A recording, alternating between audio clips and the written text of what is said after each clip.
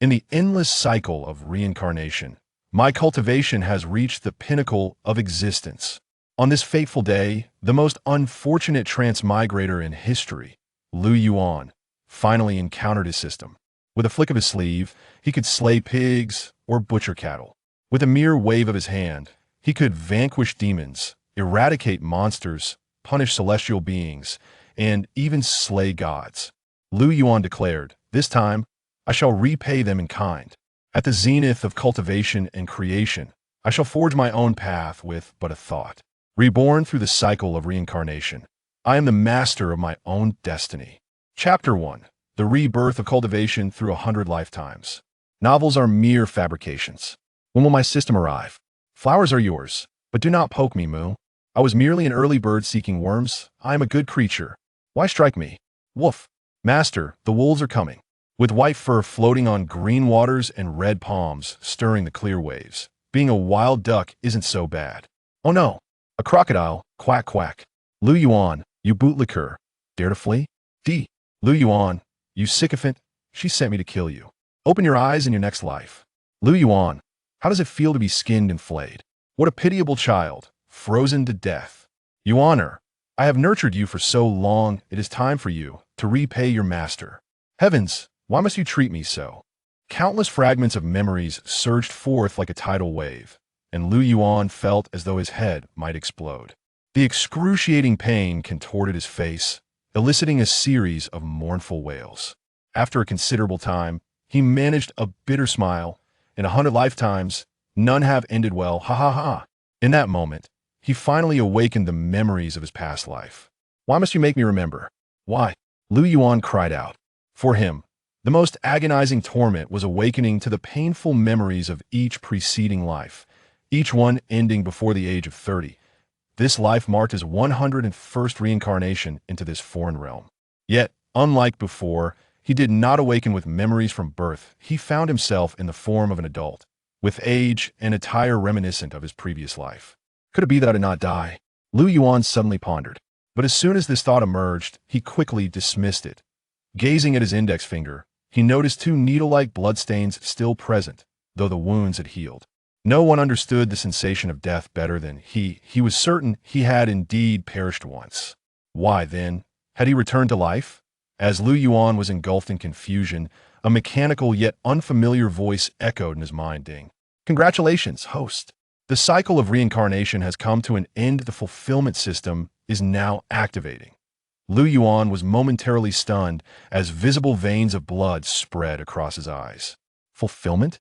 How dare you? Suddenly, a torrent of expletives erupted, startling the birds and beasts alike.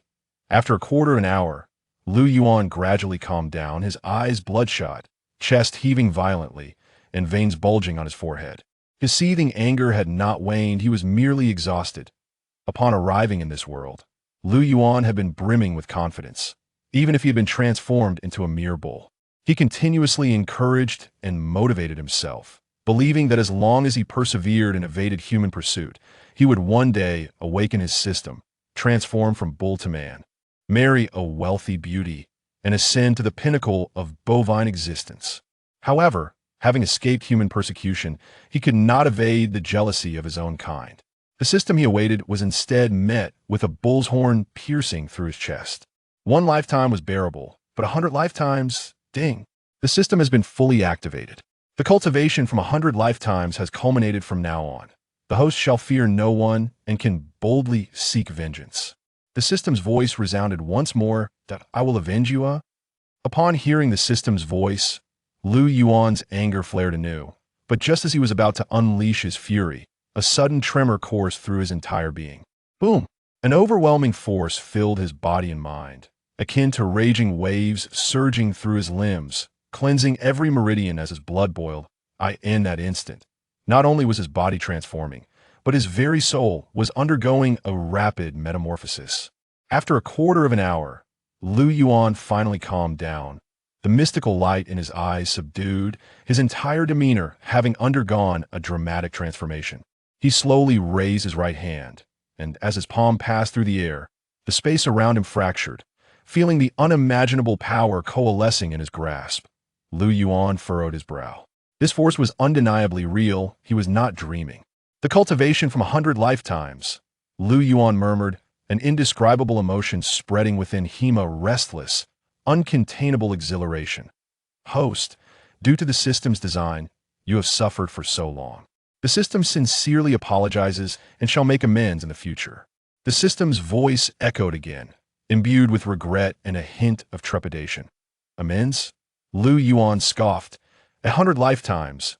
None ending well. How could you possibly understand the depths of that experience? How can you compensate for it merely by saying so? What would you like, host? The system meekly inquired. Simple. From now on, I shall dictate all matters. To put it plainly, I am the master, and you are the servant. Suppressing his inner fury, Lu Yuan finally stated, that is only natural. The system exists to serve the host, and you are indeed the master. The system is named fulfillment precisely because it prioritizes the host's desires above all. The system clarified. Very well. Lu Yuan exhaled, feeling a slight relief. Host, where shall we begin our revenge? The system could not contain its curiosity. What is my current realm? Great ascension, or perhaps celestial tribulation?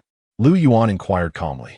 At this moment, he felt as if he could shatter the heavens with a mere gesture, at least having reached the pinnacle of cultivation in this mortal realm. His reincarnation had taken place in the mortal world, in a land known as Tianyuan continent. In the mortal realm, cultivation is categorized from low to high as follows: body refinement, chi refinement, spirit refinement, divine transformation, void return, Tao unification, great ascension, and celestial tribulation, 8 major realms. Except for celestial tribulation, which is divided into 9 stages, each realm consists of 3 tiers: initial, intermediate, and advanced. Some extraordinary geniuses, to solidify their foundation, continuously strengthen their realms to achieve perfection. The cultivation of 100 lifetimes has bestowed you with unparalleled power, but the system paused momentarily before continuing. The power activated is but a fraction less than 1/10 of Santhrophor. Your current realm is at the pinnacle of Tao. Unification. Lu Yuan was momentarily taken aback, murmuring, is it merely Tao unification? Host, as long as you align with your desires, the cultivation within you can swiftly activate, and breaking through to great ascension or celestial tribulation is merely a matter of moments, the system hastily assured him. If you wish for me to align with my desires, then let us begin with them. Lu Yuan snorted coldly, glancing at the corpses of his 2 companions not far away, his eyes gleaming with cold light. At that moment, he found himself in a forest, clad in rough cloth, with a jade token tied to his waist. The front bore the words servant in white, while the back was inscribed with Qingxian in gold. In this life, he was an orphan, a servant disciple of the Qingxian sect. Chapter 2. Easier than drinking water, Qingxian sect. In his previous life, upon awakening his memories, Lu Yuan vowed to tread cautiously, vowing never to offend anyone. He also committed himself to diligent cultivation, yet his mediocre talent hindered him, and by the age of 18, he barely managed to break through to the initial stage of body refinement, becoming a mere disciple of the Qingxian sect. 3 days ago, under duress from external disciples, he and 2 companions ventured into the forest to seek the ingredients known as the coxcomb snake's blood gallbladder for alchemy. Over the span of 3 days, they gathered a substantial amount of the gallbladder, but ultimately, the trio was pursued by the coxcomb snake king. The 3 of them, being merely at the body refinement stage, stood no chance against the formidable serpent at the spirit refinement stage, and they were swiftly bitten to death. Was it you who saved me? Lu Yuan inquired, feigning ignorance. Indeed, the host has perished once, and the cycle of reincarnation has concluded. This body is sufficiently youthful, which will conserve much time for the host. Thus, the system has revived the host, the system elucidated. Lu Yuan nodded slightly, his gaze shifting to the 2 corpses clad in identical attire nearby. With a faint sigh, he gestured, causing the earth to churn and bury the 2 where they lay. Next, it is your turn. Lu Yuan's eyes glinted with cold determination as he turned his focus towards the depths of the forest. With a single step, he propelled himself forward, causing the ground to tremble violently, a streak of light slicing through the air, leaving a long white tail against the azure sky. As he soared through the air, the rapidly changing scenery and the sound of rushing wind filled him with awe. To fly through the skies, this is the power of the strong. In less than a quarter of an hour, Lu Yuan landed before a cave. As soon as he touched down, an icy chill surged forth from within. Laden with potent toxins, causing the flora within a mile radius to wither and die. Coxcomb Snake King, come forth to meet your demise, Lu Yuan called out indifferently, gradually raising his right hand. With a single grasp into the void, a thunderous explosion erupted, shattering the mountain connected to the cave, revealing a colossal serpent. Approximately 30 feet long, its body of vivid crimson. This was the Coxcomb Snake King. Initially dazed, the serpent's eyes widened in disbelief upon seeing Lu Yuan. Hiss, it's you. It hissed in its serpentine tongue, incredulous. Didn't I just kill you? It attempted to struggle, but the overwhelming force encasing it rendered it immobile. Hiss, how could this power be possible? The Coxcomb Snake King was utterly astounded. It is indeed me, and thus, you shall perish, Lu Yuan retorted with a cold chuckle. With a fierce grip, he caused the Coxcomb Snake King to explode in midair, blood splattering everywhere, leaving only a massive serpent's head behind. You can actually understand my words. After uttering its final statement, its eyes turned hollow. I understand much more, Lu Yuan replied dismissively, glancing at his hand. A spark of excitement flickering in his eyes.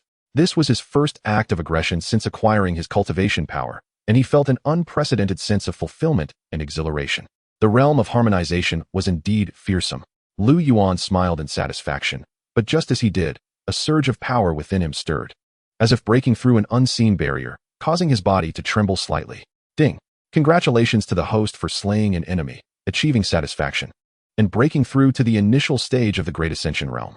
Before Lu Yuan could fully comprehend the situation, the system's voice resonated within his mind. The Great Ascension realm, I've broken through already. Lu Yuan was taken aback upon hearing the system's announcement. Indeed, as long as the host achieves satisfaction, the power within will rapidly intensify, making breakthroughs easier than drinking water, the system replied cheerfully. After a moment of dazed contemplation, Lu Yuan gradually regained his composure and chuckled. It truly is easier than drinking water. He felt the power coursing within him, significantly more adept than before. Host, what shall we do next? The system inquired eagerly. With his composure restored, Lu Yuan gazed towards the horizon, a smile gracing his lips as he slowly uttered, return to Xianxian. The Xianxian sect, situated in the eastern region, nestled within the sprawling Qingyun mountain range, spans thousands of miles and boasts a rich history of over 10,000 years. While it may not be the pinnacle of sects across the Tianyuan continent, it stands as one of the 5 major sects in the eastern region. Within its halls reside countless disciples and formidable warriors, the highest cultivators being the sect master and the elders, both having attained the harmonization realm. At this moment, within the outer court of the Xianxian sect, in the hall of the miscellaneous disciples, it has been 3 days. Why haven't those 3 lackeys returned? Could something have happened? They're just miscellaneous disciples. If anything truly happened, it wouldn't be our concern. That's minor. But delaying senior sister Wu's alchemy would be a grave issue. 3 young men in white stood in the hall, their faces etched with impatience. Just then, a voice of excitement rang out. Senior brothers, Lu Yuan has returned.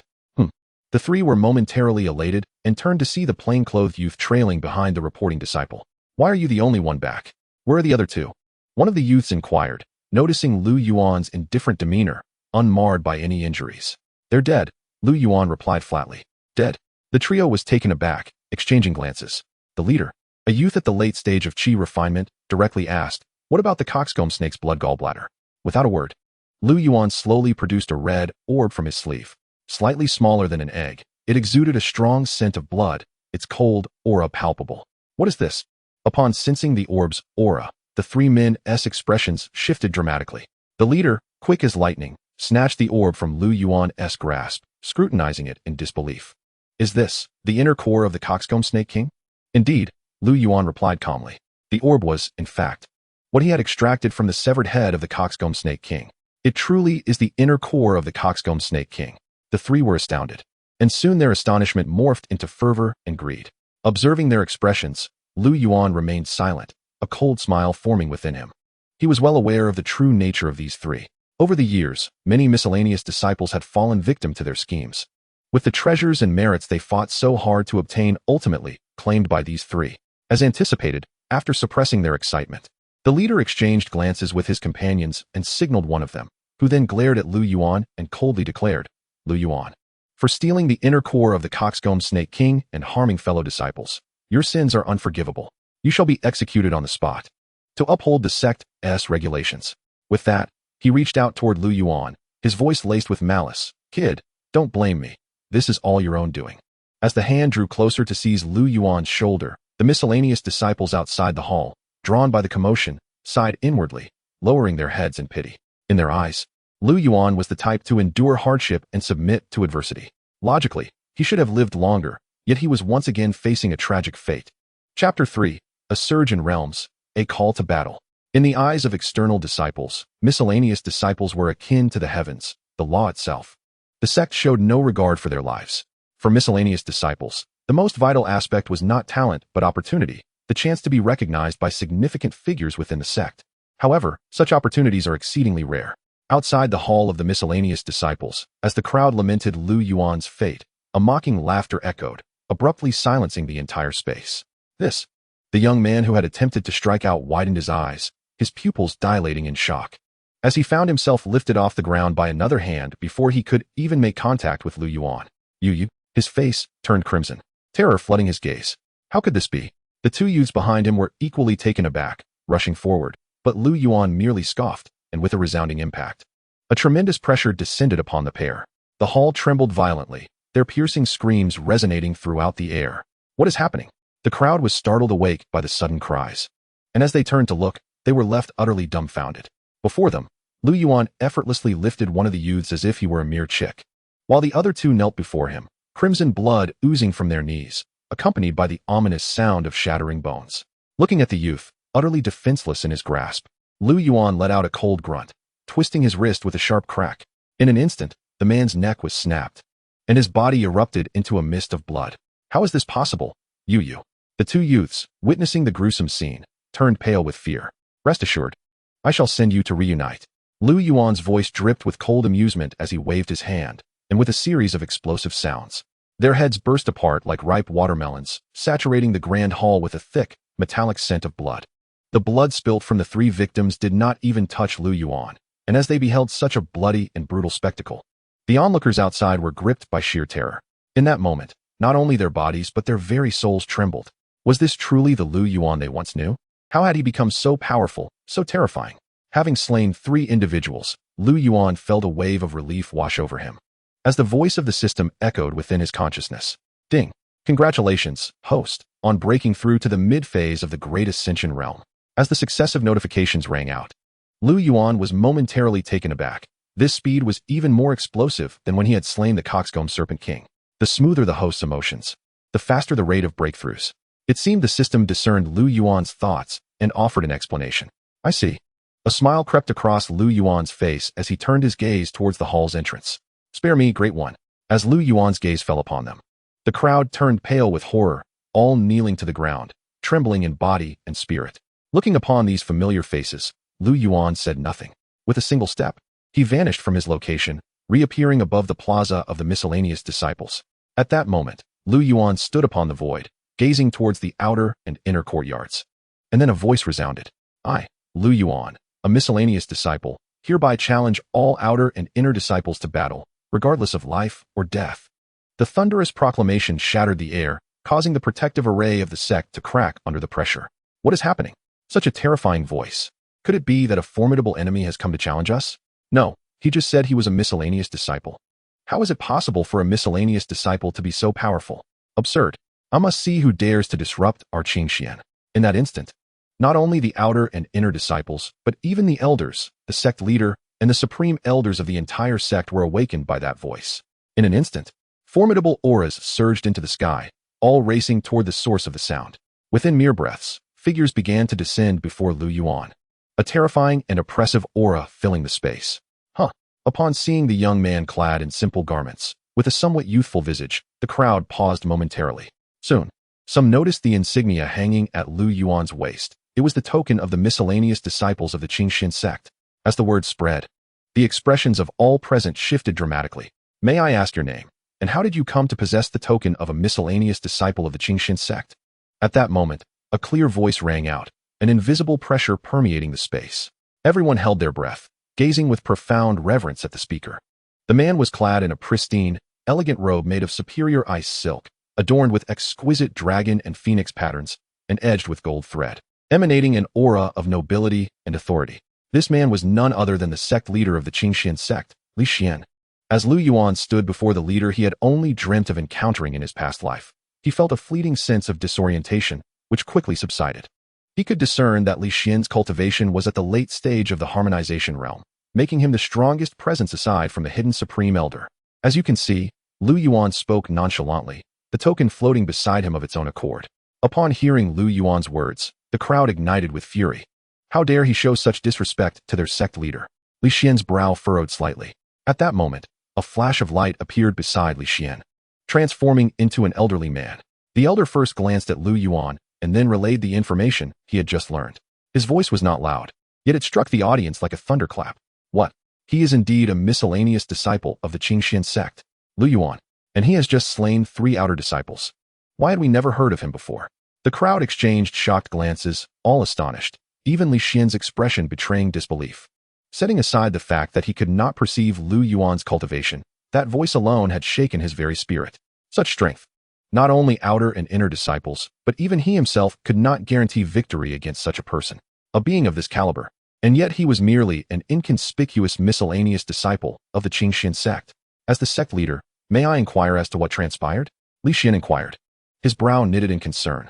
Certainly, as I mentioned earlier, you may challenge me, Lu Yuan replied with a faint smile. He was unable to tolerate the oppression and dominance that these high-ranking figures exerted over the lives of the lower-tier disciples.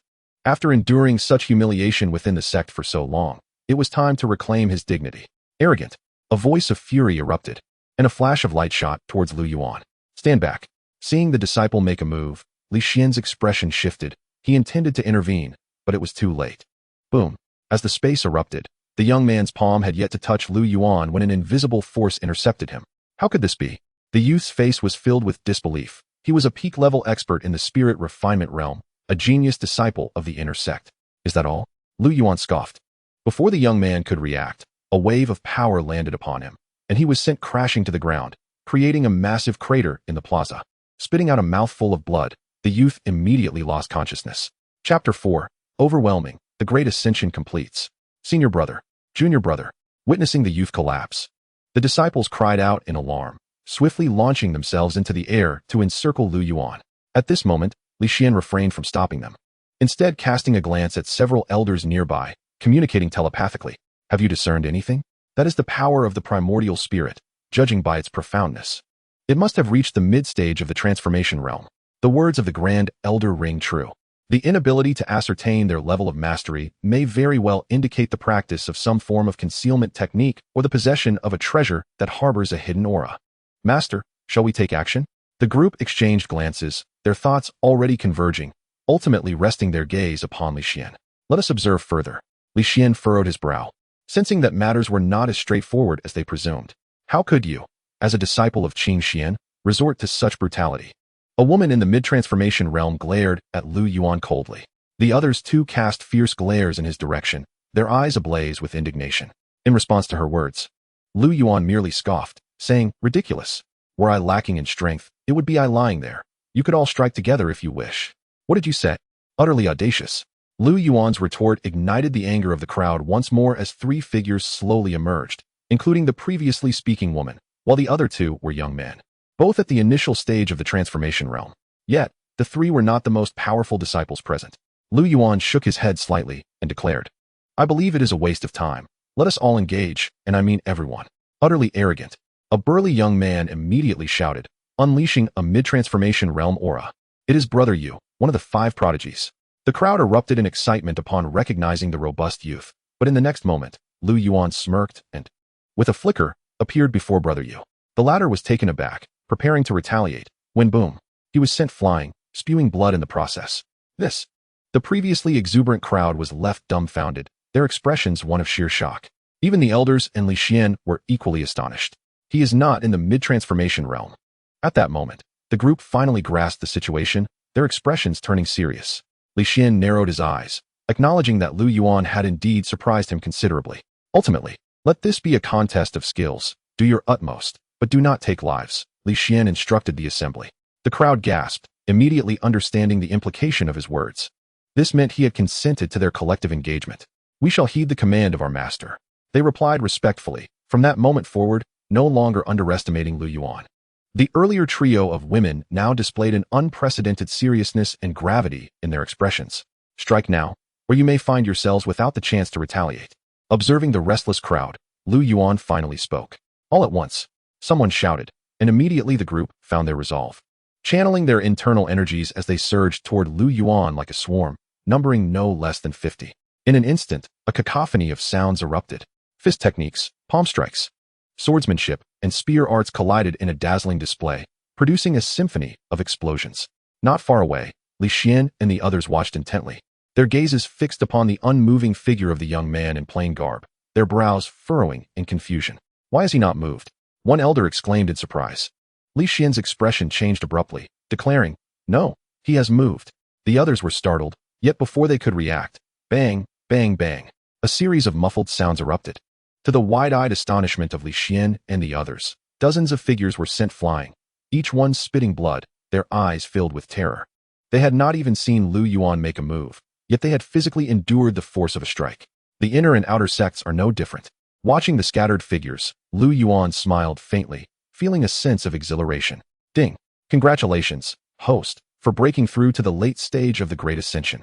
The system's voice echoed in Lu Yuan's mind. The sounds of bodies crashing to the ground stirred up a cloud of dust. This. The elders were left frozen in place, while Li Xian's eyes flashed with astonishment. Just moments ago, he had caught a glimpse of a blurred figure weaving through the crowd, ultimately merging with Lu Yuan. Indeed, Lu Yuan had moved, but his speed was so astonishing that even Li Xian could not perceive it. What incredible footwork! Is this individual truly a disciple of our Xianxian sect? Li Xian's mind was in turmoil as he regarded the figure standing unwaveringly in the void. Have they all been defeated? How is this possible? Throughout, I could not even see how he struck. Is he truly just a menial disciple? Those who had not engaged and the onlookers were left rooted to the spot, disbelief etched on their faces. This is an absolute crush. Who is Wu Li? As the crowd remained in shock, a calm voice emerged from Lu Yuan. Wu Li? The crowd paused, realizing he was referring to the inner sect's alchemical prodigy. Senior Sister Wu. Amidst the astonishment and confusion, a figure in the crowd quickly turned, drawing Lu Yuan's attention. Trying to flee? Lu Yuan snorted coldly, reaching out a hand. An invisible force pulling the individual before him. It was a woman appearing to be around 30, possessing a seductive visage, yet exuding a nauseating scent of medicinal herbs. What? What do you want? The woman stammered in fear. Are you Wu Li? Lu Yuan asked coldly, fixing his gaze upon her. No, I am not. I have nothing to do with this. Those three acted on their own and coerced the menial disciples. I did not incite them. The woman hurriedly protested, her fear causing her to falter in her speech, as if she no longer knew what she was saying. Yet, Lu Yuan was already aware of everything. Do you realize how many lives of menial disciples you have carelessly condemned with your flippant words? Lu Yuan remarked with icy disdain. Wu Li, now terrified, cried out, No, it has nothing to do with me. Master, save me. At her pleas, Li Xian merely frowned, refraining from intervening, when suddenly a voice rang out. Stop. In response, Lu Yuan merely scoffed, seemingly unfazed, as he slowly raised his hand and clenched it in the air. Boom. To the horror of the onlookers, the woman's body erupted into a mist of blood. Ding. Congratulations, host, for breaking through to the perfected Great Ascension. The system's voice sounded once more. Hearing this, Lu Yuan remained calm, exhaling slowly. Concurrently, a powerful aura abruptly descended before him. Chapter 5. Indifferent. I shall leave once this matter is settled. It was Elder Danshinzi. The crowd gasped at the sight of the elderly man, his hair white and adorned in a long purple-red robe, their expressions shifting to one of reverence. It was well known that Danshinzi was not only Wu Li's master, but also the foremost alchemical elder of Xianxian sect, having reached the late stage of the void returning realm. Clearly, he had been occupied with alchemy and had not been present earlier. You insolent wretch. You dare to kill my disciple? I shall make you pay with your life. As Danshinzi emerged, an overwhelming aura of murderous intent erupted from him, ready to strike. Elder, refrain from acting. A voice rang out, and a figure stepped directly in front of Danshinzi. Master, what is your intention? Are you truly going to shield this wretch? Danshinzi, his expression darkened, spoke in a low tone as he regarded Li Xian, who stood defiantly before him. It cannot be deemed as shielding. Rather, it is a plea for restraint until the truth is unveiled, Li Xian replied calmly. Restraint? Danshinzi sneered. This is my sole disciple, slain by this brat. How can I not be incensed? Li Xian furrowed his brow, and Danshinzi continued. I know not what methods he has employed to instill such trepidation in you. But the mere act of slaying an inner sect disciple is sufficient to warrant a death sentence. Regardless, he must die today. Li Xian's expression darkened. Yet he found himself at a loss for words. Indeed, such a clause existed within the sect's regulations. At this moment, everyone held their breath, tension palpable in the air, their eyes gleaming with a mix of excitement and anticipation. It seemed that this formidable, newly emerged servant disciple was destined for death today, without a doubt. Have you finished speaking? A languid voice interjected. Lu Yuan, weary of their incessant prattle, fixed his gaze upon Dan Chenzi. If you wish for my demise, it remains to be seen whether you possess the capability. Should I survive, it may very well be you who seals your own fate. Dan Chenzi was momentarily taken aback, then erupted into raucous laughter. Ha ha ha, such audacity. My life lies here. Come if you dare. Such a demand? Lu Yuan raised an eyebrow, a smirk creeping onto his lips. In a flash, he appeared before Dan Chenzi. This. Dan Chenzi's smile froze, his pupils dilating in shock as his body began to levitate slowly. How is this possible? Li Xian was equally astonished. Lu Yuan glided past him without leaving a trace. Since you have so graciously invited me, allow me to oblige. Gazing at Dan Chenzi, who was utterly powerless in his grasp, Lu Yuan offered a dispassionate smile. Without a moment's hesitation, he twisted his hand. Crack. In the stillness, the sound of bones shattering echoed in the air. Dan Chenzi's neck was snapped, a lingering look of bewilderment in his eyes, as if he could not fathom how he had met his end. The onlookers' expressions froze at that moment. All were left pale, eyes wide with terror. Lu Yuan released his grip, and with a thud, Dan Chenzi's lifeless body fell heavily to the ground. Lu Yuan, his countenance serene, cast a final glance at the sect he had inhabited for years, preparing to depart when, suddenly, "Friend, please wait." Another voice emerged. A figure clad in a white robe, with a youthful visage despite his gray hair, appeared before Lu Yuan. You wish to impede my path? Lu Yuan raised an eyebrow at the elder. The latter hesitated, then smiled. Not at all. I have come to grasp the situation. The Xianxian sect has wronged you. Pausing, the elder finally uttered a statement that left Lu Yuan and Li Xian in disbelief. Might you consider taking on the position of Grand Elder? The title of Grand Elder.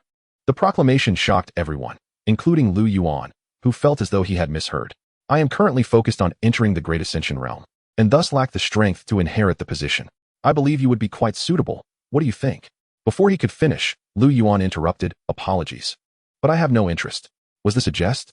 It was precisely because he had harbored a grudge that he returned to unleash his wrath. Not to mention the multitude of tasks awaiting him. He had long since lost faith in the Xianxian sect and would never remain. The elder's smile faltered at Lu Yuan's words. The crowd was left in astonished silence, unable to comprehend. Li Xian furrowed his brow, sighing inwardly, yet chose not to speak. He knew Lu Yuan was formidable. Even the Grand Elder would be aware of this. However, Lu Yuan's actions today indicated a profound disillusionment with the Xianxian sect. Young friend, there is no need for haste. Please consider it, the elder implored, seemingly eager to negotiate. No need. The karma has been resolved, and the bond is severed. Should we meet again, it will be as strangers. With that, Lu Yuan brushed his sleeve, indifferent to the expressions of those around him. With a single step, he vanished into the horizon, disappearing from their sight. He is the greatest loss to our Xianxian sect. The elder's face turned pale as he gazed at the direction Lu Yuan had departed, letting out a long sigh before vanishing from the scene. Is this truly the end? What transpired a moment ago? Has the matter of Elder Dan Chenzi concluded so abruptly? After a brief silence, the crowd exchanged incredulous glances, still reeling from the events. What had they just witnessed? The youth who had slain a sect disciple, the elder, not only escaped the siege, but also rejected the position of Grand Elder. All of this was too staggering, as if they were caught in a dream. Today's events must be kept secret. No one is to speak of it, or face severe consequences. Just as the crowd found themselves in a daze, a voice, thundering like lightning, reverberated in their ears. Everyone was alarmed, panic spreading among them. Clearly, what had transpired was no dream. The remaining matters shall be left to your discretion. Li Xian glanced at the corpse below before addressing the surrounding elders. Lu Yuan is undeniably powerful, a force no one can contend with. However, Dan Chenzi's demise was primarily due to his impulsiveness and overconfidence. Indeed, several elders replied in unison. It was only at that moment they began to grapple with reality, their hearts still tumultuous. They could scarcely imagine the strength of one who could instill such fear in their sect leader and even the Grand Elder. With a soft sigh, Li Xian transformed into a wisp of azure smoke, vanishing from their sight. Did you all clearly hear the master's words? An elder surveyed the crowd below, his voice cold. The assembly, gripped by fear, hastily knelt, proclaiming, "We shall remember." After departing from the Xianxian sect, Lu Yuan made his way towards the southern region. It is worth noting that in this Tianyuan continent, Lu Yuan has reincarnated 5 times. Compared to the other 4 lives, this incarnation as a servant disciple of the Qingxian sect has been the most favorable. At this pace, I shall reach my destination by morning. As he flew, a glimmer of anticipation and coldness shone in Lu Yuan's eyes. The sky darkened, the setting sun resembling blood. For 1,000 miles above, the space he traversed trembled. Chapter 6, The Demon Among Us. The following day, in the southern region, at Liuhua City, within the Jishan Hall. Sir, see you tomorrow. A group of 3- and 4-year-old children waved goodbye to a middle-aged man with an elegant demeanor and a warm smile.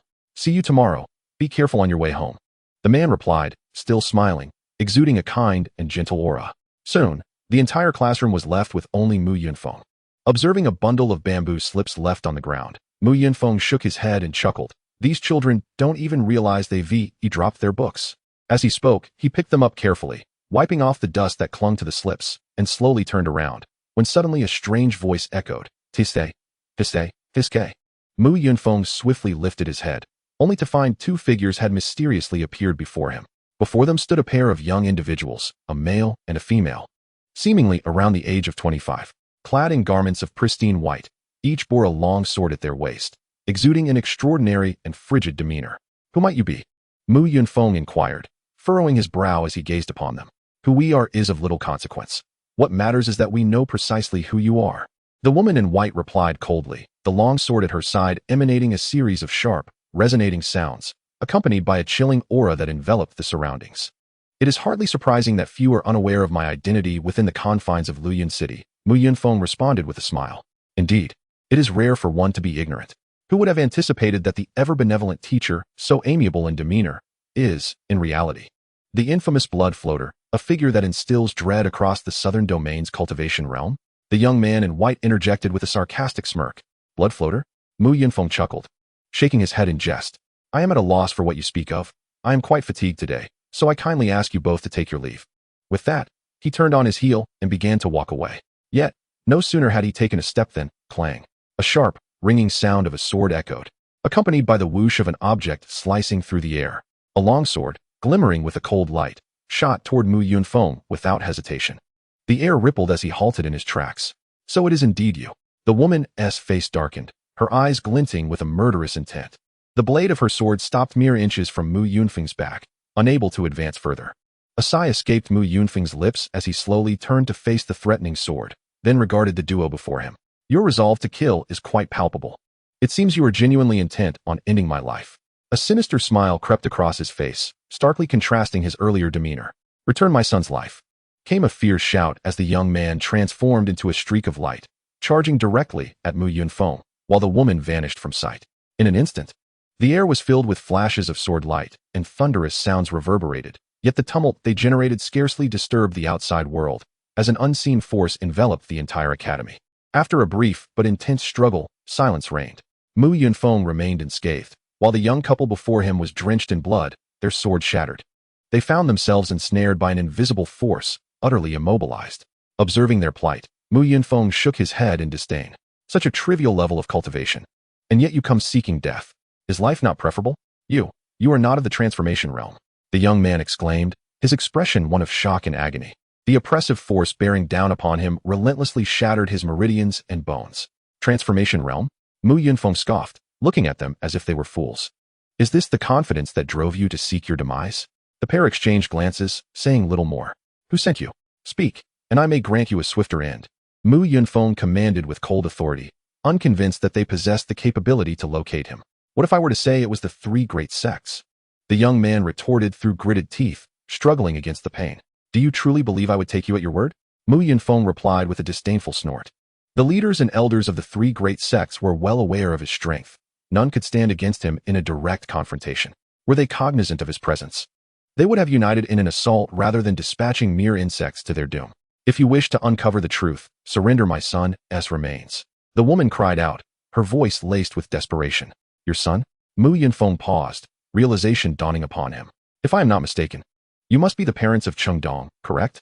A wicked grin spread across his face as he stepped forward. With a thunderous rumble, the ground trembled, revealing a concealed door marked with intricate runes. Casting a glance around, Mu Yunfeng gestured, and the trio transformed into streaks of light, entering through the dark portal. In the dimly lit underground passage, the air was thick with a nauseating stench of blood. As Mu Yunfeng led the couple into this place, the gloom transformed into a blinding light. What is this? The sight before them caused their eyes to widen in horror, their bodies trembling uncontrollably. Along both sides of the corridor, rooms were filled with transparent jars, each containing what appeared to be children aged 3 or 4, their naked forms twisted in agony, their faces pallid and contorted in suffering. Those who have been in my possession for under 10 years still cling to life, but those exceeding that time are mere specimens. Mu Yunfeng explained with a smile, a hint of pride illuminating his features. Regrettably, your son was captured by me 20 years ago and has been lifeless for a decade. A chilling grin spread across Mu Yunfeng's face as he advanced, the three of them arriving at the corridor's end. In a spacious chamber lay 2 jars, one empty, the other containing a pale, delicate boy whose lifeless face bore the marks of his torment. Donger. Upon seeing the boy, the couple's eyes filled with rage, their vision blurring crimson. They yearned to struggle against their restraints, but the oppressive force binding them rendered even the act of suicide impossible. You fiend! What grievance did my Donger commit against you to warrant such cruelty? The woman glared at Mu Yunfeng, her bloodshot eyes radiating fury. Grievance? Indeed, there was one. Mu Yunfeng replied with a cold smile, casting a glance at the empty jar, his eyes igniting with a fiery wrath. In truth, I held little regard for your son. My ire was drawn by his audacity to attempt rescuing my most treasured creation. Ultimately, they all fell into my grasp.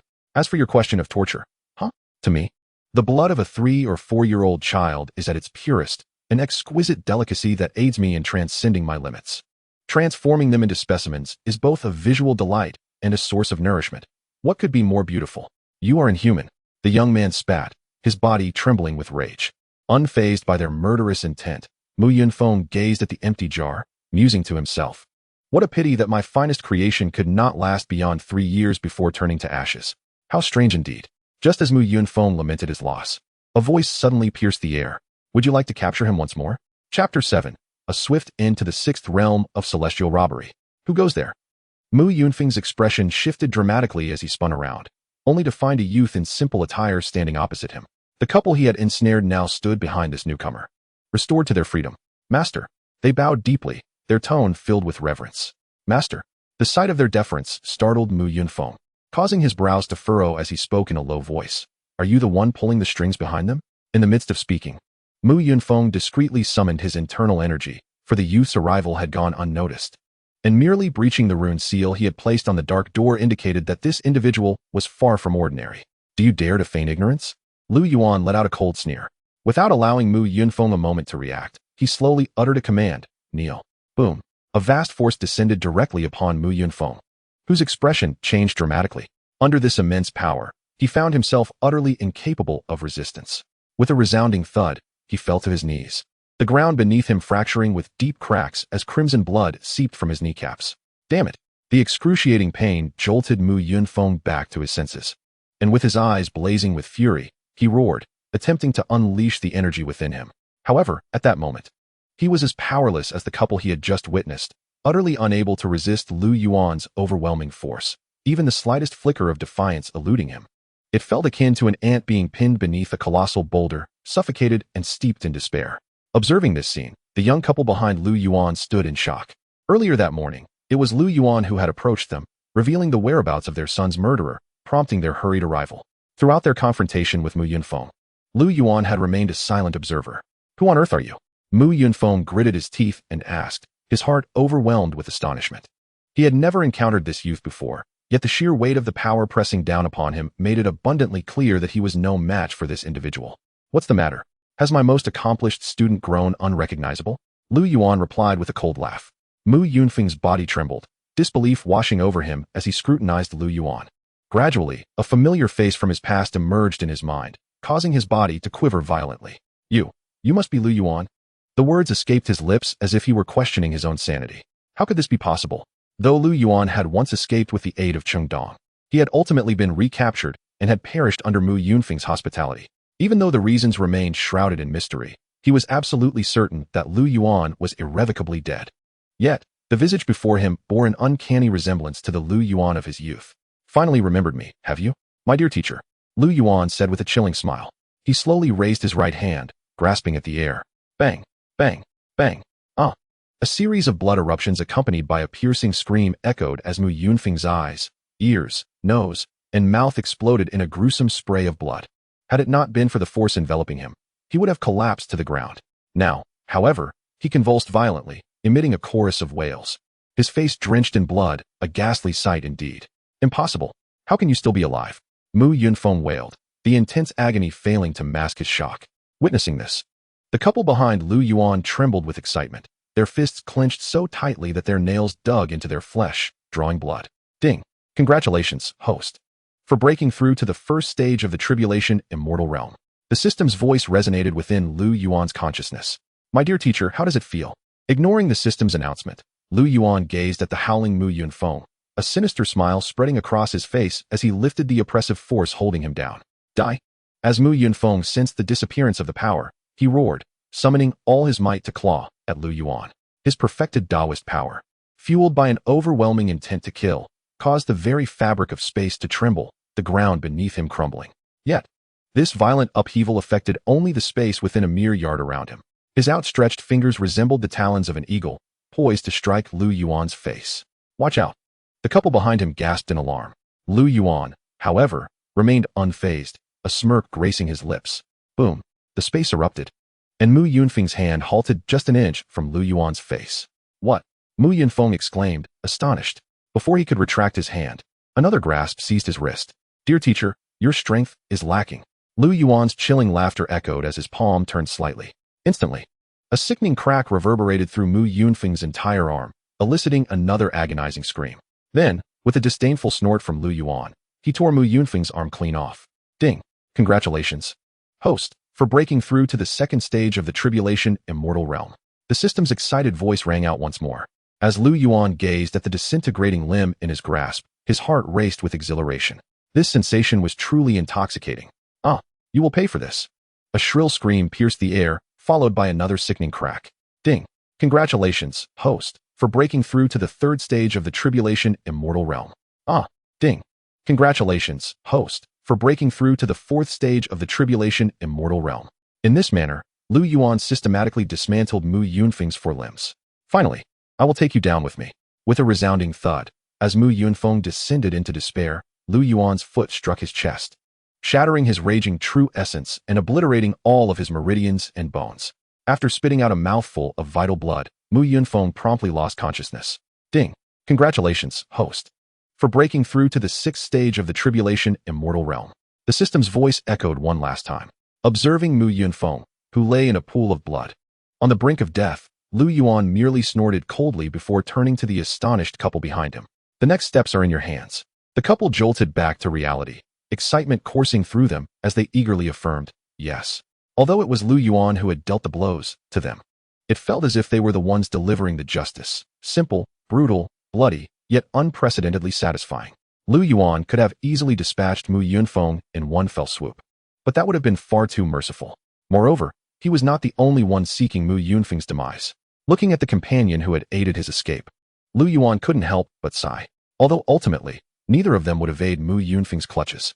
Dong would not have perished had it not been for Lu Yuan's own rescue. System, is there still hope for the surviving children? Lu Yuan inquired. Unable to contain his curiosity, the host may bestow a strand of true qi upon them. Children who have suffered under the poison for less than 5 years may be saved. Those enduring for more than 5 years, with only a single breath remaining, can survive to the age of 50, the system replied. Chapter 8, Dread. After receiving the system's response, Lu Yuan generously transferred a strand of his true qi to the remaining children clinging to life and also bestowed some upon Dong's parents to aid their cultivation. Over the following days, Lu Yuan did not immediately depart from Liuhua City, but instead observed the unfolding events from the shadows. When the world learned that the esteemed teacher of Jishintang was, in fact, the infamous bloodthirsty killer, they were left in utter shock, grappling with disbelief. Ultimately, the truth proved more compelling than mere words. Upon witnessing the corpses in the hidden chamber and hearing the harrowing accounts from the surviving children, the populace finally accepted the grim reality. Simultaneously, they harbored an intense hatred for Mu Yunfeng, who lay with his limbs severed and face a grotesque mash of flesh and blood. With unanimous agreement, they sealed him in a jar, employing a special potion to keep him barely alive, hanging him permanently by the city gates as a cautionary tale. 5 days later, at noon, within an inn in Liuhua City, Two individuals inquired, "Might you reveal the identity of that esteemed individual? He has rid our Liuhua city of such a great menace, and the city lord wishes to express his gratitude in person." In a towering building, an elderly man smiled at the couple, Cheng Dong and his wife. The two exchanged glances, and Cheng Tian cupped his hands in a gesture of respect, stating, "We apologize, but we have promised that gentleman not to disclose any information regarding him." With that, they intended to depart, yet had barely taken a few steps when the old man spoke with a hint of indifference. "In that case, let us proceed to meet the city lord together." The couple's brows furrowed in confusion. Before they could fully comprehend the situation, an invisible force enveloped them. Return to the void realm. Their expressions changed drastically as they found themselves rendered immobile by this overwhelming power. "What does this mean, senior?" Cheng Tian demanded with a grave tone. The commotion drew the attention of others in the inn, who turned to observe the unfolding scene. "It's them." Upon recognizing Cheng Tian and his wife, the crowd murmured in surprise, recalling that these were the individuals who had unveiled Mu Yunfeng's true identity. The elderly man appeared to be steward Shi from the city lord's manor, and upon seeing him, the onlookers gasped. Known as the second most formidable figure in the city lord's manor, his prowess was only slightly inferior to that of the lord himself, representing the authority of the manor. It seemed the couple would find it exceedingly difficult to depart. It won't be easy. After all, the blood-floating rumor involves a master of the harmonization realm, a figure beyond the grasp of even the three major sections. To be so easily incapacitated is certainly no trivial matter. Someone speculated. Didn't they mention a mysterious expert intervening? Where is that enigmatic figure now? No one has seen them, so we are left to rely solely on hearsay. Regardless, I believe them. The crowd continued to discuss among themselves, sighing in disbelief. Hearing the chatter around him, the elderly man frowned slightly and remarked with a faint smile, "There is no ulterior motive. I merely wish to invite you both to the manor for a chat. We will not disclose any information about that gentleman." "We have said all that we need to say," the woman interjected. "Please do not trouble us further. Let us go." Noting their resolute stance, the old man refrained from further words, simply stating, "Very well." As he turned to descend the stairs, Cheng Tian and his wife found themselves compelled to follow him against their will. Just as they took a couple of steps, a voice from another private room interjected. "They've already expressed their desire not to go. Why must you press them?" The crowd turned to see a figure leisurely sipping tea. "Innkeeper. They are interested in the strand of true energy you infused into the couple." The system's voice resonated in Lu Yuan's mind. "Oh, and what of the children?" Lu Yuan inquired, his brow furrowing in surprise. "Those children are on the brink of death. The true energy you imparted has completely fused with their lives, rendering them no different from ordinary individuals.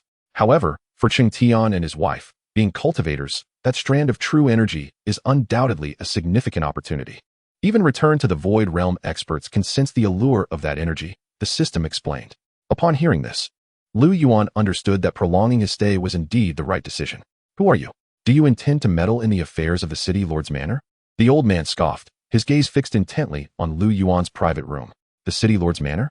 A disdainful chuckle escaped Lu Yuan's lips as he set down his teacup. Upon contact with the table, a terrifying surge of energy instantly descended upon the elderly man. The old man was taken aback, unable to react before he suddenly found himself kneeling on the ground. "What?" The spectators were equally astonished at this unexpected turn of events. Cheng Tian and his wife were filled with excitement, recognizing the voice as belonging to Lu Yuan. "My lord, no, sir. Please, have mercy. I realize my mistake and will leave at once." The old man stammered in panic. If he could not grasp the reality of the situation now, he would be a fool. Under this immense pressure, he felt a profound sense of impending doom, a sensation that even the city lord had never evoked in him. "Begone!" The command rang out, and the old man felt as if a colossal wave had struck him, sending him flying. Bang! He crashed through the window, landing heavily on the street, a mouthful of blood erupting from him, his face paling to a ghostly white. Yet, he had no time to dwell on his pain and hurriedly bowed toward Lu Yuan's direction, exclaiming, "Thank you for sparing my life, my lord. I shall take my leave." Witnessing the old man's disgraceful retreat, the onlookers exchanged bewildered glances, their expressions filled with confusion. Isn't that steward Shi from the city lord's manor? How could he appear so humiliated? "Shoo, do you wish to die? Did you not hear what he just said?" The crowd, in their astonishment, couldn't help but glance towards the inn, their eyes reflecting both trepidation and fear. Inside the inn, "Thank you, my lord, for your rescue." Cheng Tian and his wife immediately bowed deeply toward Lu Yuan's room, their voices laced with respect and gratitude. Lu Yuan paused for a moment before slowly rising. As he did so, the hearts of all present in the inn raced with anxiety and fear. Even Xianxian and his wife held their breath in anticipation. "Let us go," Lu Yuan uttered, waving his hand. An invisible force enveloped the couple, and in an instant, the trio vanished from sight. At that very moment, within the city lord's manor, in a lavish and spacious chamber, a middle-aged man clad in ornate attire abruptly opened his eyes while seated on a bed, blood spewing from his mouth. The Great Ascension Realm. He gasped, his eyes wide with terror. Earlier, when Lu Yuan had set down his teacup and uttered the words City Lord's Manor, a tremendous pressure had descended upon him, shaking him to his core and fracturing several of his meridians and bones. He had encountered experts of the harmonization realm before, but none could achieve such a feat. Only a being of the Great Ascension Realm could do so. It became clear to him that the strand of true energy within the two individuals was left by this formidable figure. This person was also responsible for incapacitating blood floating. The realization struck him with a jolt, sending chills through his soul. Had that individual harbored murderous intent instead of merely wishing to intimidate, he and Steward Sure would have already met a grim fate. Just moments ago, they had undoubtedly brushed against death. Chapter 9. Limitless Cultivation, a Pinnacle Unmatched. 100 miles outside of Liuhua City, on a stretch of grassland, the space rippled as Lu Yuan and his companions materialized from the void. As soon as they appeared, before Cheng Tian and his wife could utter a word, Lu Yuan raised his right hand, fingers spread wide, and an invisible energy immediately enveloped the two. "My lord, what is this?" they exclaimed, their eyes widening in shock as their bodies trembled, feeling as though their blood and true essence were ablaze. "Calm your minds and sit cross-legged," Lu Yuan instructed. Without hesitation, they complied and settled into a meditative posture.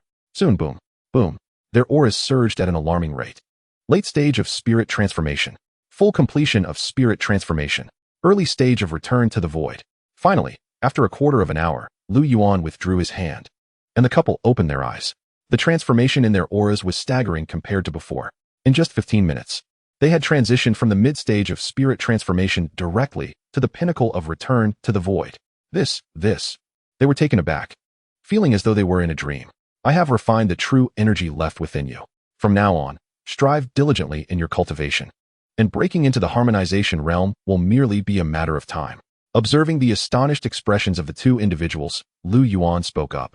Since even a mere thread of his true energy was so coveted by others, he decided to assist them in refining that very essence, thereby granting them a greater chance of self-preservation. "Thank you, esteemed sir, for your gracious second chance." The two immediately regained their composure, bowing deeply to Lu Yuan, their voices brimming with gratitude, their bodies trembling with excitement. Within a mere 15 minutes, they had achieved breakthroughs across several significant realms. Such extraordinary power was indeed astonishing. They had never dared to dream that such an opportunity would befall them. There is no need for such reverence. Consider it a form of compensation for Chengdong, Lu Yuan remarked softly, observing the duo who bowed thrice in gratitude. He sighed lightly and raised his hand, an invisible force lifting them up. Finally, under their adoring and excited gazes, he added, "Gentlemen, take care of yourselves." After uttering those final words, Lu Yuan made no further delay.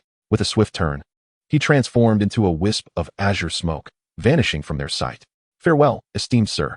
The two hurriedly bowed once again, their eyes filled with nothing but gratitude. After a moment, the woman suppressed her overwhelming emotions and turned to Cheng Tian, unable to restrain her curiosity. "My dear husband, does this esteemed gentleman truly know our Donna?" "Without a doubt," Cheng Tian replied earnestly. "With Lu Yuan's cultivation prowess, how could he possibly deceive us?" It was indeed a shock to discover that their son had passed away but had left behind such a blessing for them. Tears welled in the woman's eyes as she spoke, her face etched with sorrow. If only their son were still alive.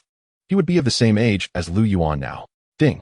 Congratulations, host, on breaking through to the 7th realm of Tribulation Immortal. During his flight, the system's voice resonated once more in Lu Yuan's mind. Lu Yuan was momentarily taken aback. Was a breakthrough truly possible? Indeed, the host's potential is boundless. As long as the host finds satisfaction, the power of cultivation can rapidly intensify, the system explained. To break through to the Tribulation Immortal stage, one must endure the tribulation of lightning to transform true essence into immortal power. With each breakthrough, 1/10 of the essence within will convert into immortal energy. After 9 realms, all will unify into one, allowing the entirety of true essence to fully transmute into immortal power, enabling ascension beyond the void. Currently, I am unable to withstand the tribulation and cannot sense immortal power, yet my realm can advance rapidly. Could it be? Lu Yuan voiced his doubts. With the system in place, why would the host require the tribulation's baptism? As for immortal power, the host's cultivation from countless lifetimes surpasses the heavens. The strength of the host's cultivation is incomparable to that of mere immortals or deities. The system replied with a hint of pride in its tone. Thus, my cultivation does not require metamorphosis. It merely needs activation to overwhelm all, Lu Yuan stated calmly. Precisely, the system affirmed confidently. What would happen if all the cultivation from countless lifetimes were activated? Lu Yuan could not help but inquire, feeling a tinge of curiosity. Though referred to as countless lifetimes, it signifies the host's accrued experience across many cycles. The cultivation from countless lifetimes is not a fixed number, it is infinite. In truth, the moment the host's cycle concludes, their cultivation has already transcended the heavenly path. Free from the cycle, unbound by the heavenly decree, they achieve eternal life and invincibility. The system patiently elucidated this. Hearing the system's words, Lu Yuan was momentarily stunned. Though the understanding was somewhat nebulous, he grasped the overarching concept: limitless cultivation. An unparalleled starting point. The host is wise and invincible. The heavenly path lies prostrate before you. What are mere deities and demons worth? The system promptly flattered, its tone imbued with reverence. Whether invincible or not is secondary. Let me first regain my breath. Lu Yuan retorted with a cold smile, determined to reclaim every breath he had lost throughout his lifetime. 3 days later, in the early morning, still in the southern region, on a stretch of rolling hills spanning 300 miles, the verdant mounds undulated like waves in a serene sea. A closer inspection revealed figures of cattle and sheep moving about upon each hill. At this moment, atop one hill, 2 young men, armed with long wooden staffs, stood side by side, gazing angrily at the hill ahead. Finally, that cursed beast is gone, one exclaimed. Indeed, if it had remained any longer, our pasture would have been utterly ruined. The other replied, visibly agitated. That said, who could have imagined it bore the bloodline of the xianxiaaudiobooks? No wonder it has lived for so long and is so formidable. One young man remarked with a hint of disbelief.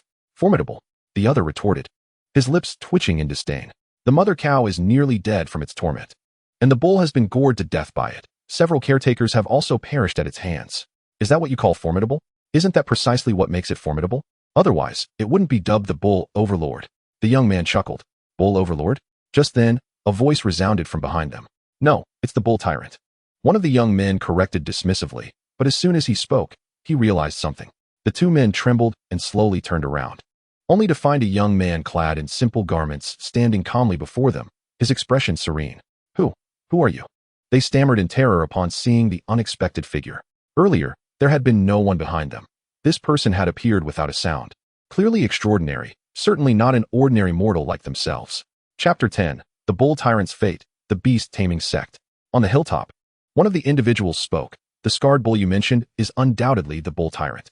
The events transpired as follows. This bull tyrant, possessing the bloodline of the xianxiaaudiobooks, has lived for over 1,000 years. Recently, it was discovered by the beast taming sect and taken away yesterday afternoon. They recounted, fear evident in their demeanor, withholding nothing.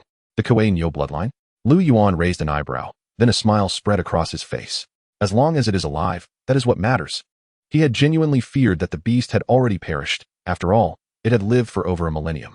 He was also aware of the beast taming sect, one of the 3 major sects in the southern region, reputed to be even stronger than the Xianxian sect. They specialized in taming ferocious beasts for their own purposes, and it was said that the sect housed several formidable experts at the harmonization realm, along with numerous powerful and vicious beasts. And what of Ruhua? Lu Yuan casually inquired, glancing at the hill ahead. Ruhua? The 2 men were taken aback. One of them cautiously asked, are you referring to the cow named Ruhua? Indeed, Lu Yuan nodded, but soon he realized something and cleared his throat, saying, I have merely heard that this cow is the most beautiful and plump in the entire pasture, hence my inquiry. That is indeed true, the 2 men quickly affirmed, astonished that this esteemed individual had even heard of Ruhua. After a moment's pause, one of them could not help but sigh. We cannot deceive you, esteemed sir. It is said that Ruhua was cruelly killed by the bull tyrant long ago. What? Lu Yuan's brow furrowed, causing the temperature in the space to plummet. The sudden shift sent shivers down the spines of the 2 men, their faces reflecting shock and fear. Esteemed sir, what is the meaning of this?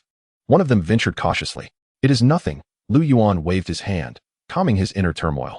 Even if Ruhua had not been slain, after such a long time, it was unlikely she could still be alive. After all, she was just an ordinary cow with a somewhat appealing appearance. With that, he turned towards a certain direction, saying only, I shall return shortly. Before the 2 could react, Lu Yuan's figure had vanished from the spot. Return shortly? To where? The two individuals exchanged bewildered glances, both seemingly astonished. A quarter of an hour later, Lu Yuan materialized above the Beast Tamers sect, a territory that surpassed even the Xianxian sect in grandeur. Enveloped by a formidable protective formation that emanated an aura commensurate with the Great Ascension realm. Truly, the three major sects of the southern domain possessed such prowess. One Great Ascension beast, and two others comparable in might. Observing the magnificence of the sect below, Lu Yuan could immediately discern its profound heritage. Yet, regardless of its depth, it seemed inconsequential to him. His gaze swiftly fixed upon a colossal and ferocious bull within the taming arena, his eyes narrowing. Indeed, it was the very bull he sought. With a decisive step, he entered the protective formation. Upon contact with the formation, he felt as though he had entered a realm devoid of obstacles. The entire protective array stirred not a ripple. Inside the taming arena, a bull, towering 10 feet and stretching 20 feet, emitted hot breaths through its nostrils and bellowed in rage. A scar, half a foot wide and 5 feet long, marred its belly, exuding an indomitable wildness, while its massive, sharp horns shimmered with an intimidating glint. At that moment, the bull's limbs were bound by iron chains, each end gripped tightly by a disciple. Before the bull stood a burly youth. Little did he expect that amidst this mundane pasture lay a descendant of the Kuei bull. Truly, a stroke of fortune. Gazing at the defiant bull, the youth's eyes burned with intensity. Gradually lifting his right hand, he grasped the air, and a mysterious seal descended upon the bull's head. The bull immediately went into a frenzy, bellowing wildly as the 4 iron chains binding it shattered with a resounding crash. Alarmed, the 4 disciples holding the chains reacted with shock. However, the youth remained unfazed, pressing down with his hand, and a thunderous impact caused the bull to kneel, still struggling. Yet the seal upon its head radiated a peculiar force that firmly restrained it. You are merely at the late stage of spirit refinement. How could you possibly contend with my perfected realm? He scoffed coldly, preparing to amplify his power when suddenly a faint voice interrupted. It cannot be your mount. Who goes there? The youth turned abruptly, startled to find a robed young man standing beside him. Who is he? How did he appear? The onlookers, equally astonished, wore expressions of disbelief. Lu Yuan paid no mind to the crowd's reactions. His gaze was fixed solely on the bull ensnared by the seal. A slight smile graced his lips as he prepared to step forward, only to be intercepted by the burly youth. Stop! Who are you, disciple of which elder? The youth furrowed his brow, casting a dark glare at Lu Yuan. Without even sparing him a glance, Lu Yuan casually revealed a storage bag, stating, "This contains 10 spirit stones. I shall be taking it." With that, he transformed into a fleeting shadow, appearing before the bull, leaving the storage bag behind. You! The youth gasped, fury igniting in his eyes, but before he could act, a cold laugh escaped Lu Yuan's lips, and the seal on the bull's head shattered.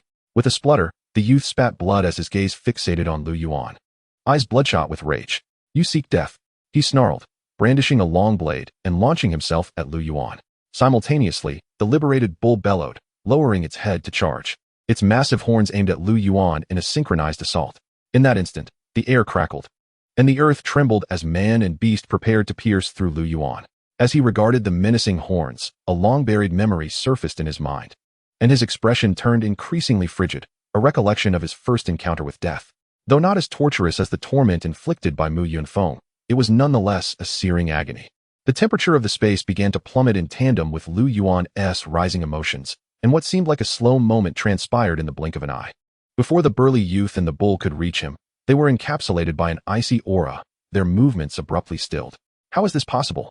The youth's eyes widened in terror, his very soul trembling in fear. Damn it! A chilling voice escaped Lu Yuan's lips as a vast pressure descended, fracturing the space around them. The burly youth and the bull, utterly powerless to resist, were thrown to the ground, blood spilling from their mouths. Senior brother, spare me. The youth cried out in desperation, panic coursing through him. Who is your senior brother? Lu Yuan shot a glacial glance at the youth, causing him to tremble violently. With a thunderous crash, the youth was sent hurtling like a broken kite, crashing into a wall 100 feet away, which exploded upon impact, leaving his fate uncertain. Witnessing this scene, the surrounding crowd had turned ashen, trembling in fear, not daring to utter a word. However, the commotion had drawn the attention of the Beast Tamers sect's powerful figures, who were hastily approaching. Lu Yuan now stood before the bull. Spare me, spare me. The bull pleaded, its voice a frantic moo, naturally in the tongue of its kind. Rest assured, I shall not let you perish so swiftly. Lu Yuan replied with a chilling smile, then uttered a phrase the bull could comprehend. Do you remember that striking bull from 1,000 years ago? The one you pierced for a day and a night until it breathed its last? The bull's expression shifted from confusion to shock. You can speak our language. Lu Yuan snorted derisively, pointing a finger to imprint the memory into the bull's mind. The bull let out a mournful wail as the recollections flooded back. How could this be? You are it. The bull's eyes widened, filled with disbelief. Though a millennium had passed, it still retained memories of the captivating bull that had drawn countless females, even as the proud ruler of the grasslands. It could not tolerate the sight, pursuing Lu Yuan relentlessly for a day and a night, ultimately driving its horns through his body in a show of dominance. As the bull reminisced, a piercing scream erupted from its mouth, blood gushing from its head, for Lu Yuan had wrenched its prized horns from its skull. Enjoying the memories? Lu Yuan taunted, observing the bull's anguish. At that moment, a thunderous voice boomed. Who dares to wreak havoc in my beast tamer's sect?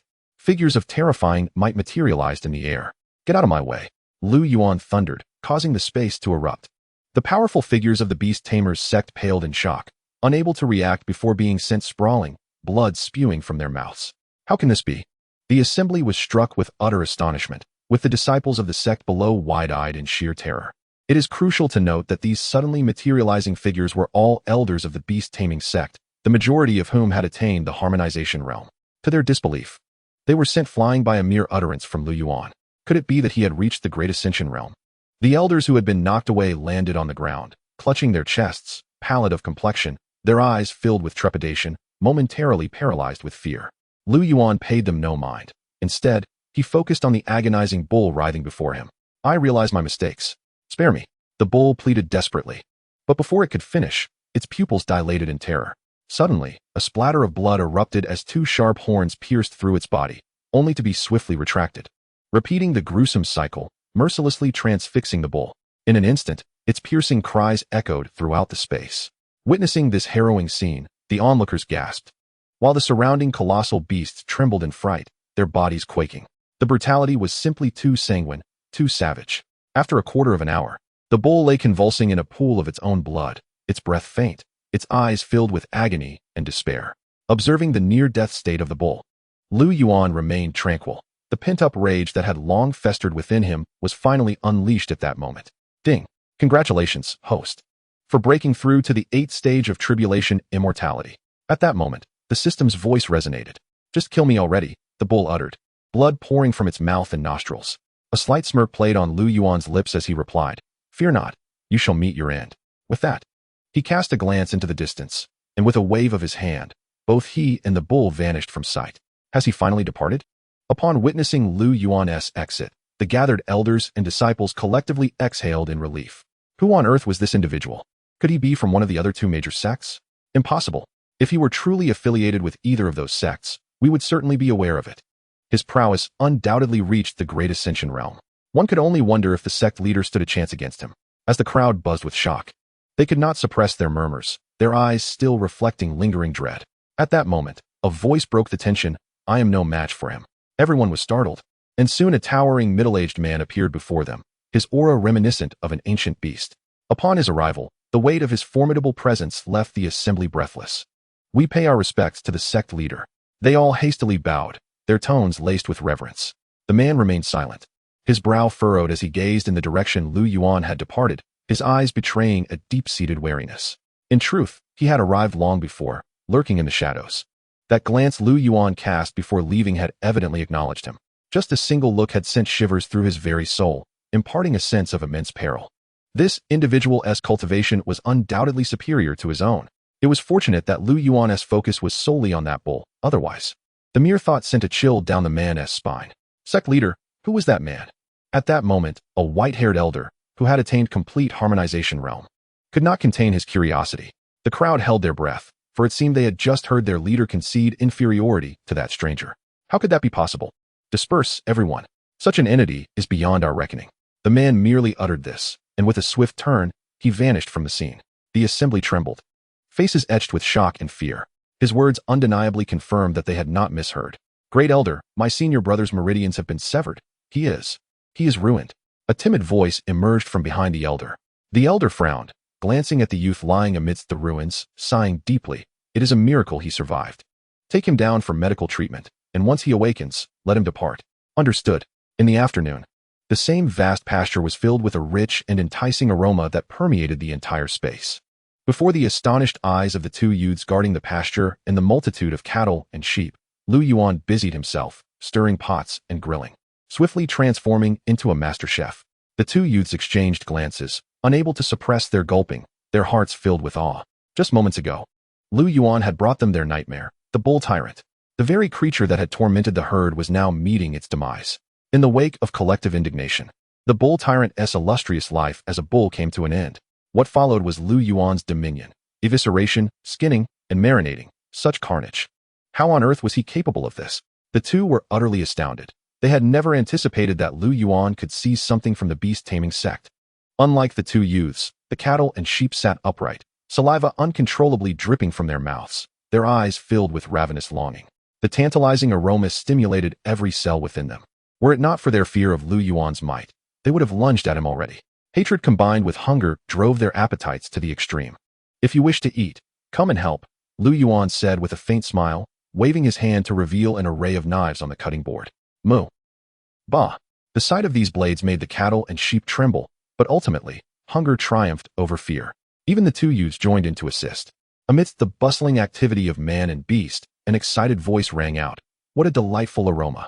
A handsome young man in white appeared gracefully, followed by a sigh. Alas, I am a moment too late. With the sigh, a stern young man emerged from the void, clad in dark garments, a long sword at his waist, exuding a commanding and fierce aura, as if a multitude of swords encircled him, immensely imposing. Ah, the dark-garbed swordsman. The handsome young man in white immediately recognized the newcomer, surprise flickering in his eyes. The dark-garbed swordsman raised an eyebrow, observing the white-clad youth. I didn't expect to find you here, young master by Yuan. Wherever there is fine cuisine, there you shall find me, young master by Yuan. You know this well. The young master replied nonchalantly with a smile. The two stood facing each other, and the space was thick with an oppressive atmosphere, when suddenly, turn up the heat a bit more, bring over some ingredients. A voice rang out from not far away, shattering the tense air created by the two. They paused, frowning as they glanced towards the source.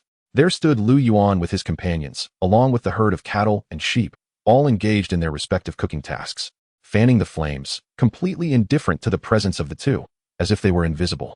The bloodline of the ancient beast, the Kuei bull, was being so shamelessly mishandled by him. The dark-garbed swordsman glared at the busy figure of the young man clad in plain garments. His brow furrowed as he coldly remarked, ready to advance. However, the white-clad young master stepped in front of him first, smiling. It's already dead. What can you change? This is fate. I, the dark-garbed swordsman, do not believe in fate. He scoffed lightly. Then what do you intend to do? I must have a taste of the flavor of this Kuei bull's flesh, no matter what. The white-clad young master replied with a grin. The dark-garbed swordsman remained silent, his figure flashing as he appeared directly behind Lu Yuan and the others. Who killed this Kuei bull? Observing the diligent Lu Yuan amidst a throng of cattle and sheep, the swordsman clad in dark robes directly inquired. His icy voice pierced the hearts of those present like a sharp blade, finally rousing the herd from their stupor. The two young ranchers trembled, halting their actions. At that moment, only Lu Yuan was preoccupied with his tasks, while the two youths and the multitude of livestock could not help but turn their gazes toward him. Realizing this, the dark-robed swordsman grasped the situation, fixing his gaze intently on Lu Yuan. However, Lu Yuan appeared oblivious to the attention, continuing his work while chiding the herd. Who told you to stop? If you don't work, you won't have anything to eat later. Instantly, the two youths and the herd regained their composure. Casting a glance at the swordsman, yet ultimately, hunger triumphed over fear, and they rejoined Lu Yuan's efforts. Witnessing this scene, the dark-robed swordsman's eyes narrowed sharply. His gaze akin to two fierce swords aimed directly at Lu Yuan. Bang! The sound of bones shattering echoed, yet before his gaze could make contact with Lu Yuan, it disintegrated. How could this be? The swordsman's complexion changed dramatically, a sharp pain piercing his eyes, where two crimson dots began to manifest at the corners. Your eyes. At that moment, a voice of astonishment arose. The young master by Yuan had arrived beside the dark-robed swordsman and, upon seeing the blood-red hue in his eyes, displayed a look of sheer shock. The swordsman remained silent, merely staring ahead, as if contemplating something profound. Suddenly, Bai Yuan had an epiphany, and both stood still, ceasing all motion. After a quarter of an hour, done. A light chuckle resonated as Lu Yuan revealed a glimmer of satisfaction in his eyes. Although it was all beef, the preparations varied greatly, some stir-fried, some braised, and others simmered. Soon, a lavish feast of beef was laid out upon a long table, the aroma wafting through the air, saturating the entire space. Drip, drip. Gazing upon the table laden with delectable dishes, the previously restrained herd could no longer contain themselves, their saliva cascading to the ground like raindrops. Even the two youths swallowed hard, hesitant to act without Lu Yuan's command. Eat, Lu Yuan said with a smile. As soon as the words left his lips, the two youths and the herd lunged forward to devour the feast, their actions reminiscent of famished beasts. Lu Yuan joined in without hesitation, relishing the succulent meat. It must be said, the beef was truly divine. Drinking its blood and savoring its flesh indeed presented a unique flavor. Grabbing a piece of tender beef, he took a hearty bite, thoroughly satisfied. Ding! Congratulations, host. You have broken through to the 9th realm of the Tribulation Immortal. The system's voice echoed in Lu Yuan's mind, eliciting a grin of enjoyment from him. Could I have a few bites as well? Just as Lu Yuan and the others were indulging, a timid voice piped up. Lu Yuan raised an eyebrow, clutching a piece of beef, and glanced at the handsome youth in white, who appeared hopeful. I can exchange it for spirit stones and treasures. Lu Yuan replied impatiently. Get lost, this beef is mine, and I won't trade it for any amount of spirit stones or treasures. The young master by Yuan was taken aback, his face flushing with embarrassment as he cleared his throat. My friend misunderstood. I only eat meat. Only eat meat? Lu Yuan re-evaluated the youth before him. Although he appeared young, his cultivation had already reached the 1st realm of the Tribulation Immortal, a definite expert in this mortal realm. If you wish to eat meat, then trade me that furnace you have. Lu Yuan's gaze landed on the bronze furnace within the youth's storage ring. The furnace was intricately engraved with runes and bore numerous cracks, exuding an aura of antiquity. Although it seemed damaged, Lu Yuan could still sense a profound Tao essence within. The dual energies of yin and yang swirling inside. Host, this is the yin-yang creation furnace, an ancient immortal artifact. Though it has been broken and fallen to the mortal realm, its power is diminished, the system explained. An ancient immortal artifact? Lu Yuan frowned slightly, but then smiled. Using this furnace to stew meat should yield excellent results. Stew meat? The system was taken aback and quickly replied, it would indeed be splendid for that purpose. Unfortunately, being broken, we cannot ascertain how it would taste after repair. Lu Yuan sighed inwardly. Rest assured, as long as you infuse a strand of your true energy into the yin-yang creation furnace, it will restore to its former glory, its power even surpassing its original state. The system assured him with a smile. In that case, I am at ease. Knowing that his true energy could repair the furnace, Lu Yuan felt reassured. Are you referring to this furnace? While Lu Yuan conversed with the system, Bai Yun produced the furnace from his storage ring. Very well, trade. And you may eat to your heart's content, otherwise, it's off the table, Lu Yuan stated nonchalantly. Bai Yun furrowed his brow, gazing at the furnace floating in his palm. He had acquired it from an ancient relic and recognized its extraordinary nature, yet despite his attempts, he could uncover none of its secrets nor unleash any of its power. Very well, take it, he finally said through gritted teeth, eyeing the sumptuous spread laid out before them. With a wave of his hand, the furnace soared toward Lu Yuan. A smirk crept upon Lu Yuan's lips as he effortlessly accepted the furnace. My friend, what about this? Seeing the herd devouring the food voraciously, Bai Yun quickly added, fearing they might finish everything. Eat, Lu Yuan chuckled. Thank you, my friend. Bai Yun exclaimed joyfully, promptly joining the ranks of the hungry.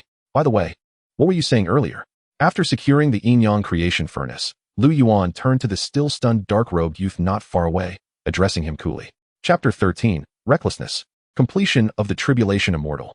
On the grass, upon hearing Lu Yuan's words, Bai Yun paused, instinctively perking up his ears, and ultimately, I apologize for my abruptness.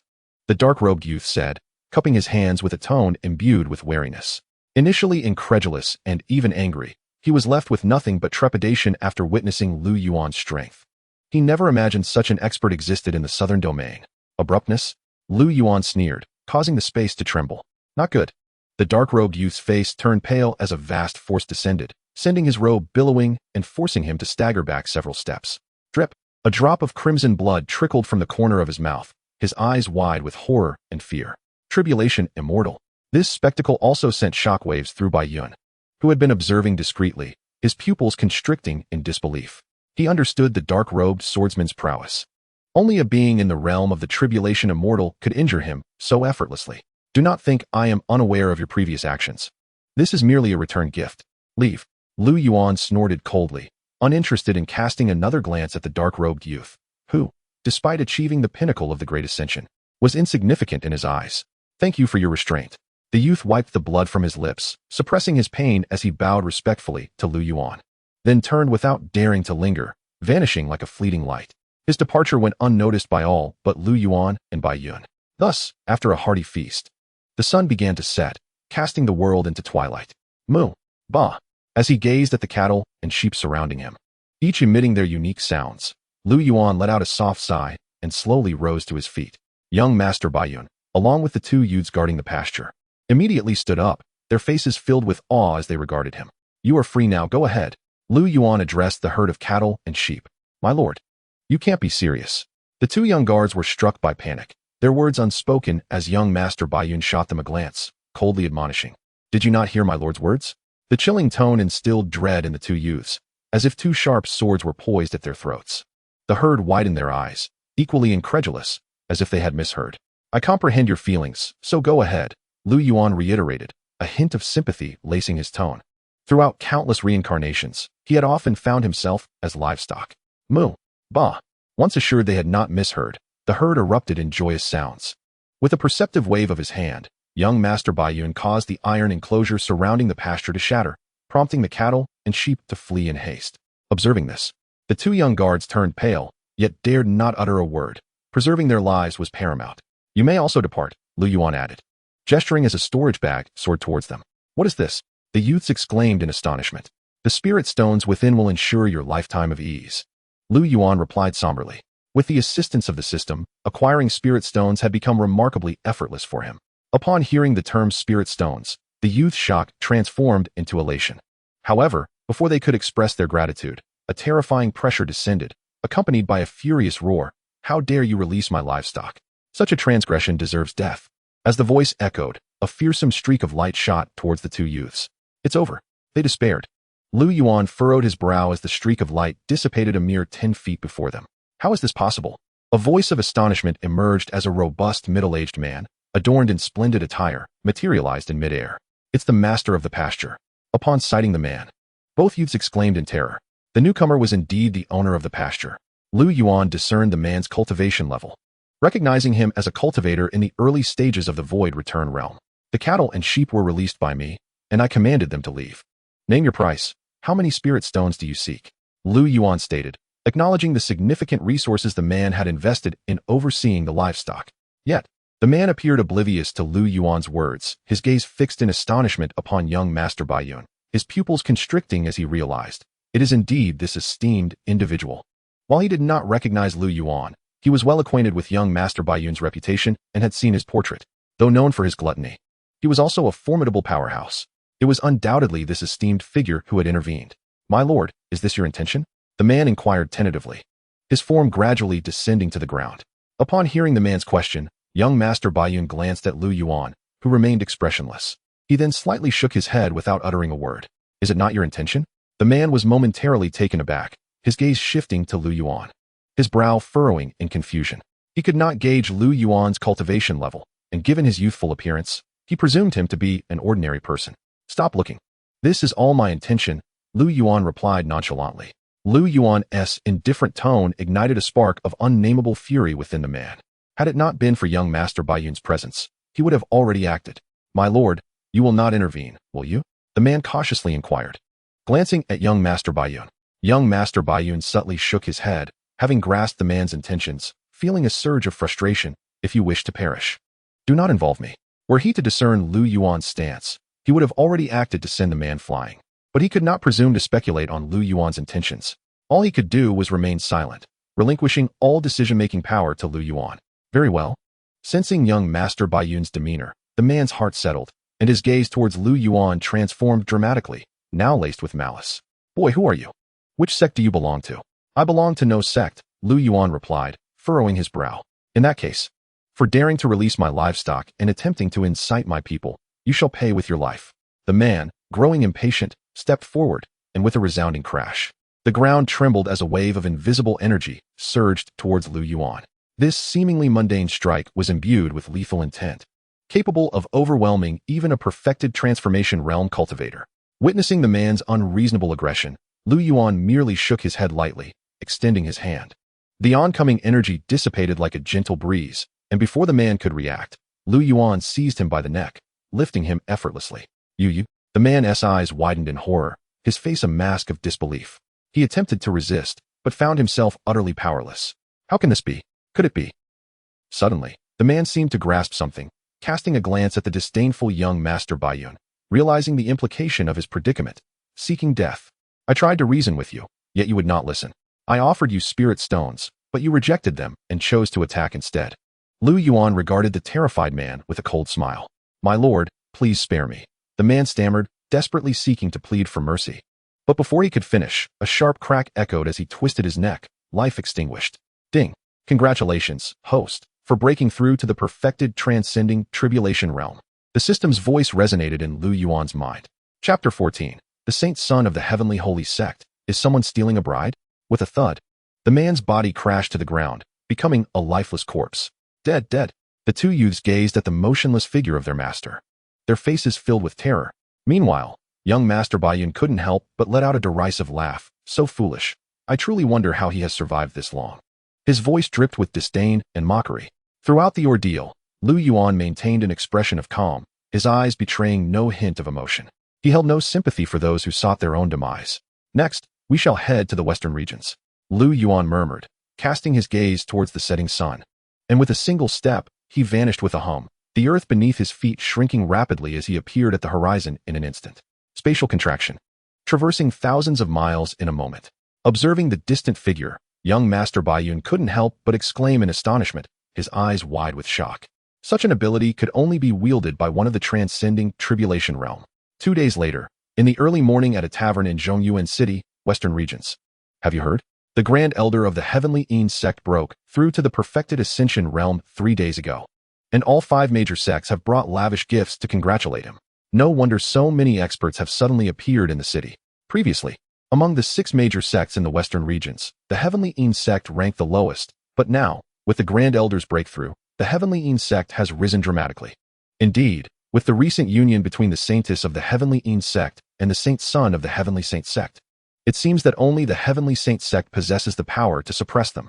The Saintess of the Heavenly Yin sect is renowned as the most beautiful woman in the western regions, a perfect match for this extraordinary genius, the Saint Son. It is rumored that this Saint Son of the Heavenly Saint sect is a reincarnation of an immortal, having broken through to the Great Ascension realm 300 years ago.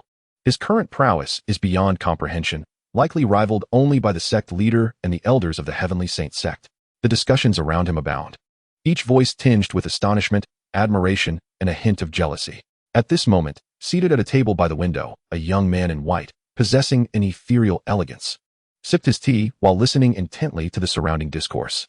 In his deep, tranquil eyes, a ripple of emotion surfaced, particularly when he heard the name of the Saint Son of the Heavenly Saint sect, causing a visible frost to form on the cup in his hand. Yuan had initially intended to go directly to the Heavenly Saint sect, but upon learning that the Saint Son was here at the Heavenly Yin sect to offer his congratulations, he decided to stop by. Central Yuan City lies at the foot of the Heavenly Yin sect's mountain. Gazing down at the bustling streets below, Yuan's brow furrowed slightly. Could it be that the news was erroneous, and he had not arrived? He expressed his concerns, sensing numerous auras swiftly traversing the skies above, and felt the formidable presence of many powerful beings on the mountain, yet none belonged to the person he sought. Just as Yuan pondered, a sudden realization struck him. There they are. A glint of cold light flashed in his eyes as he fixed his gaze toward the horizon, where 3 auras were approaching rapidly. Before him, 2 men and a woman soared through the air, and his attention was drawn to the strikingly handsome young man in the middle, whose white hair and attire contrasted sharply with the crimson streaks that began to spread across Yuan's vision. The flying Yi Bai's expression darkened abruptly, as if he sensed something amiss. The 2 companions beside him inquired, "Senior brother, what troubles you?" Yi Bai remained silent, quickly probing the source of his discomfort. But to his astonishment, he could detect no anomaly. Was it merely a figment of his imagination? "Nothing," he replied. The trio swiftly passed over Yuan's position. Oblivious to his gaze, Yuan, however, observed them with clarity. As they vanished from sight, Yuan too disappeared from his location, leaving behind only a morsel of food and a shattered cup of frosty tea. Had someone been seated there moments ago? How could this be? That individual vanished into thin air. Witnessing Yuan's sudden disappearance, several cultivators widened their eyes in shock, exclaiming in disbelief. At noon, under the expanse of azure sky, in front of the grand hall of the Heavenly Yin sect, several figures stood shoulder to shoulder, exuding an aura of terror.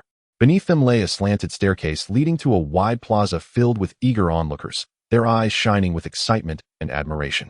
Thank you all for gracing our heavenly sect with your presence. This old man is truly delighted. A resonant voice boomed as a white-haired elder clad in a purple robe adorned with flame patterns slowly stepped forward. The previously lively atmosphere fell into a hush. All disciples of the heavenly sect held their breath, faces brimming with excitement and reverence. This elder was none other than their grand elder, Xiang. Seizing this opportune moment, the elder proclaimed, "I have yet another joyous announcement." Xiang surveyed the gathered crowd and continued, "Today, the marriage between our saintess and the saint son of the heavenly saint sect will be officially finalized." As his words echoed, the previously tranquil scene erupted into a cacophony of excitement. Has it finally been confirmed? It was destined that such exceptional individuals would unite. This shall be a grand tale in the western regions. A beauty paired with a genius. They are indeed a match made in heaven. Congratulations, Taoist Xiang. It is truly a day of double happiness. The crowd buzzed with exhilaration, and the leaders and elders of several sects standing beside Xiang quickly offered their congratulations. Where are the two precious individuals now? Might we request their presence? Indeed, aside from us old folks, we have yet to see anyone from the heavenly saint sect. The elders beside Xiang spoke up. Hearing this, anticipation filled the air. Come forth. Xiang feigned a mysterious smile. As his words fell, a thunderous explosion resounded, shaking the very foundation of the heavenly sect. What is happening? Such terrifying fluctuations. Could this be a surprise segment? I would wager it is. The crowd exchanged bewildered glances, astonished and perplexed. Xiang furrowed his brow, glancing at the middle-aged man beside him, the sect leader of the heavenly sect, who shook his head, equally puzzled. Just as the crowd was engulfed in confusion and anticipation, a voice thundered, "Who are you?" accompanied by the sound of spatial ruptures. Under the astonished gazes of the crowd, two figures clad in white were sent hurtling backwards, crashing into the plaza, raising clouds of dust. They appeared to be the chief disciples of the heavenly saint sect. Several individuals recognized the pair lying unconscious in the crater. What? Could it be that someone is attempting to abduct the bride? As shock coursed through the crowd, they quickly turned their gaze to the direction from which the duo had flown, and upon looking, their eyes widened in disbelief. Under the blazing sun, the atmosphere grew eerily silent. A piercing scream reverberated through the space. Under the horrified gazes of all, Yi Bai, recognized for his white garments, was drenched in blood, and his right arm had vanished. Specifically, it was grasped in the hand of another young man clad in white, standing opposite him. Witnessing this, the crowd gasped in horror, their thoughts converging on a singular question. Who was the individual confronting Yi Bai? Xianxiaaudiobooks. Before anyone could fully comprehend the situation, a chilling voice rang out once more, accompanied by a blinding sword light that sliced through the air toward the mysterious young man. The assailant was a breathtakingly beautiful woman in white. The power of her strike had already reached the levels of the great ascension realm. Senior sister, the saintess. The disciples of the heavenly sect cried out in excitement upon recognizing the sword-wielding woman. She was none other than their saintess, Xianxiang. All held their breath, anxiously watching, believing the sword light would surely injure the young man. However, great ascension? Yuan smirked, a disdainful sneer curling his lips. Before the sword light could reach him, it was effortlessly halted by an invisible force, instantly dissipating. How could this be? Xianxiang's expression darkened, shock evident in her eyes. This is not good. Xiang and the others quickly reacted, their figures flashing as they appeared beside Xianxiang and Yi Bai, their expressions grave as they regarded the enigmatic youth before them. At this moment, Yi Bai's eyes were bloodshot, fiercely glaring at Yuan, who he was certain he had never encountered, yet inexplicably felt a sense of familiarity. Who are you truly? Yi Bai gritted his teeth, clutching his severed arm, his tone laced with murderous intent. He had never felt so beleaguered. The young man before him was formidable, far exceeding his expectations. Yuan let out a cold snort, his hand twisting as the severed arm he held instantaneously erupted into a cloud of blood mist. Witnessing this scene, Yi Bai's expression grew increasingly malevolent, blood seeping from his clenched teeth. Since his reincarnation into this mortal realm, he had never endured such humiliation. Regardless of who Yuan was, he had now placed him at the top of his kill list. Who are you, daring to cause a ruckus in my Tianyin sect? Do you understand the consequences of offending both the Tianyin sect and the Xianxia sect? A suddenly enraged elder of the Tianyin sect shouted. Silence, Yuan retorted coldly, causing the elder's pupils to constrict. With a scream, the elder exploded into a mist of blood on the spot. How is this possible? The abrupt turn of events left everyone stunned. This elder was a consummate master of the returning void realm. How could he be obliterated just like that? What was more terrifying was that they had not even seen Lu Yuan make a move. At this moment, the crowd finally grasped the extent of Lu Yuan's terror. My sole target is Yi Bai. Those who obstruct me shall perish. Lu Yuan's gaze swept over the crowd as he coldly uttered these words. The final word sent a tremor of fear through everyone, an unmistakable scent of death permeating the air. Xianxiang frowned, her face icy. She wished to advance, but was halted by Xian beside her, who was profoundly shaken. Even with his current cultivation, he could not sense Lu Yuan's actions. The strength of the person before them had likely surpassed his imagination. The crowd exchanged glances, their faces etched with shock and trepidation. Among them, the strongest had merely attained the consummate stage, leaving them with no confidence. Yi Bai had broken through to the great ascension realm 300 years ago. He had likely reached consummation by now. If even a consummate master could not contend, how could they dare to act recklessly? They had not anticipated that this individual's target was Yi Bai, as there had been no reports of any formidable rivals to him in centuries. Do not make me repeat myself. If you do not vacate within 3 breaths, you will die? Lu Yuan's voice turned cold again, his impatience palpable. A thread of murderous intent reverberated in his tone, forcing the crowd to retreat repeatedly, blood spilling from their lips. Even Xian and a few consummate masters were not exempt. He's a tribulation immortal. The group was filled with terror, each recognizing the astonishment in one another's eyes. If they had been uncertain before, they were now completely convinced that this individual was beyond their capacity to confront. My apologies, Elder Z. The sect has pressing matters to attend to. I must take my leave. The members of several major sects, realizing Lu Yuan's dreadfulness, uttered their farewells before swiftly turning to leave, neglecting even their own disciples. In the blink of an eye, the sky was left with only Xian, Xianxiang, and the remaining members of the Tianyin sect. Saint Sun, I believe we should abandon the marriage alliance for now. Xian, come with me to seclude ourselves. Xian addressed the grim-faced Yi Bai before soaring deeper into the Tianyin sect, followed closely by the sect leader and other elders. If you do not return to your cultivation, any lingering individuals will be expelled from the Tianyin sect. A furious shout echoed. This finally roused the stunned crowd below, who immediately began to scatter, their demeanor akin to that of fleeing for their lives. All of this transpired within 3 breaths, and at this moment, it seemed as though only Lu Yuan and Yi Bai remained in the world. Did you not wish to know who I am? Observe closely. Lu Yuan, gazing at the darkly brooding Yi Bai, let out a chilling laugh as a wooden sword materialized in his hand. With a flick of his wrist, the sword danced gracefully, tracing elegant and fierce arcs through the air. Initially, Yi Bai merely frowned disdainfully, but gradually, shock replaced his disdain, ultimately giving way to horror and disbelief. A quarter of an hour later, as the wooden sword dissipated, Yi Bai was left utterly dumbstruck, trembling as he stammered, the 5 elements sword technique. How is this possible? How could you possibly wield the 5 elements sword technique? This sword technique was his unique creation, derived from the foundational sword techniques of the Tianxing sect. Known only to him, the 5 elements sword technique harnessed the power of the 5 organs, amplifying its might through a symbiotic method, and could even strengthen the organs themselves, culminating in a spiritual body. Yet, it could equally be siphoned by another adept in the technique, turning it into their own vestment. Am I correct in my assertions? Lu Yuan's gaze remained fixed on the incredulous Yi Bai. Yi Bai was momentarily speechless, suddenly recalling a figure. Over the past few centuries, he had taught only one person, someone who should not even exist in this world. Before he could voice his thoughts, Lu Yuan's cold laughter rang out. 300 years have passed, and you've forgotten how you broke through to the great ascension, my dear master. Chapter 16. Decapitating Yi Bai, the true immortal realm. Above the Tianyin sect, upon hearing the title master, Yi Bai trembled all over. Lu Yuan, you are Lu Yuan. How can this be? Yi Bai exclaimed. Disbelief and terror etched in his eyes.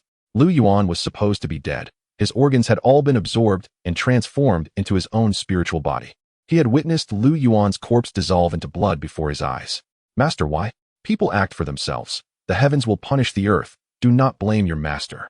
He recalled the conversation with Lu Yuan before his death, along with the resentment and unwillingness in Lu Yuan's eyes. Ah, you've remembered. A chilling smile crept across Lu Yuan's lips. In this mortal realm, if anyone possessed exceptional cultivation aptitude, it was during his time as Yi Bai's disciple. He had believed that his life would culminate in becoming the true protagonist, revered by thousands.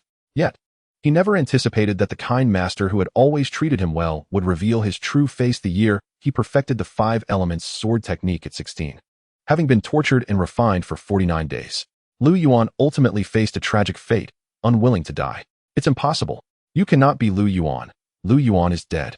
Yi Bai roared, his hands sweeping forth, unleashing a terrifying wave of energy that surged toward Lu Yuan. In an instant, a thunderous crash echoed as space shattered, the terrifying energy crackling with hints of lightning. He had reached the tribulation immortal level. Those observing from the shadows, including Xian, were left astounded. The strike Yi Bai had unleashed transcended the great ascension realm. He had actually broken through to the tribulation immortal stage. Master, should we not intervene? Jin Shuang, standing beside Xian, furrowed her brow. She had no emotional ties to Yi Bai. They had only recently met. She was merely drawn to his talent and potential. With Yi Bai, the Holy Tian sect now possessed 3 tribulation immortals.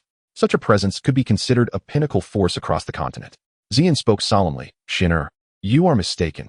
Yi Bai is already a tribulation immortal, yet his arm was still severed by another. How terrifying must this young man's strength be? Xian Shuang was momentarily taken aback and could not help but exclaim, isn't there still a terrifying Grand Elder in the Heavenly Holy Sect? Xian furrowed his brows and sneered. That individual has been in seclusion for an unknown period. It remains uncertain whether he still exists in this world. We cannot stake the fate of our entire Tianyin sect on the whims of an uncertain figure. Upon hearing Xian's words, Xian Shuang dared not voice any further objections. As for the exchange between Lu Yuan and Yi Bai, the onlookers were oblivious, unaware of the grievances between the two. In the midst of their conversation, a thunderous explosion reverberated through the air. Under the astonished gaze of both, a terrifying energy enveloped Lu Yuan, akin to a spherical domain pulsating with destructive lightning. Remarkably, he neither blocked nor evaded it. Witnessing this scene, Xian and the others were left dumbfounded. Only Yi Bai wore a grim expression, his gaze fixed intently on the area shrouded in Lu Yuan's energy. He certainly did not believe Lu Yuan would foolishly await his demise. 300 years to break through to the second stage of transcending tribulations. Master, it seems your talent is not as remarkable as it appears. As the crowd held their breath, a cold chuckle echoed once more. Boom! The terrifying energy erupted violently. Yet Lu Yuan stood unharmed, gazing indifferently at Yi Bai, a hint of disdain gracing his lips. How is this possible? Yi Bai was utterly shocked, his eyes gradually turning blood red, energy within him beginning to coalesce anew. Do not waste your efforts. Lu Yuan shook his head, disinterested in prolonging the encounter. He stepped forward, shattering the void and appearing directly before Yi Bai. You! Yi Bai's eyes widened in disbelief, but before he could react, a flurry of sword fingers struck him with precision, causing the energy he had gathered to dissipate in an instant. PFF. A mouthful of fresh blood spewed forth from Yi Bai, his complexion paling to that of a ghost. Lu Yuan slowly raised his right hand and grasped at the void toward Yi Bai. A piercing scream echoed throughout the space as droplets of blood gushed from Yi Bai, coalescing in Lu Yuan's grasp. After a brief moment, a radiant sphere of multicolored light materialized in Lu Yuan's hand. Is this the purpose behind your painstaking efforts over the years? Looking at the orb in his hand, feeling the warmth emanating from it, Lu Yuan smiled coldly.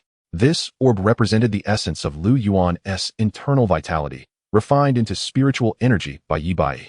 At this moment, Yi Bai, his aura diminished, remained silent, his eyes filled only with a boundless murderous intent. Observing Yi Bai's pitiful state, Lu Yuan merely snorted. Without a hint of hesitation, he tightened his grip. Bang! The orb instantly erupted like fireworks, transforming into countless specks of starlight that scattered across the heavens and earth. Hee. Haha. I never expected, truly never expected, that you too are a reincarnated celestial being. Upon witnessing this scene, Yi Bai burst into maniacal laughter directed towards the sky. His laughter bore a tinge of self-mockery and madness, as his entire being began to disintegrate inch by inch. Reincarnation of a celestial being? Lu Yuan shook his head. He was no mere reincarnation of divinity. Lu Yuan, we shall meet again, and at that time, I will ensure you repay me 100-fold. With those final words, Yi Bai's entire form disintegrated into the ether. Hearing Yi Bai's proclamation, Lu Yuan furrowed his brows. Just as he intended to question the system, its voice resonated in his mind. Ding. Congratulations, host. You have broken through to the true celestial realm. As the system's voice faded, Lu Yuan felt a transformation occurring within his cultivation power, and simultaneously, he sensed a surge of soul energy ascending towards the vast expanse of the sky. Host. That is Yi Bai's soul, seeking reincarnation in the celestial realm, the system elucidated. If I were to crush his soul, would he not be utterly annihilated? Lu Yuan inquired. His brow furrowed. Indeed, the system confirmed. Upon hearing this, Lu Yuan's lips curled into a slight smirk, and he vanished from his location. Meanwhile, high above, 100,000 miles in the air, Yi Bai's transparent soul glared down at the minuscule land below, gritting his teeth as he coldly declared, "Do you think this is the end? Once I reincarnate, that will be your demise. I shall ensure you are trapped in a fate worse than death." Fortunately, Lu Yuan was merely at the transcending tribulation stage. Had he been a true celestial, he would undoubtedly sense the vanishing souls of mortals. And perhaps he too would not escape. Just as Yi Bai found solace in his thoughts, a faint voice broke the stillness. "Oh, is that so?" The atmosphere grew tense. The ascending soul of Yi Bai abruptly halted as he looked up, his pupils dilating in shock. Unbeknownst to him, a figure had materialized above him, gazing down with an expression of indifference. Chapter 17, Celestial Path Realm, Celestial King Realm. "How is this possible, you?" Yi Bai's face was a mask of terror. And before he could utter another word, Lu Yuan reached out with his right hand, fingers splayed wide. Boom! A torrent of overwhelming power enveloped Yi Bai, his entire soul helplessly drawn towards Lu Yuan. Under this force, Yi Bai found himself utterly devoid of the means to resist, as Lu Yuan seized him by the throat. You are truly a true celestial." Yi Bai gasped in horror, astonished that Lu Yuan could capture his soul. "Just a realm. Does that make you formidable?" Lu Yuan scoffed, his eyes glinting with cold light. "You honor? No, my lord, spare me." Sensing Lu Yuan's murderous intent, Yi Bai hastily begged for mercy. If he still failed to recognize the gravity of his situation, he would indeed be a fool. "Did you not wish for me to repay you 100-fold? To ensure you are trapped in a fate worse than death? Why then do you plead for mercy now? Master, where is your pride?" Observing Yi Bai, who now stood defenseless in his grasp, Lu Yuan coldly mocked, his tone laced with scorn. "My lord, please temper your wrath. I was merely jesting. I implore you to overlook this transgression and spare me this once. I vow to follow your lead henceforth." Yi Bai pleaded in terror. "I have no intention of accepting your terms. Yi Bai, let our enmity be resolved here." Lu Yuan dismissed any further discourse, exerting his strength. "No." A desperate and unwilling scream erupted, as Yi Bai's entire soul shattered like glass, the remnants of his essence dissolving into the cosmos, vanishing without a trace. The dissolution of his soul signified that, in that moment, Yi Bai had perished completely. Watching the dispersing remnants of Yi Bai, Lu Yuan exhaled slowly, his gaze remarkably serene, his body and spirit feeling an overwhelming sense of relief. "Ding! Congratulations, host. You have broken through to the Celestial King Realm." At that moment, the system's voice echoed once more within Lu Yuan's mind. "Celestial King Realm? Are you certain you are not mistaken?" Lu Yuan, taken aback, felt a surge of surprise. Throughout countless cycles of reincarnation, he had traversed various worlds, including the Celestial Realm. Thus he was well versed in the hierarchies of celestial cultivation. The celestial path is delineated from the lowest to the highest as follows: True Celestial, Golden Celestial, Supreme Golden Celestial, Celestial King, Celestial Emperor, Celestial Sovereign, and Celestial Monarch, comprising 7 distinct realms. Each realm is further classified into 4 stages: initial, intermediate, advanced, and perfection. Not to mention, transitioning directly from True Celestial to Celestial King entails a leap across 3 major realms. Indeed, host, you are not mistaken. The higher the realm of the foe you vanquish, the greater the enhancement of your cultivation power. Thus, such a transcendent breakthrough is entirely normal. Of course, this is also contingent upon the extent of your emotional resolution. With the system in place, even if one does not vanquish their enemies, as long as the host finds contentment, their cultivation will naturally intensify. The system elucidated with a smile. Upon hearing this explanation, Lu Yuan finally understood, though he remained somewhat astonished. This was not merely easier than drinking water. It was even simpler than breathing. According to this notion, transcending to the realm of the immortal emperor, or even the true god, would be accomplished in the blink of an eye. Of course, Lu Yuan was aware that a breakthrough in realm was merely a superficial formality. What truly mattered was his unparalleled cultivation, forged through countless lifetimes, alongside the system itself. At this moment, Lu Yuan comprehended the sheer delight of possessing a system as a transmigrator. The novel had not deceived him. He could not help but marvel inwardly. However, unlike most protagonists in novels, this system had made him wait for 100 lifetimes, enduring the torment of reincarnation before finally arriving.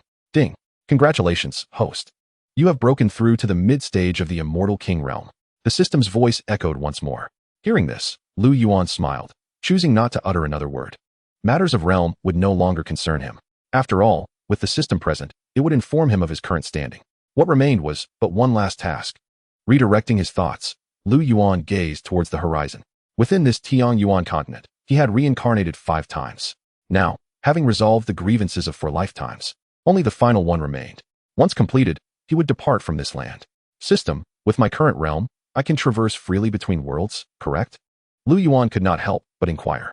In response, the system replied, while merely based on realm that is not feasible, your cultivation allows it. Please clarify. In essence, the immortal king realm is trivial, insignificant in comparison to the myriad realms. However, your cultivation amassed over countless lifetimes is invincible, and upon activation, it surpasses even the heavenly Tao, the system proclaimed confidently. So can I or not? Lu Yuan furrowed his brow. Yes. Lu Yuan, 3 days later, in the central domain. Within Tianluo City, strolling down the streets, he observed the surroundings, familiar yet foreign, and felt a surge of complex emotions. A long-sealed memory began to resurface. It was from his 10th life in the cycle, the first time he had felt the warmth of home. The central domain, located at the heart of the Tianyuan continent, boasts vast territories and numerous sects, teeming with formidable beings, yet it is also more brutal than the other domains. In that life, Lu Yuan merely wished to be an ordinary person, to honor his foster parents, but unexpectedly, due to his father bringing home an ancient artifact found in the mountains, calamity befell their family. He vaguely remembered his father, Xiao Tianlin, urging him before his demise, run. Don't look back. You must find your sister at the Taishan sect. She will ensure your safety. At that time, Lu Yuan had already escaped Tianluo City. Yet he could not resist returning, only to witness the tragic demise of his foster parents. He was subsequently captured by a group of mysterious figures clad in black. Enduring relentless torture and interrogation, Lu Yuan was well aware that the artifact had long been handed over to his sister, but how could he betray her? Ultimately, he perished under the cruel torment. Exhaling softly, Lu Yuan felt as though everything had transpired just yesterday, uncertain whether his sister still walked the earth. He furrowed his brows. After all, 800 years had elapsed. Unbeknownst to him, he had arrived before an ancient residence. What is this? Observing the ancient house and the plaque inscribed with the characters Xiao family, Lu Yuan momentarily froze. He could not have misremembered. This was indeed where they had once lived. However, at that time, it was but a few humble thatched cottages, which had ultimately been consumed by a devastating fire. Could it be, as he gazed at the characters Xiao family, a sudden realization struck him, filling him with joy, and he moved to approach when, suddenly squeak. The tightly shut wooden door creaked open. An elderly man, stooped and white-haired, emerged from within. The old man caught sight of Lu Yuan approaching and frowned, asking, "Who are you?" Stopping in his tracks, Lu Yuan instantly recognized the elder as a cultivator at the late stage of the spirit refinement realm. He intended to introduce himself. But after a moment's contemplation, he clasped his hands and said, "My name is Luo Yuan. Might you know someone by the name of Xiao Shui?" Initially, the old man paid little heed to Lu Yuan's name, but upon hearing Xiao Shui, his expression shifted dramatically, and he spoke with caution. "Who exactly are you?" Chapter 18. The Spirit Tablet of my brother Lu Yuan. In front of the Xiao family's gate, observing the old man's demeanor, Lu Yuan understood that he must recognize Xiao Shui. Yet before he could speak further, the elder solemnly declared, "Regardless of which noble family you hail from or which sect you belong to, my young lady will never marry you. Leave at once." As he spoke, an icy aura radiated from him. "Young lady." Lu Yuan was taken aback, though the surprise quickly turned to elation. He could finally ascertain that Xiao Shui was indeed still alive. "Where is she?" Lu Yuan inquired, sensing that apart from the elder, no other presence remained within the Xiao family. "Oh, it seems someone arrived before us." Before the old man could respond, a sinister voice interrupted. From a distance, 3 figures approached, the leader a handsome young man clad in luxurious attire. In no time, they reached Lu Yuan's side. The young man in finery scrutinized Lu Yuan, smiling as he asked, "I am Meng Fa, the eldest son of the Meng family. Which noble family do you hail from, or which sect are you a disciple of?" Paying no heed to the young man's words, Lu Yuan merely regarded the elder. Upon hearing the young man's identity, the elder's expression shifted, revealing a hint of trepidation. The Meng family was one of the 3 great families of Tianluo City, and this Meng Fa was notorious as a notorious playboy, having harmed many women in the city. "Hey, my young master is speaking to you. Are you deaf?" One of Meng Fa's attendants, noticing Lu Yuan's silence, shouted. Apart from Meng Fa, who was at the early stage of spirit refinement, the other 2 had also reached the late stage. Enough noise. Lu Yuan snorted coldly, and the attendant who had yelled was instantly sent flying like a cannonball, crashing 10 yards away, spitting blood before losing consciousness. What? The young man in finery and his companions, as well as the elder, were all taken aback. What just happened? The young man in finery could not help but glance back at another attendant, who shook his head in shock, eyes wide with terror. Could it be him? The young man in finery and the elder simultaneously recalled something, their expressions filled with astonishment as they gazed at the calm young man in white. "Was that your doing?" The young man in finery stuttered, his tone reflecting anxiety and fear. To send a late-stage spirit refinement expert flying without warning indicated that this young man's cultivation was at least at the transformation realm. "Get lost," Lu Yuan coldly uttered. And the young man's complexion paled. Both he and his companion staggered back 10 steps, their faces filled with dread. "My lord, please calm your anger. We shall leave at once," the young man hastily replied, and without a backward glance, the two departed, having no inclination to concern themselves with the unconscious attendant. In the span of merely a quarter of an hour, only Lu Yuan and the elder remained before the Xiao residence. At this moment, the elder had shed his previous indifference, replaced instead by a palpable sense of trepidation and fear. It dawned on him that the prowess of this young man far surpassed his own. He simply could not be bothered to engage in conflict. Suppressing the fear that threatened to overtake him, the elder clasped his hands together in a gesture of respect and said, "I beg your pardon for any offense earlier." "Esteemed sir, it is of no consequence," Lu Yuan replied, waving his hand dismissively, clearly unperturbed. He then inquired, "Might I ask where your young lady is at present? Is she well?" "Well?" The elder hesitated, yet dared not withhold the truth. "The young lady is in good health. To speak candidly, she received word from the sect this morning and has already returned to the Taishan sect." Hearing that Xiao Shui was unharmed, Lu Yuan felt a slight sense of relief wash over him, and his gaze drifted towards the Xiao residence behind the elder. "Do you suppose the esteemed sir would like to tour the estate?" The elder immediately discerned Lu Yuan's intent and promptly inquired, "Indeed?" Lu Yuan nodded affirmatively. In truth, he had long planned to revisit this former abode before proceeding to the Taishan sect to see Xiao Shui. "Please, after you," the elder urged, not daring to hesitate for even a moment, stepping aside with a gesture of invitation. As they crossed the threshold, Lu Yuan expected to find everything transformed. However, to his astonishment, aside from the outlines of the outer walls, the interior had remained unchanged. The familiar expanse of lawn, the vegetable garden, and the few thatched cottages stood exactly as they had, albeit with the addition of several corridors and a significant expansion of the area. Gazing upon this scene, Lu Yuan felt as though he had been transported back 8 centuries. "Forgive the simplicity of our abode. I hope it does not offend you, esteemed sir." The elder quickly interjected with a nervous smile, aware of the stark contrast between the estate's grand exterior and its humble interior. "I find it rather endearing," Lu Yuan replied with a smile. "Endearing?" The elder was taken aback. Upon observing Lu Yuan's expression, he felt an even deeper astonishment from Lu Yuan's eyes. He perceived a profound sentiment, as though a wayward child had returned home, suffused with nostalgia, a sentiment that felt utterly genuine. Could it be that he was not here for the same reasons as others? The elder pondered in surprise and confusion. Before long, they arrived in front of the thatched cottages, and Lu Yuan's gaze fell upon the one on the right, which had once been his own room. That was the room where the young lady's brother resided. "Alas," the elder explained, shaking his head with a sigh, his tone heavy with regret. Lu Yuan remained silent, stepping forward as he transformed into a fleeting shadow and entered the room. "Esteemed sir," the elder exclaimed in surprise, hastening to follow him. As Lu Yuan surveyed the room, a whirlwind of emotions enveloped him. The furnishings were identical to those he remembered, immaculately kept, indicating that someone had frequently tended to them. Soon his gaze settled upon a table at the front, where a spirit tablet bore the inscription, "Spirit tablet of my brother Lu Yuan." Before the tablet, incense burned alongside various fruits and delicacies, treats that had delighted him in his youth. Witnessing this sight, a tremor of emotion coursed through Lu Yuan. The time he had spent with his sister had always been fleeting, especially after Xiao Shui became a disciple of the Taishan sect, resulting in her visits becoming increasingly rare. Yet, each time she returned, she would bring him delightful treats. "Brother, do you wish to cultivate?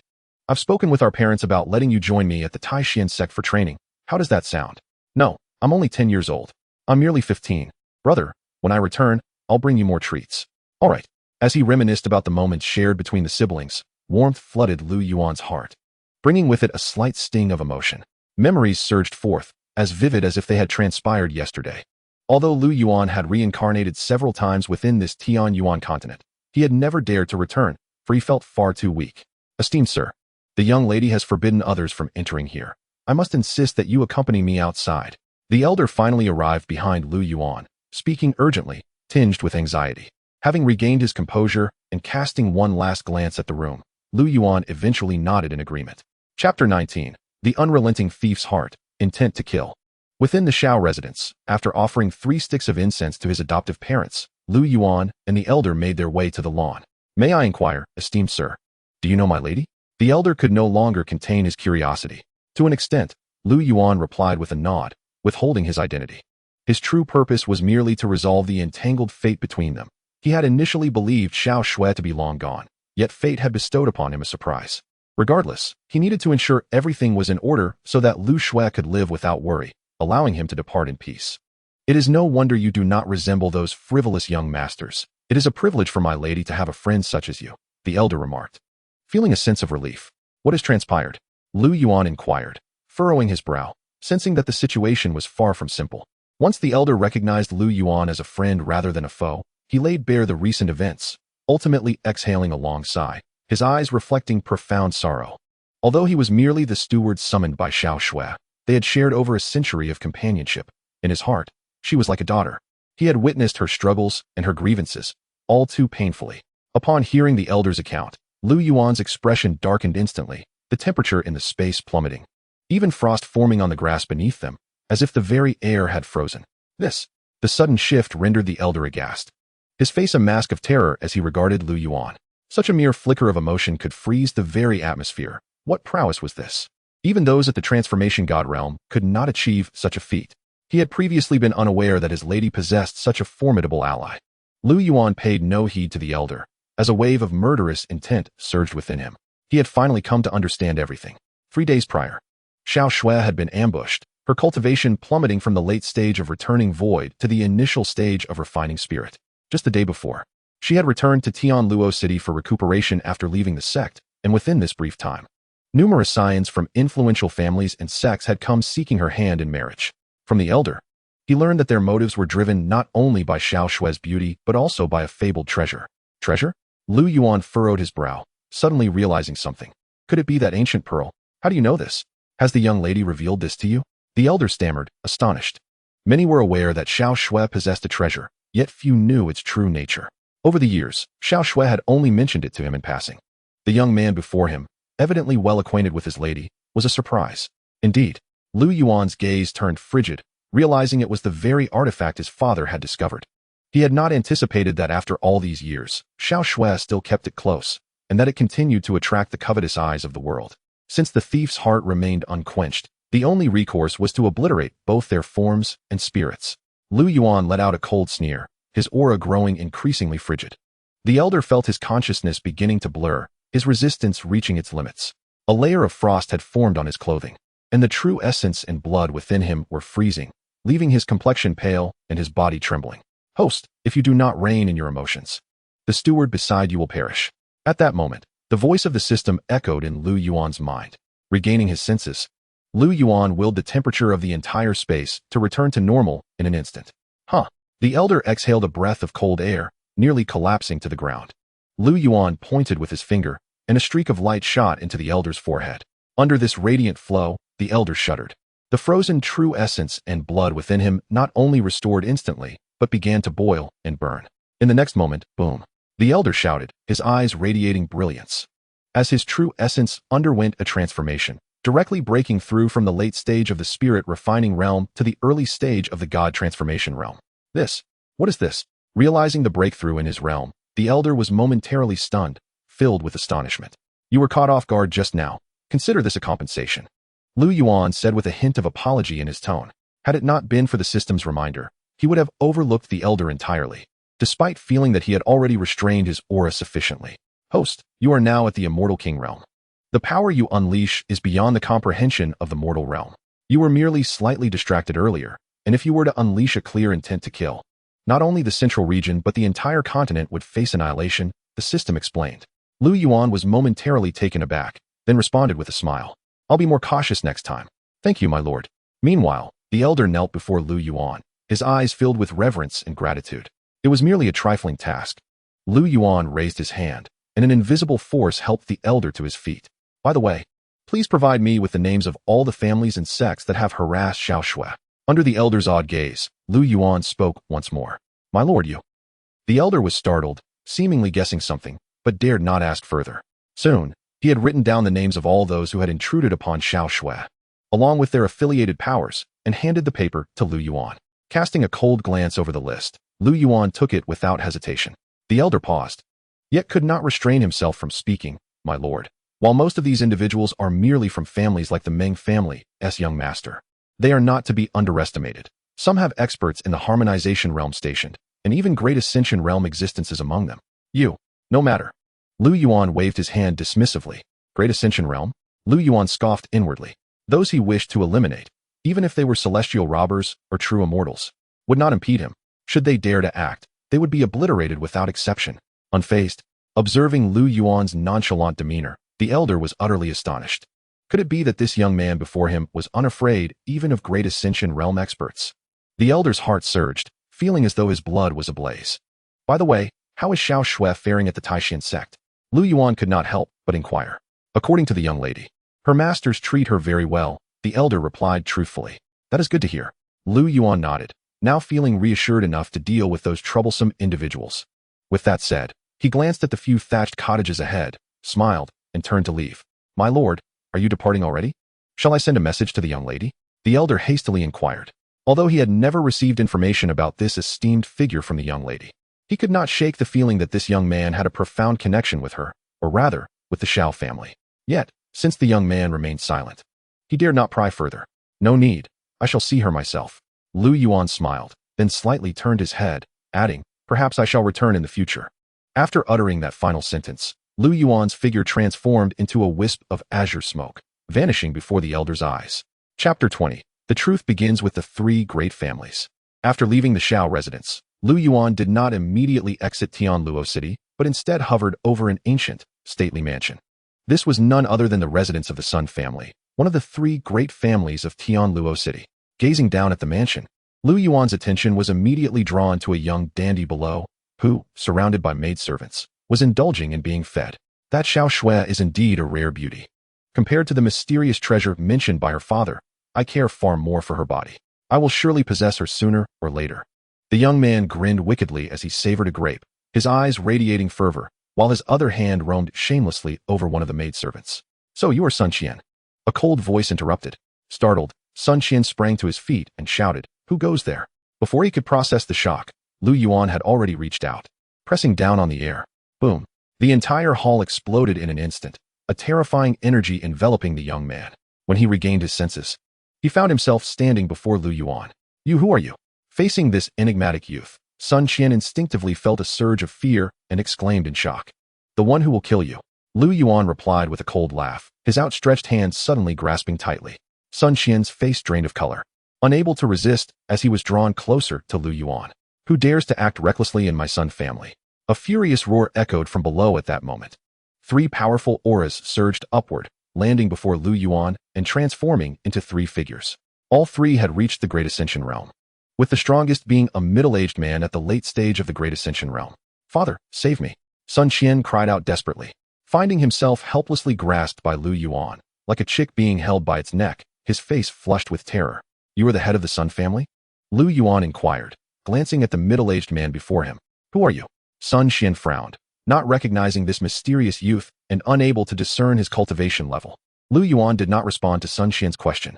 Instead, with a slight smirk, he abruptly twisted, and with a crack, Sun Qian's head lolled to the side. His neck snapped by Lu Yuan's grip, his wide eyes filled with fear and disbelief. It seemed that even in death, he could not comprehend that he had met his end so abruptly. In the next moment, his entire being exploded into a mist of blood. Qianer, witnessing this scene, Sun Qian's pupils constricted, and he let out a heart-wrenching roar. A glint of coldness flashed in Lu Yuan's eyes as he elongated his figure, instantly appearing before Sun Qian. Sun Qian was taken aback, while the two elders behind him were equally horrified, preparing to strike back. Seeking death, Lu Yuan snorted coldly, and the two elders let out shrieks of agony, their bodies flying backward as if severed from their strings, exploding into a spray of blood mid-flight. Sun Qian finally reacted, attempting to unleash the energy within him, but at that moment, he found himself enveloped by an invisible force, unable to move. Who exactly are you? Sun Qian gritted his teeth, realizing that he was utterly outmatched against this enigmatic figure before him. So you were one of the black-clad individuals from back then. Lu Yuan remarked coldly, his gaze fixed upon Sun Qian. Until this moment, he had been oblivious, but upon seeing Sun Qian, he immediately sensed a familiar aura, one that mirrored that of one of the assailants who had cruelly harmed his adoptive parents. What black-clad individuals? I do not comprehend your words. Sun Qian replied in a low tone. Is that so? You are unaware of the massacre of the Xiao family that transpired 8 centuries ago. Lu Yuan scoffed. Upon hearing Lu Yuan's words, Sun Xian's eyes widened in sudden realization, as if a forgotten memory had been jolted back to life. How could this be? How do you know? Sun Xian stared at Lu Yuan in disbelief, and it all came rushing back. Remembering is all that matters, Lu Yuan sneered coldly, uninterested in further banter. With a mere flick of his finger, a drop of essence blood burst forth from Sun Xian's brow, swirling in Lu Yuan's grasp. What do you intend to do? Sun Xian exclaimed in terror. Observe closely. This is your price. Lu Yuan replied impassively.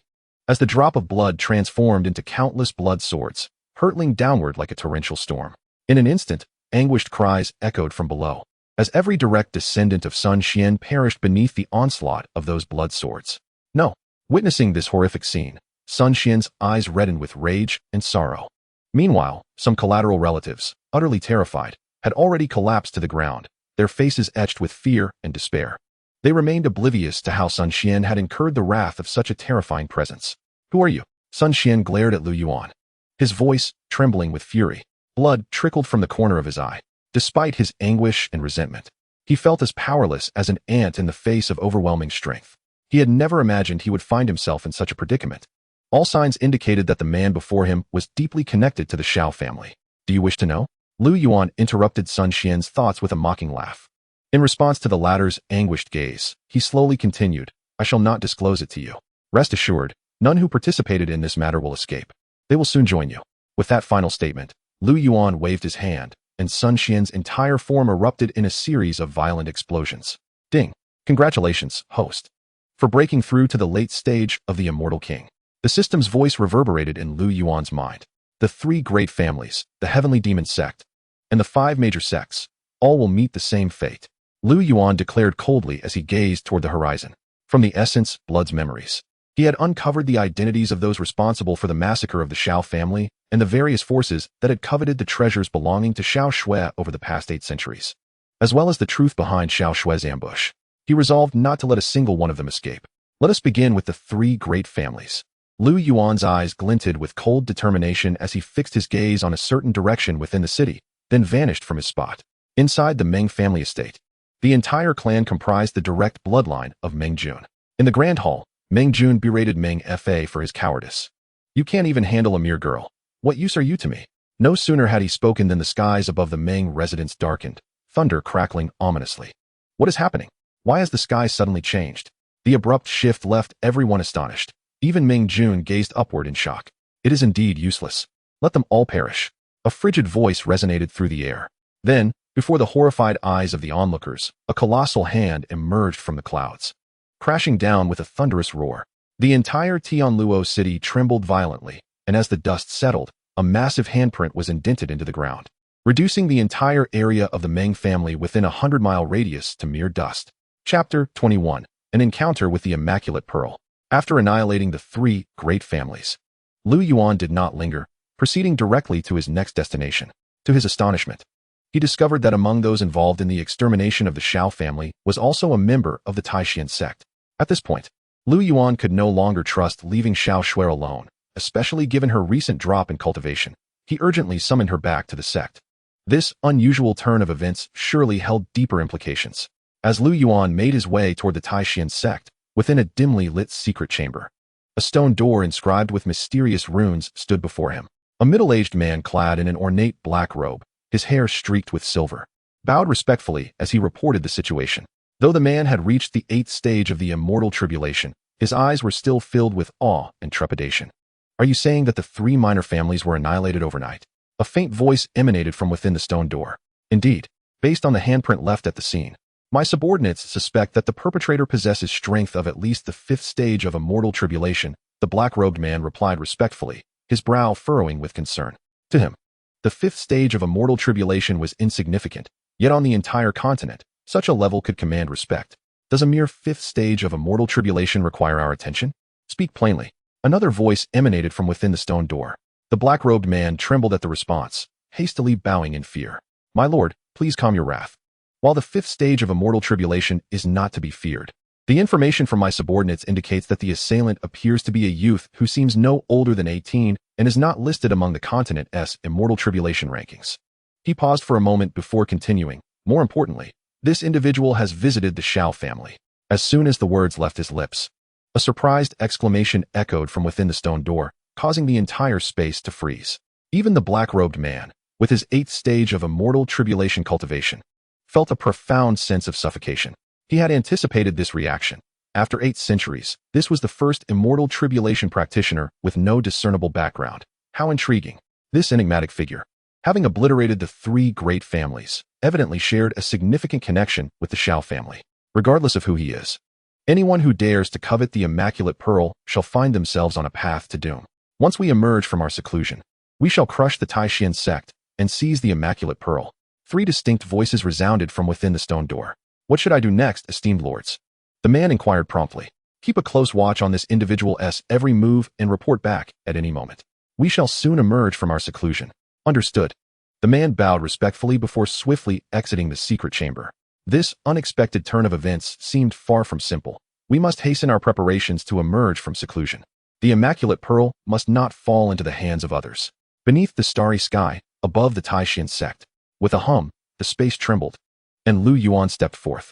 So this is the Taishan sect, he mused, taking in the vast and ancient sect below him, his eyes betraying a mix of complexity and tension. His feelings were not due to the sect itself, but rather because the person he yearned to see was currently within its confines. Host, there are 3 individuals within the Taishan sect, akin to Yibai, who are reincarnated immortals.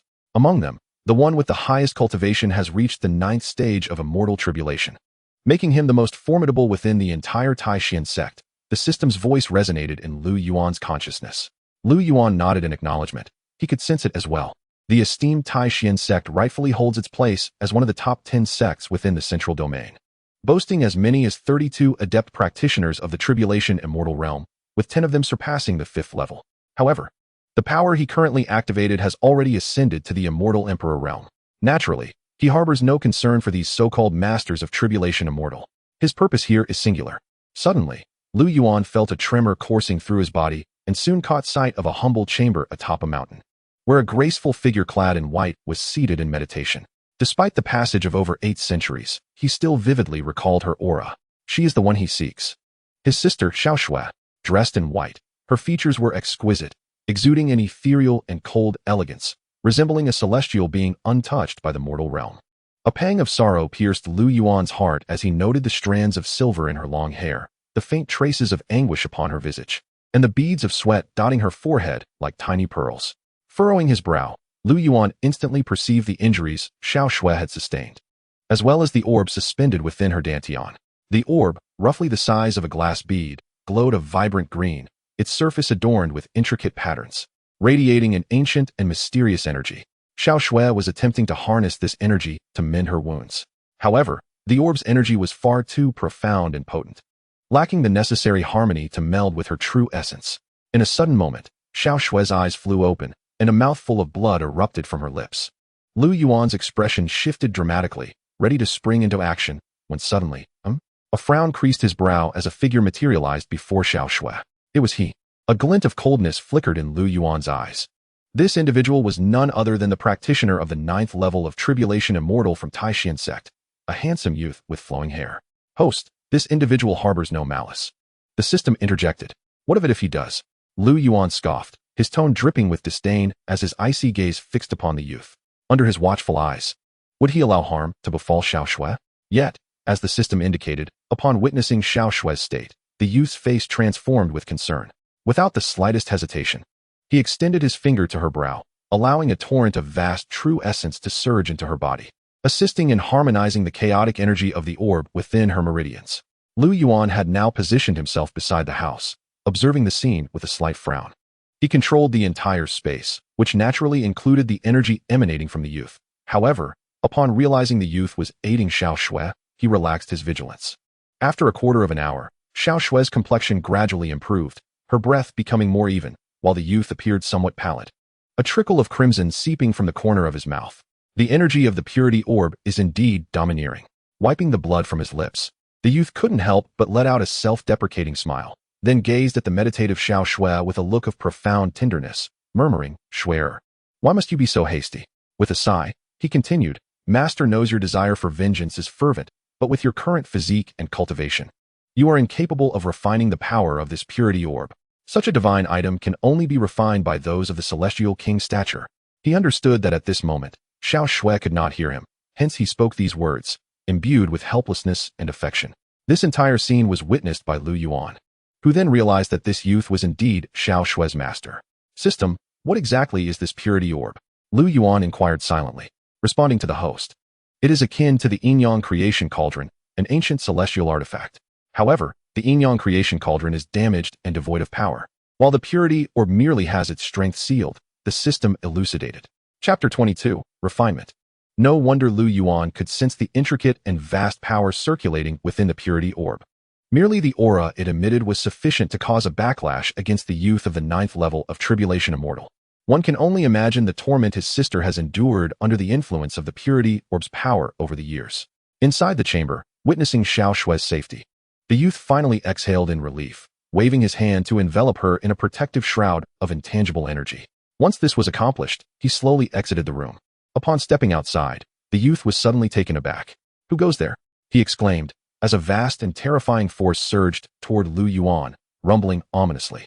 Under this force, the very fabric of space began to fracture, fissures splitting the ground, yet this energy did not expand its reach. It seemed to target solely the area around Lu Yuan.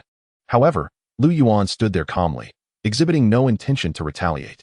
The youth furrowed his brow in surprise, astonishment flooding his mind.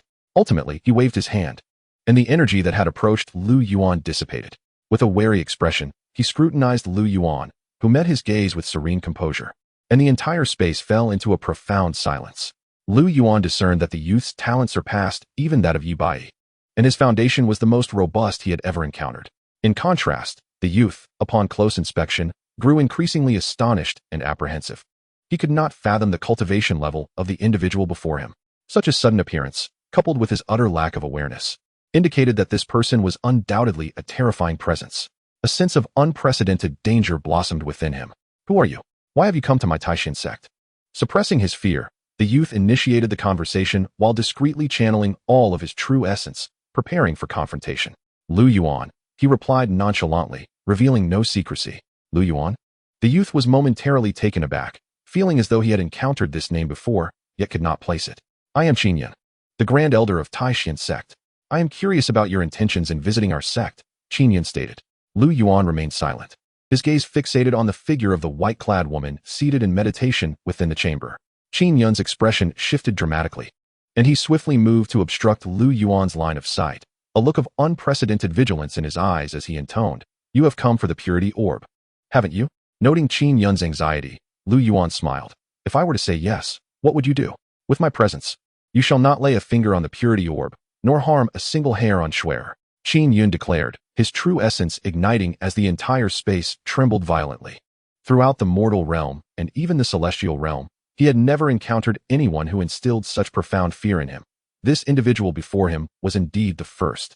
"Indeed, you truly care for your disciple," Lu Yuan remarked with a faint smile, a hint of satisfaction in his tone, as he vanished from sight. "What?" Qin Yun's heart raced, and before he could react, Lu Yuan had already appeared beside him, a hand resting on his shoulder. A torrent of vast energy surged into his body, instantly quelling the flames of his burning true essence. Furthermore, under this energy's influence, the injuries he had sustained from the backlash of the purity orb were healed in an instant. "This power, how is this possible?" Qin Yun was struck with awe, his expression one of incredulity as he gazed at Lu Yuan. Such strength is beyond what one would expect in the mortal realm. Amidst his astonishment, he began to realize that this individual appeared to harbor no ill intent. "Rest assured, I shall not harm her." Lu Yuan chuckled softly, taking a step forward, causing the tightly shut door to swing open as if by magic. A shadowy figure materialized before Xiao Shui. Qin Yun's expression shifted dramatically, and he quickly followed suit. Entering Xiao Shui's chamber, his gaze fixed warily on Lu Yuan. "What are you planning to do?" he demanded. "There's no need to be anxious. I harbor no intention of harming her. However, should I choose to act with malice, you would be powerless to stop me," Lu Yuan replied candidly. With that, he slowly raised his right hand, and the protective energy Qin Yun had enveloped around Xiao Shui dissipated in an instant. The next moment, a tremendous surge of energy erupted from Lu Yuan's palm, directly infusing itself into Xiao Shui's being. Under the weight of this energy, Xiao Shui's delicate form shuddered, and she involuntarily let out a stifled moan. Almost immediately, her blood and vital essence began to boil, and the pure pearl suspended within her dantian emitted a series of ripples, golden cracks appearing on its surface and spreading outward as an immense and mysterious power surged forth from the pearl. Boom, boom. Under the influence of this force, beads of sweat appeared on Xiao Shue's forehead, and a hint of anguish crossed her features. Observing this, Qin Yun's face paled, and he urgently shouted, "What are you doing? Stop! Shuer cannot withstand the power of the pure pearl. If this continues, she will perish." As he spoke, he attempted to intervene, but Lu Yuan's brow furrowed, and a surge of energy immediately bound him in place. Under this force, Qin Yun found himself utterly unable to resist, his heart pounding with shock. Yet, more than fear, he felt a deep sense of urgency and concern. "You promised you wouldn't harm her," Qin Yun exclaimed. "Indeed. I am aiding her in refining the power of the pure pearl. So kindly remain silent," Lu Yuan responded, his brow still knitted in concentration. He dared not be careless, channeling his power to guide the energy of the pure pearl to merge with Xiao Shue's vital essence and blood. Under Lu Yuan's vast cultivation, the power of the pure pearl suddenly appeared trivial, even beginning to disintegrate. Xiao Shue's previously pained expression began to ease, as her vital essence attempted to engulf the power of the pure pearl. "Host, your energy needs to be slightly gentler, with a more prolonged rhythm," the system advised. Lu Yuan frowned, adjusting his power according to the system's guidance. With his assistance, the speed at which Xiao Shui absorbed the power of the pure pearl surged dramatically, and she began the refining process. Her injuries, already healed by Lu Yuan's energy, allowed her aura to ascend rapidly. Mid-stage spirit refining. Late-stage spirit refining. Early-stage transformation. Early-stage void return. Mid-stage void return. Early-stage harmonization. This is impossible. She is genuinely refining it.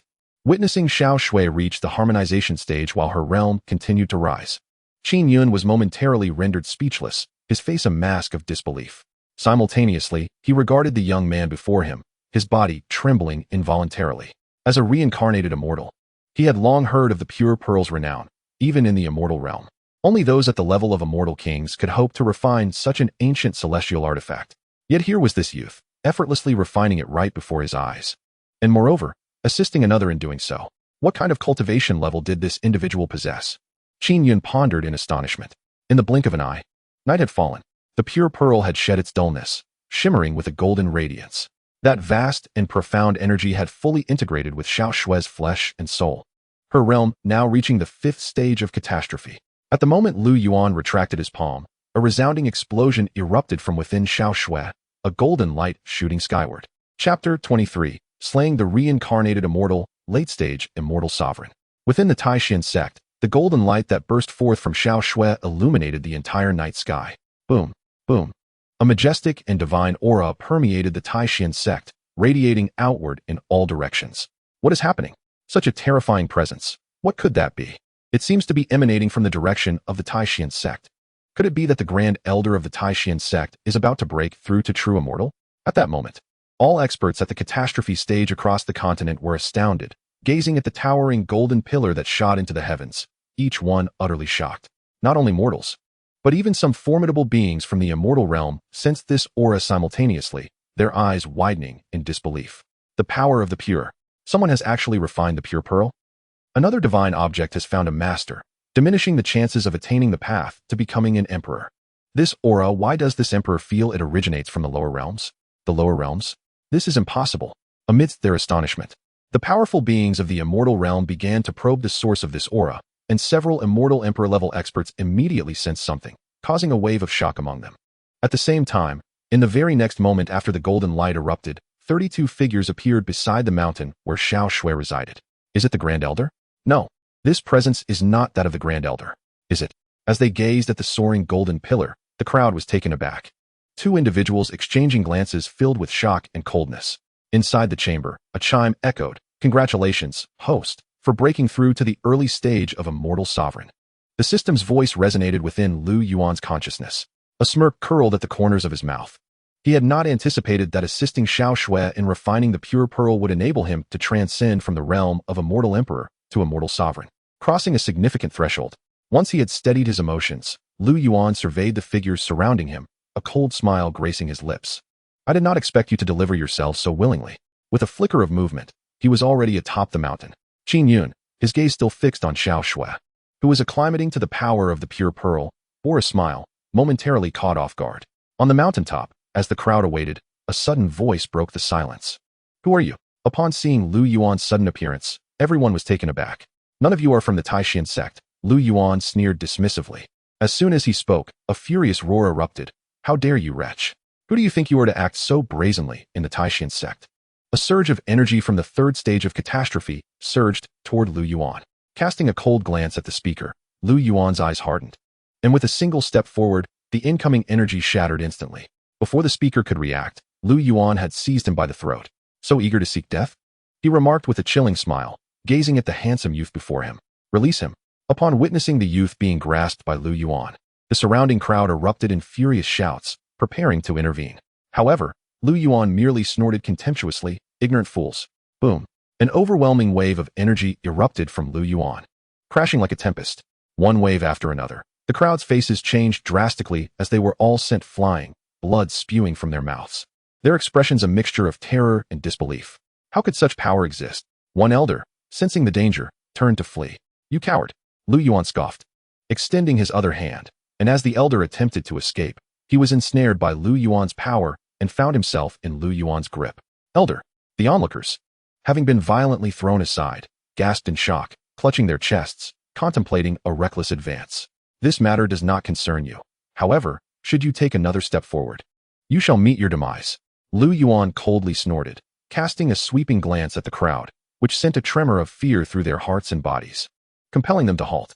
One elderly man with white hair immediately bellowed, raising a hand to restrain the others. "Sect Master, you?" The crowd regarded him with bewilderment, paralyzed with trepidation. "Sect Master, save us." The elder, whose throat was clasped by Lu Yuan, cried out in desperation.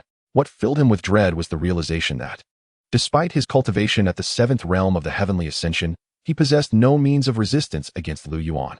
From the moment his throat was seized, his vital energy had been rendered impotent. "Do not act rashly, my friend. These two are beyond your capacity to vanquish," the white-haired man urged, his eyes brimming with urgency and anxiety. "Is that so?" Lu Yuan's lips curled into a slight smirk as he tightened his grip on the elder, who did not have time to emit a scream before his entire being exploded, even his soul failing to escape annihilation. The complete obliteration of both body and soul? How is this possible? Who are you?" The previously composed youth gasped in horror as he witnessed the elder's demise and felt the dissipating remnants of his soul. The Grand Elder. The crowd erupted in cries of shock and fury at this gruesome spectacle. "You." The white-haired man's expression darkened as he saw Lu Yuan disregard his warning. Lu Yuan paid no heed to the man, instead fixating on the fear-stricken youth in his grasp. "Is the reincarnation of an immortal truly so remarkable?" he taunted. The youth was not the only one of celestial rebirth. The elder he had just obliterated was likewise an immortal's reincarnation. "How do you know?" The youth, along with the white-haired man and others, widened their eyes in disbelief. Lu Yuan shook his head, chuckling lightly. "That is of little consequence. What matters is that you should not covet the pure pearl." "How do you know?" The youth was astounded, yet time allowed no room for contemplation as he hastily declared. "You cannot harm me. I am a direct descendant of the heavenly family from the upper realm, and my ancestor is a renowned celestial sovereign." At the mention of celestial sovereign, the white-haired man and others felt a wave of awe wash over them. Lu Yuan merely raised an eyebrow, a glimmer of amusement in his expression. "That indeed sounds impressive. If you let me go, I can overlook this incident," the youth implored, sensing a flicker of leniency from Lu Yuan. "Then I thank you," Lu Yuan replied with a smile. The youth intended to express that gratitude was unnecessary. But before he could utter a word, a tremendous surge of energy erupted into his body, instantly shattering his meridians and bones, including his very soul. "You." The youth's pupils constricted in despair as he gazed at Lu Yuan, who stood unyielding as the youth's form began to disintegrate, vanishing in the blink of an eye. "It is over." The white-haired man turned pale, feeling as if the sky had collapsed upon him, while the death of their grand elder could be disregarded. The implications of a celestial sovereign's lineage being extinguished at Lu Yuan's hands would spell disaster for their Taishan sect. The onlookers stood in stunned silence, their expressions a tumultuous blend of shock, anger, and, above all, dread. "Ding. Congratulations, host, for breaking through to the late stage of celestial sovereign." At that moment, the voice of the system echoed within Lu Yuan's consciousness. Hearing this, Lu Yuan merely smiled and slowly turned, finding Qin Yun standing before him, his face etched with reverence. Qin Yun had only revealed himself now, for the timing was opportune. Earlier, He had refrained from intervening due to his apprehension regarding the heavenly family of the upper realm. However, upon witnessing Lu Yuan's ability to refine the pure pearl, he felt compelled to act. The pure pearl can only be refined by those of celestial king stature. I am certain of this. Chapter 24, Shocking the Continent, the final one. Atop the Taishan sect's peak, the elders exclaimed, "Elder, you have finally arrived." The sight of Qin Yun sparked joy among the crowd. The white-haired man swiftly approached Qin Yun, ready to speak, but was halted by Qin Yun's gesture. "No need for further words. I am already aware." The man froze, confusion flickering in his eyes. Then, in the astonished gaze of the white-haired man and the others, Qin Yun clasped his hands in a bow towards Lu Yuan, saying, "I appreciate your assistance, esteemed senior." The crowd was stricken with terror. Had they truly heard correctly? The elder of the seventh realm of heavenly ascension had referred to this youth as a senior. How could this be possible? They exchanged incredulous glances, as if they had misheard. "I am indifferent to your thoughts. I do this solely for Xiao Shui," Lu Yuan stated coolly. Qin Yun trembled slightly and replied, "That is only natural. I am grateful for your understanding." He feared that Lu Yuan might take offense, believing he had utilized Lu Yuan's strength to eliminate the two from the heavenly family. At that moment, a towering golden light beam gradually dissipated, followed by a thunderous roar as a terrifying energy converged above the peak, crackling with thunder.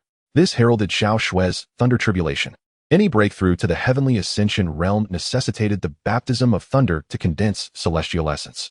"Everyone else, retreat," Qin Yun commanded urgently. The crowd exchanged wary glances at Lu Yuan but dared not protest. They bowed to Qin Yun before vanishing from sight. Before long, only Lu Yuan, Qin Yun, and the white-haired man remained atop the peak. Boom. Just then, the terrifying thunder descended like a tangible force. Xiao Shui, seated upon her bed, suddenly opened her eyes, her figure flashing into the air. With a swing of her sword, she clashed against the lightning. In that instant, a dazzling beam of light erupted, akin to fireworks, as she dispersed the thunder with a single strike. A mysterious power then cascaded from the heavens, flowing into Xiao Shui, igniting her vital energy.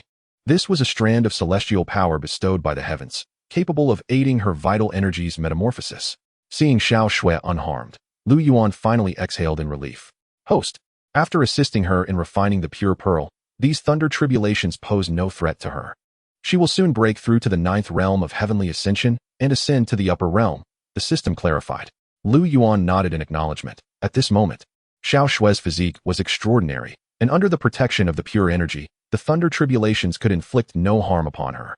Observing Xiao Shui absorb the celestial power, Lu Yuan paused, glancing at Qin Yun beside him. "I leave the subsequent matters to you." Qin Yun, taken aback, asked, "Esteemed senior, are you not waiting for Xiao Shui to awaken?" "There are still matters left unfinished. We shall meet again," Lu Yuan replied, casting one last warm smile at the figure in white above, before vanishing from sight. "Elder, who exactly is this person?" the white-haired man finally inquired, unable to contain his curiosity after Lu Yuan's departure. "Such an existence is beyond our comprehension," Qin Yun replied, furrowing his brow. "But with the heavenly family's demise, their upper realm family will surely—" The man was about to elaborate when Qin Yun shot him a cold glare, prompting the latter to lower his head in alarm. "We cannot alter the course of events, nor can we impede it. Simply focus on your own responsibilities," Qin Yun stated indifferently. The elder spoke, and the disciple acknowledged with reverence. The man also bowed respectfully. Who could he be, and what connection does he have with Shui? Gazing at Xiao Shui suspended in midair, Qin Yun felt a wave of confusion wash over him. 3 days later, in the early morning at the Wuji sect's Grand Hall. What? The 3 major sects, Fengxian sect, Shangqing sect, and Du Tian men, have all perished overnight. A voice filled with shock reverberated throughout the hall. The man in the blue robe seated at the forefront suddenly stood up, his face a mask of disbelief. Flanking him on both sides were rows of individuals, each emanating an aura that reached the realm of tribulation immortal.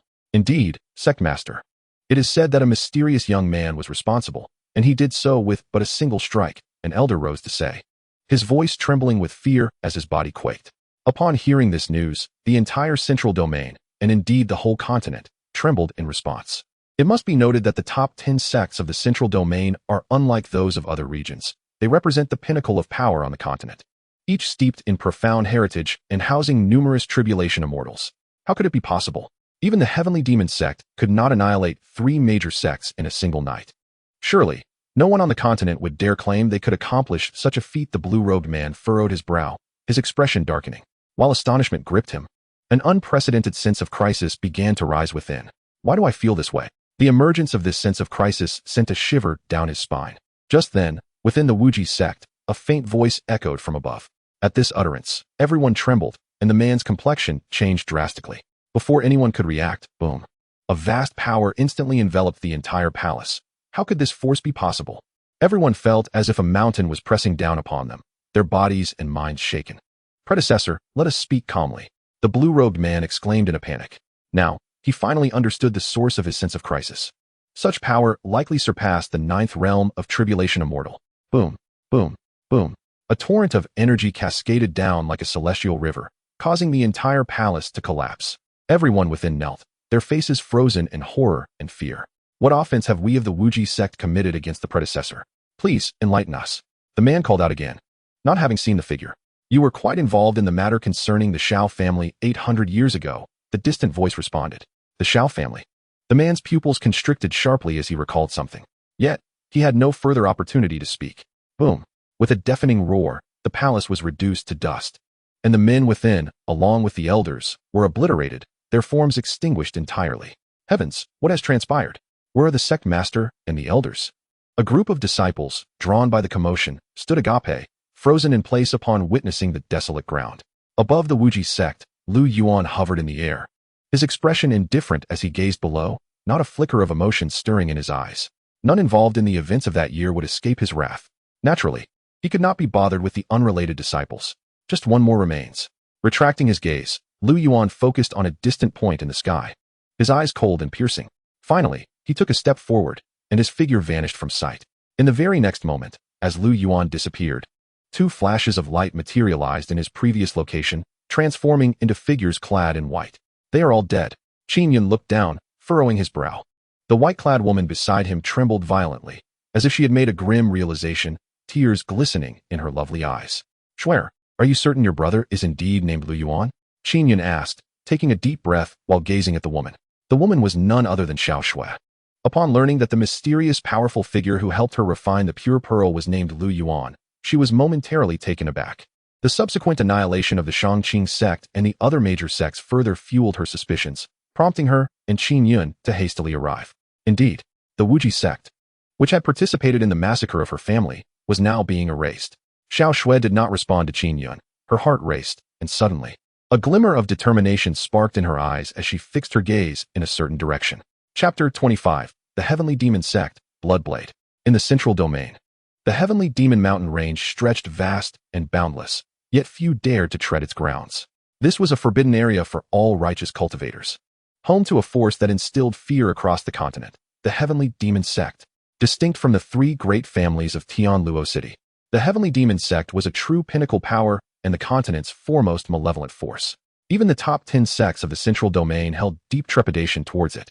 For the sect master, Yao Yu, was a transformed great demon, boasting a cultivation that had reached the 8th realm of tribulation immortal, wielding an extraordinary demon blade known as Bloodblade. It was said that with this Bloodblade, Yao Yu could contend with those in the 9th realm of tribulation immortal without losing ground. However, what truly caused the top 10 sects of the central domain to be wary was not Yao Yu or the Bloodblade, but rather the 3 hidden taboos within. At this moment, before the Heavenly Demon Mountain range, in a clearing in the sky, ripples in space heralded the emergence of Yuan's figure, the Heavenly Demon Sect. Gazing at the mountain range before him, a cold smile curled at the corners of Yuan's mouth. The Wuji sect and the 3 great families, driven by greed, were merely accomplices. The true culprits were the Heavenly Demon Sect. It was here that Yuan had been captured, subjected to brutal torture, and ultimately left to die. Reflecting on those memories, his gaze turned ever colder, freezing the ground beneath him in thick frost. Finally, with a single step, the earth trembled, and he vanished from sight. Meanwhile, within the grand and spacious palace of the Heavenly Demon Sect, Yao Yu, adorned in a magnificent black robe, paced anxiously, unsure of how to report the situation to the 3 esteemed beings. He had just received word that all forces and sects involved in the extermination of the Xiao family had been eradicated within days. Moreover, it was highly likely that Xiao Shui had successfully refined the pure pearl. While the earlier tidings were not particularly alarming to Yao Yu, the latter revelation was of utmost significance. How can this be? According to the accounts of the 3 esteemed beings, even the immortal kings from the upper realm would find it challenging to refine it. How could she have succeeded? Could it be due to that Qin Yun? Yao Yu exclaimed, astonished. Sect Master, there is one more matter, An elder below could no longer contain himself, his eyes betraying a hint of hesitation. What is it? Yao Yu snorted coldly.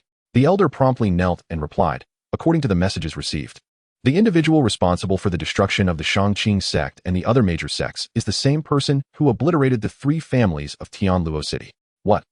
Yao Yu froze, instantly appearing before the elder, his icy gaze fixed upon him. Are you certain of this? My subordinate would not dare conceal the truth. The elder replied in terror. How is this possible? If true, that person is certainly not at the 5th realm of tribulation immortal. They must be at least at the 9th realm. Yao Yu spoke gravely, his eyes reflecting equal shock. The Xiao family, tied to the pure pearl, so what comes next? In a moment of contemplation, Yao Yu was suddenly jolted, as if struck by a realization. His expression darkened.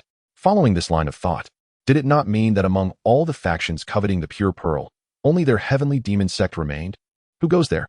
Just as Yao Yu was taken aback, a voice of reproach resounded from outside, followed by an earth-shattering explosion that shook the entire palace. Have they arrived? Yao Yu's countenance changed drastically as he stepped forward, appearing in the square. At that moment, 2 figures stood before him, surrounded by the remnants of the heavenly demon sect, which had already suffered massive casualties. It's you. Gazing at the pair of young men and women standing side by side, Yao Yu furrowed his brow in surprise. These 2 were not the mysterious youth he had anticipated, but rather the esteemed elder Qin Yuan and the formidable Xiao Shui of the Taishan sect. Initially dismissive, Yao Yu's indifference turned to shock as he sensed the aura emanating from Xiao Shui. His eyes widened in disbelief. How is it possible? You have actually broken through to the tribulation immortal realm, Xiao Shui coldly declared, her gaze piercing with a murderous intent. At that moment, Yao Yu's heart surged with tumultuous waves, disregarding Xiao Shui's hostility entirely. He could hardly fathom that the injured Xiao Shui had not only retained her cultivation, but had rather ascended to the tribulation immortal realm, achieving several breakthroughs in just a few short days, an astonishing feat beyond comprehension. Have you truly refined the pure pearl? Fixating on Xiao Shui, Yao Yu's expression darkened ominously. Without further ado, Xiao Shui grasped a long sword in her hand, and with a swift motion, she transformed into a streak of light, charging towards Yao Yu. Qin Yuan made no attempt to intervene. Instead, he scanned the surroundings with caution, particularly wary of the ominous cloud-covered area behind the heavenly demon sect, which stirred a sense of impending danger within him. That is where the foundation of the heavenly demon sect lies. Indeed, they are in seclusion, breaking through to the true immortal realm. Qin Yuan furrowed his brow, contemplating gravely. Boom. The air erupted with a terrifying gale as Xiao Shui and Yao Yu clashed. You think you can kill me with your tribulation immortal cultivation? Ridiculous. Yao Yu scoffed, effortlessly countering Xiao Shui's deadly strikes with a mere gesture. Pure sword chi. Just as Yao Yu wore a disdainful expression, a chilling command escaped Xiao Shui's lips, and suddenly, a vast and holy energy erupted from her being. The longsword, previously held at bay by Yao Yu's fingers, now radiated a blinding brilliance. What is this? Yao Yu was taken aback, his figure swaying as blood gushed forth, forcing him to retreat several steps. How can this be? You have actually injured me. Staring at the wound on his left shoulder, Yao Yu was utterly astonished. Behind him, Qin Yuan exhaled in relief upon witnessing this scene. Though only a few days had passed, Xiao Shui had already learned to harness the power of the pure pearl. Not only Qin Yuan, but even Lu Yuan, who had been observing in the shadows, could not help but smile. He had arrived here long ago. Yet just as he prepared to intervene, he sensed the arrival of the 2.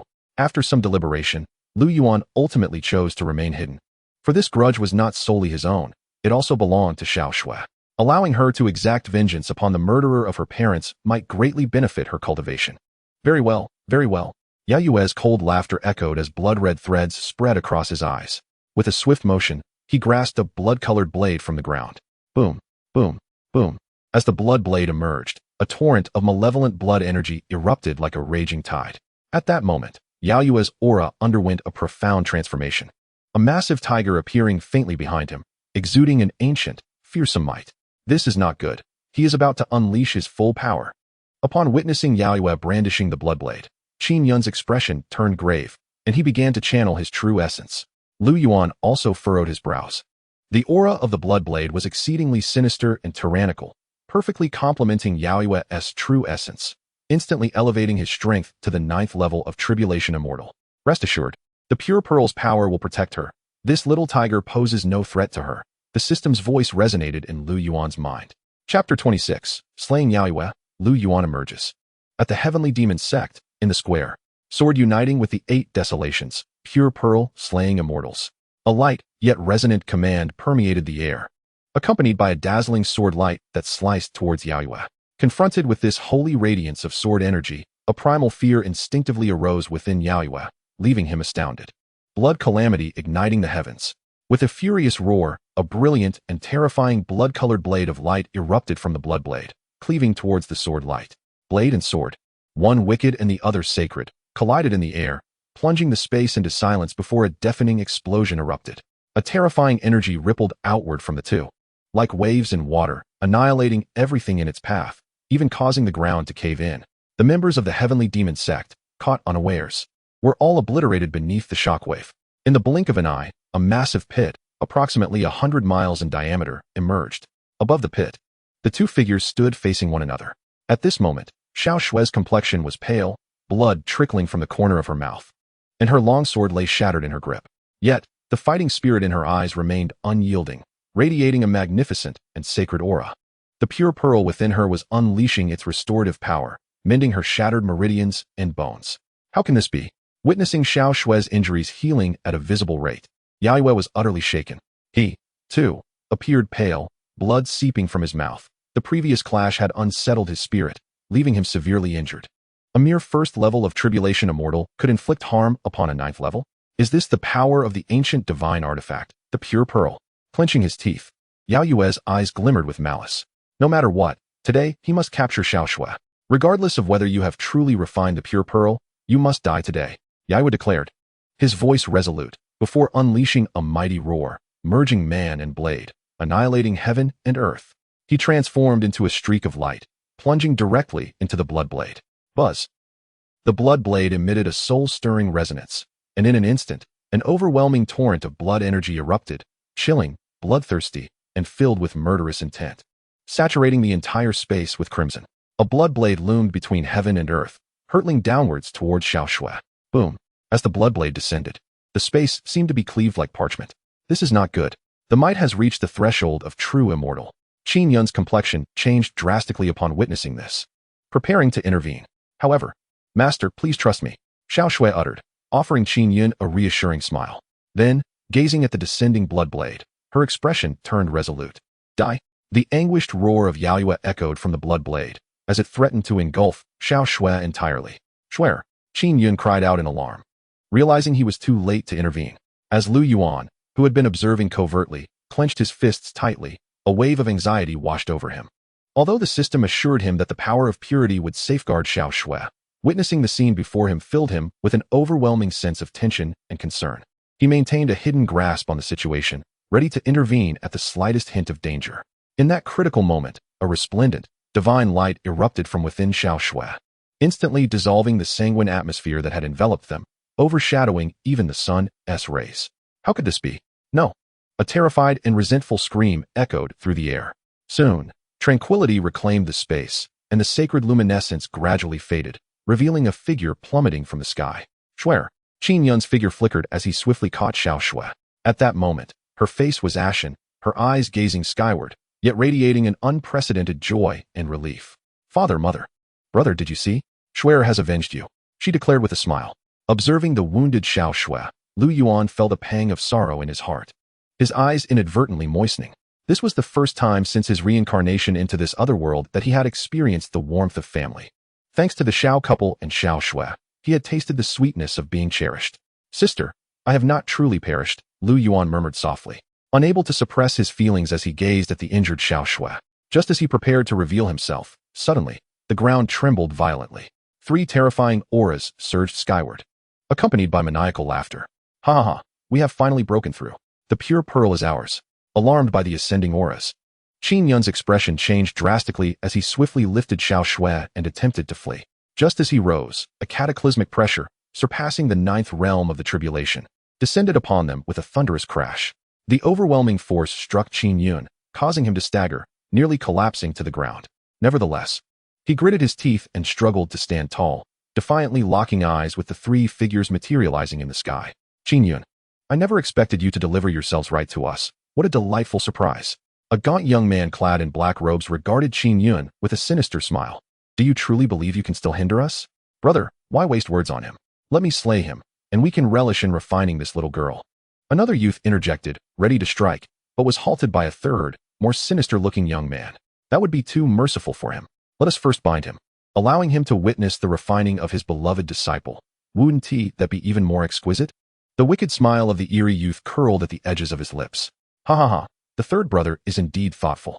Listening to their banter, Qin Yun's expression darkened, and Xiao Shue's demeanor turned icy as she stood from Qin Yun's embrace, her teeth clenched. "So, you are the forbidden ones behind the Tianyao sect." Facing the murderous glare from Xiao Shui, the three exchanged glances, and the gaunt young man chuckled dismissively. "For you, it is indeed a taboo. You must be Xiao Shui, correct? I vaguely recall that little boy from 800 years ago. He must be your brother, right?" Upon hearing this, Xiao Shue's pupils constricted in shock as she cried out, "You were the ones who captured Xiao Yuan. And so what?" The young man scoffed with a smirk, revealing an evil grin. "I still remember his screams before he met his end. They are truly unforgettable. Yet, I never anticipated that he would take his last breath without revealing your identity. Indeed, that fool could never have imagined that the information he fought so desperately to protect would be disclosed by his sister's peers years later. It is both laughable and tragic," another youth chimed in. "You killed Xiao Yuan. I will make you pay." As she absorbed their conversation, Xiao Shue's fury peaked, and she let out a piercing scream, spitting blood from her mouth. Seeing her in such a state, the three scoffed derisively. The gaunt youth sneered, "Fear not. Once we refine you, you will inevitably reunite with your brother. It seems you have a penchant for refining." A voice suddenly interrupted. The speaking youth smirked, initially dismissive, but soon realized the gravity of the situation.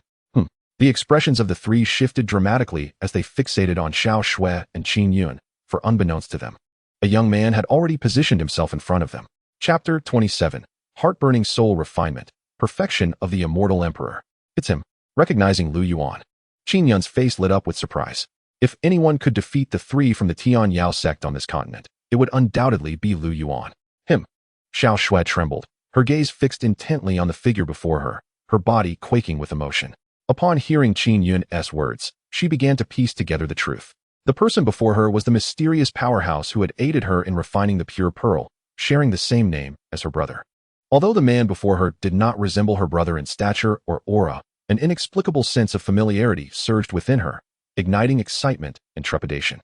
Meanwhile, Lu Yuan remained steadfast, his heart fluttering with a similar tremor. "Who are you?" A voice called from above. The three figures stared at Lu Yuan with grave expressions. His arrival had momentarily rendered them speechless, an utterly unfathomable occurrence. "Come down," Lu Yuan uttered coldly, and a torrent of immense power cascaded upon them. The three gasped as their faces paled, unable to react in time. With a resounding crash, they were forced to their knees, the ground shuddering beneath them. "You." The three stared wide-eyed. Even Xiao Shui and Qin Yun behind them were taken aback, caught in a daze. They had not witnessed Lu Yuan strike. The three formidable beings had simply knelt before him. "Damn it, you will pay for this." The trio, now regaining composure, reddened with fury, preparing to unleash their celestial essence.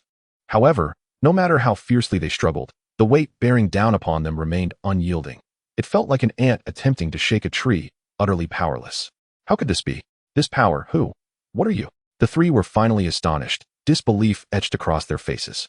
They had reached the true immortal level. And in the mortal realm, there should be no one capable of standing against them. How could they feel so feeble? In response to their terror-stricken expressions, Lu Yuan merely sneered disdainfully. "Since you are so fond of refining, I shall reluctantly indulge you."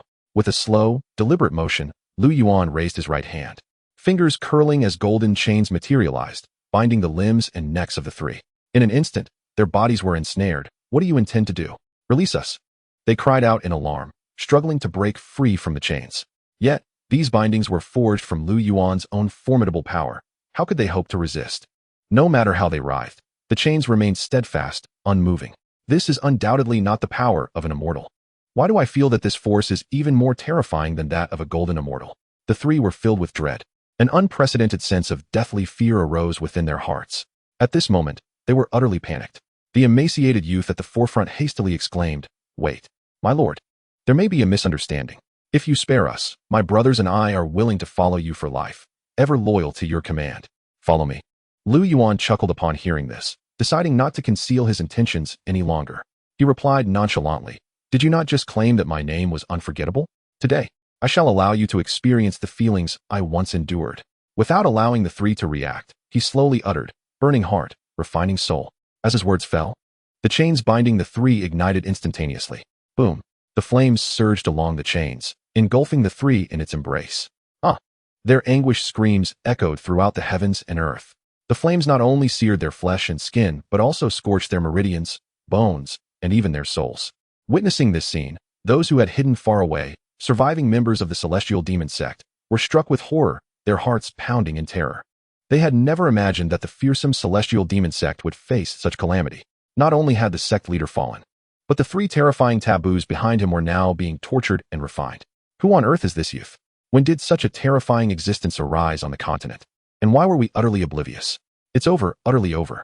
After today, the celestial demon sect will cease to exist. Everyone could only watch from afar, their eyes filled with dread. In such circumstances, anyone who approached would be a fool. Quickly, this is our best chance to escape. Terrified, the crowd immediately reacted and attempted to flee. However, how could Yuan let the blood-soaked members of the celestial demon sect escape? As soon as they turned, a cold snort echoed in their ears, causing everyone to tremble. In a scream of despair and terror, they all vanished into the void. In mere moments, the entire celestial demon sect was left with only the three youths engulfed in flames, their cries chilling to the bone. You are Yuan. It's impossible. He is dead. Do you know who we are? Ah, the three, seared by the flames, cried out upon hearing Yuan's earlier words. Do you know? Dead men. Listening to and witnessing the pitiful state of the three, Yuan let out a cold chuckle, feeling a wave of exhilaration. Behind him, Xianxia clenched her fists, overwhelmed with excitement. Ding. Congratulations, host, you've broken through to the initial stage of Immortal Emperor. Ding. Congratulations, host, you've broken through to the mid-stage of Immortal Emperor. The system's voice rang out in Yuan's consciousness. Immortal Emperor? Hearing this, Yuan merely smiled, feeling no significant surprise. Thus, the cries of anguish persisted, and the flames continued to burn. The three first had their physical forms incinerated, followed by their souls, emitting haunting wails. As the sky gradually darkened, the screams of the three finally subsided. Gazing at the three flames before him, Yuan's expression remained calm and cold.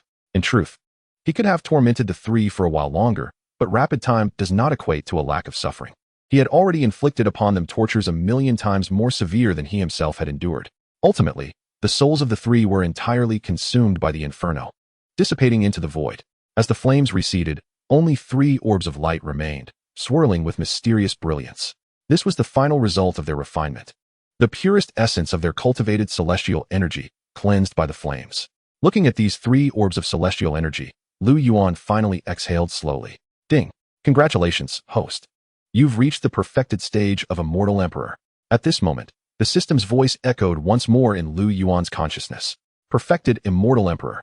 Yuan smiled, reflecting on how, once upon a time, he could scarcely have imagined reaching such a realm, and now he had done so with such ease. Chapter 28. Siblings Reunited, Departing. The celestial demon sect lay in ruins, the surrounding area reduced to desolation for hundreds of miles. Under the moonlight, the entire space appeared eerily tranquil. Yuan was profoundly shocked. He understood that Yuan was powerful, but witnessing it firsthand shattered his perception. He never anticipated that a being of such a high caliber as an immortal would be rendered powerless, akin to an ant, under Yuan's might. Easily refined. In contrast to Yuan, Xianxia fixated on that silhouette, her body trembling, not from fear of Yuan's strength, but from tension. Even if her brother were still alive, could he possibly attain such a level? Yet, for reasons unknown, she instinctively felt a warmth of familiarity. Observing this, Yuan merely sighed softly, saying nothing. He had learned from Xianxia that her brother was just a mere mortal. How could a mere mortal compare to this terrifying existence before them? In Yuan's eyes, they were likely just 2 individuals sharing the same name. Who are you? Xianxia finally couldn't restrain herself and whispered the question. Upon hearing her voice, Yuan's body trembled slightly, and he turned around slowly. The moment Xianxia beheld Yuan's visage, she staggered. Swear, Yuan exclaimed, hastily steadying her. So similar. Strikingly so. Xianxia spoke tremulously, her eyes reddening with tears. Yuan now appeared significantly older than her brother had been. Yet, the resemblance and inherent aura were as if sculpted from the same mold. It's me. Seeing Xiaoxia's reaction, Yuan no longer wished to hide, smiling in return. Those simple 2 words struck Xiaoxia like a thunderbolt, causing her whole body to shudder. What did you just say? Xiaoxia asked again, filled with anxiety, as if she had misheard. Even Yuan widened his eyes, having heard clearly. I am Yuan, the very same who once followed you, begging for money and sweets. Your little Yuan, Lu Yuan replied with a smile. Little Yuan, my brother. Xiao Shui cried hoarsely, no longer hesitating. She lunged toward Lu Yuan, embracing him tightly, stubborn tears spilling forth as she wept. Lu Yuan was momentarily taken aback by this sudden embrace, feeling somewhat awkward, especially with Qin Yun nearby, staring in astonishment. He patted her back and chuckled. We're grown-ups now, sister. Let's sit down and have a proper chat. Xiao Shui quickly regained her composure, wiping her tears and nodding. All right, little Yuan, you must tell me everything that has happened in these past 800 years. Sure, Lu Yuan replied with a smile, not intending to withhold anything. Soon, they sat down on the ground, and Lu Yuan began recounting his experiences over the years. Aside from revealing that he was a traveler from Earth and possessed a system, he shared nearly everything with Xiao Shui. He truly is Shui's brother. Watching the two engage in animated conversation not far off, Qin Yun stood frozen, unable to process the revelation, his eyes filled with shock and disbelief. As the night wore on, time slipped away quietly. An array of sunlight broke through from the east. Xiao Yuan, I never imagined you were a celestial being who descended to experience tribulations. Xiao Shui inhaled deeply, her face alight with astonishment. Indeed, had I been an ordinary person, you would have never laid eyes upon me, Lu Yuan replied with a smile. Regardless, your well-being brings me immense joy. Truly, it is wonderful. Xiao Shui ultimately beamed.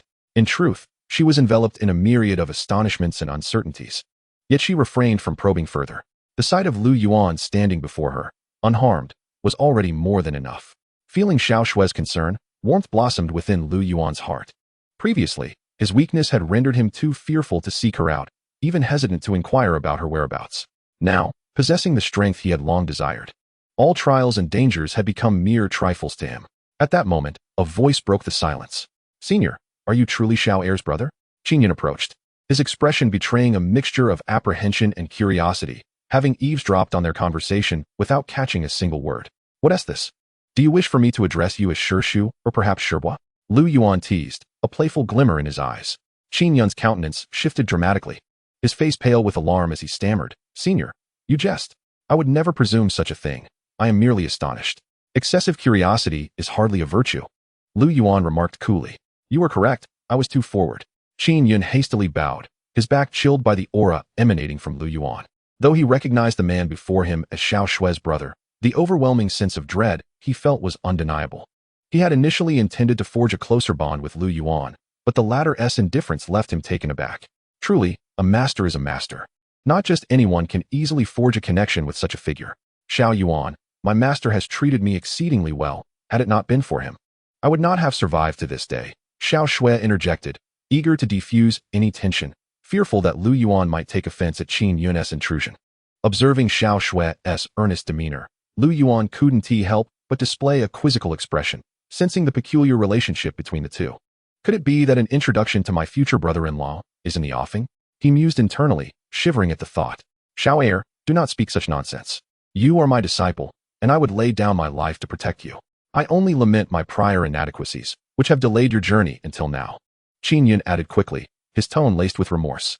Enough, Lu Yuan waved his hand dismissively, unwilling to entertain further trivialities. With a flick of his wrist, 3 luminous orbs that had been hovering in the air glided towards him. With a snap of his fingers, one orb landed before Qin Yun. What is this? Qin Yun's eyes widened in confusion. Absorbing this essence of celestial energy will suffice for you to break through to true immortality and ascend to the upper realm, Lu Yuan explained. Meanwhile, the other 2 orbs floated towards Xiao Shui. Sister, with your pureless pearl, ascending to the celestial realm is merely a matter of time. But these 2 orbs of celestial energy will hasten your progress, Lu Yuan added with a smile. Both Xiao Shui and Qin Yun stood momentarily dumbfounded, feeling the profound allure of the celestial energy before them. Xiao Yuan, what of you? Xiao Shui couldn't help but inquire. Lu Yuan chuckled. Sister, do you truly believe I require such things? Xiao Shui paused, realization dawning upon her. Indeed, if he could effortlessly refine 3 true immortals, then Lu Yuan's prowess was far beyond that of a mere true immortal. Very well, I shall accept this gift, Xiao Shui replied, without further hesitation, as she stowed the orb within her storage ring. Thank you, senior. Qin Yun expressed his gratitude, bowing deeply, his voice brimming with respect and appreciation. Watching the two accept the celestial energy, Lu Yuan smiled faintly. With their newfound resources, he felt assured that he could depart without concern. Following their thorough search of the treasures within the heavenly demon sect, the trio swiftly exited the heavenly demon mountain range. That afternoon, amidst a vast expanse of grassland, a ripple in space heralded the arrival of Lu Yuan and his companions. Xiao Yuan, you, Xiao Shui began, hesitating, yet she had an inkling of what was to come. Ahead lies the territory of the Taishan sect. I shall escort you as far as here, Lu Yuan replied with an unmasked smile. Xiao Yuan, are you truly leaving so soon? Xiao Shui's eyes shimmered with reluctance. While she understood that Lu Yuan would eventually depart, she had not anticipated it would be so soon. Lu Yuan nodded, feeling a pang of sorrow as well, but many matters awaited resolution. You arranged and tidied my room, did you not? Lu Yuan couldn't help but comment. You've been to Tianluo City? Xiao Shui asked, somewhat astonished. Lu Yuan nodded, smiling, confirming that he had indeed visited the Tianluo domain first. So, you were responsible for the downfall of the three great families as well, Xiao Shui finally pieced together. I organized everything in the manor, including your room. I'll tidy it up upon my return, but for the most part, the steward has been managing it. Xiao Shui explained with a smile. I appreciate your efforts, sister, Lu Yuan replied, his heart filled with complex emotions. Ultimately, he revealed a jade pendant, shaped like a bamboo leaf, in his palm, and said, this contains a fragment of my true essence. It will ensure your safety. Of course, you may also shatter it. Wherever I am, I will sense it. As he spoke, the jade pendant floated before Xiao Shui, her eyes glistening with unshed tears as she felt a profound sense of loss. I never imagined that after reuniting, we would part so soon, Xiao Shui said, her voice trembling with emotion. Hearing her words, Lu Yuan felt a lump in his throat, yet he understood that departure was inevitable. Sister, do not worry. Once I have settled all matters, I will come to find you, and we will have all the time in the world, Lu Yuan assured her earnestly. All right. It is settled then, Xiao Shui replied, regaining her composure and forcing a smile. Take care. Lu Yuan merely uttered those words before casting a glance at Qin Yun, who quickly understood and vowed. Senior, rest assured, I will protect Xiao Air with my life, ensuring she suffers no harm. Feeling the sincerity and resolve in Qin Yun's tone, Lu Yuan smiled with satisfaction and turned to leave. Just as he did, Xiao Shui called out, Xiao Yuan, will you return? Her eyes sparkled with hope. With your current talent, our next meeting will likely be in the upper realm. However, I shall return here as well. Lu Yuan replied with a smile, and without further hesitation, he stepped forward, vanishing from their sight. Xiao Yuan, you must stay safe. Tears streamed down Xiao Shui's cheeks only once Lu Yuan's figure had faded from view. She understood that the tasks he undertook were fraught with peril, but with her own limited strength, all she could do was silently pray for his safety. Do not fret. With his prowess, even in the celestial realm, there is naught that can threaten him, Qin Yun reassured her. Master, just what level of power does Xiao Yuan possess? Xiao Shui couldn't help but ask. Qin Yun frowned slightly, shaking his head in response, indicating that he too was unsure. Although I remain unaware of his cultivation level, I am certain he is undoubtedly above the true immortal realm, Qin Yun asserted confidently, yet within him stirred a sense of confusion. Logically, such formidable power should be intolerable to the heavenly Tao, and it would be impossible for him to linger in the lower realms for so long. Yet, paradoxically, Lu Yuan had achieved just that. Chapter 29, The Endless Sea, the Divine Path Realm. Upon an expansive and boundless sea, the surface roiled with tumultuous waves, occasionally surging into towering crests of several hundred feet. At this moment, a solitary boat drifted upon the water, rocking precariously as immense waves crashed against it. Yet it remained steadfastly afloat, as if glued to the very surface of the sea. More astonishingly, seated within the boat was a young man clad in white, holding a wooden stick, one end of which was skewered with a resplendent golden carp. Under the searing heat of flames, the 2-pound carp sizzled and crackled, emanating an irresistible aroma. The experience of grilling on a small boat was indeed exquisite. The young man chuckled, thoroughly relishing the moment. Ding! Congratulations, host, on breaking through to the true God realm. A mechanical voice resonated. Upon hearing this, the youth smiled. Was this the realm that lay beyond the immortal emperor? The young man was none other than Lu Yuan. This vast expanse of water was known as the Endless Sea, where Lu Yuan had undergone reincarnation twice. The fish sizzling in his hands was, in fact, the very culprit that had once devoured him. Due to the abundant spiritual energy within the Endless Sea, the fish residing therein enjoyed extended lifespans. Therefore, aside from being consumed by their kin, Lu Yuan held no concerns about the demise of his predator through old age. It was a cycle of consumption. What one devours, they too may be devoured in turn. Watching the glistening roasted fish in his hands, Lu Yuan wore a smile, his eyes sparkling with delight as he sprinkled a touch of cumin, perfectly cooked. He lifted the roasted fish and took a hearty bite. the juices exploding in his mouth, releasing an intoxicating flavor, prompting an involuntary sigh of enjoyment. Host, another entity has manifested. Just as Lu Yuan savored his culinary delight, the system's voice suddenly interrupted his reverie. Oh, Lu Yuan blinked in surprise, turning his gaze towards the depths of the sea ahead. His eyes quickly spotted a four-legged creature swimming rapidly towards the bait he had cast, just as he had anticipated. Come forth. A smile crept across Lu Yuan's face, and he paid no further heed. The bait had been imbued with his magical essence, rendering it inedible to all but the intended target. As Lu Yuan finished the last morsel of roasted fish, the fishing rod began to tremble violently. With a gentle tug, he exclaimed as the sea churned, revealing a colossal turtle emerging from the depths. It was a golden-spotted plum blossom turtle, weighing approximately 20 pounds. Indeed, after all this time, it had grown considerably. Gazing at the massive turtle, Lu Yuan chuckled, his eyes glimmering with fervor. With a flick of his wrist, a resplendent ancient cauldron materialized in his palm. It is time for you to shine. Let us stew the turtle. Lu Yuan grinned as the Yin-Yang creation cauldron soared forth, effortlessly drawing the turtle within. With no need for Lu Yuan's intervention, azure flames enveloped the cauldron, and an ancient, overwhelming aura surged forth. The Yin-Yang creation cauldron had been restored under Lu Yuan's care, its power surpassing its former glory, and the dual energies within it were mysterious and formidable, as if encapsulating the very essence of creation. The cauldron's size could be altered at will, but beyond its might, what intrigued Lu Yuan most was the flavor of the dish it would produce. Slowly simmering, without haste, observing the cauldron surrounded by azure flames, Lu Yuan remarked. As if comprehending his words, the flames dimmed slightly. Satisfied with the result, Lu Yuan reclined, resting his hands behind his head, while a bamboo chair manifested beneath him. By the way, system, you mentioned that the true God realm is a level above the immortal path? Lu Yuan could not help but inquire. Indeed, host, it transcends the immortal path.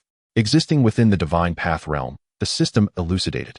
The divine path realm is classified from lowest to highest as true God, celestial God, ancient God, sovereign God, supreme God, honored God, ancestral God, and finally, Tao God, each realm further divided into 9 tiers. So that is how it is. Enlightened by the system's explanation, Lu Yuan finally comprehended. Though his 100 cycles of reincarnation had granted him vast experiences, he remained largely ignorant of the realms beyond the immortal path. As Lu Yuan reclined in the boat, basking in the warmth of the sun, deep within the endless sea, on an island, a tremendous roar reverberated, causing the entire isle to tremble. A vast aura began to permeate the air. The palace master is about to emerge. Has the palace master finally broken through? We await the palace master's emergence with reverence. Before a sacred palace, figures clad in white knelt in reverence, their voices filled with excitement. In a flash of brilliance, a tall and elegant figure materialized before them. It was a strikingly handsome youth, donned in snowy garments, barefooted. With sword-like brows and starry eyes, he emanated an ethereal grace, his gaze icy yet transcendent. Upon his appearance, the atmosphere grew still, and distant rumbles of thunder echoed from the skies, as if something monumental were about to unfold. The youth slowly lifted his head, gazing at the heavens, and pondered aloud. So, this is my limit in the mortal realm as a golden immortal? Redirecting his gaze, he took note of the horizon, a slight smile gracing his lips. To my surprise, at the very moment of ascension, I can sense the aura of an ancient celestial artifact. In this lifetime, I shall undoubtedly forge my path to becoming an emperor.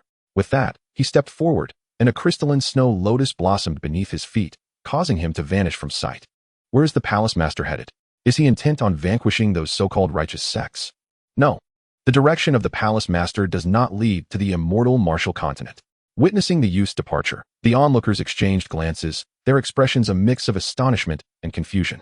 Simultaneously, across a vast and boundless continent, several formidable presences raced toward the endless sea. I never expected to sense the aura of an ancient celestial artifact at the last moment of my ascension.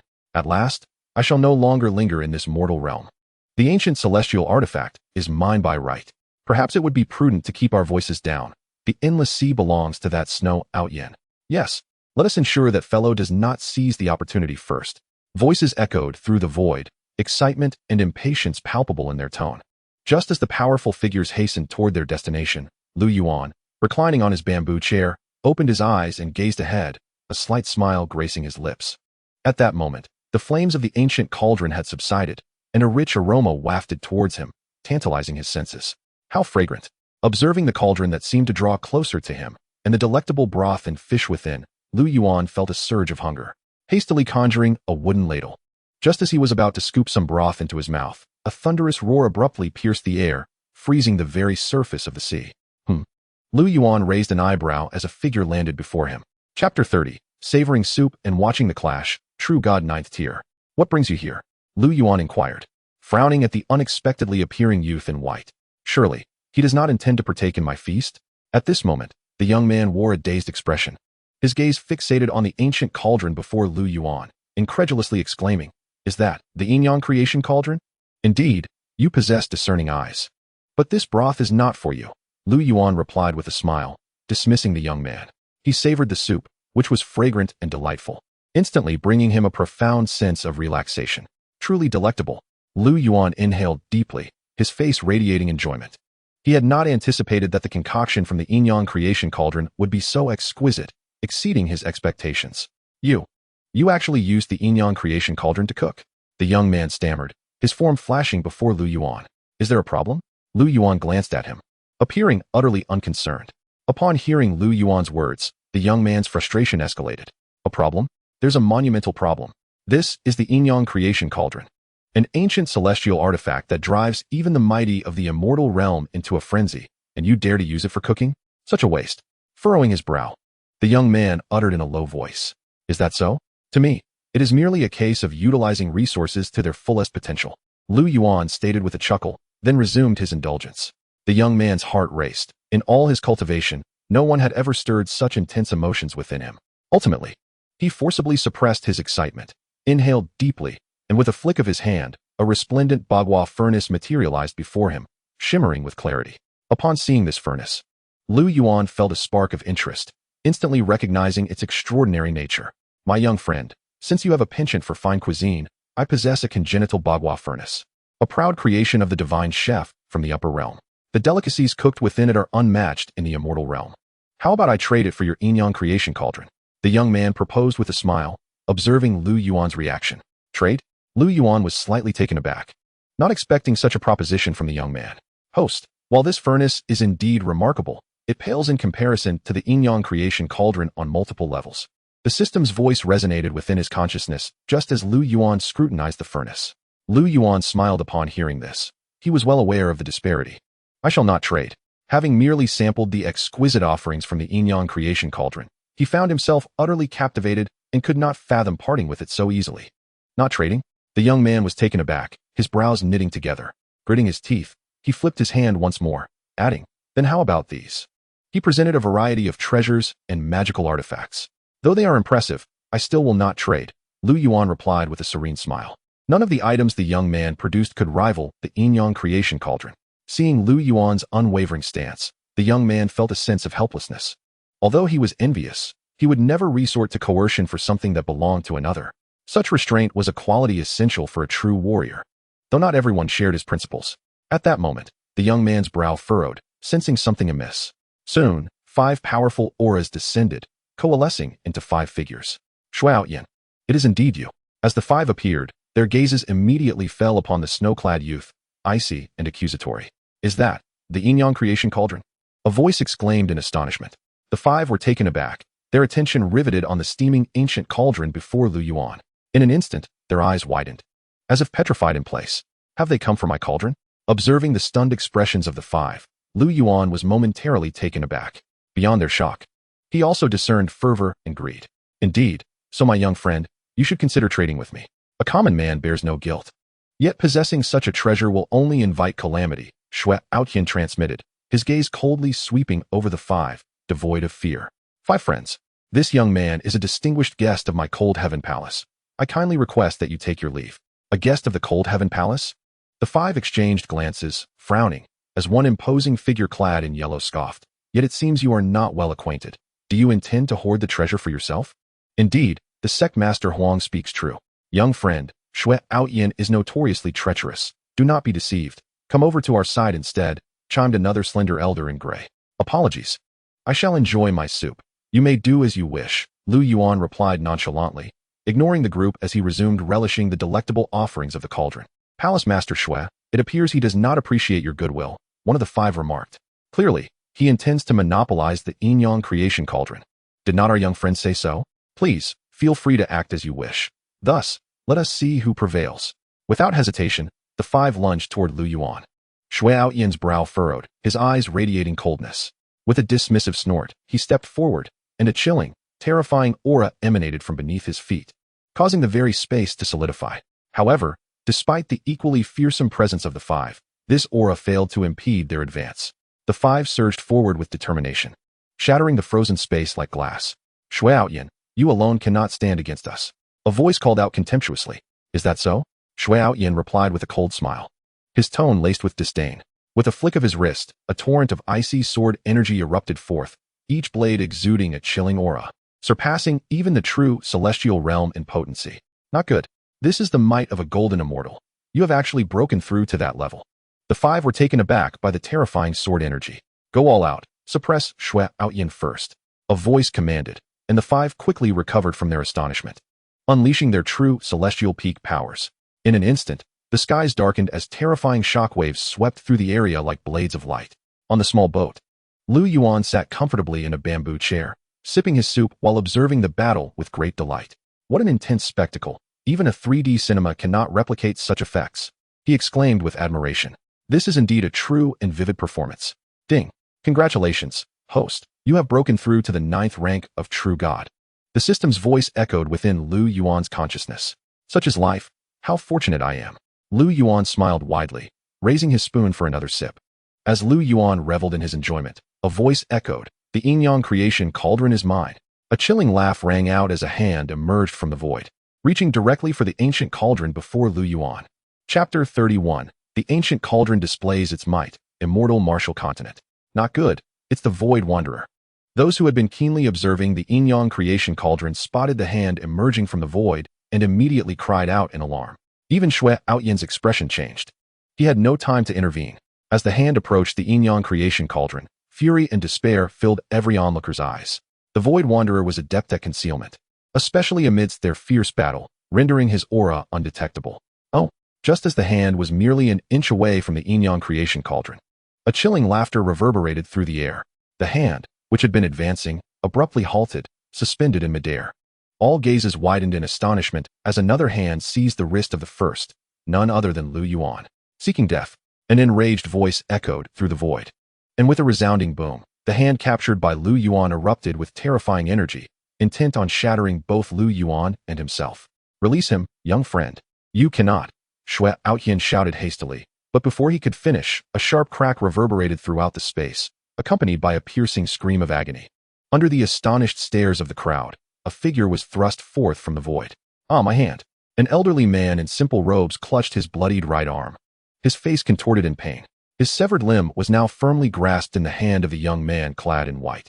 The combatants, who had been engaged in battle moments ago, were now frozen in shock, their expressions a tableau of disbelief. What had they just witnessed?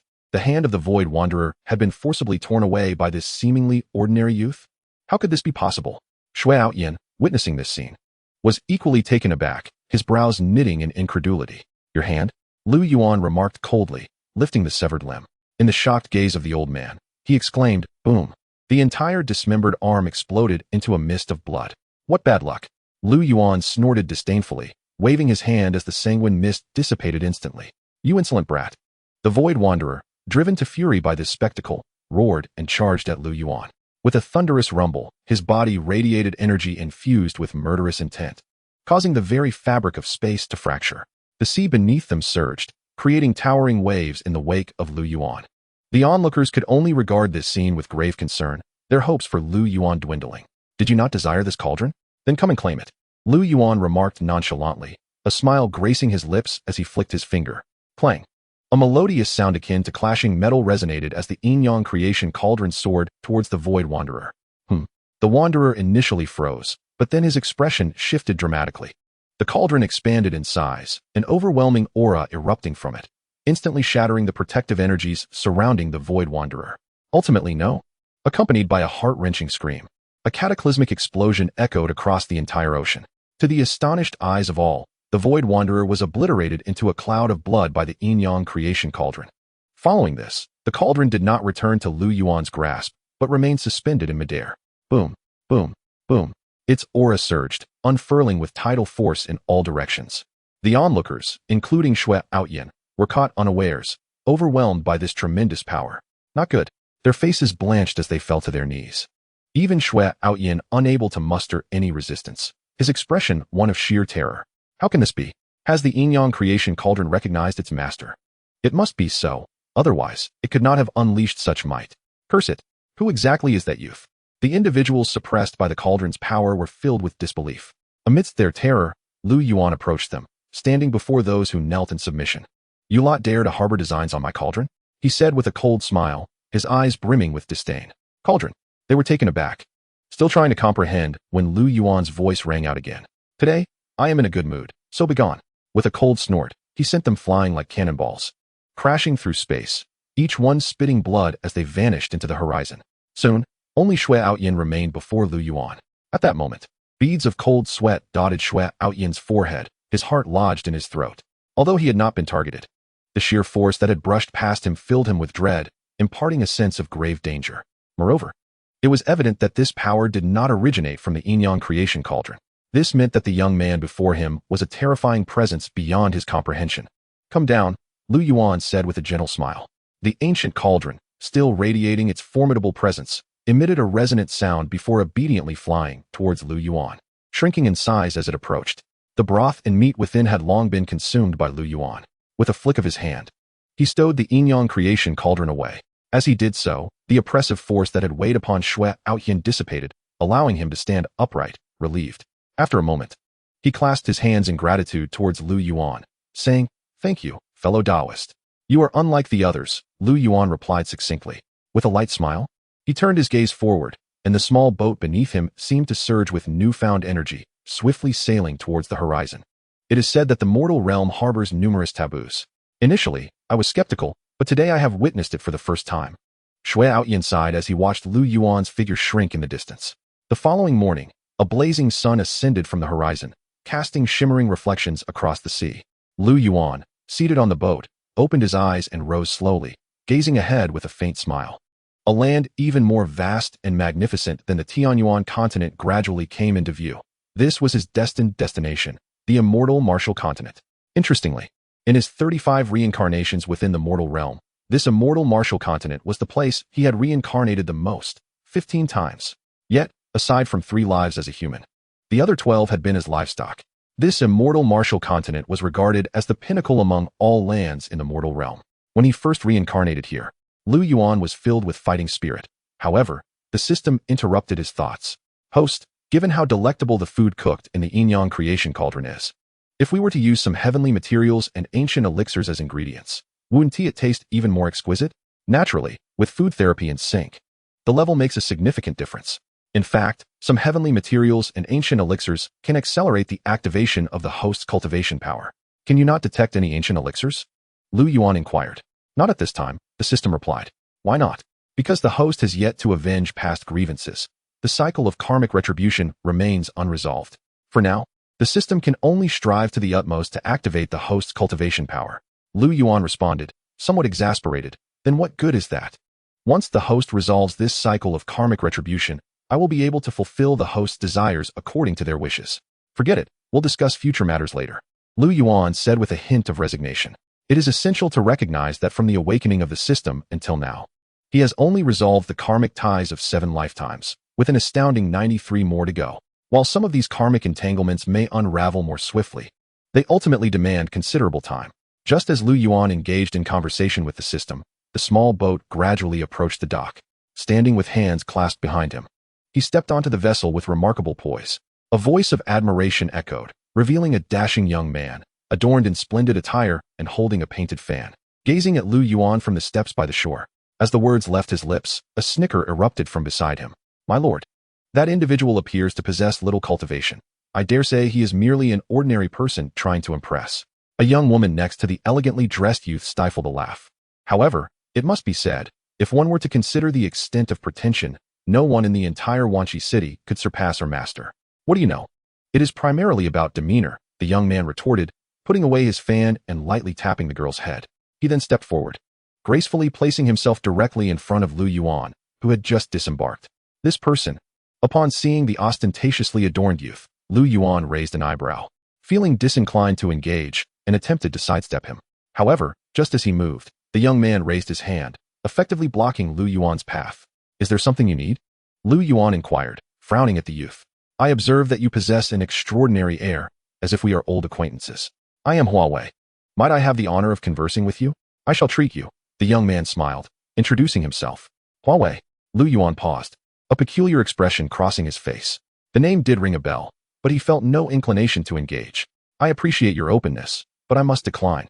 Lu Yuan stated dismissively, turning to walk towards the city. My lord bears no ill will. He merely wishes to engage in conversation. Why must you be so rude? A sharp voice interjected. The young woman beside Huawei stepped forward, arms outstretched to block Lu Yuan. Rude? Lu Yuan felt perplexed. One must not be discourteous. Step aside, Huawei commanded, and although the girl was taken aback, she complied and retreated. Lu Yuan, uninterested in further exchange, swiftly vanished into the crowd. My lord, does this person not recognize your esteemed name? He offered you no respect whatsoever. The girl approached Huawei, indignation evident in her tone. Now that is true grace. How intriguing. Huawei appeared unfazed, instead revealing a keen interest. The girl, witnessing his reaction, rolled her eyes in exasperation. Host, have you perceived something? The voice of the system resonated within Lu Yuan's consciousness as he walked along the street. Are you referring to Huawei? Indeed. Upon hearing the system, Lu Yuan briefly paused, replying, this individual's soul lacks any aura of the immortal realm, suggesting he is not a reincarnated celestial being. Yet, for reasons unknown, he exudes an enigmatic aura, as if inherently blessed. Even the spiritual energies of heaven and earth seem to coalesce around him. At this juncture, a realization struck Lu Yuan, and he exclaimed, could he be the fabled son of fortune? Indeed, nothing escapes the host's perception. The system chuckled. Lu Yuan was momentarily taken aback, astonished by the revelation. However, upon recalling Huawei's ostentatious attire and demeanor, he could not help but chuckle to himself. Unbeknownst to him, Lu Yuan had arrived at the site of a farm. Has it gone out of business? He mused, gazing at the desolate farmland before him. If memory served him correctly, this farm was once a piggery, yet now, not a single pig was in sight. Indeed, Lu Yuan had once reincarnated as a pig within this very farm. Subjected to relentless beatings and mistreatment by the owner, he was ultimately rejected by his kind, culminating in his neck being savagely bitten by a boar.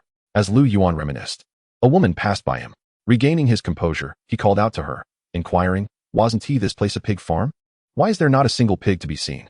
The esteemed young Master Hua stated that having so many pigs would tarnish the city's reputation. So 3 days ago, he purchased the entire farm and returned all the pigs to the mountains, effectively disbanding the farm. The woman replied. Released? Lu Yuan was taken aback and quickly connected the dots, asking, might this young Master Hua be Huawei? Indeed. Who else in Wanqi City would dare to be addressed thus? The woman chuckled and was about to depart. Wait. Lu Yuan interjected, and under the woman's perplexed gaze, he finally inquired, what of the farm owner now, and has the former pig king also been released? Are you referring to the pig king that lived for over 300 years? Yes. He has not been released. He was taken by young Master Hua, who mentioned he would be slaughtered for Master Hua's father's birthday celebration. As for the farm owner, I believe he will be at Hua Manor today. The woman stated without reservation. Understanding dawned on Lu Yuan, and he expressed his gratitude to the woman, offering her a spirit stone before vanishing from sight. Wanqi City spanned vast distances, and with a mere thought, Lu Yuan had pinpointed Huawei's aura, instantly knowing his whereabouts. In the blink of an eye, Lu Yuan found himself before a grand, ancient estate, Hua Manor. At that moment, the estate was adorned with festive decorations, bustling with visitors, and the atmosphere was vibrant. No one paid any heed to Lu Yuan's sudden appearance. Congratulations, congratulations. Thank you, please come in.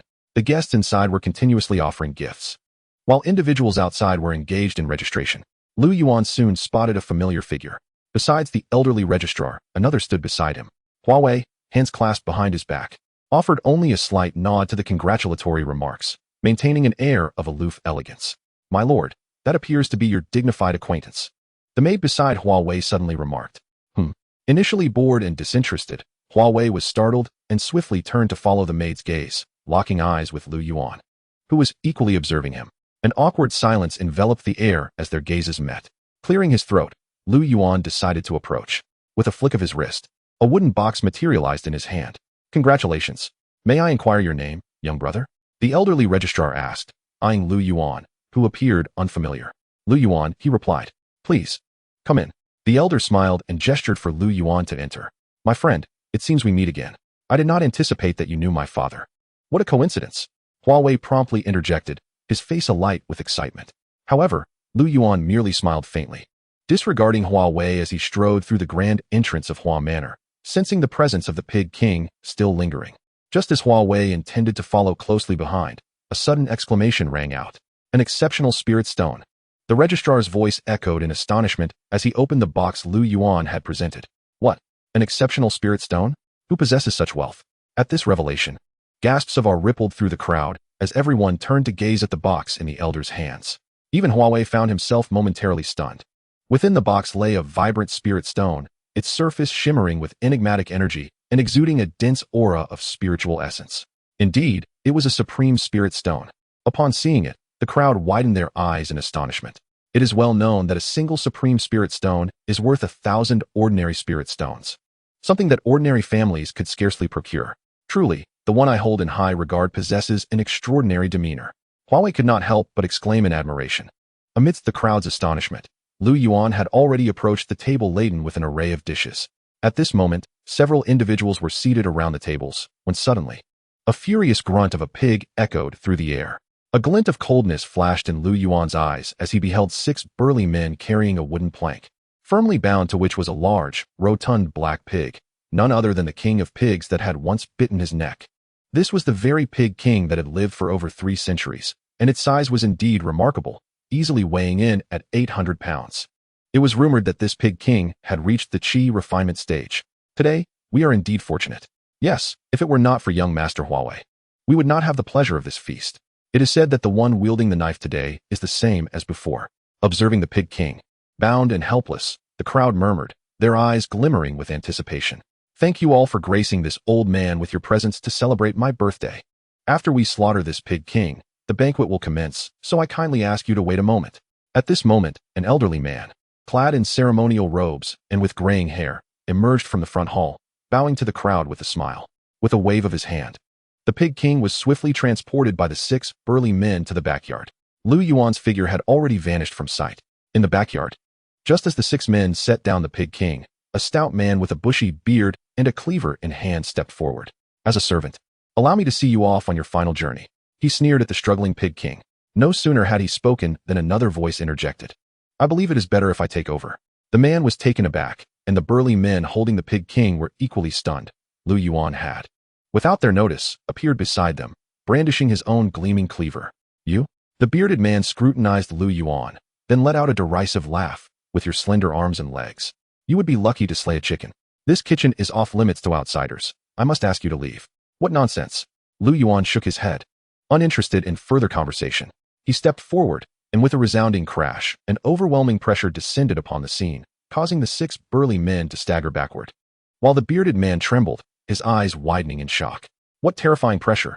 Who are you? Silence. Lu Yuan glared at the man, his irritation flaring. With a flick of his wrist, he sent the man flying, akin to a cannonball, out of the Huawei estate. A chilling scream reverberated through the air as he soared backward. What is happening? That sound came from the backyard. It seems to be the voice of the banquet host. Could they be unable to handle the Pig King? The crowd was taken aback, quickly moving toward the backyard. Upon witnessing the scene before them, they were left speechless, some breaking into a cold sweat, their bodies trembling. Has anyone seen Taoist Lu? Amidst the stunned crowd, a voice emerged, and Huawei entered the fray. Roar! As Huawei arrived, a frantic scream pierced the air, sending a shiver down his spine. Before his wide eyes, a young man, sleeves rolled up and cleaver in hand, was stabbing the Pig King repeatedly, crimson blood splattering like raindrops, forming a river of blood on the ground. With each thrust of the bloodied blade into the Pig King's body, it felt as though they were being pierced themselves, leaving them quaking in fear, their very souls trembling. It was simply too gruesome, too brutal. Is this what you call elegance, young master? A nearby woman remarked, glancing at the dazed Huawei. At that moment, Huawei found it hard to believe. Ultimately, he truly was exceptional. He slowly uttered, a glimmer of excitement shining in his eyes. The maid beside him was left speechless by his reaction. The Pig King's agonizing cries only lasted a mere quarter of an hour. Finally, Lu Yuan delivered a decisive blow to its neck, ending its life. Ding! Congratulations, host, for breaking through to the first rank of the Celestial Divine. The system's voice echoed in Lu Yuan's consciousness as expected. He exhaled, gazing at the lifeless pig king sprawled in a pool of blood, a cold smile gracing his lips. After all, he had endured its bites in the past. Taoist Lu, you must be weary. Have some tea to quench your thirst. Just as Lu Yuan turned, the ever-obvious Huawei approached, offering him a cup of tea with a broad smile, even a hint of admiration in his gaze. The onlookers exchanged peculiar expressions, unsure of how to react. Thank you. Lu Yuan accepted the tea without hesitation, draining it in one gulp. With a single step, he vanished from sight. Wait. Huawei was taken aback, quickly regaining his composure. Taoist Lu, where are you going? Aren't you going to eat the pig? The meat of this pig king is exquisite. The crowd stood in silent bewilderment. Chapter 34. Oddities, the Golden Lotus of Five Elements. Having dealt with the pig king, Lu Yuan did not linger in WNQ City, instead making his way to the next target. 3 days later, at noon, beneath the blazing sun, within an unnamed forest, a serene and cool clearing by a mirror-like lake hosted a flickering campfire. Surrounding the fire were various skewers of roasted meats, roasted chicken, roasted duck, and even roasted hawk. In the span of these 3 days, including the pig king, Lu Yuan had settled his karmic debts from 10 lifetimes of livestock. These roasted meats were the recompense given by the perpetrators after settling the debts. Host, your method of cooking is rather simplistic. It's all just roasting. The system's voice resonated in Lu Yuan's consciousness. You don't understand. It tastes divine when roasted. Lu Yuan replied, unconcerned, as he turned the skewers over the flames. Were the denizens of the divine realm to discover that an ancient god was feasting upon mundane fare, they would surely be astonished, the system commented with a chuckle. Having resolved his 10 lifetimes of karmic ties had elevated Lu Yuan to the 8th rank of the ancient god realm. The divine realm still felt distant to him. Besides, if he were to enter the divine realm in his current state as an ancient god, he would merely find himself at the bottom of the hierarchy. Though merely at the ancient god level, the host's prowess is unparalleled. In the divine realm, even the path gods would find themselves helpless against you. Moreover, the host's breakthroughs in cultivation are easier than drinking water, the system remarked. Lu Yuan smiled at this, choosing not to elaborate further. He intended to visit the divine realm, but certainly not just yet. At the very least, he wished to conclude his centennial karmic ties first. Host, someone is following you again, the system suddenly remarked. Lu Yuan paid it no mind, for he had sensed it long ago, feeling a sense of resignation in his heart. For the past 3 days, that individual has been in pursuit of his own trail. Whenever he was close to catching up with Lu Yuan would always manage to depart a moment earlier. Now, it seems he can no longer evade. His thoughts were entirely consumed by the sizzling roast meat, which, if neglected, could easily be overcooked and rendered inedible. At that moment, a flash of light streaked behind Lu Yuan, accompanied by an exclamation, "Fellow Taoist, at last, I've found you." Clad in white, with an extraordinary demeanor and a painted fan in hand, Huawei approached, his face alight with excitement. Is there something you need? Lu Yuan inquired. Not bothering to look at Huawei, his gaze fixed on the roast meat. I have made a decision. I wish to take you as my sworn brother and traverse the world together, Huawei declared earnestly. Sworn brothers? Lu Yuan was taken aback, more speechless than surprised. After only having met once or twice, you wish to form such a bond? Fellow Taoist, perhaps you have forgotten the saying, a friend is a treasure upon first meeting, Huawei replied with a smile, casually sitting beside Lu Yuan. Lu Yuan shook his head. I believe one-sided affection would be more fitting. Huawei paused, chuckling softly, and replied earnestly, I have never encountered someone as exceptional as you, fellow Taoist. From the very first moment, I felt an undeniable connection, an irresistible urge to draw closer to you due to your unique aura. Instantly, Lu Yuan shuddered, snorted coldly, and retorted, get lost. Huawei's expression changed, and before he could react, a surge of energy sent him flying away, disappearing in the blink of an eye. Fellow Taoist, you misunderstand. That is not what I meant, came a plaintive voice from the horizon. Soon, tranquility returned to the realm. Host, your voice just sent him back to his home, remarked the system, laced with a hint of amusement. Is such a person truly the child of fortune? Lu Yuan shook his head and ultimately sighed. What a peculiar fellow. Host, do you think he will come looking for you again? The system couldn't help but ask. How would I know? Finally, it's cooked. Lu Yuan dismissed the thought, promptly seizing a skewer of roasted chicken to indulge in. Suddenly, a roar erupted, and the once tranquil surface of the lake began to boil. In an instant, a colossal creature burst forth, a giant crocodile, approximately 5 meters long, exuding an aura comparable to that of a refining god. The crocodile's gaping maw could easily swallow 3 Lu Yuans, and it appeared ready to devour him. I was waiting for you. Lu Yuan smirked, flicking his fingers. With a swift motion, a sharp sword energy pierced through the crocodile's body, blood splattering everywhere. With a resounding thud, it fell to the ground, lifeless. At that moment, the yin-yang creation cauldron flew out from Lu Yuan's embrace, hovering above the giant crocodile. "Handle it, and store it away," Lu Yuan simply stated. The yin-yang creation cauldron emitted a sound, quickly absorbing the crocodile, before descending onto the lake's surface and beginning to spin. What a picturesque scene of mandarin ducks frolicking in the water. Gazing at the now empty lake, Lu Yuan couldn't help but exclaim. Were it not for the giant crocodile lurking beneath, this would have been an ideal rendezvous spot. Alas, it has become a desolate lake. Ding. Congratulations, host. You've broken through to the 9th tier of the ancient god. The system's voice chimed in. With the demise of this giant crocodile, Lu Yuan had severed 11 lifetimes of karma in this immortal martial continent. The yin-yang creation cauldron, having dealt with the crocodile, returned to Lu Yuan's arms. Finally, I can eat in peace.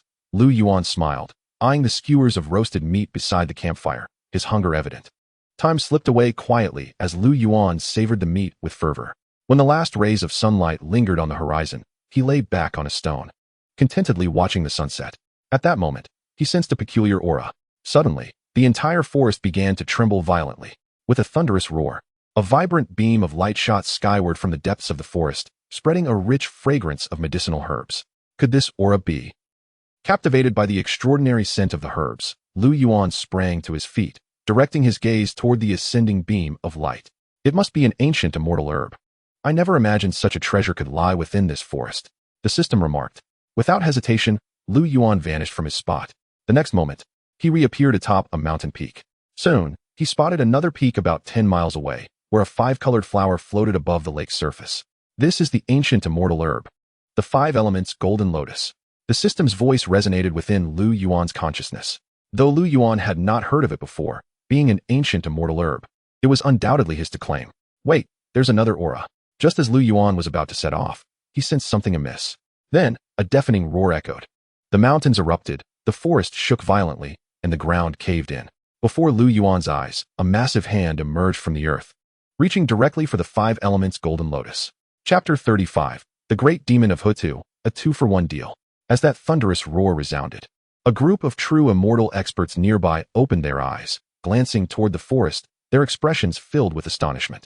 This is the aura of the Great Demon of Hutu. This presence undoubtedly reaches the true immortal realm. Wasn't it said that the Great Demon of Hutu had been slain by the sect leader of Xiandao? How can it still appear now? The experts were both shocked and incredulous. Meanwhile, at Xiandao's sect, on a mountain peak, I can't believe this great demon dares to show its face. A middle-aged man dressed in a blue Taoist robe opened his eyes, a fierce glint flashing within. Master, did you not kill it? Came a voice. A stoic young man in green stood behind the man, a long sword sheathed at his back, exuding a sharp yet restrained aura, like a hidden divine sword. At that moment, the young man's eyes mirrored his confusion. I did indeed slay it. But this great demon is born from a handful of ancient lusts. Any trace of dust merging with the earth would allow it to condense its consciousness and be reborn. The man stated, furrowing his brow and sighing. It seems I was overly careless back then. Master, let me handle it, the young man said eagerly. The man paused, glancing at the youth, his eyes reflecting pride and satisfaction. This was his most cherished disciple, one of the 3 unparalleled talents of the continent, having also reached the true immortal realm. Very well. The great demon of Hutu was severely weakened by my previous assault. Its current power should not exceed the true immortal realm. Moreover, its appearance must be linked to some extraordinary occurrence. Proceed with caution, the man finally commanded. Yes, I shall not disappoint you, master. The young man bowed respectfully before vanishing from sight. Once the young man departed, the previously smiling man let out a muffled groan. His complexion paling as a trickle of crimson blood escaped from the corner of his mouth. Who exactly is that young man? The man spoke in a deep voice, his eyes filled with astonishment and doubt. Not only had this individual slain the void wanderer, but with a mere utterance, he had sent them hurtling away, leaving them injured and yet to recover. His cultivation level must surely be at least that of a golden immortal. The golden immortal represents the pinnacle of this mortal realm, and it is utterly impossible for one of such caliber to linger for long. This person would undoubtedly ascend to the celestial realm just as xianxiaaudiobooks did. The man ultimately reiterated his conviction. At that very moment, within the forest, the resplendent 5 elements golden lotus, radiating with a myriad of colors, had already been grasped by Lu Yuan. Truly, it is an ancient celestial herb. The mere fragrance it emits ignites within me an irresistible urge to take a bite. Observing the 5 elements golden lotus in his hand, Lu Yuan could not help but smile. A thunderous roar reverberated through the air as a colossal, imposing figure finally came into Lu Yuan's view. This figure bore a human form, with eyes the size of suns, glowing with a grayish hue. As it rose, the entire sky dimmed. A true immortal-level great demon. Gazing upon this magnificent form, Lu Yuan raised an eyebrow. This is the great demon of Hutu. Its essence can nurture all things and serves as an exceptional fertilizer for cultivation, the system elucidated. Fertilizer? Lu Yuan paused, quickly realizing something. You mean that mass of yellow earth, roughly the size of a fist, located at its brow? Precisely. If the host refines it for cultivating the 5 elements golden lotus, it will yield an even greater quantity. Moreover, future ancient celestial herbs can also be nurtured using this, the system promptly added. In that case, it truly benefits me. Lu Yuan chuckled, having thought of this himself. Boom. Just as Lu Yuan was conversing with the system, the fabric of space erupted, and a fist the size of a small hill came crashing towards him. Lu Yuan stood his ground, remaining still. Boom. A powerful shockwave surged forth like ripples in water, instantly flattening all mountains and forests within a 1,000-mile radius. Waves of disturbance rippled through the surrounding space as figures began to appear above the forest, all frozen in astonishment at the unfolding scene. What is that? A massive fist halted above the head of a young man clad in white, with powerful shockwaves emanating from the fissures. It is indeed the great demon of Hutu. And who is that youth? How could he withstand a punch from the great demon without flinching? His strength is terrifying. As the onlookers widened their eyes in disbelief, the young man finally moved, slowly raising his right hand to point at the fist hovering above him. The scene resembled an ant attempting to touch a mountain. However, with what appeared to be a gentle poke, bang! The enormous fist shattered instantly, with cracks spreading up the entire arm. Boom! In the blink of an eye, the entire arm exploded, and a pained roar erupted from the great demon of Hutu, its towering form retreating with each step, causing the ground to tremor. How formidable! He shattered the great demon's arm with a single blow. Who is this venerable one? Witnessing this spectacle, everyone's faces turned pale with fear. Most of them were beings of true immortal realm, yet even when facing the great demon of Hutu, they had no confidence. But that young man effortlessly shattered the demon's entire arm. Such power far surpassed their comprehension. Before they could react, Lu Yuan transformed into a streak of white light, shooting forth. Just as the great demon of Hutu regained its stance, boom! Its body trembled violently as Lu Yuan, now a flash of white light, pierced through its skull. The demon's eyes, larger than the sun, became hollow, quickly losing their luster. The colossal body slowly collapsed. Boom! The earth shook violently, clouds of dust filling the entire space.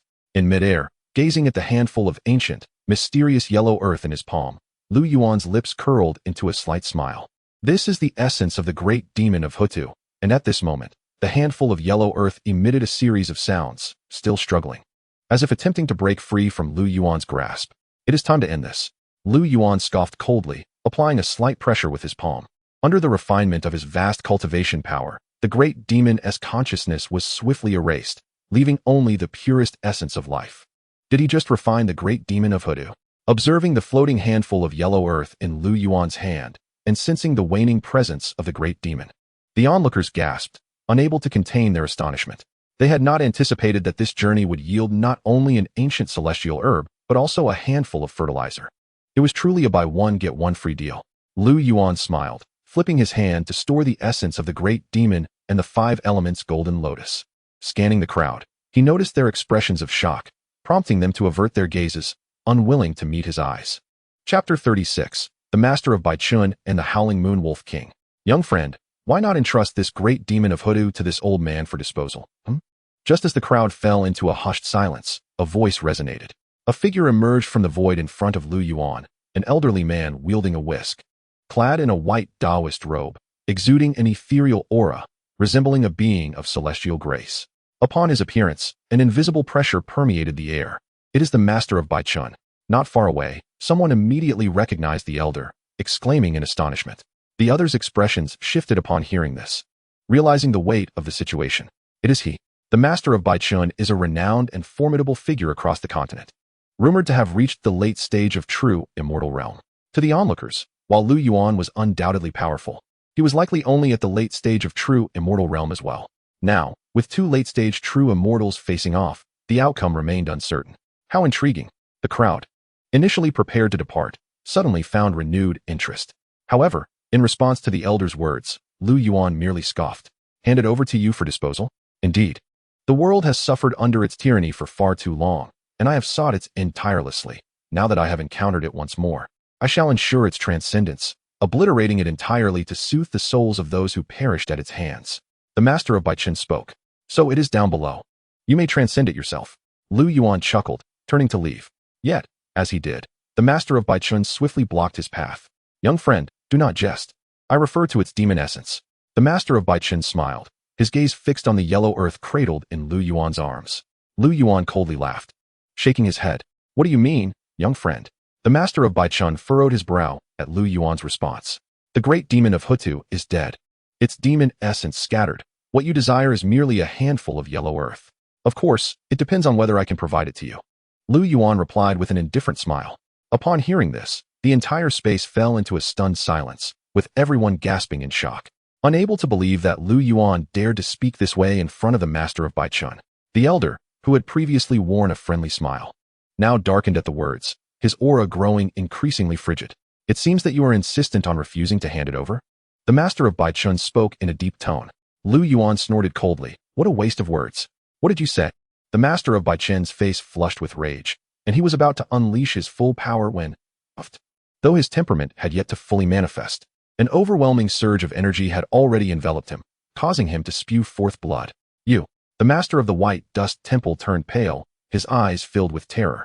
With a single step, Lu Yuan advanced, and the master's complexion shifted dramatically as he sensed a cataclysmic aura bearing down upon him, causing his long hair and Taoist robe to billow violently. At that moment, Lu Yuan stood beside him, their shoulders nearly touching. Cold sweat beaded on the master's forehead, his face ashen with fear. If you obstruct me again, I shall ruin you, Lu Yuan stated calmly. The master, upon hearing this, was shaken to his core, engulfed by an unprecedented sense of impending doom that sent tremors through his very soul. He remained silent, as Lu Yuan, disinterested in further discourse, stepped forward and vanished into the horizon. What just transpired? The prowess of that individual was utterly terrifying. The onlookers, initially eager for spectacle, found themselves frozen in place. Expressions of shock etched upon their faces. Gradually regaining his composure, the master gazed in the direction Lu Yuan had departed, his brow furrowed, the lingering dread still clinging to his heart. A golden immortal. After a prolonged silence, he finally uttered, his tone laced with awe and fear. Upon leaving the forest, Lu Yuan wasted no time and made his way directly to his next destination, the Howling Moon Gorge. As twilight descended, he materialized on a flat expanse before the gorge. With a flash, he descended in a beam of white light.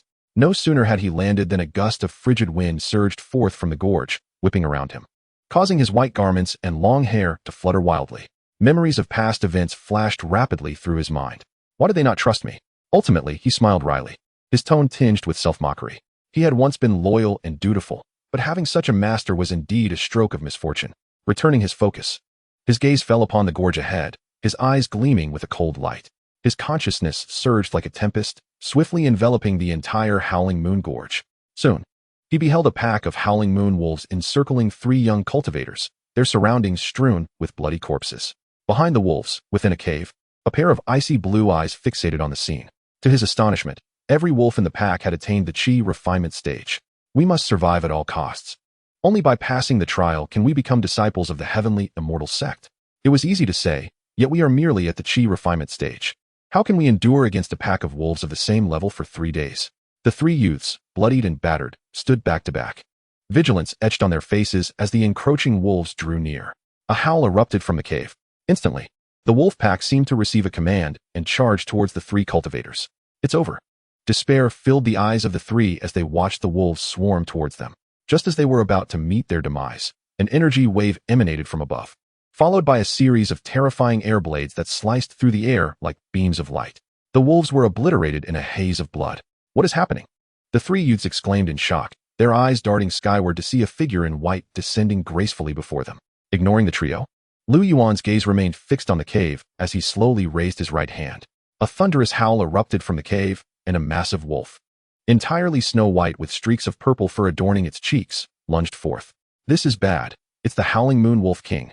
The 3 youths gasped in horror as they beheld the formidable beast. Lu Yuan, however, displayed only disdain, reaching out to conjure a flurry of sword energy that enveloped the Wolf King. Under this spherical onslaught, Blood splattered as anguished howls echoed. Such strength! The three youths gasped in astonishment. The Wolf King had reached the divine refinement stage. In truth, Lu Yuan could have obliterated the Howling Moon Wolf King in one fell swoop, but he refrained, wishing for the creature to perish in agony. A fitting retribution for the pain it had inflicted upon him. A quarter of an hour later, silence fell within the sphere of blades. The Wolf King's cries ceased, and its body vanished from sight. Chapter 37.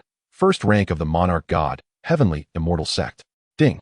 Congratulations, host, on breaking through to the first rank of the Monarch God. The system's voice resonated within Lu Yuan's consciousness following the demise of the Howling Moon Wolf King. With this victory, he had resolved all karmic ties from his 12 lifetimes in the immortal martial continent. Thank you, Senior, for saving our lives. The three youths knelt behind Lu Yuan, their voices filled with gratitude and reverence. I did not save you. I merely did what was necessary, Lu Yuan replied mildly. The trio exchanged glances, and the central youth spoke up. Regardless, Senior, your intervention has indeed saved our lives. Do as you wish. Lu Yuan waved his hand dismissively, then hesitated before inquiring. You mentioned you sought to pass the Heavenly Immortal Sect's trial to arrive at this Howling Moon Gorge? He happened to have connections with the sect in a past life and saw an opportunity to inquire further. Indeed, they all nodded in affirmation. The central youth then seemed to recall something and hurriedly asked, Senior, you wouldn't happen to be sent by the Heavenly Immortal Sect to rescue us, would you? Lu Yuan found himself at a loss for words, surprised by such an interpretation, yet he ultimately shook his head. Apologies, I am not affiliated with the Heavenly Immortal Sect. Not. The three were momentarily taken aback, still processing his words when suddenly, a terrifying pressure descended, accompanied by a furious roar from above. Who dares disrupt the order of my Heavenly Immortal Sect's trial? Under the weight of this oppressive force, the three youths, save for Lu Yuan, were left trembling and collapsed to the ground in fear. Lu Yuan looked up to see a middle-aged man in green robes hovering in the air, regarding them with indifference. Perfected return to void. Lu Yuan recognized the man's cultivation level at a glance, a bemused expression crossing his face. Having encountered numerous true immortals recently, this return to void cultivator now seemed rather insignificant. The man soon noticed something amiss, staring at Lu Yuan, who remained unperturbed under his pressure. His expression darkened as he intently declared, You are the one disturbing my Heavenly Immortal Sect's trial. It is I, Lu Yuan replied with a calm smile. Seeking death. The man, incensed by Lu Yuan's nonchalance, felt an uncontainable rage rise within him. He stepped forward, and with a thunderous roar, unleashed a torrent of terrifying energy that surged towards Lu Yuan. I suggest you come down and speak, Lu Yuan retorted coolly, unfazed by the man's explosive power. Come down? The man scoffed dismissively.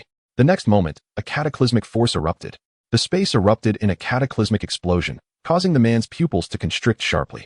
Blood gushed forth from his body, and he plummeted to the ground like a free-falling object, sending tremors through the earth.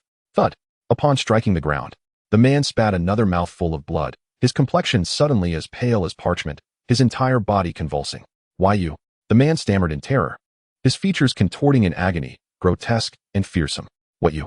Lu Yuan sneered coldly, his toes barely grazing the earth, and the man was abruptly lifted by an invisible force.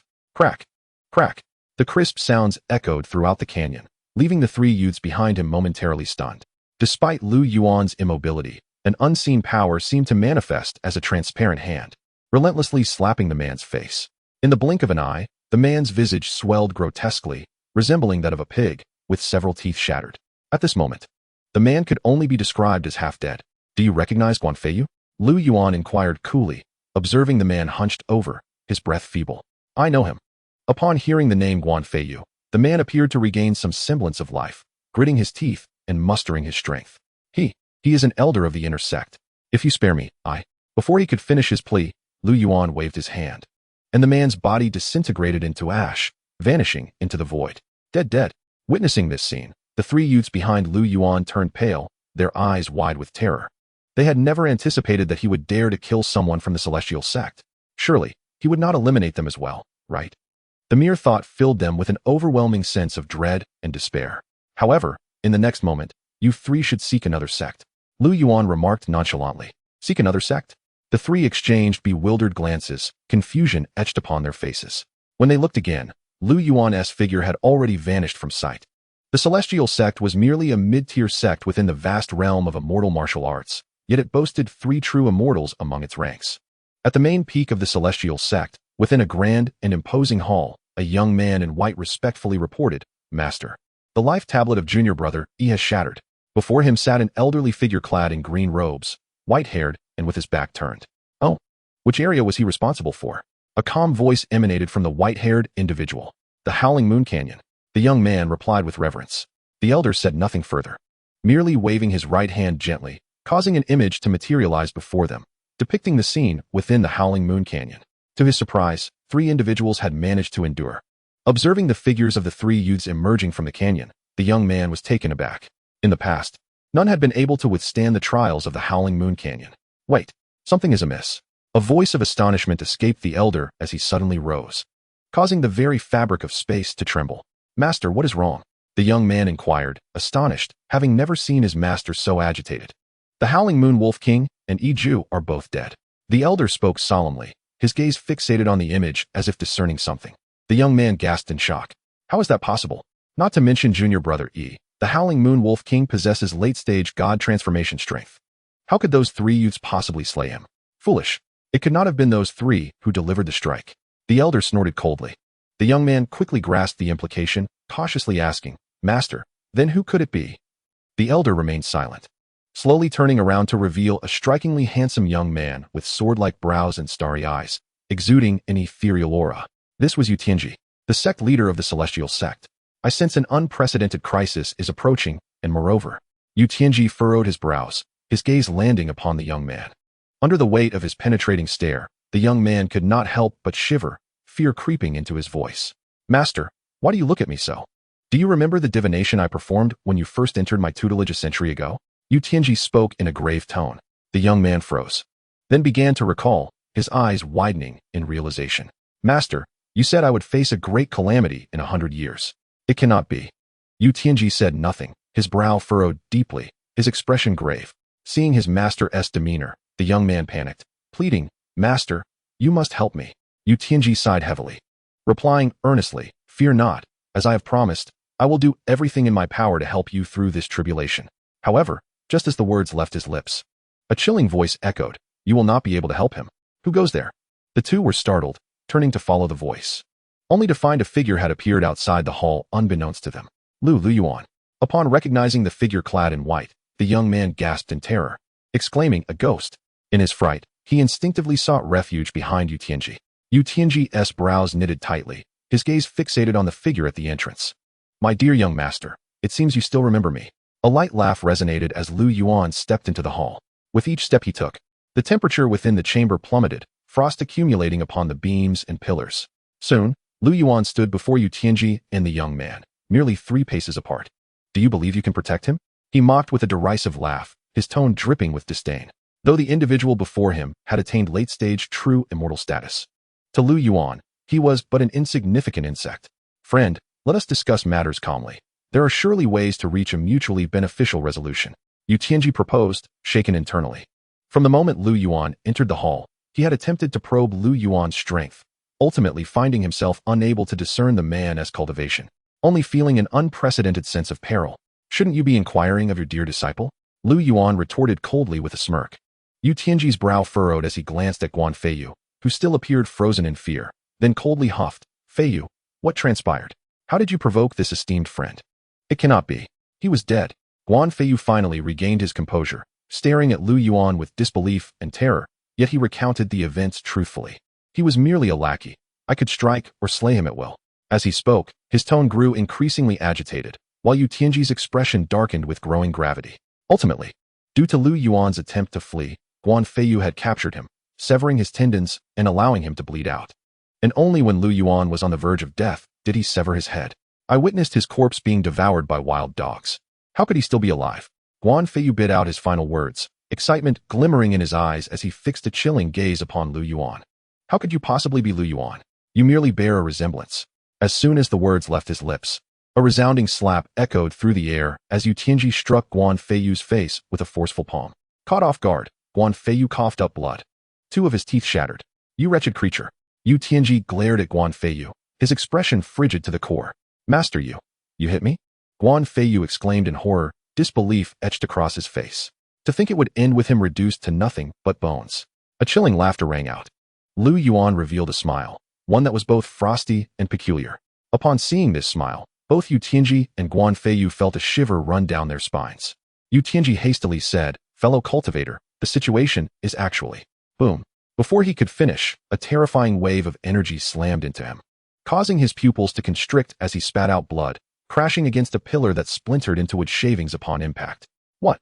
Guan Feiyu gasped in shock at the sight, yet before he could comprehend the scene, Lu Yuan had already materialized before him, their distance now mere inches apart. Gazing upon the once familiar visage and recalling Lu Yuan's begrudging and resentful gaze before his demise, Guan Feiyu let out a terrified scream and stumbled backward. However, Lu Yuan's figure seemed to follow him like a shadow. It was only when Guan Feiyu stumbled and fell that he finally halted. You truly are him. How is this possible? How could you have returned from the dead? On the ground, Guan Feiyu cried out in terror, his body still writhing as he attempted to retreat. In that moment, he finally grasped the truth. Shock, fear, dread, and disbelief surged within him. Those eyes were unmistakable. They belonged to the Lu Yuan he had known. Are you afraid? Observing Guan Feiyu's pale complexion and fearful gaze, Lu Yuan smiled coldly. An invisible force lifted Guan Feiyu off the ground. Guan Feiyu attempted to utter more, but a piercing scream escaped his lips as Lu Yuan seized his wrist and twisted it gently. A series of cracking sounds ensued, accompanied by Guan Feiyu's agonized wails that echoed throughout the entire Xianxian sect. What is happening? What a chilling sound. What has transpired? It seemed the cries originated from the peak of the sect. That voice. It sounds like Senior Brother Feiyu. Guan Feiyu's harrowing screams sent shivers down the spines of everyone in the Xianxian sect, and a multitude of figures descended upon the main hall. As they arrived, they beheld Guan Feiyu's contorted form and the unfamiliar silhouette before him. The sound of bones shattering continued to resonate, as Guan Feiyu's limbs and entire body suffered relentless breaks. Blood streamed from his eyes, mouth, and ears, rendering his visage grotesque and terrifying. What? The onlookers were frozen in place, their bodies trembling uncontrollably at the sight. Listen to the sound of your own bones breaking, Lu Yuan remarked with a sinister, frenzied smile. At that moment, he had withdrawn his hand, yet an invisible force still surrounded Guan Feiyu, tormenting him incessantly. Just then, a thunderous roar erupted. Who dares to be so brazen in my Xianxian sect? A terrifying beam of sword light surged toward Lu Yuan. As the sword energy approached within 10 feet of Lu Yuan, it was halted by an invisible barrier. Lu Yuan raised an eyebrow as a white-haired elder wielding a sword stood before him, astonished. Impossible. The elder's face was filled with shock. Realizing his sword had struck an impenetrable wall, he was a true immortal, yet he could not even approach this individual. Elder, stop. At that moment, a feeble voice broke through the tension. The crowd gasped, finally noticing the figure in blue lying amidst the wood shavings. It was their sect leader, Yu Tianji. Sect leader. The crowd exclaimed in unison upon seeing Yu Tianji's condition. The white-haired elder was equally horrified, seemingly grasping the gravity of the situation. Yet it was too late. His sword was shattering. Lu Yuan's gaze hardened as he declared, an invisible sword energy pierced through the elder's body, and before the horrified eyes of the crowd, the elder simply disintegrated within the hall. No. Upon witnessing this, Yu Tianji emitted a cry of despair, struggling to rise. A wave of invisible energy coalesced around him, and his aura surged dramatically. Chapter 39, 7-Star Slaying Formation, Immortal Martial Alliance. An overwhelming energy, laden with a chilling killing intent, filled the entire hall, emanating from the blue-clad, white-haired youth. Yu Tianji's eyes glimmered with a crimson light as his power surged to the peak of true immortal and even beyond. Thunder rumbled in the heavens above. Master, save me. Guan Feiyu, battered and broken, summoned the last of his strength to call out to Yu Tianji. The onlookers outside the hall held their breath, their expressions filled with anticipation as they clenched their fists, hoping their sect leader was finally ready to intervene. However, in the face of it all, Lu Yuan merely regarded Yu Tianji with a raised brow, indifferently stating, "You are courting death. I am the sect leader of Xianxian sect, the master of my disciples. If you are so resolute and unyielding, then today, even at the cost of my life, I shall severely wound you," Yu Tianji declared through gritted teeth, his tone icy and resolute. At last, the 7-Star Slaying Formation. With a mighty shout, a wondrous wave of energy radiated from above, and immediately, a profound circular seal materialized in the air above the palace. The crowd outside reacted swiftly, soaring into the sky as they formed hand seals. Boom. Streams of light shot skyward, swiftly merging into the seal. Beyond those gathered on the peak, beams of light also ascended from every corner of the Xianxian sect. In this moment, Yu Tianji sought to utilize the collective strength of the sect to summon a great formation to annihilate Lu Yuan. With the support of these radiant energies, 7 stars appeared in the seal, connecting to form the shape of the 7 stars. Boom! A brilliant pillar of light cascaded down like a waterfall, enveloping Lu Yuan. You have been locked in the killing intent of the 7-star formation. Even a golden immortal cannot escape this doom. Yu Tianji glared at Lu Yuan, a long sword coalescing in his grasp. Hearing Yu Tianji's words, Lu Yuan scoffed, his eyes filled with disdain. The energy within the pillar indeed reached the level of a golden immortal, but to think that mere golden immortal power could extinguish him was utterly ludicrous. Initially, my target was merely Guan Feiyu, but since you insist on protecting him so fervently and seeking death, do not blame me for what follows, Lu Yuan said apathetically. In response to Lu Yuan's statement, Yu Tianji's expression darkened as if he had not heard. Finally, he coldly uttered, "Kill." As soon as the words fell, a tempestuous killing intent erupted from the 7 stars formation, coalescing into a colossal sword of thunder that abruptly descended upon Lu Yuan. With a resounding crash, the very fabric of space began to shatter beneath the weight of this thunderous blade, causing the entire palace to erupt in chaos. The sword radiated a boundless, murderous aura, enveloped in energies of annihilation, and in the blink of an eye, it loomed ominously above Lu Yuan, poised to obliterate him entirely. "Open the sword of the universe." A commanding voice rang out, coinciding with the descent of the thunderous sword.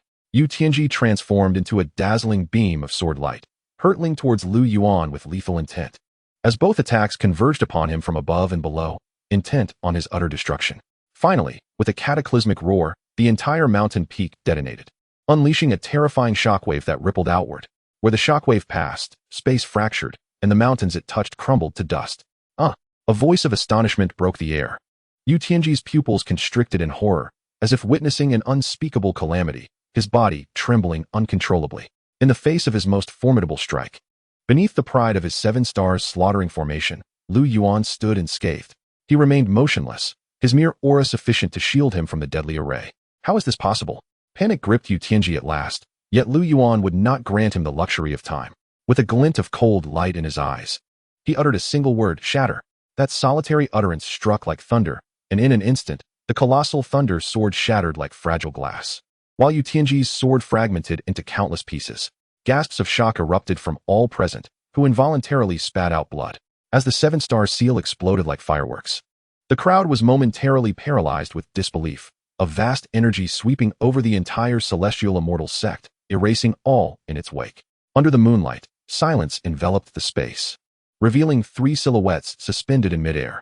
Lu Yuan held the barely conscious Guan Feiyu in one hand, while Yu Tianji stood opposite him, pallid and vacant-eyed. It seemed that calamity had not spared only Guan Feiyu. "Is it you, the supreme elder of the celestial immortal sect, Tianxian Daoren?" Upon the appearance of the elder, astonishment gripped the 3 figures. The elder had reached the late stage of true immortal, and apart from Yu Tianji, he was the only other formidable presence within the celestial immortal sect. He nodded at their inquiry, casting a sorrowful and fearful glance towards the direction of the sect. The cave held more than just him. At the moment Yu Tianji unleashed the killing array, he had discreetly sent a message to evacuate a portion of his disciples from the sect. Despite pouring his all into this endeavor, he could only save a fraction of them. What transpired? The leading figure in a starry robe inquired, his brow furrowed. "It is all due to a wayward disciple." Tianxian Daoren gritted his teeth, his eyes bloodshot with fury. "A wayward disciple?" The 3 exchanged puzzled glances. Could it be that all this chaos stemmed from a single disciple of your sect? Which disciple could wield such power? "Guan Feiyu." Tianxian Daoren finally spoke, his eyes brimming with seething hatred. If it were not for Guan Feiyu, their sect would not have endured such a calamity. But how could a mere early-stage harmonization realm cultivator accomplish all this? Another questioned, "Tianxian Daoren, are you concealing something from us?" At the utterance of Guan Feiyu's name, the elder had already gathered all necessary information.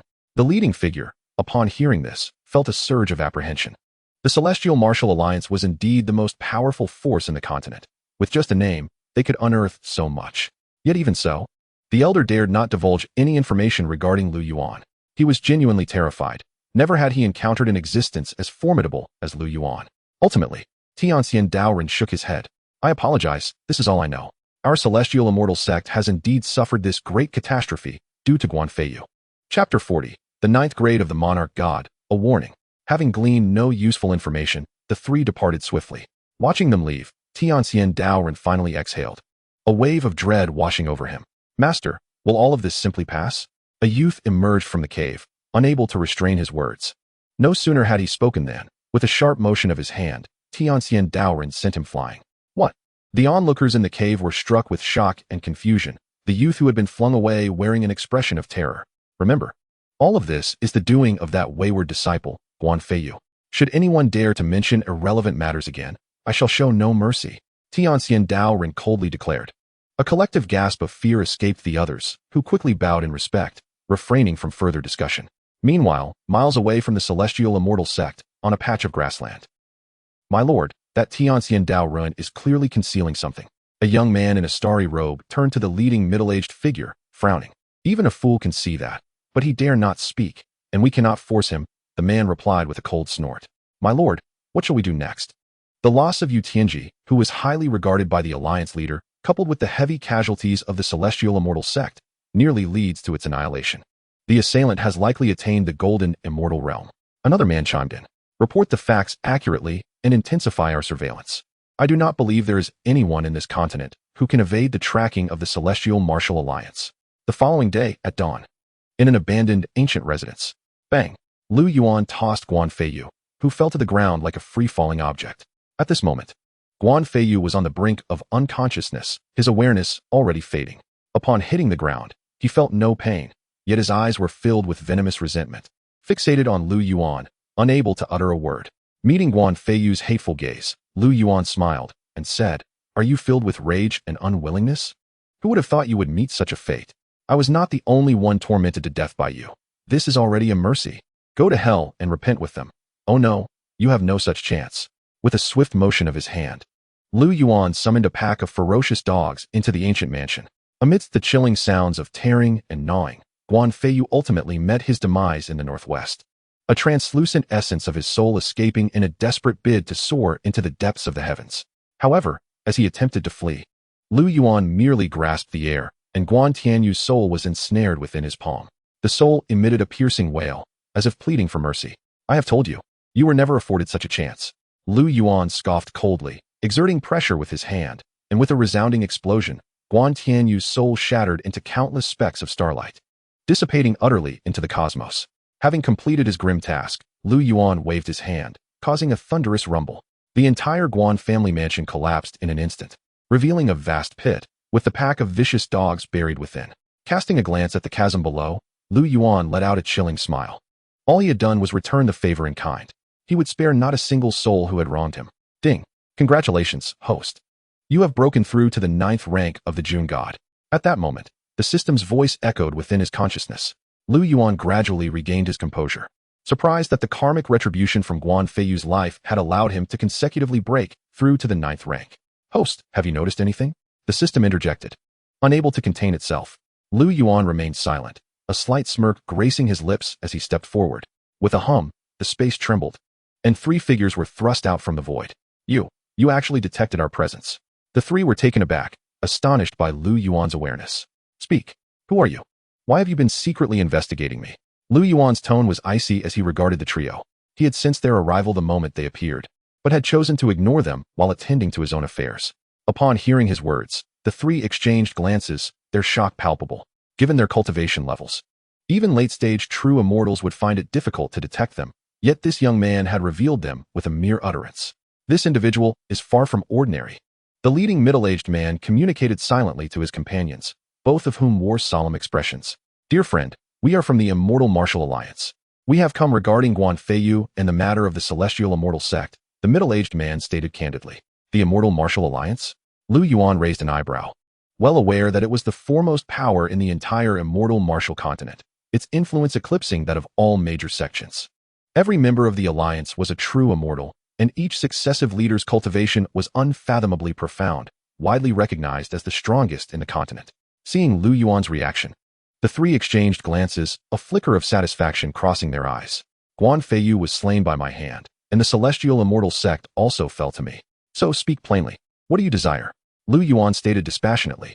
Would you be willing to accompany us back to the Immortal Martial Alliance to clarify the circumstances? The leading man suggested directly. And if I refuse? Lu Yuan inquired, his smile laced with intrigue.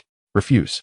The 3 were momentarily taken aback, the leading man furrowing his brow, his expression darkening.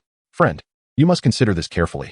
Such is mere folly. Lu Yuan shook his head, stepping forward. With a resounding crash, the space shattered like glass, leaving the three in terror, their hearts feeling as though they might explode, crimson blood trickling from their lips. Golden immortal, the leading man stammered. Fear etched upon his face as he gazed at Lu Yuan, while the other two appeared equally horrified. The fractured space swiftly restored itself, and the three now stood stripped of their previous demeanor, their eyes filled only with dread and apprehension. While the immortal martial continent was not lacking in golden immortals, each one typically lingered no longer than a month. Only certain members of the immortal martial alliance, such as elders and the leader, enjoyed exceptions. This is merely a warning. Lu Yuan's cold smile met the terrified trio as he vanished from their sight. I will not seek trouble with you, so long as you do not trouble me. Next time, luck may not be on your side. Before the three could regain their composure, Lu Yuan's voice echoed from the horizon once more. How infuriating, my lord. This individual is far too arrogant.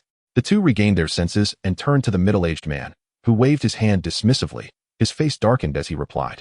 In that case, let the higher-ups decide. Chapter 41. The Grave of the Obsequious Lu Yuan. In the heart of the immortal martial continent, within the immortal martial alliance. Beneath a towering peak, a slender figure clad in a blue starry robe, long hair cascading to his waist, sat cross-legged beneath an ancient tree. Leaves drifted down but did not touch him, as if he existed in a realm apart. At that moment, the falling leaves froze mid-air. The young man slowly opened his eyes, which shimmered with starlight, lines of text materializing before him. Lu Yuan, an orphan from Qingzhou, suitor of Mu Qingmei, deceased. Destroyer of the celestial immortal sect, slayer of the murderer Yu Tianji, suspected of resurrecting a golden immortal. Upon reading this information, the young man arched an eyebrow, rising gracefully as the suspended leaves began to tear apart. Soon, a beautiful woman clad in white appeared before him. The woman, astonished and bewildered, had just been meditating when she was swept away by a terrifying force to this place. Shocked, she soon laid eyes on the striking young man before her. You. Upon recognizing his visage, her eyes widened, her heart racing, and her body trembled involuntarily. She had seen this young man's likeness. He was none other than the leader of the Immortal Martial Alliance. No one knew the name of their leader. Disciple pays respects to the leader. The woman knelt on one knee, her voice laced with reverence and fear. Even as a member of the Immortal Martial Alliance, she had never expected to meet the leader in person. Only high-ranking officials and elders had such an opportunity. How could this be? As she grappled with her astonishment, the young man spoke directly. You are Mu Qingmei, are you not? The woman's countenance shifted, and she dared not conceal the truth. Yes, disciple is Mu Qingmei. The young man nodded and continued. If I recall correctly, you joined the Immortal Martial Alliance 10 years ago. Indeed. Mu Qingmei trembled, not daring to hide anything. She was uncertain why the leader was inquiring about her, her heart racing with anxiety. In just 10 years, you have advanced from the early stage of true immortal to the late stage. Impressive, the young man remarked, his tone calm, as though such achievements were mere trifles to him. Yet hearing the words impressive from him left Mu Qingmei both flattered and relieved, her taut heart finally easing. I am honored by the leader's praise. I shall strive diligently to break through to the golden immortal realm. Excellent, the young man nodded before stating, however, there is a matter that requires your attention. Upon receiving a personal task from the leader, Mu Qingmei was immediately filled with excitement. Please instruct me, my lord. I will do my utmost to fulfill it. Do you recognize Lu Yuan? The youth uttered a phrase, his gaze fixated directly upon Mu Qingmei, who immediately inhaled sharply. Under the intensity of his scrutiny, Mu Qingmei felt as though all her secrets were laid bare. Lu Yuan? Mu Qingmei furrowed her brow, struggling to recall, feeling somewhat disoriented, yet sensing a flicker of familiarity. Suddenly, it struck her, Lu Yuan. Mu Qingmei abruptly lifted her head, her eyes widening in shock and disbelief as she trembled. Could it be that the leader speaks of the Lu Yuan I knew 6 centuries ago in Qingzhou? Indeed, the young man nodded. I would not dare deceive the leader. That Lu Yuan has long since perished at the hands of nefarious individuals, his body buried by my disciples just outside Qingyun City in Qingzhou.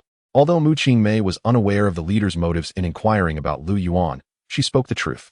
Recently, another individual bearing the name Lu Yuan has emerged. The youth remarked coolly. How is that possible? Mu Qingmei's eyes widened in disbelief and panic. Thus, the task I assign to you is to investigate this person and, if feasible, bring him back to the Xianwu Alliance. As for the remains of your deceased acquaintance, you may verify that as well, the young man concluded. Though Mu Qingmei was astounded, she could only respectfully acquiesce, her heart still tumultuous. Go, the young man said dismissively, and before Mu Qingmei could react, She vanished from the spot. If he has truly returned from the dead and attained the golden immortal realm, that would be intriguing. The young man's lips curled up in a slight smile, a spark of interest gleaming in his eyes. 3 days later, at noon, outside Qingyun City in Qingzhou, within a dilapidated ancient temple, Lu Yuan surveyed the overgrown grave before him, his gaze steely and sharp.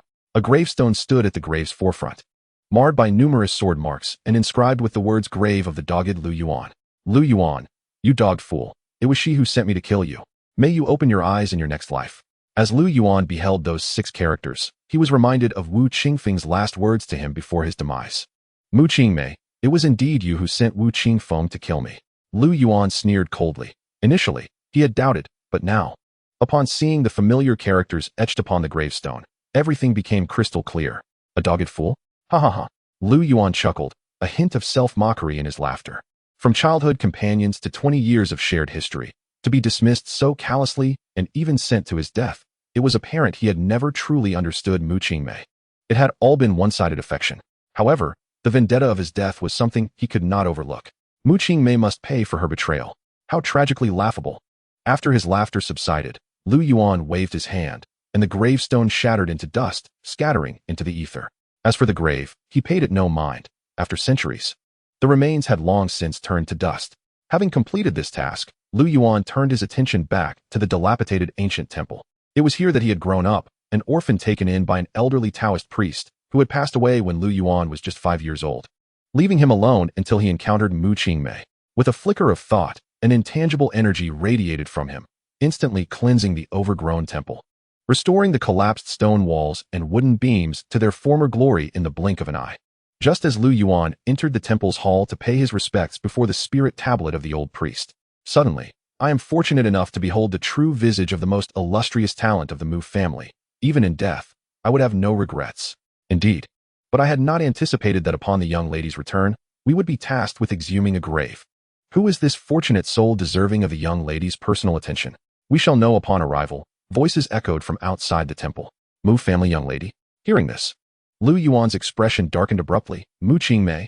Chapter 42. A journey for you. Inside the temple, after offering incense, 4 men bearing shovels entered. When I passed by here last, it was desolate. How has it suddenly become so pristine? Look, the grave remains. Wait, where is the gravestone? As the 4 men stepped into the temple, they were momentarily stunned by the sight before them, exchanging bewildered and astonished glances. Look, there's someone.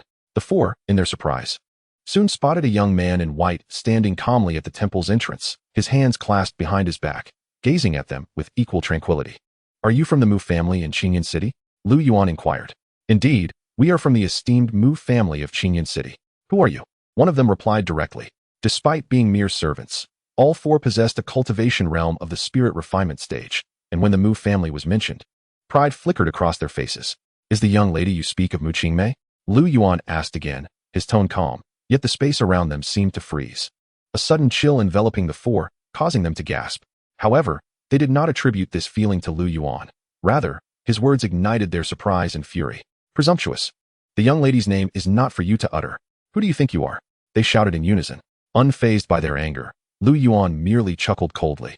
I never expected it to truly be Mu Qingmei. She is indeed within Qingyun City, which saves me considerable time. This man is truly fearless. Perhaps the young lady recognizes him. With her return, this is our opportunity to present him to her. Agreed, let us proceed, they remarked, advancing toward Lu Yuan with sinister smiles on their faces. Lu Yuan shook his head, bemused by their ignorance. Then allow me to see you off. With a flick of his hand, before they could react, an overwhelming surge of energy struck them, causing them to stagger back, blood spurting from their mouths as they were launched from the temple like cannonballs. A smirk appeared on Lu Yuan's lips as he dissipated like a wisp of blue smoke. Meanwhile, in Qingyun City, at the Mu residence, in a spacious, opulent hall. Mayor, it has been quite some time since your last visit. How long will you stay this time? A burly middle-aged man asked, looking at Mu Qingmei with a smile. This man was Mu Xiong, the head of the Mu family and Mu Qingmei's father. Several elders of the Mu family stood nearby, their faces adorned with smiles as they regarded Mu Qingmei with pride and satisfaction. She was their family's pride, the first true immortal in their lineage. Father, I will depart once I confirm a matter. Our leader has tasks for me to attend to. Mu Qingmei replied coolly, a sense of inexplicable agitation swelling within her. Leader? At the mention of these words, Mu Xiong and the elders exchanged glances, their expressions shifting to one of profound reverence. After all, that was the supreme authority of the Xianwu alliance, a figure standing at the pinnacle of the continent. Indeed, we shall exert every effort to fulfill the tasks entrusted to us by the leader. It was unwise of me to speak out of turn. Mu Xiong quickly replied with a smile. Mu Qingmei remained silent, gently sipping from the teacup on the table. Yet, an unsettling feeling gnawed at her. A premonition that something might be amiss. Furrowing her brow, Mu Qingmei pondered silently. After all, it was we who had ordered the burial of Lu Yuan in the ancient temple following his demise, as you have seen, correct? Setting down her teacup, Mu Qingmei could not help but inquire further. Indeed, I witnessed it. That audacious young man dared to pursue you. He was utterly oblivious to the gravity of his actions and deserved his fate. Had it not been for your inherent kindness, I would have long since left his corpse to rot in the wilderness, Mu Xiong retorted with a hint of ire upon hearing Lu Yuan's name. Had Mu Qingmei not mentioned him upon her return, he would have long forgotten such a person. Mayor, it has been hundreds of years. His remains have surely turned to dust by now. Even if you were to send a servant to excavate his grave, they would find nothing. Mu Xiong could not help but ask. Even if he has become mere earth, I must see it with my own eyes. Otherwise, I cannot find peace. Mu Qingmei replied coldly. Observing her demeanor, Mu Xiong chose not to press further. In the past, Mu Qingmei and Lu Yuan had grown up together, sharing a bond akin to that of inseparable friends.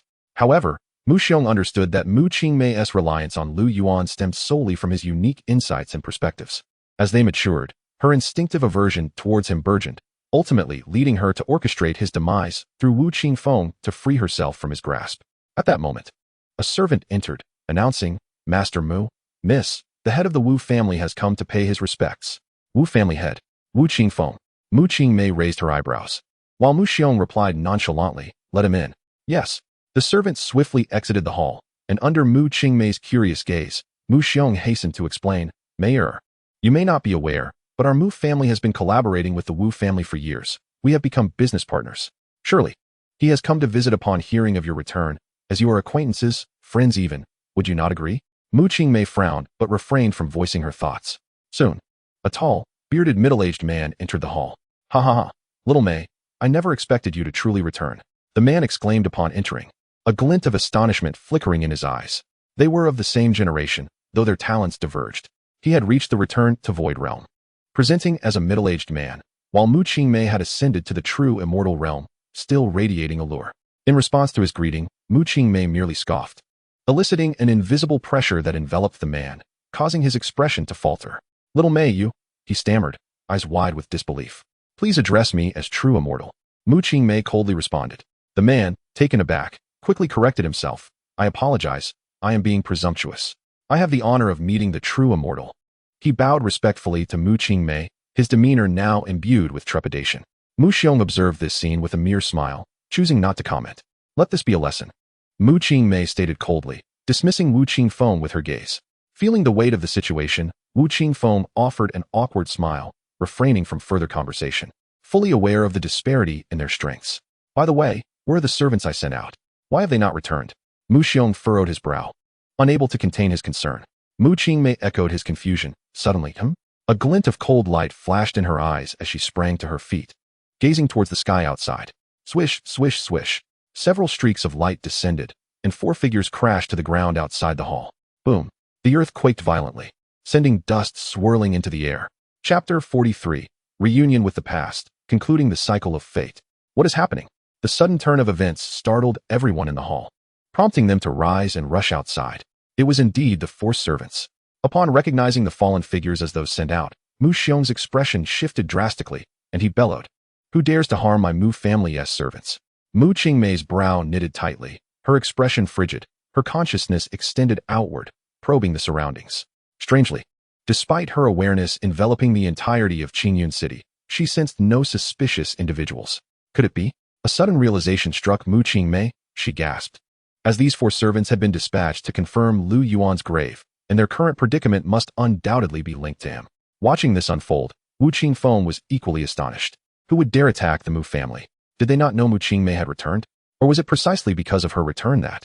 The thought sent a shiver down Wu Qingfeng's spine, and he quickly bowed to Mu Qingmei and Mu Xiong, saying, True immortal, Master Mu. I have pressing matters to attend to and must take my leave. I shall visit another day. With that, he attempted to withdraw from this perilous situation. But as he took a step, A voice floated down from above. Reunion with an old friend, and you wish to leave so soon? Accompanied by an overwhelming pressure. This voice commanded attention. Wu Qingfeng trembled, a mouthful of blood erupting from his lips, as he looked up in horror. Mu Qingmei and the others also instinctively glanced upward. Unbeknownst to them, a young man clad in white stood suspended in midair, his gaze coldly surveying them. As they beheld his visage, Wu Qingfeng, Mu Qingmei, and Mu Xiong's pupils dilated, their expressions shifting dramatically. Lu Yuan. Indeed, the figure in the sky bore an uncanny resemblance to Lu Yuan. You were clearly dead. How is this possible? Wu Qingfeng gasped in disbelief, his eyes wide as saucers, trembling uncontrollably. It was Lu Yuan who had introduced him to Mu Qingmei, thus he could never forget Lu Yuan's appearance. Lu Yuan regarded Wu Qingfeng with a dispassionate gaze and coldly commanded, "Kneel." With that, a tremendous pressure descended upon Wu Qingfeng, rendering him utterly powerless to resist. Thud!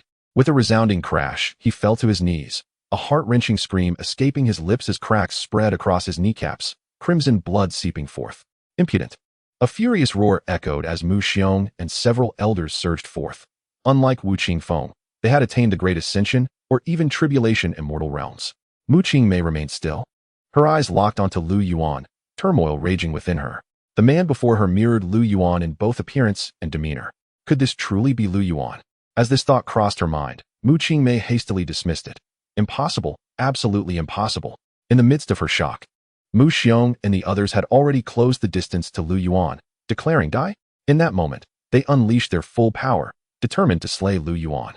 However, faced with the murderous intent of several individuals, Lu Yuan merely curled his lips in a disdainful smile, his eyes brimming with contempt. A sense of foreboding surged within Mu Qingmei upon witnessing this scene, yet it was already too late. Boom! A formidable energy erupted from Lu Yuan, radiating like the blazing sun. No! Mu Xiong and the others had no time to react. Only a cry of unwillingness escaped their lips before they were consumed by this overwhelming force. As the energy dissipated, the forms of Mu Xiong and his companions vanished from the realm. Father! Mu Qingmei cried out in desperation, without hesitation transforming into a radiant beam of light, hurtling towards Lu Yuan. Under this brilliance, the very fabric of space began to shatter, and in the blink of an eye, she arrived before Lu Yuan. Late-stage true immortal? Lu Yuan scoffed, raising a hand with a flick. The void shattered like glass, and under Lu Yuan's immense power, Mu Qingmei's strength was utterly insignificant. Bang! Mu Qingmei was slammed to the ground, a cloud of dust billowing upwards as the earth trembled, unleashing a terrifying shockwave that flattened the surrounding structures. When the dust settled, a massive crater lay beneath, with Mu Qingmei at its center. Puffed! She coughed up a mouthful of blood, her complexion turning as pale as paper, her clothing in tatters, revealing her snowy skin beneath. Witnessing this, Wu Qingfeng could not help but swallow hard, not out of lust, but out of sheer terror. Now we can have a proper chat, can't we? Lu Yuan remarked coldly, observing the weakened Mu Qingmei, who was devoid of any fighting spirit. Lu Yuan, no, my lord. Everything was orchestrated by Mu Qingmei. It has nothing to do with me. I implore you, spare my life. Wu Qingfeng hastily bowed and pleaded. Oh, it seems you recognize me, Lu Yuan said, a playful smile gracing his lips. This wretch once sold herself to me to eliminate you, yet now, having gained power, she turns her back on me. My lord, such a heartless individual must not be spared. Wu Qingfeng continued, his gaze filled with revulsion as he looked at the half-kneeling Mu Qingmei, who was pale and trembling. Upon hearing this, Mu Qingmei's eyes turned crimson. Her gaze filled with venom as she glared at Wu Qingfeng, shrieking, "You shut your mouth." At that moment, she wished nothing more than to rend Wu Qingfeng into 1,000 pieces. Blood spewed from her mouth once more, her aura flickering like a dying flame. On the verge of collapse, though within her had been shattered by Lu Yuan's previous strike, her meridians and bones broken. Any movement sent waves of excruciating pain throughout her being. Mu Qingmei had never imagined she would reach such a day, nor that Lu Yuan would reappear in her life. Listening to their exchange, Lu Yuan merely smiled coldly, finding it all rather amusing. At this moment, he felt no anger towards Mu Qingmei. She was simply not worth his ire. Wu Qingfeng's words had completely altered his perception of her. Enough. It ends here, Lu Yuan said indifferently, flicking his finger. Bang. Before Wu Qingfeng could react, his head exploded like a watermelon, his body following suit into ruin. You truly are Lu Yuan, Mu Qingmei exclaimed, gazing in disbelief at the white-clad youth descending before her. Do you still not believe, even with the truth laid bare before you? Lu Yuan replied coldly. This woman had indeed driven him to madness in a past life, yet that was merely a bygone era. I never imagined you would truly rise from the dead. Huh. Such is the law of karma. Mu Qingmei chuckled bitterly, then slowly closed her eyes. With a flick of his finger, Lu Yuan severed her neck with a swift beam of sword light. Uft! The bond of fate was severed, and grievances were resolved. As he beheld Mu Qingmei's lifeless body, Lu Yuan spoke with a tone devoid of sympathy. Chapter 44. First rank of the Lord God, Snowy Night City. Ding. Congratulations, host. You have broken through to the first rank of the Lord God. After slaying Mu Qingmei, the system's voice echoed within Lu Yuan's consciousness. Lord God. Lu Yuan smiled, then glanced around the ruins of the Mu residence, where some still lived. He paid them no heed. With a swift motion, he soared into the air, vanishing from sight. In the next moment, silhouettes appeared above the Mu residence, all powerful figures from Qingyun City. They immediately turned their gazes toward the direction Lu Yuan had disappeared, their eyes betraying fear and apprehension. They had sensed the commotion at the Mu residence, yet faced with such an entity, they dared not approach, merely observing from a distance. With Mu Qingmei, a late-stage true immortal, dead, who could this person be? To think the Mu family had provoked such a terrifying being. Mu Qingmei was a member of the immortal martial alliance. Her death would surely invoke their ire. Regardless, these were matters beyond their control. Qingyun City had lost a prominent family. The crowd exchanged glances, marveling at the shocking turn of events, their voices tinged with astonishment and regret. At that very moment, atop the towering peak of the immortal martial alliance, a strikingly handsome youth in a starry robe opened his eyes, narrowing them slightly. The space around him trembled. Mu Qingmei is dead, the youth murmured, rising slowly as a powerful aura emanated from him like rippling water. Thunder rumbled as dark clouds gathered in the high sky, a terrifying energy coalescing. What is happening? Such a dreadful aura. This is emanating from the mountain where the alliance leader resides. The members of the immortal martial alliance were filled with dread and confusion, their eyes wide with disbelief. On the peak, the youth slowly lifted his gaze to the gathering storm clouds above him.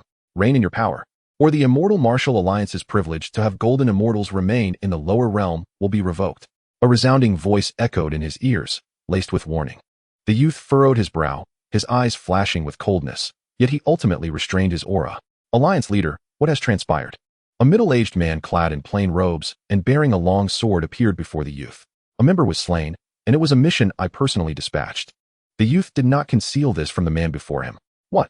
The man's expression shifted, his eyes narrowing into icy slits. Who is responsible? With a flick of his hand, information regarding Lu Yuan materialized. Lu Yuan? The man furrowed his brow at the name. I have never heard of such an individual. Nor have I, but it is highly likely he is involved. I just reviewed the images from the Mu family. There is no trace left. And the killer's aura is completely concealed, making it impossible to track.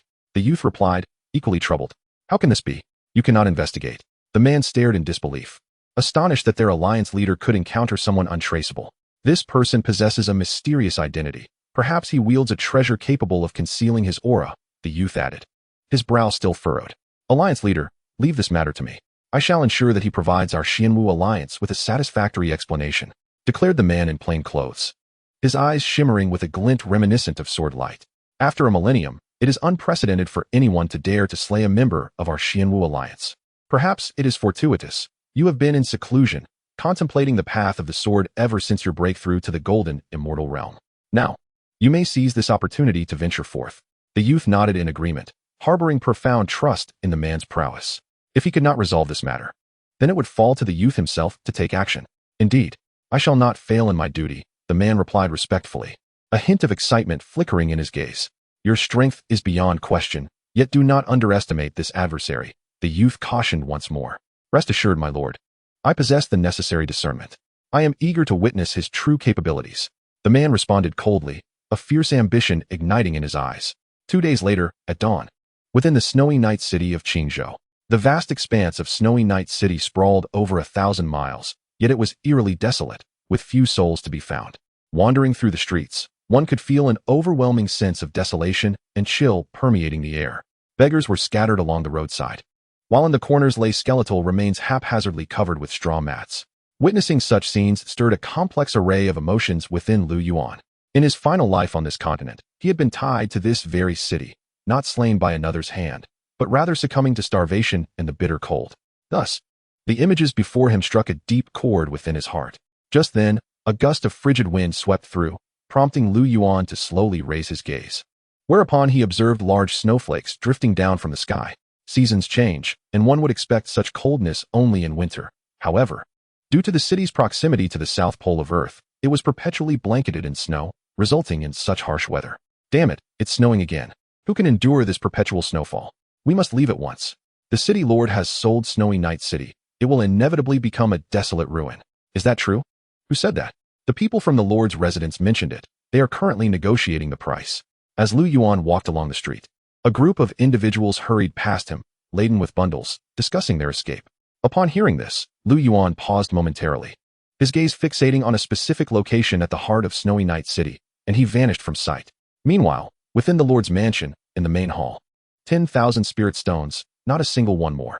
If you agree, we have a deal, a voice proclaimed. A corpulent man clad in luxurious garments was addressing a middle-aged man in white at the front of the hall. 11,000 spirit stones. Another voice interjected, belonging to a slender elder who produced a storage bag from his hand. Upon hearing that someone had outbid him by 1,000 stones, the fat man immediately became displeased, retorting, 12,000 stones. He spoke with an air of arrogance, yet the elder merely cast a glance his way. Humph. That fleeting glance sent a shockwave through the fat man, his expression morphing into one of terror. A true immortal, he exclaimed in disbelief. What do you, a mere immortal tribulation cultivator, wish to compete with me? The slender elder sneered, a warning evident in his eyes. I wouldn't dare. I withdraw my bid. The fat man stammered, bowing deeply. The man in white frowned at this exchange but refrained from speaking, for with his ascendant realm cultivation, he dared not offend either party. Observing the fat man's demeanor, the slender elder wore a look of disdain. Just then, a voice rang out. 100,000 spirit stones. 100,000. The mere mention of this sum caused the faces of those present to shift. Even the slender elder narrowed his eyes in surprise. Soon, under the collective gaze of the crowd, a youth clad in white emerged at the entrance of the hall. It was Lu Yuan. Although he emitted no aura of cultivation, the presence he exuded was undeniable. The elder furrowed his brow, scrutinizing Lu Yuan closely, yet he found himself unable to discern the youth's cultivation level. As for the man in white and the corpulent man, they were equally perplexed. Lord Ouyang, might 100,000 spirit stones suffice to acquire your Snowy Night City? Lu Yuan inquired, disregarding the elder and focusing his attention on the man in white with a smile. Why, you know me? Ouyang Litian regarded Lu Yuan with surprise, having no recollection of this mysterious youth who had suddenly appeared. Lu Yuan smiled but offered no further explanation. In his last moments, the image that lingered in his mind was that of Ouyang Litian and his wife, providing him with a final flicker of warmth, yet fate proved unforgiving. With a flick of his wrist, Lu Yuan produced a storage bag that soared toward Ouyang Litian. Within this bag are 10 premium spirit stones. According to the exchange rate with ordinary spirit stones, it amounts to precisely 100,000 premium spirit stones. Ouyang Litian's eyes widened in astonishment, as did those of the slender elder and others present. The thought of 10 premium spirit stones, worth at least 100,000 ordinary ones, was enough to purchase 3 or 4 Snowy Night cities. Stunned, Ouyang Litian cast a glance at the elder, a hint of hesitation in his expression. What? Is that insufficient? Lu Yuan inquired, observing Ouyang Litian's uncertainty. Just as the latter was about to respond, Lu Yuan swiftly waved his hand, sending another storage bag flying toward him. What if I add another 10 premium spirit stones? Lu Yuan proposed, his gaze steady. 20 premium spirit stones. Ouyang Litian gasped, his mouth agape in shock, while the corpulent man stood equally astonished. Do you not understand the principle of first come, first served? The slender elder snorted, reaching for the storage bag before him. However, Lu Yuan's eyes sharpened, and before the elder's hand could touch the bag, it was firmly seized by another hand. What do you think you're doing? Lu Yuan's voice was cold. The elder was taken aback, surprised that this youth dared to confront him. His expression hardened as he warned, You are courting death. With a cold huff, he attempted to unleash his energy to shake off Lu Yuan's grip, but to his shock, no matter how he summoned his celestial essence, he could not break free. Instead, a series of cracking sounds emanated from his wrist. A piercing scream reverberated throughout the Lord's mansion. Should you wish to die, I shall grant you that.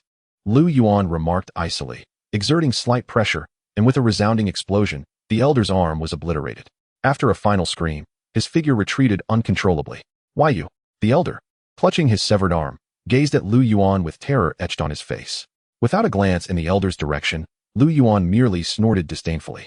The elder's eyes widened in horror, and with a final cry, he was engulfed in a cloud of blood mist. Is he dead? Witnessing this scene, Ouyang Litian and the corpulent man were left utterly speechless, their faces pale with fear. The elder had been a true immortal, and now he lay lifeless? The hall fell into an eerie silence. Lu Yuan let out a cold laugh, his gaze shifting back to Ouyang Li-Tian.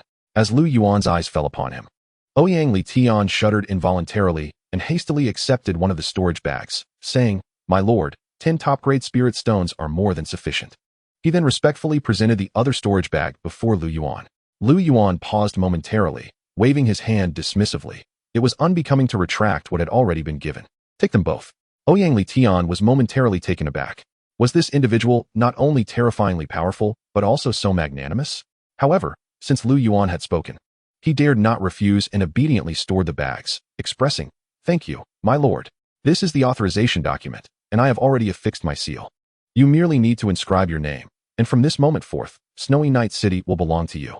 Finally, Ouyang Li-Tian retrieved a scroll from his sleeve and respectfully offered it to Lu Yuan.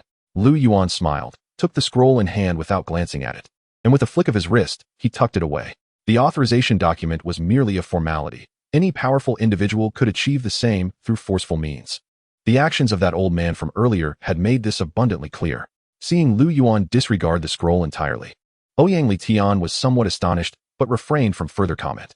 With the authorization document handed over, he was no longer the lord of Snowy Night City. "Congratulations, my lord, on ascending to the position of city lord." Before Ouyang Li-Tian could voice his thoughts, the rotund man beside them bowed deeply to Lu Yuan, his tone rife with flattery. "Is there something else?" Lu Yuan cast a glance at the man, who froze for a moment, quickly grasping Lu Yuan's implication. With an awkward smile, he replied, "Indeed, I have matters to attend to, so I shall take my leave." With that, the man and his few subordinates exited the hall. Soon, only Lu Yuan and Ouyang Li-Tian remained in the grand hall. Ouyang Li-Tian surveyed the surroundings, his expression a mix of complexity and reluctance. Was the former city lord planning to depart? Noticing Ouyang Li-Tian's demeanor, Lu Yuan couldn't help but inquire, "Are you planning to leave?" Ouyang Li-Tian was startled and quickly shook his head, smiling. "My lord, please do not say such things. I am no longer the city lord. You are?" After a brief pause, he continued, "As for my plans, I am uncertain at the moment. I may need to reside in the city for some time." Lu Yuan nodded in acknowledgement of Ouyang Li-Tian's intentions and refrained from pressing further. "My lord, I will expedite the process of moving my family out of the city lord's residence. Please grant us half a day's time. It will not inconvenience you." Ouyang Li-Tian ultimately bowed and requested of Lu Yuan, "There is no rush. I have ample time," Lu Yuan replied nonchalantly.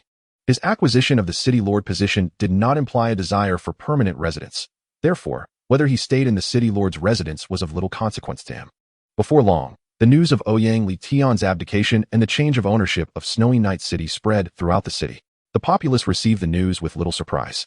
Indeed, it had long been anticipated. As dusk fell, Ouyang Li-Tian's family dutifully vacated the city lord's residence, leaving Lu Yuan as its sole occupant. Gazing at the vast, empty halls of the city lord's residence, Lu Yuan felt an unexpected sense of disorientation. "Host, what shall we do next?" At that moment, the voice of the system echoed within his consciousness. Lu Yuan smiled at the inquiry and slowly articulated, "Change the world." Chapter 46, The 5 Elements Spirit Capturing Array. A spring-like expanse. The following morning, atop a mountain in Snowy Night City, with a flash, a beam of white light descended, revealing Lu Yuan's figure. "This is the place." Surveying the surroundings, he could see the entirety of Snowy Night City sprawled beneath him, and this location was at the city's center. With a wave of his hand, a magnificent and intricate seal materialized, soaring into the air. As it ascended, it rapidly expanded, enveloping the entire Snowy Night City in the blink of an eye, and continued to extend outward. "What is that? Such a terrifying aura. Is that a formation? Which formation could be so vast? Look, there's a person atop the mountain." As they gazed up at the immense seal radiating an overwhelming and mysterious presence, the citizens of the city stared in wide-eyed astonishment. Could this seal be from the city lord? At that moment, Ouyang Li-Tian also stared in shock at the suspended seal in the sky, a dawning realization creeping over him. Boom, boom, boom. The seal continued to spread, causing the very fabric of space to tremble as the essence of the world surged violently, pouring into the seal. This spectacle left the inhabitants of Snowy Night City in a state of utter disbelief and confusion. Finally, after a quarter of an hour, the seal centered on Snowy Night City, covering a radius of 10,000 miles. "Is this the 5 Elements Spirit Capturing Array? Host, are you?" The system's voice resonated in Lu Yuan's consciousness, as if grasping the significance of the moment. Lu Yuan smiled, revealing no secrets, indeed. This is the 5 elements spirit capturing array. I intend to summon warmth and sunlight back to Snowy Night City through the power of the 5 elements. With that, Lu Yuan flipped his hand, and suddenly, a lotus flower radiating 5 colors and bursting with medicinal potency appeared in his palm. The 5 elements golden lotus. During this period, Lu Yuan had not only severed karmic ties, but also acquired knowledge of various formations. With his current cultivation prowess, he could master any formation with ease. The 5 elements spirit capturing array was an ancient formation that absorbed the spirit energy of heaven and earth, interweaving with the power of the 5 elements to transform the seasons and alter the atmospheric temperature. Simultaneously, the spirit energy within the array would be several times more potent than that of the outside world. Of course, the spirit energy generated by the operation of the 5 elements would also flow back into the outside world, creating a symbiotic relationship. This ancient array was rare even in the celestial realm, as it required not only the power of the 5 elements, but also a formidable force to empower it. The strength of this force determined the duration for which the formation could operate. Now, with the 5 elements golden lotus to activate the power of the 5 elements. Combined with a thread of Lu Yuan's cultivation energy, he could establish a grand 5 elements spirit capturing array. So this is what you meant by changing the world. The system finally comprehended. I believe a thread of my cultivation energy should sustain this array for over 10,000 years, right? Lu Yuan inquired with a smile. 10,000 years. The system hesitated before responding. Even a billion years would pose no problem. Your current cultivation energy has reached the realm of the main god. While the spirit energy of this mundane world is so scant that it would barely suffice for a celestial emperor's absorption.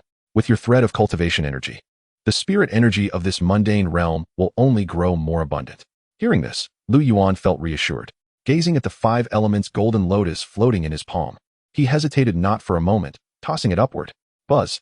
The 5 elements golden lotus instantly merged into the spirit capturing array above. Boom! The power of the entire array began to swell, and beams of 5-colored light cascaded down, enveloping the region it covered. Centered on Snowy Night City, the space within a 10,000-mile radius basked in the resplendent 5-colored glow. Lu Yuan wasted no time, pointing with his finger. Swish! A thread of his cultivation energy erupted from his fingertips, flowing into the formation. As the power of the 5 elements fused with his cultivation energy, the ground shook with a resounding roar. The heavens trembled as an overwhelming surge of spiritual energy poured forth, cascading down like a waterfall through the operation of the 5 elements spirit gathering array. The once frigid atmosphere began to transform into a searing warmth. The inhabitants of Snowy Night City remained bewildered until they suddenly felt their inner essence igniting, leaving them astonished. What is happening to me? Why do I feel such an intense heat all of a sudden? This is a sign of a breakthrough. How could that be possible? It must be due to this magnificent array. Who is it that is assisting us? The abrupt change caught everyone off guard, yet amidst their astonishment, excitement began to swell. The transformation of the world, coupled with the sudden intensification of spiritual energy, raised questions about the immense cultivation required to accomplish such a feat within a modest ancient residence. Ouyang Litian gazed upward at the array in awe. On the mountain peak, Lu Yuan observed the effects brought forth by the 5 elements spirit gathering array with great satisfaction. At this rate, 1,000 miles would feel like spring, and the vibrancy of the 4 seasons could manifest in just a day's time. With a flick of his hand, Lu Yuan concealed the entire array within the void, rendering it invisible. As the 5 elements spirit gathering array activated, the once white, icy expanse outside Snowy Night City began to thaw, with tender green shoots emerging from the earth, and warmth suffusing the city with a vibrant aura. Word of this miraculous transformation spread, and the populace learned that their enigmatic new city lord was the architect behind these changes. We thank our Lord for his grace. We express our gratitude for your benevolence. The crowd prostrated themselves on the ground, bowing towards the mountain peak where Lu Yuan stood, their voices infused with excitement, gratitude, reverence, and adoration. Witnessing their homage, Lu Yuan offered a faint smile, feeling a wave of contentment wash over him. Ding! Congratulations to the host on breaking through to the 9th tier of the Lord God. The system's voice echoed within Lu Yuan's consciousness. Upon hearing this announcement, Lu Yuan experienced no significant surprise. Although he had leaped from the 1st tier to the 9th, slaying adversaries seemed far less exhilarating than the current events unfolding. Could this be the power of sacrifice? Lu Yuan mused with a chuckle. It may very well be the power of love, the system remarked with a hint of humor. Let us pretend I didn't say that. Lu Yuan replied with a smirk. Isn't that just to please the host? After all, a joyful host brings joy to the system. The system responded in a more humanized tone. Lu Yuan chose not to engage further. instead savoring the changes in the spiritual energy and temperature surrounding him. To say that 1,000 miles felt like spring in just a day might have been an understatement. Before him lay a city now awash in vibrant green, brimming with the essence of spring. At that moment, a light sound echoed from the depths of the heavens. Lu Yuan raised an eyebrow and looked up, perceiving a gaze from the firmament that exuded an aura surpassing even that of the golden immortal. It seemed that this gaze had also locked onto Lu Yuan. As their eyes met, the world fell into a profound silence. Soon after, that gaze gradually faded, vanishing into the sky in the blink of an eye. System, was that gaze from the heavenly Tao? Lu Yuan inquired, furrowing his brow. The host is overthinking. How could the heavenly Tao be compared to him? The system replied. Then what was that just now? Lu Yuan asked curiously. Although the power behind that gaze far exceeded that of the golden immortal, it posed no threat to him whatsoever. A celestial envoy, appointed by heaven to patrol various realms. Merely an emperor of immortals. There is no need for concern. He was likely startled by you. The system explained with a casual tone. Shall we proceed to our next destination now? The system inquired. Lu Yuan shook his head with a smile, stating, this is just the beginning. Many matters remain to be addressed, and we must wait for a while. If it were this simple and swift, I wouldn't have needed to acquire the position of City Lord. Chapter 47. The World in Shock, the ancestral god of the first tier, the unparalleled sword immortal. A month later, have you heard?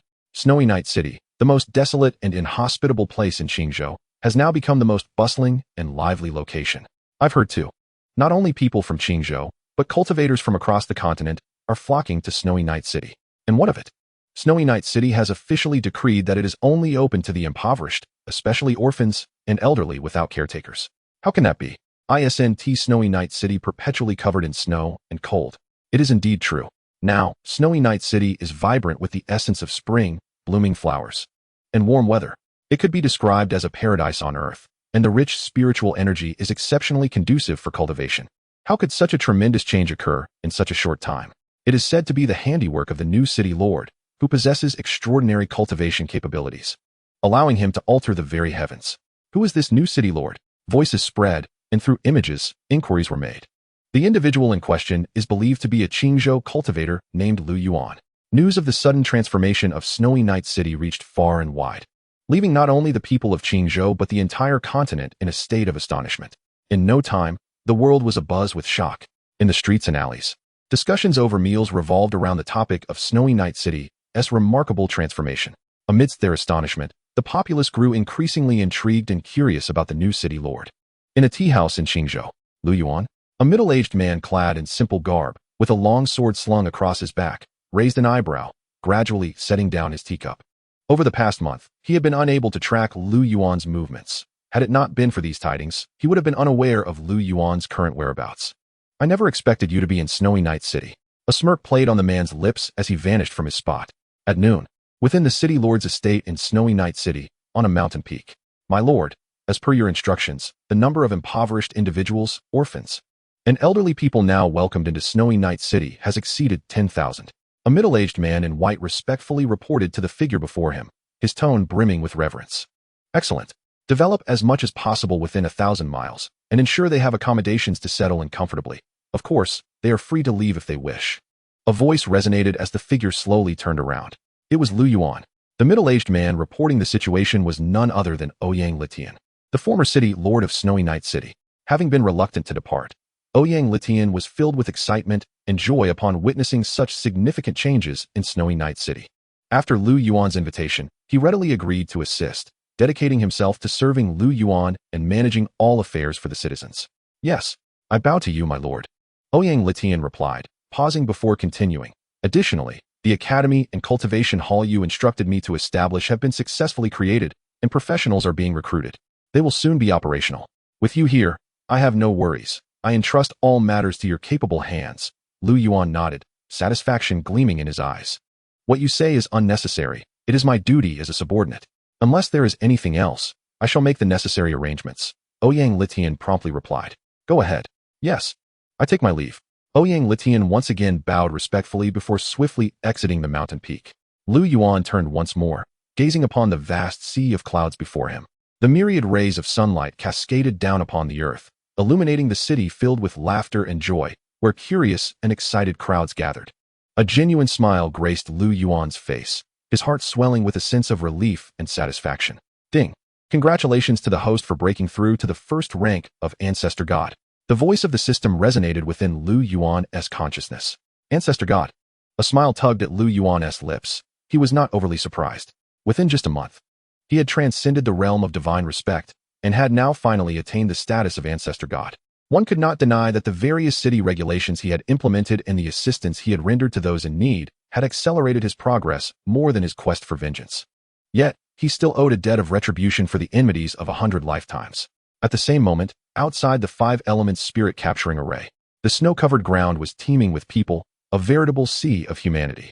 All eyes were fixed on a verdant area ahead, their faces reflecting astonishment. They could hardly believe their eyes. Such a marvel was simply breathtaking. Regrettably, the array had its restrictions, and without the consent of the city guards, entry was utterly impossible. To gain access, one had to adhere to the city regulations, which meant that only the impoverished or orphans stood a chance. Moreover, there were individuals in the city tasked with investigating the situation to ascertain its authenticity. Such a grand formation was something even the most prestigious sects could scarcely possess. Who exactly was this lord of the city, Lu Yuan, and why had he never been heard of before? According to insider information, this Lord Lu had recently slain a true immortal powerhouse, who was his childhood friend and possessed an extraordinary background, reportedly a member of the Immortal Martial Alliance. What? The Immortal Martial Alliance? This Lord Lu actually killed a member of the Immortal Martial Alliance. Hush, keep your voice down, do you want to die? A cacophony of whispers erupted among the crowd, each one more astonished than the last. Especially when they learned of Lu Yuan's act against a member of the Immortal Martial Alliance, their shock intensified. Dare to speak recklessly again, and you shall never set foot in my snowy night city. Amidst the murmurs, a chilling voice rang out. A young man clad in an opulent white robe, strikingly handsome with an extraordinary presence, glared at the crowd with a piercingly cold gaze. How dare mere void return practitioners act so brazenly? The onlookers seethed with resentment as they recognized him as a guard of Snowy Night City, accompanied by a woman. And what of my audacity? If you have the capability, come inside. The young man sneered, casting a provocative glance at the crowd. The woman beside him, unable to suppress her frustration, gently rubbed her forehead and transmitted a message. Young master, could we perhaps adopt a more low-key approach? These individuals are mostly powerhouses above the tribulation immortal realm, with many being true immortal experts. Making enemies now could spell trouble for us later. Fear not, my elder brother is here, the young man declared with pride, a glimmer of self-satisfaction evident in his eyes. As the young man spoke, Lu Yuan, situated within the city lord's residence, could not help but stifle a yawn, his brow furrowing as he sensed the commotion outside. He immediately spotted the young man engaging in verbal sparring with the crowd, and his expression turned peculiar. The young man was none other than Huawei. Just half a month prior, Huawei had approached Lu Yuan, pleading for assistance, which Lu Yuan had reluctantly granted. Little did he expect that this fellow would take to proclaiming himself as Lu Yuan's elder brother to anyone he met in the city. As Lu Yuan contemplated how to teach Huawei a lesson, he suddenly caught sight of a figure appearing at the edge of the snowy expanse. It was a man clad in plain garments, bearing a long sword upon his back. With each step he took, he traversed 1,000 miles, surrounded by an aura of invisible sword energy. In the blink of an eye, he appeared behind the crowd, gradually making his way into their midst, and they instinctively parted to make way for him. Late stage, golden immortal, an unparalleled sword immortal? As Lu Yuan beheld the plain-clad man, a flicker of astonishment crossed his eyes. Aside from the celestial envoy, this was the strongest individual he had encountered in this continent, indeed in the entire mortal realm. Furthermore, the man exuded a fierce aura, akin to a divine sword piercing the heavens, undoubtedly a master of the sword path. As Lu Yuan observed the plain-clad man, some true immortal experts among the crowd seemed to finally grasp the situation. As they watched the plain-clad man pass by, the crowd's expressions shifted to one of shock and trepidation. In the blink of an eye, the man had stood before them, and the entire space fell into a profound silence. A collective gasp escaped from the crowd, as if a sharp sword hung above them, causing their very souls to tremble. Who is this person? Such a terrifying aura. This presence is undoubtedly that of a perfected true immortal. I feel as though he has surpassed the true immortal realm. Fear and astonishment filled the eyes of the onlookers as they regarded the man. Huawei, who had initially been dismissive, now wore a serious expression upon witnessing the sudden appearance of the man. Young master, is this person formidable? The woman beside him furrowed her brow and could not help but caution. Is he also a tribulation immortal like you? Huawei inquired with curiosity. The woman replied, more powerful than any true immortal I have ever seen. The plain-clad man, meanwhile, surveyed the grand array before him, his gaze revealing a hint of surprise. Even the protective array of the immortal martial alliance seemed less formidable in comparison. Though astonished, he quickly regained his composure, a faint smile gracing his lips as he remarked, "After such a long seclusion, it appears that many delightful surprises have emerged on the continent." Turning his attention to Huawei and the woman, their hearts raced as they met his gaze. Whoosh! It felt as though a tempestuous wave of sword intent crashed upon them, causing their very beings to tremble. Yet this sword intent did not descend upon them, for just a step away lay the boundary of the array, dissipating the menacing aura upon contact. "Oh." The man's expression shifted slightly at this sight. "Where is Lu Yuan?" he inquired in a calm, yet commanding tone. Huawei and the woman exchanged glances, realizing that this stranger had come seeking Lu Yuan. Just as they were about to respond, a streak of light descended beside them, transforming into a middle-aged man clad in white, none other than Ouyang Litian. Huawei and the others exchanged knowing nods with Ouyang Litian, who then turned to the plain-clad man, furrowing his brow as he asked, "Who might you be? What business do you have with our city lord?" "The Immortal Martial Alliance, Pei-Patian," the plain-clad man stated matter-of-factly, revealing no hesitation. At the mention of the Immortal Martial Alliance, the crowd gasped in shock, their faces paling. Even Ouyang Litian and the others wore expressions of disbelief. But what astonished Ouyang Litian even more was the name of this man, Pei-Patian. You are the legendary sword Immortal Pei who once dominated the immortal martial continent 1,000 years ago. Ouyang Litian exclaimed in disbelief.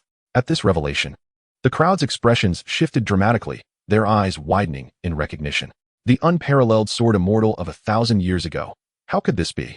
Was it not said that he had long since transcended to the golden immortal realm and ascended to the immortal world? He is indeed the invincible sword immortal from a millennium past. It turns out that over the course of a millennium, Pei Jiantian has indeed joined the Immortal Martial Alliance. Listening to the discussions around him, Pei-Patian merely smiled, appreciating the rarity of someone still recalling the title of Sword Immortal. However, time flies, and all is but ephemeral. Hiss. Upon hearing this, the crowd collectively gasped, for this statement undoubtedly affirmed his identity. Ouyang Litian forcefully suppressed the shock and fear within him, first offering a respectful bow to Pei-Patian, then inquiring, "Esteemed Sword Immortal, have you come regarding the matter of the Mu family?" "Indeed, Mu Qingmei. As a member of our Immortal Martial Alliance, met her demise at the hands of your city lord. I have come to seek an explanation," Pei-Patian replied candidly. A bone-chilling aura swept through the crowd, causing them to instinctively take a few steps back. It became clear to them that Pei-Patian's intentions were serious. After all, members of the Immortal Martial Alliance were not to be slain lightly. Surely, the esteemed Sword Immortal has been informed of some details regarding our city lord and the grievances between him and the Mu family, Ouyang Litian suggested. Pei-Patian furrowed his brow slightly. These are the confessions from trusted individuals of the Mu and Wu families, detailing the collusion between Mu Qingmei and the head of the Wu family, Wu Qingfeng, as well as how they conspired against our city lord. Ouyang Litian continued, gesturing as a letter flew to Pei-Patian.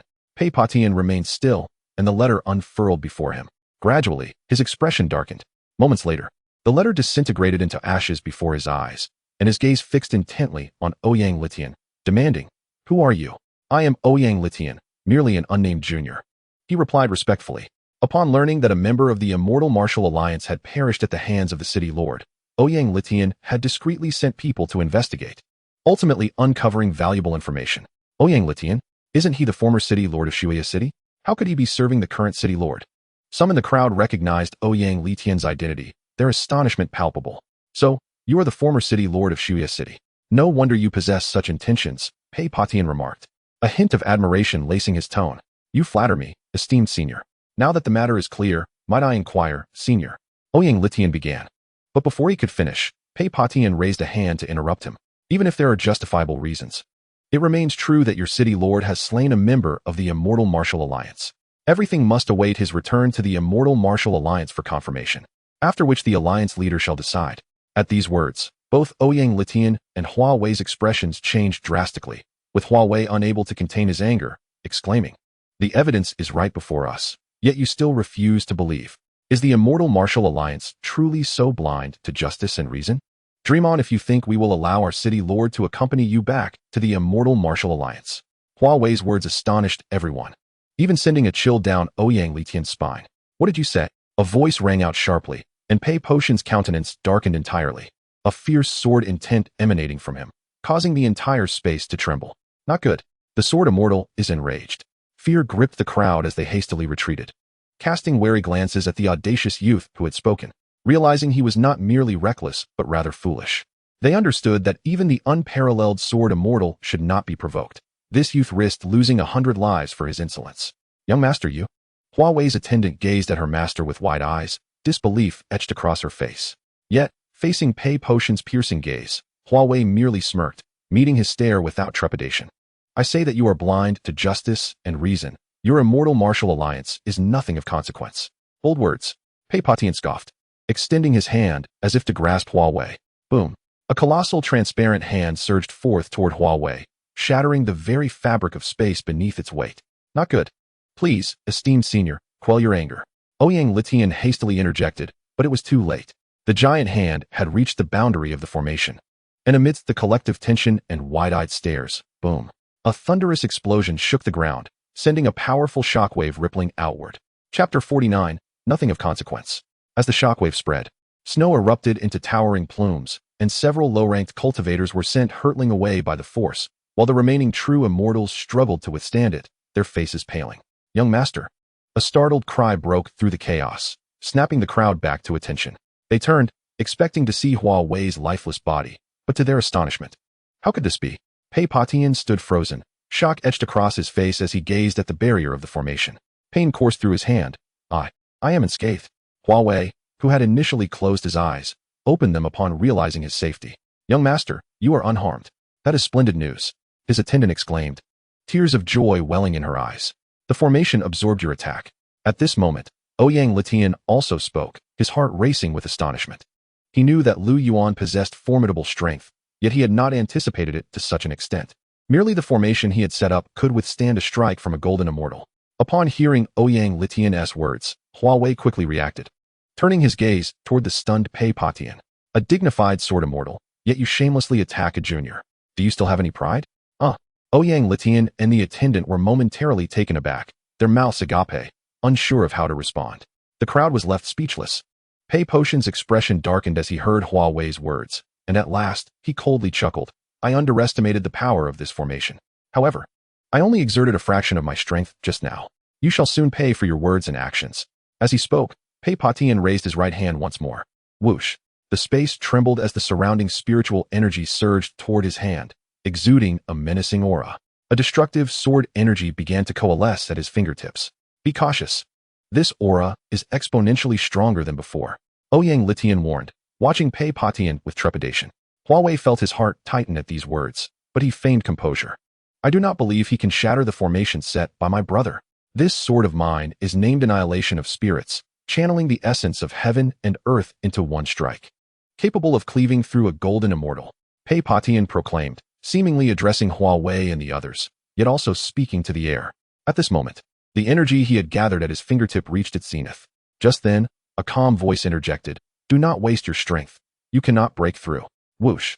A gentle breeze whisked by, and a young man in white appeared before Huawei and the others.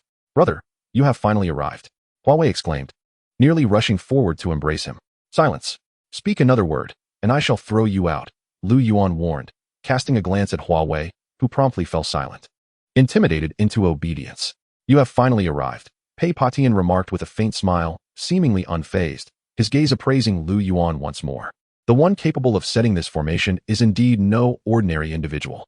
Though separated by the formation, he still found Lu Yuan inscrutable. Do you believe I would rely on this formation? Lu Yuan scoffed disdainfully before taking a bold step forward. The city lord must not. No, brother. Ouyang Litian and Huawei's expressions changed dramatically at this sight, and they cried out in alarm.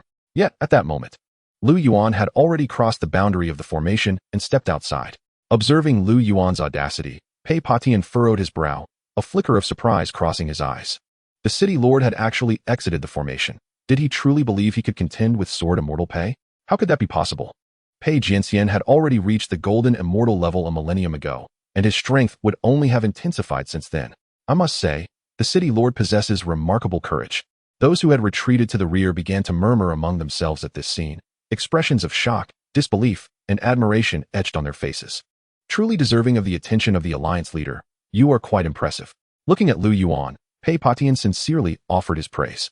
Hearing this, Lu Yuan merely smiled and shook his head. What do you mean by that?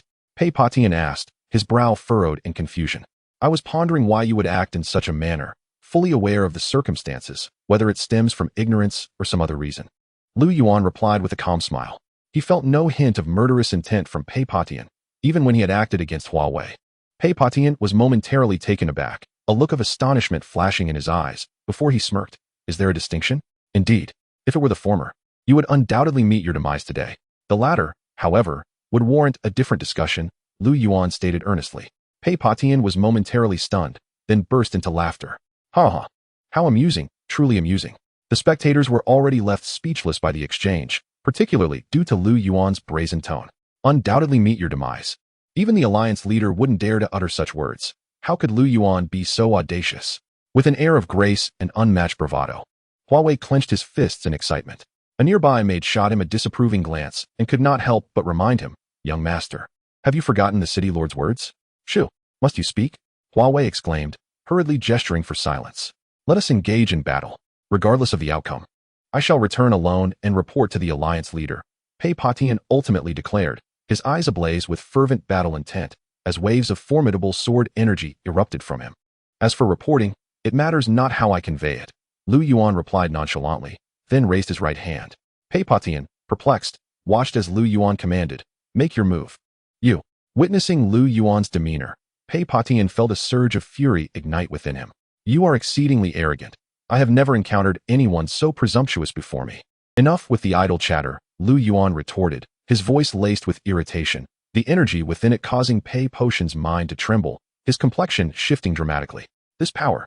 At that moment, Pei Patian's expression became grave and focused, his aura surging to unprecedented heights. Annihilate the spirit, shatter the heavens.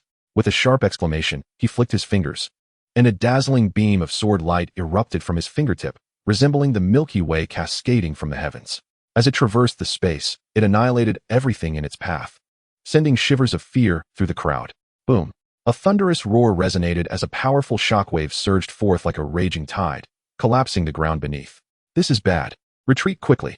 The crowd gasped in horror, hastily retreating, faces pale with terror. Yet, to their astonishment, the wave was completely intercepted by the protective barrier of the formation. When the dust settled and they gazed once more, they beheld a massive crater in the snowy expanse, with two figures standing opposite each other. How could this be? Pei Patian exclaimed, disbelief etched across his face as he looked at the unscathed Lu Yuan, astonished. Is this truly your full power? Merely this. Lu Yuan replied with an air of indifference, tinged with disappointment, before slowly raising his right hand. Then allow me to return the favor. With a casual flick of his wrist, the void shattered instantaneously, unleashing a cataclysmic force of unparalleled magnitude that surged toward Pei Patian. This is bad. Pei Patian's expression shifted dramatically as he hurriedly summoned his life-bound sword to defend himself. But, bang! Upon contact with the energy, his sword shattered like glass. After spitting a mouthful of blood, he was violently propelled away, disappearing into the horizon. Chapter 50. The ruins emerge. The heavenly path takes notice. Within the Xinwu Alliance. What is this? The young man in the starry robe suddenly opened his eyes, sensing something amiss, and vanished from where he stood. The next moment, he appeared outside the Xinwu Alliance, where explosive sounds reverberated through the air. Frowning, he fixed his gaze ahead. Bang! The once empty space shattered like glass, and a figure clad in simple garments was ejected from within. Elder Pei? The young man gasped, immediately recognizing the identity of the individual. Raising his right hand, he unleashed a torrent of energy in an attempt to catch Pei Patian. However, as soon as his energy made contact, it disintegrated like paper meeting stone. How could this be? The young man's expression changed dramatically. Before he could process the situation, Pei Patian's body had already reached him, their palms connecting. Boom! The young man was jolted back, astonished, and stumbled 3 steps backward, each step causing the space to fracture. The moment Pei Patian came to a halt, he coughed up blood again, his aura waning, his face devoid of color. My life-bound sword shattered. My realm has plummeted to true immortal. How could this be? The young man was utterly shocked as he sensed the extent of Pei Patian's injuries. With the infusion of his celestial essence, Pei Patian gradually began to regain consciousness. Elder Pei, who has done this to you? What on earth happened? The young man inquired urgently. I never even had the chance to unleash my life-bound sword before suffering such a thorough defeat. Pei Patian offered a bitter smile, tinged with self-mockery. Could it be him? The young man suddenly thought of something, a sharp glint flickering in his eyes. Pei Patian nodded slightly. It was Lu Yuan. As he spoke these words, There was a palpable sense of dread and wariness in Pei Potion's gaze. He would never forget the strike Lu Yuan delivered. It had utterly shattered his understanding. Even the alliance leader would likely not unleash such terrifying power. That force undoubtedly surpassed the golden immortal level. How could such a formidable power exist in the mortal realm? While fear coursed through him, disbelief also gripped him. It truly is him. The young man's expression turned icy, his eyes gleaming with cold light. Alliance leader. This individual is exceptionally strong. We must not confront him. Moreover, the circumstances are not as we had imagined. Pei Potion, suppressing his injuries, spoke earnestly. Let us not linger on this. I shall take you to recuperate and stabilize your wounds, the young man replied, furrowing his brow as he cast a deep glance toward the horizon before leading Pei Potion into the Xianwu alliance. Meanwhile, on the snowy expanse, snowflakes drifted gently, but the atmosphere was eerily silent. As they beheld the invincible sword immortal being casually sent flying by Lu Yuan, all present were left in a state of stupor, their expressions stricken with horror, as if caught in a vivid dream. The trio from Huawei within the formation shared the same wide-eyed astonishment, their faces a tapestry of excitement and reverence. My brother is magnificent, my brother is unparalleled, Huawei exclaimed first, jolting the others back to reality, each shivering with awe. So powerful, truly formidable. Could this individual have transcended the golden immortal realm? Gazing upon the young man clad in white, their eyes glimmered with profound shock and trepidation. Lu Yuan paid little heed to the crowd, merely casting a glance at Huawei, who trembled at the gaze and dared not utter another word. At last, with a single step forward, Lu Yuan vanished from their sight.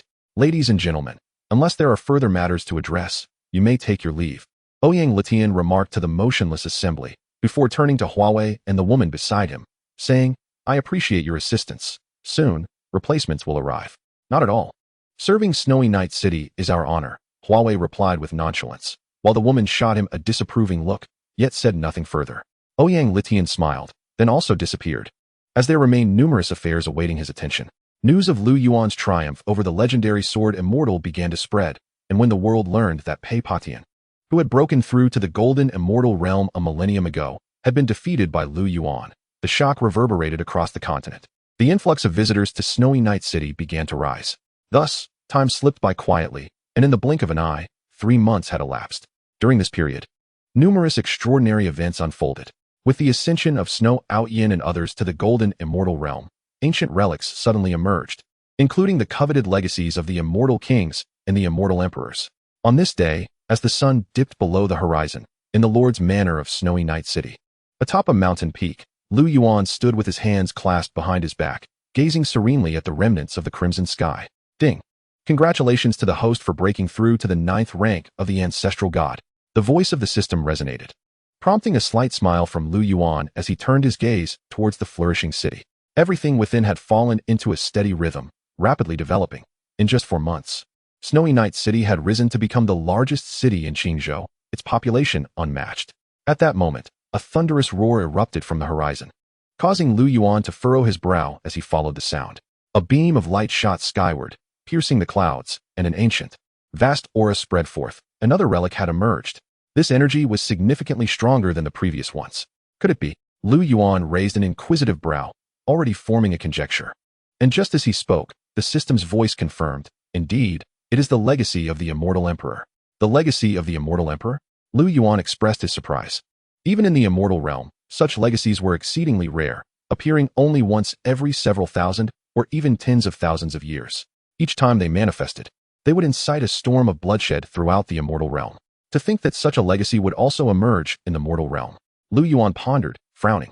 While some immortal king and immortal emperor legacies may be inconsequential, the legacy of the immortal emperor is a manifestation of the heavenly Tao.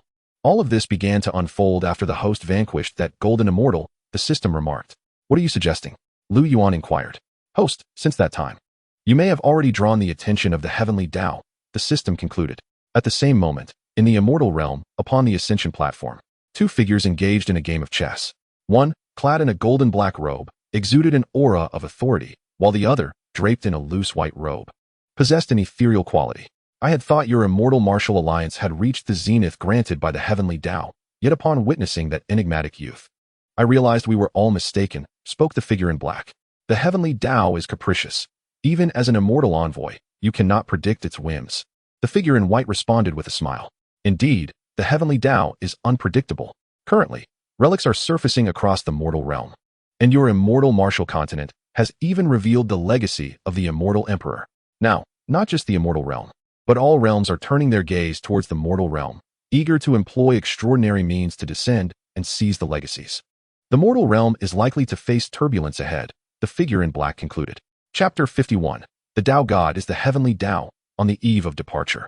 If everything is orchestrated by the heavenly Tao, no one can obstruct it, the figure in white replied with a serene smile. Indeed, however, your immortal martial continent should fare better than others. For bearing the name of immortal martial, various forces will naturally exercise caution. It is essential to remember that your immortal martial alliance is also a powerful sovereign force within the immortal realm. The figure in black added with a laugh. The figure in white merely smiled at this observation, choosing not to elaborate. By the way, I have heard that your immortal martial alliance has some entanglements with that mysterious youth. Who exactly is he? The figure in black inquired, unable to suppress his curiosity. When Lu Yuan established the 5-element spirit capturing array, it had genuinely startled him. Just a mere exchange of glances had revealed an overwhelming sense of life-threatening danger, prompting him to hastily avert his gaze. In retrospect, he felt increasingly astonished and incredulous.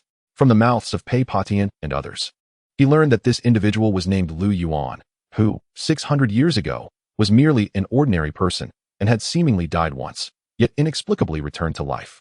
The figure in white disclosed without reservation, due to injuries preventing further decline in his realm.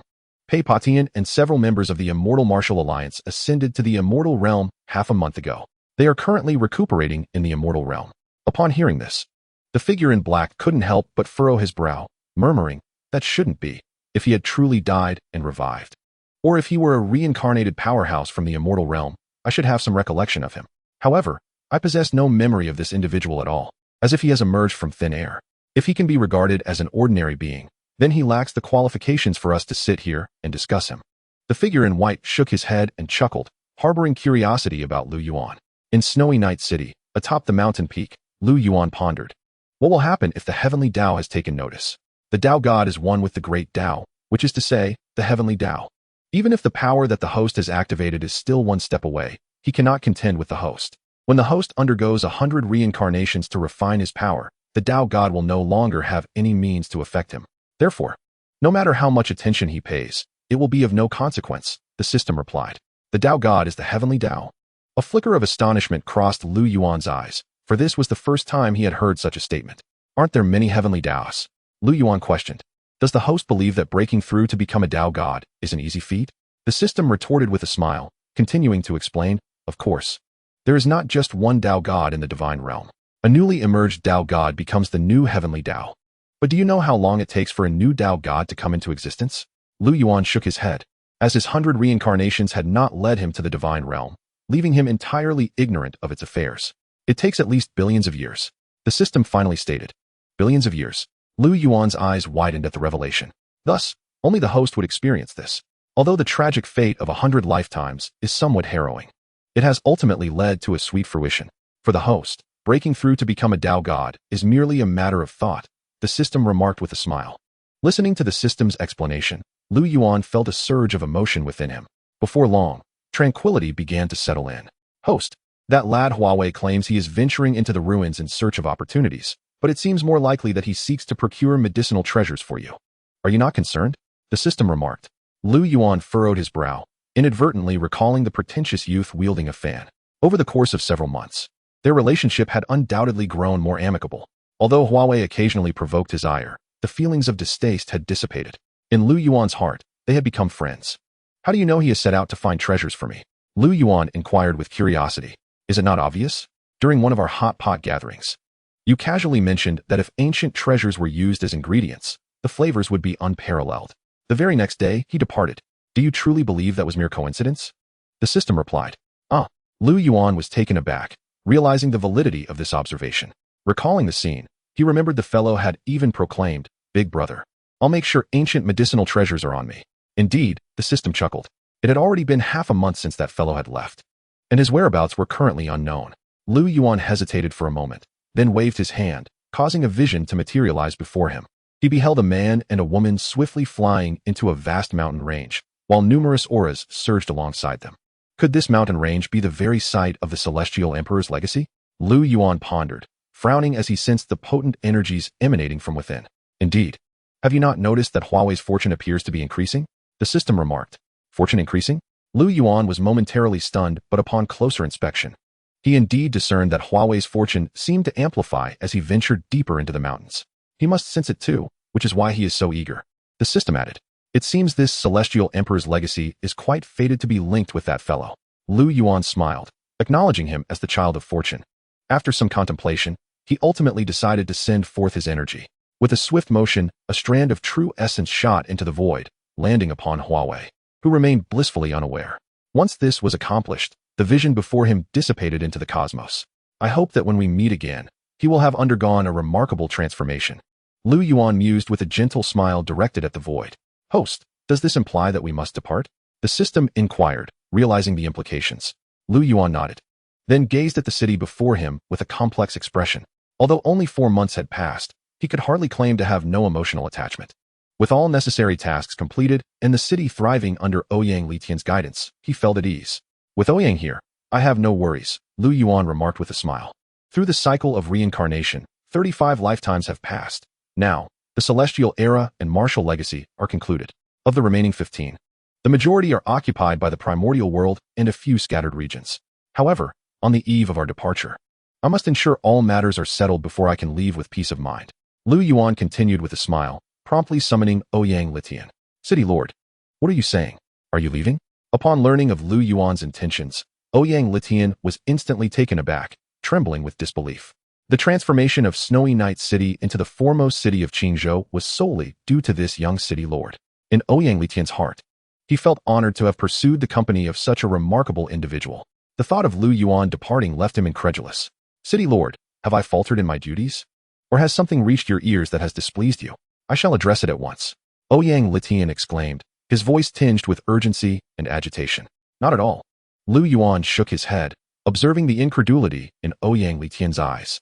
I merely have some matters to attend to and must leave for a time. From now on, this Snowy Night City will be entrusted to you. With you in charge, I feel reassured. City Lord, without you, how could I manage? And with my current cultivation? Ouyang Litian stammered, his eyes reddening. I called you here to lend you my support. Lu Yuan pointed with a finger, and a strand of true essence surged into Ouyang Litian's brow. Boom. Ouyang Litian quaked as his blood and true essence ignited, his aura exponentially rising. Chapter 52. Never forget your original intentions. The 3 extraordinary talents. Boom, boom, boom. A powerful aura erupted from the mountain peak where Lu Yuan stood, one surge after another. This commotion immediately drew the attention of the townsfolk, who gazed in astonishment toward Lu Yuan's direction. What an intimidating presence. That seems to be from the city lord's estate. Is our city lord about to make a breakthrough? They whispered in awe, their eyes brimming with excitement and admiration.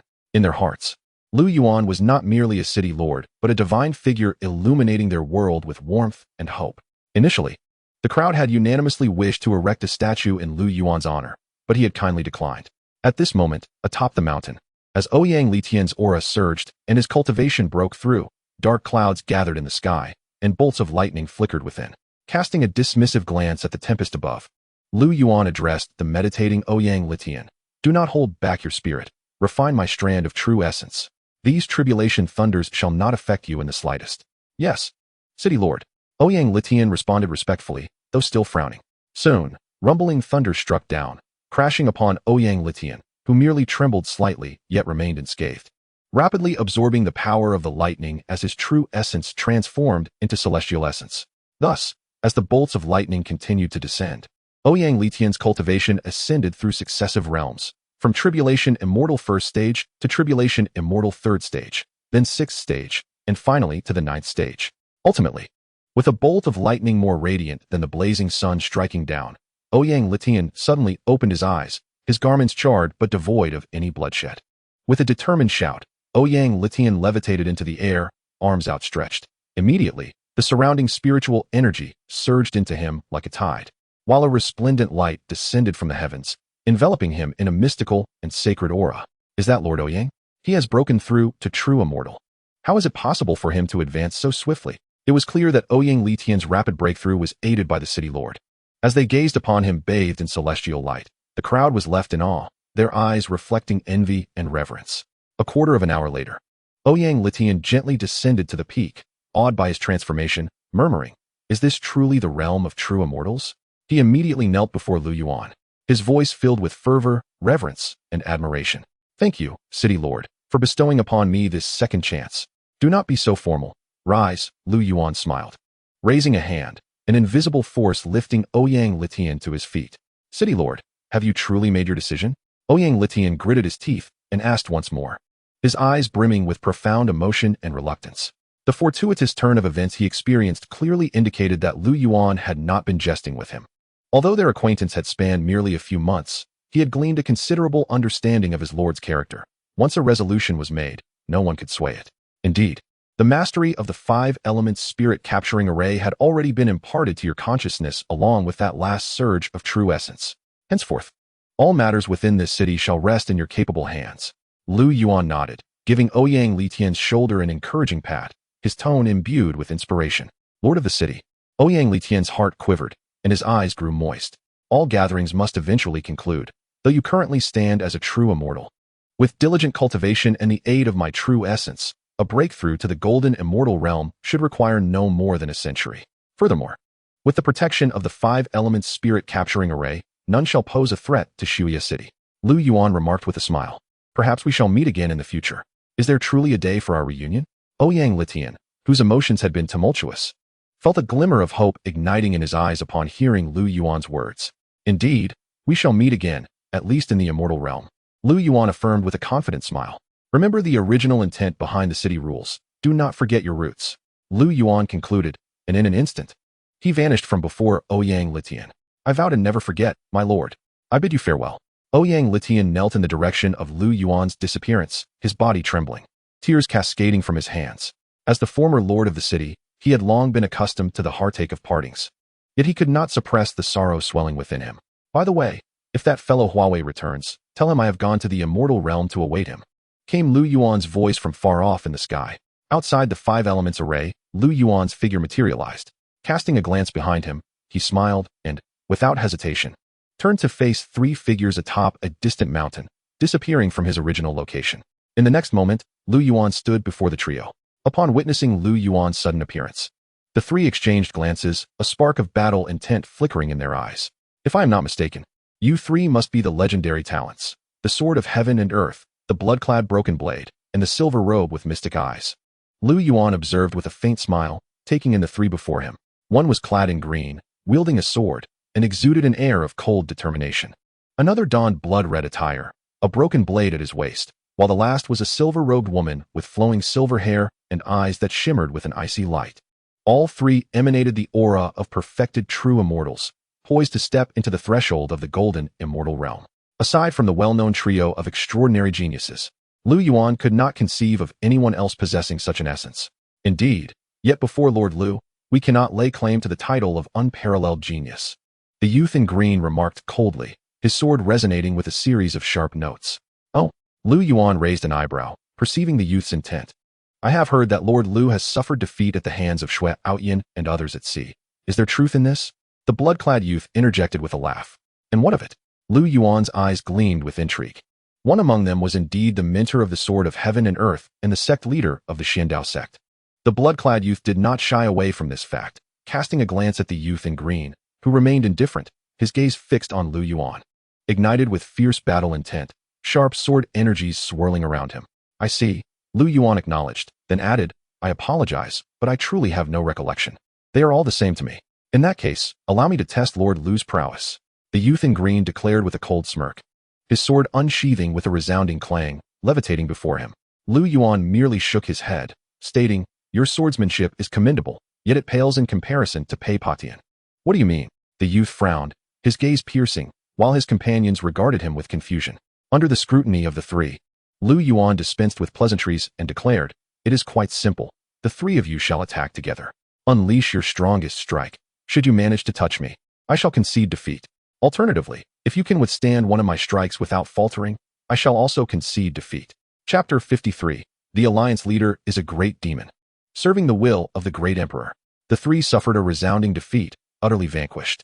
Even their most potent strike could not graze a hair on Yuan's body. With merely the release of his pressure, he rendered the three kneeling, unable to rise. It is commendable to harbor dreams, young ones, but alas, you have sought the wrong person.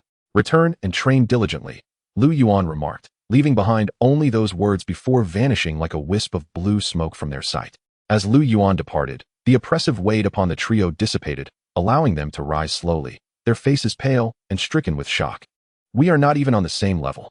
Had he harbored murderous intent, we would have undoubtedly perished, the silver-haired woman murmured, furrowing her brow. The blood-clad and green-clad youths exchanged glances, each recognizing the apprehension and fear reflected in the other's eyes. After leaving the snowy expanse, Lu Yuan arrived at a mountainous region, where three figures emerged before him. Clad in purple star robes, they exuded an aura that had already ascended to the late golden immortal stage. Members of the Immortal Martial Alliance? Lu Yuan raised an eyebrow, scrutinizing the trio. Greetings, Lord Lu. We are the three elders of the Immortal Martial Alliance. The white-haired elder at the forefront bowed respectfully towards Lu Yuan. Endless drudgery, Lu Yuan sighed. Are you three here to challenge me, or to block my path? Lord Lu has misunderstood. We are quite aware of the disparity between ourselves and you, the leading elder replied with a smile. Speak plainly, Lu Yuan replied, growing impatient. The three elders exchanged glances, the elder in the middle promptly stating, Lord Lu, our alliance leader wishes to invite you to visit the Immortal Martial Alliance. He quickly added, of course, it is not a matter of seeking retribution, merely a simple meeting. A visit? Lu Yuan scoffed, I have no time for that. If you wish to converse, your alliance leader must come to me. As he spoke, Lu Yuan's gaze shifted towards the space behind the trio. No sooner had he finished speaking than a voice echoed from that direction. Ha! As expected of Lord Lu. You discovered me the moment I arrived. Upon hearing this voice, the three elders were taken aback, quickly turning to bow respectfully to the young man in the star robe who emerged from the void. Greetings, alliance leader. Thank you, elders. You may return now, the young man greeted with a smile as he addressed the three elders. The three were surprised, hesitation flickering across their faces. What? Have the three elders chosen to disregard my words? The young man's brow furrowed slightly at their inaction. The three elders' expressions shifted, hastily bowing, we would not dare. They swiftly departed. In the vastness of space, only Lu Yuan and the young man remained. Lord Lu, may I request a moment of your time to converse? The young man, wearing a smile, gestured invitingly towards Lu Yuan. Lu Yuan pondered for a moment. A few moments were still available. With a flicker of his form, he appeared atop a mountain peak below. The young man soon followed, waving his hand to conjure a tea table before them, while cushions materialized behind them. Without hesitation, Lu Yuan seated himself. The city Lord Lu is more affable than I had anticipated, the young man remarked with a smile, settling down and pouring a cup of tea for Lu Yuan. Speak your mind without delay, Lu Yuan replied coolly, taking the teacup and sipping lightly. On our first meeting, allow me to introduce myself. I am Yuan Shang, the 10th generation leader of the Immortal Martial Alliance, he stated, a smile gracing his lips. Yuan Shang? Lu Yuan furrowed his brow. This name was familiar to him. If my memory serves me correctly, the Chronicles of Immortal Martial Legends recounts a young man named Yuan Shang who, 5,000 years ago, wielded a sword that vanquished the monstrous fiends from beyond the realms, thus bringing peace to the continent. Eventually, he vanished, presumed to have ascended. You must be that very youth, am I correct? Lu Yuan inquired, gazing at Yuan Shang. Indeed, that is I, Yuan Shang replied with a smile, revealing no intent to conceal the truth. If the world were to discover that the legendary hero who had slain the fiends was, in fact, a great demon in disguise, it would surely provoke a myriad of reactions. Lu Yuan chuckled softly and ultimately said, Ah? Yuan Shang, who had been smiling, felt his expression freeze upon hearing Lu Yuan's words, a glimmer of shock flickering in his eyes. A terrifying, ancient aura uncontrollably emanated from him, causing the space to tremble and the ground to quake. With this surge of energy, dark clouds gathered above them, lightning flashing within, harboring an overwhelming might that enveloped the space in a stifling atmosphere. Furrowing his brow, Yuan Shang looked up, while Lu Yuan also slowly raised his gaze. From the clouds emerged a pair of colossal eyes, gazing down upon them. Upon meeting Lu Yuan's eyes, an expression of astonishment and trepidation instantly crossed Yuan Shang's face. Yuan Shang, control your aura, remember your duty. A grand voice resounded, and the clouds dispersed swiftly thereafter. Indeed, Yuan Shang frowned as he turned to Lu Yuan, his eyes flickering with disbelief. What do you mean by indeed? Lu Yuan queried. Yuan Shang shook his head with a smile. It appears that nothing escapes the city Lord Lu's notice. Is that so? Lu Yuan regarded him with a knowing look. Yuan Shang paused, then chuckled lightly. Choosing not to elaborate further, He had witnessed the flicker of apprehension in the celestial envoy's eyes when they regarded Lu Yuan, a revelation that clarified his earlier confusion. How could a being like Lu Yuan remain in the mortal realm for so long? Upon observing the envoy's demeanor, he realized that this individual commanded a status and power beyond his comprehension. My true form is that of the great demon, the moon-eating sky wolf. Yet, since being subdued by the great emperor, I have become his steed, accompanying him closely. It was not until 5,000 years ago, when the immortal martial continent faced an invasion by the fiends, that the great emperor sent me down to eradicate the monsters and safeguard the lives of the people. Yuansheng finally revealed his true identity. The great emperor? Lu Yuan felt a stir of surprise. The only figure worthy of such a title across the continent was none other than the immortal martial great emperor, the very architect of this land. Thus, the entire continent bore the name of immortal martial. I had not anticipated that you were the steed of the immortal martial great emperor. It all makes sense now, Lu Yuan mused. No wonder he sensed that, although Yuansheng was merely a half-step into the golden immortal realm, he harbored a trace of power surpassing that of an immortal sovereign. This power must have been bestowed upon him by the immortal martial great emperor. Yuansheng shook his head with a smile, stating, in comparison to City Lord Lu, I am still far from adequate. Now that various relics have surfaced, including the legacy of the immortal emperor, the continent is bound to be engulfed in turmoil once more, likely even more brutal than the fiendish invasion of 5,000 years ago. Therefore, it is best you disclose the purpose of your visit, Lu Yuan said calmly. I have come at the behest of the great emperor to invite City Lord Lu to join me in safeguarding this continent, ensuring the peace of the immortal martial realm. Yuansheng ultimately articulated his purpose. At the behest of the great emperor? Upon hearing this, Lu Yuan furrowed his brow and chuckled dismissively, unhesitatingly rejecting the offer. I apologize, but I am not interested. I have no obligation to defend the continent. With that, Lu Yuan began to rise, preparing to depart. However, as he stood, Yuansheng urgently called out, City Lord Lu. Yuansheng was genuinely taken aback. Lu Yuan disregarded even the great emperor's command? I have stated my disinterest. Lu Yuan huffed coldly, casting a glance at Yuansheng, his mere gaze sending shockwaves through Yuansheng, causing his face to pale, and he instinctively staggered back a step. Without sparing him another glance, Lu Yuan transformed into a wisp of azure smoke and vanished before Yuansheng's eyes. Only after Lu Yuan's departure did a trickle of crimson blood flow from the corner of Yuansheng's mouth, his eyes now filled with terror and disbelief. A single glance had injured him. This individual's cultivation was even more formidable than he had imagined. It seemed the only course was to report the truth to the great emperor. If even the celestial envoy held fear, this person's identity in the celestial realm was undoubtedly extraordinary. Wiping the blood from his lips, Yuansheng solemnly declared, presuming Lu Yuan to be either a powerful immortal from the celestial realm or a figure from an imperial force. Having resolved all matters, Lu Yuan did not linger, finding himself now deep within the void of the immortal martial continent. Host, where shall we begin next? The primordial world? He inquired. In the mortal realm, 35 existences remain, with 20 already severed, leaving 15. The primordial world contains 8 existences, the remaining 7 scattered across various corners of the continent. If that is the case, let us commence our search from these scattered locations, Lu Yuan stated with a smile, gazing at the barrier before him and sensing the position of each continent. He bid farewell to the immortal martial continent. With a single step, he traversed the void and vanished from sight. As time flowed on, half a year passed since Lu Yuan departed the immortal martial realm. During this period, many events transpired. The continent underwent significant changes, numerous heirs emerged, and the number of reincarnated immortals increased. Yet, there had been no further news of Lu Yuan. Various factions sought information through numerous channels, only to learn that Lu Yuan was in seclusion within Snowy Night City. Rumors circulated that Lu Yuan had ascended to the celestial realm, for it was inconceivable that he could remain absent for half a year. Consequently, a couple of audacious true immortals and golden immortals attempted to breach Snowy Night City, only to be met with failure, returning grievously wounded from the backlash of the 5 elements spirit capture. The world gradually realized that even golden immortals could not shake the protective array of that city. Thus, while the outside world was embroiled in bloody conflict, the entirety of the Snowy Night domain flourished, progressing towards the pinnacle of the continent's cities. In the void, Lu Yuan walked through the air, each seemingly small step actually spanning thousands of miles.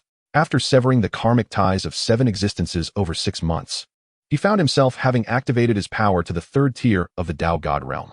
System, is the Tao God realm truly so difficult to break through? Lu Yuan queried as he walked. Not particularly. It is merely that the host's state of mind has begun to grow tranquil. However, It cannot be denied that the Tao God realm is indeed more challenging to breach than the previous stages. Each tier of breakthrough is akin to the transition from true immortal to true God. The first tier encompasses heaven and earth, even now. The heavenly Tao is merely at the first tier of the Tao God realm. The system explained with a smile, one rank, one world. Upon hearing this, Lu Yuan felt a twinge of surprise within. It was only when he activated his cultivation to the Tao God realm that he truly sensed the formidable power of a Tao God. United with the great Tao, a single thought could obliterate myriad beings and bring about the annihilation of heaven and earth. To coexist with the Tao was to achieve eternal life, truly embodying the essence of immortality. It could be said that only upon reaching the Tao God realm could one genuinely attain everlasting existence. As for what the system mentioned regarding the current heavenly Tao being merely at the first rank of the Tao God realm, Lu Yuan did not feel overly astonished. For when he broke through to the Tao God realm, he had already sensed the existence and might of the heavenly Tao, though the heavenly Tao had failed to perceive him. As Lu Yuan strolled through the void, making his way towards his final target in the mortal realm, he suddenly paused. It's him. A glimmer of intrigue lit up his gaze as he looked ahead into the boundless expanse. Soon, ripples formed in the void, and a young man clad in a splendid black robe adorned with gold emerged. This youth was none other than the celestial envoy with whom Lu Yuan had crossed paths several times before. His cultivation had already achieved perfection in the celestial emperor realm. Upon his appearance, the youth immediately spotted Lu Yuan, whose aura was suffused with the resonance of the Tao, and his expression turned to one of sheer shock. He hastily knelt down and exclaimed in terror, "I pay my respects to the supreme Tao." The heavenly Tao? Lu Yuan was momentarily taken aback. This individual had mistaken him for the heavenly Tao. Raising his head, Lu Yuan spoke with a calm demeanor, as if his words held the weight of the law. The youth found himself compelled to look up, his soul instinctively trembling. Under the fearful gaze of the envoy, Lu Yuan's aura gradually receded, allowing the youth to finally discern his true visage. Upon seeing Lu Yuan's true form, the young man's eyes widened in disbelief, his face paling. How is this possible? The heavenly Tao is actually Lu Yuan. At that moment, the youth trembled uncontrollably. No wonder, he thought. Lu Yuan had always exuded such an overwhelming presence. It turned out he was the very heavenly Tao he had been following all along. In a state of panic, the youth quickly regained his composure and bowed deeply, saying, "This subordinate is at fault for not recognizing the Supreme during your sojourn in the mortal realm. I beseech your forgiveness for my earlier rudeness. Are you truly foolish or merely pretending? Can you not see that I am no Supreme?" Lu Yuan replied, somewhat speechless. This man had clearly seen his face, yet still regarded him as the heavenly Tao. "Forgive me, my Supreme, I shall never dare to do so again." The youth was overwhelmed with trepidation. Having already witnessed the true visage of the heavenly Tao, he no longer dared to meet Lu Yuan's gaze directly. Lu Yuan remarked, "Host, it appears that the heavenly Tao has not revealed its true appearance, which is why this individual failed to recognize it and mistook you for the heavenly Tao. After all, upon reaching the Tao God realm, one is enveloped by the great Tao, and you, dear host, surpass the heavenly Tao by 2 ranks. The system explained with a chuckle. Lu Yuan finally understood, observing the youth before him, who remained prostrated and dared not look up. He found it unnecessary to elaborate further and simply stated, "Rise." "Thank you, Supreme." The youth finally dared to stand, though he still avoided meeting Lu Yuan's gaze. For now, Lu Yuan revealed his true form before him. This was the first time he had laid eyes on the visage of the heavenly Tao, and amidst his fear, he felt an overwhelming sense of relief. In the vast expanse of the celestial realm, few, if any, celestial emperors had been fortunate enough to behold the true likeness of the heavenly Tao. "What is your name?" Lu Yuan inquired casually. "A name?" The youth was momentarily stunned. Had he not introduced himself during their first encounter? Why did the Supreme ask him again? Although puzzled, he dared not ponder further and promptly bowed. "This subordinate is Xianxiang." Lu Yuan nodded, committing the name to memory. After a brief pause, he could not resist asking, "What events have transpired in the past 6 months across the Tianyuan and Xinwu continents? I refer specifically to matters and individuals related to me." Xianxiang did not dare to conceal anything and immediately recounted the events concerning Lu Yuan, speaking candidly. Chapter 55, The Ancient World, It is Clearly the Toad. In the void, having listened to Xianxiang's words, Lu Yuan became aware of the current state of affairs in the 2 continents over the past 6 months. Fortunately, those connected to him had not encountered any significant troubles. "Rest assured, my Supreme, I will ensure that those associated with you remain safe," Xianxiang assured him promptly. Lu Yuan waved his hand, saying, "There is no need for that. One cannot witness the rainbow without enduring the storm. I trust them. You merely need to keep a watchful eye." Without experiencing the storm, how can one see the rainbow? Xianxiang felt a jolt run through him. He had never encountered such a saying before. Upon hearing it, he felt a surge of clarity and was profoundly moved. Truly, the supreme Taoist, every word was imbued with the essence of Taoist truth. Yes, I understand what must be done, Xianxiang ultimately stated, his tone filled with reverence and sincerity. Lu Yuan nodded and concluded, go and attend to your duties. I take my leave. Xianxiang bowed respectfully, not daring to inquire further. He turned and vanished into the void, disappearing from Lu Yuan's presence. Watching the direction in which Xianxiang had vanished, Lu Yuan smiled faintly, already harboring certain resolutions within his heart. He then turned his gaze toward the expanse before him and took a definitive step forward. The ancient world, like the Xianwu continent, was considered one of the most prestigious realms in the mortal domain. However, unlike the Xianwu continent, the highest level of cultivation permitted in the ancient world was only that of the true immortal, as one had to ascend to the celestial realm upon breaking through to the golden immortal stage. Despite this, the depth and overall strength of the ancient world far surpassed that of the Xianwu continent, having once been home to several great emperors. Under the mutual checks and balances agreed upon by the various emperors, the pinnacle of cultivation in the world was suppressed to the true immortal perfection. At this moment, in the ancient world, within a lush forest, it was early morning, and rays of sunlight streamed in, illuminating the entire forest. With the sunlight cascading down, the sounds of cranes echoed, and soon, a flock of snow-white birds soared from the trees, dancing gracefully in the air, creating a lively spectacle. Among these snow-white birds were not only white cranes, but also swans. In the midst of the white clouds, the cranes spread their wings while the swans danced, creating a scene that appeared to be a celestial paradise. This forest was under the jurisdiction of the crane sect. Aside from its members, no one else could step foot within. Thus, the entire area was enveloped in tranquility and peace. At that moment, a gentle breeze swept through, and a figure clad in white appeared from the void, causing not even a ripple in space. After 300 years, this place had indeed undergone no change. Gazing down at the forest, Lu Yuan smiled slightly. In a flash, he vanished from his original position. Meanwhile, in the forest, beside a mirror-like lake, I once thought I might be fortunate enough to taste swan meat in this life. Yet here I am, merely the meat on the chopping block. Quack, quack, quack. Wishing to eat swan meat? Perhaps in the next life. Have you forgotten the lessons of our clan? Quacked another. Are you referring to that ancestor from over 300 years ago? Indeed. It was only because he licked the toe of a white swan that he was pecked to death by a horde of swans and cranes. That scene can only be described as unprecedented. Oh no, not just unprecedented, but one without a successor. A chorus of croaking filled the air, imbued with wariness and fear, completely oblivious to the figure that had materialized beside the mirror-like lake. Listening to their croaking, Lu Yuan felt as though he were hearing human speech, which left him utterly exasperated. Unable to contain himself, he finally remarked, words cannot be spoken carelessly. Who said I licked its toe? I didn't even touch it. It merely broke a withered branch. As soon as Lu Yuan's voice echoed, the entire mirror lake fell into a momentary hush, only to be abruptly filled with the cacophony of croaking frogs. Ah, someone is here. Oh no, it's those from the crane sect. In a flurry of panic, they all plunged into the lake with a resounding splash.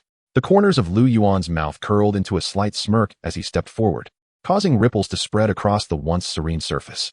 The frogs that had just leapt into the water were instantaneously lifted by an invisible force, floating helplessly atop the lake. What is happening? I can't move, they exclaimed in unison. This is the work of a powerful figure from the crane sect. Observing the densely packed congregation of frogs on the water's surface, Lu Yuan reiterated his earlier statement. The frogs were taken aback, their eyes wide with disbelief. Realizing the gravity of the situation, Lu Yuan cleared his throat and explained, I was referring to that frog from over 300 years ago. I witnessed the events unfold with my own eyes, so you are mistaken. At his words, the frogs paused, exchanging glances before quickly processing the implications. Were we wrong? It wasn't a lick? I always believed that, despite our humble origins, our frog lineage holds dignity. How could our ancestors have licked toes? Exactly. If one were to lick, it should be the white-haired ones. Amidst the chorus of amphibious voices, Lu Yuan felt a surge of irritation rise within him. Had he not once reincarnated as one among them, he might have been tempted to roast them for dinner. Yet, in the next instant, a singular croak shattered his composure. Who says it was your ancestors? It was obviously our toad ancestors. Indeed, it was the toads. A small faction of toads chimed in, voicing their protest. Nonsense. It was clearly the frogs. It was undoubtedly the toads. The debate intensified, with frogs and toads refusing to yield to one another. Silence. Lu Yuan's commanding voice resonated, sending shivers through the throng of frogs. their tongues retracting and eyes bulging in fear. "If you dare utter another word, I shall feed you all to the cranes."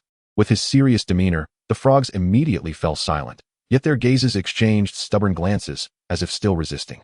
As the frogs quieted, Lu Yuan's fury began to dissipate. He then turned his attention to the white cranes and swans dancing in the clouds nearby, a smirk gracing his lips. "Would you like to taste swan meat?"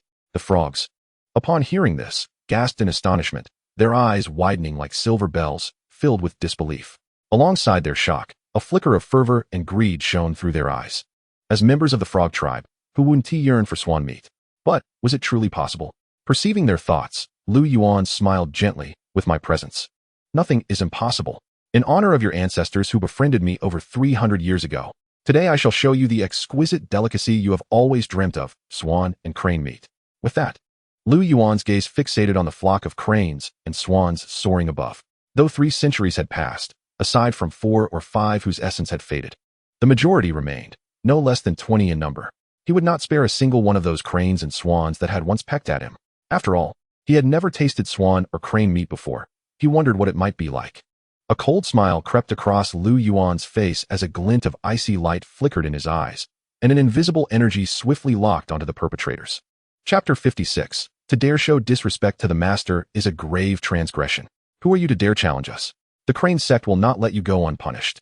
You wretched toads, do you dare dream of feasting on swan meat? How absurd. Gah, spare us. By the mirror lake, as feathers from the cranes and geese fluttered, cries of rage, fear, and pleas for mercy filled the air. Need you even ask? We are determined to feast upon you, Lu Yuan remarked coldly, observing the cranes and swans besieged by the frogs. Today, you shall experience the taste of being hunted. As soon as his words fell, the yin-yang creation cauldron appeared autonomously. And before the ensnared swans and cranes could comprehend the situation, they were sucked into the ancient cauldron, their anguished cries echoing as they emerged as bare, lifeless forms. 10 shall be stewed, and the remaining 20 shall be roasted, Lu Yuan declared nonchalantly. After the cauldron emitted a resonant sound, it immediately absorbed 10 swans and cranes, which began to burn upon the lake's surface. With a flick of his wrist, sharp wooden stakes flew from the forest, effortlessly skewering the remaining 20 swans and cranes. Simultaneously, 10 bonfires ignited, each adorned with a swan and a crane. The frogs, witnessing this spectacle, were left dumbfounded, applauding in awe, before they eagerly gathered around the bonfires. Their eyes fixed hungrily on their swan meat, drool pooling beneath them. In the mere span of a quarter hour since Lu Yuan's arrival, the aroma of the roasting swans and cranes began to waft through the air. The frogs and toads felt as though they were in a dream. They could hardly believe that they would truly savor swan meat in their lifetimes. Even if they were to die afterward, it would be worth it. Ribbit. Me too. Ribbit. Is it done yet? I can't wait any longer. Yes, if we don't eat soon, the crane sect will arrive and we won't get the chance. The frogs, eyeing the swans and cranes on the spit, began to voice their impatience, their eyes filled with urgency and concern. Just moments ago, Lu Yuan had only confined 30 swans and cranes, yet the majority had already fled in terror, undoubtedly racing to inform the crane sect. No need to rush. They must be slowly roasted for the best flavor, Lu Yuan replied dismissively, smiling at the eager frogs. Each one of you shall have a swan and a crane for yourselves. But what will we do when the crane sect arrives? The frogs could not help but voice their worries. Indeed, if I can savor a bite of swan meat before I die, I would die content, lamented an elderly toad, tears streaming down its cheeks. Fear not, even if they come, with me here, they shall not lay a finger on you. We shall simply enjoy our feast, Lu Yuan assured with a gentle smile, glancing toward the horizon, his lips curling slightly. At that moment, a thunderous voice boomed from the sky. Who dares trespass in my crane grove, slaughtering my swans and cranes?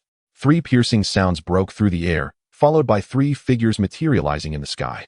Clad in white uniforms adorned with crane patterns and wearing crane crowns, the 3 youths emanated an aura of divine power, each having reached the divine transformation realm. Upon spotting the bonfires and the swans and cranes beside Mirror Lake, their expressions darkened, their eyes igniting with fury and murderous intent. Despicable! Cursed! They shouted in unison, one of them waving his hand, unleashing a terrifying wave of energy that surged menacingly toward the cluster of frogs. The frogs, witnessing this, were struck with horror. It's over. I haven't even tasted a bite of swan meat, and I'm to die now? I refuse to accept this. Their eyes bulged with rage and despair. Lu Yuan merely shook his head and sighed lightly, As his breath escaped, the impending energy dissipated like a gentle breeze. How can this be? The 3 in midair were taken aback, their gazes locking onto Lu Yuan. Could it be him? Let us strike together, they commanded, brandishing long swords in unison. 3 dazzling beams of sword light suddenly shot towards Lu Yuan, causing the very fabric of space to shatter. How absurd! Lu Yuan scoffed. And the 3 sword energies exploded upon impact. What could this possibly mean? The trio was taken aback, and before they could fully comprehend the situation, they were violently thrown back by the overwhelming shockwave. This individual was formidable. They needed to report this to the sect. The realization struck them simultaneously, and they turned to flee. However, how could Lu Yuan allow those who had already attacked to escape? Since they had come, they would remain forever. With a cold smirk, Lu Yuan's voice, calm yet commanding as if decreed by the heavens, resonated. The trio, just as they turned, felt an immense killing intent descend upon them. Each trembled violently, blood erupting from their bodies, and after a harrowing scream, they crashed to the ground like free-falling objects.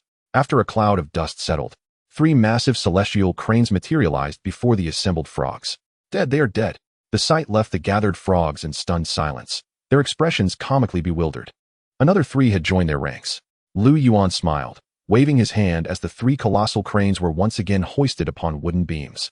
Witnessing this, the frogs were struck with terror, realizing the true horror of the figure before them. He dared to slay even cranes at the transformation stage. Lu Yuan, however, remained unfazed, his gaze directed toward the horizon, the direction of the crane sect. At the very moment the 3 youths were slain, an elderly man with hair as white as snow suddenly opened his eyes atop the main peak of the crane sect, turning his gaze towards the dissipating auras of the trio. Upon seeing the approaching youth, their eyes met, and the elder's heart trembled, his very soul quaking in fear. What sort of existence was this? The elder's heart raced with trepidation. With his mid-stage true immortal cultivation, facing this youth felt akin to confronting the vast universe, rendering him utterly insignificant. This was undoubtedly a being beyond the true immortal realm. How could such an entity remain in the mortal world, appearing within the confines of his crane sect's territory? At this moment, the elder had long since ceased to care about the deaths of the 3 youths or the 30 celestial swans that had perished. Just then, a voice interrupted, "Sect Master, trouble is afoot. A thief has entered the crane forest, slaughtering celestial cranes and swans. The life tokens of the 3 disciples sent to investigate have shattered. They may have met with misfortune." A white-clad man appeared before the elder, reporting urgently. Yet, before he could finish, the elder waved his hand and sent the man flying. "You fool, daring to disrespect the master," the elder barked, glaring at the bewildered man. "Master?" The man stared in shock, utterly taken aback. That was a divine grace. "Immediately procure another 100 plump celestial cranes and swans to offer to the master," the elder commanded vehemently. The man, momentarily at a loss, felt as though he had misheard. "If you do not hurry, I shall slay you and present you as an offering to the master," the elder shouted again, noticing the man's hesitation. Chapter 57. The 4th grade of Tao God. Are they frogs or toads? In the crane forest, beside Mirror Lake. "Master, within this storage ring are 50 celestial cranes and 50 swans, a total of 100. Please accept this humble offering." A middle-aged man in white respectfully presented a storage ring to Lu Yuan, his head bowed, not daring to meet Lu Yuan's gaze. Just a slight glance at the frogs and toads surrounding the roasted geese and cranes made his mouth twitch in pain. As a celestial crane, he could scarcely fathom witnessing such a scene. This moment would likely haunt him for the rest of his days. The gathered frogs were already frozen in place, unable to comprehend that the crane sect had not only refrained from anger, but had personally delivered 100 celestial cranes and swans to Lu Yuan. Who exactly was this celestial youth? "Your sect master possesses discernment. I shall accept this. You may return." Lu Yuan smiled, unceremoniously taking the storage ring. "Yes, I take my leave." The man bowed deeply once more before vanishing into a streak of light on the horizon. After a quarter of an hour, a rich aroma of roasting filled the air. Under the eager gazes of the frogs, Lu Yuan finally declared, "It is ready. Let us feast. By the heavens, we can finally eat," croaked the frogs, exuberant, as they lunged forward like ravenous wolves vying for food, the scene intensely chaotic. Boom! The ground trembled, causing the frogs to momentarily pause, as the yin-yang creation cauldron landed, exuding a rich fragrance from its opening. "Leave me too, along with some broth. The rest can be shared among them," Lu Yuan instructed the cauldron. The ancient vessel emitted a resonant sound, and bowls crafted from stone appeared, automatically filling with broth and meat, then moving to the frogs before gently settling before Lu Yuan. Truly, it was a unique delight. Merely inhaling the aroma ignited Lu Yuan's appetite, compelling him to indulge. From dawn until noon, with a break for lunch, they continued until the afternoon. Lu Yuan and the frogs finally finished off the 33 celestial cranes and swans. As the sunlight began to wane and the weather turned cooler, the frogs lay on the ground, legs in the air, their bellies swollen like ping-pong balls, each letting out satisfied belches, their expressions blissful. No regrets, ribbit. Indeed, no regrets. Ribbit. The chorus of frogs echoed, their tones imbued with fulfillment. Truly, they were easily satisfied. Lu Yuan shook his head with a smile and slowly stood up. Observing this scene, the frogs all sat up, gazing at Lu Yuan with complex expressions. They understood that he was preparing to depart, and with his leaving, their fates would undoubtedly follow suit. Under the complex and anxious gazes of the frogs, Lu Yuan cheerfully stated, "Having eaten our fill, it is time for us to leave." "Oui." The frogs found it hard to believe, as if they had misheard. "Master, what did you just say?" An elderly toad finally could not contain himself, cautiously inquiring. "I said we can depart." "What? Do you not wish to leave?" Lu Yuan looked at them. "Of course, we dream of it." "Master, do you truly intend to take us away from here?" They exclaimed in shock, their joy bubbling over. "Since I am acquainted with your esteemed ancestor, taking you away from this place of strife fulfills a desire of his. Let us go." Lu Yuan smiled. Without further ado, he waved his hand, enveloping the frogs in an invisible energy. With a whoosh, as if a gentle breeze had passed, both he and the frogs vanished from the spot. Once Lu Yuan and the others disappeared, and their presence could no longer be sensed, the elder atop the crane sect's main peak finally relaxed. "Master, who exactly was that person?" The middle-aged man behind him could no longer contain his curiosity. "How would I know?" The elder shot him a glare, his anger evident as he continued. "This person's strength is unparalleled. I have never seen such power in my life. If you hesitate any longer, this individual might come to our door, and that would spell doom for our crane sect." Upon hearing the elder's words, the man was taken aback in disbelief.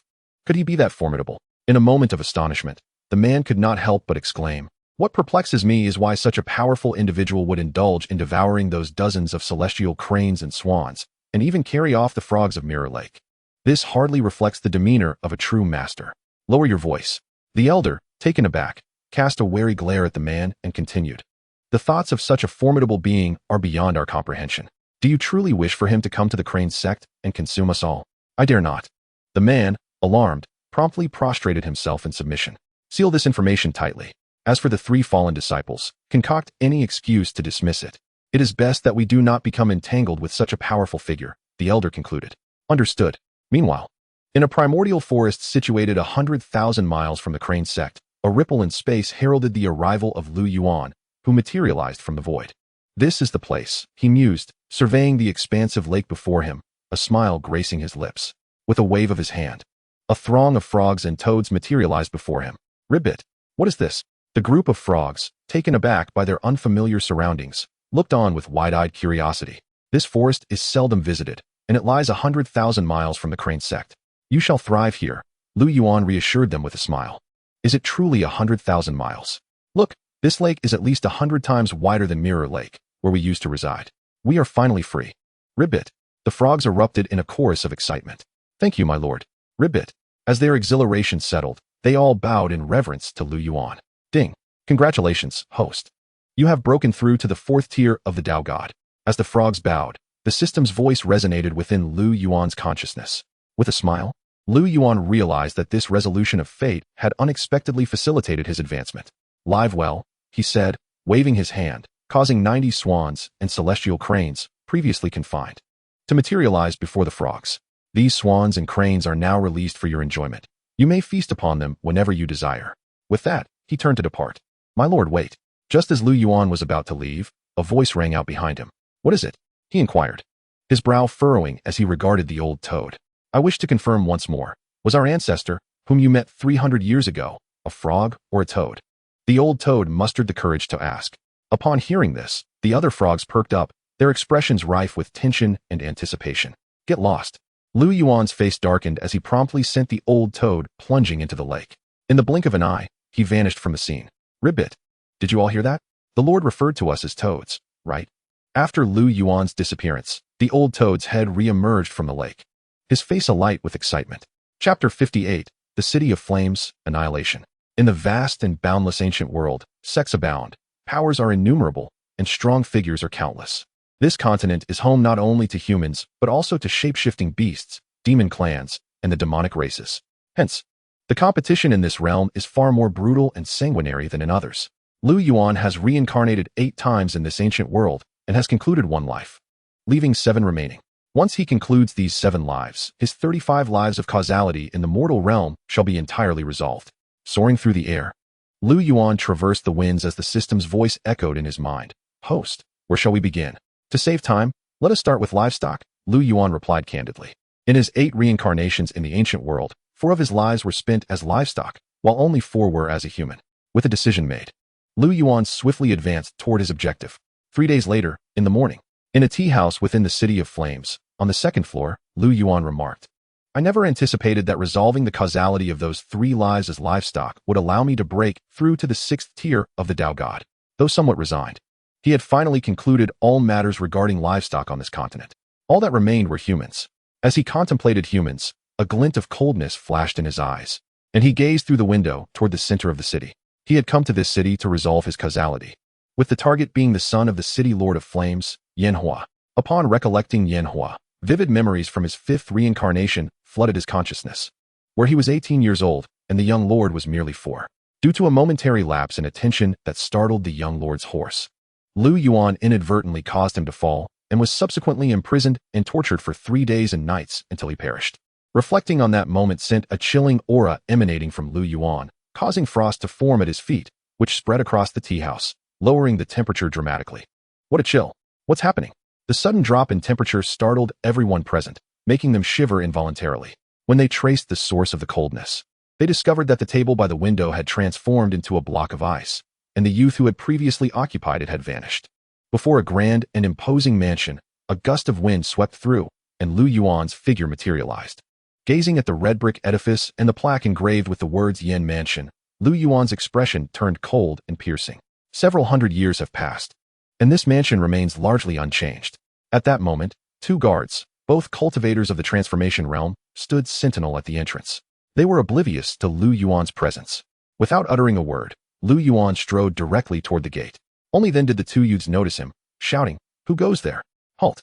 Ignoring their cries, Lu Yuan continued forward, seeking death. The guards, finally realizing the gravity of the situation, unleashed their transformation realm energies, one brandishing a spear aimed directly at Lu Yuan. The spear tore through the air, creating a sonic boom, and was poised to strike Lu Yuan. Bang!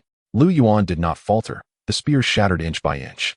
How is this possible? The guard's face turned pale with shock, and before he could react, Lu Yuan had closed the distance, causing the youth before him to explode into a mist of blood. Not good. We are under attack, the remaining guard shouted, but before he could finish, a torrent of energy slammed into him, propelling him like a cannonball against the gate. Boom! The entire door, along with the guard, shattered. Witnessing this, Lu Yuan's expression remained calm, his eyes betraying no emotion as he stepped through the entrance. What is happening? Wasn't there an enemy attack? Who are they? Are they courting death? The commotion at the door immediately drew the attention of the skilled individuals within the mansion. Meanwhile, Lu Yuan had already entered the expansive grassy grounds of the estate. At that moment, swish! Figures began to emerge from various corners, encircling Lu Yuan. These individuals were all experts of the celestial robbery realm, numbering 20 in total. Kid, who are you? Dare to assault the Lord's manor? Have you grown weary of life?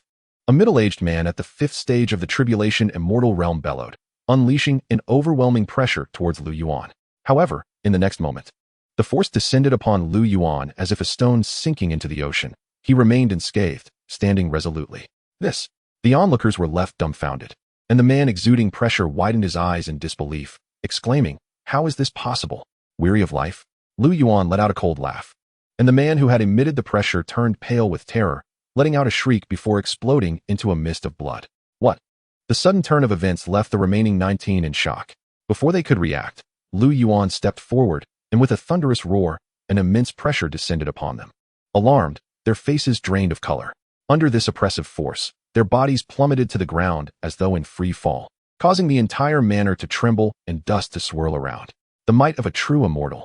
The crowd was aghast, finally recognizing the terror embodied by the figure before them. Impudence!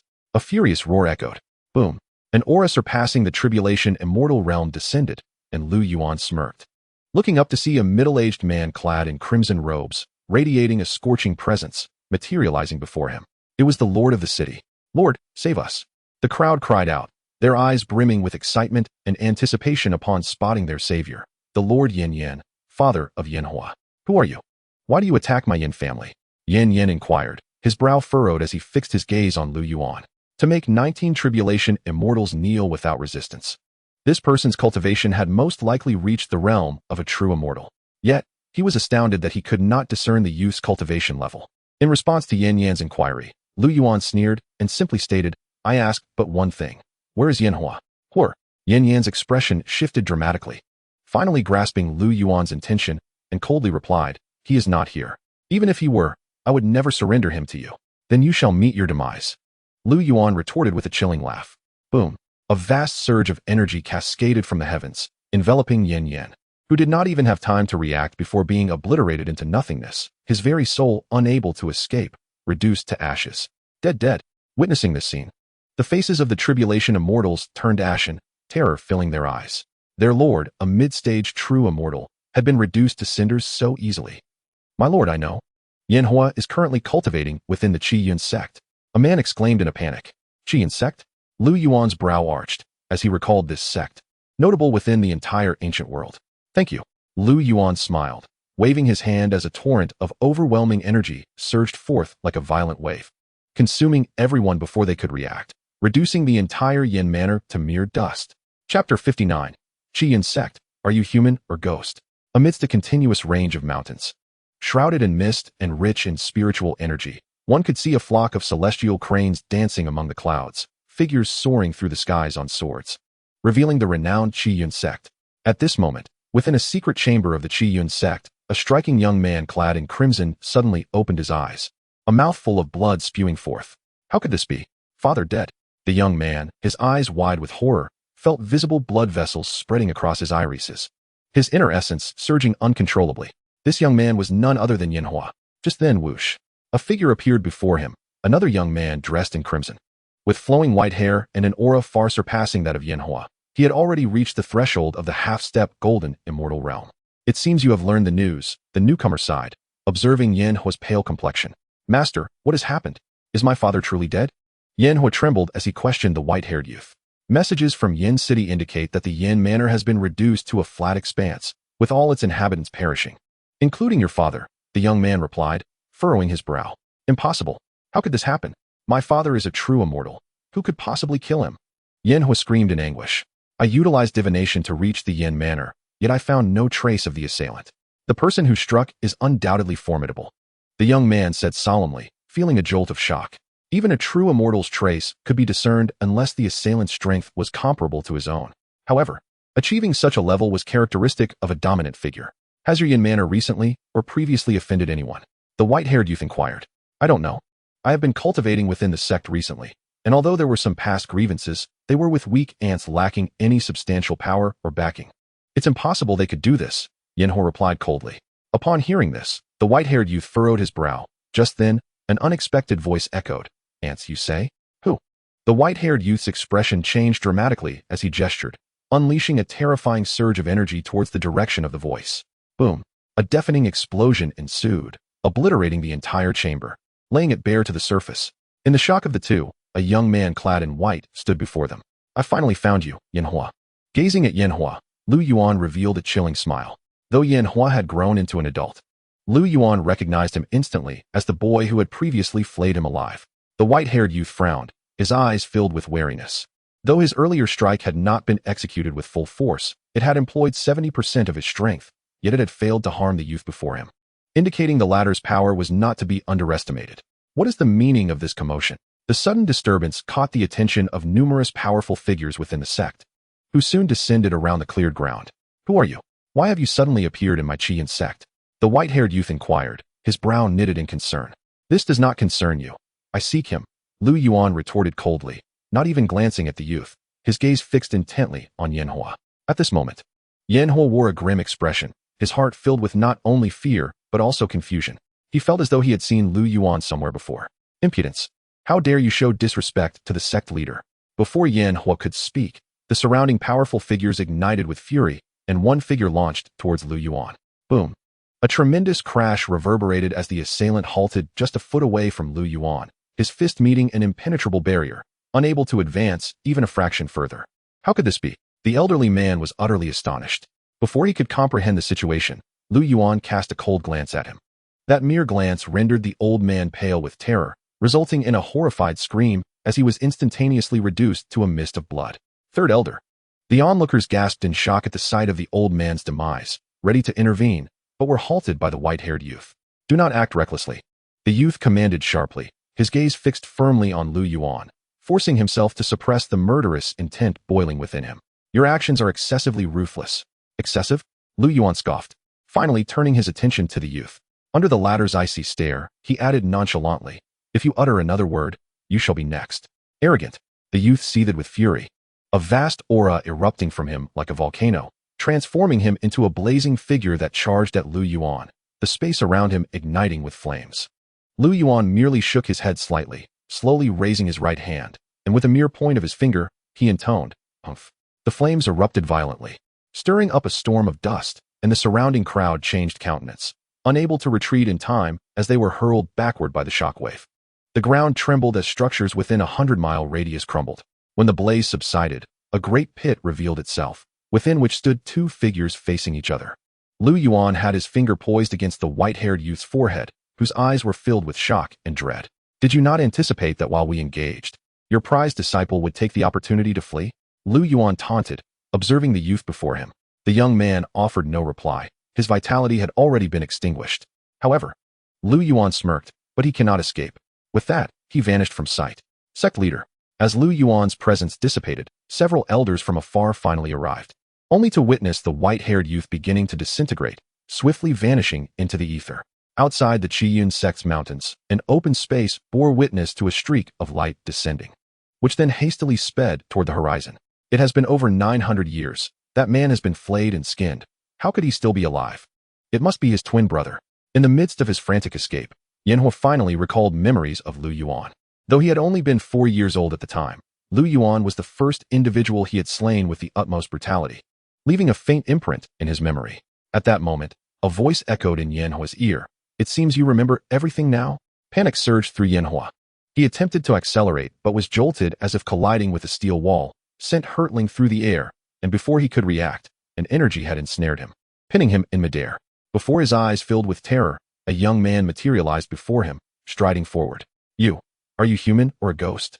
Yanhua exclaimed in horror, trembling uncontrollably. Chapter 60, Dao God Level 7, Instantaneous Death of the Emperor. What do you think? Lu Yuan queried, observing the fear-stricken, trembling Yanhua with a cold smile. As Yanhua sensed the destructive energy emanating from Lu Yuan's hand, his face turned ashen, despair flooding his eyes. You have killed my father and annihilated my entire family. I beg you, spare my life. They all perished because of you, and you must pay the price for your past transgressions. Today, I shall grant you 1,000 cuts. Lu Yuan replied calmly, his gaze indifferent and frigid, extending his hand to grasp at the void. Swish, swish, swish. Blades of light erupted from his palm, swiftly enveloping Yanhua, eliciting piercing screams accompanied by splatters of blood. Ah, Lu Yuan, I will not let you off even in death. Yanhua's anguished cries resonated amidst the slicing of the light blades, his voice rife with resentment and defiance. Alas, you shan't even have the chance to become a ghost, Lu Yuan remarked coolly, as the light blades not only severed his flesh but also obliterated his very soul. In the high skies, the echoes of screams persisted as Lu Yuan's cold laughter rang out. Thus, after half a day passed, the skies gradually darkened. The sounds of Yanhua ceased within the light blades. As they receded, the space revealed no trace of him, having been utterly annihilated. Ding! Congratulations, host. You have broken through to Dao God Level 7. At that moment, the system's voice reverberated in Lu Yuan's consciousness. Is that all? Lu Yuan responded with a faint smile. The vastness of his cultivation base rendered such a breakthrough rather trivial to him. Only 3 lives remain. With this thought, Lu Yuan gazed toward the horizon, a flicker of complexity in his eyes. Indeed, once the 3 lives are concluded, we shall ascend to the celestial realm. The system chimed in yes. After the conclusion of the 3 lives, Lu Yuan smiled and retorted, how do you know it is the celestial realm? It's a guess. Your guess appears quite accurate. Lu Yuan did not conceal his thoughts.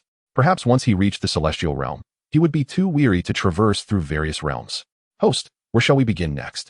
The system inquired. The celestial domain, Lu Yuan replied slowly, his gaze inadvertently drifting toward the horizon. 2 days later, at noon, above the celestial domain's imperial city, the sun blazed fiercely, the sky appearing blood red. What manner of being are you? A middle-aged man clad in a golden dragon robe clutched his chest, glaring intently at the white-clad youth hovering in the air, gritting his teeth as he spoke. Behind him, numerous princes and nobles wore ashen faces, their eyes wide with horror and trepidation. They stood among the pinnacle of the celestial domain, with their sovereign, the man in the dragon robe, being the leader of the entire celestial domain dynasty, a being on the verge of entering the golden immortal realm. Yet before this youth, he appeared as insignificant as an ant, utterly powerless. The elite experts of the imperial city, all at the peak of true immortal, were crushed into mere pulp beneath the youth's foot, blood raining down upon the earth. What was once a resplendent imperial city had now transformed into a city of blood. With a single individual completely overwhelming the celestial domain's imperial city, his cultivation strength undeniably reached the golden immortal realm. Those on the brink of death need not inquire. Since life is but a weed in your eyes, then today you shall experience the sentiments of others, Lu Yuan declared with a chilling smile, unwilling to elaborate further. Upon his reincarnation into this celestial domain, he had endured 2 lives, one as a pawn in the power struggles of these individuals, and another forcibly conscripted to construct grand projects, ultimately working himself to death. Both lives were extinguished due to this celestial domain dynasty, yet such occurrences were merely commonplace for the entire dynasty. Would any ordinary person or family dare to resist? Could they resist? It was utterly impossible. The crux of the matter was encapsulated in a single word: weakness. Even a half-step golden immortal would not dare to defy a colossal entity like the celestial domain dynasty, which had stood for millennia in the ancient world. Presumptuous. My celestial domain dynasty is of the emperor's direct lineage. How could a nameless wretch like you hope to obliterate us? The golden-robed man bellowed, a drop of blood seeping from his brow. Buzz. As the blood emerged, a tremendous and terrifying aura radiated forth, and then the blood erupted. Boom.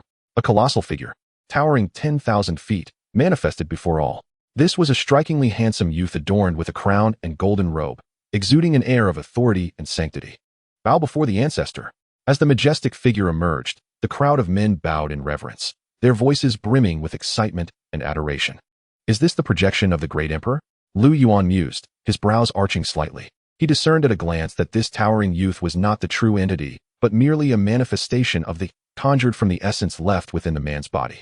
This individual seeks to obliterate our celestial domain dynasty. I implore the ancestor to intervene and eradicate him entirely. The man hastily proclaimed, his gaze fiercely fixed on Lu Yuan. Even though Lu Yuan was a golden immortal, before their great ancestor, he was nothing more than an insignificant insect. Those who dare to extinguish our celestial domain dynasty shall perish. Upon hearing these words, the youth's eyes ignited with a fierce brilliance.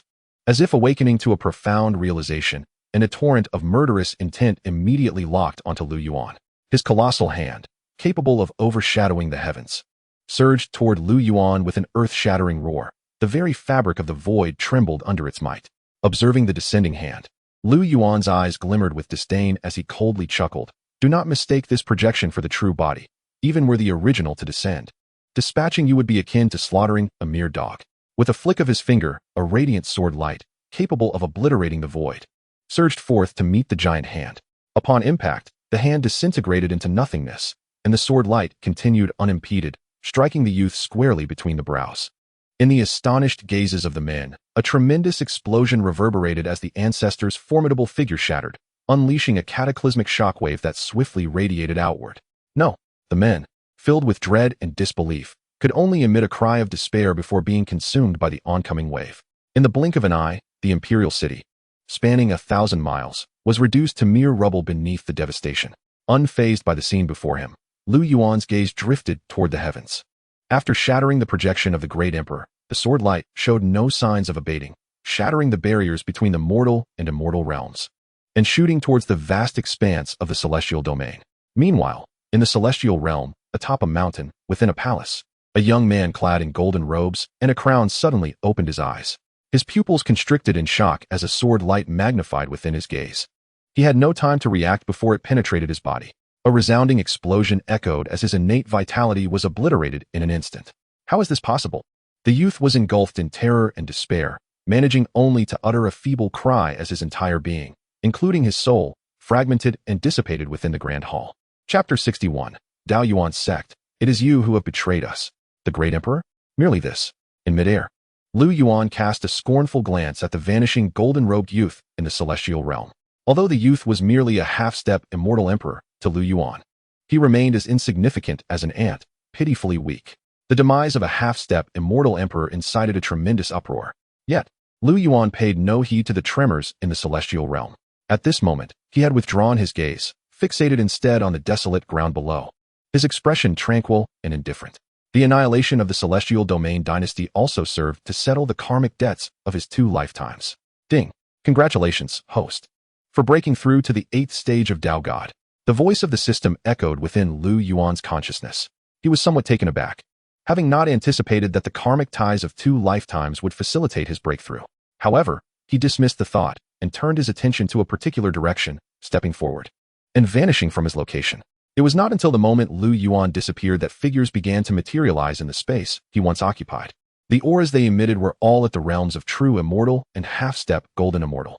The once mighty celestial domain dynasty, which had dominated the ancient world for millennia, has been extinguished. What sort of cultivation could possibly lead to such an outcome?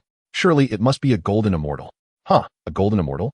The celestial domain dynasty possessed the life-preserving techniques left by our ancestor. How could the means of a great emperor be resisted by a mere golden immortal? Gazing at the devastated landscape below, all present could not help but gasp in astonishment, their eyes reflecting a mix of horror and dread. The celestial domain dynasty had always acted with tyranny. Their demise seemed to be an act of cosmic retribution, a fitting consequence. Who could possibly be the unparalleled being responsible for this, to the extent that even the great emperor was rendered inconsequential? Regardless of who it was, they were beyond our imagination. Now that the celestial domain dynasty has fallen, the entire celestial domain is poised for a complete reshuffle. The crowd murmured among themselves, exchanging glances. Amidst the shock, their eyes sparkled with a mixture of excitement and anticipation. 3 days later, at dawn, in the desolate region outside Tianyi City, before a range of barren mountains, a gust of fresh wind swept through as Lu Yuan's figure materialized from thin air. Gazing upon the mountains before him, his expression was complex, and myriad scenes flashed in his mind. Though desolate, the area was sparsely populated, providing a tranquil environment. Henceforth, this shall be the starting point of my Tao Yuan sect. Lu Yuan, surrender the complete Tao scriptures, or today, the Tao Yuan sect shall cease to exist. Master, no? Sect Master, flee. Release them. I am willing to hand over the complete Tao scriptures. This scripture is indeed extraordinary. Let them perish. Master, you must survive. The Tao Yuan sect cannot exist without you. Master, I am honored to be your disciple in this life. I die without regrets. Recalling those moments, Lu Yuan's countenance darkened significantly, as if everything had transpired yesterday. That was his 8th life in the cycle of reincarnation, by a twist of fate. He discovered that reciting the Tao scriptures of Earth accelerated his absorption of the world's spiritual energy and heightened his comprehension. It finally illuminated a path of hope, leading him to believe he was on the brink of a remarkable existence. Thus, with fervor and ambition, he resolved to establish a sect and become its leader. Thus was born the Tao Yuan sect. At that time, the sect comprised only 5 individuals, including himself and an elder, alongside 3 disciples. Yet, from its inception to its demise, the sect endured merely 3 years. Tao Yuan sect?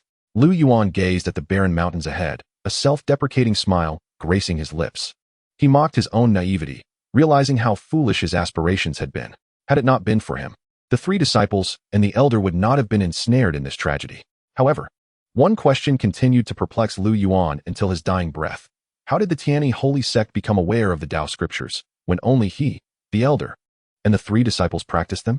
At that moment, he sensed something. Lu Yuan's brow furrowed as he detected an aura rapidly approaching from another direction, soaring into the mountains. Intrigued, Lu Yuan vanished from his spot.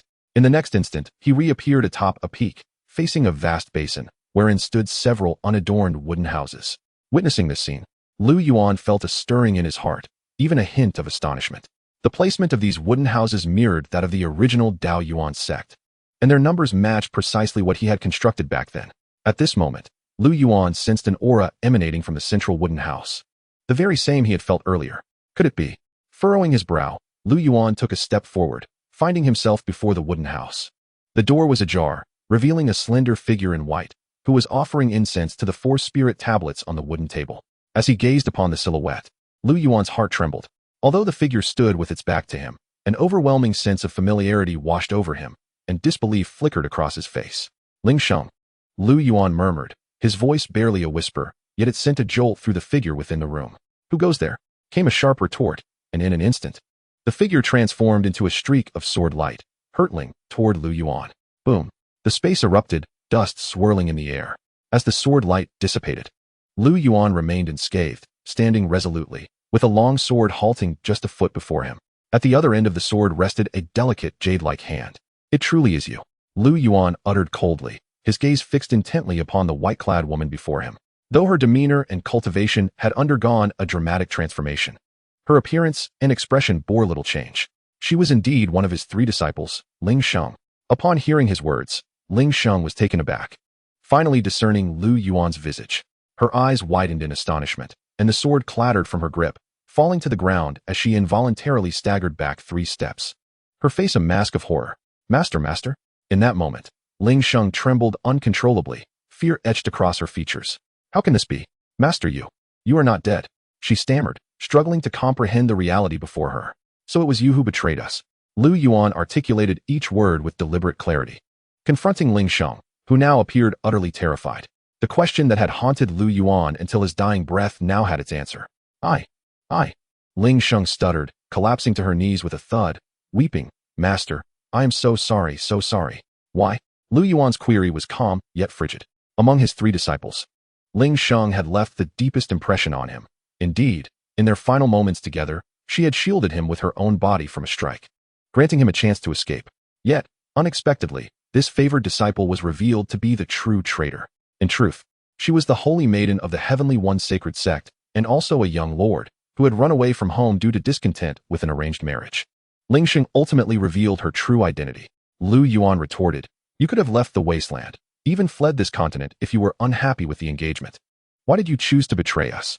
His icy voice sent shockwaves through Ling Sheng, leaving her pale, a trickle of blood escaping from the corner of her mouth. I merely desired to cultivate in peace, even to remain a disciple of Dao Yuan's sect forever. However, the profound and powerful Dao scripture led to a breakthrough in my cultivation of the Heavenly One sacred method, drawing my father's attention. In my helplessness, I. Ling Sheng attempted to explain, her voice choked with emotion, unable to continue, for no matter how she framed it, the fault lay with her. She had indeed betrayed Lu Yuan, leading to the demise of the Dao Yuan sect's members. Master, how did you survive? Ling Sheng finally, biting her lip, could not suppress her curiosity any longer. For years, she had lived in guilt, often visiting to pay her respects. With the aid of the Dao scripture and the resources from the Heavenly One sacred sect, Ling Sheng had ascended to the late true immortal realm. Does it matter? Lu Yuan scoffed, exhaling a sigh as he regarded his former disciple kneeling before him. He spoke slowly. Since you have acknowledged your betrayal, you may seek atonement for yourself. Atonement? Ling Sheng gasped, furrowing her brow. Master, the deceased are gone. Do you harbor such hatred for your disciple? Can you not grant me a chance?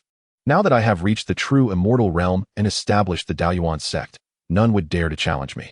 A chance? Lu Yuan let out a derisive laugh, his tone laced with scorn. To kill is to pay the price. This is the natural order. Do not compel me to take action. Rest assured, the Heavenly One sacred sect will soon face my wrath. Everything shall be as if we had never met. Eradicate the Heavenly One sacred sect. Ling Sheng was utterly astonished, gazing at Lu Yuan in disbelief. She had been too preoccupied with enduring Lu Yuan's fury to notice the profound depths of his power. Could it be that her former master was stronger than she? This was inconceivable.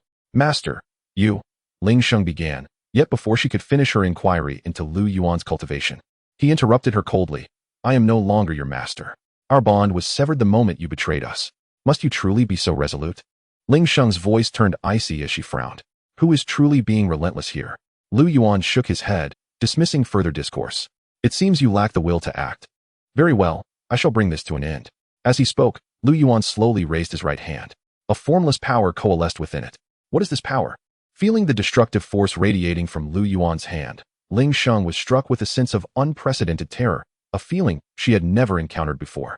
It was a threat that emanated from death itself. Master, since you act unjustly, do not blame your disciple for acting without mercy. Ling Sheng retorted coldly, her gaze sharpening as she secretly mobilized the Heavenly One's sacred method within her, a mysterious aura emanating from her being. Just as she prepared to rise, begone. With a wave of his hand, Lu Yuan unleashed a cataclysmic energy that struck Ling Sheng, causing her to shudder violently. Uft! A mouthful of blood erupted from her lips as her meridians and bones shattered under the force. Her once proud Heavenly One's sacred method burst apart like a bubble in the face of Lu Yuan's energy. She was sent flying like a cannonball. How can this be? Ling Sheng gasped in horror, still reeling from the impact when a streak of sword light pierced through her brow. With a wretched cry, a long trail of blood marked the sky, tearing through the heavens. In the depths of Tianyi City, amidst the Tianyi mountain range, ancient palaces stood tall. The very heart of the Heavenly One sacred sect. Across the vast expanse of the ancient world, the Heavenly One sacred sect was regarded as a formidable sect, boasting numerous celestial tribulations and over 100 true immortals. The sect's leader, Ling Zong, was a half-step golden immortal master. While the foundation of the Heavenly One sacred sect may not match that of the Tianyu Empire, it far surpassed that of the Qian sect. At this moment, within the grand hall of the Heavenly One sacred sect, a young man clad in white addressed a middle-aged man in blue seated above him. Father-in-law, where has Shenger gone? Why has she not returned? She has likely gone to pay her respects at her former sect, the blue-clad man replied nonchalantly. Do not worry, she will return shortly. The young man nodded slightly, having learned of various matters concerning the Daoyuan sect from Ling Sheng after their marriage. Though she spoke of discontent with her marriage, she had nonetheless obediently married him after betraying her sect, allowing him to command her. At that moment, a series of explosive sounds reverberated from afar. What is happening? Ling Zong sprang to his feet, while the young man's expression turned to one of shock. Before they could react further, a resounding boom echoed through the air. With a thunderous sound, a flash of blood light descended upon the exterior of the grand hall, causing the entire structure to tremble slightly. In an instant, two figures materialized outside the hall. It was Shenger. Upon witnessing the blood-soaked woman, her expression one of shock and terror, Ling Zong immediately gasped in horror, while the young man beside him stared in disbelief. At this moment, Ling Sheng had already exhausted her breath, her vitality extinguished, undeniably deceased. How could this be possible? What transpired? The young man murmured, utterly astonished. Master, what has happened? At this juncture, several figures appeared beside Ling Zong. Young master. Upon seeing Ling Sheng lying in a pool of blood, lifeless, the elders gasped in unison. Who could have committed this atrocity? While everyone was engulfed in shock, they roared with fury, their eyes ablaze with righteous indignation. Ling Zong's countenance darkened ominously. Regardless of who it was, I shall rend their flesh and extract their soul. Ling Zong gritted his teeth, his voice low yet menacing. A palpable killing intent radiated from him, sending chills down the spines of the young man and the elders nearby. Unfortunately, you shall not have that opportunity. A voice suddenly boomed. Who goes there? The crowd gasped, hastily scanning their surroundings, when suddenly, boom, the heavens and earth quaked, a deafening roar echoing from above. They all looked up, their faces drained of color, as a colossal hand appeared in the sky above them, large enough to obscure the entire Tianyi mountain range. With a rumbling sound, wherever the giant hand passed, the void began to disintegrate, and an overwhelming pressure descended upon them, forcing all to their knees in terror. Even Ling Zong, brimming with murderous intent, wore an expression of shock, his mind in turmoil. Despite being a half-step golden immortal, beneath this pressure he felt as insignificant as an ant. The massive hand continued its descent, causing mountains and the grand hall to fracture and collapse. Such power! How could it be possible? Ling Zong was filled with dread. Master, what do we do? The elders pressed urgently. The young man, suddenly recalling something, exclaimed, Senior, spare my life. I am not one of Tianyi's sacred sect. You are the husband of that traitor, Ling Sheng. None of you shall escape today. The voice resonated like rolling thunder, echoing in their ears. Traitor! Ling Zong suddenly realized something, his eyes widening in disbelief. Could you be from the Daoyuan sect? No. Before Ling Zong could finish his sentence, the colossal hand descended, accompanied by a chorus of anguished screams. As the entire Tianyi mountain range was reduced to dust beneath its might, leaving only a massive palm imprint deeply embedded in the earth. Such a death is hardly regrettable. Far beyond the city, within a desolate mountain range, Lu Yuan snorted coldly, retracting his gaze. Ding! Congratulations, host, for breaking through to the 9th rank of Dao God. At that moment, the system's voice echoed in Lu Yuan's consciousness. Feeling the activation and transformation of his power, Lu Yuan smiled faintly. This mortal realm had ultimately allowed him to ascend to the 9th rank of Dao God, and with the obliteration of the Tianyi sacred sect, his 35 reincarnations in the mortal realm had come to an end. The next step would be the celestial realm.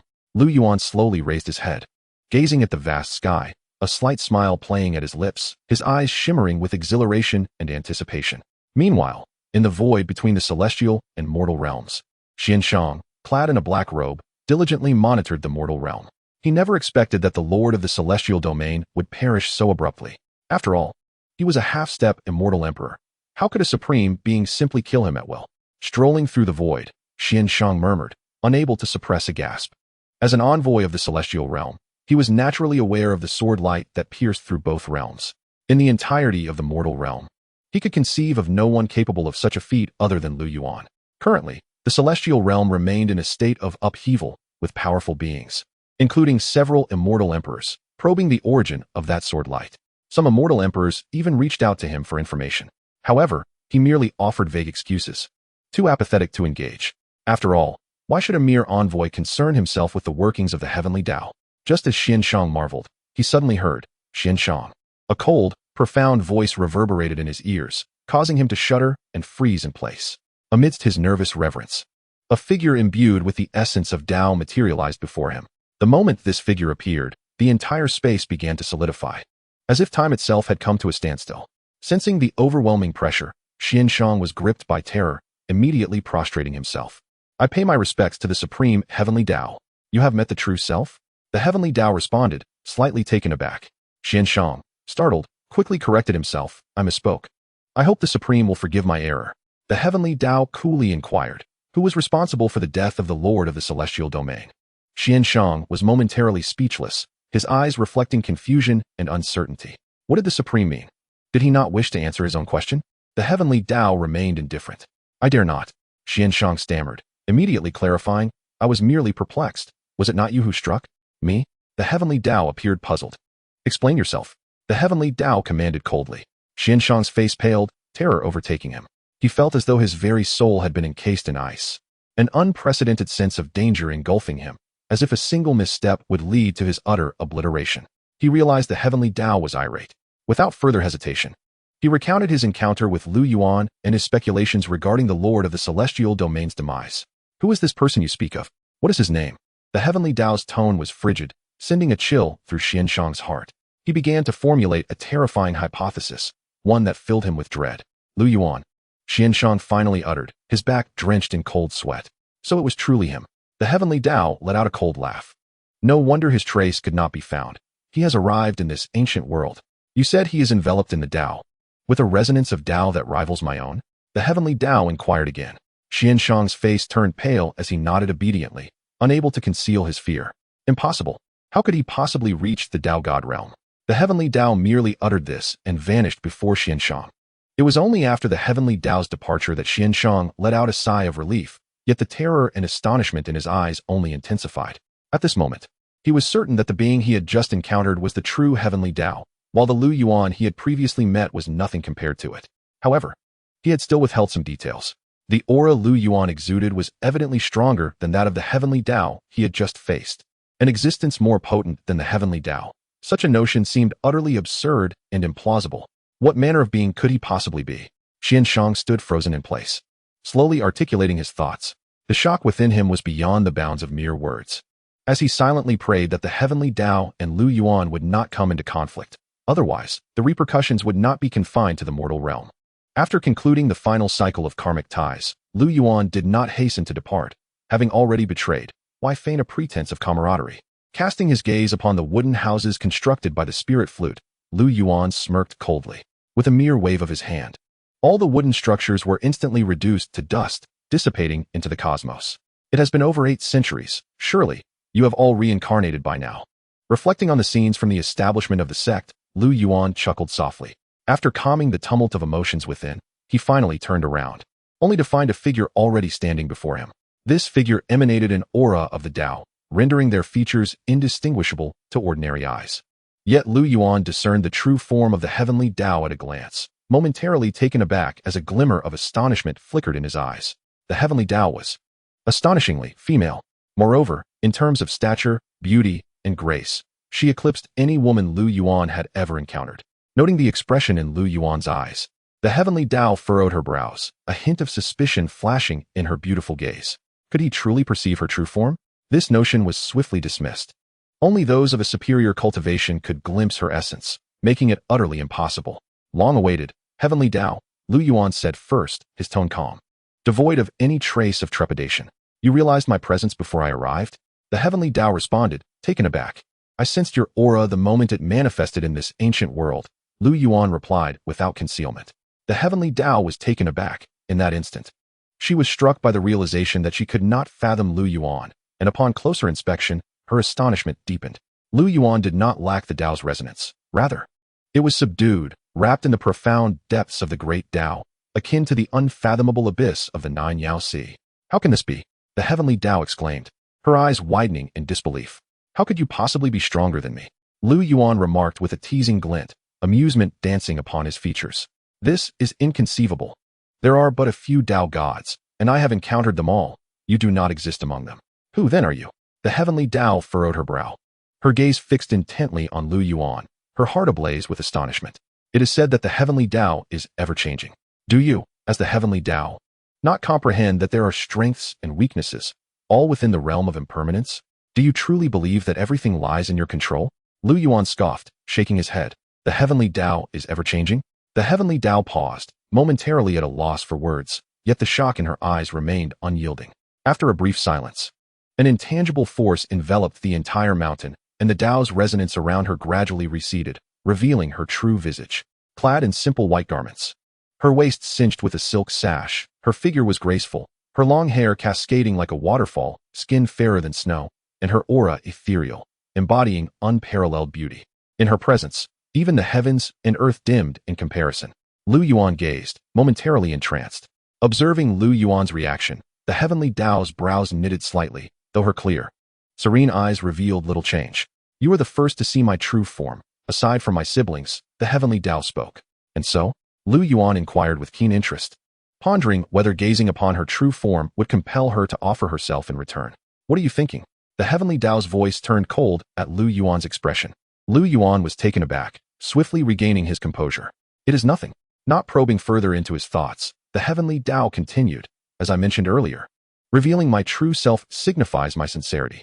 Hence, I hope you can reciprocate with honesty. Why do you wish to slay the Lord of the Celestial Domain? To kill is to be killed, Lu Yuan replied nonchalantly. Is that all? That is all. The two regarded each other for a moment. Yet it was the heavenly Tao who averted her gaze first. I care not who you are, but should you commit acts that endanger the realm, I and my brethren shall not spare you. With that, the heavenly Tao vanished from before Lu Yuan. Lu Yuan smiled, unfazed. Should that day ever come, what can you do to me? He cast one last glance at the world before him and disappeared from sight. Xianxiang wandered through the void, his face etched with anxiety and concern, too apprehensive to ascertain the situation in the ancient world. Just then, Xianxiang, a voice resounded, causing him to shudder. Lu Yuan materialized before him out of thin air. It's you. Upon recognizing the figure before him, Xianxiang's face drained of color, instinctively retreating several steps. What? Now that you know I am not the heavenly Tao, your demeanor shifts so drastically? Lu Yuan observed with a faint smile. How is this possible? Wasn't the heavenly Tao seeking him? How could he still be here? Xianxiang was utterly astonished. Are you truly that afraid of me? Lu Yuan inquired. Xianxiang took a deep breath, forcing down his apprehension, before cupping his hands and speaking. I dare not presume, but your presence here must be for a purpose? None at all, merely passing through, Lu Yuan replied with a smile, transforming into a wisp of breeze and drifting into the celestial realm's barrier. He has entered the celestial realm. As Lu Yuan slipped into the celestial realm, Xianxiang finally comprehended the situation, his entire being trembling involuntarily. Chapter 65, Celestial Wind Domain. Mining site. In the vast celestial realm, resplendent with celestial might, it serves as the ultimate sanctuary for all mortal cultivators, who dedicate their lives to reaching enlightenment and seeking immortality. However, unbeknownst to them, cultivation in the celestial realm is far more brutal and bloody than in the mortal realm. The so-called immortality is but a Na'vi illusion, for even the celestial emperors are bound by the limits of lifespan. At this moment, dawn broke within the celestial wind domain.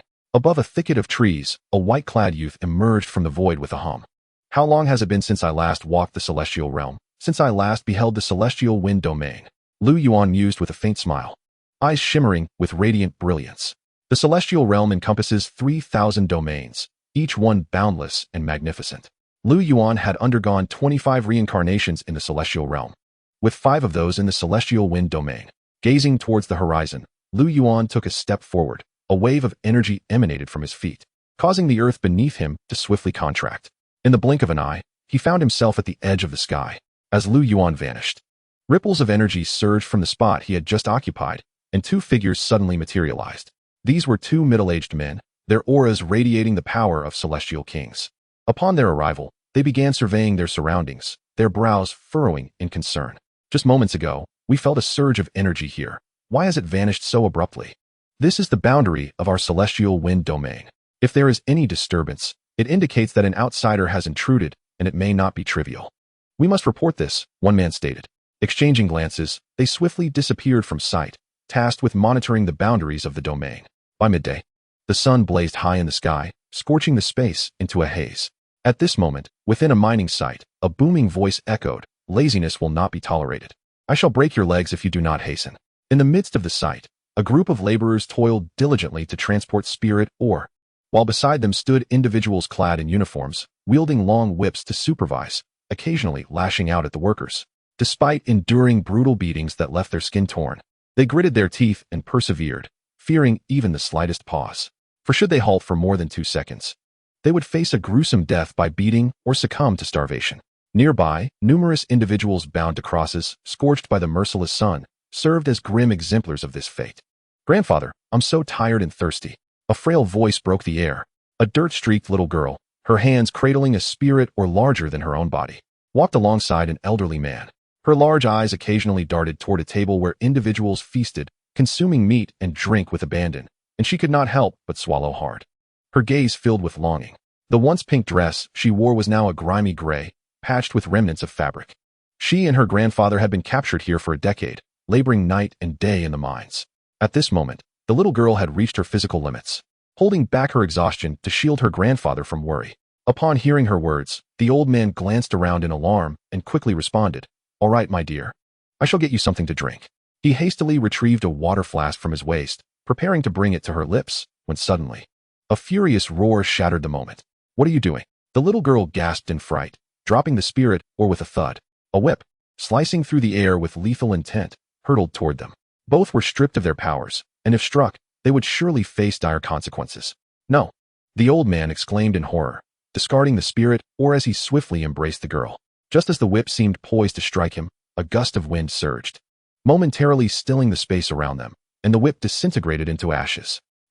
The old man was taken aback but gradually regained his composure, loosening his grip on the girl. She, too, had squeezed her eyes shut, only to open them upon sensing the old man's release. "Who goes there?" a voice demanded. The old man and the girl then noticed a figure standing before them. Yuan cast a cold glance, and the young man who had spoken let out a horrific scream, instantly exploding into a cloud of blood. The old man and the girl stared in shock, their eyes wide with disbelief. Each of their captors had been at the golden immortal level, so how could they have suddenly perished? "This is bad. Someone is causing trouble." The guards, along with those indulging in food and drink, finally realized the gravity of the situation, brandishing their weapons and transforming into streaks of light aimed at Yuan. In the face of the oncoming assault, Yuan merely smirked, displaying a look of utter disdain. He took a step forward, and a wave of invisible energy rippled outwards. Before these assailants could reach him, they were all suspended midair, and in the astonished gaze of the old man and others, an explosive series of detonations ensued. The scent of blood quickly saturated the air. "Are they all dead?" the old man stammered, his body trembling as he gazed at the young man in white before him. The miners, paralyzed in shock, stared in disbelief. All of them were golden immortals, and now 30 of them had simply perished. "It's over. We're utterly doomed." As the reality sank in, despair filled their eyes, and they began to drop the spirit or they had been carrying. "Grandfather, it's a good thing that Big Brother killed those bad people. Why are they like this?" The little girl, unable to restrain her curiosity, turned to the old man.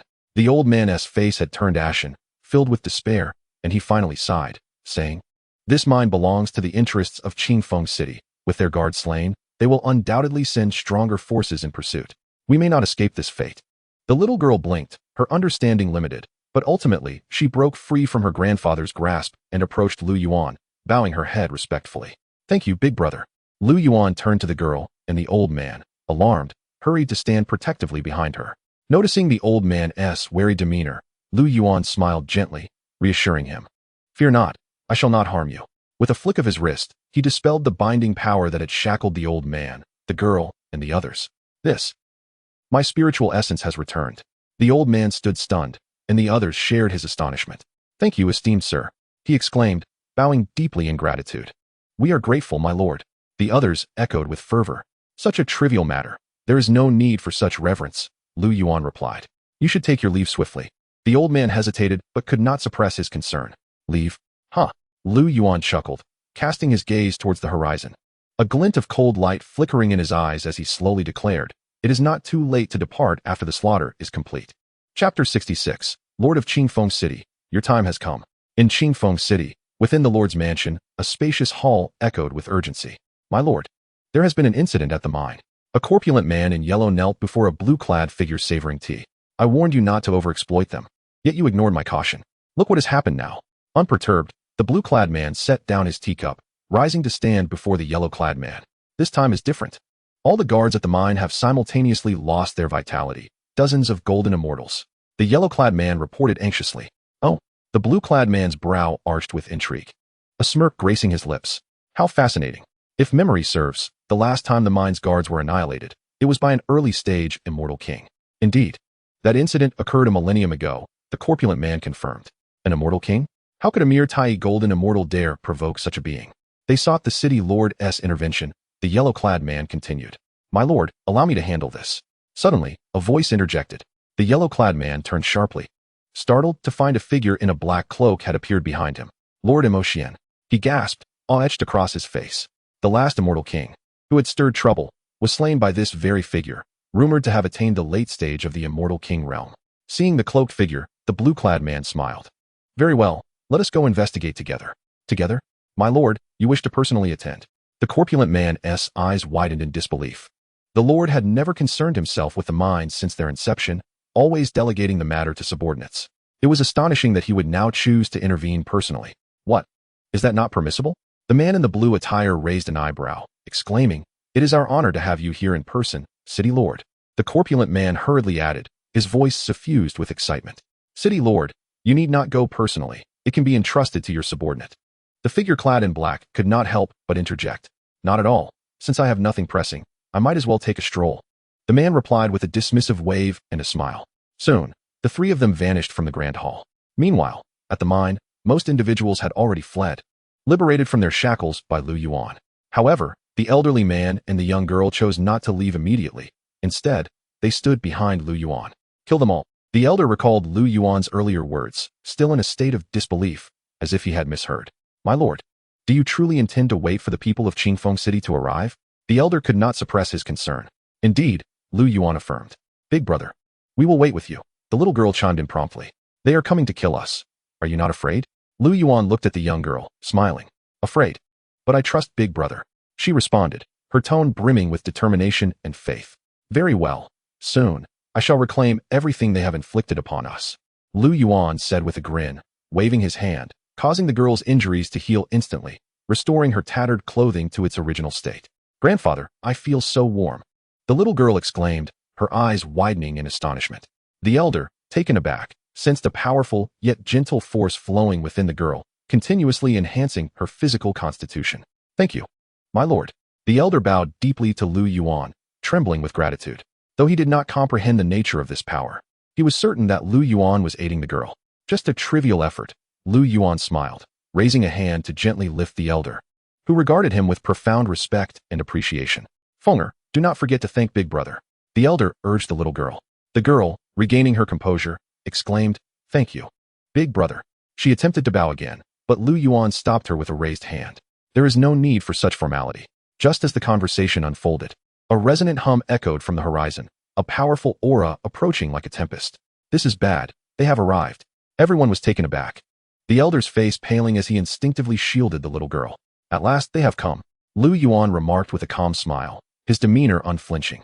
With a thunderous crash, the space trembled, and before the terrified gazes of the onlookers, three figures materialized in midair above the mine, led by the man in blue. Unbelievable. There are still people here. The corpulent man was startled to see several individuals rooted in place. The blue-clad man scanned the crowd, and ultimately, his gaze fell upon Lu Yuan.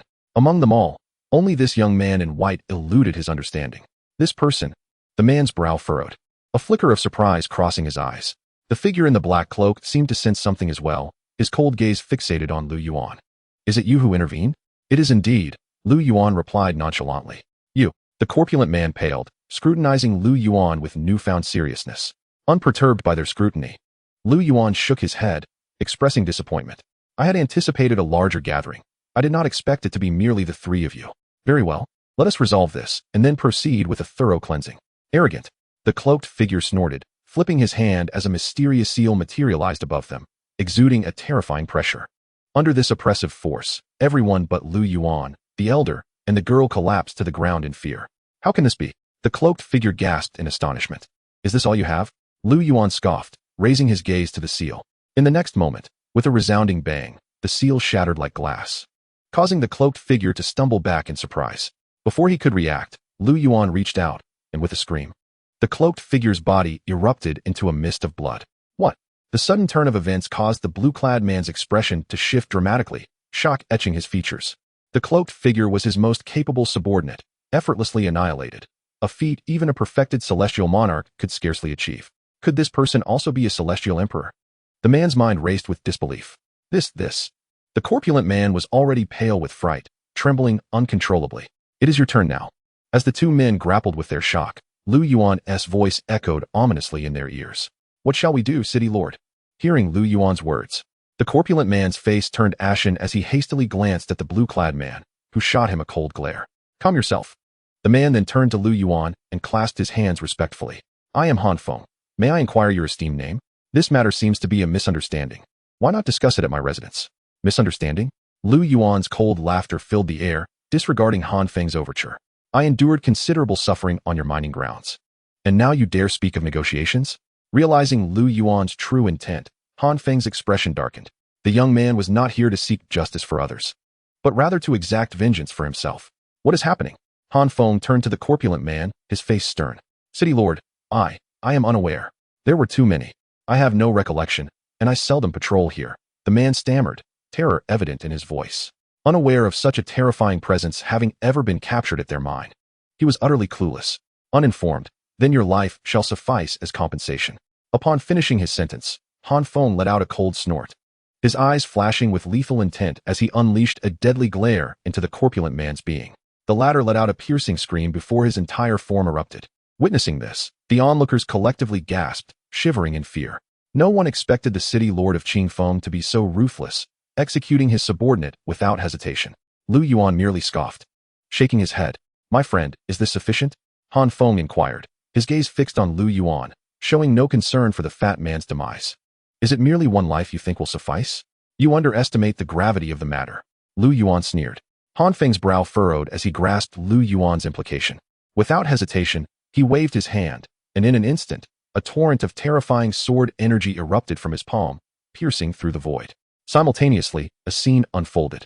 Under the gaze of the miners, in Qingfeng City, several individuals had yet to react when they were pierced through by the sword energy emanating from the void, perishing on the spot. As they witnessed the figures collapsing one after another, the crowd's eyes widened in horror. In the blink of an eye, all those connected to the mine perished under the onslaught of sword energy, and the scene dissipated thereafter. Only then did Han Feng turn his gaze towards Lu Yuan, stating, now that everyone associated with this mineral has fallen, along with the mastermind behind it, my friend, are you not satisfied? Truly, he was a city lord, and his methods were indeed swift and decisive. However, Lu Yuan merely smiled faintly, pausing momentarily before saying, have you perhaps overlooked someone? Han Feng furrowed his brows, his eyes reflecting coldness and disbelief. These individuals were merely accomplices. The true mastermind behind it all is you, the city lord, is it not? Lu Yuan refrained from further banter, maintaining a nonchalant smile as he regarded Han Feng. The moment those words left his lips, the atmosphere grew palpably tense, as if a towering mountain weighed heavily upon the shoulders of all present, instilling a profound sense of oppression and suffocation. More significantly, anxiety and dread surged within them, their hearts racing to their throats. It was well known that every city lord was at least an immortal emperor, and Han Feng was no exception. He fixed his gaze upon Lu Yuan, his eyes narrowing slightly, his tone growing colder as he replied, my friend, I have already afforded you ample respect. Do you truly wish to continue in this manner? As he spoke, an overwhelming aura emanated from him, causing the very ground to tremble. In that moment, not only the individuals within the mine, but also those 1,000 miles away in Qingfeng City were struck with terror, bewildered by this fearsome presence. What calamity had transpired? The heavens and earth trembled. This was the wrath of an immortal emperor. What? An immortal emperor? Is it the city lord, or perhaps another immortal emperor? Observing the source of this aura, It appeared to emanate from the direction of the mine. While the crowd was astonished, they turned their gazes towards that horizon, some unable to quell their curiosity and rushing forth to investigate. Simultaneously, within the mine, apart from the elder and the young girl standing behind Lu Yuan, the others were pallid with fear, huddled on the ground, howling and writhing. Of course, Lu Yuan scoffed, unleashing an aura 100 times more powerful than Han Feng's. And in an instant, the world seemed to convulse. The sun and moon dimmed, and the very fabric of space began to disintegrate. What is this aura? Han Feng's complexion drained of color as he spewed forth a mouthful of blood. Thud! He collapsed to the ground like a free-falling object, kneeling before Lu Yuan. A piercing scream erupted from Han Feng's lips as he gazed with terror-filled eyes, witnessing the shattering of reality around him. He felt a series of cracking sounds emanating from within as his veins and bones fractured inch by inch. An immortal emperor, Han Feng exclaimed in horror, his eyes bloodshot and filled with unbounded fear. Such a cataclysmic aura could only belong to an immortal emperor. The young man before him was indeed an immortal emperor. An immortal emperor? Lu Yuan chuckled derisively. You underestimate me far too much. With that, Lu Yuan flicked his wrist, and boom. A tremendous force struck Han Feng atop his head, causing the latter's eyes to bulge as he spat out another mouthful of blood, collapsing to the ground, his life extinguished, his very soul shattered. At that moment, apart from the elder and the young girl behind Lu Yuan, everyone else in the mine lay sprawled on the ground. Since they were not the targets of Lu Yuan's wrath, they merely fainted. As for those who had approached to investigate, they were already fleeing in terror. Deterred by the aura Lu Yuan had unleashed, too frightened to remain and witness the spectacle. Observing Han Feng lying in a pool of blood, Lu Yuan's expression remained unchanged, his gaze devoid of emotion. Han Feng was a mid-stage immortal emperor, yet such a realm seemed no more formidable than that of an ant in Lu Yuan's eyes. The aura he had just released hadn't even reached a fraction of its full potential. Were he to unleash his complete might, not even the immortal realm would withstand it, let alone the divine realm. As he pondered, Lu Yuan retracted his aura. Only then did the elder and the young girl behind him breathe a sigh of relief. Although they had been shielded by Lu Yuan, they were still reeling from the unprecedented shock and impact. Both wore pale expressions, their eyes clouded with fear. They hadn't even fully grasped what Han Feng had said earlier. Master, is he truly dead? The elder, unable to suppress his tremor, queried as he gazed at Han Feng, whose wide eyes still reflected fear and unwillingness. Indeed, Lu Yuan replied calmly. The elder shuddered, his eyes filled with terror and disbelief. This is an immortal emperor. How could he perish so easily? In his astonishment, he turned his gaze to Lu Yuan, his body quaking with trepidation. To slay an immortal emperor so effortlessly, what did that signify? Chapter 68. The Pinnacle of Perfection, the Realm Beyond the Tao God. Big brother, will we meet again? On a vast expanse of grassland, the little girl, Feng'er, looked up at Lu Yuan with wide, expectant eyes. Certainly. Remember to heed your grandfather's words, Lu Yuan replied, his face softening into a gentle smile as he regarded the adorable child. Upon hearing Lu Yuan's words, the little girl beamed with joy, nodding vigorously, yes. Feng'er is very obedient. Once more, the elder bowed deeply to Lu Yuan, his tone filled with gratitude and respect. There is no need for such formalities, elder, Lu Yuan said, raising a hand to assist him. Elder, take Feng'er and find a place, perhaps a more reputable city, to live well. Lu Yuan finally advised the elder, who nodded in agreement, his eyes filled with determination. The reason he and Feng'er had been captured was due to their isolation and failure to choose the right city. The gratitude Lu Yuan bestowed upon him would forever be etched in his heart, as would the lessons learned from this experience. Big brother, remember what you said, don't forget. Little Feng'er waved her tiny hand in farewell, her eyes glistening with reluctance. I shan't forget, Lu Yuan smiled in response. Soon, under Lu Yuan's watchful gaze, little Feng'er departed with the elder. Host, your power has not only enhanced little Feng'er's constitution, but has also provided her with the finest foundation for cultivation. Given sufficient time, she will undoubtedly make remarkable strides. The system's voice echoed within Lu Yuan's consciousness. Lu Yuan smiled upon hearing this. He felt a surge of sympathy for little Feng'er, reminiscent of his own past when he was captured for mining at a similar age. Unlike Feng'er, however, he had been utterly alone, ultimately succumbing to exhaustion. Although he had not been as fortunate as Feng'er, being able to help her escape that wretched place fulfilled a long-held wish of his. Take care, Lu Yuan finally uttered as he watched the duo vanish into the distance. Ding. Congratulations, host, for breaking through to the pinnacle of Tao God. The system's voice resonated once more. The pinnacle of Tao God? Lu Yuan smiled upon hearing this, curiosity peaking within him. System, What realm lies beyond the Tao God? Mastery. Primordial, supreme, boundless, ritual Tao, destruction of Tao, transcending Tao, creation of Tao. The system disclosed without reservation. Such an array of realms. Lu Yuan was taken aback. Having initially believed that the completion of the Tao God marked the limit of realms, he was astonished to discover that many more awaited beyond. Then, is creation of Tao the pinnacle of cultivation? It can be said to be the pinnacle of this universe, transcending the very rules governing this realm. Afterwards, although there were still some, they were few and far between, necessitating the creation of a personal cultivation system. The system elucidated. Is the supremacy of rules paramount? Lu Yuan felt a profound shock within. Does the host wish to understand further? The system inquired again. No, let us take it slow, Lu Yuan replied with a smile. Knowing too much only brings unnecessary burdens. His current desire was merely to sever the ties of 100 lifetimes. As for the realms that lay beyond, they could be explored once the karmic entanglements were resolved. Host, what shall our next objective be? The system could not resist asking, its tone laced with anticipation. To slay demons. Lu Yuan replied with a smile, and in an instant, his form dissipated into a wisp of azure smoke, vanishing from sight. At that same moment, in the Tianfeng celestial domain, atop a mountain peak, an elderly man donned in a blue Taoist robe, with hair like silver and a youthful visage, opened his eyes, his deep gaze directed toward the horizon, where he immediately spotted a figure in white standing upon the grasslands, miles away. Disciple pays respects to master. The youth immediately bowed deeply to the elder, his voice imbued with reverence. The elder rose, taking a single step, and in the next moment appeared before the young man. What has transpired? The elder looked at the youth, his brow furrowed in concern. Master, junior brother Hanfeng has fallen. The youth dared not conceal the truth, stating it plainly. As the words left his lips, the temperature plummeted, and the entire space seemed to freeze. The youth could not help but gasp, his heart reeling in shock. Indeed, junior brother Hanfeng held significant weight in their master's heart. Who did this? The elder spoke in a deep voice, his gaze fixed intently upon the youth. Unknown.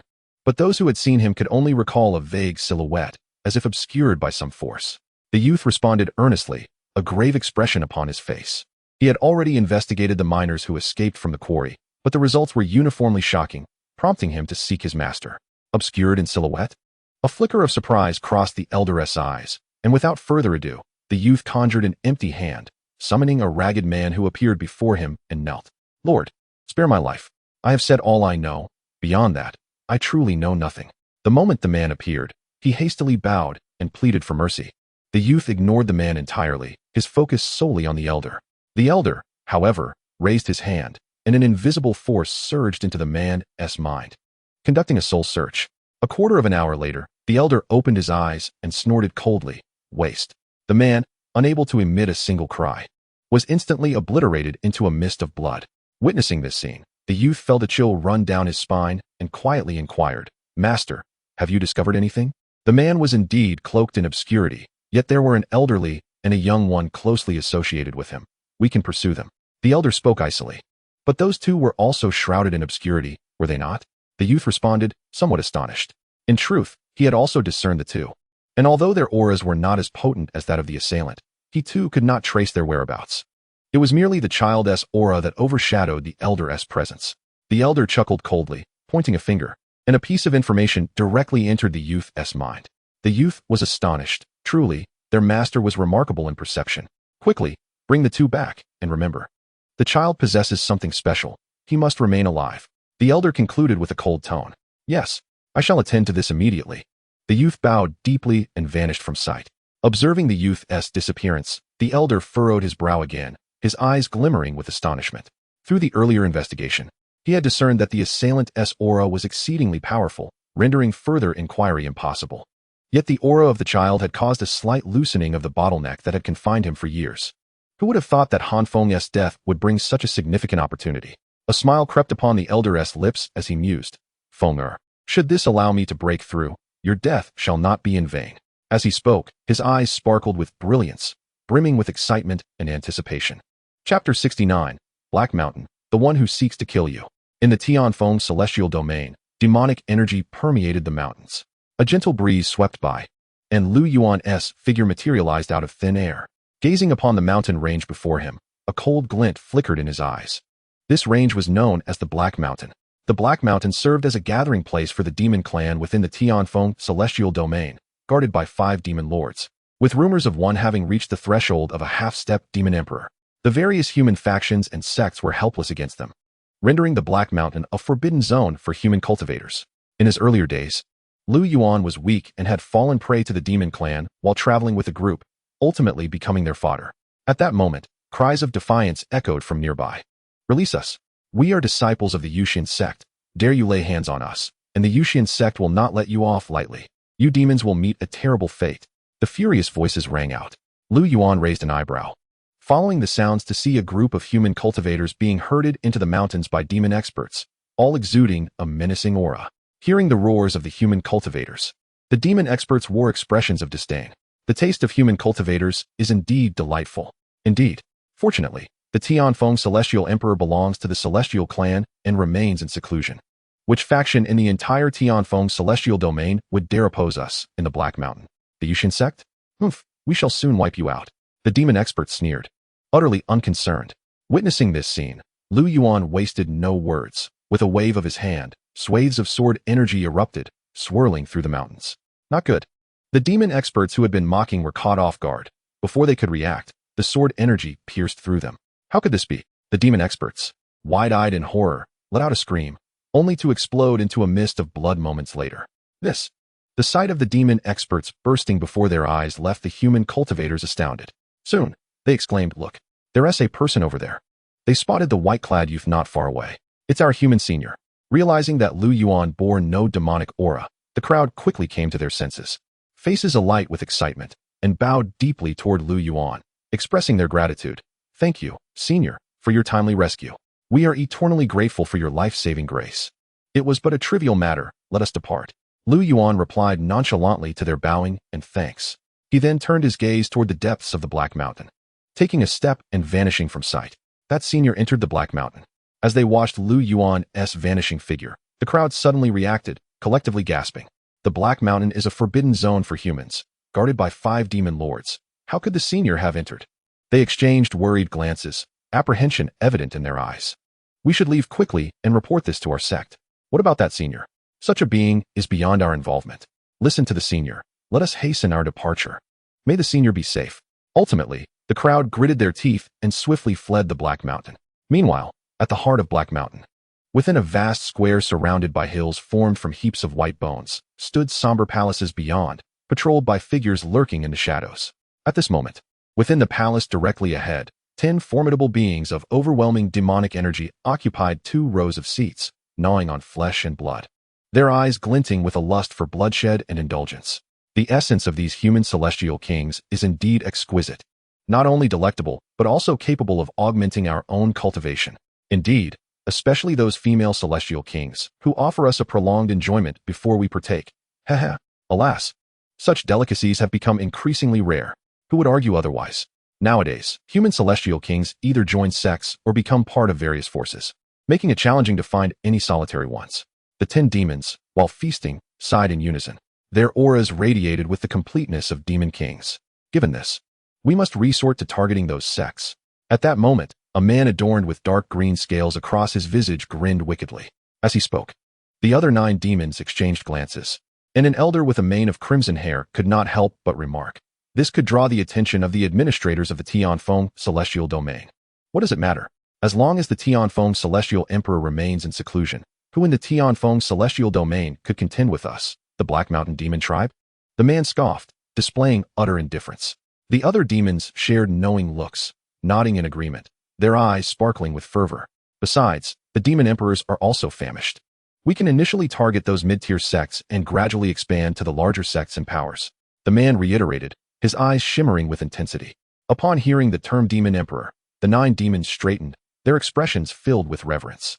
They currently resided in the heart of Black Mountain, beyond which lay the domain of the demon emperor, to whom they all submitted. Just then, a voice echoed from outside the grand hall. "Report. What is it?" The red-haired elder inquired, furrowing his brow. "The essence of Tuashur and the others has completely dissipated. They are likely in peril." The reporting demon cultivator had barely uttered these words when he let out a horrific scream, his body exploding on the spot. "What?" The 10 demons' faces paled in shock as they sprang to their feet. Unbeknownst to them, a figure clad in white had already taken position outside the grand hall. A human cultivator? Observing the indifferent young man, the red-haired elder spoke in a low, grave tone. The other 9 demons exchanged astonished glances, clearly taken aback. The appearance of this youth had gone unnoticed by them, devoid of any discernible aura. Yuan regarded the 10 formidable demon kings before him, ultimately fixating on the man adorned with dark green scales. His gaze sharpened, and before the man could react, an overwhelming force enveloped him. Not good. The man exclaimed in terror, his body uncontrollably drawn towards Yuan. When he finally regained his composure, Yuan's grip had already seized his throat. Everything transpired with startling swiftness, and the red-haired elder and the other 9 demons were only just coming to their senses. How could this be possible? What just transpired? This individual is incredibly powerful. Witnessing Yuan's grip on the man's throat, lifting him effortlessly, the 9 demons stared in disbelief, their eyes wide with shock. The man, now suspended, was engulfed in sheer terror. At that moment, he resembled a chick with its neck grasped, his demonic energy confined, leaving him utterly defenseless. Who are you? The man stammered, his eyes bulging in panic. The one destined to end your life. Yuan retorted coldly, tightening his grip. The man had no time to scream as his entire being erupted in Yuan's grasp, a thick wave of blood inundating the palace. The dark green blood failing to splatter onto Yuan. Chapter 70. Annihilation of the Demons, Subjugation of Black Mountain. Not good. Kill. Witnessing the man obliterated by Yuan, even his soul unable to escape, the red-haired elder and the other 9 demon lords were jolted into action, ready to retaliate.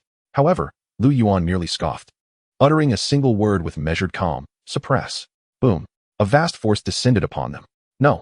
The 9 demon kings were paralyzed with horror, their bodies disintegrating like bubbles, only able to emit a final scream before erupting into nothingness. Bang, bang, bang. In the blink of an eye, all 10 demon kings were annihilated. What transpired? A group of demon experts rushed to the grand hall, yet before they could comprehend the situation, Yuan cast a cold glance. And an invisible wave of energy spread like ripples, reducing those so-called experts to ashes. Yuan had already vanished from the scene.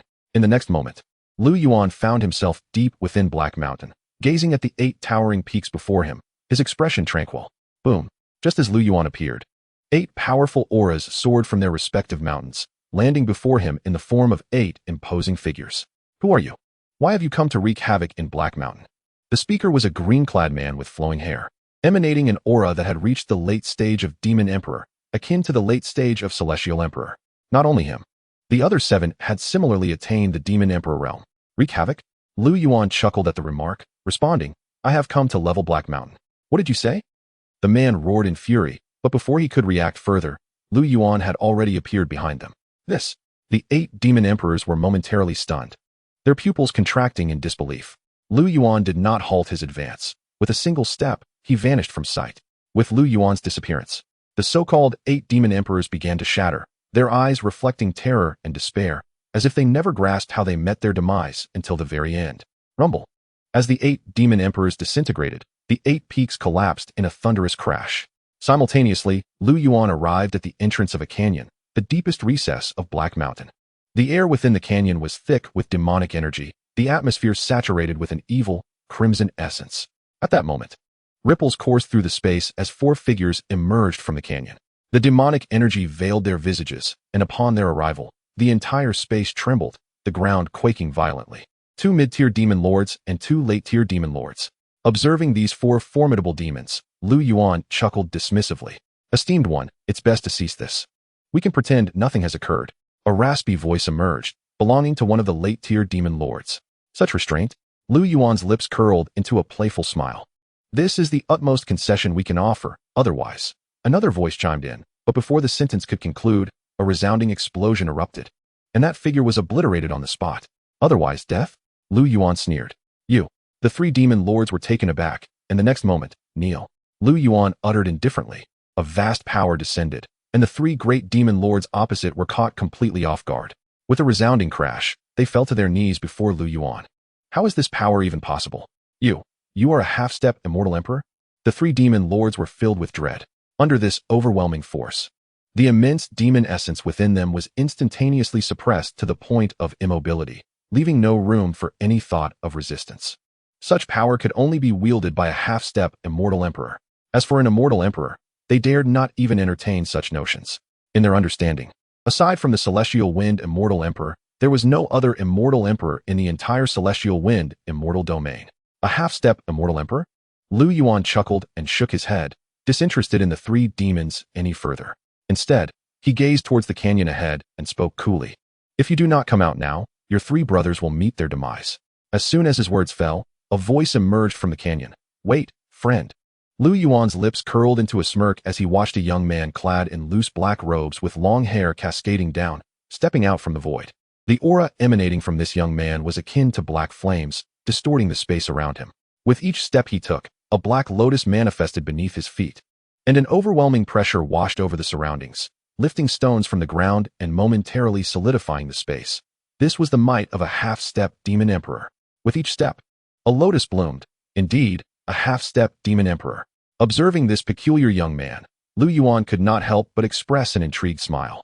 Although they both stood at the half-step emperor level, the aura surrounding this young man surpassed that of the ancestor of the heavenly domain dynasty. While Lu Yuan scrutinized the youth, the latter was equally assessing him. Unlike Lu Yuan, the young man was deeply shaken, as he could not discern the realm of the individual before him. Could it be that this person's cultivation surpasses my own? How is that even possible? A tumultuous wave of disbelief surged within him, but he ultimately suppressed his astonishment and respectfully clasped his hands towards Lu Yuan, saying, I am Mo Feng. Might I implore you to spare their lives? Consider it a favor owed to you. My reason for waiting for your arrival is singular. Lu Yuan replied with an indifferent smile. Under Mo Feng's perplexed gaze, Lu Yuan revealed a chilling smile that sent shivers down Mo Feng's spine. With a casual wave of his hand, a destructive gale surged forth. Mo Feng's expression shifted drastically, and before he could react, he was engulfed by the tempest. The three demon lords, too, were unable to cry out in horror as they were obliterated by the gale, their very essence extinguished. No. The wind carried Mo Feng's furious and unwilling cries, which ultimately dissipated into the void. The gale did not cease. It continued to spread, leveling the entire canyon to the ground. Soon, the entire Black Mountain echoed with harrowing screams, but tranquility swiftly returned to the land.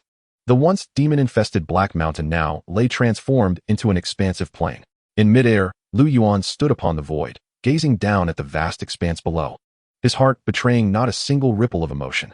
If there is a next life, I shall eradicate your Black Mountain demon clan and flatten the Black Mountain. These were the words Lu Yuan had spoken before his demise, and they echoed in his thoughts once more. At long last, he had fulfilled his vow. Ding! Congratulations, host, on breaking through to the Dominator realm. At that moment, the system's voice resonated within Lu Yuan's consciousness. He felt the transformation of his power surge through him, more intense than any previous experience. So this is the essence of being a Dominator. Slowly raising his right hand, he sensed the annihilative power coursing within him, and a sense of awe washed over him. Suddenly, Lu Yuan furrowed his brow, immediately attuning to an unusual sensation. Chapter 71. The Return to the Yuan Immortal Domain. Lu family, do not kneel. Please spare our lives, my lord. We have done no wrong. On a wide road, an elder, accompanied by a young girl, knelt in supplication, his eyes filled with terror. The little girl beside him wore a pale expression, her eyes betraying a mix of fear and confusion. She and her grandfather had intended to travel to the foremost city of the Celestial Wind Immortal Domain, Celestial Wind City, but had unexpectedly encountered a youth who barred their path, a wave of oppressive pressure enveloping them. Thanks to the power bestowed upon her by Lu Yuan, she felt no sense of oppression. In stark contrast, the elder collapsed to his knees, blood seeping from his knees and staining the ground crimson. The youth, however, remained indifferent to the elder's pleas, choosing to ignore him entirely. His gaze fixated on the young girl, who, despite being an ordinary immortal, was able to shield herself from his probing and withstand his pressure. Indeed, there is something amiss with you, the youth remarked, his brows knitting in surprise. Hearing this, the elder was taken aback and hurriedly explained, My lord, you are mistaken. The girl is merely an ordinary immortal. His demeanor reflected sheer panic and concern. Witnessing this scene, the onlookers along the road sighed inwardly, their eyes filled with sympathy.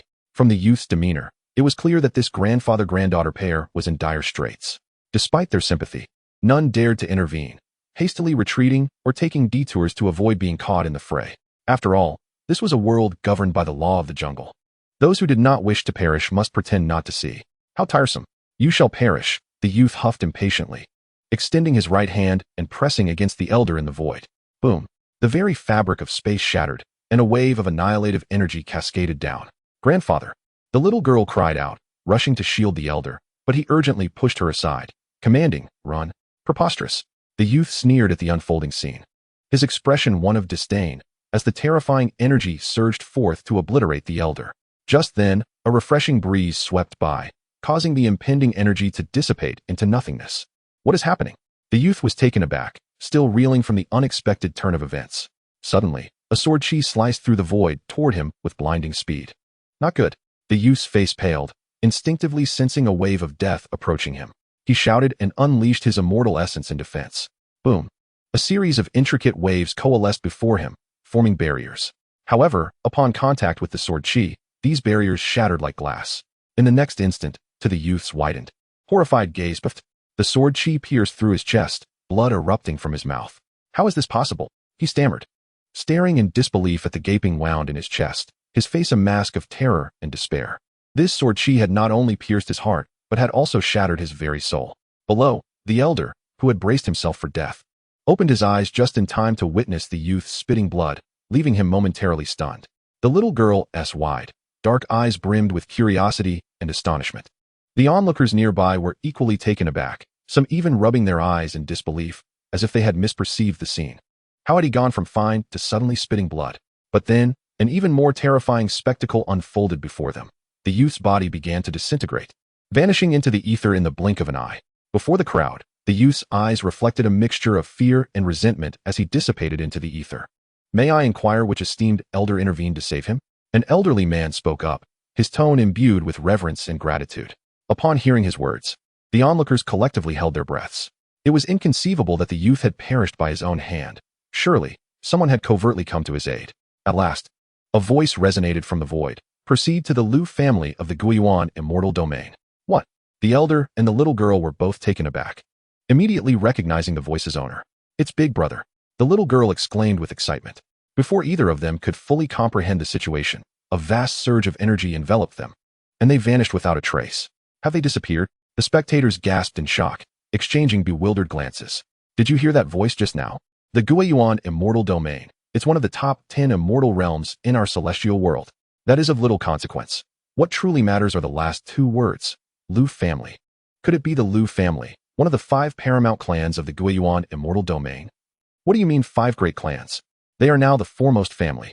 It is known that a century ago, the ancestor of the Lu family successfully ascended to the status of immortal emperor." "Impossible. An immortal emperor?" The crowd was left in a state of astonishment, gradually piecing together the identity of the mysterious benefactor. "In 3 days, the Lu family will hold their triennial recruitment for external disciples. I am certain that Xiaofan will be chosen. From now on, you must live well there. Remember, do not disclose any information about me to anyone associated with the Lu family." This was the final admonition given by Lu Yuan as he bid farewell to the duo. Simultaneously, at the very moment of the youth's demise, on a distant peak, a venerable old man with white hair and youthful features abruptly opened his eyes. Rising with sudden vigor, a young man clad in white now stood 10 paces before him, gazing with a demeanor of tranquility, as if he had been awaiting this encounter for quite some time. "Who are you?" the elder inquired, his brow furrowed in astonishment.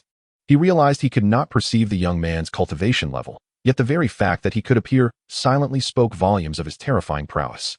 Amidst his astonishment, the elder discreetly summoned his inner celestial essence, preparing for an imminent confrontation. "Were you not seeking me?" Lu Yuan replied with a faint smile. "You?" The elder's eyes widened in sudden realization. "You are the one who slew the cold wind." Lu Yuan shook his head, including the youth just now. "That makes 2. You must be their master," he concluded. "Seeking death," the elder bellowed, unleashing a cataclysmic surge of energy that surged toward Lu Yuan like a raging tempest. Boom. The horrifying energy coalesced into countless blades of light, engulfing the space around them, threatening to obliterate Lu Yuan. With a cold smile, Lu Yuan flicked his finger, and a brilliant beam of sword light erupted, resembling a comet streaking across the night sky.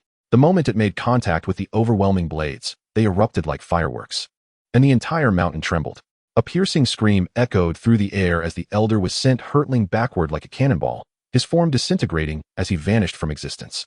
"Perfection in the realm of immortal sovereigns is merely this," Lu Yuan remarked coolly, his tone laced with disdain as he observed the elder dissipate into the cosmos.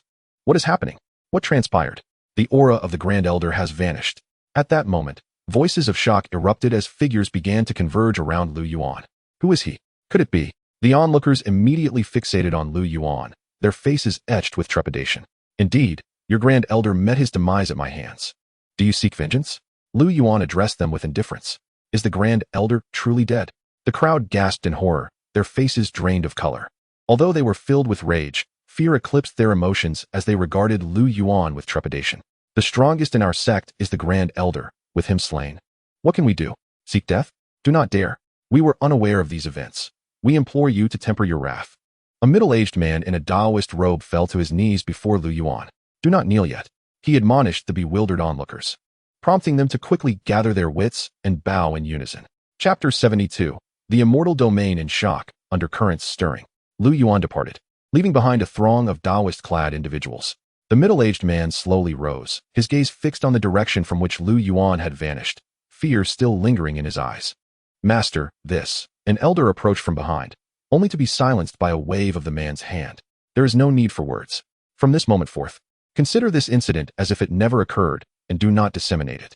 Should I discover anyone who speaks a word of it, they shall face dire consequences.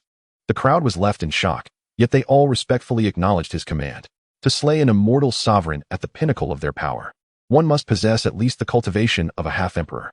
None had anticipated such a formidable presence within the Tianfeng immortal domain. But master, the Grand Elder was once a general under the immortal emperor. In the event of inquiries from the emperor's side regarding this downfall, how shall we account for it? The elder hesitated before expressing his concerns.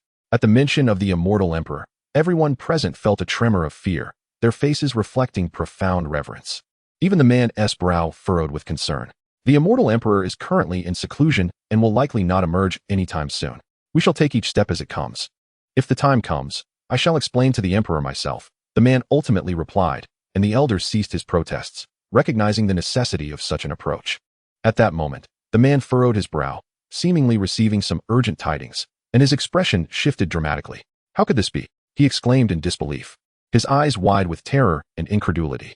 Master, what has transpired? The crowd echoed his astonishment, their expressions filled with confusion. News has just arrived. The Black Mountain has been razed to the ground. The man articulated slowly, his body trembling as he spoke. The Black Mountain? How can this be? The onlookers gasped, their eyes widening in horror. The Black Mountain was a stronghold for the demon clans within the Tianfeng immortal domain, a forbidden zone for many races. It was guarded by a half-emperor. How could it have been annihilated? What of the half-emperor and the demon lords? Could it be? The elder queried, his voice trembling. The management of the immortal domain has issued a statement. The entire Black Mountain and its demonic presence have vanished. They must have all perished. The man asserted gravely. How could this happen? Only an immortal emperor could achieve such a feat. The crowd exchanged horrified glances, their shock palpable. Master, do you think this could be connected to that individual from earlier? The elder speculated quietly, seemingly struck by a realization. The man shuddered, immediately retorting, do not utter such words. Yes. The elder hastily bowed, refraining from further comment. The man's eyes sparkled with determination, his mind churning with tumultuous thoughts. If what the elder suggested held any merit, then the youth they encountered was far beyond the mere status of a half-emperor. The news of the Black Mountain's destruction swept through the Tianfeng immortal domain like a tempest, inciting widespread upheaval across the entire realm. Upon hearing this news, the people of the world and the various sects were utterly astonished, filled with both dread and immense joy. Haha, marvelous. The Black Mountain demon clan that has tormented the immortal domain has finally perished. Who could possess such power? Could it be that the immortal emperor has emerged from seclusion? That seems implausible, as inside sources indicate that he remains in retreat. Regardless of who it may be, the one who has exterminated the Black Mountain demon clan is undoubtedly a great benefactor to the entire immortal domain.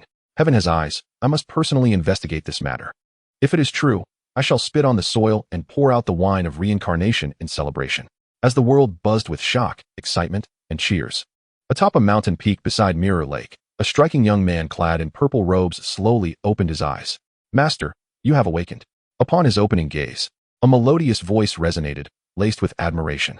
Behind him stood a graceful woman in black, her slender figure poised respectfully. Her complexion was fair, and at her waist hung an ancient longsword, exuding a cold yet harmonious aura, akin to a blade sheathed and restrained. I sense a fluctuation in the emotions of the populace. Something significant must have transpired, the young man remarked, rising leisurely and bestowing upon the woman a smile as refreshing as springtime.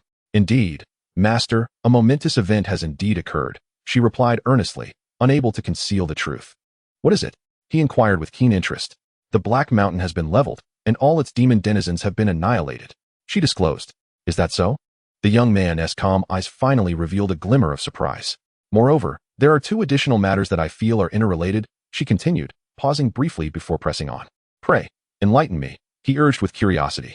During the investigation into the destruction of the Black Mountain, I unexpectedly uncovered that the Lord of Qingfeng City has been slain, and his master, the Taoist Tai, also perished mysteriously within 2 days. Though the Tai Dao sect has remained silent, they must be aware of something to warrant their reticence.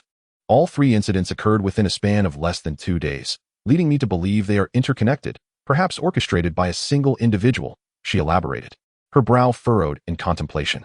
Fascinating. The young man's eyes sparkled with intrigue, and he turned to the woman with satisfaction. Indeed, with you by my side, everything becomes remarkably effortless. It is an honor to serve you, master. I am more than willing, she responded, bowing deeply, her heart elated by his praise. There is no need for such formality between us, especially in the absence of outsiders, he remarked, raising his hand, an invisible force lifting her gently. Has your cultivation level advanced once more? She gasped, taken aback by the overwhelming presence. However, she kept her astonishment to herself, her admiration for him deepening. It is said that the Tianfeng immortal domain harbors only one immortal emperor, the Tianfeng immortal emperor. Little do they know, the esteemed figure before her surpassed even him. Having broken through to the rank of immortal emperor a century ago, achieving this remarkable feat in less than a millennium, a talent unmatched, even by the Tianfeng immortal emperor. Now, with yet another breakthrough, his pace was nothing short of astonishing. Let us depart, the young man said with a smile. Where to? I could handle things in your stead. She replied, somewhat surprised. No need, he chuckled. With so many intriguing events unfolding, it's time I ventured out. His gaze drifted toward the horizon, an expression of anticipation illuminating his features. At that very moment, within the sprawling mountains of Tianfeng City, before an ancient stone hall, a voice, cold and resolute, echoed. We must uncover who is behind this. 3 figures paced anxiously before the hall, their countenances taut with worry. Each emanated the aura of a half-emperor. They were none other than the 3 formidable guardians of the Tianfeng immortal emperor. While the world was aware of a half-emperor demon residing in the Black Mountain, they were oblivious to the fact that he was also the emperor's brother. Will this incident have repercussions for the immortal emperor? One elegantly attired woman queried. Her brow furrowed as she gazed at the tightly sealed stone door, her eyes filled with trepidation. The other 2 exchanged glances, equally anxious. As if in response to their concerns, a vast and powerful aura surged forth from the door, causing their expressions to shift as they held their breath.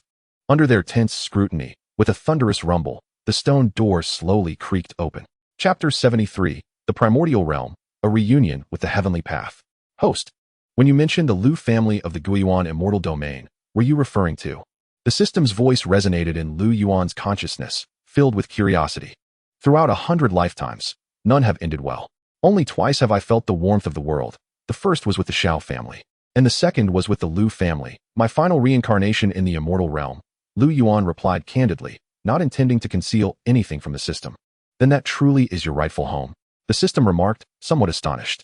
Indeed, Lu Yuan replied with a smile, nostalgia flickering in his eyes as he pondered the well-being of his parents, little Ning, and the ancestors. His tone turned tense and expectant, embodying a sense of trepidation about reuniting with loved ones. Shall we head to the Yuan immortal domain first? The system suggested tentatively. There's no rush. I can sense they are still alive. As for the Yuan immortal domain, I shall leave that for last, Lu Yuan stated, having already devised a plan upon arriving in the immortal realm. Understood, everything shall proceed as you wish, the system affirmed without a hint of doubt regarding Lu Yuan's decision. 3 days later, at noon, within a dense forest, a voice of disbelief rang out. How is this possible? I thought I had killed you. With a snap, a black-clad, scarred man found his neck twisted by Lu Yuan, his eyes reflecting sheer terror and despair. Filth. Lu Yuan scoffed, tossing the man's body and soul, which instantly exploded into a cloud of crimson mist. Ding. Congratulations, host. You have broken through to the primordial realm. The system's voice echoed within Lu Yuan's consciousness. Upon hearing this, Lu Yuan sighed. I never anticipated that resolving the 3 remaining karmic ties would lead to my breakthrough into the primordial realm. It may be that the weakness of these ants did not stir any waves in your heart, the system suggested. Lu Yuan furrowed his brow, pondering that it might not be due to the foe's frailty, but rather a deepening tranquility within himself. He realized that as he severed the last 3 karmic ties in the Tianfeng immortal domain, his emotions remained remarkably calm. In truth, when he ascended to dominance, he had already sensed the threads of reincarnation and karma. With his strength, he could have easily slashed down his enemies, yet he refrained. It was his desire to relive the moment, allowing those who had wronged him to experience his torment. Though it might sound twisted, this was the path to his own satisfaction. However, now, with his cultivation rising, his heart had grown increasingly serene, causing his advancements to slow. In the depths of his mind, Yuan pondered silently. At this moment, if the world were to know that he believed his rate of breakthrough to be slow, one could only imagine their astonishment. He then contemplated whether to attempt the manifestation of his Dharma form and sever the ties of causality. I will heed the host's wishes, the system responded. Then let us proceed. Yuan smiled, having made his decision. Currently, the 5 reincarnations of the Wind celestial domain had come to an end. Only 20 reincarnations remained throughout the celestial realms, scattered across different domains. Except for the Yuan celestial domain, he would refrain from manifesting his true self in every instance. With a plan in mind, Yuan turned to face the space ahead and spoke lightly. Have you not grown weary after following me for 3 days? As his words fell, a stunningly beautiful woman clad in simple attire emerged from the space before him. She was the embodiment of the heavenly Tao. Your cultivation has advanced once more? The heavenly Tao inquired, her brow furrowing in surprise. Her beautiful eyes reflected astonishment as she sensed Yuan's aura, which now resembled an unfathomable abyss, far surpassing her initial encounter. Merely standing before him instilled within her a profound sense of trepidation and pressure, a sensation she had never experienced even in the presence of her siblings, leaving her utterly astounded. How could you have grown so powerful in such a brief period? That is classified information, Yuan replied with a serene smile. The heavenly Tao, aware of his reticence, paused before adding. These individuals you have slain are merely Tai golden immortals or celestial kings. Do they truly warrant your personal intervention? Yuan understood that the heavenly Tao was referring to the perpetrators he had eliminated over the past 3 days. Those deserving of death are not determined by their realm, he stated calmly. Upon hearing Yuan's words, the heavenly Tao's curiosity intensified, and she could not resist exclaiming, undeniably, these individuals are a group of bloodthirsty fiends, each with blood on their hands. Yet is it not normal for a cultivator to have taken lives? Yuan chuckled coldly. Indeed, it is normal. Hence it is equally normal for me to kill them. Of course, if I were inadequate in strength, being killed would also be quite normal. If I cannot slay them, then being counter-killed is even more normal. Everything is quite normal. Is your purpose in following me merely to pose such trivial inquiries? Yuan queried. It is merely curiosity. She admitted candidly. Excessive curiosity is not always a virtue, he responded with a subtle smile, as he effortlessly positioned himself beside the heavenly Tao. So swift. The heavenly Tao's pupils constricted, overwhelmed by an unprecedented fear. Her eyes widened in shock as she exclaimed, you have transcended time and space. Although the preceding scene appeared tranquil, only someone of the heavenly Tao's caliber could discern that Yuan's speed had indeed surpassed the confines of time and space. If he had wished to strike her down, she would have had no chance to react. What do you think? Yuan asked with a playful glint in his eyes. Impossible. To transcend time and space, one must surpass the Tao deities and achieve mastery. You actually. The heavenly Tao's voice trembled, her eyes wide as saucers. A spectacle that was both amusing and bewildering. Yet, only she understood the depth of her shock, which was beyond the realm of words to describe. As the embodiment of the heavenly Tao, how could her composure waver so? Observing the astonished expression on the heavenly Tao's face, Yuan merely shook his head with a smile. Composure? That refers to the master, who reigns above the divine realm and governs the 6 paths of reincarnation. Who can maintain composure in the presence of such a being? Even I, as the heavenly Tao, have never had the fortune to witness one. After a considerable pause, the heavenly Tao gradually regained her tranquility, though the astonishment in her eyes lingered. Are you truly the master? She asked Yuan once more, her demeanor now solemn and earnest. You may consider it so, Yuan replied nonchalantly. He was not a master, but rather a primal force that overshadowed the masters. Naturally, he would not elucidate this to the heavenly Tao. However, upon witnessing her momentary daze, he was taken aback and softly asked, is it truly that astonishing? Chapter 74. The Heavenly Tao Bows, the Heavenly Wind Celestial Emperor. Just as Yuan finished speaking, an unexpected event unfolded before him. 9th generation Heavenly Tao, Su Ming, pays homage to the Master. The Heavenly Tao bowed deeply to Yuan, her demeanor and tone imbued with utmost reverence. This Yuan was taken aback by her sudden display of respect, finding it hard to believe. Was this truly the heavenly Tao bowing to him? Destiny, he thought momentarily. momentarily stunned by the name of the heavenly Tao. Returning to the master is Su's name, the heavenly Tao clarified. Understanding dawned upon Lu Yuan. Thus, he responded, "There is no need for such formality. Please rise." "Thank you, master." Su Ming expressed her gratitude, rising to her feet, while her gaze remained filled with respect. "Do not refer to me as master," Lu Yuan said, feeling uncomfortable with the title. "Understood," Su Ming replied, not a hint of dissent in her voice. Observing her rapid change in demeanor, Lu Yuan couldn't help but express his surprise. "I merely mentioned it casually. Did you take it so seriously? Did you not consider that perhaps I am not the master, or that my cultivation might even be inferior to yours?" "That is impossible. I trust my instincts," Su Ming asserted confidently. "Instincts can be misleading." Lu Yuan shook his head, responding with a tone of gentle resignation. "Come forth," Su Ming commanded suddenly. With a whoosh, the fabric of space above shattered, and a figure clad in black was forcibly pulled into view, kneeling before Lu Yuan and Su Ming. "It is you." Recognizing the young man in black, both Lu Yuan and Su Ming were momentarily taken aback. The youth was none other than Xianxiang. "Great sovereigns, please temper your wrath. I was merely passing by and did not intend to eavesdrop," Xianxiang pleaded, trembling with fear as he bowed deeply, his head lowered. He had just witnessed a scene that would forever haunt him, one that filled him with dread. Aside from the inaudible words, he had seen the heavenly Tao bow to Lu Yuan. Passing by, Su Ming scoffed. "What a coincidence to be passing by at this very moment. Great sovereign, please forgive me. I have matters I wish to report to Lord Lu," Xianxiang stammered, feeling the icy chill that penetrated his soul. Su Ming's brow furrowed, while Lu Yuan inquired casually, "What is it?" "My lord, the heavenly wind celestial emperor has emerged from seclusion and is currently searching the entire celestial domain for your whereabouts," Xianxiang conveyed earnestly. "The heavenly wind celestial emperor?"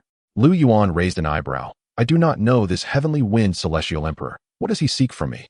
"My lord may not be aware, but the Black Mountain Demon Emperor you eliminated is, in fact, the brother of the heavenly wind celestial emperor," Xianxiang revealed directly.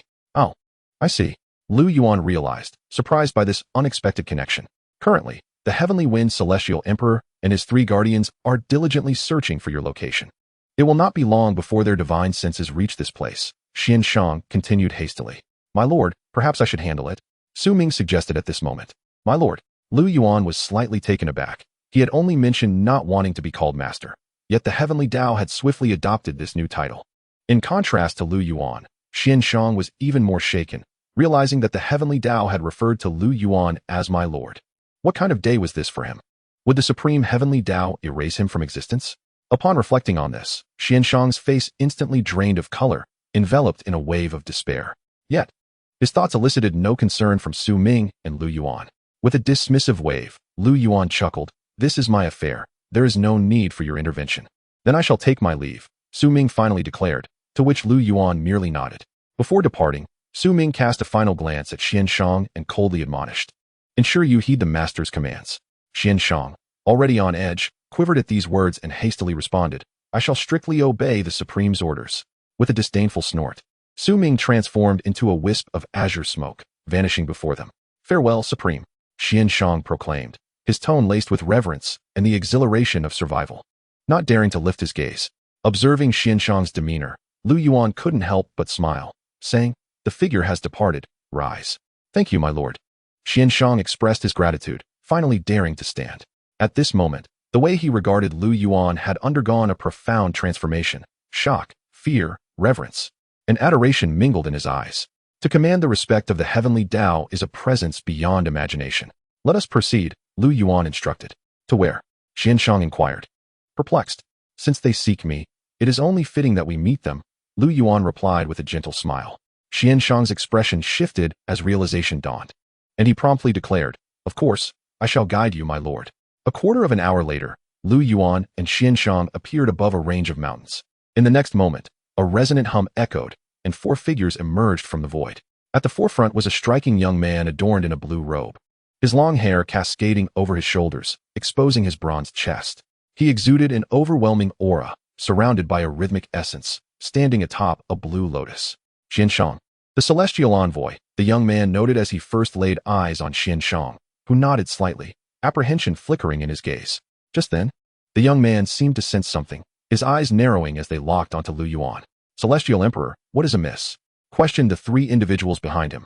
Unable to contain their curiosity, the young man remained silent, flicking his wrist to reveal a thread of demonic energy that pulsated in his palm, which stirred violently upon noticing Lu Yuan, only to dissipate into the ether moments later. It is him. The faces of the three individuals paled in unison, their gazes fixed intently on Lu Yuan, an icy aura permeating the space. It appears I need not confirm my identity, Lu Yuan remarked, recognizing their awareness of his lethal reputation as he turned his gaze to the blue-robed youth. With a faint smile, "You must be the celestial emperor of the wind." Impudent. At Lu Yuan's words, a middle-aged man clad in white behind the celestial emperor bellowed in rage, and a vast pressure surged toward Lu Yuan. "Cease." Before Lu Yuan could react, a voice interjected. A shadow materialized in front of him, waving a hand, and with a thunderous crack, the space erupted, forcing Xianxiang to stagger back, his complexion paling as blood trickled from the corner of his mouth. "Xianxiang, what are you doing?" the white-clad man inquired, his brow furrowed. "Should you wish to lay a hand on my lord, you must first contend with me," Xianxiang retorted defiantly. "You, a mere perfected celestial emperor, think to obstruct us? How laughable." The man sneered, his eyes brimming with disdain, stepping forward only to be halted by a gesture from the celestial emperor of the wind. "Considering your status as an envoy, this matter does not concern you. Depart," the celestial emperor stated indifferently. However, Xianxiang showed no signs of retreat, smiling as he replied, "Apologies, but I stand by my words. You seek your own demise. Do you truly believe that because you are an envoy, we would refrain from acting against you?" Another man behind the celestial emperor interjected coldly. At that moment, a sigh echoed as Lu Yuan stepped forward. "My lord." Xianxiang immediately bowed deeply, reverence lacing his tone. "I comprehend your intentions, yet there is no need for such measures." Lu Yuan addressed Xianxiang, then turned to the four adversaries with a scoff. "I do not regard you with any semblance of concern." "What did you say?" A regal woman among them erupted in fury upon hearing Lu Yuan's words. He merely cast her a glance, scoffing, noisy. The sound reverberated like thunder, causing her to spew blood and be flung backward like a projectile. Third sister. The sudden turn of events caused the other two men to react with alarm, while the celestial emperor's expression darkened. In an instant, a fierce, unparalleled aura coalesced into a gale of destruction, sweeping toward Lu Yuan and Xianxiang. The might of the celestial emperor can obliterate the heavens and the earth. In an instant, the heavens trembled and the earth quaked, the space fracturing. Xianxiang's face turned ashen, overwhelmed by an oppressive aura of death, unable to react as the destructive winds surged towards him. Just then, a mocking voice resonated. "Ridiculous." The gale of destruction halted just a foot from Lu Yuan, obstructed by an invisible force. The celestial emperor furrowed his brow, and to his astonishment, the gathered winds dissipated instantaneously. "How is this possible?" The celestial emperor's expression shifted, a glimmer of shock in his eyes. Though he had merely unleashed his aura, the power of that strike had reached the initial stage of the celestial emperor realm. Yet it had been effortlessly repelled by Lu Yuan. I am unharmed." Overcome with excitement, Xianxiang bowed deeply to Lu Yuan, exclaiming, "Thank you, my lord." "Withdraw for now," Lu Yuan instructed lightly. "Understood." Xianxiang bowed again, obediently stepping aside. "Celestial Emperor, he." At this juncture, the two men had helped the injured woman to the celestial emperor's side, all three regarding Lu Yuan with icy glares, their eyes filled with shock and resentment. "You two shall retreat," the celestial emperor commanded, furrowing his brow. The three exchanged glances before respectfully withdrawing. Soon, only Lu Yuan and the celestial emperor remained in the space between them. "Have you considered the consequences of your actions? Truth be told, we should have had no dealings with one another," Lu Yuan began, regarding the celestial emperor. "You are indeed formidable. No wonder you could slay him, O Feng. However, he was my brother," the celestial emperor responded, his brow knitted in concentration, a slicing wind echoing as a razor-sharp aura circled him. "The path of wind?" Sensing the essence of the wind's way emanating from the celestial emperor, Lu Yuan raised an eyebrow. True celestial emperors gain enlightenment through a singular principle or phenomenon to attain their status. These principles can encompass wind, clouds, water, fire, and so forth. All things in the world can be contemplated, and the myriad paths can be discerned. The celestial emperor had already begun to wield a fragment of the power of the great principles. Indeed, the path of wind governs all things, he proclaimed, slowly raising his right hand as razor winds coalesced, exuding an aura of annihilation. Although the celestial emperor has already comprehended the celestial path and grasped the power of the great Tao, he has merely just crossed the threshold, yet to truly enter the sanctum. Moreover, at present, you are still only at the mid-stage of the celestial emperor realm. Observing the indifferent yet confident demeanor of the celestial emperor Tianfeng, Lu Yuan smiled faintly. Upon hearing this, The frown on Tianfeng's brow deepened further, and his aura began to swell, reverberating with the sounds of heaven and earth. Dark clouds swiftly gathered in the sky. The entire space fell into an eerie silence, as if time itself had come to a standstill. Lu Yuan gently shook his head, unwilling to squander any more time, and raised his right hand, stating, "Come. Let me witness the power of a celestial emperor." The gaze of Tianfeng, celestial emperor, sharpened, slowly spreading his hands. In an instant, a formless gale began to coalesce around him, the forces of heaven and earth continuously pouring into this gale, which surged exponentially, forming a colossal tornado that caused the ground beneath to begin to collapse. Thunderous roars echoed. From a distance, Xianxiang and his companions beheld this scene, each struck with awe and trepidation. Is this the power of a celestial emperor? Xianxiang thought, feeling overwhelmed, as this was the first time he had experienced the might of a celestial emperor at such proximity. Simultaneously, at that very moment when Tianfeng, celestial emperor, unleashed his full aura, a purple-robed youth traversing the skies above a forest in the Tianfeng celestial domain halted his steps. "Master, what is the matter?" inquired a cold, dark-clad woman behind him.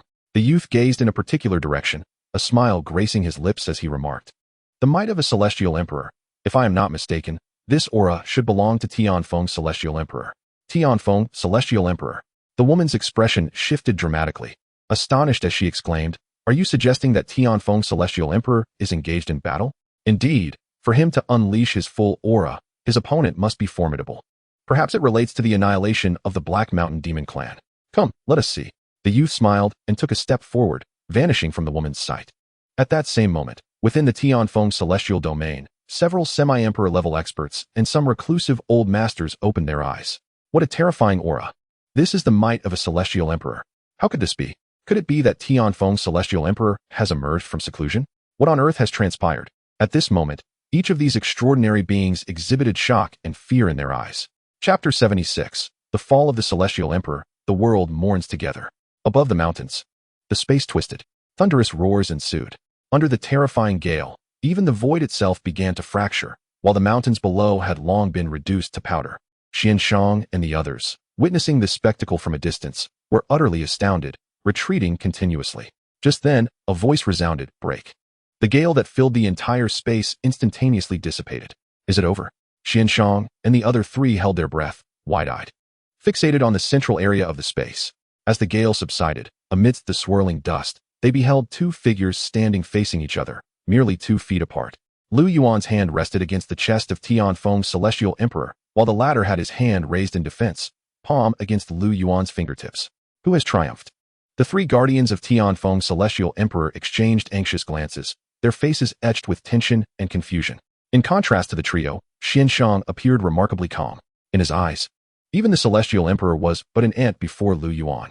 After all, Lu Yuan was a being who had even made the heavenly Tao bow in submission. A mere celestial emperor could not possibly contend with him. Under the watchful gaze of the anxious onlookers, what kind of power is this? Tianfeng, celestial emperor, finally spoke, his expression one of bewilderment, eyes brimming with shock and disbelief. "Does it matter?"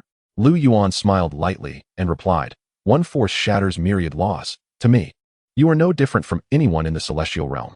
As soon as the words left his mouth, Tianfeng, celestial emperor's body trembled violently.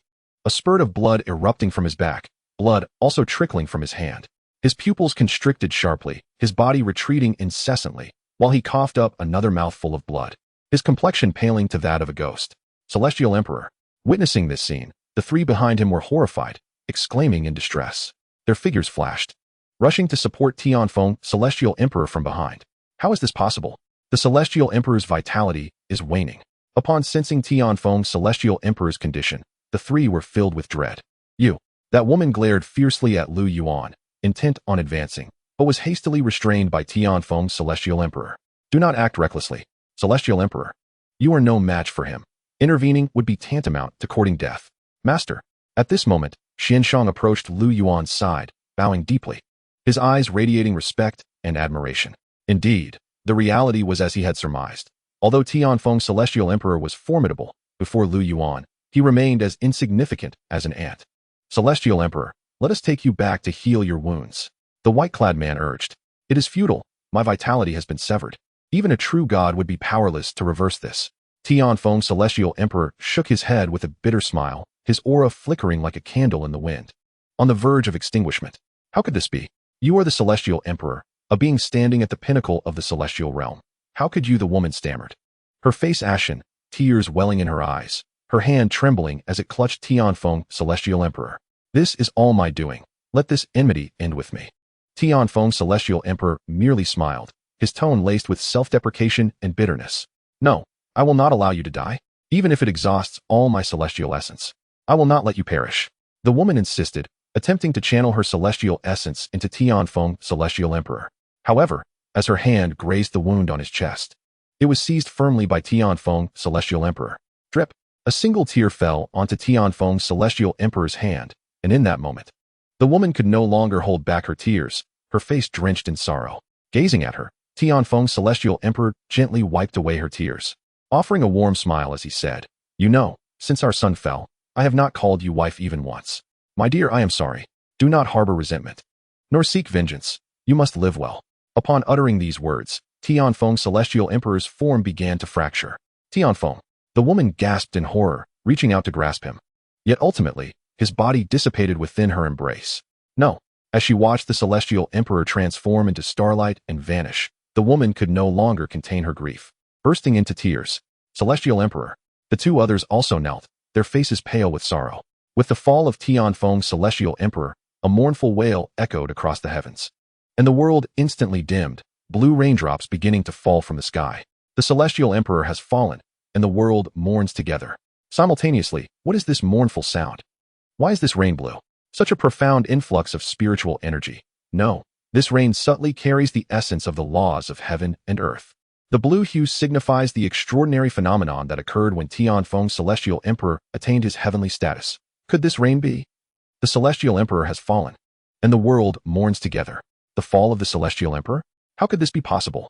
The sudden phenomenon left all within the Tianfeng celestial domain in a state of utter shock. As speculation spread regarding the celestial emperor's demise, it ignited a wave of panic across the celestial realm. At this moment, not only did the celestial emperors of the Tianfeng immortal domain awaken simultaneously, but the entire immortal realm was also shaken to its core. How could it be that the Tianfeng celestial emperor had fallen? What on earth had transpired? All these celestial sovereigns turned their gazes toward the direction of the Tianfeng immortal domain, their eyes brimming with shock and disbelief. As astonishment washed over them, the majority hastily set forth towards the Tianfeng immortal domain, eager to uncover the truth. Meanwhile, within the Tianfeng immortal domain, a young man clad in purple, initially intent on investigating the situation, suddenly halted his movements. He slowly lifted his head to behold the torrential blue raindrops cascading down. Why is this rain blue? The woman in black behind him exclaimed in astonishment. The Tianfeng celestial emperor has perished. The young man uttered slowly, his tone calm. Yet his eyes betrayed a hint of shock. Fallen? Fallen? The woman behind him widened her eyes in horror upon hearing this. I am too late. The man sighed, furrowing his brow as he gazed into the distance, his eyes shimmering with a mysterious light. A profound rune materialized beneath his feet, and an invisible energy enveloped both him and the woman, causing them to vanish from their original location in an instant. In the blink of an eye, they found themselves hovering above a vast expanse of ground, where several figures stood not far ahead of them. Let us proceed, he commanded. Indeed, came the response in unison as Lu Yuan and Xianxiang turned around, coincidentally catching sight of the young couple that had just appeared before them. All were momentarily taken aback. This aura, could it belong to a celestial emperor? Detecting the terrifying energy radiating from the young man, Xianxiang exclaimed in disbelief. A mid-stage celestial emperor, Lu Yuan remarked calmly, having immediately discerned the cultivation level of the young man in purple. How could this be? Is there another celestial emperor in the Tianfeng immortal domain? Xianxiang's eyes widened in disbelief at this revelation. Celestial envoy Xianxiang, the young man in purple acknowledged, raising an eyebrow. His gaze then fell upon Lu Yuan, whereupon their eyes met. The sensation was overwhelming. The young man trembled, his complexion paling. Chapter 77, The Daluo, Immortal Domain. What a terrifying aura. Who on earth is he?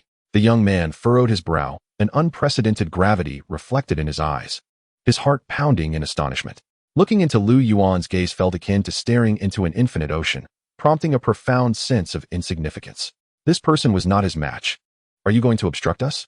Lu Yuan addressed the bewildered young man. I wouldn't dare. Please, my friend. The young man quickly regained his composure, smiling as he stepped aside to grant passage to Lu Yuan and his companion. Master, The black-clad woman behind him gazed in astonishment at her master, her eyes wide with surprise. She had never witnessed her master yielding to another in such a manner. No unnecessary words, the young man commanded coldly. The woman was momentarily taken aback, but could only respond with a respectful acknowledgement. Noting the young man's discernment, Yuan paid him no further mind. With a single step, he traversed the distance to the horizon. Xianxiang promptly followed suit. Once the two had completely vanished, the young man exhaled a sigh of relief, his brow furrowing as he gazed at the direction in which they had disappeared, still reeling from shock and disbelief. Master, that individual, the woman began. But the young man simply replied, very powerful. Very powerful? The black-clad woman exclaimed. Surely, no one could surpass our master. The young man shook his head with a smile, turning to the woman and inquiring, given that even the mid-stage celestial emperor of Tianfeng fell before him, what do you think his cultivation level is? The woman momentarily fell silent, at a loss for words. His cultivation must be at least the late stage of celestial emperor. As I am now. I am not his opponent, the young man finally admitted without reservation. Late stage of celestial emperor. How could this be? Our master has yet to reach that level. And when did the Tianfeng immortal domain harbor such a terrifying being? We were utterly unaware. The woman gasped in disbelief. The immortal realm is indeed a place where hidden talents abound. It is not uncommon for some peerless powerhouses to remain in seclusion, unknown to others. Moreover, the young man paused, smiling faintly. Who says he belongs to our Tianfeng immortal domain? Master, do you mean to say he? The woman immediately grasped the implication, but the young man waved his hand, choosing not to pursue the matter further. Instead, he gazed at the three figures standing before him, letting out a soft sigh before slowly raising his eyes to regard the ongoing blue rain. The fall of a celestial emperor heralded the return of true essence to the heavens and the earth, as the power of the great Tao transformed into spiritual energy to nurture all beings. It could be said that the demise of the Tianfeng celestial emperor represented both a wound and a boon for the Tianfeng immortal domain. Moving forward, the entire structure of the immortal realm would likely undergo a profound reshaping. Particularly, those reclusive powerhouses would surely be unable to remain idle, emerging to vie for the position of the master of this immortal domain. The young man furrowed his brow and remarked, his eyes sparkling with determination. The master of the immortal domain not only embodies supreme authority, but also receives blessings from the heavenly Tao, enhancing one's cultivation endeavors manifold. Master, what shall we do next? The woman inquired eagerly. Since we have emerged, we might as well explore. Perhaps we can even contend for the title of immortal domain master. The young man replied with a smile, glancing toward the horizon, his heart filled with a tinge of apprehension. He silently hoped that the individual they had just encountered would not contend with him for this prestigious title. At that very moment, amidst towering mountains, Yuan and Xianxiang materialized from the void. My lord, this is the boundary of the Tianfeng immortal domain. Beyond lies the Daluo immortal domain, Xianxiang explained, gesturing toward the mountain range below. The Daluo immortal domain? Yuan mused, furrowing his brow. He had traversed the Daluo immortal domain twice in previous incarnations, once as a tree and once as a herbalist immortal. If memory serves, beyond the Daluo immortal domain lies the Yuan immortal domain, does it not? Yuan inquired. Indeed. My lord, throughout the immortal realm, the Yuan immortal domain ranks among the top 10 supreme immortal domains. Xianxiang nodded, a hint of pride flashing in his eyes. To not conceal from you, my family resides within the Yuan immortal domain. Oh, Yuan regarded him with surprise. He had not anticipated that Xianxiang hailed from the Yuan immortal domain. Are you planning to travel to the Yuan immortal domain? Xianxiang asked, his eyes gleaming with anticipation. That is indeed my intention. However, since we are passing through, we might as well traverse the Daluo immortal domain, Yuan replied candidly. With a single step, he transformed into a streak of light, directly entering the Daluo immortal domain. My lord, wait for me. Realizing the situation, Xianxiang hurried to follow closely. The next moment, when they reappeared, they stood upon a vast prairie. Who dares to intrude upon my Daluo immortal domain? A voice boomed as soon as they materialized. Moments later, two figures clad in white emerged from the void ahead, their auras indicating they had reached the initial stage of Celestial Emperor. Celestial Envoy.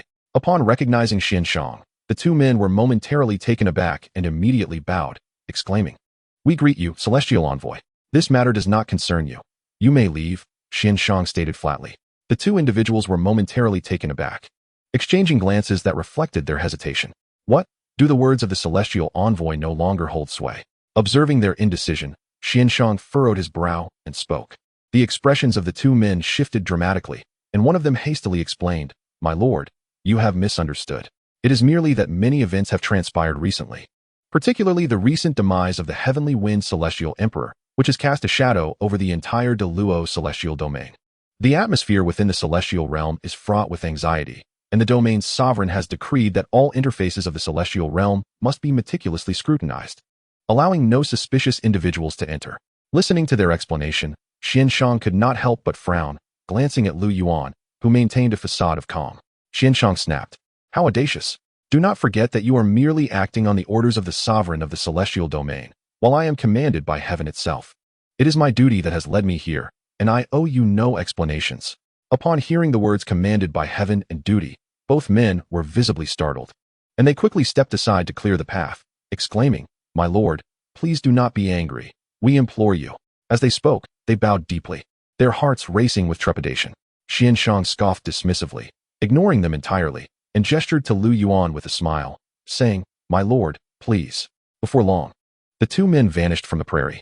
Only after their departure did the two white-clad figures dare to rise, revealing the astonishment in their eyes. Did you hear that? One of the men could not restrain himself from saying, while the other nodded gravely. To have the celestial envoy refer to him as my lord, who exactly is that young man? Regardless of his identity, we must report this to the sovereign of the celestial realm. From the envoy's demeanor, it is evident that this person possesses a mysterious and formidable status, one beyond our authority to assess. Chapter 78, The Slaughter of Ants, the Supreme Realm. The next day, at noon, within a dense forest, mounds of anthills rose like small hills, resembling a graveyard at first glance. Trees within a 10-mile radius had collapsed and decayed, their roots gnawed to the bone. At that moment, swish, swish, swish, the sound of slicing through the air echoed. Invisible sword chi darted through the space like threads, accompanied by sharp cracking sounds. Greenish blood splattered, and severed limbs littered the ground. Flee. We were only gnawing on trees. Why must we be slaughtered? Spare us. We shall never do it again. The ants scrambled in panic, scattering in all directions, their frantic cries echoing. Observing the young man squatting on the ground, who appeared as formidable as a towering mountain, the ants were gripped by terror and confusion, unable to fathom how they had provoked this individual. Yet, no matter how bewildered or frightened they were, the relentless sword chi showed no signs of abating, claiming the lives of countless ants in its wake. Xianxiang stood in stunned silence, utterly astonished. He could scarcely believe his eyes. Lu Yuan, an existence that could make even the heavens bow, was engaged in the slaughter of ants. In his shock, Xianxiang could not help but pinch himself, the sharp pain eliciting a gasp. This is not a dream, he murmured, his astonishment intensifying. Thus, after a quarter of an hour, within a 10-mile radius, millions of ants were finally exterminated. This is for gnawing at me, Lu Yuan said with a cold smile as he slowly rose, surveying the ground strewn with ant carcasses, his eyes harboring a hint of sympathy yet brimming with exhilaration. When he had once reincarnated as a tree, he had considered living a tranquil existence. Little did he expect to be besieged by a multitude of ants. Helplessly witnessing his body being gnawed and torn apart had ignited a fury within him that still burned. With a wave of his hand, the remnants of the carcasses were instantly reduced to ashes, an invisible energy spreading outward. Under this force, all the ants in the forest were turned to dust. The 10 miles surrounding him were the source of the calamity, and the areas beyond were mere collateral. Lu Yuan would not let them escape unscathed. Ding! Congratulations, host. You have broken through to the Supreme Realm. At that moment, the system's voice resonated in Lu Yuan's consciousness. He felt no surprise at the system's announcement. The experience had indeed stirred his emotions. Boom! With the system's pronouncement, Lu Yuan's cultivation power surged again, every cell within him undergoing transformation, each cell pulsating with terrifying strength.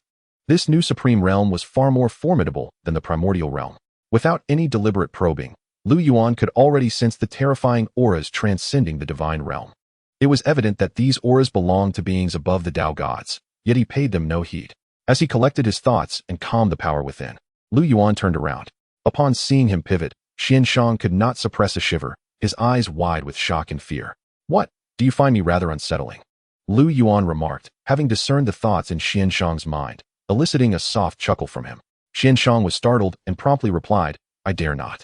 Such trivial matters are entirely within your purview, my lord. If I leave it to you, the desired effect will not be achieved. Lu Yuan chuckled, offering no further explanation, and directed his gaze toward another direction. My lord, where are we headed next? Xianxiang could not help but inquire, noting that Lu Yuan was clearly not returning to the Yuan celestial domain. Tiansha sect, Taiyu sect, Lu Yuan said with a chilling smile. stepping forward and instantly appearing on the horizon. In a vast and boundless mountain range, the site was dominated by swirling black and white energies, with a central mountain range resembling a colossal sword, cleaving the two energies asunder. This was the location of the Xianxia sect and Taiyu sect, two major sects within the Deluo celestial domain. The mountain was aptly named the Yin-Yang Boundary Mountain. This mountain not only served as the abode of the two sects, but also as a training ground for various sects within the Deluo celestial domain, teeming with fierce beasts and abundant heavenly materials. At this moment, under the blazing sun, a ripple of energy appeared in the air before the mountain, as two figures gradually emerged from the void. Gazing upon the mountain, Lu Yuan's expression turned frigid. When he was merely a celestial herbalist, he had ventured into the Yin-Yang Boundary Mountain for herbs, but had only reached its outskirts, where he had met his demise amidst the conflict between the two sections. He had attempted to sound a warning, but to the two sects, his life was as insignificant as that of an ant, utterly disregarded. "My lord, shall we proceed inside?" Sensing the chilling aura emanating from Lu Yuan, Xianxiang inquired cautiously. Lu Yuan remained silent, merely observing the mountain range before him, ultimately scoffing. "Since this is a realm of the survival of the fittest, today shall be the time for your reckoning." As he spoke, he slowly raised his right hand. Suddenly, a deep voice boomed, "Halt!" Two figures appeared before Lu Yuan. One donned a white robe, while the other wore black. Both emanated an aura that reached the half-emperor realm. "My lord, these two are the ancestors of the Xianxia sect and Taiyu sect, the most formidable beings within their respective sections."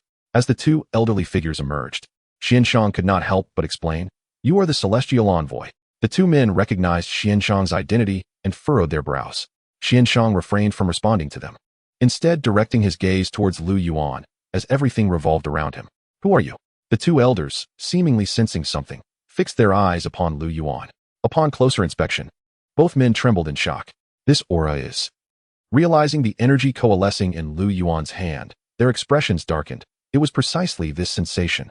Could it be that the feeling of impending doom they experienced earlier originated from him? They exchanged astonished glances. Subsequently, the elder in black robes stared intently at Lu Yuan and spoke first. "Who are you? What do you intend to do?" The elder in white, frowning, also regarded Lu Yuan with a cold gaze. They were entirely unfamiliar with this youth. "Surely you have heard the saying, ants cannot dictate the fate of men." Lu Yuan replied with a cold smirk. At his words, the two elders frowned, their expressions growing ever icier. Indeed, that phrase originated from two disciples under their tutelage. "I have come today to return it to you," Lu Yuan remarked with a dispassionate smile. And as he clenched his outstretched hand, in an instant, a resounding roar echoed. The void disintegrated, and the very heavens shattered. The two elders, struck dumb with terror, had no time to utter a single scream before their bodies were obliterated along with the entire Yin-Yang mountain, vanishing into nothingness. Chapter 79. The Emergence of the Divine Artifact. 6 Celestial Emperors. Gazing at the floating debris and shattered stones before him, and feeling the overwhelming force of destruction within, Xianxiang's eyes widened in shock, his body trembling. The vast and boundless Yin-Yang mountain was obliterated just like that. Xianxiang could not suppress a gulp, once again witnessing Lu Yuan's formidable power. At that moment, a resounding boom erupted. A pillar of light shot skyward, accompanied by a vast and ancient aura that began to spread. Could this be the emergence of a treasured relic? Overcome with astonishment, Xianxiang could not help but exclaim. Meanwhile, a slight smile graced Lu Yuan's lips as he quietly observed the soaring pillar of light. From the moment he arrived here, he sensed the treasure concealed beneath the Yin-Yang mountain. To be precise, it was a Taiji Bagua mirror imbued with the essence of Yin and Yang. As expected, when the light faded, a mirror radiating an ancient and sacred aura floated in the air, surrounded by both pure and turbid energies, appearing remarkably mysterious and grand. Could it truly be the ancient artifact, the Taiji mirror? Xianxiang's eyes widened in astonishment. The Taiji mirror? Lu Yuan raised an eyebrow, saying, "It seems you recognize this treasure." "To be honest, my lord, it is said that the Taiji mirror was born during the primordial chaos when Yin and Yang energies coalesced, inherently containing the principles of Yin and Yang, possessing the power to transmute the 5 elements, and capable of opening up spaces. If used for attack, it can ignore all defenses, wielding the might to level the heavens and earth," Xianxiang explained, forcibly suppressing his astonishment. "It sounds quite impressive," Lu Yuan replied with a knowing smile. "Impressive is an understatement. My lord, you should claim it quickly. This is a treasure that even the celestial emperors covet. I never imagined it was hidden beneath the Yin-Yang mountain. No wonder the area is perpetually enveloped in Yin and Yang energies," Xianxiang urged promptly. No sooner had he finished speaking than a terrifying, vast aura surged forth from the horizon like a raging tide, accompanied by an excited voice, the Taiji mirror. It is indeed the Taiji mirror. As this voice resonated, formidable presences descended from various directions. It truly is the ancient divine artifact, the Taiji mirror. It belongs to this emperor. That depends on whether you possess the capability to seize it. The Taiyin celestial emperor retorted. I did not expect you to arrive as well. A series of grand voices echoed, and soon, towering figures appeared from all directions, each exuding a terrifying aura unique to celestial emperors. For celestial emperors, upon seeing these formidable figures, Xianxia's expression shifted, revealing a deep-seated wariness. The Taiyin celestial emperor he had just heard was the ruler of the Taiyin celestial domain, the one surrounded by a grayish aura. The other three he had not encountered before, yet their auras were no less potent than that of the Taiyin celestial emperor. They were likely rulers of their own celestial domains, or powerful hidden celestial emperors. But there are not just four. Lu Yuan remarked nonchalantly, startling Xianxia. Before he could respond, a hearty laughter echoed from the void. For esteemed visitors, your presence truly brings glory to my Deluo, celestial domain. Accompanying this voice was a figure radiating holy light, a robust middle-aged man clad in a golden robe, whose aura distorted the very fabric of space. Behind him stood an elderly man, exuding an aura that also reached the celestial emperor level. The Deluo, celestial emperor. Upon seeing the golden-robed man, the four figures stirred, and their forms began to shrink to normal size. Is it inappropriate for you four to act this way? The Yinyang mountain is within the territory of my Deluo celestial domain, yet you seek to seize treasures from it? The Deluo celestial emperor spoke coldly, surveying the four. Do not wrongfully accuse us. We did not destroy the Yinyang mountain. Moreover, the Taiji mirror is an ancient artifact. As a divine artifact, it belongs to the entire celestial realm, and it should be claimed by those capable of obtaining it. If the Taiji mirror had not emerged, would you have even been able to discover it? The four responded with casual laughter, seemingly disregarding the Deluo celestial emperor's words, their singular focus on the ancient mirror. It seems further discussion is futile. The Deluo celestial emperor snorted coldly, his gaze growing frigid as he addressed the four. The Taiji mirror exists as a singular entity. Yet we have 6 contenders. Do you intend to act together, or shall it be one at a time? Let us act together. May the most capable seize the Taiji mirror. The Taiyin celestial emperor grinned wickedly. Very well, then let us battle in the void. The Deluo celestial emperor sneered, unperturbed.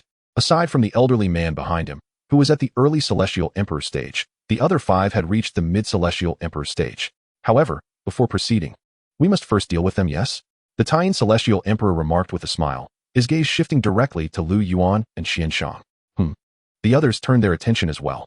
Although they did not recognize Lu Yuan, upon seeing Xianxia, their brows furrowed in unison. Celestial envoy Xianxia. Their concern did not stem from Xianxia's perfected celestial sovereign cultivation, but rather from his identity. Feeling their gazes upon him, Xianxia's expression shifted slightly, as he sensed an overwhelming aura bearing down upon him, rendering him breathless and profoundly shaken, instinctively eliciting a twinge of fear. Yet, he ultimately managed to suppress this trepidation and cupped his hands towards the celestial emperors, stating, I greet you, esteemed celestial emperors. His demeanor remained calm, his tone neither obsequious nor haughty, truly worthy of being a celestial envoy, capable of withstanding the might of the emperors. A young man in red remarked, his tone laced with admiration. Celestial envoy Xianxia, you may take your leave. The Deluo celestial emperor spoke directly. In response to the Deluo celestial emperor's words, Xianxia did not reply immediately, but instead looked towards Lu Yuan. Noticing Xianxia's demeanor, the others paused momentarily, finally paying attention to Lu Yuan. Oh, this person. Under this attention, several individuals immediately displayed intrigue and astonishment in their eyes. They realized they could not see through this young man. The next moment, an unexpected event unfolded. Xianxia bowed respectfully to Lu Yuan and inquired, My lord, shall we depart or remain? With the matter resolved, naturally, they ought to leave. However, at that moment, Lu Yuan also spoke. As he spoke, his gaze fixed directly upon the ancient mirror suspended in midair, a slight smile gracing his lips. In the next instant, whoosh, the ancient mirror transformed into a streak of flowing light, landing before Lu Yuan. Witnessing this spectacle, the 6 celestial emperors widened their eyes in shock. Concurrently, Lu Yuan raised his right hand, grasping the ancient mirror. As he felt the force of the Yin-Yang Dao within it, Lu Yuan was also taken aback. This power was comparable to that of a Dao god. If he could comprehend it, he would undoubtedly break through to the Dao god realm.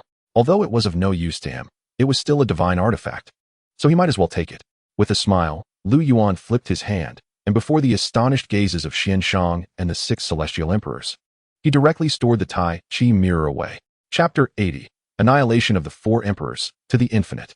The space fell into a silence. Suddenly, what the hell? It was unclear who uttered this phrase. In an instant, a deafening roar erupted. For immense pressures surged toward Lu Yuan, shattering the space and fracturing the ground. Not good. Xianxiang's expression changed drastically, as he felt as if the heavens were collapsing, an unprecedented sense of crisis flooding his entire being. Lu Yuan's eyes narrowed slightly. The 4 formidable pressures had not yet reached him before dissipating like a gentle breeze. How could this be? The expressions of the 4 celestial emperors changed, unable to comprehend what had just occurred. The only 2 who had not made a move, the great Tao Celestial Emperor and the Sun Celestial Emperor, also wore expressions of shock.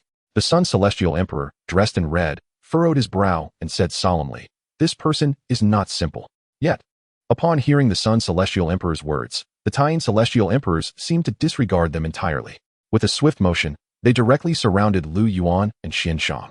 Among them was the elder accompanying the great Tao Celestial Emperor, totaling 4 celestial emperors. "Kid, hand over the Tai Chi mirror." A middle-aged man in white spoke first. While the 3 Taiyin celestial emperors glared at Lu Yuan coldly, their eyes filled with predatory intent. What are they planning? Looking at the 4, Xianxiang furrowed his brow and spoke sternly. "This is none of your business. Step aside." The Taiyin celestial emperor merely snorted coldly, unleashing a terrifying energy that sent Xianxiang crashing to the side. Just as Xianxiang was about to retaliate, a mere glance from the elder accompanying the great Tao Celestial Emperor immobilized him with an invisible force. Lu Yuan chuckled lightly, shaking his head as he regarded the 4 Taiyin Celestial Emperors. "Have you considered the consequences of making a move?" "Consequences?" A frail old man in plain clothes sneered. "The consequence is that you hand over the Tai Chi mirror, and we may consider sparing your life." "Spare my life?" Lu Yuan smiled upon hearing this, merely gazing at the old man, whose face was filled with indifference and disdain. Yet the next second, a muffled grunt escaped the old man's lips, his body quaking as his pupils dilated. Under the astonished gazes of the 3 Taiyin Celestial Emperors, a piercing scream erupted from the old man's mouth. But before they could react, his body exploded into a mist of blood. In an instant, the air was thick with the stench of blood, as the vast essence of blood transformed into spiritual energy, returning to the heavens. He is dead. The sudden turn of events left the Taiyin Celestial Emperors in shock, and they finally reacted. "I'm sorry," the elder accompanying the great Tao Celestial Emperor, seeing this, immediately felt a surge of fear and spoke hastily. But before he could finish, Lu Yuan waved his hand, and with a bang, the elder didn't even have time to scream before being obliterated into blood mist by an overwhelming force. How could this be? The remaining Taiyin Celestial Emperor and the man in white stared wide-eyed, their faces filled with terror and disbelief. "Attack together." The man in white shouted without a hint of hesitation, clenching his fists and gathering all his strength to strike at Lu Yuan. The Taiyin Celestial Emperor also did not hesitate, simultaneously merging their powers into a brilliant sword light that cleaved through space, aiming to slay Lu Yuan. Boom. The full force strike from the 2 mid-stage Celestial Emperors caused the entire void to tremble. However, to the 2 great Tao Celestial Emperors observing from a distance, it felt like a mere gentle blow, and their movements appeared exceedingly slow. "Is this time stagnation?" the Sun Celestial Emperor exclaimed in shock. "No. It's a self-contained space. The area where the 3 of them are has already detached from this realm." The great Tao Celestial Emperor furrowed his brow, speaking gravely. How could this be? Whether it be time stagnation or self-contained space, only a perfected Celestial Emperor could achieve such feats. Could he be? The Sun Celestial Emperor gasped in astonishment, filled with fear and disbelief.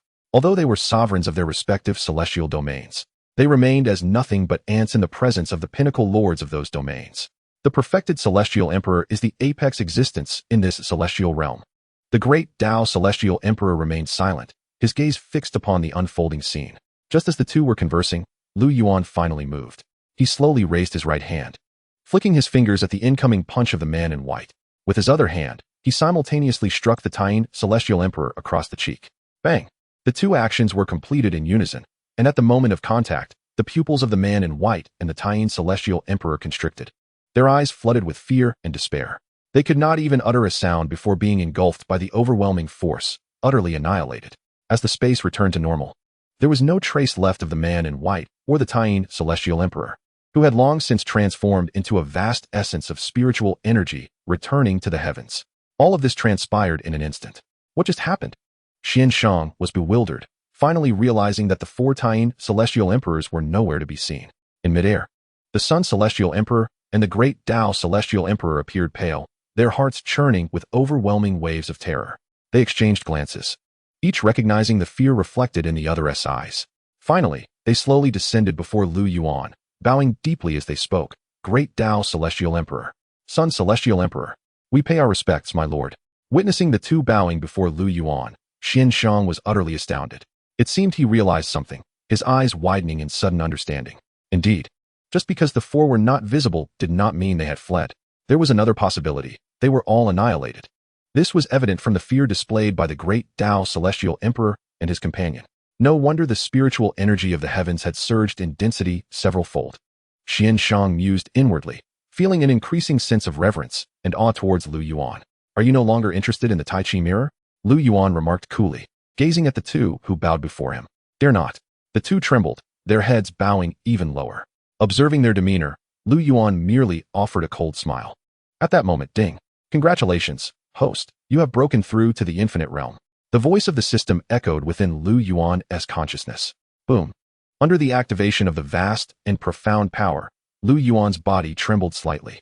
If the breakthrough to the supreme realm imbued every cell with boundless strength at this moment, that power had ascended once more, with each cell seemingly transforming into an enormous blazing sun, pulsating with boundless energy. The strength bestowed by the infinite realm was simply incomparable to that of the supreme realm. The breakthrough in cultivation rendered Lu Yuan indifferent to the two figures of the Great Luo Immortal Emperor and the Sun Immortal Emperor. Xianxiang was taken aback by the sudden change and hurriedly stepped forward to inquire, "My lord, what is your command?" "Leave," was all Lu Yuan said, and an invisible energy enveloped them, causing the two to swiftly vanish from their location. A quarter of an hour later, the Great Luo Immortal Emperor and the Sun Immortal Emperor dared to rise, their eyes betraying both fear and relief, their foreheads already slick with cold sweat. "He has finally departed." The Great Luo Immortal Emperor stammered, feeling a sense of ease as he sensed their exit from the Great Luo Immortal Domain. "Do you know who he is, the lord of that immortal domain?" The Sun Immortal Emperor could not help but ask. "I do not know." The Great Luo Immortal Emperor shook his head and added, "However, they have gone to the Guiyuan Immortal Domain." The Guiyuan Immortal Domain. Upon hearing this, the Sun Immortal Emperor's expression changed, a deep wariness flashing in his eyes. Chapter 81. The Tremor of the Immortal Realm, a glance across time and space. The news of the demise of the four great immortal emperors, including the Taiyin Immortal Emperor, quickly spread, shocking the entire immortal realm. The lord of the Taiyin Immortal Domain, the Taiyin Immortal Emperor, has perished as well. Not just him, 3 other immortal emperors have fallen, along with the recently departed Tianfeng Immortal Emperor, 5 in total. How can this be? 5 great immortal emperors have fallen in less than 5 days. What on earth has happened? Could it be that powerful beings from outside have invaded? Is the fall of the Lord of the Black Mountain Demon Domain related to this? In an instant, anxiety coursed through the various domains of the immortal realm, and discussions centered around the deaths of the immortal sovereigns. Some even linked these deaths to the annihilation of the Black Mountain Demon Domain, and there were whispers regarding the fall of the Lord of the Heavenly Domain.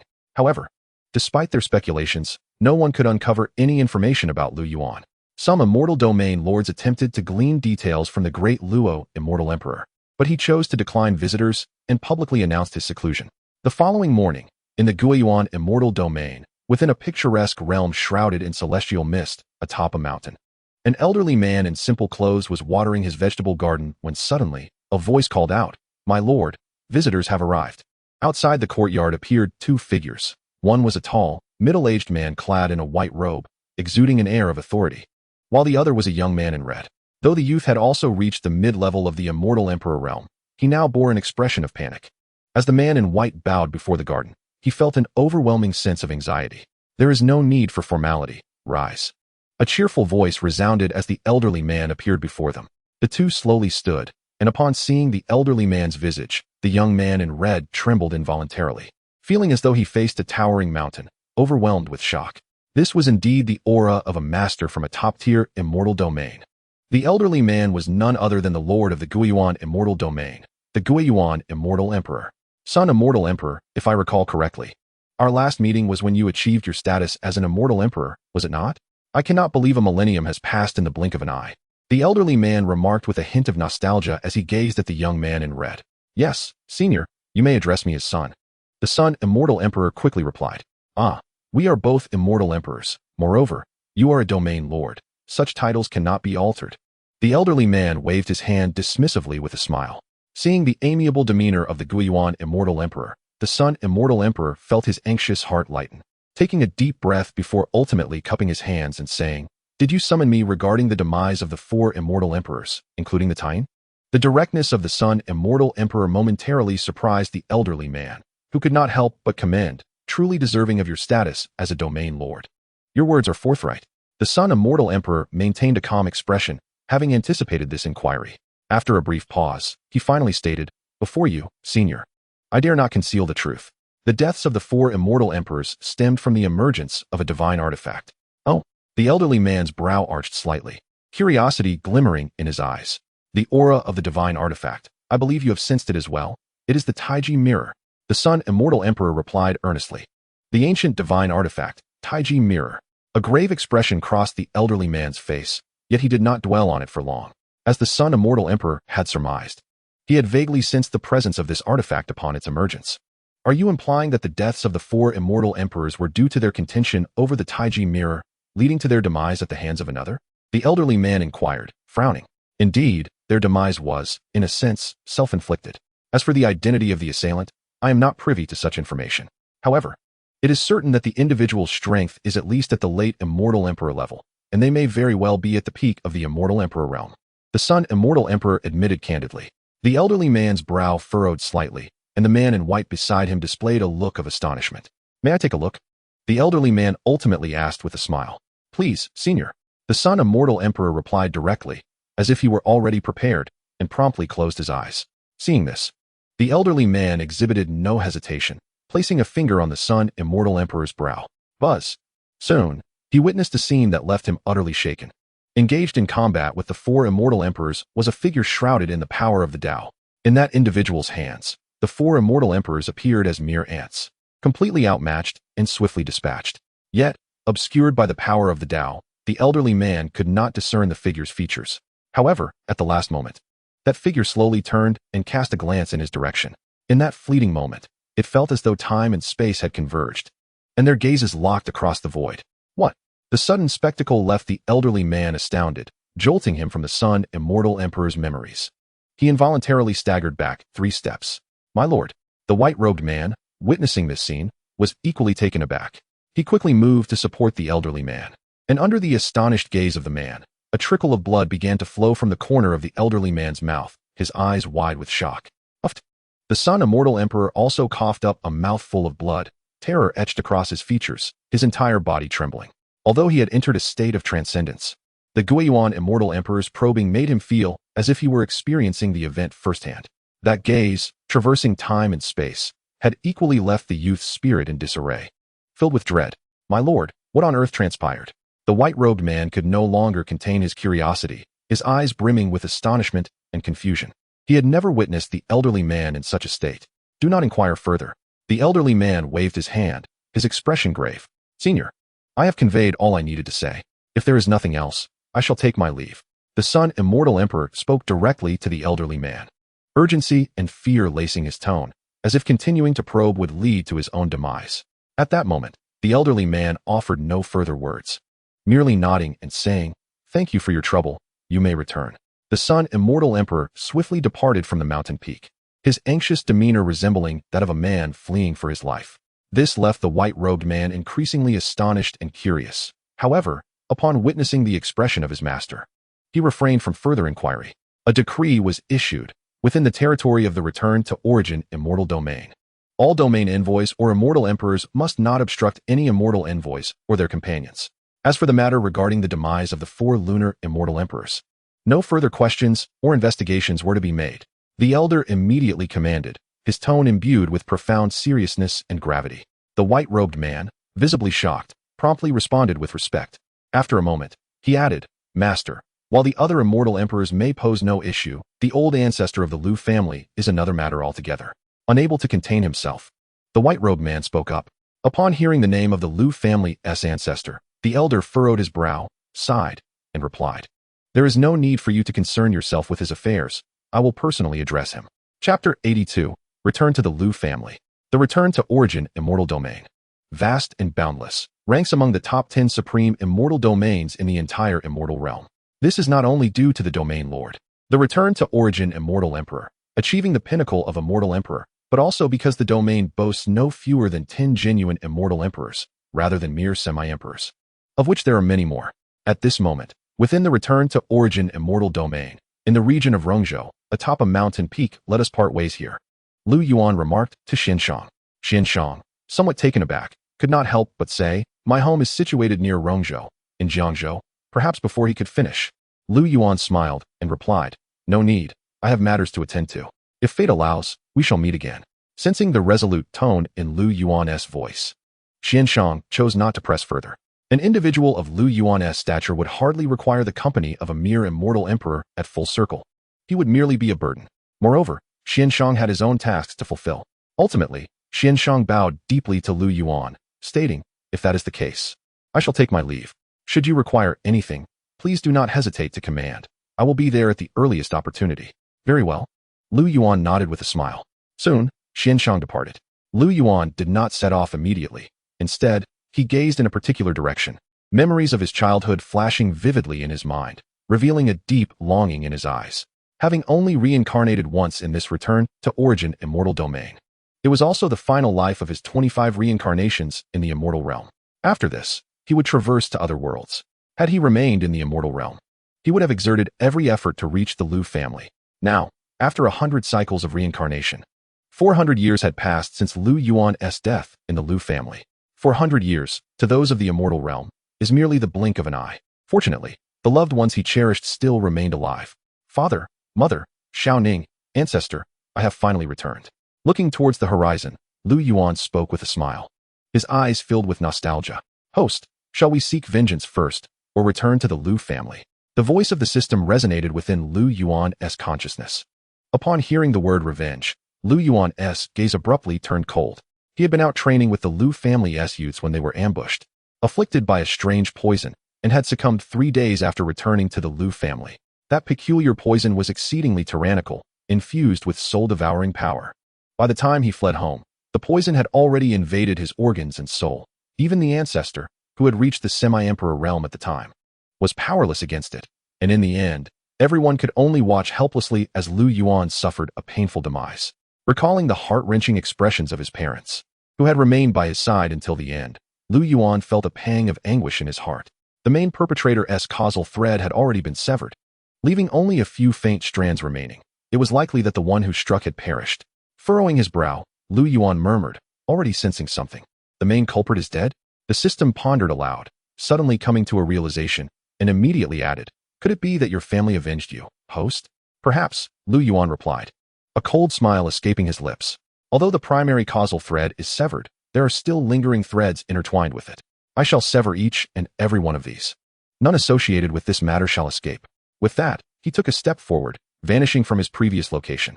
A quarter of an hour later, Lu Yuan appeared before a grand and magnificent city. Gazing up at the plaque above the city gate inscribed with the characters Xian City, Lu Yuan smiled faintly. This Xian City was named after the last character of the Lu family's ancestor. Thus, the Lu family could be considered the sovereign of Xian City. Naturally, they were also the foremost family of the immortal domain. While there were no fewer than 10 genuine immortal emperors in the return to origin immortal domain, some of them followed alongside the return to origin immortal emperor, while others held positions as sect leaders or elders of the major sections. The only one remaining to manage the family was the Lu family ancestor. Thinking of the ancestor and his family, Lu Yuan felt a surge of anticipation and nervousness. After 100 cycles of reincarnation, even in his previous life on Earth, he was an orphan. The Lu family was his true birthplace, where he truly experienced the warmth of home. The closer one is to home, the more apprehensive one feels, he mused with a smile. With that, Lu Yuan directly walked through the city gate. As he entered the city, the familiar sights greeted him. The buildings were orderly, and wide streets crisscrossed throughout. Besides the ancient and elegant structures, there were also verdant mountains and forests, shrouded in ethereal mists, evoking a sense of otherworldliness, stretching far beyond the horizon. By distance, the journey from the city gate to the Lu family's territory spanned 1,000 miles. Observing this familiar scene, everything felt as if it had transpired yesterday. As he walked and looked around, the people nearby seemed utterly oblivious to anything amiss. Even upon careful observation, their awareness of Lu Yuan remained hazy. At that moment, he slowly raised his head to gaze at the sky. While the masses noticed nothing unusual, he could sense a presence soaring through the void above, racing towards the Lu family. In an instant, Lu Yuan recognized that figure. Is that the return to origin immortal emperor? He mused, raising an eyebrow. He had encountered this individual once before. With a gentle breeze, Lu Yuan's figure vanished from the spot, his disappearance unnoticed by anyone. The next moment, he found himself before a mountain gate, surrounded by lush greenery and ethereal mists.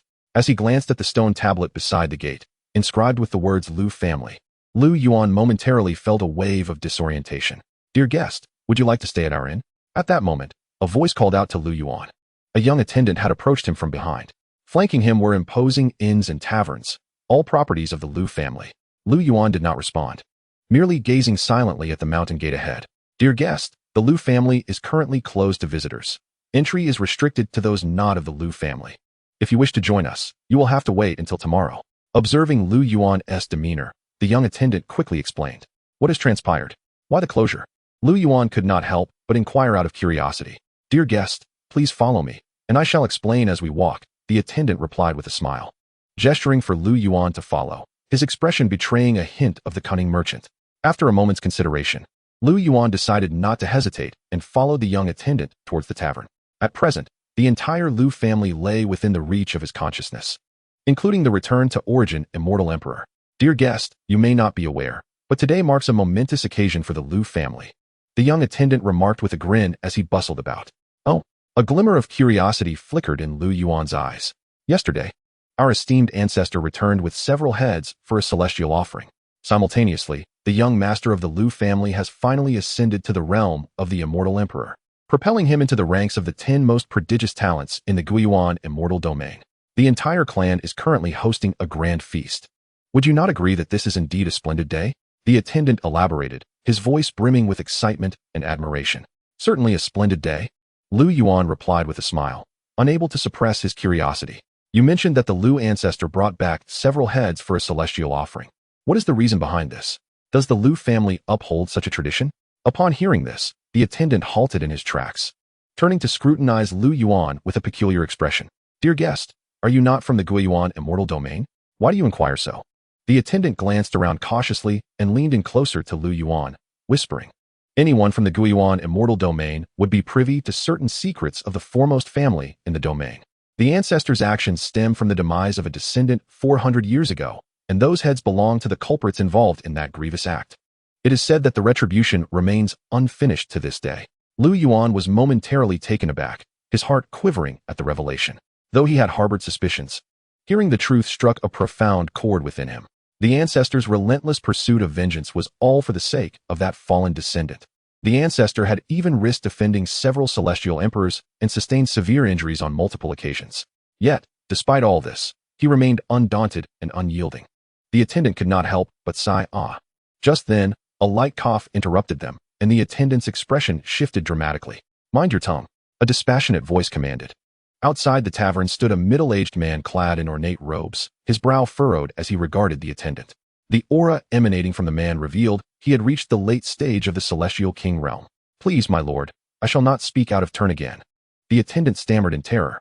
The man let out a cold snort, dismissing the attendant's fear, and turned his gaze to Lu Yuan, smiling. Dear guest, this lad is new and unfamiliar with our ways. Do not take his words to heart. Please, come inside. Not a concern, Lu Yuan replied with a nonchalant smile. Having already discerned this, after paying the required spirit stones, Lu Yuan followed the proprietor into a modest yet elegantly appointed guest room. Dear guest, this is a sensitive time. I advise you to refrain from inquiring into matters that do not concern you, lest you invite trouble. The man in the brocade robe warned Lu Yuan before taking his leave. Thank you, Lu Yuan replied with a smile. Once the man departed, Lu Yuan closed the door, raised his hand, and a sphere of energy materialized in his palm. Gazing at the orb, a smile crept across Lu Yuan's face. It contained the memories of the Lu family he had extracted from the proprietor's consciousness. Who would have thought that those beneath me would maintain such silence? Lu Yuan chuckled softly, realizing he could not glean information from them, so he resorted to surreptitiously copying their memories. With his cultivation level, this was a trivial task, and he remained undetected. Approaching the window, he looked out at the endless mountain range, feeling his consciousness envelop the entire Lu family, finding no anomalies. Withdrawing his thoughts, he closed his eyes and, with a breath, the memory orb transformed into a stream of light that entered his brow. Instantly, waves of memories concerning the Liu family surged within his mind. The ancestors' frenzied quest for vengeance, the relentless search for the murderers of Liu Yuan. While his father drowned his sorrows in wine, his mother's once lush hair had turned white, and his younger brother, through tireless cultivation, had finally ascended to the position of family heir. After a brief quarter of an hour, Liu Yuan opened his eyes, his gaze tinged with crimson. This was the current state of his family. The reason he had delved into others' consciousness for information about his family was that he felt a certain apprehension about confronting them directly. How to explain his resurrection? Why he had returned after 400 years? These were thoughts he had yet to articulate. Meanwhile, in a tranquil courtyard at the back of the Liu family estate, two elderly men sat facing each other beneath a wooden pavilion. I knew you would come to find me eventually. If you wish for me to abandon my thirst for vengeance, I must ask you to leave. A calm, yet resolute voice broke the silence. Seated opposite him was an elderly man clad in simple hempen robes, his hair streaked with gray. His aura was profound and restrained, revealing that he had attained the early stage of the celestial emperor realm. This elder was none other than Liu Xian, the ancestor of the Liu family. Upon hearing Liu Xian's words, the celestial emperor across from him merely sighed lightly. Brother Liu, after all these years, you still have not let go? Have you not already slain your enemies? The principal culprit is dead, yet those associated with him still roam free. None of them will escape. I shall ensure they pay their blood debts in kind. Liu Xian replied coldly, a terrifying aura of malice enveloping him. Sensing Liu Xian's unwavering resolve, the celestial emperor was taken aback. He had not anticipated that the demise of a descendant would have such a profound impact on Liu Xian. It appeared that this descendant held significant weight in his heart. After a moment of reflection, the celestial emperor resumed the conversation, saying, I did not come to impede your quest for vengeance, but rather to remind you of something important. What is it? Liu Xian inquired, furrowing his brow. You must have heard about the recent deaths of several celestial emperors, correct? The celestial emperor stated. Upon hearing this, Liu Xian's expression grew serious. I know a bit. The celestial emperor surveyed their surroundings, an invisible energy enveloping the courtyard. Before continuing, I came to inform you that if you encounter any suspicious individuals, do not act rashly. For that person has already arrived in the Guiyuan immortal domain. That person, hearing this, a glimmer of insight flickered in Liu Xian's eyes as he began to piece things together. Who could this individual be to instill such trepidation in you? I do not know, but I can assure you, this person is formidable. The celestial emperor replied earnestly. How do they compare to me? Liu Xian pressed. The celestial emperor could not help but let out a self-deprecating chuckle. Not to mention that beyond the realm of immortals lies the realm of gods. Even among those celestial emperors who have attained perfection, I find myself outmatched. Yet, in comparison to these, that individual gives me an even greater sense of unease. As he spoke, the celestial emperor recalled a gaze that seemed to traverse time itself, his eyes darkening with trepidation and dread. Liu Xian observed this transformation, feeling a surge of astonishment within him. Thank you for the warning. I know what I must do, Liu Xian finally stated. Then, I must take my leave. The celestial emperor rose slowly, preparing to exit the courtyard, but before he could take 2 steps, Liu Xian's voice rang out behind him.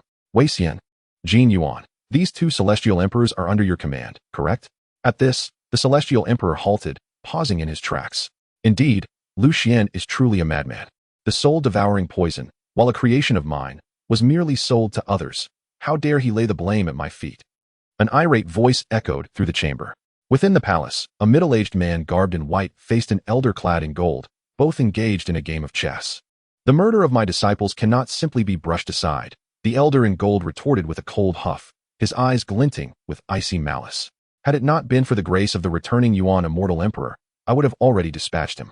The white-robed man responded in a similarly frigid tone. Wei Zuan, with your mid-stage immortal emperor cultivation, eliminating Liu Xian would be a trivial endeavor. Yet, I cannot fathom why the returning Yuan immortal emperor would intercede on his behalf. Over the years, numerous formidable beings have perished at Liu Xian's hands, including those at the semi-emperor level. Does the immortal emperor not harbor any ire? The elder in gold, unable to suppress his curiosity, inquired further. The white-robed man, having spent years in close proximity to the returning Yuan immortal emperor, would undoubtedly possess insights into the emperor's thoughts. Though I have always been in service to the emperor, I too cannot decipher his intentions. It is only rumored that in his youth, he shared a bond of life and death with Liu Xian, the white-robed man remarked, his brow furrowed. A bond of life and death. The elder was taken aback. His teeth gritted. No wonder the emperor treats him with such care. However, An opportunity presents itself. The white-robed man suddenly smirked, his eyes gleaming with a chilling light. Oh. The elder regarded him with confusion. The mysterious powerhouse who annihilated the 14 immortal emperors is currently within the returning Yuan immortal domain. The emperor has already warned Lu Xian. We can seize this chance to eliminate him and frame that mysterious figure, leaving the emperor with no recourse. The white-robed man spoke with a sinister glint in his eyes. Is that feasible? Does that figure instill such trepidation in the returning Yuan immortal emperor? The elder hesitated. That individual's power undoubtedly surpasses that of the returning Yuan immortal emperor. Alas, we are unacquainted, otherwise he could have served as a more reliable ally. The white-robed man lamented. As their conversation unfolded, a peculiar gust of wind swept through. The entire palace fell into an eerie silence. As if the very fabric of space had solidified. What is happening? The sudden anomaly sent both men into a state of alarm, rising swiftly with wary expressions. At that moment, a chilling voice pierced the air. A bunch of insignificant beings. Do you wish for me to be your pillar of support? Boom. A vast and overwhelming pressure descended, reducing the palace and surrounding mountains to mere dust in an instant. The two men found themselves ensnared by this force, rendered immobile. This power, how is it possible? They widened their eyes in horror. Could it be? The white-robed man recalled his previous words, his pupils dilating as realization struck him. My lord, spare us. We merely sought to target Lu Xian. We harbor no disrespect towards you. That makes it even more deserving of death. The cold voice resounded once more, instilling a paralyzing dread that seized their bodies and souls. Ultimately, execution. The decree fell like a divine edict. Puffed. Before they could utter another word, a blade of energy swiftly severed their necks, leaving only terror and despair in their wide, unblinking eyes. Bang! Their bodies and souls simultaneously shattered, a torrential spray of crimson blood staining the heavens. Amidst the blood-red sky, only two severed heads remained suspended. With a wave of energy, the heads vanished, and simultaneously, anguished cries reverberated throughout the returning Yuan immortal domain. As countless figures exploded, their heads disappearing without a trace. In the courtyard of the Lu family, the returning Yuan immortal emperor turned to Lu Xian, stating, yes, they. Before he could finish, both he and Lu Xian furrowed their brows, sensing something amiss. Not good. Lu Xian's expression shifted as he felt a mysterious force intertwined with various objects infiltrating the protective array, descending towards the plaza. Bang! A resounding impact caused the ground to tremble slightly. What is happening? Has the ancestor made an appearance? The guests seated at the banquet in the plaza were startled, rising to gaze at the dust-laden space atop the steps, where several bloody heads lay, evidence of the murderous assailants brought forth by their ancestor. With a refreshing gust, Lu Xian and the returning Yuan immortal emperor materialized before the crowd. I knew it. It is indeed the ancestor. A voice rang out, and upon seeing Lu Xian, the crowd exhaled in relief. However, their relief was short-lived as they quickly discerned the anomaly. Wait, the ancestor just appeared. What about earlier? The crowd gasped, holding their breath in astonishment. Lu Xian and the returning Yuan immortal emperor exchanged grave looks, fixating on the dust-laden space ahead. Ancestor. At that moment, a clear voice resonated. Swish. Three figures materialized behind Lu Xian. A handsome youth, a white-haired woman, and a middle-aged man exuding the scent of wine. Upon their appearance, Lu Yuan, far away in a tavern, trembled. Father Lu Fan, Mother Zhou Lian, Brother Lu Ning. Ding. Congratulations, host, for breaking through to the ritual path realm. The system's voice echoed within Lu Yuan's consciousness. Yet, it seemed as if Lu Yuan was oblivious to the system's announcement, his gaze fixed intently upon the three figures. Just moments ago, with a single word of execution, he had already eradicated all those linked to his past. Host, shall we proceed now? The system tentatively inquired. Noticing Lu Yuan's silence, his only response was a tranquil demeanor, and the system, recognizing this, ceased further dialogue. Meanwhile, in the plaza of the Lu family, as the remnants of Lu Yuan's power dissipated, the dust finally settled. It's them. Good heavens. What is that? The returning Yuan immortal emperor and Lu Xian gasped, their eyes wide in disbelief as they beheld Lu Fan, Zhou Lian, and Lu Ning, alongside the crowd, all equally astonished. Before them lay dozens of bloodied heads arrayed ominously upon the altar, the foremost being the white-robed man and the golden-robed elder. Their eyes remained wide open, frozen in the terror and despair they felt before their demise. Wei Xian, Jin Yuan. How could it be them? The returning Yuan immortal emperor stammered, his face a mask of incredulity. These two were once his subordinates, especially Wei Xian, who had reached mid-stage immortal emperor cultivation. How could they have met such an end here? It is indeed them. Ha ha. Amidst the astonishment, Lu Xian erupted into hearty laughter, exuberant, and unrestrained. Seeing their ancestor in such a state, the crowd wore expressions of shock and confusion. Lu Fan, Zhou Lian, and Lu Ning exchanged glances, as if coming to a realization. Could it be? Finally, it is complete, Lu Xian exclaimed, turning to Lu Fan and the others with excitement. The murderers of Xiao Yuan are all here. It is all complete. Chapter 85. The Fear of the Returning Yuan Immortal Emperor.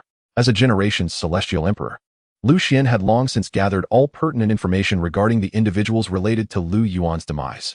Those without any backing had all been eradicated by him, including the principal perpetrator who had ambushed Lu Yuan years ago, who had already been dismembered. The remaining individuals, however, were all supported by powerful celestial emperors.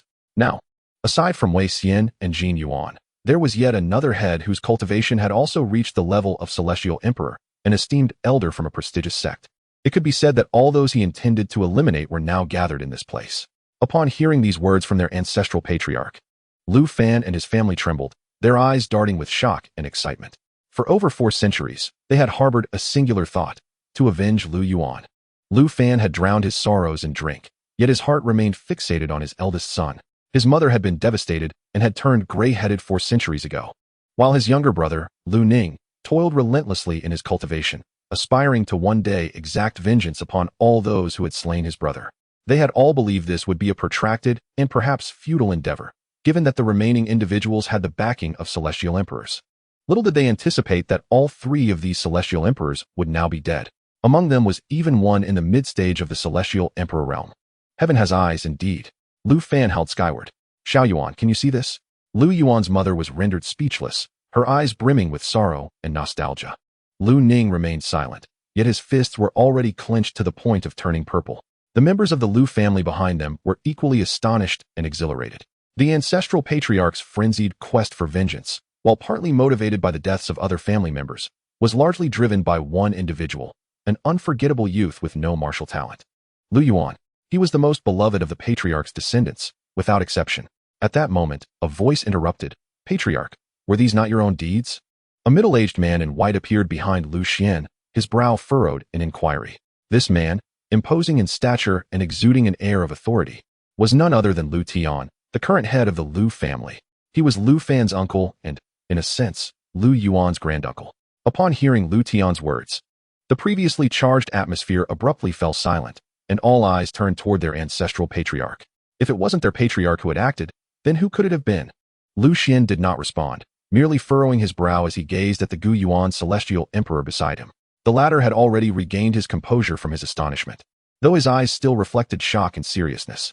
He had just scanned the Lu family and the entirety of Xian City with his divine sense, finding no trace of other celestial emperors or any extraordinary individuals. I, the aged Gu Yuan, would like to inquire who has committed this act? Gu Yuan's celestial emperor finally spoke, his gaze sweeping the surroundings.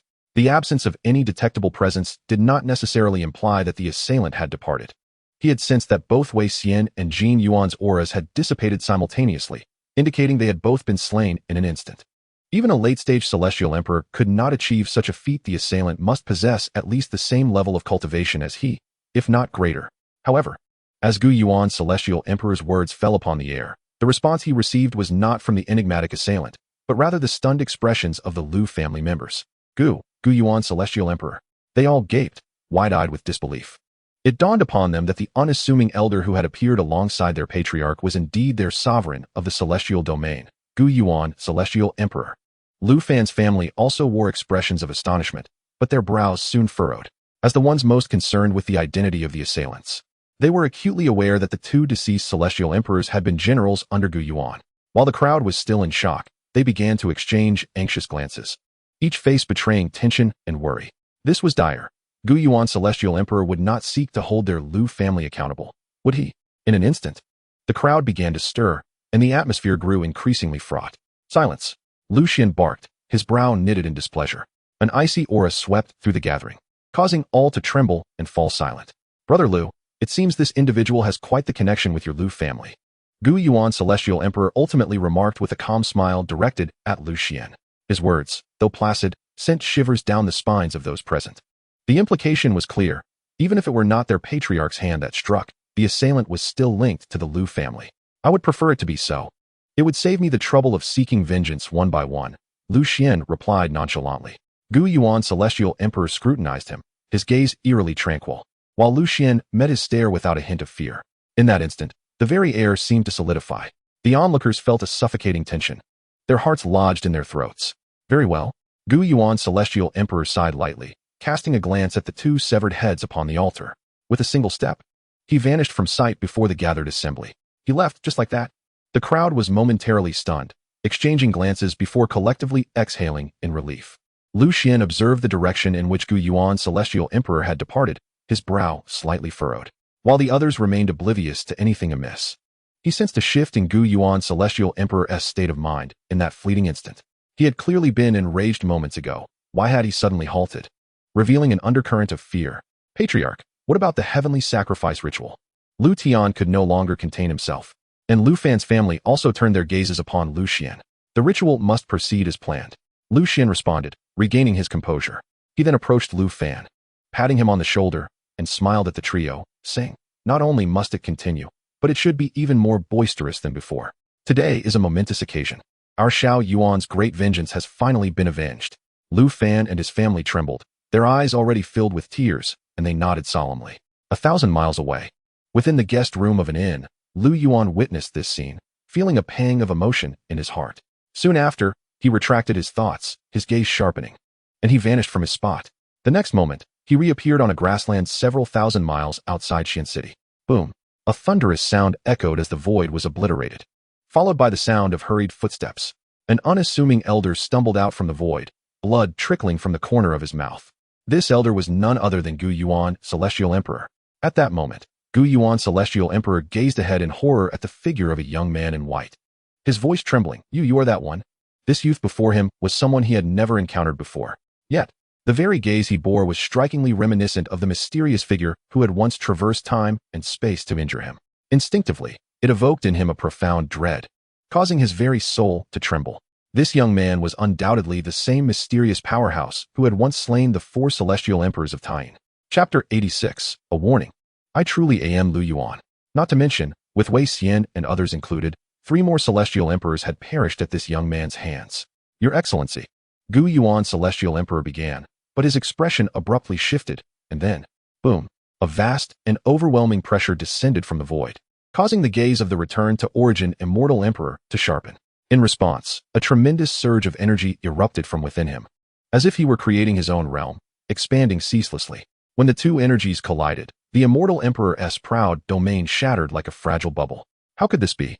The return to origin immortal emperor gasped in shock, blood gushing from his mouth once more, his entire being trembling. Kneel, Lu Yuanzai uttered indifferently, and with a resounding thud, the immortal emperor collapsed to his knees. This power, are you truly a divine being? He exclaimed in horror. Under this oppressive energy, he felt as insignificant as an ant, utterly powerless, unable to muster even the slightest intent to resist. Only a being of divine caliber could instill such feelings in him. Does it matter? Lu Yuanzai scoffed, disinterested in offering any explanations. I have been defeated. The immortal emperor chuckled bitterly before inquiring, What brings you here, senior? How do you know I am not here to kill you? Lu Yuanzai replied coolly, With your prowess, had you wished to slay me, I would have long since been shattered under that earlier pressure, the immortal emperor stated calmly. Indeed, you are the master of the supreme immortal domain. You possess a sense of self-awareness, Lu Yuanzai remarked mildly. Upon hearing this, the immortal emperor simply shook his head with a smile, pondering how those masters of the supreme immortal domain were no more than ants before true divine beings. My purpose is simple, to inform you that had you harbored even a trace of murderous intent in the Lu family earlier, the supreme immortal domain would have found a new master. With that, Lu Yuanzai snorted coldly, and his figure vanished from sight. As the overwhelming pressure that had weighed upon him dissipated, the return to origin immortal emperor exhaled a sigh of relief, though the fear in his eyes remained unabated. His heart was still shaken. It seemed his suspicions were correct. This mysterious figure indeed had ties to the Lu family. Earlier, while at the Lu family estate, he had sensed a formidable, ominous intent locking onto him, which had prompted his hasty departure. He never anticipated that this person would come personally to warn him. It had been ages since a divine being had appeared in the immortal realm. Could it be that the gates to the divine realm were about to reopen? Calming his trepidation, the elder finally looked up towards the heavens, murmuring to himself, his eyes revealing a mix of shock and longing. The Lu family's celestial ceremony. A grand affair lasted for 3 days before concluding, after which the Lu family announced a significant decree, the complete abolition of the celestial ceremony. On that day, in the early morning, at the entrance of the Lu family estate, discussions erupted among the crowd. The celestial ceremony, which has endured for 400 years, is declared null so swiftly? This ceremony was originally established by the Lu family's ancestors to honor young Master Lu Yuan. Now that vengeance has been exacted, the ceremony naturally becomes obsolete. What level of unparalleled genius was young Master Lu Yuan to warrant such esteem from the ancestors? Who knows? Surely he must surpass his brother in talent. Alas, the heavens are envious of the gifted. Lower your voices. Are you courting death? The crowd murmured in hushed tones, their voices laced with astonishment and curiosity about the deceased young Master Lu Yuan. Just then, a voice cut through the air. What is your name? What brings you to the Lu family? Lu Yuan. I'm home. The seemingly ordinary exchange resonated like thunder in the ears of the onlookers, their expressions freezing in disbelief. Even the two Lu family disciples stationed at the entrance were left agape. Time itself seemed to stand still.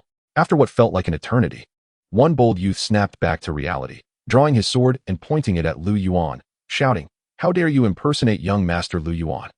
If you wish to live, be gone." Another youth echoed the sentiment. "You'd best leave if you value your life."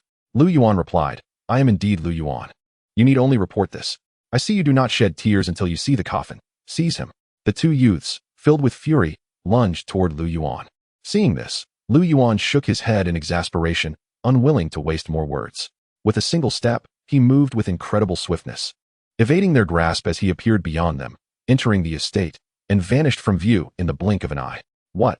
He just walked right in. Did that person just claim to be Lu Yuan? The crowd paused, exchanging bewildered glances, shock etched upon their faces. Quickly report this. The two young guards finally regained their composure, urging each other in haste. As Lu Yuan traversed the familiar steps, gazing at the surroundings steeped in nostalgia, vivid memories from his childhood flooded his mind, as if they had occurred only yesterday. The steps were wide and long, bustling with people. Yet not a soul noticed Lu Yuan as he advanced, effortlessly covering miles in mere moments. As he continued to walk, two figures swiftly emerged from the Lu family quarters. Soaring into the air, a middle-aged man and a strikingly handsome youth. "Young Master Feng, allow me to handle this matter. There is no need for you to trouble yourself," the middle-aged man said, casting a respectful glance at the youth beside him. The youth, named Lu Feng, was the beloved grandson of the family head, Lu Tian, possessing cultivation at the late stage of the immortal king realm, making him the second greatest talent in the entire Lu family, only surpassed by Lu Ning. "This is the third time in 400 years, I assent it," Lu Feng remarked with a furrowed brow. Indeed, the first time it stirred the ancestors, the second time. The Lu Fan family verified it personally, the man replied earnestly. Currently, the ancestors are busy resolving matters for Lu Ning's cousin, and with Uncle Lu Fan still resting. It falls upon me to confirm this personally. Lu Feng spoke calmly, his gaze fixed on the steps below. Just then, a voice came through. "What is that?"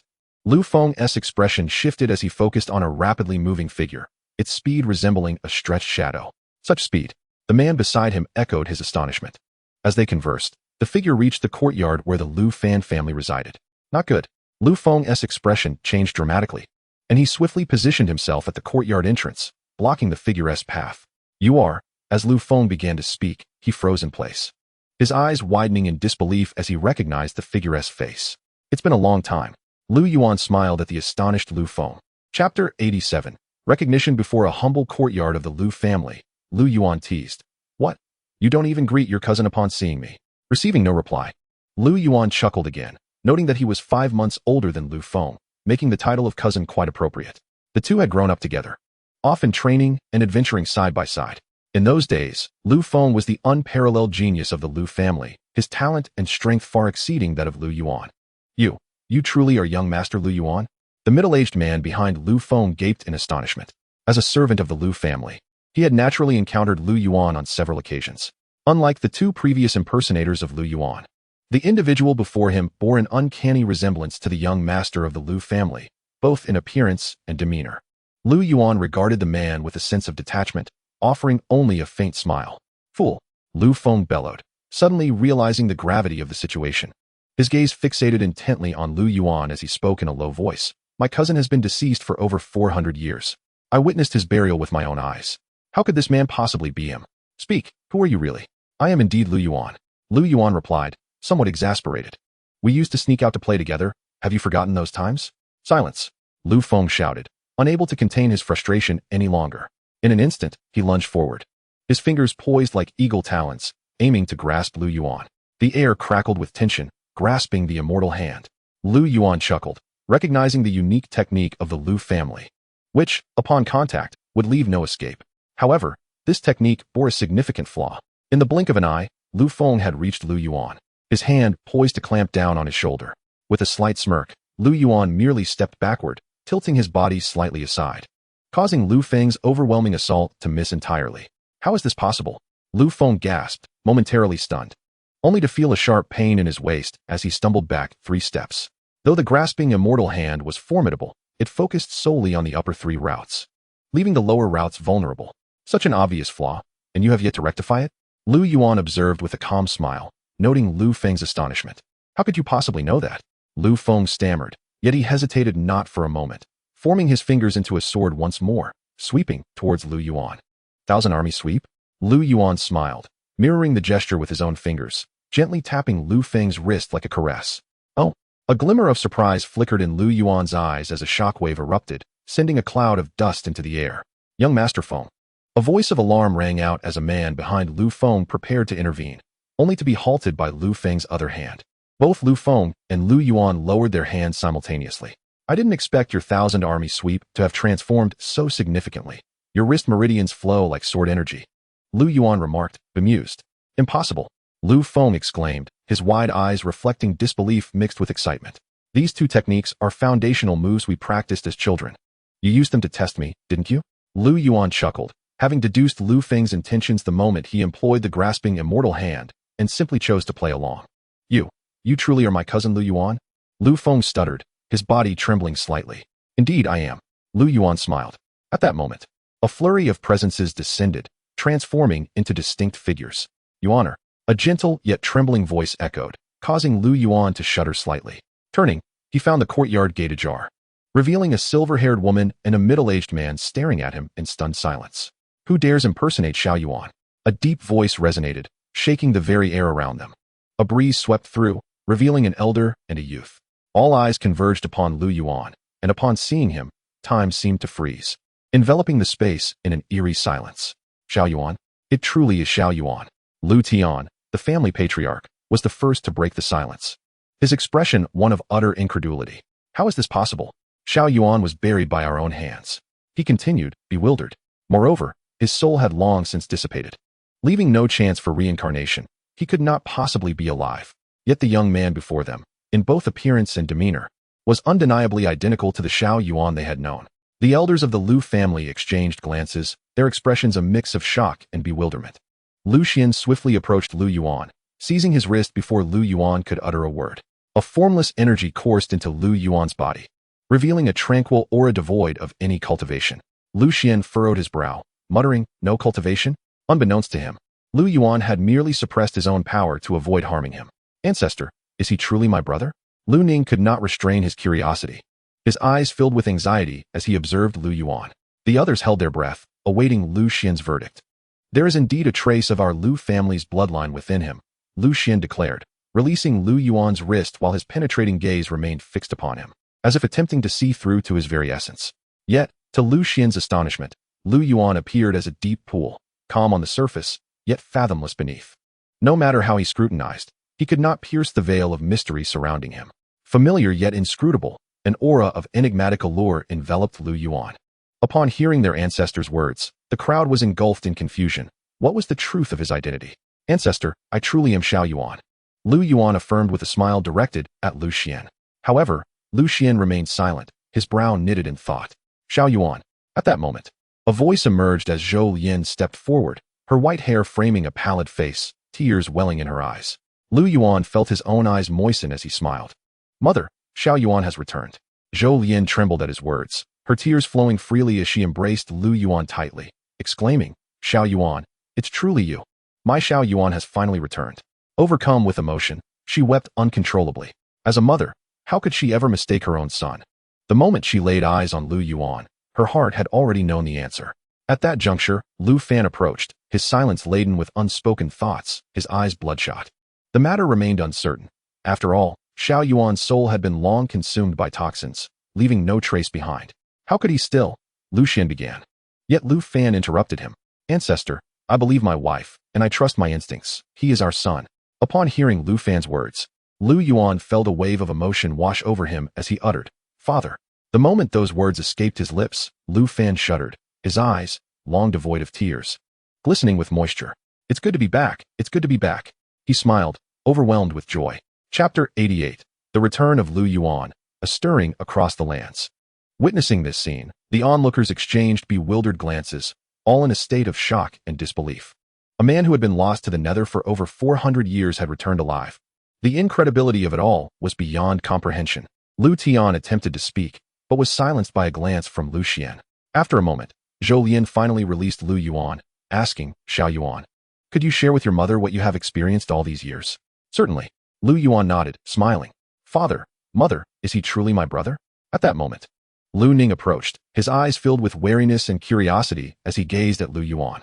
Yes, he is your brother, Zhou Lian affirmed, her voice brimming with certainty. Upon hearing his mother's words, Lu Ning trembled slightly, his eyes wide with astonishment. Grandfather, ancestor, I have just tested him, and there is no issue. The childhood techniques are known only to my cousin and me. At this moment, Lu Feng stepped forward, observing Lu Tian and Lu Xian. Upon hearing Lu Feng's words, both Lu Xian and Lu Tian were utterly astonished. Could it truly be Xiao Yuan? Let us all retreat. This matter must remain confidential for now. Ultimately, Lu Tian addressed everyone directly. The group exchanged glances, respectfully acquiescing, and subsequently departed with expressions of shock and doubt. Soon, only Lu Yuan's family of 4 and the 3 from Lu Xian remained in the courtyard. If you are indeed Xiao Yuan, would you mind sharing your experiences with me? Lu Xian inquired, gazing at Lu Yuan. Naturally, I would not mind, ancestor, please. Lu Yuan replied with a smile. In no time, the 7 entered the courtyard. It took an entire morning for Lu Yuan to recount his experiences in broad strokes. Of course, he refrained from mentioning his cultivation, his system, or the matter of traversing from Earth. These remained his personal secrets and did not alter the fact that he was Lu Yuan. You mean to say you have reincarnated in the lower realms? Lu Xian exclaimed in surprise. Indeed, at the moment my soul dissipated, a strand of my primordial spirit was ensnared by an invisible force. When I awoke once more, I found myself in the lower realms, Lu Yuan explained. If it were merely the reincarnation of your primordial spirit, why has your physical appearance remained unchanged? Lu Feng interjected, unable to contain his curiosity. I am uncertain. When I came to, I discovered I still inhabited this very body. Besides the pair of adoptive parents who took me in, I have no other kin. Lu Yuan stated candidly. I see. Only then did the others comprehend, their hearts filled with shock, realizing the hardships Lu Yuan endured in the lower realms. Zhou Lian, with a face full of compassion, remarked, Yuaner, you have truly suffered. Lu Yuan shook his head with a smile. Not at all, fortunately. I have ascended to the upper realms and returned to the Lu family. It is good to be back. As long as we are here, no one shall harm you again. Lu Fan added. Lu Yuan nodded with a smile. So you have only just ascended. No wonder your cultivation is undetectable. Given your current condition, you have yet to acclimate to the spiritual energy of the immortal realm. Thus your true immortal cultivation has not stabilized. Lu Tian remarked, appearing enlightened. The others nodded in agreement, while Lu Yuan merely smiled, choosing not to elaborate. After all, he was at the sacrificial path stage, not merely at the true immortal stage. Of course, even if he were to disclose this, they might not have heard of it. Ah, how wonderful. Ha ha ha. A sudden hearty laugh erupted from Lu Xian, startling Lu Tian and the others. Lu Xian approached Lu Yuan and, under Lu Yuan's puzzled gaze, embraced him tightly, exclaiming, I never expected it to truly be you. Young lad, it is good to be back, so good. Tears streamed down his face, a torrent of emotion. This scene left Lu Tian and Lu Fan astounded. Their typically stern and stoic ancestor was crying. Amidst the mix of laughter and disbelief, everyone joined in mirth. After a considerable time, Lu Xian finally released Lu Yuan, who paused momentarily before bowing deeply to Lu Xian. What is the meaning of this? Lu Xian exclaimed, hastily attempting to assist him to his feet. But Lu Yuan interjected. I have heard of the hardships you endured in seeking vengeance for me, ancestor. Thank you for your efforts. This Lu Xian was taken aback, laughing. Such sentimentality is uncharacteristic of you. Rise, please. He helped Lu Yuan to his feet, his eyes filled with pride and satisfaction. Ancestor, now that we have confirmed this, should I reveal Xiao Yuan's identity? Lu Tian inquired with a smile. Reveal it, it must be revealed. Not only that, but our Lu family, and indeed the entire Xian city, must host a grand banquet to welcome guests from afar and proclaim Xiao Yuan's identity to the entire immortal domain. Lu Xian gestured emphatically. Have you all heard? The descendant who drove the Lu family's ancestor to madness in seeking vengeance has returned. Impossible. Was it not said that the individual had perished completely? How could this be? It is indeed true. The identity has been confirmed, and he is indeed that descendant of the Lu family. The entire Xian city is now preparing a grand feast, inviting guests from all directions. What manner of person is Lu Yuan? To garner such importance from the ancestor of the Lu family? It is said that he had just ascended from the lower realms, his talent and strength exceedingly ordinary. He is merely a waste, relying on his family's influence for favor, hardly worth mentioning. As news of Lu Yuan's return spread, the entire Lu family, as well as Xian city and even the entire immortal realm, began to stir with excitement. Discussions filled the streets and alleys regarding Lu Yuan's revival. A mix of curiosity and disdain. Meanwhile, on a mountain peak beneath an ancient tree, an elder clad in white approached the immortal Emperor Yuan, who sat cross-legged beneath the tree, bowing respectfully. What is it? The immortal Emperor Yuan opened his eyes. With the demise of the 3 immortal emperors, our immortal domain is left with only 8. Now, the Lu family is hosting a grand banquet to celebrate the return of that descendant. Do they not realize that the downfall of those 3 immortal emperors, and even earlier powers, was due to this person's demise? Should we not take some action? The elder spoke. What did you say? The immortal Emperor Yuan's figure flickered, appearing before the elder in an instant. The elder, startled, quickly replied, I meant to say, should we not consider taking some action? Not that sentence. What did you just say about the Lu family celebrating? The immortal Emperor Yuan spoke in a deep tone. They are celebrating the return of that descendant, the very one who drove the Lu family's ancestor to seek vengeance. This person is alive and has returned to the Lu family just yesterday, the elder stated candidly. A person who has been dead for 400 years has actually returned. The immortal Emperor Yuan furrowed his brow, his eyes filled with astonishment and confusion. There is something amiss about this. It feels unusual. Could it be suddenly? He seemed to connect the dots, his eyes betraying unprecedented shock and fear. At that very moment, the Lu family displayed an incredible audacity, proclaiming to the world that the victim had returned. Indeed, such arrogance. It seems it is time for the first family of the immortal domain to be replaced. Previously, we chose to turn a blind eye due to the mediation of the immortal Emperor Yuan. Now, with 2 of the immortal emperors under his command having perished because of the Lu family, he is unlikely to intervene in their matters again. I am eager to see how the Lu family's ancestor will respond to us. Voices echoed through the void. A surge of energy belonging to immortal emperors began to converge towards the Lu family. Chapter 89. Fishing, meeting Xiaofeng again. On this day at noon, under the blazing sun, at the Lu family on a mountain peak, beside a mirror-like lake, Lu Yuan sat cross-legged on a stone, holding a fishing rod. Not far off, 3 figures stood side by side, quietly watching him. Father, mother, the city is hosting a grand banquet, and the Lu family is inviting guests from all directions. Why does brother not come out? Should I go over and call him? Lu Ning could no longer restrain herself from speaking. Do not disturb your brother. If he does not wish to, let him remain there, Lu Fan replied. Xiao Ning, the ancestors' banquet for the guests is merely to announce Xiao Yuan's return. Whether we show up or not makes little difference, and besides, it is unnecessary for us to do so. The foremost priority remains to enhance one's own strength. Zhou Lian remarked with a smile. Your mother speaks wisely. You have only just transcended to the sovereign immortal realm and should take the time to solidify your foundation. Your cousins have retreated into seclusion as well, and you ought not to be complacent, Lu Fan added. Very well. I shall enter seclusion to consolidate my cultivation and assimilate the insights I gained from the ancestor, Lu Ning stated succinctly, casting one last glance at Lu Yuan. He vanished in a flash before the 2 elders. After Lu Ning's departure, Zhou Yin turned her gaze towards Lu Fan, her expression serious. My dear, although the immortal realm appears tranquil at present, with the fall of several immortal emperors and our Lu family hosting grand banquets, the future may not be so serene. Fear not, with the ancestor present, all shall be well, Lu Fan replied with a smile, though his brow furrowed slightly. Now that Xiao Yuan has returned, should we not select a few cultivation techniques for him to enhance his prowess? Zhou Lian suggested. I share your thoughts. Let us allow him some time alone first. Lu Fan responded, and Zhou Lian nodded in agreement. In their view, after enduring countless hardships to return to the family, Lu Yuan deserved a moment of respite. To thrust him immediately into training would be counterproductive. Soon, the couple departed the mountain peak. Host, they have all left. Are we truly going fishing? At that moment, the system's voice echoed within Lu Yuan's consciousness. Indeed, fishing. The vastness of the immortal realm is, to me, Merely a tranquil lake, Lu Yuan replied with a smile. Is the host intending to fish for the heavens in pursuit of revenge? The system suddenly inquired, realizing something.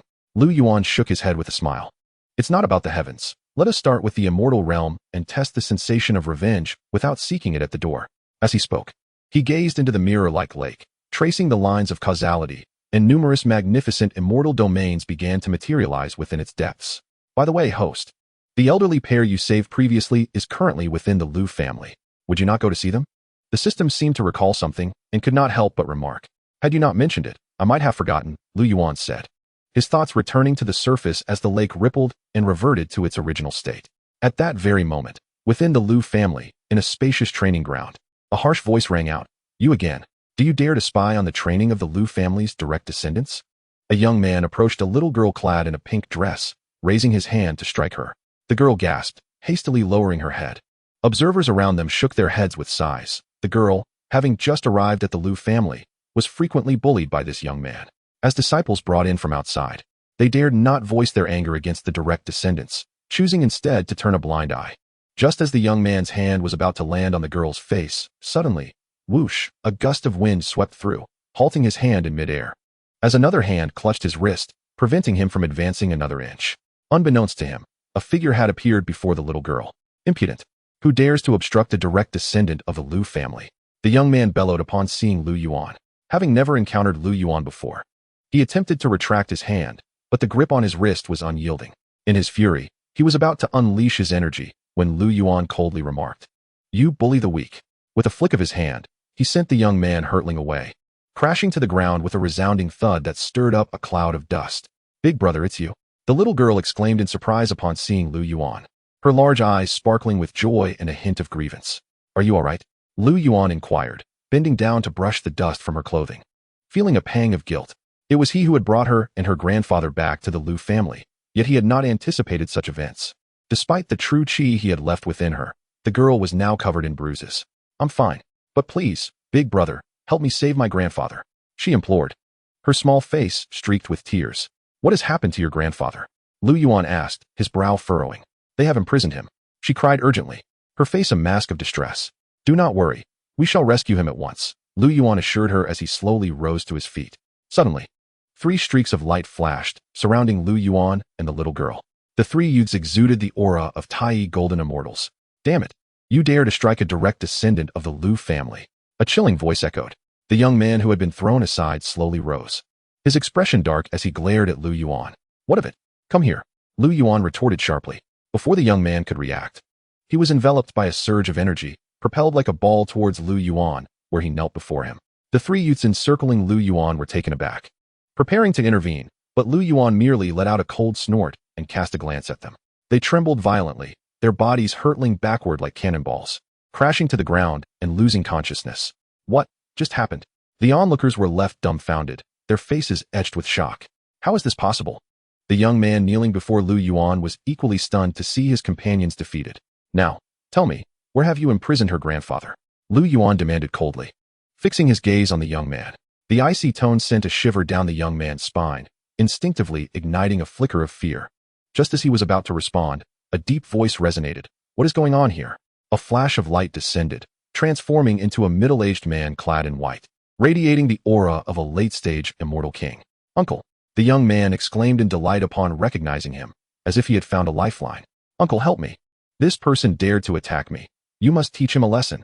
Chapter 90. The Gate of the Divine Realm in the Square. The man's expression darkened as he scrutinized Lu Yuan, his brow furrowing slightly.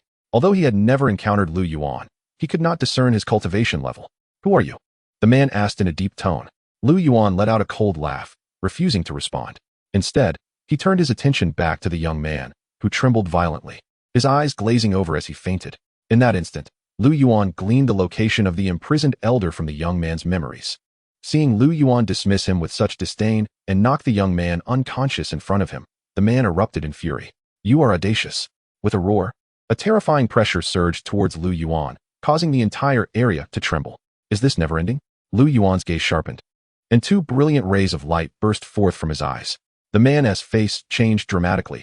He could not react in time before being struck by the piercing gaze, spitting out a mouthful of blood as he was sent flying. The sudden turn of events rendered the spectators breathless, their faces filled with terror. The middle-aged man was an immortal king, yet he had been sent flying so easily. "Let us go," Lu Yuan said without even glancing at the man. Turning to smile at the little girl, Xiaofeng gradually emerged from her state of shock, blinking her eyes and nodding vigorously. "Yes. Let's stay?" Just as the two turned to leave, an enraged voice echoed from behind them, accompanied by a streak of sword light sweeping directly towards them. Lu Yuan let out a cold snort, causing the sword light to explode like fireworks. Simultaneously, a terrifying energy surged into the man's body, shattering his meridians and bones in an instant. After spitting out a mouthful of blood, the man's face turned as pale as paper. His eyes filled with horror as he exclaimed, You have actually ruined my cultivation. If it weren't for your connection to the Lu family, you would have already become a corpse." Lu Yuan merely left behind a chilling remark before vanishing from the spot with the little girl. News of the incident quickly reached Lu Fan, Lu Tian, and other high-ranking members of the Lu family. Upon hearing the account, they were taken aback, their faces a mixture of shock and confusion. According to the descriptions from onlookers, the young man was evidently Lu Yuan. How is that possible? Xiao Yuan has only just ascended from the lower realms. How could he have incapacitated a celestial king-level expert? Lu Tian exclaimed in astonishment, glancing toward Lu Fan, who wore a similarly incredulous expression. "Regardless, we shall soon find out," Lu Feng interjected, his eyes brimming with curiosity. If it truly was his cousin Lu Yuan, it would indeed be quite intriguing. At that very moment, in a woodshed within the outer courtyard of the Lu family, Lu Yuan finally located the bound elderly man. The moment they exited the shed, several figures landed before them, with Lu Tian and Lu Fan at the forefront. "Father, family head." Lu Yuan greeted Lu Fan and Lu Tian. "Xiao Yuan, it really is you." Lu Fan's eyes widened in disbelief as he looked at Lu Yuan. The grandfather and grandson had been recommended by his son, but he had not anticipated that they would suffer such treatment within the Lu family. Hence, his son had intervened to seek justice for them. Lu Yuan did not shy away from the truth. However, what astonished everyone was not this matter, but rather Lu Yuan's formidable strength, which enabled him to easily incapacitate a celestial king. "This oversight falls upon me as the family head. Rest assured, Xiao Yuan, I have already expelled those arrogant ruffians from the Lu family and demoted them to a branch family. This little girl will also be personally mentored by Xiaofeng. What do you think?" Lu Tian smiled at Lu Yuan. Xiaofeng stepped forward, wearing a warm smile as she gazed at Xiaofeng. Instinctively, Xiaofeng felt a bit intimidated and quickly hid behind Lu Yuan. "You must be Xiaofeng. From now on, you will cultivate alongside me, and I shall be your master," Lu Feng said, smiling at the frightened Xiaofeng. "Big brother." Xiaofeng could not help but glance at Lu Yuan, seemingly seeking his approval. "This is my cousin Lu Feng. He is quite a good person, so I have no worries about you cultivating with him. Of course, if you prefer not to, that is entirely your decision," Lu Yuan replied with a smile. "Cousin?" Xiaofeng was momentarily taken aback, realizing that these individuals were indeed part of her big brother's family. Without further hesitation, she knelt before Lu Feng and declared, "Disciple pays respects to master." "Good, very good. Rise." Lu Feng beamed, promptly assisting Xiaofeng to her feet. Seeing this scene, Lu Tian and Lu Fan exchanged glances, their expressions reflecting satisfaction and relief. This incident has served as a wake-up call. It is high time for the Lu family to undergo a thorough cleansing and reorganization, Lu Tian stated solemnly. The atmosphere grew serious, excitement glimmering in their eyes. "Xiaofeng, you shall handle this matter. Remember, any arrogant direct descendants must face severe punishment." Eventually, Lu Tian assigned this task to Lu Feng. "Yes," Lu Feng replied earnestly. "Cousin, I will take them to the inner courtyard for accommodation. I shall return shortly to discuss cultivation insights with you," Lu Feng said with a smile before leading the elderly pair away. Before long, only Lu Yuan, Lu Tian, Lu Fan, and several elders of the Lu family remained. At this moment, all eyes were fixed on Lu Yuan, and Lu Fan was the first to break the silence. "Xiao Yuan, how did you accomplish that? What is your current cultivation level?" The curiosity in Lu Tian and the others' eyes was palpable. Lu Yuan let out a slight sigh, having no intention of concealing the truth. He simply stated, "Ritual path. Ritual path." Upon hearing this, the crowd exchanged bewildered glances, their expressions a mix of confusion. "What is the ritual path? We have never heard of it." An elder could not help but inquire. "In simple terms, it is the path of self-sacrifice. The body itself embodies the path," Lu Yuan explained succinctly. "Such a realm is utterly unheard of. I have only heard that beyond the celestial emperor lies the divine realm. Could the ritual path be a realm within the divine realm?" An elder remarked in astonishment. "Impossible. While Xiao Yuan indeed incapacitated a celestial king, that does not mean he has reached the divine realm. Moreover, given Xiao Yuan's talent, he should be on par with Xiao Feng and Xiao Ning. How could he suddenly surpass the ancestors and reach the divine realm? That is utterly impossible. Another elder immediately dismissed their thoughts. I also find it hard to believe. The celestial realm has not seen a true deity in ages. If one were to appear, the gates of the divine realm would open, showering the celestial realm with divine light to bless its beings. However, the gates of the divine realm have remained closed for over 10,000 years, have they not? An elder with white hair and brows lamented. Just as his words fell, a resounding thunder echoed from the depths of the sky, reverberating throughout the celestial realm. A vast and sacred aura spreading forth. What is happening?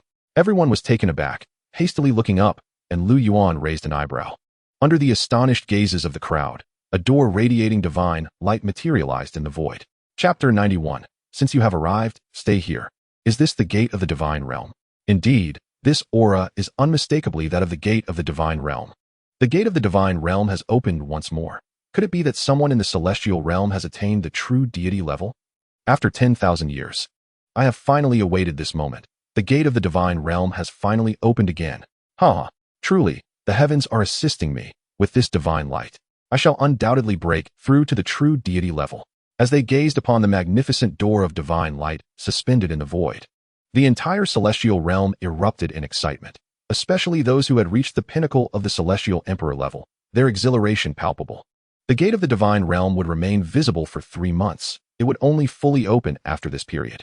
If anyone could utilize this divine light to break through to the true deity level within these 3 months, they would ascend to the divine realm in one fell swoop. At this moment, within the Lu family, Lu Tian and the others stared at the towering, sacred door in the void, utterly dumbfounded, their bodies trembling uncontrollably. Lu Yuan, however, remained remarkably calm. He had sensed the existence of the divine realm long before he broke through to the true deity level. Now, with just a thought, the divine realm appeared as mere dust in his eyes. Family head, with this opportunity, we shall surely break through to the celestial emperor level. Family head, we must enter seclusion. The elders finally regained their composure and hurriedly addressed Lu Tian. Lu Tian nodded in a daze, and soon, everyone rushed to their respective chambers to begin their seclusion. In the blink of an eye, only Lu Yuan, Lu Fan, and Lu Tian remained. Gazing at the ethereal portal to the divine realm, Lu Tian's eyes reflected a myriad of emotions. He wished to articulate his thoughts, but found himself at a loss for words. However, Lu Fan discerned his sentiments with a mere glance and chuckled. Uncle, you have been stagnating at the pinnacle of the immortal sovereign realm for 5 centuries. Seize this opportunity to absorb the divine light. You may very well achieve a breakthrough to the immortal emperor level. Such an opportunity will not escape our ancestor. If I were to retreat into seclusion once more, who would manage our family affairs? Lu Tian shook his head with a bittersweet smile, expressing his own desires yet acknowledging the weight of his responsibilities. But we have several uncles and elders. Can't we appoint one as the acting head of the family to oversee matters? After 3 months, once you have successfully advanced, you can reclaim your position, Lu Fan suggested. Lu Tian, however, countered, although they are all immortal sovereigns, each harbors their own ambitions. If we were to appoint one, it would surely incite discontent among the others. Upon hearing this, Lu Fan furrowed his brow in contemplation. Suddenly, Lu Tian spoke again. Xiao Fan, despite your current status as a perfected immortal emperor, you are the one I hold in highest regard. If you do not mind, I would like to appoint you as the acting head of the family for the next 3 months. Taken aback by this proposition, Lu Fan was about to decline when Lu Yuan interjected with a smile. Father, I believe your suggestion is quite feasible. After all, it is merely for 3 months. Though this period may seem brief, failing to garner support could have dire consequences for the family, Lu Fan remarked, his brow furrowed in concern. Fear not, for I shall assist you, Lu Fan replied, exuding confidence. Both Lu Fan and Lu Tian were taken aback. It was then that they recalled Lu Yuan's earlier words. Xiao Yuan, what exactly is this realm of ritual cultivation? Is it akin to the immortal emperor level? Or is it the immortal sovereign? Lu Fan could not restrain his curiosity. If I were to claim it lies above the divine realm, would you believe me? Lu Yuan inquired tentatively. Both men were left speechless, their expressions a blend of astonishment and helplessness. Observing their disbelief, Lu Yuan simply smiled and said, Then let us consider it akin to the immortal sovereign level. The immortal sovereign? Their surprise was palpable. Ultimately, Lu Fan waved his hand dismissively. Very well, uncle. Your trust in me is greatly appreciated. I shall oversee the family matters for the next 3 months. Splendid. Let us proceed to the council hall forthwith and convene the others to formalize this arrangement. Delighted by Lu Fan's acceptance, Lu Tian quickly made his way to the council hall. Host, why did you not showcase your prowess earlier, allowing them a glimpse of your true strength? The system's voice resonated within Lu Yuan's consciousness as soon as they departed. There was no need, Lu Yuan replied with a smile. Before turning his gaze toward the outskirts of Xian City, a glint of coldness flashing in his eyes. A gentle breeze swept through, and in the blink of an eye, he vanished from his location. In the next moment, Lu Yuan found himself standing on a patch of grass, 1,000 miles from Xian City. Yet, 10 miles ahead, 9 figures stood facing one another. An elderly man in simple attire stood before the 8, surrounding them with an invisible force that confined the space. Under this energy, even mid-level immortal emperors could not breach this barrier. Only Lu Yuan could traverse it with such ease. Even with the portal to the divine realm revealed, we must first confront the ancestor of the Lu family. One figure exclaimed. Indeed, this is an outrageous affront, utterly arrogant. Another added, Immortal Emperor, why do you obstruct us? Wei Xian and the others perished because of the Lu family. The 8, shaken from their stupor, turned their gaze toward the immortal Emperor Yuan. Confusion and a hint of ire evident in their eyes. Among the 8, the 3 leaders had reached the immortal Emperor realm, one even attaining mid-level status. The 5 behind them were all half-emperors. You are aware that Wei Xian perished due to the Lu family, yet you dare to approach. Yuan Immortal Emperor's voice was heavy with authority as he pointed a finger, causing the ground to tremble and a deep sword scar to manifest before him. I shall say this once. Those who cross this line shall die. Seeing the astonished expressions of the 8, Yuan Immortal Emperor's voice was cold and piercing. The 8 exchanged glances, trepidation evident in their eyes. Yuan Immortal Emperor was a true immortal emperor at his zenith, unless they were of equal standing. No combined force of other immortal emperors in the entire realm could match him. Immortal Emperor, could you enlighten us as to why? Queried a white-haired middle-aged man among the mid-level immortal emperors. There is no reason. If you wish to live, I suggest you leave immediately. Yuan Immortal Emperor's tone was frigid, unwilling to elaborate further. Yet the others misunderstood, believing that his mention of death implied he would take action himself. Amidst their hesitation, a voice of resignation echoed. Why all this unnecessary talk? Since you are here, you may as well remain. Upon hearing this, Yuan Immortal Emperor's expression shifted dramatically. This is bad. Before he could react, a figure had already passed by him, followed by a chorus of anguished cries and explosive sounds. In the stunned gaze of Yuan Immortal Emperor, he witnessed a figure seemingly penetrate through the bodies of the 8, an enigmatic force moving with a speed that transcended time and space. The 8 had no time to react, let alone resist. When the figure halted, the 8 stood pallid, their eyes vacant, filled with horror, despair, and confusion. You, who are you? The mid-level Immortal Emperor managed to utter before letting out a harrowing scream, his body bursting apart. The remaining 7 followed suit, each exploding violently. A thick miasma of blood suffusing the air.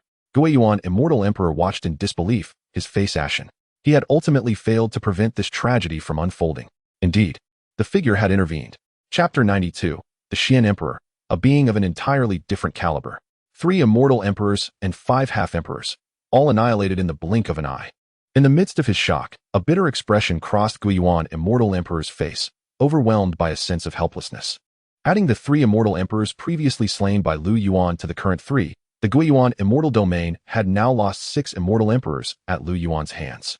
Now, only 5 immortal emperors remained in the Yuan Immortal Domain. Himself, his 2 subordinates, the ancestor of the Lu family, and an elder from the Xuanzong who had been in seclusion for years. It is fate, it is destiny. Even as the lord of a domain and a perfected immortal emperor, in the face of absolute power, he found himself powerless to control the situation. With a sigh, Yuan Immortal Emperor managed to steady his emotions. He bowed respectfully to the turning Lu Yuan, saying, I pay my respects to you, esteemed elder. His tone was imbued with complexity and reverence. Strong ones command respect, and though you may be younger than I will still address you as an elder. It seems you have deduced my identity, Lu Yuan replied with a faint smile. Had it not been for this, I would not have personally intervened to thwart those 8. Yuan Immortal Emperor thought, feeling a tightness in his chest. I do not presume to speculate. He quickly replied, I sensed your presence upon your arrival. I had given them a chance. Lu Yuan merely chuckled coldly, his figure dissipating into a wisp of azure smoke, vanishing before Yuan Immortal Emperor. Only after Lu Yuan's disappearance did Yuan Immortal Emperor's taut heart begin to relax, his eyes filled with trepidation. With the demise of the 8, the spiritual energy of the heavens and earth surged once more, giving rise to extraordinary phenomena, astonishing all cultivators within the realm. Xuanzong, atop its towering peak. Beneath the blooming peach tree. A silver-haired youth, seated in a meditative posture, suddenly opened his eyes, revealing a profound shock within his deep gaze. 3 more celestial emperors have perished. What on earth is the returning Origin celestial emperor doing? Alongside his astonishment, an unprecedented gravity settled upon the boy's countenance. At that moment, a sinister voice echoed in his ear. Xian Emperor, you shall not restrain me. The youth's expression darkened, and through clenched teeth, he retorted. Demon god of slaughter, do not revel in your triumph. The celestial realm harbors more than just myself as an emperor. Pull one thread, and the entire tapestry unravels. Can you truly divide yourself? The voice sneered once more. Information flows in, but cannot escape. Even your divine consciousness is rendered impotent. This area of 10 miles is your prison. The youth remained silent, his face etched with a mixture of concern and fury. Under the aegis of divine radiance, his true power was rapidly regaining strength. Meanwhile, the continuous fall of celestial emperors had depleted the heavenly fortune. You cannot contain me. Soon, you and the entire celestial realm shall be reduced to my subservience. Ha ha ha. The chilling and triumphant laughter reverberated, a sound that resonated solely within the boy's ears. Upon returning to the Lu family, Lu Yuan found Lu Feng already waiting atop his designated peak. From Lu Feng, Lu Yuan learned that their ancestor, Lu Xian, had chosen to enter seclusion the moment the gates of the divine realm manifested. Presently, the elders convened in the family council hall to deliberate on Lu Fan's ascension as the acting patriarch. Cousin, back to the matter at hand. Shall we engage in a spar? Lu Feng finally suggested, his eyes gleaming with eagerness. Lu Yuan shook his head with a smile. You remain as you always were. So fond of sparring. However, not everyone piques my interest. Initially, it was to motivate you, but now I wish to see the extent of your prowess. Lu Feng candidly laughed. Indeed, I have yet to best you, and my talents pale in comparison to yours and Xiao Ning's. However, Lu Yuan conceded, then smiled. A hint of intrigue dancing in his eyes. Today is not as yesteryear. Is that so? Lu Feng's lips curled into a slight smile, his fighting spirit ignited. In an instant, he vanished from sight. The next moment, a resounding boom echoed as the air erupted, a terrifying shockwave radiating outward. Do not disturb the sanctity of my surroundings, Lu Yuan admonished, for this peak had been meticulously chosen by him from their ancestor. As Lu Yuan's words fell, the shockwave dissipated as swiftly as a gentle breeze, and the space surrounding them transcended its original realm. What power is this? Lu Feng exclaimed, astonished as he felt his divine consciousness severed from the outside world. His palm halted just shy of Lu Yuan's, unable to advance further. I mentioned, today is different from the past. Lu Yuan chuckled, slowly raising his hand and flicking his fingers towards Lu Feng's palm. Boom. Lu Feng's complexion shifted drastically as an overwhelming force surged from Lu Yuan's hand into his body, causing him to tremble violently, his form uncontrollably propelled backward. As he flew, the space behind him shattered like glass, yet he suffered no tangible harm. After soaring over 10 yards, he finally came to a halt, astonished as his divine consciousness re-established its connection with the outside world. He gazed at Lu Yuan, who appeared unfazed, and inquired, what just transpired? Was that the creation of a new realm? Consider it so, Lu Yuan replied with a nonchalant smile. How could that be possible? Even celestial emperors might struggle to achieve such a feat. What realm have you attained, cousin? Lu Feng was incredulous, his eyes wide as silver bells, fixed upon Lu Yuan in disbelief. The earlier power he felt was all too real. Had Lu Yuan wished to inflict harm, that strike could have easily led to his demise. The path of sacrifice, you likely have not heard of it. Lu Yuan did not withhold. The path of sacrifice? Lu Feng murmured, his expression one of bewilderment. This realm was indeed foreign to him. Is it a level beyond that of celestial emperors? Lu Feng inhaled deeply. Indeed, Lu Yuan affirmed, nodding with a smile. In just over 400 years, cousin, you have become remarkably formidable. It is almost astonishing. Lu Feng's heart swelled with shock. Do you not suspect I am deceiving you? Lu Yuan inquired with a grin. Lu Feng shook his head. The earlier sensation was unmistakable, a force he had never before encountered. Your perception is accurate, Lu Yuan chuckled, then posed. So, shall we still spar? Not at all. We are clearly not in the same league, Lu Feng replied with a rueful smile. How could one contend with someone who has surpassed celestial emperors? That would be sheer bullying. In that case, since we are here, let us share a meal before parting, Lu Yuan suggested with a smile. Before Lu Feng could respond, the yin-yang transformation cauldron and several celestial swans materialized before them. In the blink of an eye, Lu Yuan summoned an invisible force that plucked the feathers from the celestial swans, which were subsequently absorbed by the ancient cauldron. The remaining 4 swans landed before them, and with a wave of his hand, Lu Yuan skewered them onto branches, igniting a bonfire that blazed to life. The entire process unfolded with such fluidity and expertise that Lu Feng was left agape, rooted to the spot. We still need to wait a bit longer. Have a seat. Lu Yuan smiled. Unable to resist swallowing hard, Lu Feng complied and sat down. Cousin, what have you experienced over the years? Lu Feng could not suppress his curiosity and asked. Chapter 93, a reminder from the heavenly Tao, Mother's misunderstanding. After a gratifying feast, Lu Feng departed with a sense of satisfaction, though his heart remained unsettled. Lu Yuan succinctly summarized his experiences in just 12 words, survived great calamities, fell into the mortal realm, and mastered divine skills. No wonder it is said that those who descend into the mortal realm are indeed celestial beings of remarkable fortitude. Should I also consider reincarnation to the lower realms? Lu Feng mused as he walked away, swiftly leaving the peak behind. Host, is it truly wise to mislead him so? If he indeed falls into the mortal realm but fails to acquire divine skills, would that not be a grievance against you? As soon as Lu Feng departed, the system's voice resonated within Lu Yuan's consciousness. He was likely only jesting, but Lu Yuan paused, then continued, without enduring profound hardship. How can one savor the fragrance of plum blossoms? My cousin has lingered within the clan for too long. Perhaps a journey to the mortal realm would prove beneficial for him. Of course, whether he acquires divine skills depends on his fortune. Not everyone, like me, has traversed through countless lifetimes of suffering to finally embrace their own springtime. Host, then, should you not harbor some resentment towards the system? The system inquired, its tone tinged with apprehension. Initially, I certainly did harbor resentment. However, now, Lu Yuan chuckled softly, choosing not to elaborate further. All that was in the past. And with the system's companionship, he would not feel solitary on the path to invincibility. Observing that Lu Yuan had no intention of continuing, the system wisely refrained from further questioning, soon settling into tranquility. How intriguing. It seems the upcoming days will be quite lively. Lu Yuan gazed towards the horizon, a smile gracing his lips. He sensed foreign powers infiltrating the various domains of the celestial realm. These forces were mysterious and formidable, consisting of demon clans, devil tribes, and some ancient, unique auras he had previously encountered, all equally potent as the demons and devils.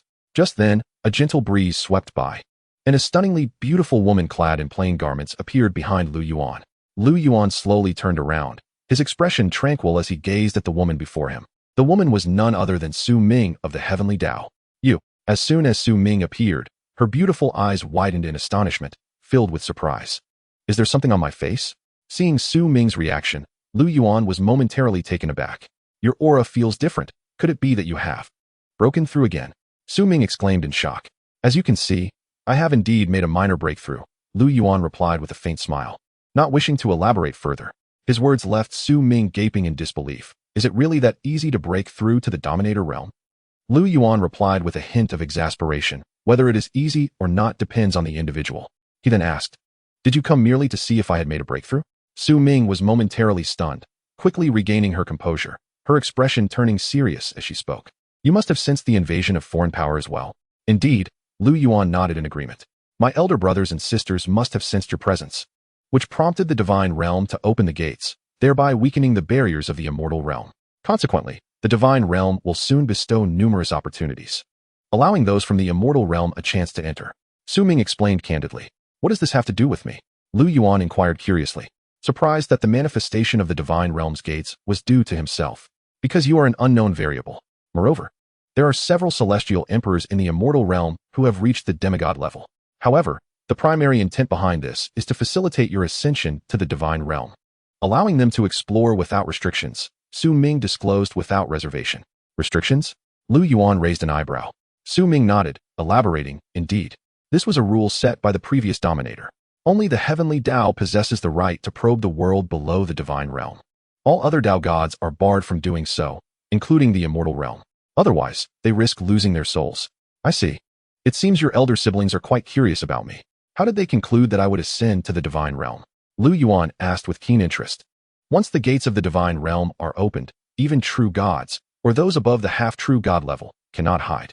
Perhaps they believe you have already reached that level. Su Ming speculated. So, regardless of how I conceal my strength, as long as I reach the half-god level, I will ascend to the divine realm? Lu Yuan finally understood. Correct. 3 months after the gates of the divine realm open, anyone who achieves the half-true god level will be enveloped by divine light and enter the divine realm. Su Ming confirmed with a nod. Lu Yuan chuckled softly, It's a pity I have no desire to go to the divine realm at this moment, regardless of how interested your elder siblings may be. As for the divine light you mentioned, it seems no more significant than a firefly to me. Su Ming was startled, unable to help but exclaim, the divine light from the gates of the divine realm can even be sensed by dominators. You. No need to say more. Lu Yuan interrupted her with a cold smile. I appreciate your warning, but if I choose not to, no one can compel me. Of course, should they wish to make me an enemy and force the issue, I would not hesitate to eradicate them entirely. Su Ming shuddered at his words, particularly the last statement, which sent a chill through her very soul. I believe they are merely curious, she said softly. After all, living for too long can lead to boredom. And it is only natural to feel curiosity towards certain individuals or matters. Sometimes, an excess of curiosity can be detrimental, Lu Yuan remarked indifferently. In that case, I shall take my leave. Su Ming offered a respectful bow to Lu Yuan, her form flickering before she vanished from sight. With her departure, another figure materialized not far away. Upon seeing the newly arrived figure, a smile immediately graced Lu Yuan's face. He stepped forward, arriving before Zhou Lian. Mother, the sky has darkened. What brings you here? Lu Yuan inquired with a smile. Xiao Yuan, who was that beautiful woman just now? Zhou Lian asked curiously. Just a friend. Lu Yuan replied, casually offering an excuse. A confidant, perhaps? Zhou Lian teased, her eyes sparkling with understanding, as if she had formed a speculation. Lu Yuan was taken aback, quickly shaking his head. She's merely an ordinary friend. Observing Lu Yuan's demeanor, Zhou Lian felt there was more to the story, and she grasped his hand, saying, by the way, your younger brother Xiao Ning has already married the holy maiden of the Xian sect 3 years ago. When do you, as his elder brother, plan to find a partner? Lu Yuan sensed his mother's anticipation and smiled. Mother, the path of cultivation is long. There is no need for haste. Though you only caught a fleeting glimpse earlier, that woman's beauty and grace are unparalleled. Compared to the holy maiden of the Xian sect, she is simply extraordinary. Wouldn't you consider her? Zhou Lian pressed again. Mother, you're just in time. I was about to help you with your meridians and celestial essence. Lu Yuan replied helplessly, redirecting the conversation. Seeing his mother's white hair and weary visage, Lu Yuan felt a pang of sorrow. His mother's current state was all due to him. In the wooden house, Lu Yuan infused his vast power into Zhou Lian, and her white hair began to transform into a deep black at an observable rate. Her aura rising from the initial stage of Celestial King to the pinnacle of Celestial Emperor. When Zhou Lian opened her eyes again, a flash of brilliance shone within them, and she radiated vitality, seemingly rejuvenated to her 20s. Have I broken through? Zhou Lian exclaimed, her eyes wide with disbelief as she sensed the changes within her. Yes, mother. You have been stuck at the initial stage of Celestial King for quite some time, and your meridians could only bear limited power. It will take a while for you to acclimate to the energy I bestowed upon you. Once you adapt, it won't be long before you break through to Celestial Venerable and even Celestial Emperor, Lu Yuan explained with a smile. Celestial Venerable? Celestial Emperor? Zhou Lian murmured, feeling as if she were in a dream, utterly astonished and incredulous. However, reality confirmed she was not dreaming. She had indeed broken through to the pinnacle of Celestial Emperor. How is this possible, Xiao Yuan? How did you manage this? Zhou Lian asked, her voice trembling. In just a fleeting moment, she had not only regained her youthful appearance, but also undergone a transformation within her meridians and celestial essence, as if she had become an entirely different person. All of this was due to the sun standing before her. In that moment, she realized that they had been mistaken from the beginning. Their son was no mere true immortal. He was a powerful being of unfathomable depth. Mother, do not worry. Your son is far stronger than you imagine. Lu Yuan declared confidently. The familiar smile on Lu Yuan's face confirmed to Zhou Lian that this was indeed her son. After a while, her emotions finally settled. Yet the astonishment in her eyes remained undiminished. Resurrected from the dead, and not only has his strength not regressed, but it has surged. It is truly astonishing, she thought. Mother. Seeing Zhou Lian lost in thought, Lu Yuan called out, bringing her back to reality. She softly remarked, is this the legendary rebirth from destruction? After experiencing life and death, it has awakened your latent talents. It must be so, Lu Yuan agreed with a smile. The mother and son conversed for a while longer before Zhou Lian finally departed the mountain peak. After watching his mother depart, Lu Yuan raised an inquisitive brow, directing his gaze towards the vast void of the starry sky. Within that emptiness, Su Ming, who had lingered momentarily, caught sight of Lu Yuan's penetrating stare and was immediately taken aback, hastily exclaiming, I see nothing. I hear nothing. With that, he darted away like a startled hare, vanishing into the void completely. At the same time, in the ancient, spacious cave of the great Luo immortal domain, The great Luo, immortal emperor, sat cross-legged upon a cushion, surrounded by ethereal, mystical ruins. "You are the lord of this immortal realm?" A sudden voice pierced the silence. "Who dares?" the great Luo, immortal emperor, exclaimed, his eyes snapping open in alarm. In an instant, an overwhelming force descended, enveloping him before he could react, rendering him immobile. How can this be? This power? The great Luo, immortal emperor, was filled with disbelief as the space before him warped into a swirling vortex. Before his widened eyes, a figure cloaked in black, radiating an aura of malevolence, emerged from the whirlpool. The features of the figure were obscured, save for a pair of fiery eyes that glimmered ominously from beneath the cloak.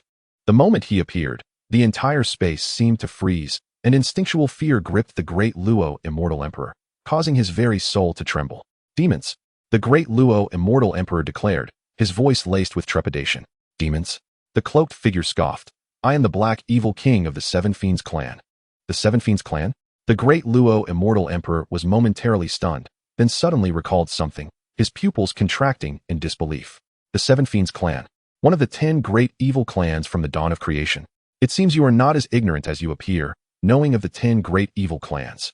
The Black Evil King chuckled sinisterly. "Impossible. The Seven Fiends clan was annihilated long ago. How could they possibly appear in the immortal realm?" The great Luo, immortal emperor, exclaimed, astonished. "You've spoken enough. Now it is your turn to die. Let your cultivation serve as a stepping stone for my return to the immortal realm." The Black Evil King sneered, lifting a skeletal finger and pressing it against the great Luo, immortal emperor's forehead.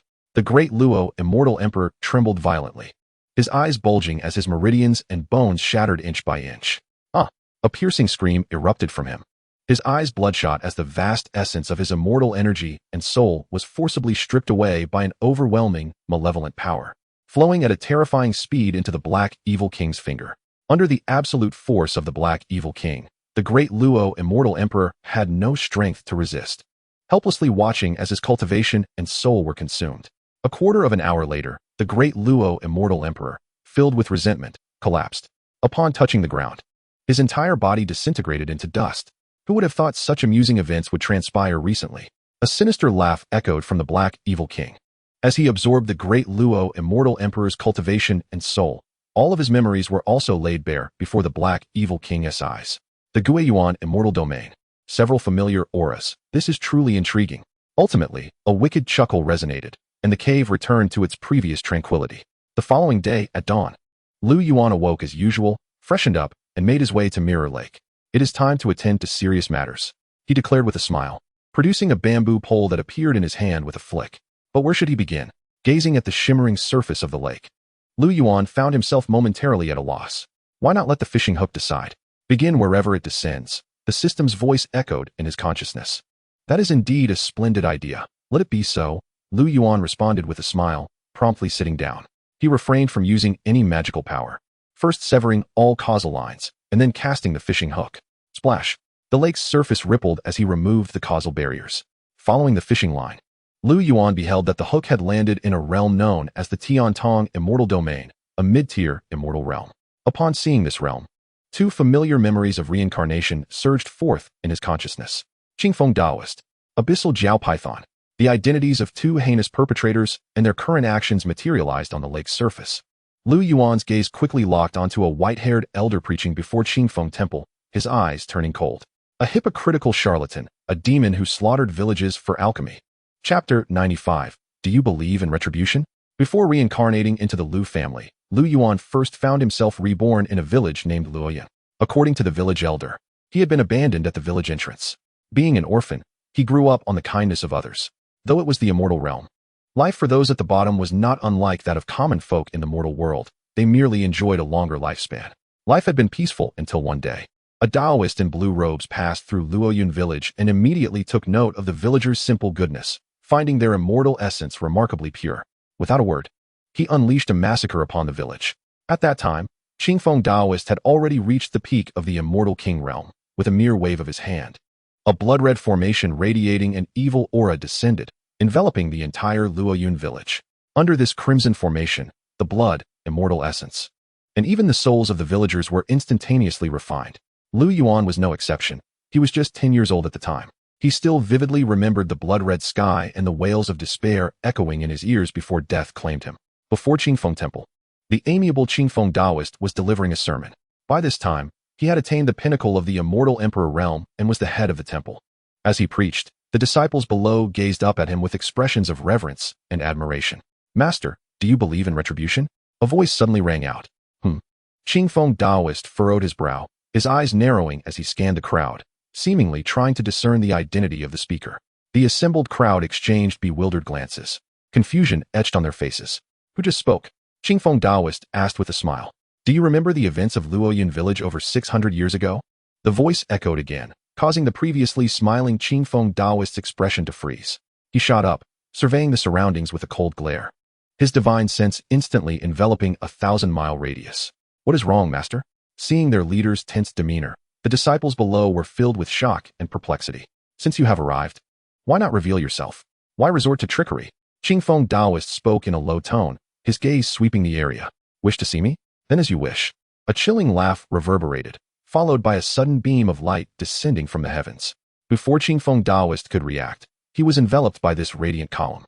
"How can this be?" Qingfeng Taoist gasped in horror, realizing that his immortal essence was being restrained under the light. Then, a fishing hook, thick as a toe, slowly descended from the sky, before the astonished eyes of the crowd, and in the horrified gaze of Qingfeng Taoist, it pierced through. The coarse fishhook pierced directly through the body of the Qingfeng Taoist, and a piercing scream escaped his lips.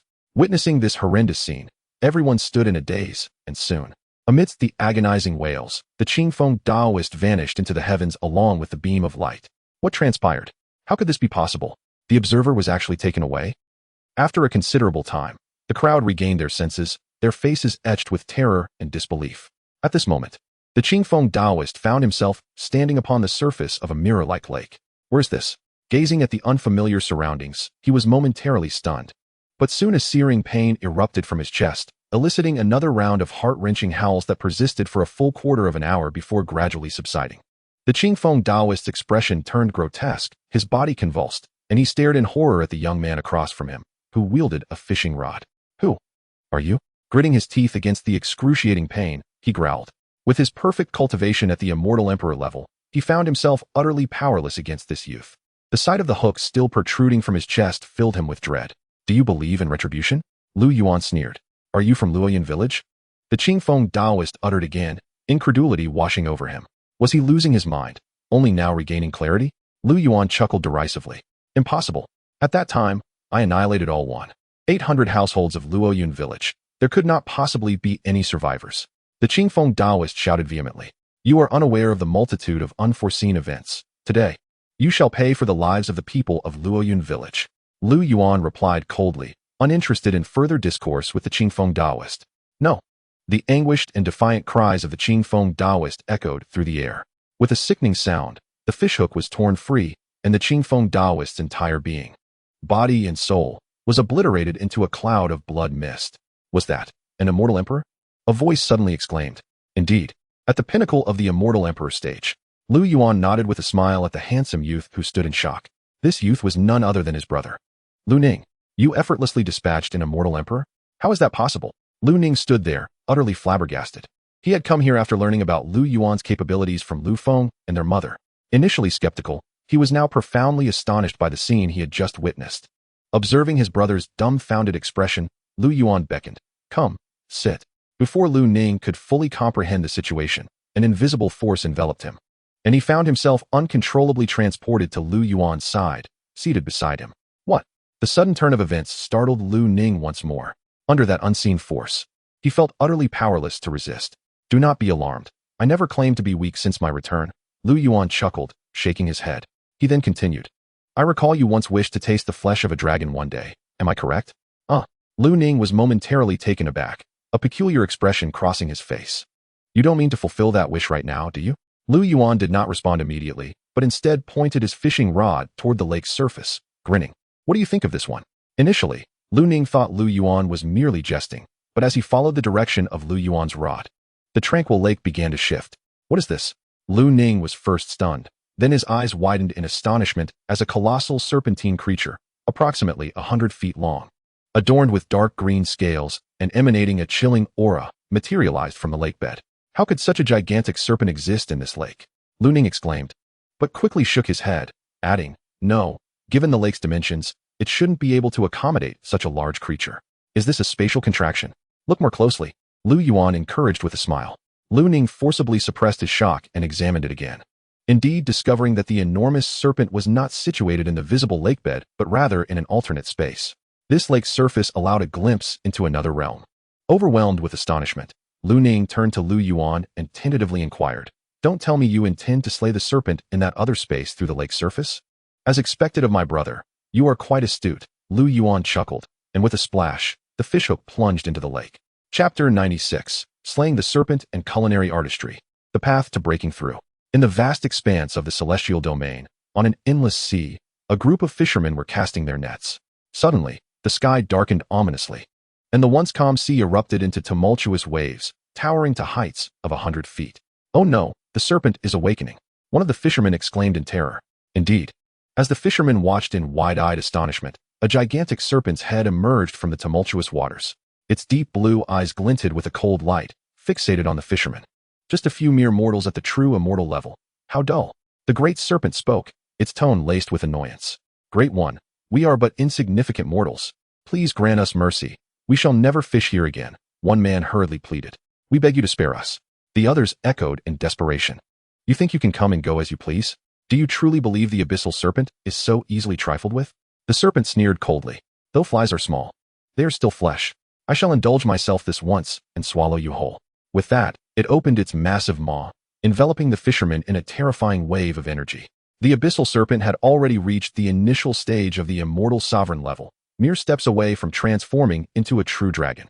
Faced with such a formidable being, the fishermen stood no chance of resistance, their faces pale and filled with despair. Once, Lu Yuan had been akin to these fishermen, destined to become food for the serpent. As their bodies were on the brink of being uncontrollably drawn into the serpent's gaping mouth, suddenly, a radiant beam of light descended from the heavens, enveloping the serpent. "What is happening?" The serpent's eyes widened in shock as its entire form was instantaneously restrained. The fishermen, who had been resigned to their fate, were astonished as they felt the energy trapping them dissipate. To their further astonishment, a thick fishhook descended from the light. "Who dares? What do you intend?" The serpent shrieked in terror at the sight of the enormous fishhook. It attempted to resist, but under the beam's influence, it was utterly immobilized, as if gripped tightly by an unseen hand.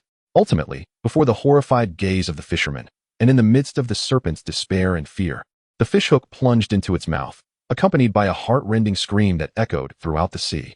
With a resounding crash, the surface of the water erupted, and the serpent, measuring over 100 feet long, was hoisted into the sky as if it were a mere fish, disappearing from view. At that very moment, on the mountain peak where Lu Yuan stood beside the mirror lake, Lu Ning was already wide-eyed in astonishment, and the next second, a deafening roar erupted. The surface of the lake erupted violently, and a colossal python emerged, its massive form thrashing about as it emitted mournful wails. "Spare me, esteemed elder," it begged amidst its cries. "Did you not relish consuming such delicacies? Today, let us savor your essence." Lu Yuan chuckled, abruptly yanking the fishing rod. The python let out a harrowing scream, and before it could comprehend its fate, shimmering blades of light struck its body. Splashes of crimson blood erupted forth as segments of its severed form fell away.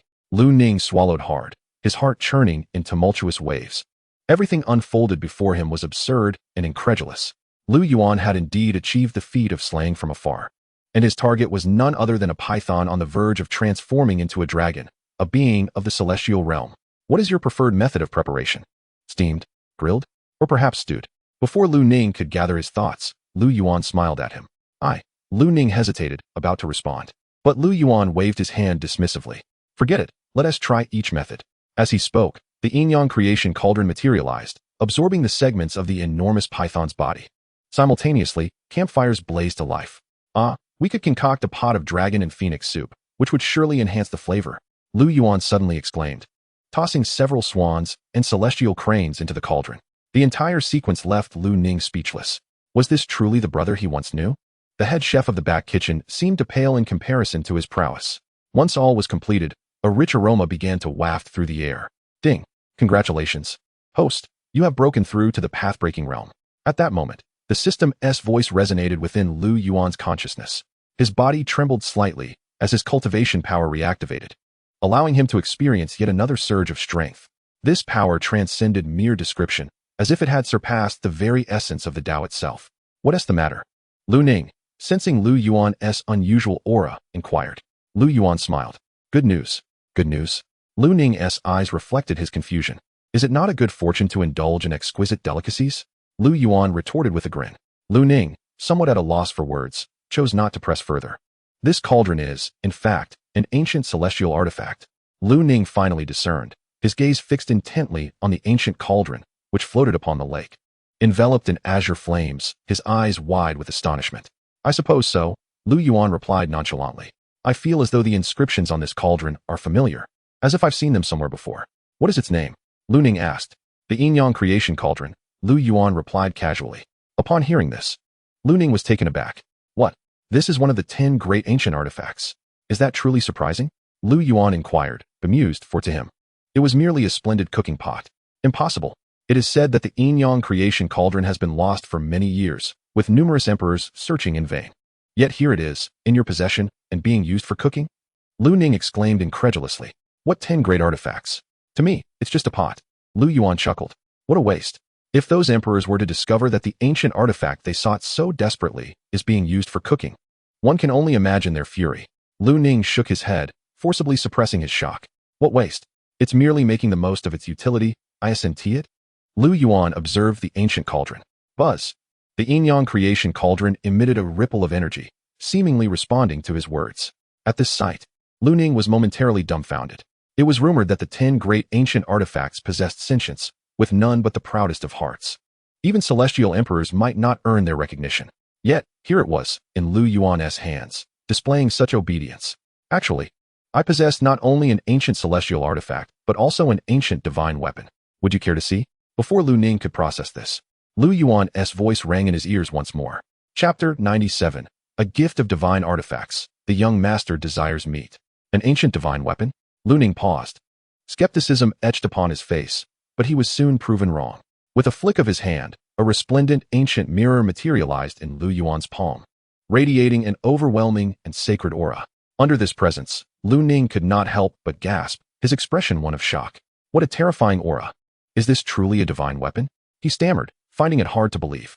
If you desire it, it is yours, Lu Yuan smiled, allowing the ancient mirror to drift before Lu Ning. For me? Lu Ning was astonished, unable to comprehend. Indeed, it is yours, Lu Yuan affirmed with a nod, adding. With this mirror, you may cultivate to the Tao God realm. The Tao God realm? Lu Ning inquired, puzzled, but at that moment, he refrained from further questioning, reiterating. You truly wish to gift me this mirror? Have I ever deceived you? Lu Yuan shook his head with a smile. If it truly is a divine weapon, it is a treasure for which emperors would vie with all their might. I recently heard that a divine weapon appeared in the great Luo celestial domain, resulting in the downfall of 4 celestial emperors, ultimately falling into the hands of a mysterious powerhouse. Lu Ning was astounded. As he spoke of that mysterious figure, a hint of reverence and admiration flickered in his eyes. To be able to slay celestial emperors, how formidable must that existence be? If I were to claim that the mysterious figure is none other than your brother, would you believe it? And that ancient mirror before you is the divine weapon that surfaced in the great Luo celestial domain just days ago, Lu Yuan said with a playful smile. You? Lu Ning was momentarily stunned, exclaiming, how could that be possible? Even if Lu Yuan were shrouded in mystery and power, he could not possibly reach such heights. To have slain 4 celestial emperors? I was informed by the ancestor that the mysterious powerhouse's cultivation reached at least the pinnacle of the celestial emperor realm. Seeing Lu Ning's disbelief, Lu Yuan offered no further explanation, merely chuckling. Take this ancient mirror. While it may only allow you to break through to the Tao God realm, it is more than sufficient for your current cultivation. When you reach your limits, I shall assist you in breaking through your bottleneck. Upon hearing Lu Yuan's words, Lu Ning inhaled deeply, discarding any pretense, and promptly reached out to accept the Tai Chi mirror. The moment he made contact, a torrent of immense power surged into his body, causing him to shudder. Lu Ning was utterly astonished. Under this force, the realm he had just broken through began to tremble once more. What terrifying power! Is this truly a divine weapon? I told you, I do not deceive you. Lu Yuan replied, remaining composed. I must concentrate and refine this power immediately, Lu Ning declared, turning to leave. Wait, we have yet to enjoy the python meat. Lu Yuan interjected. Please reserve a portion for me. I will savor it after I adapt to the power of the divine weapon, Lu Ning quickly replied, eager not to delay any further. As he took a step away, he suddenly remembered something and could not help but ask, by the way, brother, what is the name of this divine weapon? The Tai Chi mirror, Lu Yuan smiled. The Tai Chi mirror. Lu Ning's heart and mind quivered, as if the Tai Chi mirror were destined to belong to him. He swiftly departed from the mountain peak, his eagerness palpable. Had he known, he would have delayed the gift. Watching Lu Ning leave, Lu Yuan could only shake his head in helplessness. Without further contemplation, his gaze shifted toward the vast array of delicacies before him, his eyes betraying a glimmer of hunger. Patience is key, let it simmer slowly. Observing the bubbling broth within the ancient cauldron, Lu Yuan remarked with a smile. Buzz. The yin-yang transformation cauldron responded with a resonant hum, causing the surrounding flames to immediately subdue. Brother, I heard you've returned. At that moment, a voice echoed through the air. Lu Yuan raised an eyebrow as a tall, handsome youth clad in white approached from a distance. Lu Tianming. Lu Yuan swiftly discerned the identity of the young man. As the foremost family in the immortal realm, the Lu clan boasted numerous direct bloodlines. Although Lu Tianming did not belong to Lu Yuan's branch, he was indeed considered a cousin by virtue of their lineage. However, Lu Tianming had mocked Lu Yuan's talents since childhood, and Lu Yuan had often suffered at his hands. Lu Tianming, known for his poor character, was a genuine scion of debauchery, having led many young maidens to ruin.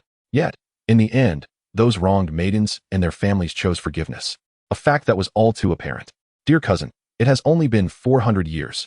Have you already forgotten my name? Lu Tianming smirked wickedly as he stepped forward, approaching Lu Yuan without reservation. Forget? I never remembered in the first place, Lu Yuan scoffed. You. Lu Tianming's expression darkened with anger, but his gaze soon fell upon the delectable scene ahead, leaving him momentarily dazed. What a fragrant, rich aura. Is that dragon meat? Lu Tianming's eyes widened in astonishment. Is this dragon meat truly bestowed upon you by our ancestor? The entire Lu clan understood that their ancestor held a particular fondness for Lu Yuan. In the past, the ancestor had gone so far as to offend numerous powers within the immortal realm to avenge Lu Yuan, even clashing with an immortal emperor. Such actions stirred immense jealousy among Lu Tianming and his peers.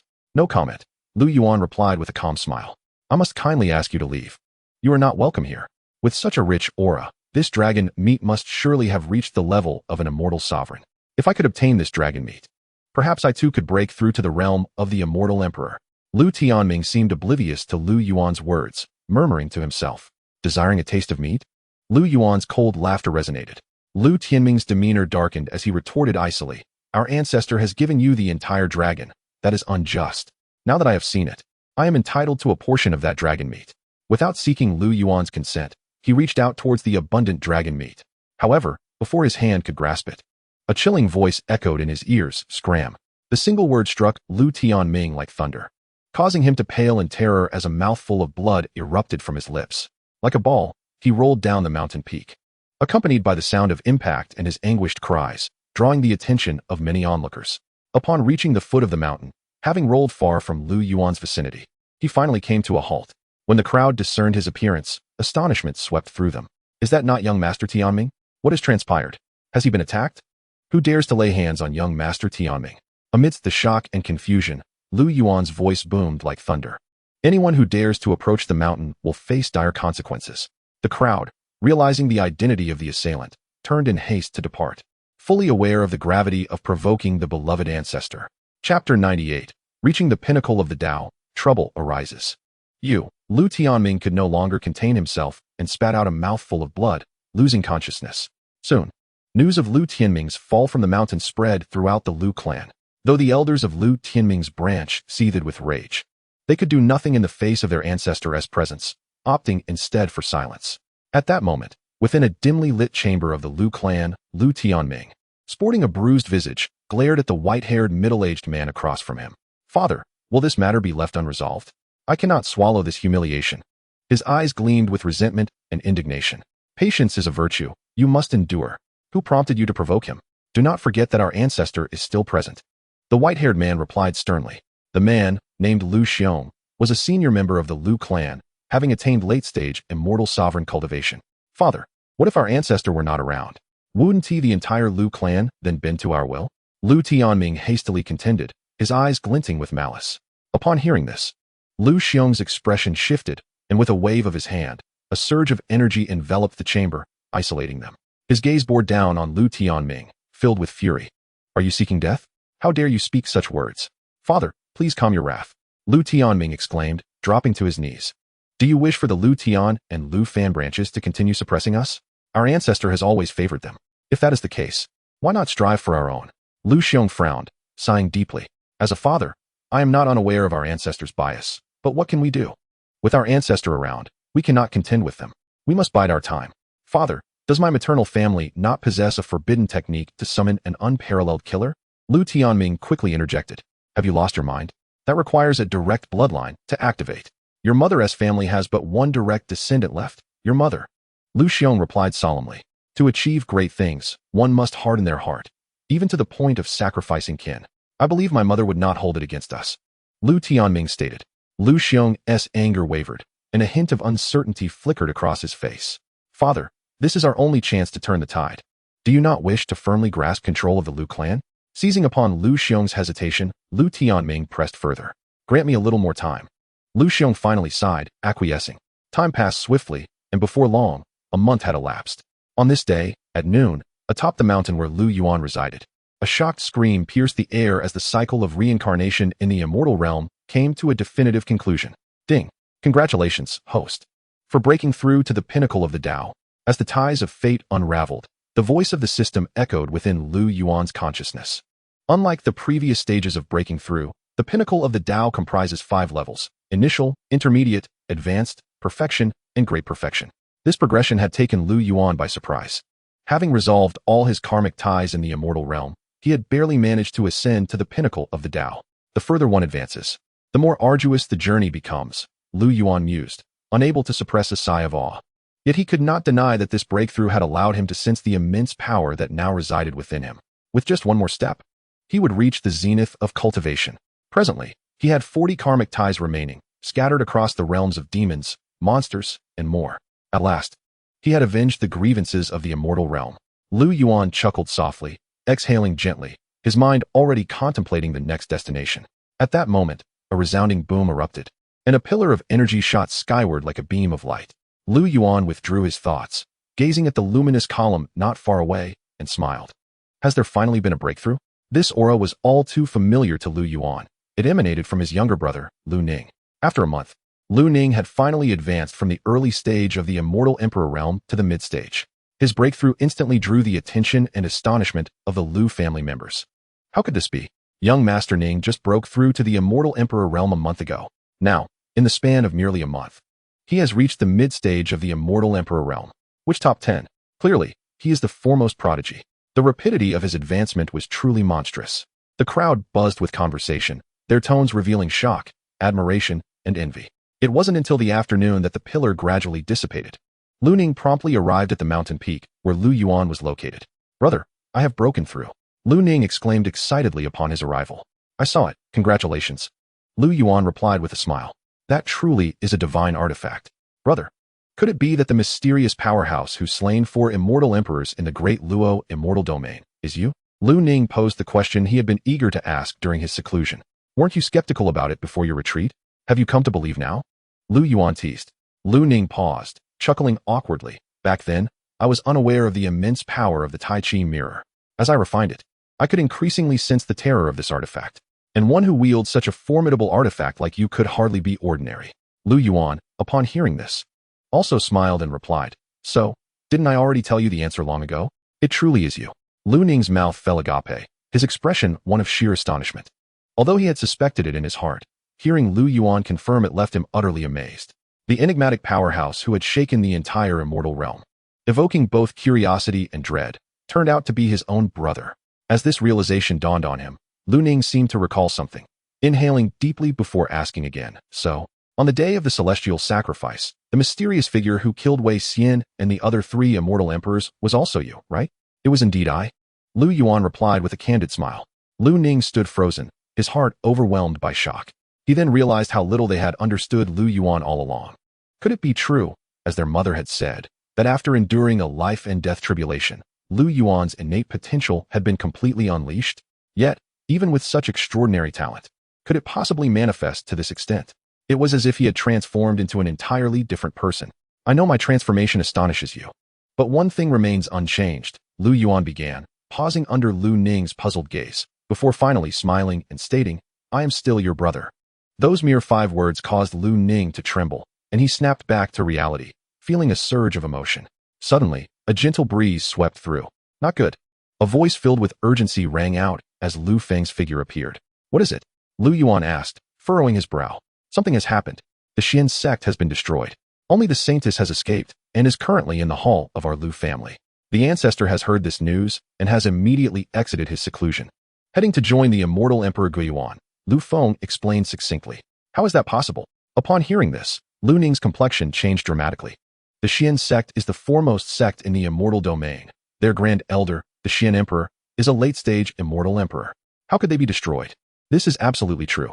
The ancestor and the elders speculate that this incident is likely related to the mysterious powerhouse who previously slayed Wei Xian, Lu Feng stated gravely. Lu Ning, taken aback, glanced at Lu Yuan, who also appeared slightly stunned, shaking his head to indicate that this matter had nothing to do with him. Let us go. The saintess is in the hall. After all, she is your fiancée, Lu Feng said, looking at Lu Ning, who nodded in agreement. Cousin, what about you? Lu Feng then turned to Lu Yuan. Since there is nothing pressing on my end, I shall accompany you. Lu Yuan considered for a moment before responding. The three departed the mountain peak and soon arrived at a spacious and opulent hall. At that moment, the hall was already filled with people.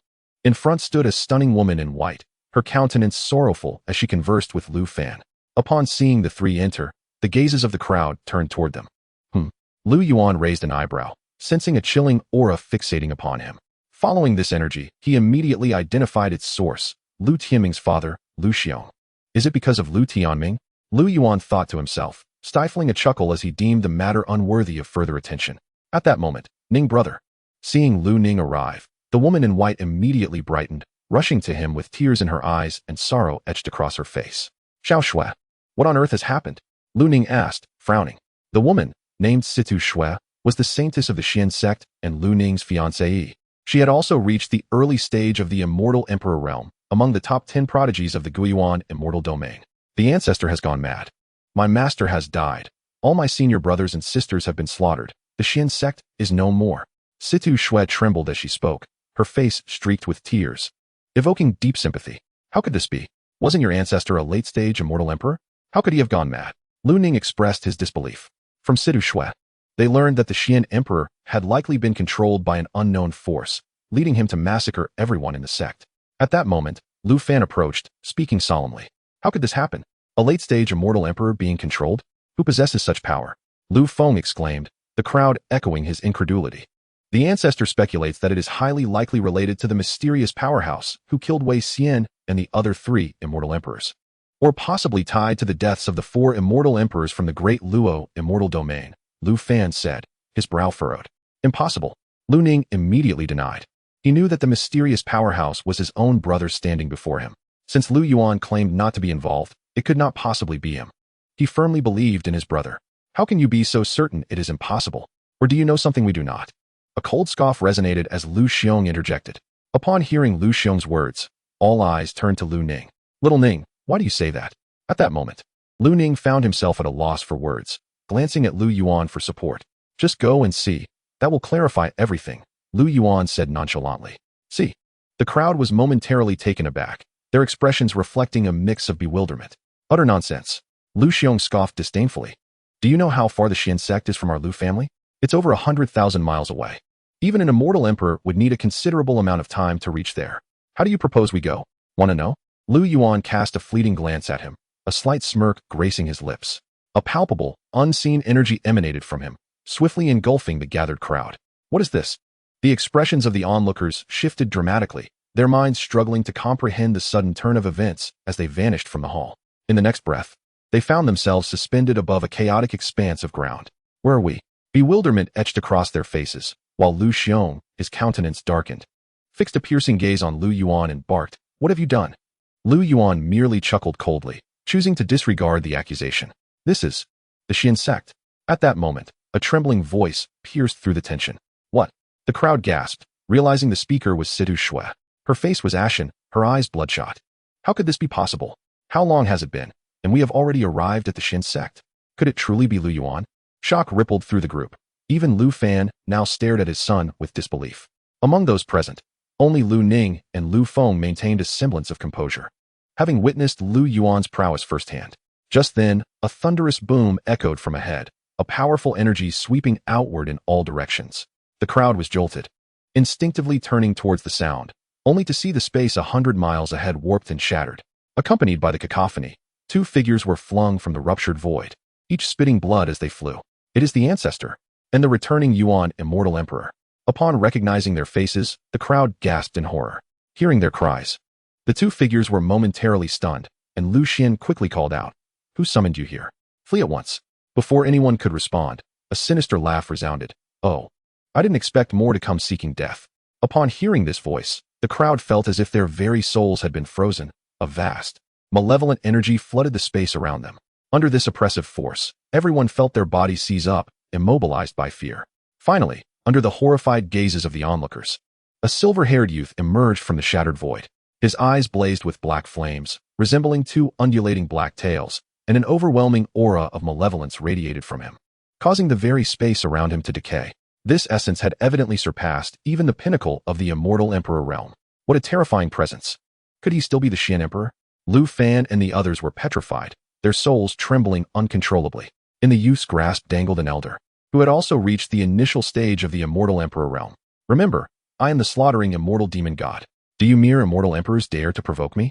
With a chilling smile, the slaughtering immortal demon god tightened his grip, and with a resounding explosion, the elder's body erupted into a mist of blood, rich with the essence of life, spirit energy, and soul, all of which were greedily consumed by the slaughtering immortal demon god, whose expression reflected sheer ecstasy. Chapter 100, Traitor? Annihilation of Demons. Dead. Witnessing this scene, Lu Xiong and the other elders of the Lu family turned pale with fear.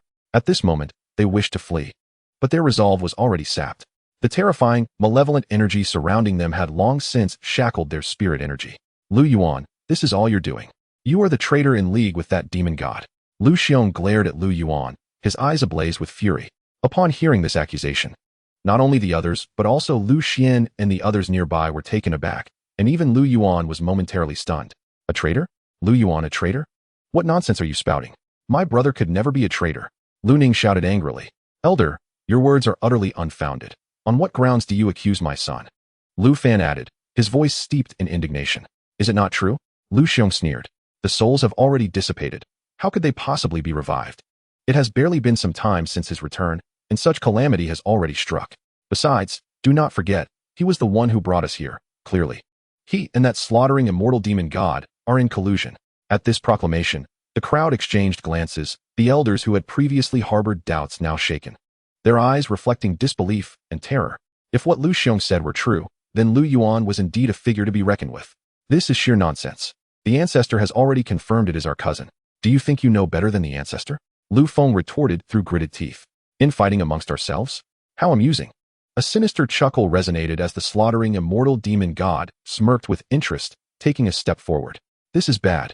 Lu Xian and the returning Yuan immortal emperor's expressions changed dramatically as they sought to intercept the slaughtering immortal demon god. However, boom, the space shattered once again, and the two were sent hurtling backward like cannonballs, landing right before the crowd. As Lu Xian and the others stood up, a dark red energy ensnared them like ropes, rendering them utterly immobile. "Having absorbed the divine light and the essence of several immortal emperors, I have already attained the quasi-divine realm. Do you truly think you two can stop me? Naive." The slaughtering immortal demon god scoffed, striding purposefully towards the crowd. With each step he took, the space beneath him fractured like glass, threatening to rupture the very bloodlines of those present. Gritting their teeth, Lu Xian and the returning Yuan immortal emperor hastily positioned themselves before the others. "Ancestor, you must save us. It was that traitor Lu Yuan who brought us here." Lu Xiong urgently called out to Lu Xian, his eyes filled with desperation and rage. "Silence!" Lu Xian barked sharply, casting a cold glance at Lu Xiong. Now is not the time for internal strife. Throughout this turmoil, Lu Yuan remained unfazed, a calm smile playing on his lips. Initially, he had refrained from confronting Lu Xiong out of respect for their shared lineage, but now he had condemned Lu Xiong to his fate. At that moment, the slaughtering immortal demon god halted 10 paces from the crowd, his gaze fixed on Lu Xiong, a playful smile adorning his features. Lu Xiong, startled, nodded in fear. "It is I. I see that your heart is rife with wicked thoughts, and a heart demon has taken root. You would make a fine disciple of the dark arts. If you submit to me, I shall grant you a chance at survival today. What say you?" The slaughtering, immortal demon god proposed. A heart demon? The crowd gasped. Incredulity etched on their faces. To harbor a heart demon was akin to succumbing to madness. How could this be possible? Lu Xiong's eyes widened in astonishment and dread. There is no need for alarm. I am the demon god, well versed in the nature of heart demons. Do you truly believe you can hide this from my discerning eyes? The slaughtering immortal demon god grinned maliciously. Lu Xiong, is what he said true? Have you truly given birth to a heart demon? Lu Xian demanded. His eyes locked onto Lu Xiong with a piercing intensity. I. Under the icy, wrathful gaze of the ancestor, Lu Xiong faltered, panic seizing him. What? With your true self present, you dare not face your own heart demon? Or are you afraid of your own ancestor? The slaughtering immortal demon god sneered coldly. I shall grant you one last chance. Either follow me, or perish. In the shadowy depths, the demon god of slaughter fixed his dark gaze upon Lu Xiong, his icy voice sending tremors through Lu Xiong's very being. Ultimately, beneath the astonished and incredulous stares of the onlookers, he knelt down, exclaiming, I am willing to follow you. Lu Xiong's pallid face betrayed his turmoil. You wretch, I shall slay you. Lu Xian's eyes blazed with fury as he witnessed this scene. His desire to instantly strike down Lu Xiong thwarted by the unyielding crimson energy binding him. Beside them, the immortal emperor of Gu Yuan stood frozen, staring at Lu Xian, torn between speaking out and remaining silent. In truth, the moment Lu Xian appeared, he had breathed a sigh of relief. In the entire realm of Gu Yuan, if anyone could subdue the demon god of slaughter, it had to be the youth before him. Yet, he could scarcely fathom that a member of the Lu clan would suspect Lu Xian of being a traitor. Ancestor, why do you show such favoritism? In what way does our lineage fall short of theirs that you insist on letting them govern the Lu family? Faced with Lu Xian's seething wrath, Lu Xiong rose slowly, as if recounting grievances that had festered for years. Is this the reason you have succumbed to the dark desires of your heart? Lu Xian ground his teeth. Rest assured, after your demise, the Lu family, under my leadership, shall flourish even more and will undoubtedly become the foremost family in the entire immortal realm. Lu Xiong declared, a sinister gleam in his eyes. Very well, those who recognize the times are wise. Let us eliminate them all. The demon god of slaughter cackled wickedly. Frowning, Lu Xiong immediately turned his attention to Lu Xian and approached him. What do you intend to do? Lu Fan's voice was low and commanding, desperate to intervene, yet rendered immobile. You dare harm my son, brazen and arrogant, taking advantage of the ancestors' favor to act as you please. Today, you shall pay for your actions. Lu Xiong stated coldly as he stood before Lu Xian, slowly raising his right hand, a terrifying energy coalescing within it. Lu Xiong, you dare? Lu Fan shouted, while Lu Xian, his eyes ablaze, cried out, stop. Cease this at once. In the face of their furious protests, Lu Xiong merely smiled coldly. Die. With that, he struck unhesitatingly at Lu Xian's heart. Boom. With a muffled thud, a piercing scream reverberated through the air. If you wish for death, I shall grant it. Lu Xian sighed and shook his head, stepping forward. To the astonished gazes of those present, Lu Xiong's arm began to explode inch by inch, and eventually, his entire body disintegrated into a crimson mist. The events transpired with such swiftness that none were able to react. Only the demon god of slaughter's expression shifted dramatically as Lu Xian stood before him. The demon god of slaughter was filled with terror, barely managing to utter a word before, crack. The sound of his own neck breaking filled the air. Time resumed its flow, and the onlookers beheld the scene of Lu Xian snapping the demon god of slaughter's neck, their mouths agape, rooted in disbelief. Chapter 101, A Display of Power. The shock of the dark evil king. Who are you? With his last breath, the demon god of slaughter rasped, his tone heavy with boundless fear and despair. Who am I to you? Lu Xian snorted dismissively, casting aside the remnants of the demon god of slaughter, whose essence, or rather the body of the Xian emperor he had usurped, erupted into a blood mist. Even in his final moments, the demon god of slaughter could not have anticipated his demise would be so effortless, falling to a youth whose identity he did not even know. Witnessing this spectacle, everyone inhaled sharply, gradually regaining their senses. Is this Xiao Yuan? Lu Xian's eyes widened in disbelief, his mouth agape as if it could hold an egg. Lu Fan and the elders of the Lu clan were equally astonished, their expressions akin to a mirage. Even Lu Feng and Lu Ning, who had speculated about Lu Xian's strength, were rendered speechless. This was a demon god who had reached the semi-divine realm. Yet he was so easily dispatched by Lu Xian. While the crowd still grappled with their shock, the immortal emperor of Gu Yuan stepped forward, bowing deeply before Lu Xian amidst the astonished gazes of all present. Thank you, my lord, for saving my life. His voice was filled with reverence and gratitude. My lord. Lu Xian finally regained his composure, furrowing his brow as he regarded the immortal emperor. Did you already know something? My lord does not speak, and thus I do not dare to pry. In any case, the demon god of slaughter has finally fallen, saving our Yuan realm, and even the entire immortal realm from a catastrophe, all thanks to your intervention. The immortal emperor expressed, his tone laced with admiration and awe. Lu Xian chose not to inquire further, redirecting his gaze to Lu Yuan, scrutinizing him closely. It dawned on him that his inability to discern Lu Xian's cultivation was not due to weakness, but rather an unfathomable strength. Xiao Yuan, do tell. What realm do you currently inhabit? How do you possess such power? Chen Xian could no longer suppress his curiosity. The crowd held their breath, eyes filled with intrigue. Though the immortal emperor was awestruck, he too leaned in to listen intently. Great perfection of the beyond path, Lu Xian replied with a smile, not concealing his truth. The great perfection of the beyond path. Lu Xian was momentarily taken aback, and the immortal emperor along with the others shared his confusion. This realm was utterly unfamiliar to them. Yet, merely hearing of such a realm sent shivers down their spines, invoking a primal sense of reverence and worship. Yuaner, did you not previously mention the ritual path? How then did it transform into the beyond path? Could it be? Lu Fan ventured. A sense of realization dawning upon him. Lu Xian nodded with a smile. Indeed, I have fortuitously made some breakthroughs these past few days. This revelation left not only Lu Fan, but also Lu Xian and the others in a state of stunned silence. To achieve another breakthrough in merely a few days was nothing short of monstrous.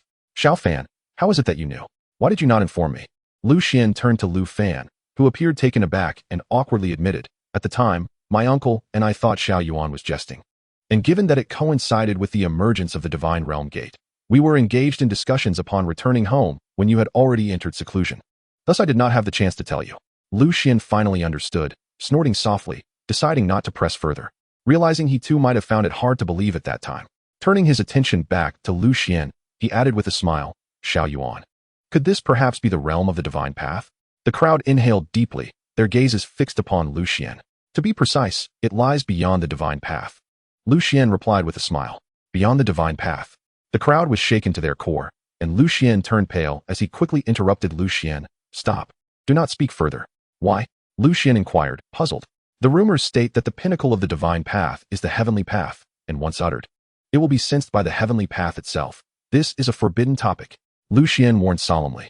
The immortal emperor of Yuan, equally alarmed, nodded in agreement, leaving the others feeling an overwhelming sense of dread, as if a pair of eyes were watching them from above. Very well, Lu Xian conceded, though he felt speechless. While it may be taboo to speak of realms beyond the divine path, you are still welcome to share insights regarding the divine path itself. At this moment, Lu Xian smiled, his eyes brimming with anticipation.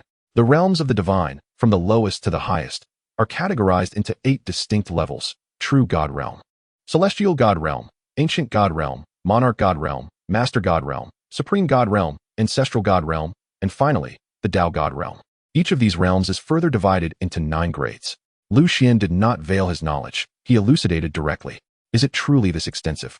Upon hearing this, the assembly was rendered speechless, their faces etched with astonishment. Ancestor, the pinnacle of the divine path you speak of is the Tao God Realm, which embodies the heavenly Tao. Lu Xian concluded with a smile. Before anyone could fully grasp the gravity of his words, a sudden rumble erupted from the heavens. Dark clouds thickened above, and a formidable, terrifying aura began to coalesce from the depths of the firmament. What is happening?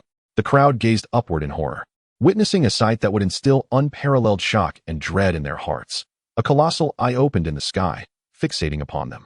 Underneath this gaze, they felt as insignificant as mere specks of dust, their faces paling, souls trembling, and minds on the verge of unraveling. It is I, Lu Xian remarked nonchalantly, his gaze steady upon the eye. As his voice faded, the immense eye gradually receded, and the suffocating atmosphere enveloping the space dissipated in an instant. What was that? The returning Yuan immortal emperor stammered, his body still quaking, the fear in his eyes far from abated. The eye of the heavenly Tao, Lu Xian said with a gentle smile. Simultaneously, within a dim chamber in the Grand Luo immortal domain, a voice of disbelief echoed. How is this possible? The slaughter immortal demon god is dead. A figure clad in a black robe, exuding an aura of malevolence, abruptly opened his eyes. The moment the slaughter immortal demon god fell, he sensed it immediately. The black evil king was engulfed in disbelief. Though both he and the slaughter immortal demon god were beings of equal stature, the black evil king was slightly stronger, yet, even he could hardly fathom such an outcome. To slay the slaughter immortal demon god would require a true deity of the divine realm. Yet, such beings would never emerge lightly. Could it be that the gates of the divine realm have opened, or that the sovereigns of the three sacred lands, or the ancient monsters from the 5 great families have emerged? The Black Evil King pondered. In the entirety of the immortal realm, only these 8 ancient powers instilled genuine fear within him, and these powers stood as the pinnacle of existence in the world. As he was lost in astonishment and doubt, suddenly, the Evil King's expression shifted dramatically, disbelief flashing in his eyes. "This aura is the Blood Clan," he exclaimed in shock. As one of the 10 ancient evil clans, he sensed the emergence of another entity from the Blood Clan, which ranked far above his own 7-killing clan, placing it within the top 3. Who could it be? The Black Evil King furrowed his brow, a grave expression overtaking his visage. Chapter 102. The strongest in the immortal domain. Upon returning to the Lu family, Lu Xian recounted the events surrounding Lu Xiong's demise to the gathered crowd. When they learned that Lu Xiong had not only succumbed to inner demons, but had also sought to ally with the demon god against their ancestor, the audience was engulfed in shock and fury. Cursed be Lu Xiong, such a base individual. To be so cowardly and willing to embrace darkness. His death is hardly regrettable. Moreover, he sought to ally with the demon god and conspire against our ancestor. He deserves a fate worse than death. Fortunately, Xiao Yuan intervened. Who would have thought that upon his return, Xiao Yuan's strength surpassed that of our ancestor? Truly, the heavens have favored our Lu family. Now, apart from Lu Tianming, who remained unaccounted for, all members of Lu Xiong's lineage had been detained and questioned, bringing a sense of satisfaction to the assembly. The Lu family was abuzz with chatter. There was not a trace of sympathy for Lu Xiong's demise, only indignation. It turned out that Xiao Yuan's talent surpassed that of his brother, a prowess that rightfully placed him at the forefront of the young geniuses in the immortal domain. How could it be that the top talent, who had slain the demon god, commanded such respect that even the returning Yuan immortal emperor treated him with utmost reverence? He was indeed the undisputed strongest in the immortal domain. As the members of the Lu family marveled at Lu Xian's exhibited prowess, atop the mountain where Lu Xian resided, apart from the family head Lu Tian, who was in seclusion, Lu Xian, Lu Fan, Lu Feng, and others had gathered. "Xiao Yuan, are you all right? Are you hurt?" Amidst the astonishment of the crowd, Zhou Lian gazed at Lu Xian with concern. Feeling his mother's care, Lu Xian's heart warmed. He smiled and shook his head, saying, "Mother, do not worry, I am well." "Are you truly unscathed?" Zhou Lian asked again, uncertainty flickering in her eyes. After all, he had confronted the demon god. "I assure you, I am fine. You must trust your son," Lu Xian replied with a smile. "Madam, our Yuan has grown into a remarkable hero. We should take pride in him," Lu Fan added, looking at Lu Xian with admiration and satisfaction. "I do not wish for Xiao Yuan to be a hero. All I desire is for him to be safe," Zhou Lian responded. With her heart finally eased upon confirming Lu Xian's safety, she reflected, "Truly, the heavens favor the Lu family. I never expected to witness our family's rise in my lifetime." At that moment, a voice emerged. Lu Xian approached, patting Lu Xian's shoulder, saying, "I always knew you were exceptional. Having endured life and death tribulations, you have finally soared to great heights. Well done." Lu Xian repeated the praise with enthusiasm and pride. Though he was unaware of the extent of Lu Xian's strength, he was certain that even the heavenly Tao would treat Lu Xian with reverence. This alone was an unprecedented feat. "No matter how I change, I will always be Lu Xian, a descendant of the Lu family, and your junior," Lu Xian declared. Lu Xian trembled slightly, tears glistening in his eyes, overwhelmed with emotion and pride. "Ha ha ha, what a fine descendant of the Lu family." Lu Xian laughed heartily, filled with joy, and finally said, "With you here, I can rest easy in my seclusion." After conversing for a while longer, the others gradually departed from the mountain peak, leaving only Lu Xian and his immediate family behind. "Brother, with your level of cultivation, the Divine Realm Gate will officially open in 2 months. You should be ascending to the Divine Realm soon, correct?" Lu Ning could no longer restrain her curiosity. Upon hearing this, not only Lu Ning, but even Lu Fan and Zhou Lian felt a twinge of anxiety. Indeed, it had been a month since the Divine Realm Gate manifested, and in 2 months, it would fully open. When the divine light descended, anyone who attained the true God realm, or even the half-God realm, would be ushered into the divine realm. This was ostensibly a cause for celebration and pride. However, Lu Xian had only just returned, and they had barely been reunited for half a year. Were they to part so soon again? Observing the anxious expressions on their faces, Lu Xian understood their thoughts and smiled. "Fear not, I am unfamiliar with the divine realm. If I ascend, it will be together with all of you." "Together?" The three were taken aback, and Lu Fan shook his head, sighing. "Xiao Yuan, with our talents. No matter how hard we strive, we cannot reach the half-god realm in just 2 months. Zhou Lian and Lu Ning nodded in agreement. Lu Xian smiled, saying, "Do not worry, as long as you desire it. These challenges are merely trivial. If you are unwilling, then we shall wait for a while. In any case, ascending to the divine realm is an option available at any moment. As for the divine light descending 2 months hence, it holds no significance for me. Should I choose not to ascend, even the will of the heavens cannot impose upon me." Upon hearing Lu Ning's words, the three of them changed their expressions, utterly astonished. The exchanged glances between Lu Fan and Lu Ning brought to their minds the terrifying scene they had just witnessed. With but a single utterance, Lu Yuan had managed to repel the gaze of the heavenly law. Their hearts finally began to settle somewhat. Unlike the two, Zhou Lian was filled with trepidation and hastily admonished Lu Yuan, saying, "Little Yuan, do not speak recklessly of the heavenly law." Lu Yuan was momentarily taken aback, then nodded and simply remarked, "Oh." Seeing this, Lu Ning and Lu Fan chose not to say more. "Since you are confident, we shall naturally trust you. Rest well. We must take our leave," Lu Fan ultimately stated. This mountain peak was a gift from the ancestor to Lu Yuan, and they were aware that Lu Yuan had always cherished tranquility since childhood. Now, with Lu Yuan's cultivation level, he likely had many matters to attend to. So they decided not to linger any longer. "By the way, father, hasn't Lu Tianming escaped? Has the family sent anyone to pursue him?" Just as the three were about to turn away, Lu Yuan could not help but inquire. Lu Fan then looked at Lu Ning, who smiled and replied, "Brother, father has entrusted this important task to me. I shall set off immediately upon my return. You?" Lu Yuan raised an eyebrow, and then said, "I shall accompany you." "There is no need. Lu Tianming has merely reached the perfection of the immortal king realm, while I am already at the mid-stage of the immortal emperor realm. Dealing with him will be more than sufficient," Lu Ning said dismissively. "In any case, I have nothing else to do. It will serve as a pleasant diversion." Lu Yuan chuckled. Hearing Lu Yuan's words, Lu Ning hesitated for a moment, glancing at Lu Fan. Before Lu Fan could speak, Zhou Lian interjected, "In that case, you two may go together. With little Yuan present, I shall rest assured." Soon after, the two departed from the Lu family. At this moment, the sun was setting, and atop the mountain, Lu Fan could not help but furrow his brow as he gazed at the two figures vanishing against the backdrop of the dying sun. Logically speaking, given little Ning's cultivation level, capturing Lu Tianming should be a simple task. Yet little Yuan has chosen to accompany him. I cannot shake the feeling that this situation is somewhat intricate. "Are you suggesting that they may encounter danger?" Zhou Lian exclaimed. Lu Fan was taken aback, then shook his head with a smile, saying, "Little Yuan's strength far exceeds our estimations. With him around, there will be no peril. However, I sense that little Yuan has likely sensed something amiss." Chapter 103, Matricide, the Blooded Young Master. After leaving the Lu family, Lu Yuan and Lu Ning appeared atop a mountain peak. At this moment, the bright moon hung high, and the stars twinkled densely in the sky. "Brother, why have we stopped?" Lu Ning asked. A look of confusion etched on his face as he regarded Lu Yuan. "Have you not noticed anything?" Lu Yuan replied, looking at him with a curious expression.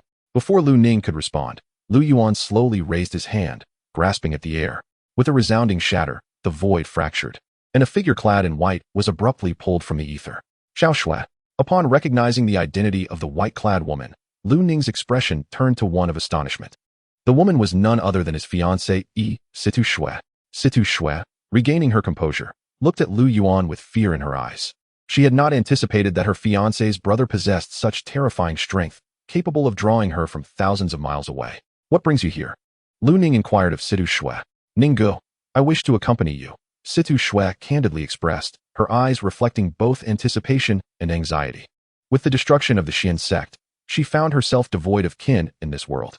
She did not want to remain at the Lu family home indefinitely.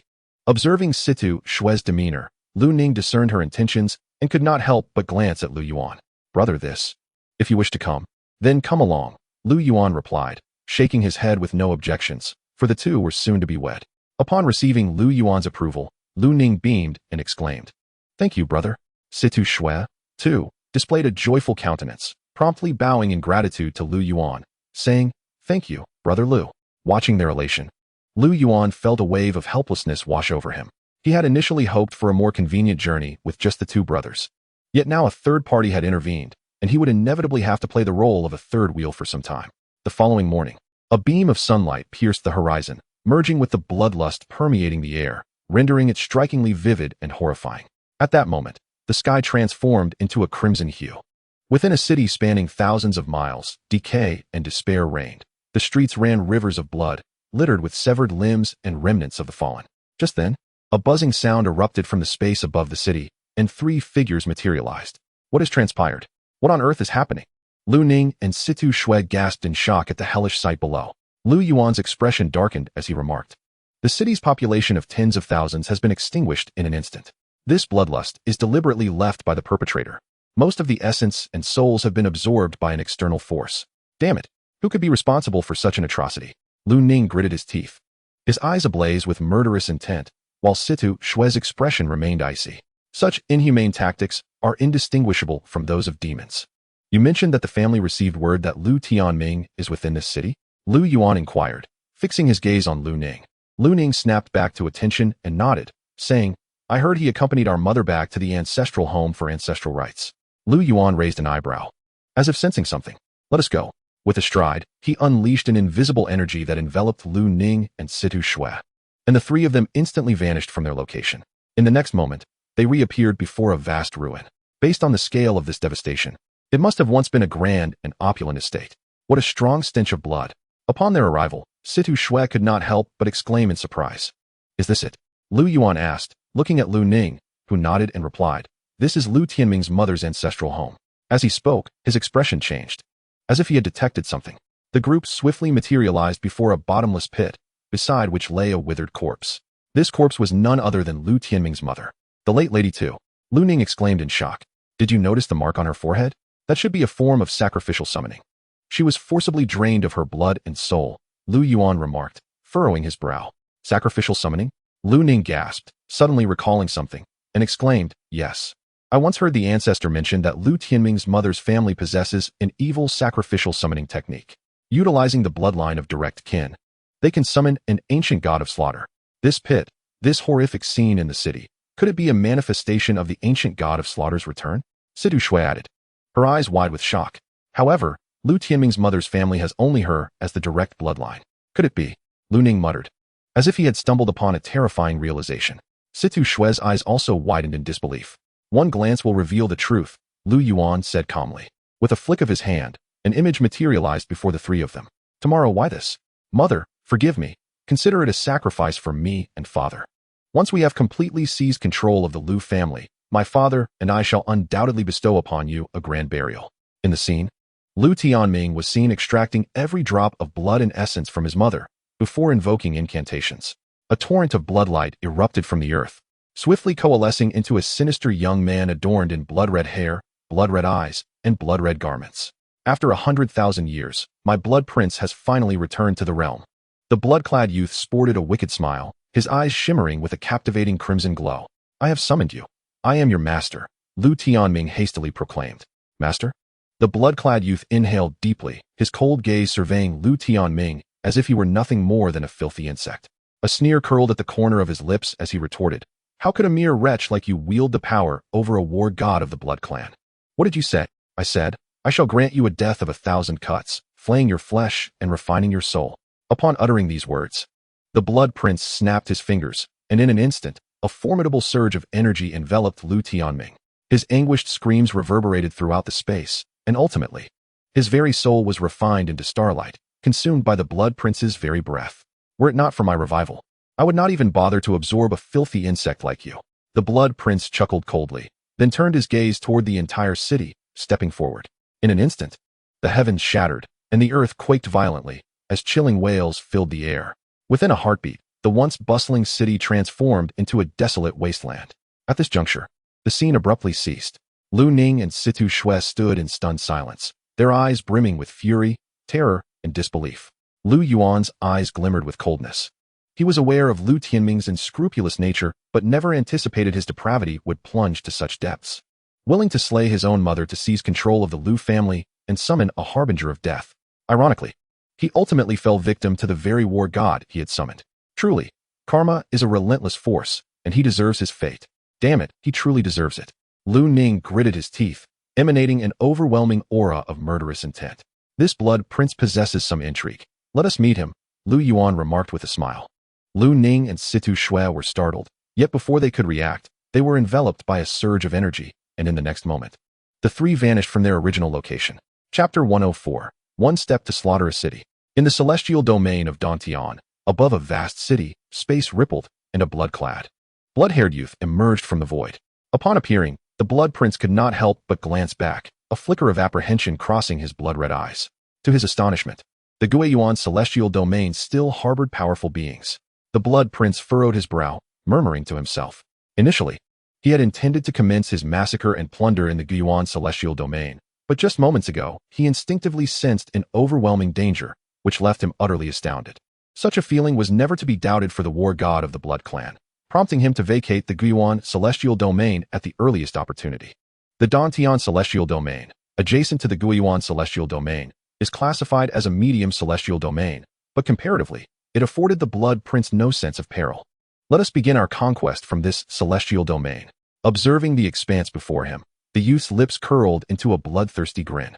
With a singular step, the ground beneath crumbled and fractured, as countless inhabitants within the city perished without a moment's notice, transforming into blood mist. A torrent of sanguine essence surged into the Blood Prince's mouth and nostrils, and his aura began to rise gradually. Within merely 2 breaths, the blood and souls of thousands of beings were entirely absorbed by him. He smirked, his gaze shifting to the distant, interconnected cities. With another step, one city after another succumbed to annihilation, as the cries of despair echoed through the heavens and the earth. One step to slaughter a city, nothing more. High above a boundless mountain range, when Lu Yuan and the others reappeared, they chanced upon 5 figures encircling a blood-clad youth in the distance. It is him. Upon beholding the visage of the blood-clad youth, Lu Ning and Situ Shue's expressions shifted, their eyes radiating icy murderous intent. The youth was none other than the Blood Prince of the Blood Clan. Who are you, and why have you slaughtered so many beings of my celestial domain? A middle-aged man, exuding an air of authority and clad in a black robe, bellowed angrily at the blood-clad youth. At the late stage of the Celestial Emperor realm, you must be the sovereign of this celestial domain. The Blood Prince sneered condescendingly, his voice laced with disdain. Stepping forward, a cataclysmic energy erupted from him like a volcano, shattering the void. The 5 figures surrounding the Blood Prince were sent sprawling, including the black-robed man, with the 3 weakest celestial emperors disintegrating into blood mist on the spot. Nothing more. The Blood Prince merely chuckled coldly, casting a glance at Lu Yuan and his companions before taking another step, vanishing from sight, neglecting to absorb even the blood and souls of the 3 celestial emperors. He's gone. The black-robed man expressed his astonishment and confusion, yet he felt a sense of relief wash over him. Observing the direction in which the Blood Prince departed, his eyes filled with gravity and dread. The strength of this enigmatic blood-clad youth far surpassed his own, and even a perfect celestial emperor would likely be no match for him. If he were to strike again, he and the mid-stage celestial emperor beside him would surely meet their demise. But why did he choose to depart at the last moment? At that moment, the Blood Prince had already materialized in a forest 100,000 miles away. He could not suppress a glance back, revealing the shock and fear in his eyes. Indeed, it is this feeling, the Blood Prince declared, his voice laden with terror. The appearance of Lu Yuan and his companions had instilled in him an unprecedented sense of crisis, identical to the sensation he experienced in the Yuan celestial domain. Damn it, I didn't expect them to pursue me so swiftly. The Blood Prince gritted his teeth in astonishment. Unwilling to linger, and with another step, he vanished from sight. Meanwhile, upon witnessing the Blood Prince's departure, Lu Ning promptly addressed Lu Yuan. Brother, he has left. Lu Yuan's lips curled into a faint smile, dismissively asserting, he cannot escape. As he spoke, he slowly raised his right hand. Under the puzzled gazes of his companions, Lu Yuan's hand grasped the air, and with a sound akin to glass shattering, the once vanished blood-clad youth was forcibly yanked back from the void. What is this?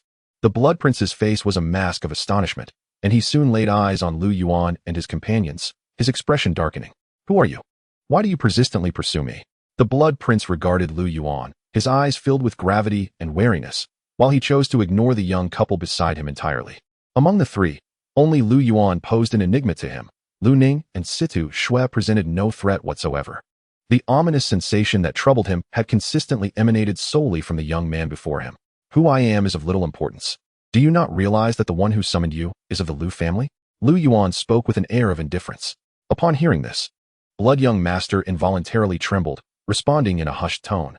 So, you seek vengeance for him? Lu Yuan chuckled softly at this remark, shaking his head. Under Blood Young Master's puzzled gaze, he continued, quite the opposite. We have come to hunt him down, but you have merely gotten ahead of us. Blood Young Master paused, then declared, in that case, it seems I have inadvertently assisted you in dealing with the traitor. Had you not intervened, we would have captured him regardless. Lu Ning could not restrain a cold retort. When an adult speaks, a child ought not to interject. Blood young master let out a scornful laugh, casting a glance at Lu Ning that sent a shiver through him, as if the heavens were about to collapse. He was no mere child. Another voice interjected, dispelling the dread that had enveloped Lu Ning. He is my brother. Lu Yuan reiterated. I apologize. I was unaware, Blood young master replied nonchalantly. And now you are informed? Lu Yuan scoffed, then slowly uttered, kneel. As the words fell, Blood young master's expression changed dramatically. An unparalleled surge of energy bore down upon him, causing his entire being to tremble, and with a resounding thud, he collapsed to his knees. This power, how could it be? His eyes widened in terror as he felt utterly insignificant, like mere dust, consumed by despair. He had never encountered such might. Lu Ning, Situ Shui, and the black-robed man nearby stood in stunned silence. Who exactly are you? Blood young master gritted his teeth, staring at Lu Yuan. Once again, that same question arose. Lu Yuan sighed, having lost his patience. He slowly raised his hand, and in a panic, Blood young master exclaimed, I do not know you, and I have already aided you in slaying the traitor. Why do you target me so? If you let me go, I boom. Lu Yuan's palm pressed forth, and Blood young master's entire body erupted into a mist of blood. You speak too much, Lu Yuan remarked coldly, waving his hand as the overwhelming blood energy dissipated into the ether. Chapter 105, The Spirit Realm, 10 Generations of Karma. Witnessing the mysterious and terrifying blood-clad youth reduced to a mere blood mist by Lu Yuan, both the black-robed men could not help but swallow hard, exchanging glances that revealed their shared shock and fear. Even Lu Ning and Situ Shui wore expressions of disbelief. Lu Yuan's display of power once again shattered their preconceived notions. Surely, Blood young master was also a half-god, wasn't he? Situ Shui murmured to Lu Ning, who appeared bewildered, shaking his head lightly in confusion. In truth, he had one foot firmly planted at the threshold of true godhood, surpassing even that demon slayer. Lu Yuan replied with a faint smile, at this rate, he will surely reach true godhood within a month. True godhood. The mere mention of those words left Lu Ning and Situ Shui in a state of shock, overwhelmed by a sense of dread. If a being as ruthless and bloodthirsty as a blood clan warrior were to ascend to true godhood, it would spell catastrophe for the entire celestial realm. Thank you for your assistance, my lord. The black-robed men approached, bowing deeply, their voices filled with reverence. I did not act to aid you, Lu Yuan replied nonchalantly. The two men were momentarily taken aback, feeling somewhat awkward. The black-robed man then spoke earnestly. Your slaying of that vile youth is indeed a boon for us, sparing the beings of the celestial domain from calamity. Very well, think as you wish. Lu Yuan waved his hand dismissively, his brow furrowed as he gazed into another expanse of void. How intriguing. A smirk graced his lips, his eyes glinting with interest. Brother, what troubles you? Seeing Lu Yuan's demeanor, Lu Ning inquired. I intend to visit the spirit realm, Lu Yuan stated without reservation. The spirit realm? The others gasped in surprise. Lu Ning could not resist exclaiming. Though the spirit realm is a tier below the celestial realm, it is still teeming with formidable beings. Moreover, the spirit realm has never been particularly welcoming to those from the celestial realm. Brother, what is your purpose there? To attend to certain matters. Lu Yuan replied with a smile, unwilling to elaborate further. After dispatching Blood young master, he had discerned a thread of causality leading to the spirit realm. It was a manifestation of a doppelganger. Lu Yuan could sever this doppelganger directly through the thread of causality. However, he also had a 10-generation karmic cycle to resolve from his own past in the spirit realm. Very well, but brother, do exercise caution and return swiftly. Our parents and I shall await your return at the Lu family. With that, Lu Ning refrained from further inquiries, offering a final reminder. Rest assured, I shall return forthwith. Lu Yuan assured him with a smile. After a moment of contemplation, he addressed Lu Ning and the others. Our task is complete. Allow me to escort you back. With a wave of his hand, before they could react, an energy enveloped them, and they vanished into the void. Once he had sent them off, Lu Yuan turned. And before the astonished gazes of the black-robed men, he smirked. Suddenly, a fissure opened in the void before him, revealing a vast world strikingly similar to the celestial realm. Without a moment's hesitation, he stepped into the rift, which sealed behind him instantaneously. Is it not said that only beings of true godhood can breach the barriers between the celestial and spirit realms? He has done so with such ease. The elder among the black-robed men could no longer contain his trembling voice. The younger black-robed man, equally astonished, finally spoke. I never anticipated that in this lifetime I would encounter a true god. He lamented the fact that he did not know this elder's name. My lord, I wonder if you heard the other young man's words. The elder ventured. What words? The younger man's brow furrowed, curiosity evident in his eyes. Just now, I heard a name mentioned, Liu family. The elder inhaled deeply. Liu family. The young man paused, as though struck by a revelation, his eyes widening in astonishment. Could it be the Liu family of the first celestial domain? Meanwhile, Liu Yuan had already appeared above a continuous range of mountains. Observing the realm before him, he smiled. Although the spirit realm was a level below the celestial realm, its spiritual energy was abundant, rivaling that of the celestial realm. However, unlike the celestial realm, the entire spirit realm was ruled by a sovereign, with various sects and powers maintaining a delicate balance under his reign. I did not expect her to have ascended to the half-god realm. Her strength, now nearly on par with the sovereign, Liu Yuan remarked, gazing toward the horizon. Upon his arrival, the entirety of the spirit realm fell within his perception. Among the myriad of half-god presences, he detected several familiar auras. The various auras were intricately linked to his karmic ties. However, in that moment, he felt no urgency to reunite with old acquaintances. Instead, he directed his gaze elsewhere, a faint smile gracing his lips. First, I shall eliminate you, and then I will sever my 10 lifetimes of karma. Liu Yuan let out a cold chuckle, stepping forth as he vanished from sight. At that very instant, atop one of the towering peaks of the blood sect, one of the 5 supreme sects in the spirit realm, a young man clad in blood-red attire, seated in the grand hall, suddenly opened his eyes. A mouthful of blood erupted from him. Master! The 3 elderly figures in crimson garb below gasped in astonishment, their eyes wide with disbelief. In contrast to the elder's shock, the young man was engulfed in greater terror. How could this be? Such a powerful being exists in the celestial realm. He gritted through clenched teeth. A surging tide of murderous intent ignited in his blood-red eyes, distorting the very space around him. What has transpired, master? Could it be due to that Shenbai Wang? One of the elders dared to voice, exchanging furtive glances that betrayed their mutual apprehension. The young man suppressed the tumult within, licking the blood from the corner of his mouth before casting a fierce glance at the 3 elders. With a swift motion, he summoned a spell seal. And before the elders could react, flames erupted around them. Ah, master, what are you doing? Have mercy! They cried out in terror, their voices filled with desperation.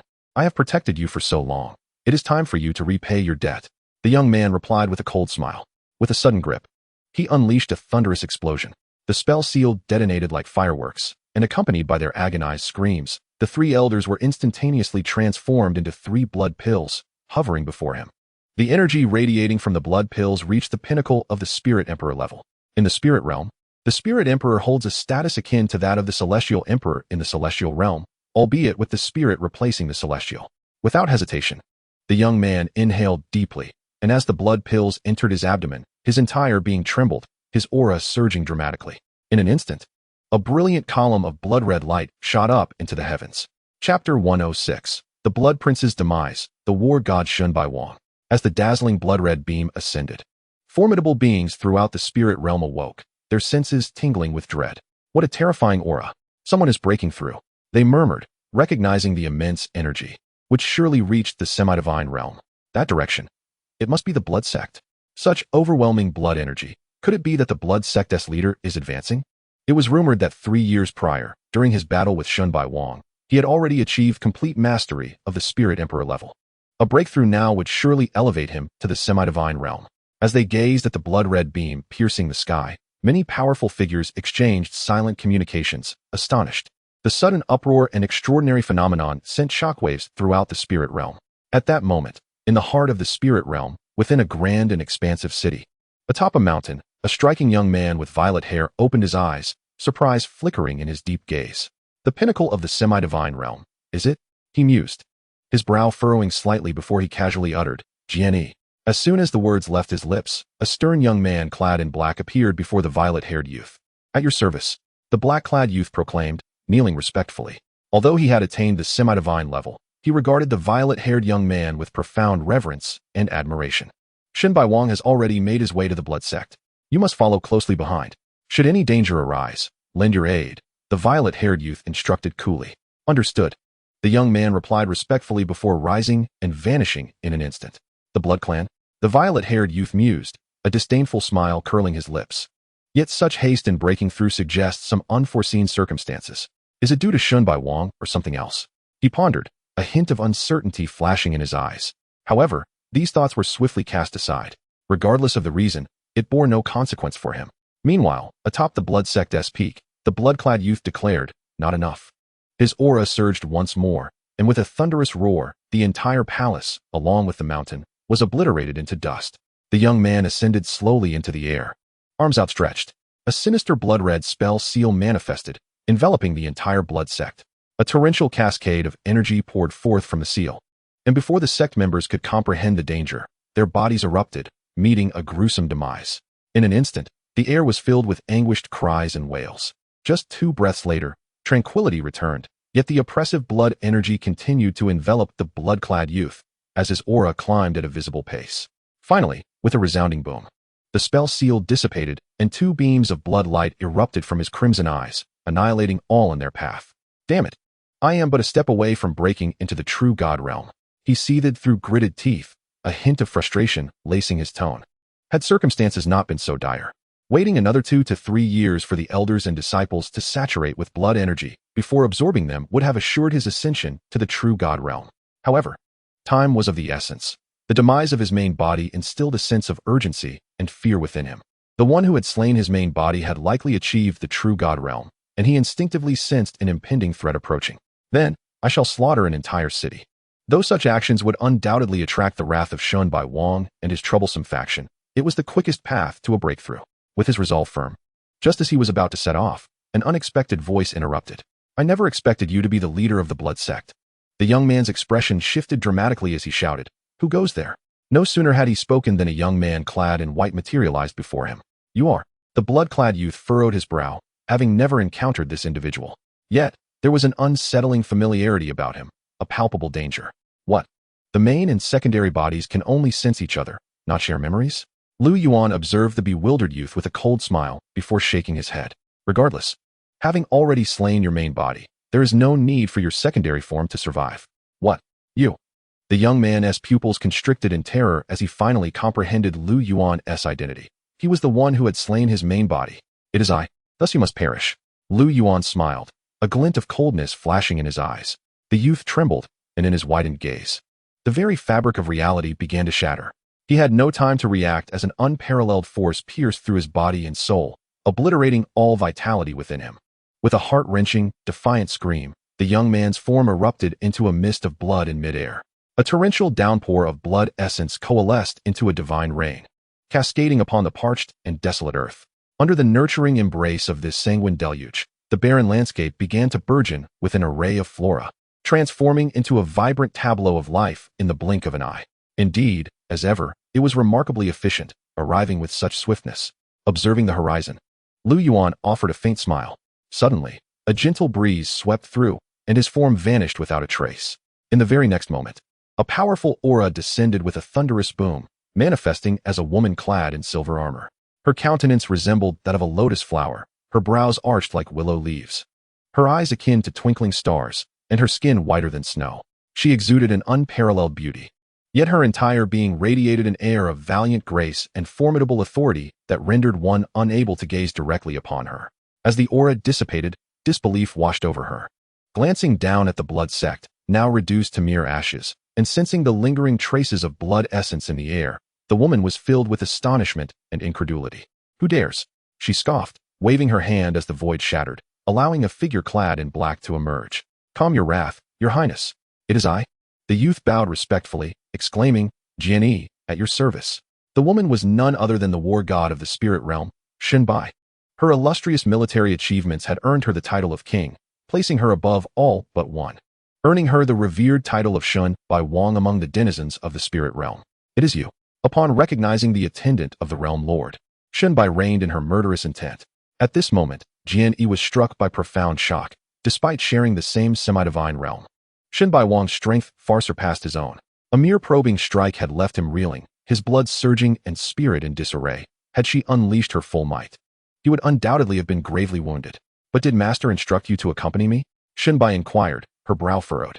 Your Highness is wise. The realm lord fears for your safety, Jian replied with utmost respect. Throughout the entire spirit realm, aside from Master, none could pose a threat to me. Shun Bai retorted with a cold snort, her tone imbued with authority. She then cast her gaze downward, her eyes filled with perplexity. The youth, taken aback by her words, managed a helpless smile and refrained from further comment. Following her ascension to the semi-divine realm, Shunbai Wang's prowess was indeed acknowledged as the foremost beneath the realm lord. However, I find myself harboring doubts, Shunbai remarked, her brow furrowed as she surveyed the scene below. Doubts? Jianyi queried, perplexed. Look below. Do you not perceive anything amiss? Shunbai's expression turned serious as she regarded him. Jianyi hesitated before gazing downward, his eyes widening in disbelief. The blood sect has been annihilated. Not only had the blood sect been eradicated, but its leader, Shui Li, had also met his demise. Shunbai did not conceal the truth, her eyes betraying an unprecedented gravity. She had long been an adversary of Shui Li and understood his strength better than anyone. Among the 5 great sect leaders, he ranked among the top, particularly with his sinister blood slaughter technique, which had caused Shunbai considerable strife. How can this be? Shui Li was a being of the semi-divine realm. Aside from the realm lord and yourself, who else in the spirit realm could possibly slay him? Jianyi exclaimed, astonished. You seem quite confident in me, Shunbai replied with a smile, then added, regrettably, even I could only be certain of defeating him. Only Master possesses the ability to ensure his death. However, it is impossible that Master was the one to strike. Upon hearing this, Jianyi could not suppress a sharp intake of breath, responding earnestly, Your Highness, do you imply that a mysterious powerful being has descended upon our spirit realm? Likely of true divine realm caliber? Indeed. Thus it is imperative that you report this matter to Master for his judgment. With the emergence of the divine gate in the celestial realm and the influx of powerful beings from beyond, it is plausible that some of these entities seek to exploit opportunities within our spirit realm, Shunbai articulated, her brow furrowed in contemplation. Very well. I shall promptly inform the realm lord, Jianyi affirmed, urgency etched upon his visage.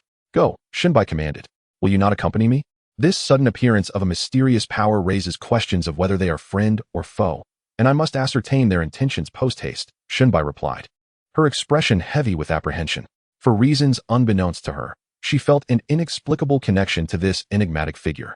By a meandering, tranquil river, a gentle breeze swept through, and Lu Yuan's form materialized. After more than a century, he was taken aback to see the weak water restored to its former glory. Is our purpose here to fish? Inquired the system's voice within Lu Yuan's consciousness. Rolling his eyes, Lu Yuan replied, I have come to the spirit realm to resolve matters of fate, not to indulge in fishing. Oh, so this river, known as weak water, pertains to you, host? The system inquired. It is said that weak water is vast, yet one may only take a single ladle. In my past life, I merely reincarnated as a drop of weak water, intending to drift along with the current. Yet I never anticipated being ultimately reduced to vapor.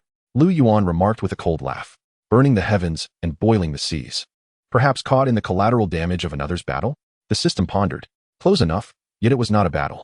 Merely the insatiable lust of one man led to the desiccation of the entire river, Lu Yuan replied with a bitter smile.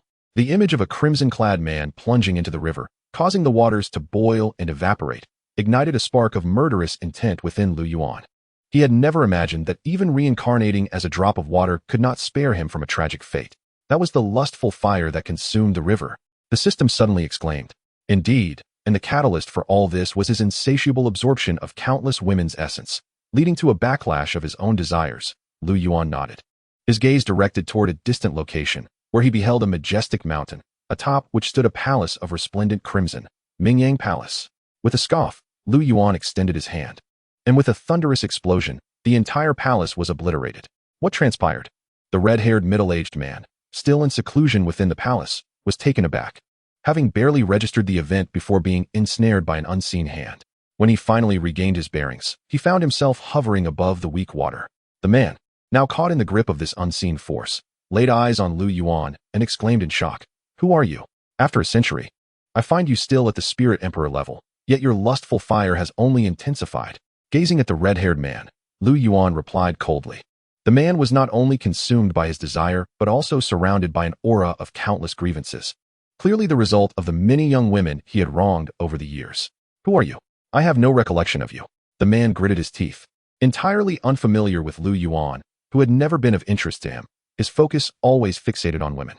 Do you not recall the weak water flowing beneath your feet a century ago? Lu Yuan said indifferently. A century ago? The man furrowed his brow, suddenly struck by a memory.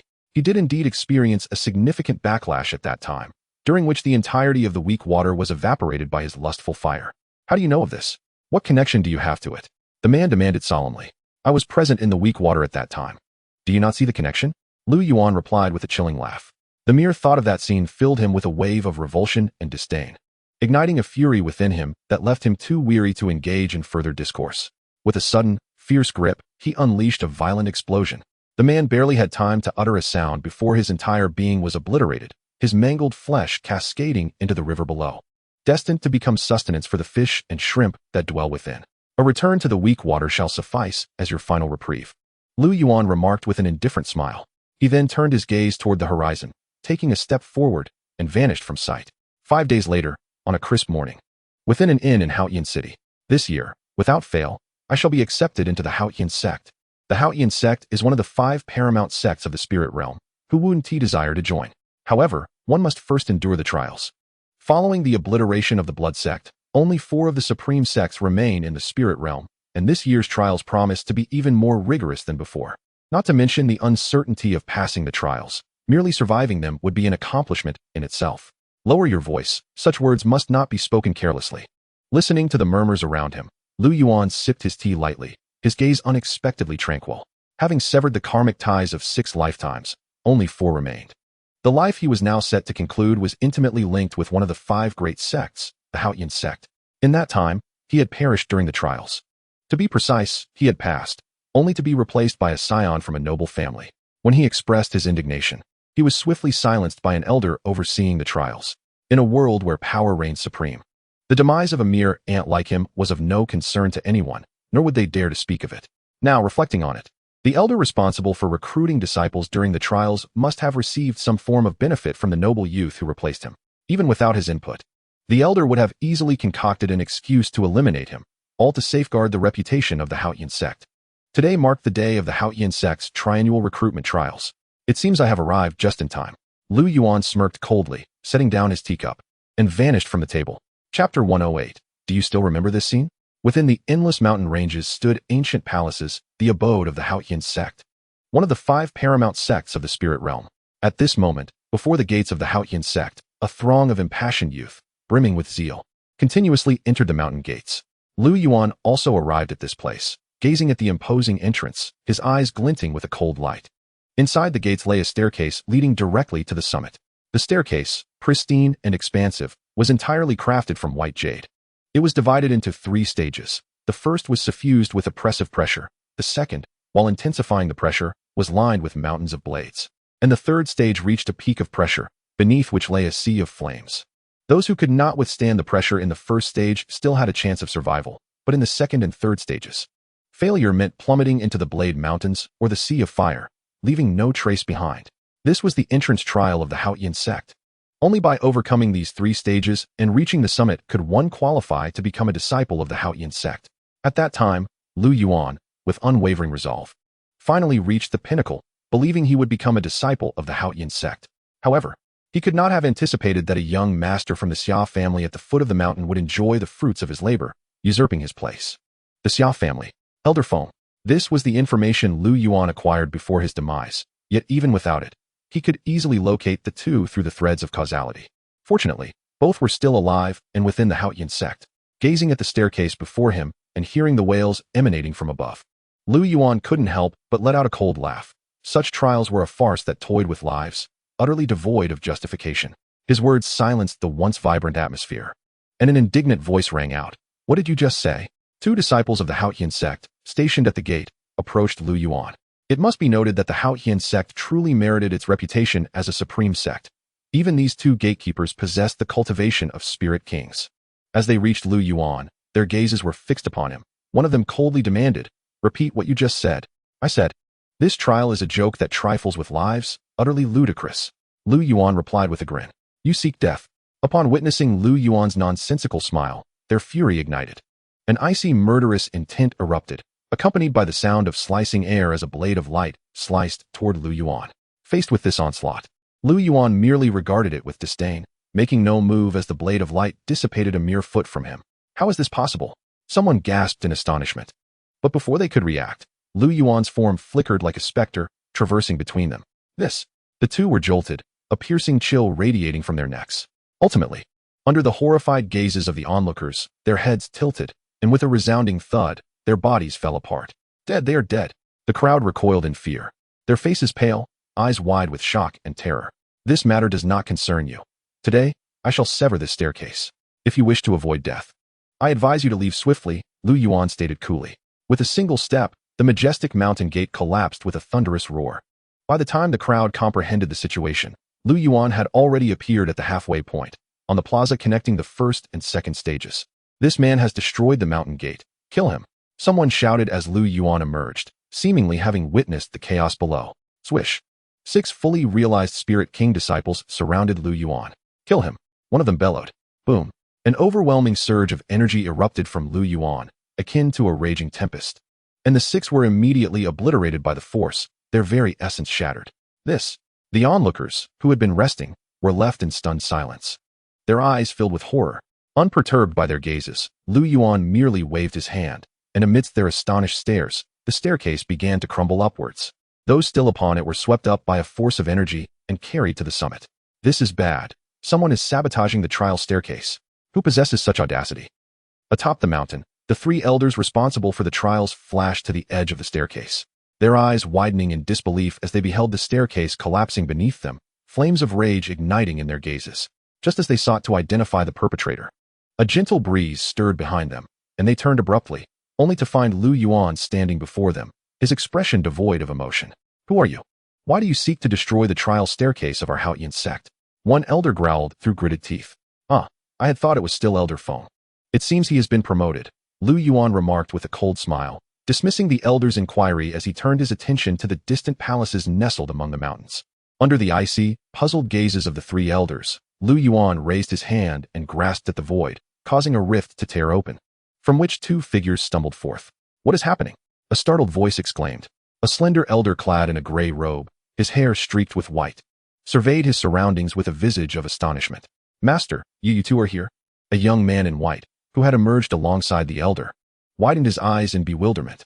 Elder Feng, young Master Xia, you. Observing the 2 still engulfed in disbelief, the 3 elders could not help but exclaim in shock. As they beheld the 3 elders and their environment, the 2 finally recognized their predicament. How could this be? I was clearly in seclusion. Who could have done this? The elder in gray furrowed his brow and spoke with intensity. Stop looking. It is I, Lu Yuan replied nonchalantly. You? The elder was taken aback. Turning his gaze towards Lu Yuan, his eyes clouded with confusion, as if he were a stranger. Do you remember this scene? Lu Yuan let out a cold chuckle. And the moment he had been struck down by the elder was vividly replayed before the onlookers. It's you. How can this be you? The elder was utterly astonished, but before he could finish his sentence, a heart-wrenching scream escaped his lips as Lu Yuan wrenched off one of his arms. Master! The young man beside him shrieked in horror, managing only that one exclamation before Lu Yuan coldly retorted, silence. With a casual wave, the unprepared youth was instantly reduced to a mist of blood. The remaining 3 elders stood frozen, their faces pale in shock. You shall pay dearly. Elder Feng, now regaining his composure, prepared to unleash his full strength. Kneel. Lu Yuan's voice rang out with an indifferent authority. Boom. A tremendous force descended. Under this overwhelming power, the elder's once proud energy shattered like a bubble. After spitting out a mouthful of blood, he collapsed to his knees before Lu Yuan, his complexion turning ashen. Terror etched in his eyes. Is the trial elder truly formidable? Lu Yuan scoffed, stepping forward. Before the elder could react, his other arm exploded with a resounding bang. A piercing scream echoed throughout the plaza. Yet, it did not end there. Lu Yuan took another step. Does the trial elder possess such authority that he may freely replace others after receiving benefits? With that, the elder's left leg detonated. Can the trial elder arbitrarily label others, treating lives as mere weeds? Lu Yuan sneered, advancing once more, causing the elder's remaining right leg to burst as well. Witnessing such a gruesome spectacle, the 3 elders nearby gasped in horror, their faces drained of color. Lu Yuan's words felt like a direct indictment, sending shivers through their very souls. The surrounding crowd, paralyzed by fear, dared not breathe, their eyes wide with dread. Spare me. I understand my wrongs. The elder writhed in agony, rolling in the pool of his own blood. Spare you? Lu Yuan smiled, taking another step forward, lifting the elder's entire body with an invisible force. Did you ever show me mercy? Lu Yuan's gaze remained cold as he regarded the pleading elder. Who dares to act recklessly within my Haotian sect? Just then, a thunderous voice resonated from a distance, shaking the very heavens. 3 figures descended abruptly, their demigod aura suffusing the area, causing the onlookers to tremble and collapse to their knees. Sectmaster, elders, save me. The elder cried out in desperation upon seeing the newcomers, as if he had grasped a lifeline. Who are you? Why do you strike our Haotian sect's elders with such force? The foremost figure, a middle-aged man in white, demanded. Is it excessive? Lu Yuan dismissed the man's words with a wave, and with a thunderous crash, the elder's head exploded like a watermelon. This is but the lightest of my actions. Lu Yuan flicked his sleeve dismissively. You. The man's countenance darkened, unleashing demigod pressure towards Lu Yuan. With a mere cold glance, Lu Yuan transformed his gaze into a sword-like energy that shattered the incoming pressure. What? The man was taken aback, instinctively sensing a threat to his life, and hurriedly positioned the two beside him as shields. However, puff. The sword energy pierced through the bodies of both men. The man trembled, his pupils dilating in shock. How could this be? He stared in disbelief at the gaping wound in his chest, the same sword energy having penetrated his own heart. Choosing death, you have no one to blame, Lu Yuan coldly remarked. Of course, for devising such a trial method, as sect master, your sins are unforgivable. As Lu Yuan's words fell, a heart-wrenching, unwilling scream erupted from the man. I am unwilling. Instantly, the trio's bodies erupted into a mist of blood, saturating the space with a thick stench of iron, their vast spiritual essence returning to the heavens. And you three? The remaining elders had yet to react when a chilling voice exploded in their ears. They trembled violently, hastily pleading for mercy. My lord, please. Before they could finish, an unparalleled force descended upon them. They barely managed a cry of despair before their bodies detonated. Witnessing this scene, the surrounding crowd had already collapsed in terror, trembling uncontrollably, unable to bear the sight of Lu Yuan, their hearts overwhelmed with fear and hopelessness. Even the demigod sect master of Haotian could not withstand a single exchange against this youth. What level of power had he attained? They could hardly comprehend. Little did they know, within the spirit realm, such a terrifying existence still thrived. Unfazed by the collective dread, Lu Yuan allowed a slight smile to grace his lips. For the activation of his cultivation power had finally echoed within his consciousness. Ding! Congratulations, host, on breaking through to the first realm of creation. First realm? Lu Yuan pondered. Perplexed. Indeed, host, the realm of creation is divided into 9 levels. The system elucidated. Upon hearing this, Lu Yuan could not suppress a sigh. Having severed the karmic ties of 7 lifetimes had barely allowed him to ascend from the path of surpassing to the realm of creation. Yet, he could not deny that the power circulating within him had become increasingly terrifying, reaching an entirely new echelon. Now, he felt as though with a mere thought, he could forge a pathway of his own. Such formidable power was unprecedented. What has transpired? Just then, a voice like thunder boomed. Streams of light cascaded onto the plaza, transforming into various figures, all radiating the aura of spirit emperors. Among them, the venerable elder with white hair and youthful features had even attained the demigod realm. Great elder, it is dire. The sect master and several elders' life tokens have shattered. A voice, filled with dread, rang out. What? The elder's expression shifted dramatically as his gaze fell upon Lu Yuan, and the others followed suit, their eyes brimming with rage, confusion, apprehension, and terror. Indeed, I am the one who killed them, Lu Yuan replied with a calm smile. Who are you? When has our Haotian sect ever offended you? The elder furrowed his brows and inquired, his heart filled with astonishment. The prowess of the sect leader was nearly on par with his own, yet he had been slain. Naturally, he felt no less vulnerable. How tiresome, Lu Yuan scoffed coldly, turning to depart.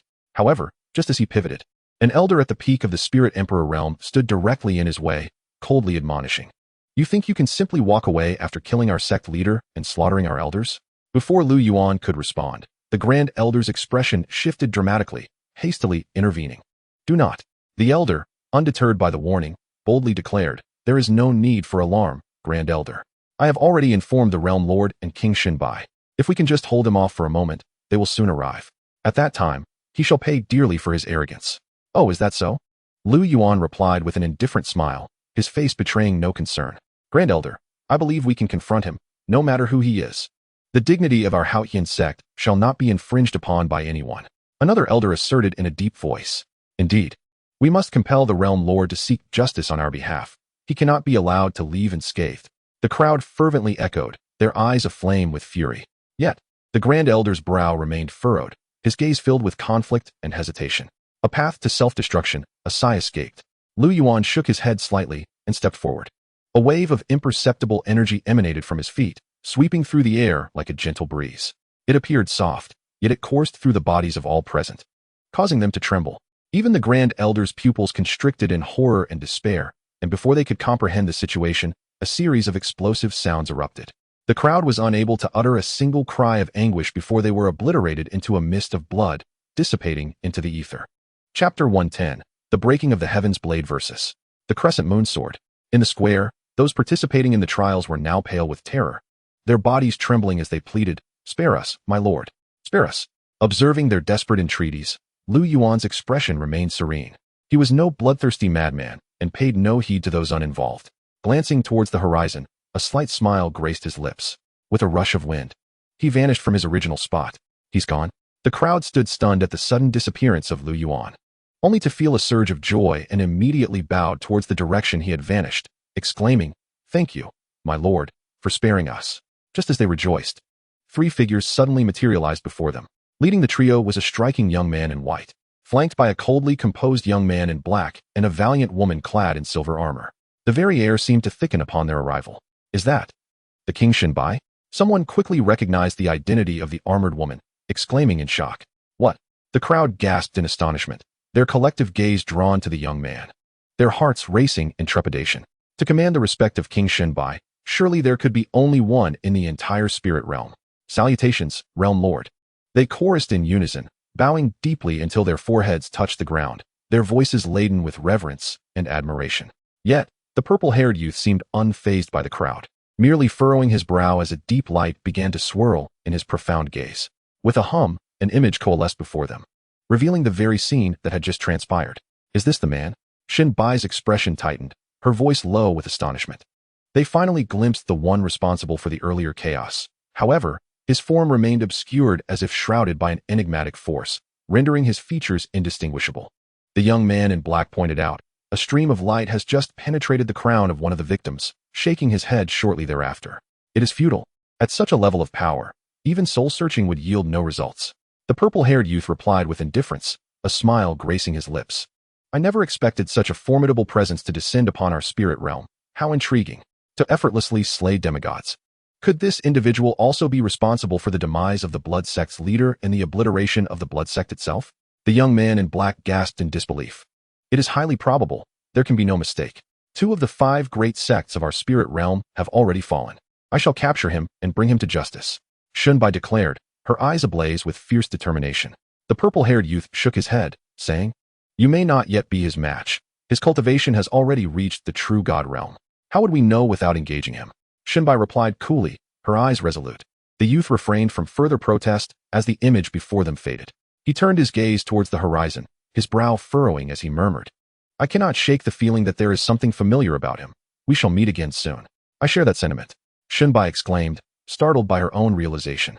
As twilight descended, within a brightly lit estate atop a mountain peak, the air crackled with the sound of slicing winds. A young man in a crimson robe, adorned with exquisite phoenix patterns, sat cross-legged upon a smooth stone. Surrounding him were blazing arcs of sword light, each radiating the power of a demigod, while he himself had reached the pinnacle of the demigod realm. Before him hovered a long blade, measuring 3 feet and 7 inches, its entire form a deep crimson, exuding an ancient yet fierce aura. The terrifying, searing sword light emanated from this very blade. At that moment, a voice, light and amused, rang out, "Truly, it is one of the 10 ancient divine artifacts." The youth abruptly opened his eyes, exclaiming, "Who goes there?" A young man in white stood 10 zhang away, observing him with keen interest. "Who are you?" the crimson-clad youth inquired, furrowing his brow as the sword light around him dissipated, revealing a hint of wariness in his eyes. To have not sensed the arrival of someone at his demigod peak was no trifling matter. This individual was surely extraordinary. "Who I am is of little consequence. What matters is that I have come for that," Lu Yuan replied with a faint smile, his gaze fixed on the blood-red sword beside the youth. The breaking of the heaven's blade. The youth's brows knitted together as the sword seemed to resonate, emitting a chorus of furious clangs. "Indeed, today this blade shall be severed," Lu Yuan stated calmly, conjuring a transparent long sword into his grasp. Upon seeing this long sword, the crimson-clad youth's expression shifted dramatically, exclaiming, "The Crescent Moon Sword? How can this be? The Crescent Moon Sword has long been shattered. How could it be in your possession?" The youth's brow furrowed as his gaze fixated on Lu Yuan. Even if it had not been broken, the Crescent Moon Sword should not have been in Lu Yuan's hands, for it was the personal sword of King Shenbai. In their previous encounter, his breaking of the Heaven's Blade had ultimately severed the Crescent Moon Sword. granting him a fleeting victory over King Shenbai. Yet, that was before she had transcended to the demigod realm. He was no longer a match for her. Moreover, he had risen to become the foremost general under the realm lord, second only to King Shenbai. Does it truly matter? Lu Yuan smiled faintly, for he would not reveal that he had reincarnated as the Moonlight Sword. The sword he now held was forged from his own cultivation power, let alone the Breaking Heaven Blade, which is one of the 10 ancient divine artifacts. Even divine weapons and Tao artifacts paled in comparison to it. I am unaware of how you acquired this Moonlight Sword and managed to restore it, but since you choose not to speak, let us see the truth of the matter through action. The young man in red let out a cold snort, too lazy to inquire further, and slowly raised his hand to grasp the hilt of the Breaking Heaven Blade. Boom. The moment he grasped the hilt, his aura erupted with a terrifying, searing intensity that set the entire night ablaze. What is happening? Is it the head of the family? Could it be that the head has broken through to the true god realm? The sudden disturbance immediately startled the inhabitants of the estate, all of whom turned their gazes towards the mountain peak, their expressions a mixture of shock and disbelief. Soon, an invisible energy barrier enveloped the entire mountain peak. It is the head's spiritual essence. What on earth has transpired to compel the head to shield the entire mountain with spiritual essence? The crowd exchanged astonished glances, utterly bewildered. At this moment, atop the mountain peak, "Come forth in battle," the young man in red shouted, and with a sudden swing of the Breaking Heaven Blade, a brilliant and searing blade light erupted. Whoosh! The might of the blade light was nothing short of earth-shattering, cleaving the void in twain as it swiftly approached Lu Yuan. Chapter 111. Slaying the Fire Phoenix, the Realm, Lord Yuan. Beneath the night sky, atop the mountain peak. Rumble. The tempestuous wave of heat generated by the blade light seemed poised to engulf and annihilate Lu Yuan. The corners of Lu Yuan's mouth lifted slightly as he merely flicked his wrist, unleashing a radiant sword light. Boom. Countless blade lights were instantly cleaved in half. The Fire Phoenix technique, Breaking Heaven Slash. Another shout resonated, accompanied by a cry of a phoenix. In midair, the young man in red transformed into a phoenix wreathed in flames, while an overwhelming intent to kill pierced through the starry sky. With the flames of the phoenix bolstering it, the Breaking Heaven Blade's might surged immensely, as the forces of heaven and earth continuously infused into the blade. In an instant, boom, a colossal blade, towering into the starry sky, materialized and descended upon Lu Yuan, a formidable strike that unified heaven, earth, and man. How intriguing. Lu Yuan smiled faintly. The power of this single strike had already surpassed that of Blood Young Master and the Sect Master of Haoyan. The long sword in his hand was finally unleashed. Whoosh! A sword chi, akin to a river of stars traversing the void, manifested. When the blade light and sword chi collided in midair, a thunderous explosion erupted, the powerful shockwave shattering the barrier set by the young man in red. Puff! The young man trembled violently, a mouthful of blood spewed forth, his eyes filled with terror. However, what shocked him even more was that Lu Yuan's figure had vanished from his original position. Not good. The young man's face changed drastically, instinctively sensing a profound sense of danger. He abruptly turned around, and whoosh! The transparent longsword lunged directly at his face. In the blink of an eye, the young man barely managed to raise the Breaking Heaven Blade horizontally in defense. Boom! The immense force directly tore through the young man's hands, and within his widened eyes. The Breaking Heaven Blade finally cracked with a resounding snap. How could this be? The young man's face was etched with fear, while Lu Yuan merely smiled coldly, his moonlight sword slicing downwards with momentum. Clang! As the sound of iron meeting iron echoed, the young man's Breaking Heaven Blade was ultimately cleaved into two before his astonished gaze. No! Witnessing the shattering of his treasured blade, the young man let out a cry of unwillingness. He violently coughed up another mouthful of blood, his form hurtling backward like a cannonball. After flying 100 feet, he finally came to a halt. Looking at the continually fracturing Breaking Heaven Blade in his hands, sadness filled the young man's eyes, as blood began to seep from them. Locking his gaze onto Lu Yuan, his aura growing increasingly volatile. Intent to kill? Lu Yuan raised an eyebrow, speaking indifferently. If you strike again, you shall die. To sever my Breaking Heaven Blade is akin to severing my limbs and destroying my path of cultivation. Even if I burn all my phoenix essence today, I shall make you pay the price. A voice icy as frost escaped the young man's lips, filled with unwavering resolve. You are seeking death. Lu Yuan replied with a stoic expression. He had initially only intended to sever the Breaking Heaven Blade to avenge the death caused by his own sword, never intending to take this young man's life. Words are futile. Prepare to receive my strike.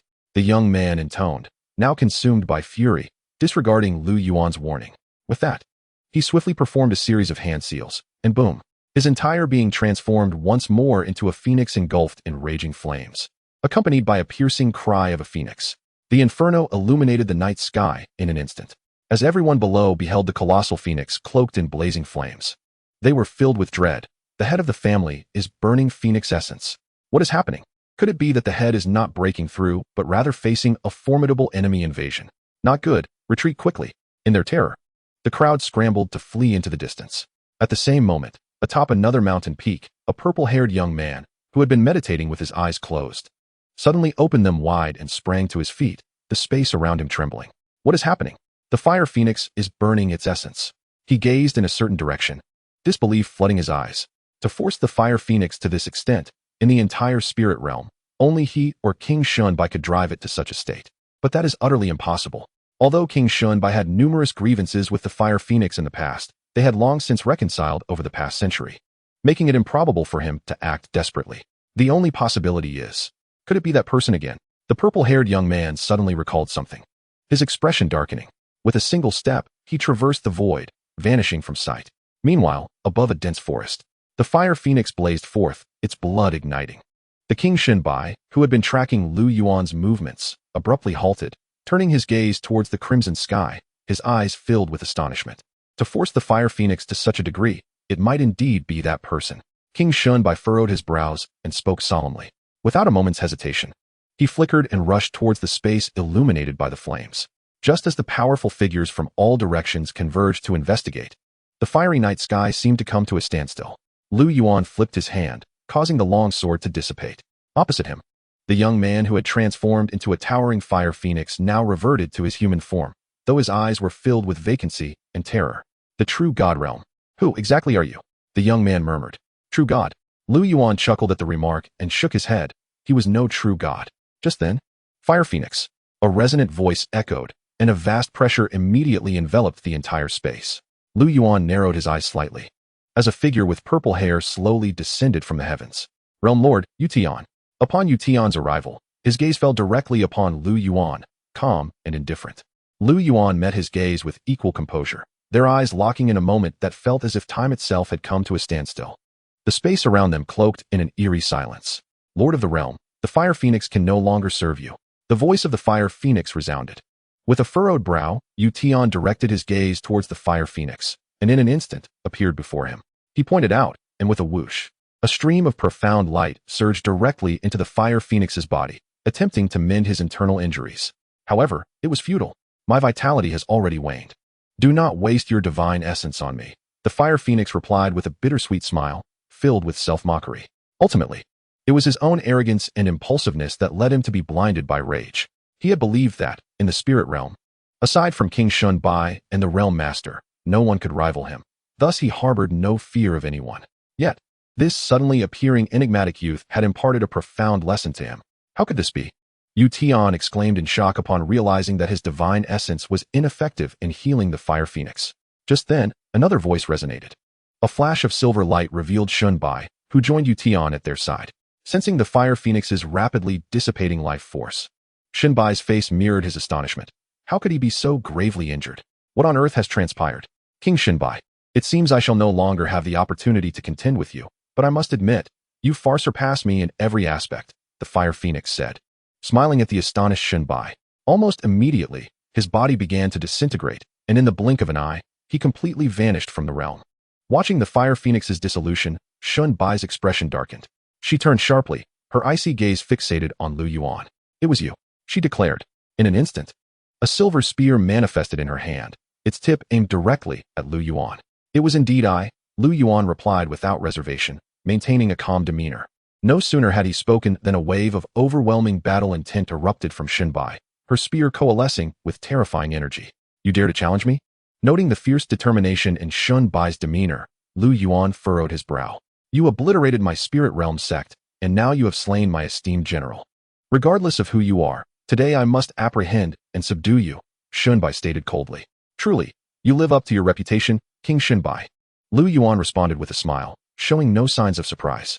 He had always been aware of her character. Shunbai's eyes were frigid. As her internal energy reached a boiling point, a voice interrupted. You are not his match. Yutian stepped forward, positioning himself directly in front of Shunbai. Master? Shinbai was taken aback, her eyes filled with confusion. Just as she was about to speak, Yuan interrupted with a smile. Allow me to handle this. Soon. Yuan's gaze settled on Lu Yuan, and he calmly inquired, might you be one of the 3 sacred grounds of the immortal realm? Or perhaps from one of the 5 ancient families? Lu Yuan, somewhat surprised, chuckled, I am indeed from the immortal realm. But I do not belong to any of the 3 sacred grounds or the 5 ancient families. Is that so? Yuan raised an eyebrow, his heart filled with astonishment and confusion. In his understanding of the immortal realm, only the 3 sacred grounds and the 5 ancient families could possess beings of true divine status. He had not anticipated that this youth was not affiliated with any of those powers. As his surprise subsided, Yuan shook his head and smiled. It appears that many formidable beings have emerged in the immortal realm these years. May I inquire as to your name? Lu Yuan, he replied calmly. Lu Yuan. Upon hearing this name, both Shinbai and Yuan paused, particularly Shinbai, who exclaimed, you share a name with a bird I once raised. Lu Yuan smiled indeed. I am that very Lu Yuan. How could this be? Shinbai's face was etched with disbelief. She had not expected this mysterious youth to share the same name as the bird she had once nurtured. Yuan, too, recalled the bird, which had met its demise at the hands of his mischievous adopted son, Yuhua.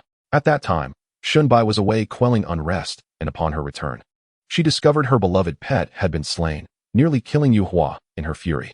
In the end, it was Yuan who intervened to save the boy's life. But Yuhua's right hand, which had struck down Lu Yuan, was subsequently crippled by Shinbai, and he had been confined for a millennium, still languishing in seclusion. You share a name with a bird I raised, Shinbai remarked, her brow furrowed. Although surprised, she did not for a moment believe that this enigmatic and formidable youth was the same as her former pet. Is that so? What a coincidence, Lu Yuan replied nonchalantly. In truth, he was that very bird, having followed King Shinbai through 2 cycles of reincarnation in the spirit realm. He had initially thought that aligning himself with such a powerful figure would secure his safety, yet he found himself unable to escape a tragic fate. As for Yuan's adopted son, he would surely be dealt with as well. Sir, a battle in the void, Yuan proposed, but Lu Yuan shook his head, unhurried. Before that, I must first settle a score with someone. He smiled faintly. Then, under the puzzled gazes of Yuan and Shinbai, Lu Yuan took a step forward, causing the void to shatter. A dashing young man in white was forcibly pulled from the depths of the ether. Who are you? The youth exclaimed, astonished, and hastily declared, I am the disciple of the realm master. Who dares to play tricks here? Yuhua. Yuan gasped upon seeing his adopted son, his surprise palpable. Father. King Shinbai. Yuhua exclaimed, equally astonished to see both figures. Shinbai, however, let out a cold snort, her expression betraying her displeasure. Only Yuan appeared grave. Recalling Lu Yuan's earlier words, and a sense of foreboding began to take shape in his mind. Are you perhaps intending to harm my adopted son? Yuan asked in a somber tone. Is that a problem? Lu Yuan replied with a cold smirk. Yuan's heart tightened, ready to speak, but Yuhua interjected first. Who are you? The one who will take your life, Lu Yuan stated bluntly. Without further ado, he reached out a hand towards Yuhua. Watch out. Yuan's expression shifted as he attempted to intervene, but it was too late. Yuhua was already ensnared in Lu Yuan's grasp. Yuhua's face turned crimson as he struggled to breathe, his eyes filled with terror and rage. He attempted to speak, but no sound escaped his lips. Release him, Yuan commanded, unleashing a torrent of vast energy directed towards Lu Yuan. Yet, Lu Yuan merely scoffed. The energy dissipated into nothingness before it even reached him. Finally, with a sickening crack, under the astonished gazes of Yuan and Shinbai, Yuhua's neck was brutally snapped by Lu Yuan, leaving his wide eyes filled with shock and disbelief. He was the adopted son of the realm master. No one in the entire spirit realm dared to show him disrespect. Yet here he was, dead without warning, his face still bearing traces of unyielding defiance. Yuan's expression darkened, blood vessels erupting in his eyes as the very heavens trembled with his fury, the entire space freezing under a tide of murderous intent. Feeling this murderous aura, Shinbai shivered inwardly, knowing that Yuan was genuinely enraged.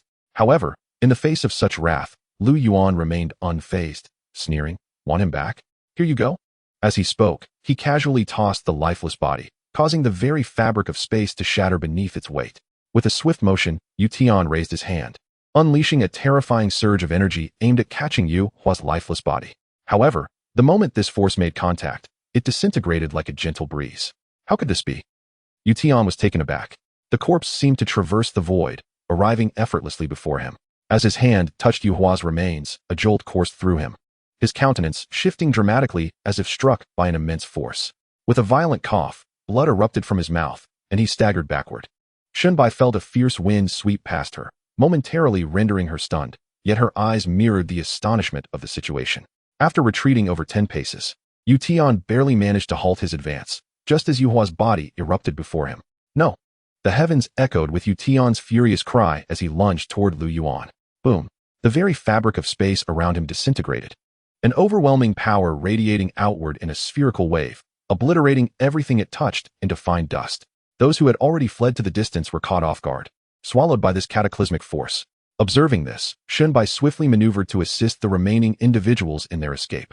Chapter 113. Defeating the Realm Master, Shaking the God of War. True God Realm? As Tian charged forward with an overwhelming force, Lu Yuan merely smirked disdainfully, remaining motionless with his hands clasped behind his back. Witnessing this, Tian's brow furrowed, his anger intensifying at Lu Yuan's apparent lack of intention to retaliate. I refuse to believe you can withstand my strike, Tian declared coldly, his resolve unwavering despite Lu Yuan's inaction. As he approached Lu Yuan, poised to shatter him, his hand was merely an inch away when an earth-shattering explosion resonated, causing the surrounding void to vanish instantaneously. A powerful shockwave spread like ripples on water.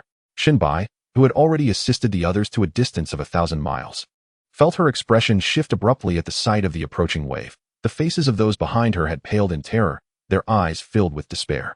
The battle between true gods was beyond their comprehension. Even a mere residual wave exuded the scent of death. God of War technique, suppress. Shunbai shouted sharply, her silver spear transforming into streams of light, encircling the shockwave in an attempt to halt its spread. Boom!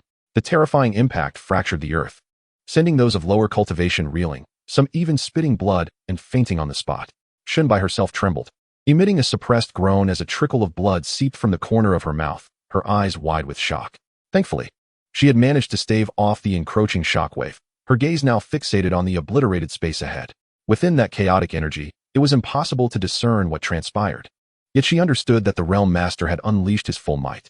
The fact that the Realm Master was compelled to exert himself spoke volumes about the formidable prowess of that young man.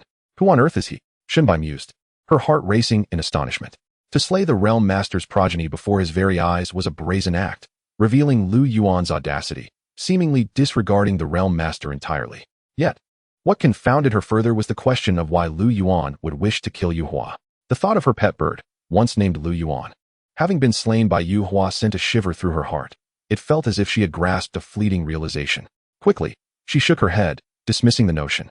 Impossible, it must be mere coincidence. If that bird had truly possessed such strength, how could it have fallen to Yuhua? As she pondered, silhouettes began to arrive, landing behind her, each emanating a potent aura of complete spirit emperor rank, with several even at the semi-divine stage. It was none other than Jian Yi and his companions. Your Highness, what on earth has transpired? Why such a cataclysmic disturbance? Jian Yi inquired, his gaze transfixed on the distorted space ahead, his face reflecting shock. Yuhua has been killed, and the Realm Master has intervened, Shunbai replied coolly. What? Jian Yi and the others' expressions shifted dramatically, disbelief etched across their faces. Who possesses the audacity to slay the progeny of a Realm Master? An elder spoke gravely. Shunbai remained silent, her eyes fixed on the front. Just then, a hum reverberated through the air as the tumultuous energy field finally quieted. Shunbai held her breath, the tension palpable among the group as they stared intently ahead. Surely, Master has triumphed, Shunbai whispered, her heart racing with anxiety. Soon, under the watchful eyes of the anxious crowd, the fragmented space began to mend, revealing two figures standing opposite one another, Lu Yuan and Tian.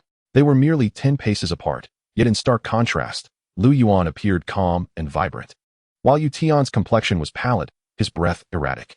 Drip! A drop of blood fell, causing the ground to tremble. The blood of a true god can shake the heavens. As the crowd gaped in horror, they beheld a crimson streak at the corner of Tian's mouth. How is this possible? The Realm Master injured? Impossible, absolutely impossible. Even a true god could not wound the Realm Master. The onlookers stood agape, their faces a tableau of disbelief, as though lost in a dream. I have been defeated, Tian said with a bitter smile, wiping the blood from his lips, a hint of self-mockery lacing his tone. Even the sovereigns of the 3 holy lands of the immortal realm were nothing in his eyes. Yet, he never anticipated his downfall would come at Lu Yuan's hands. Sensing that Lu Yuan had not even unleashed his full potential. You are formidable, yet you simply faced me, Lu Yuan replied coolly, slowly raising his right hand. Yu Tian chuckled softly, then gradually closed his eyes. The victor reigns supreme, while the vanquished becomes the outcast. The moment he struck, he had already accepted his fate. Not good. The crowd gasped in shock, and Shunbai was the first to vanish before them. Stop. Just as Lu Yuan was about to act, a voice rang out. And Shunbai positioned herself in front of Yu Tian. Step back. Yu Tian urged, his voice laced with urgency and concern. While Shunbai was strong, she was no match for Lu Yuan. No. Shunbai's voice was resolute, her silver spear in hand, her vigilant gaze fixed on Lu Yuan. If you wish to harm my master, you must first pass through me. You cannot defeat him. Retreat. Yu Tian implored, a fresh wave of blood spilling from his mouth. His visage as pale as death, his breath flickering like a candle in the wind, as if he would extinguish at any moment. Master! Shunbai exclaimed in alarm, hastily supporting Yu Tian, her eyes filled with worry. Protect the realm master. A commanding voice rang out as Jian Yi and his companions encircled Lu Yuan. Everyone retreat. Yu Tian bellowed, his voice brimming with fury and desperation. With Lu Yuan's might, Jian Yi and his comrades stood no chance. Engaging him would be tantamount to seeking death. We swear to protect the realm master with our lives. The group declared in unison, their resolve unwavering. Lu Yuan's expression remained serene, undeterred by the crowd around him. His gaze was solely fixed on Shunbai as he inquired, "Are you truly willing to risk your life for him?" The outcome of this confrontation remains uncertain. Shunbai responded coldly, her voice devoid of any trepidation, instead brimming with a fierce resolve. Truly, she was the war god of the spirit realm. Lu Yuan chuckled. Taking a step forward. Boom. A vast surge of energy erupted like rolling thunder, scattering all those around him, including Jian Yi and the others, who had yet to react. Within Shunbai's wide, astonished eyes, Lu Yuan's figure advanced toward her, seemingly slow, yet transcending the very fabric of time and space. This left Shunbai in a state of profound shock, engulfed by an unprecedented sense of helplessness and fear. Just as she was about to strike, a pair of sword fingers pressed against her forehead. "No!" cried Yu Tian from behind, his voice heavy with despair. Observing Shunbai's silver spear raised halfway, Lu Yuan's eyes flickered with surprise as he remarked, "You still managed to react under my speed. Impressive. I concede. Do as you will." Shunbai said with a self-deprecating smile, slowly closing her eyes. She had never felt such powerlessness, despair, and even fear. Lu Yuan was the strongest opponent she had ever encountered in her life. "Stop!" Yu Tian exclaimed in terror, attempting to intervene. But Lu Yuan merely cast a glance in his direction, rendering him immobile. "Should you continue to be so noisy, your fate shall not merely involve the loss of your cultivation." Lu Yuan scoffed, causing Yu Tian's heart to tremble as he sensed an overwhelming aura of death. Overwhelmed by fear, he finally fell silent. Lu Yuan paid him no further mind and withdrew his sword fingers, turning to Shunbai with a smile. "Who said I intended to kill you?" "Huh." Shunbai opened her eyes, astonishment evident in her gaze. "You do not wish to kill me? It is merely a spar. There is no need to take it to heart," Lu Yuan replied dismissively, recalling that Shunbai had treated him well in life. With his level of cultivation, he could crush everything in an instant, yet such an act would be rather dull. Who could have anticipated that the sword and pet from earlier would eventually overpower their master? Moreover, Lu Yuan understood Shunbai's tenacious spirit and therefore refrained from displaying his full strength so as not to undermine her resolve. A spar? Shunbai was momentarily taken aback, her expression shifting drastically as she suddenly exclaimed, You have not been using your full strength all along." "Full strength?" Lu Yuan smiled but did not respond to the inquiry. If he were to unleash his true power, would the myriad realms still exist? The answer was evident. Ding. Congratulations, host, for breaking through to the second level of creation. The system's voice echoed in Lu Yuan's mind. As he sensed the transformative surge of his power, Lu Yuan felt little surprise. Resolving the karmic ties of 2 lifetimes had naturally led to his breakthrough to the second level of creation, something he had anticipated. "I'm leaving," Lu Yuan finally declared with a smile, turning to depart. However, just as he took a step, he halted once more, causing a tense feeling to grip both Yu Tian and Shunbai, especially Yu Tian, whose heart leapt to his throat at that moment. He felt stripped of the dignity and pride befitting a realm lord, reminiscent of a childhood fear. "By the way, you wield that spear far more impressively than your sword," Lu Yuan remarked with a smile, leaving behind those words. With a single step, he vanished before them. Shunbai was momentarily stunned, then her body trembled. Her eyes filled with astonishment. She had heard Lu Yuan's prior remark. It was something her once-talking sword would often say, driven by a fear of being broken or lost, encouraging her to wield her spear more often, thus allowing the sword to be maintained. In an instant, Thoughts of the Haoyue's sword flooded her mind, and she shuddered, realizing something. If Yuhua's death was merely coincidental, then could the death of the Fire Phoenix also be linked to the Haoyue's sword? After all, only she and the Haoyue's sword were privy to that particular saying. While these two events did not definitively prove that the Haoyue's sword and her pet were one and the same, they shared a commonality. Both were intimately connected to her. As Shunbai remained in a state of shock and confusion, a feeble voice echoed in her ears. He has finally departed. The sound jolted Shunbai back to reality. And upon looking at Yuan, her pupils dilated in alarm. Master, your hair? At that moment, she beheld Yuan's once vibrant purple hair transforming visibly into white at an alarming rate. In the blink of an eye, his 3,000 strands of purple hair had turned silver, and his face bore the marks of aging, with wrinkles emerging as his appearance deteriorated. What shocked Shunbai even more was that Yuan's aura had plummeted from the true god realm to the spirit king realm, showing signs of further decline. How could this be? Shunbai exclaimed in horror. He only severed my cultivation as a favor to you. That he did not kill me is already a stroke of luck, Yuan replied with a bitter smile, his tone laced with self-deprecation, yet lacking any bitterness or resentment. Instead, carrying a hint of relief. Had it not been for Shunbai's intervention, he might have met the same fate as Yuhua, facing death and annihilation. What level of power does he possess? Shunbai furrowed her brow. The thought of Lu Yuan's parting words stirred turbulent emotions within her. Who exactly is he? I do not know. Yuan shook his head, unable to suppress a sigh. I initially thought he might be at the late stage of the true god realm, but it appears otherwise. His cultivation is likely far superior. Above the true god realm? Shunbai gasped. Do you think he has any connection to your pet bird named Lu Yuan? Yuan could not help but ask. It must merely be a coincidence, Shunbai replied, withholding the connection between Lu Yuan's words and her sword. While she could believe they were not the same entity, asserting they bore no relation was implausible. What do you mean, master? Your pet bird may have had a previous owner before you, and it is highly probable that it was named after its former master. Thus, this individual killing Yuhua could be a means of avenging that bird, Yuan speculated. Indeed, this is the only explanation that holds water. Listening to Yuan's analysis, Shunbai found it quite reasonable. Yet, what about the slaying of the Fire Phoenix? Moreover, the most crucial point was Lu Yuan's final remark before departing. Could it be that the previous owner of the Haoyue's sword was also him? Shunbai's mind raced as she made the connection. At this moment, Lu Yuan had already appeared above a grove of red trees. Were he to be aware of their thoughts, he would undoubtedly give them a thumbs up for their astute understanding. Gazing down at the expanse of crimson foliage, Lu Yuan concentrated his mind, and with a resounding boom, the ground erupted, revealing a colossal crab surfacing before him. The enormous crab emanated an aura that had clearly reached the Spirit Emperor realm. Who are you?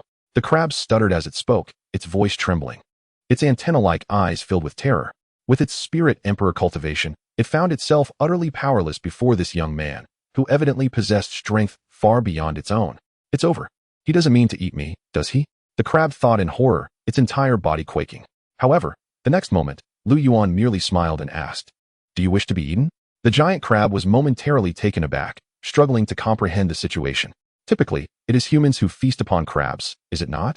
This expansive mangrove forest is renowned for its seafood, attracting numerous cultivators who come in search of its bounties, leaving countless crab offspring to fall victim to their appetites. Out of fear of the formidable powers lurking behind these individuals, the giant crab, as the progenitor of the crab lineage in this mangrove, could only turn a blind eye. Yet now, this enigmatic young man had the audacity to inquire whether it wished to consume humans. The giant crab was blissfully unaware that in its last reincarnation in this spiritual realm, Lu Yuan had indeed been reincarnated as a crab in this very forest, only to meet a grim fate of being eaten alive. In the fleeting moments before its demise, it bore witness to its own body being torn apart and devoured. The sensation was indescribably excruciating.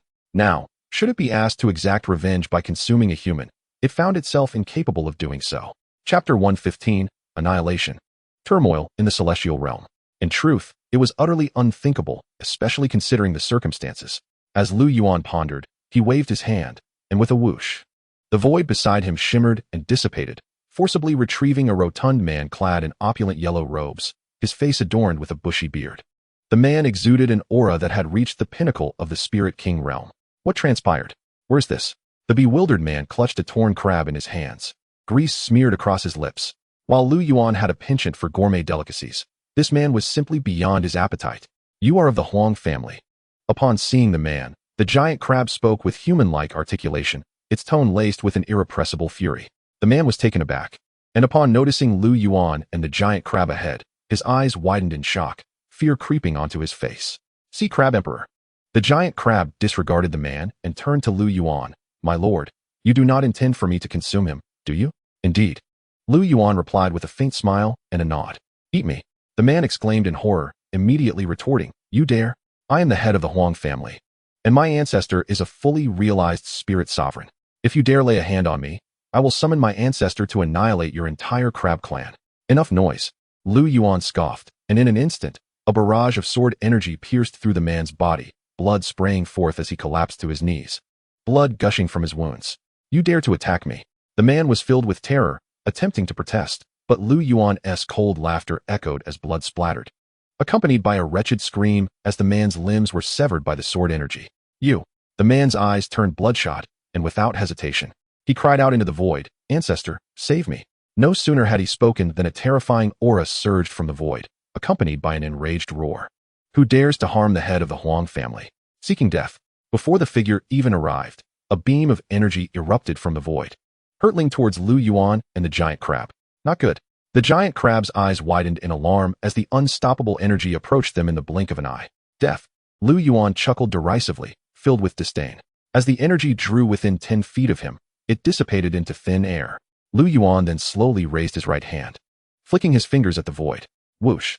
A streak of light vanished into the void, the fabric of reality fracturing, followed by a piercing scream as an elderly figure in yellow robes exploded into a mist of blood. The streak of light showed no signs of slowing down, crashing into a lavish estate. Under the astonished gazes of the yellow-robed man and the giant crab, a thunderous boom resonated as the Huang residence, spanning 500 miles, was reduced to ashes in an instant. "No!" The man could no longer contain himself and cried out, his voice filled with rage and despair. With a cough, blood spewed from his mouth, his face turning as pale as paper, his eyes glaring at Lu Yuan with venomous intensity as he screamed, "Who are you? When has my Huang family offended you to warrant our annihilation? How many of your crabkin have fallen victim to your merciless feasting? And you dare ask for justification?" Lu Yuan chuckled, finding the situation absurd. He then turned to the still-stunned giant crab and commanded, "Eat." The giant crab snapped back to reality, no longer hesitating. It swiftly approached the man. "What do you intend to do? You cannot eat me. Did you ever expect this day to come? Today, I shall seek justice for the countless crab offspring." The giant crab declared coldly, then opened its massive pincers, launching a furious assault, blood splattering as the agonized cries reverberated throughout the mangrove. After a quarter of an hour, silence finally fell. The man had been reduced to mere remnants, his limbs cast aside to nourish the crab offspring, while the giant crab's pincers were drenched in blood. Having calmed its emotions, the giant crab bowed deeply to Lu Yuan, expressing, "Thank you, my lord, for avenging the grievances of the crab clan.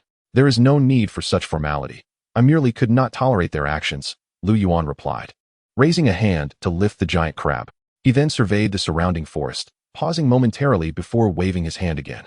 Buzz! An invisible energy barrier enveloped the entire mangrove. "What is this?" The giant crab was taken aback, filled with shock and confusion. "This energy barrier will protect your crab clan from external invasions. Once your clan produces a true powerhouse, the energy shall naturally dissipate," Lu Yuan explained. Upon hearing this, the giant crab trembled with astonishment, excitement, elation, and disbelief filling its eyes. "Heaven has eyes. What merit does our crab clan possess to receive such protection from you, my lord?" Tears welled in its eyes as it bowed once more before Lu Yuan, prostrating itself on the ground in a somewhat comical manner. "Focus on your cultivation. Only through strength can you be unafraid of anyone," Lu Yuan advised, leaving behind those words. "Yes, I shall remember your teachings, my lord." The giant crab responded reverently, its voice brimming with admiration. When it rose, it realized Lu Yuan had already vanished without a trace. In the high heavens of the spiritual realm, Lu Yuan strolled leisurely, each step covering vast distances. As he gazed at the shrinking spiritual realm below, a faint smile graced his lips. He had now resolved the karmic ties of 10 lifetimes within the spiritual realm, with merely 30 lifetimes remaining. "Where shall I begin?" Lu Yuan mused, a contemplative glimmer in his eyes. At that moment, he heard a voice call out, "Brother, when will you return? The 10 ancient evil clans have resurfaced, and the demonic forces from beyond are breaching the barriers of the celestial realm, flooding into the celestial realm. The entire realm is in turmoil, and people are filled with dread. The 3 great sacred lands and 5 ancient families have emerged to quell the unrest." Upon receiving Lu Ning's urgent message, filled with anxiety and concern, Lu Yuan furrowed his brow. Demonic invasion, turmoil in the celestial realm. Hearing Lu Ning's words, Lu Yuan's expression darkened.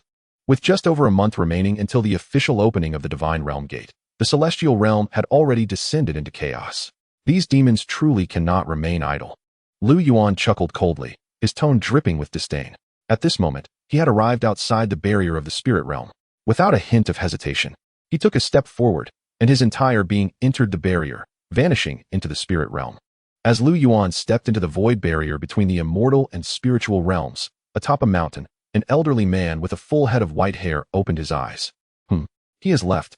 The man was none other than the realm master, Yuan. Master, are you referring to? Beside him, Shunbai appeared astonished. As if she had realized something.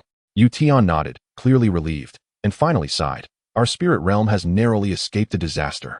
Shunbai hesitated for a moment, but could not restrain herself from speaking. Master, I wish to venture into the immortal realm, despite knowing that the timing was not right, and that her master's cultivation had declined, making it imperative for her to remain in the spirit realm. She instinctively felt that it was only by going to the immortal realm that she could break through to the true God realm and grow stronger at a faster pace. Have you truly made up your mind? I have. Sensing the determination in Shunbai's tone, Yuan let out a sigh and said, Circumstances forge heroes. Chaos breeds strength. The immortal realm is currently in turmoil, beset by foreign invasions and the resurgence of ancient powers, all vying for the coveted divine certification. You are a born warrior. The immortal realm is your true battlefield. Go forth. Master. Shunbai wished to say more, but Yuan waved his hand to interrupt her, smiling.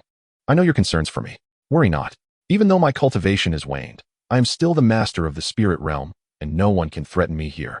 Besides, we have Jian Yi and the others. Do not fret. Chapter 116. The Slaughter Emperor, born from fear of Lu Yuan. In the immortal realm. Above the Guiyuan immortal domain, a hum echoed as ripples spread through the void, and Lu Yuan emerged. Upon his arrival, he sensed several powerful presences within the immortal domain, all reaching the semi-divine realm, with even one true god existing at the very center of the domain, where the Guiyuan immortal emperor resided. In addition to the Guiyuan immortal domain, many strong figures had appeared in the other immortal domains. To Lu Yuan's surprise, in the adjacent Deluo immortal domain, there were two sinister presences that were clearly not from the Deluo immortal emperor, yet they too had attained the true god level.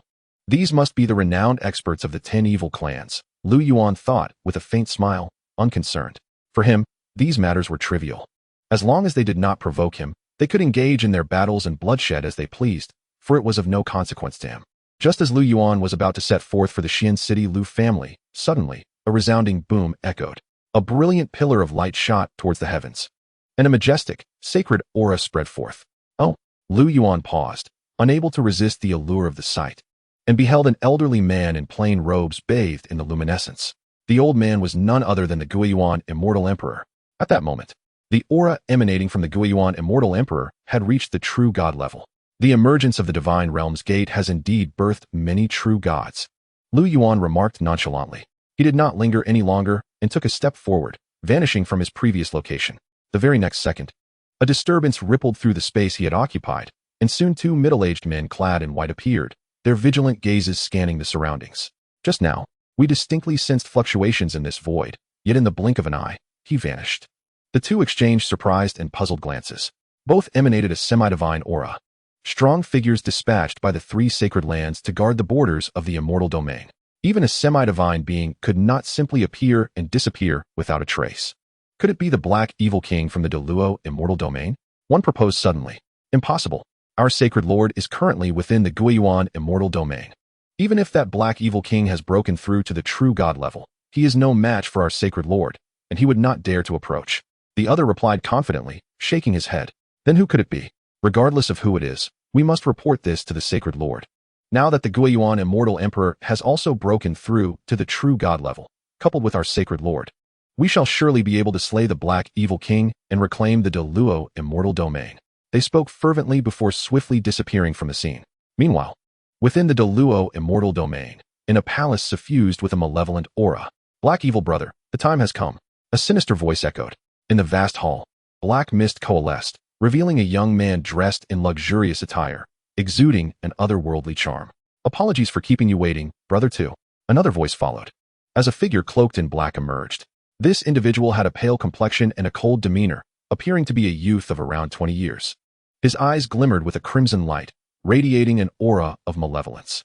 This youth was none other than the Black Evil King of the Seven Evil clan. Opposite the Black Evil King stood the seemingly ordinary young man in splendid robes, known as the Slaughter Emperor of the Tu Tian clan, one of the 10 evil clans. The Yuan Immortal Emperor has indeed not disappointed us. He is currently in the midst of a breakthrough, and with the protection of the Tai Ching Sacred Lord, he is unable to divert his attention.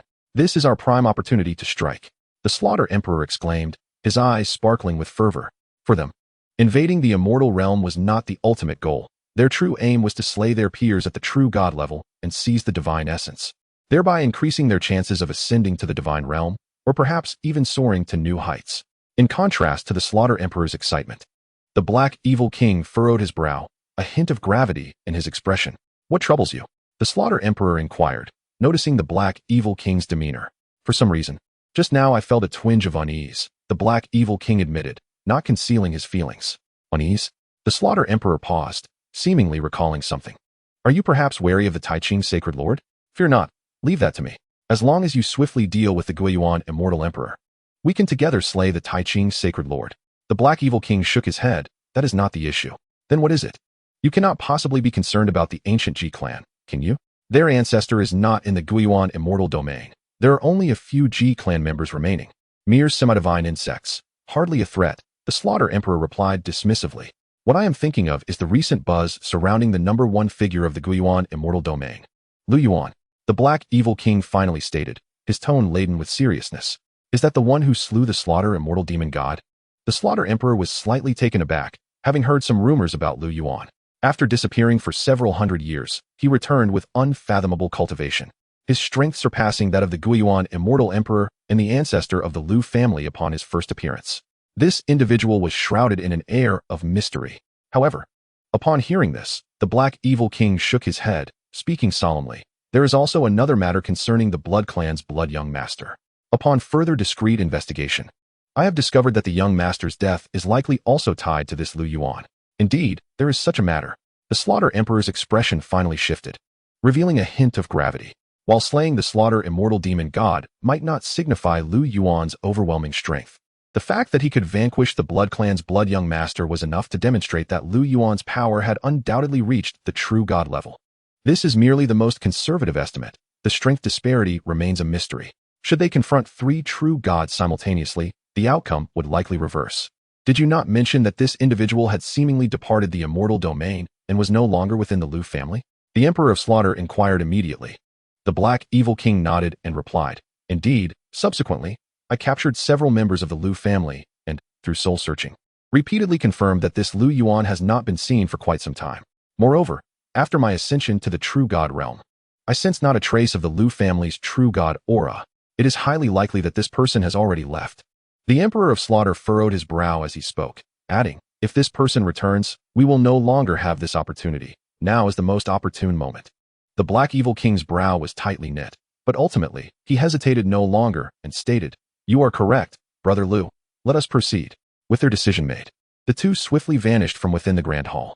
At the same moment, Lu Yuan had returned to the Lu family. Upon his arrival, he felt the presence of 3 semi-divine auras.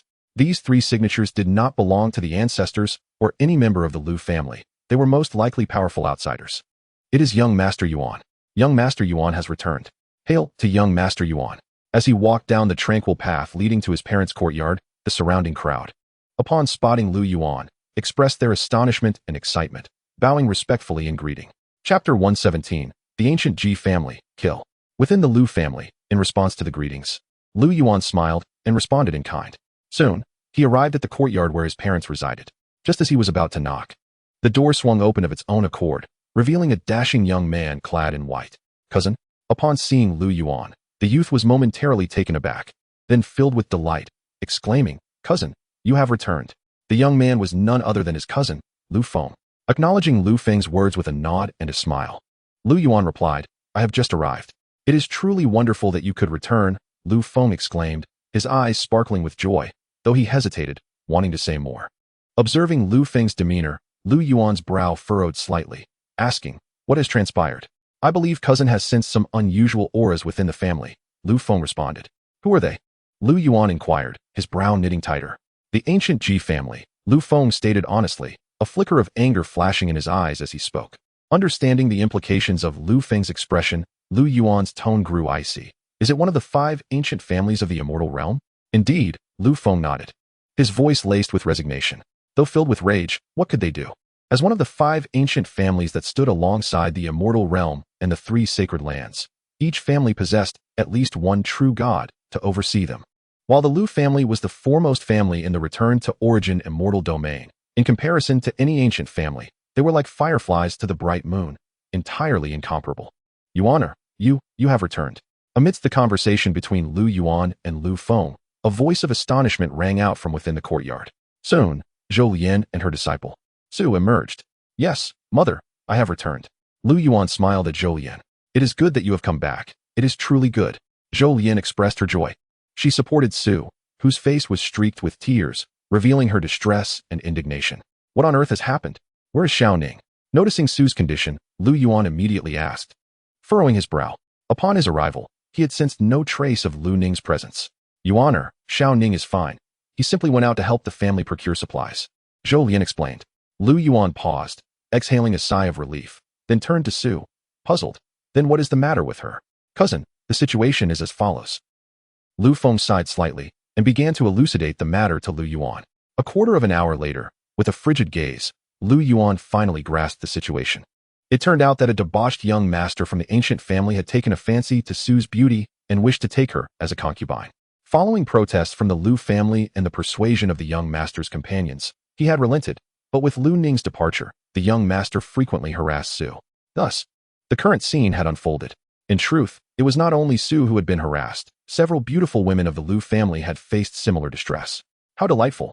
Lu Yuan's cold laughter resonated, his murderous intent freezing the entire space around them. This sudden shift sent shivers down the spines of Lu Feng and the others, their faces pale with terror. However, Lu Yuan was unperturbed. With a mere gesture, he grasped the air, causing it to shatter like glass. Before the wide-eyed gazes of Lu Feng and the others, 4 figures were forcibly pulled from the void. 3 were semi-divine beings, and 1 a celestial king. What is happening? Who dares to lay hands on my Ji family? Upon their emergence, the 4 wore expressions of shock and confusion, still reeling from the abruptness of their situation when a voice, indifferent and commanding, echoed in their ears. Bow down. The voice resonated like a decree from the heavens, as if it had emerged from the depths of hell.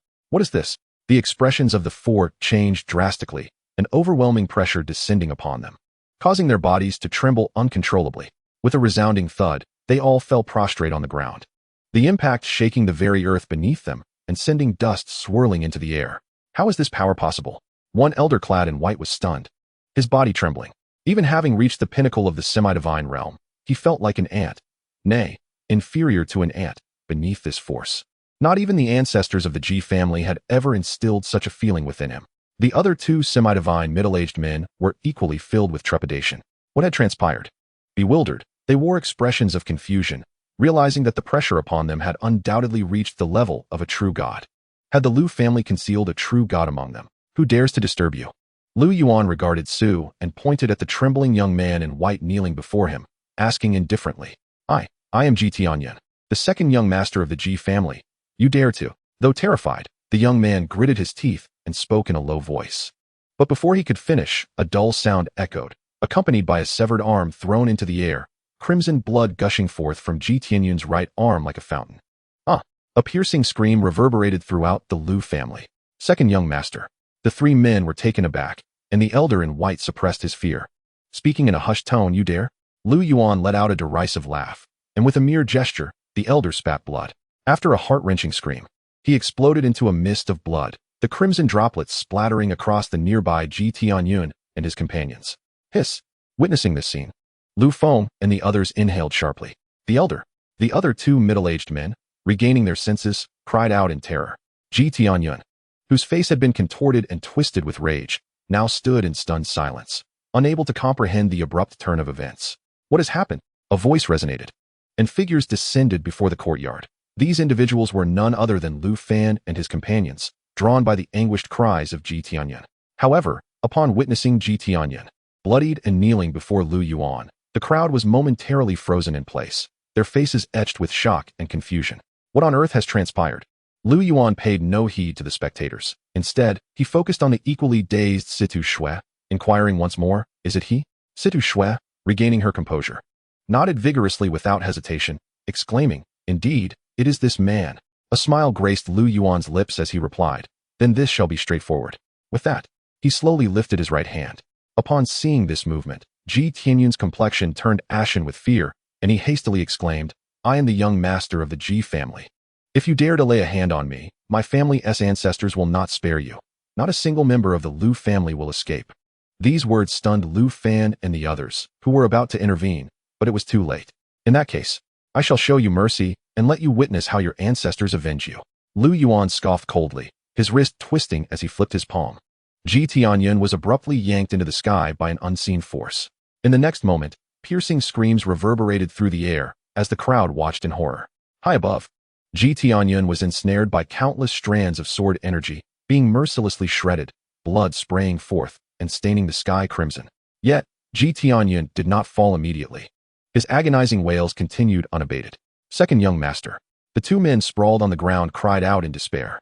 You may go first, Lu Yuan coldly retorted, a glint of frost flashing in his eyes, and with a resounding bang, the two semi-divine Ji family warriors exploded into a mist of blood, not even having time to utter a scream. Watching the two semi-divine figures of the Ji family disintegrate before their eyes, Lu Fan and the other members of the Lu family stood dumbfounded, their faces a mixture of horror and dread. They had never witnessed how Lu Yuan struck. Yet the ease with which he dispatched two semi-divine beings was enough to suggest that his strength may have ascended to the realm of true divinity. With this realization, the initially tense crowd began to feel exhilarated. Wonderful. I have long found them displeasing. Indeed, they rely on their ancient lineage to bully our Lu family. Even daring to harass our women repeatedly, they deserve this fate. Xiao Yuan has finally avenged our grievances. The crowd erupted in excitement, their gazes toward Lu Yuan brimming with admiration. Silence, Lu Fan commanded. The moment the family patriarch spoke, everyone fell silent. Lu Fan approached Lu Yuan, who smiled back at his father. Xiao Yuan, they are members of the ancient Ji family. Do you have confidence in handling this? Lu Fan finally asked. The crowd shivered slightly, their eyes fixed on Lu Yuan. Do not worry, father, Lu Yuan replied with a calm, yet confident tone that left no room for doubt. Hearing this, Lu Fan's anxious heart finally eased. The others also breathed a sigh of relief, their eyes now filled with excitement and reverence. Very well, I trust you. Lu Fan nodded with a smile, and then turned to the blood-red expanse filled with screams overhead, scoffing. What of an ancient family? They are merely a band of bullies. They deserve to perish. The crowd chuckled in agreement. Soon, they began to disperse. After a brief conversation with his parents, Lu Yuan departed the courtyard and returned to his dwelling atop the mountain. My husband, is our son truly a true deity? Zhou Lian could not help but ask. Gazing at Lu Yuan's retreating figure, Lu Fan furrowed his brow and shook his head slightly, uncertain. Even the ancestors could not discern Xiao Yuan's cultivation. Pausing for a moment, he continued, however, to have effortlessly slain 3 semi-divine beings, such prowess can only belong to a true deity. But as the Ji family is an ancient lineage, they must possess at least one true deity among them. Xiao Yuan's actions have undoubtedly severed ties with the Ji family. They will surely dispatch powerful foes to seek vengeance. Zhou Lian's voice carried a note of concern. Lu Fan, however, reassured her with a smile, do not worry. Since Xiao Yuan claims to be confident, he will undoubtedly manage everything. We must believe in him. In the blink of an eye, dawn arrived the following morning. After freshening up, Lu Yuan donned a black robe and, upon stretching, sensed an impending arrival. Finally, they come, he mused with a smile, vanishing from sight and reappearing at the edge of a cliff on the mountain. Gazing over the sea of clouds, Lu Yuan savored the moment. Not far away, within the blood-red space, the mournful cries of Ji Tianyun echoed weakly compared to the previous day. Finally, after a quarter of an hour, a thunderous rumble resounded. A wave of overwhelming and terrifying energy surged forth, darkening the once clear sky, as a chilling aura of killing intent enveloped the entire space. The sudden change startled the members of the Lu family. What is happening? What a terrifying aura. Such an astonishing killing intent. This is the breath of a true deity. Even Lu Xian and Lu Tian, who were in seclusion, along with the senior elders of the Lu family, opened their eyes simultaneously. Their expressions filled with horror as they emerged from their meditative states, gazing gravely at the encroaching black clouds. In an instant, the black clouds enveloped the Lu family, surrounding them completely. Bold Lu family, dare to kill my Ji family members and harm my young master? You shall be obliterated. A voice thundered like a rolling storm, shaking the heavens and earth. Then, with a resounding crash, 3 towering figures radiating an overwhelming divine aura appeared at different points surrounding the Lu family, forming a triangular formation that encircled them completely. The aura emanating from these 3 figures surpassed that of semi-divine beings. True deities? Lu Tian gasped in disbelief, his face pale with terror. And 3 of them. Lu Xian's brow furrowed as he spoke gravely. The others were left trembling, their faces drained of color, filled with despair. Ancestor, save me. At that moment, Ji Tianyun's desperate cries echoed from the blood-red space. One of the towering figures, an elder with white hair, extended a colossal hand toward Ji Tianyun. However, as soon as his hand made contact with the blood-red space, he was repelled by an unseen force, staggering back with each step causing the ground to tremble. The other 2 figures were equally astonished by this unexpected turn of events. Release Tianyun, and we shall grant you a swift death. Another middle-aged man among the towering figures declared, his indifferent gaze surveying Lu Xian and the others. Hearing this, Lu Tian and Lu Xian were left bewildered and shocked, still unable to comprehend the situation. Only now did they realize their family had unwittingly offended the ancient Ji family. Have you met the ancestor, family head? At that moment, Lu Fan appeared beside Lu Xian and the others. What is happening? Lu Xian inquired, furrowing his brow as he regarded Lu Fan. Ancestor, it was all my doing. Lu Fan had yet to speak when a voice interjected. Lu Xian was taken aback, and Lu Tian and the others were equally stunned as a shadow clad in black manifested before them, standing in that blood-red expanse. Xiao Yuan. Recognizing the visage of the figure in black, Lu Chun and the others were taken aback. Lu Yuan nodded with a smile. Then, before the astonished gazes of the crowd, the blood-red space began to contract as Lu Yuan slowly raised his right hand. In the blink of an eye, a sphere of blood-red energy, akin to a clenched fist, floated into Lu Yuan's palm. What are you planning? The white-haired elder, who had been knocked back, suddenly shouted. Boom. A brilliant surge of energy shot forth like a cosmic explosion, hurtling towards Lu Yuan. Xiao Yuan, be careful, Lu Xian and the others called out. But Lu Yuan remained unfazed. The next moment, as the energy approached within 100 feet of him, it dissipated into nothingness. What? Everyone stood frozen in place. How is this possible? The elder's expression was one of utter shock, and the other 2 wore incredulous looks. The energy just now had reached the level of a true god, yet it could not even approach the youth. This was truly unfathomable. What are you doing? Amidst the collective astonishment, Lu Yuan chuckled derisively, surveying the 3 towering figures around him before coldly declaring, watch closely. With that, he suddenly clenched his hand. Bang! The blood-red space erupted violently, and a terrifying wave of crimson energy rippled outward like water. Before the 3 imposing figures could react, they were swept by the blood-red ripple, their bodies shaking violently as their pupils shrank, leaving only despair in their eyes. Chapter 119, Annihilation, the Saint Sovereign of Ta Ching. Silence enveloped the world. Everyone held their breath.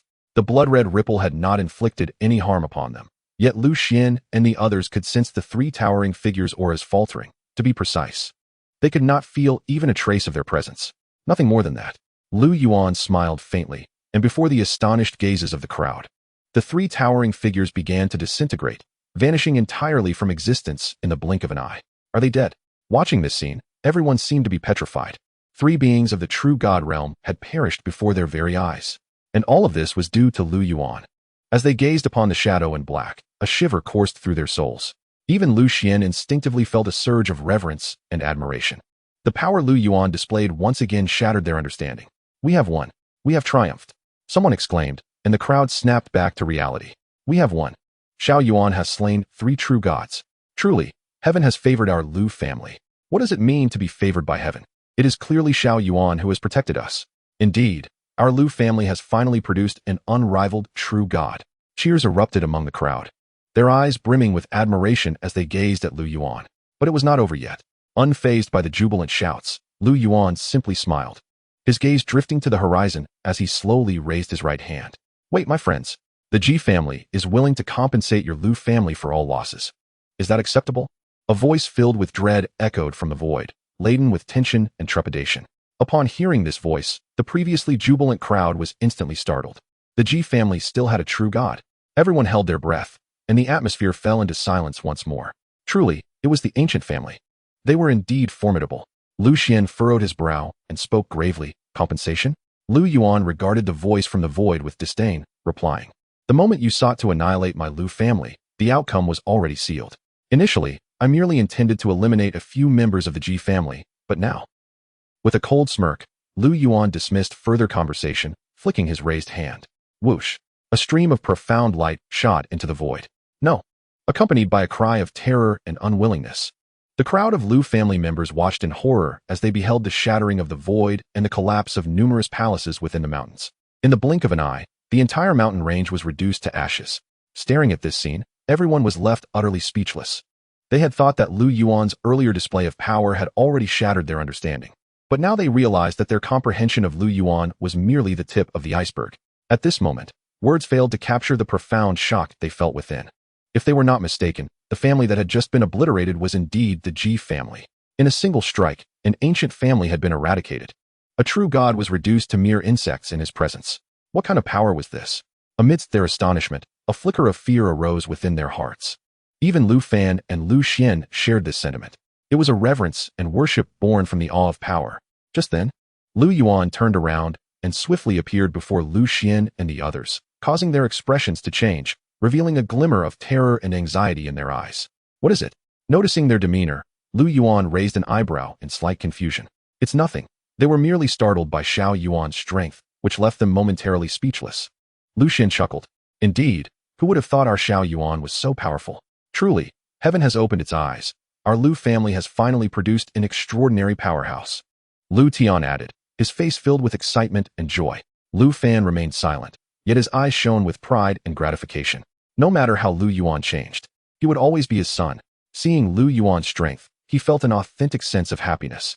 "Honestly, as long as they do not provoke us, I have no interest in them at all," Lu Yuan remarked with a cold laugh, then could not help but add, "Ancestor, father, family head. Do you think I have been too cruel in my actions?" The four exchanged glances and burst into laughter. "Xiao Yuan, your words reveal a hint of softness in your heart. Upon hearing your father's explanation, I understand now how deserving of death those Ji family members truly are. Granting them such a swift demise is a mercy," Lu Xian said with a smile, his eyes revealing a chilling intent. Lu Fan patted Lu Yuan on the shoulder. "Speaking earnestly, Yuaner, this world is governed by strength. There is no right or wrong. Those who kill are invariably killed. You possess strength, yet do not take the initiative to provoke others. That is already the most prudent and upright course of action." Hearing the words of the ancestor and his father, Lu Yuan nodded with a smile. "I understand." With the crisis averted, let us cultivate as needed and retreat to our respective abodes. Lu Tian waved his hand, addressing the crowd. Yes. The crowd was filled with excitement as they bowed to Lu Yuan and the others, then swiftly returned to their own dwellings. "Brother Lu, may I have a moment to speak?" At that moment, a voice resonated from the horizon. "Gue Yuan, the immortal emperor." Lu Xian furrowed his brow slightly. Upon hearing that voice, he immediately recognized its owner to be the returning Origin immortal emperor. "You all should return to rest," Lu Xian addressed the others. "Old ancestor, I shall accompany you," Lu Yuan interjected with a smile. "There is no need. He won't pose any threat to me," Lu Xian replied. "But he is not alone," Lu Yuan remarked coolly. "Oh." A hint of confusion flickered in Lu Xian's eyes. "Old ancestor, the returning Origin immortal emperor has already ascended to the true god realm. The changes he has undergone are unknown to anyone. Moreover, it is said that the Taiqing Holy Master has been by his side, and it is very likely that this person has come with him. Allow Yuaner to accompany you," Lu Fan chimed in, having surmised something. "True god realm? Taiqing Holy Master." The mention of these two pieces of information startled Lu Xian. Before long, the two of them found themselves outside the Lu family's territory on a patch of grass. Before them stood two figures, a middle-aged man in plain robes and a handsome youth clad in a blue Taoist robe. The aura emanating from both individuals transcended the semi-divine realm, particularly that of the blue-robed youth, whose presence far surpassed that of the plain-clad man. To Lu Xian's astonishment, however, both were currently exuding chaotic energies, and there were traces of blood on them, clearly indicating that they had just emerged from a fierce battle. "He has indeed returned," the plain-robed man exclaimed upon spotting Lu Yuan, his eyes betraying a sense of trepidation. The blue-robed youth looked equally astonished, unable to discern Lu Yuan's cultivation level. "You are the Taiqing Holy Master?" Lu Xian inquired, fixing his gaze upon the blue-robed youth. On the grassy expanse, Lu Xian's younger brother interjected, "Old brother, do not be impolite." As soon as Lu Xian finished speaking, the middle-aged man in plain robes hastily cautioned him. Furrowing his brow, Lu Xian was about to respond. But Lu Yuan stepped forward first. "Even if it's impolite, What can you do about it? He shot them a disdainful smile and coldly uttered. An overwhelming, formless aura instantly enveloped the two, causing their minds to tremble and instinctively evoke an overwhelming fear. What a terrifying presence. They were both horrified. Beads of cold sweat forming on their foreheads, their faces paling to a ghostly white. Even the Tai Ching Holy Master had never experienced such a feeling of dread. Such a powerful being exists in the immortal realm. In their panic, the Tai Ching Holy Master was forced to confront reality. Noticing the fear etched in their expressions and the turbulence in their auras, Lu Xian also paused slightly.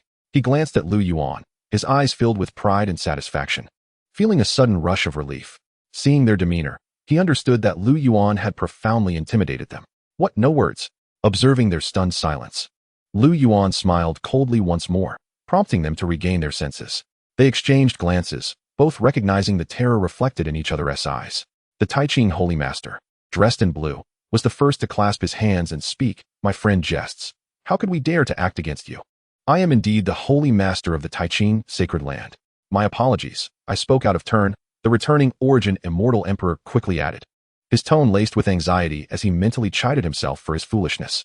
Knowing Lu Yuan had returned, yet still saying such things was simply absurd. However, to the returning Origin Immortal Emperor's astonishment, even after reaching the true God realm, he still felt utterly powerless and desperate in the presence of Lu Yuan. This individual is truly unfathomable and terrifying. Indeed, ascending to the true God realm has certainly altered one's temperament, Lu Xian remarked with a faint smile, laced with sarcasm. The returning Origin Immortal Emperor's expression shifted, and he quickly stated, I indeed misspoke. I hope Brother Lu will not take it to heart. Lu Xian waved his hand dismissively. Tired of idle chatter. Speak. What brings you to seek me? Surely, it is not merely to flaunt your breakthrough to the true God realm. Certainly not. The returning Origin Immortal Emperor chuckled awkwardly before continuing. You must have noticed our injuries. And how does that concern me? Lu Xian replied. Last night, as I was on the verge of my breakthrough, the Black Evil King from the Daluo Immortal Domain, in collusion with another powerful figure from the 10 Great Evil Clans, ambushed us. Their strength was formidable, and we battled through the void for an entire night until dawn, when we suddenly sensed several true God auras descending. Only then did they flee. Had we continued fighting, not only would we have been defeated, but we might have also lost our lives. The returning Origin Immortal Emperor recounted without concealment. And Lu Yuan raised an eyebrow. At this moment, the Tai Ching Holy Master stepped forward, stating, if I am not mistaken, those auras likely belong to the ancient Ji clan. Their arrival coincided with the events at the Lu family. However, on our way here, they suddenly vanished. Thus, we came to ascertain what transpired. They are dead, Lu Yuan replied nonchalantly. Dead. The two gasped, disbelief etched on their faces. Those were 3 true gods. How could they have perished? The returning Origin Immortal Emperor asked, his expression one of shock. Of course, I killed them, Lu Yuan scoffed, his tone indifferent and flat, as if recounting a trivial matter. You. Both the returning Origin Immortal Emperor and the Tai Ching Holy Master trembled, momentarily at a loss for words, rendered speechless by disbelief. Yet, the next moment, Lu Yuan added, not only did I slay the 3 true gods of the Ji clan, but I also eradicated their entire lineage. The Ji clan no longer exists in the immortal realm, and word will soon spread. Boom. Upon hearing this, the two felt as if struck by lightning. Nearly choking on their own blood, their expressions frozen in shock. Indeed, just as they were reeling from this revelation, their respective subordinates simultaneously relayed a piece of news that would send shockwaves throughout the immortal realm, one that instilled fear and trepidation. The Ji clan has been annihilated. Old ancestor, it seems we need not say more. Let us return, Lu Yuan said to Lu Xian, a smile playing on his lips as he regarded the stunned expressions on the faces of the two. Lu Xian nodded in agreement. Just as the two turned to head back to the Lu family, the voice of the Tai Ching Holy Master rang out from behind them. Stay, my lord. His tone had shifted, now infused with reverence. What is it? Lu Yuan asked, his brow furrowing. My lord, while I am unaware of the grievances between you and the Ji clan, I feel it necessary to caution you. Each of the 5 ancient clans of the immortal realm has ancestors who ascended to the divine realm, and they possess their own influence there. Now that you have annihilated the Ji clan, those ancestors in the divine realm will undoubtedly take notice. When the gates to the divine realm fully open in a month's time, they may very well descend in their divine forms to seek vengeance, which would be detrimental to you. I implore you to prepare accordingly, the Tai Ching Holy Master warned, clasping his hands in respect. The divine realm. Hearing the Tai Ching Holy Master's words, both the returning Origin Immortal Emperor and Lu Xian's expressions shifted dramatically. Particularly Lu Xian, whose eyes reflected gravity and concern. The disparity between the immortal realm and the divine realm is akin to that between the mortal world and the immortal realm, a chasm of unimaginable proportions. The obliteration of the Ji clan in the immortal realm was shocking enough, but the divine realm was an entirely different matter.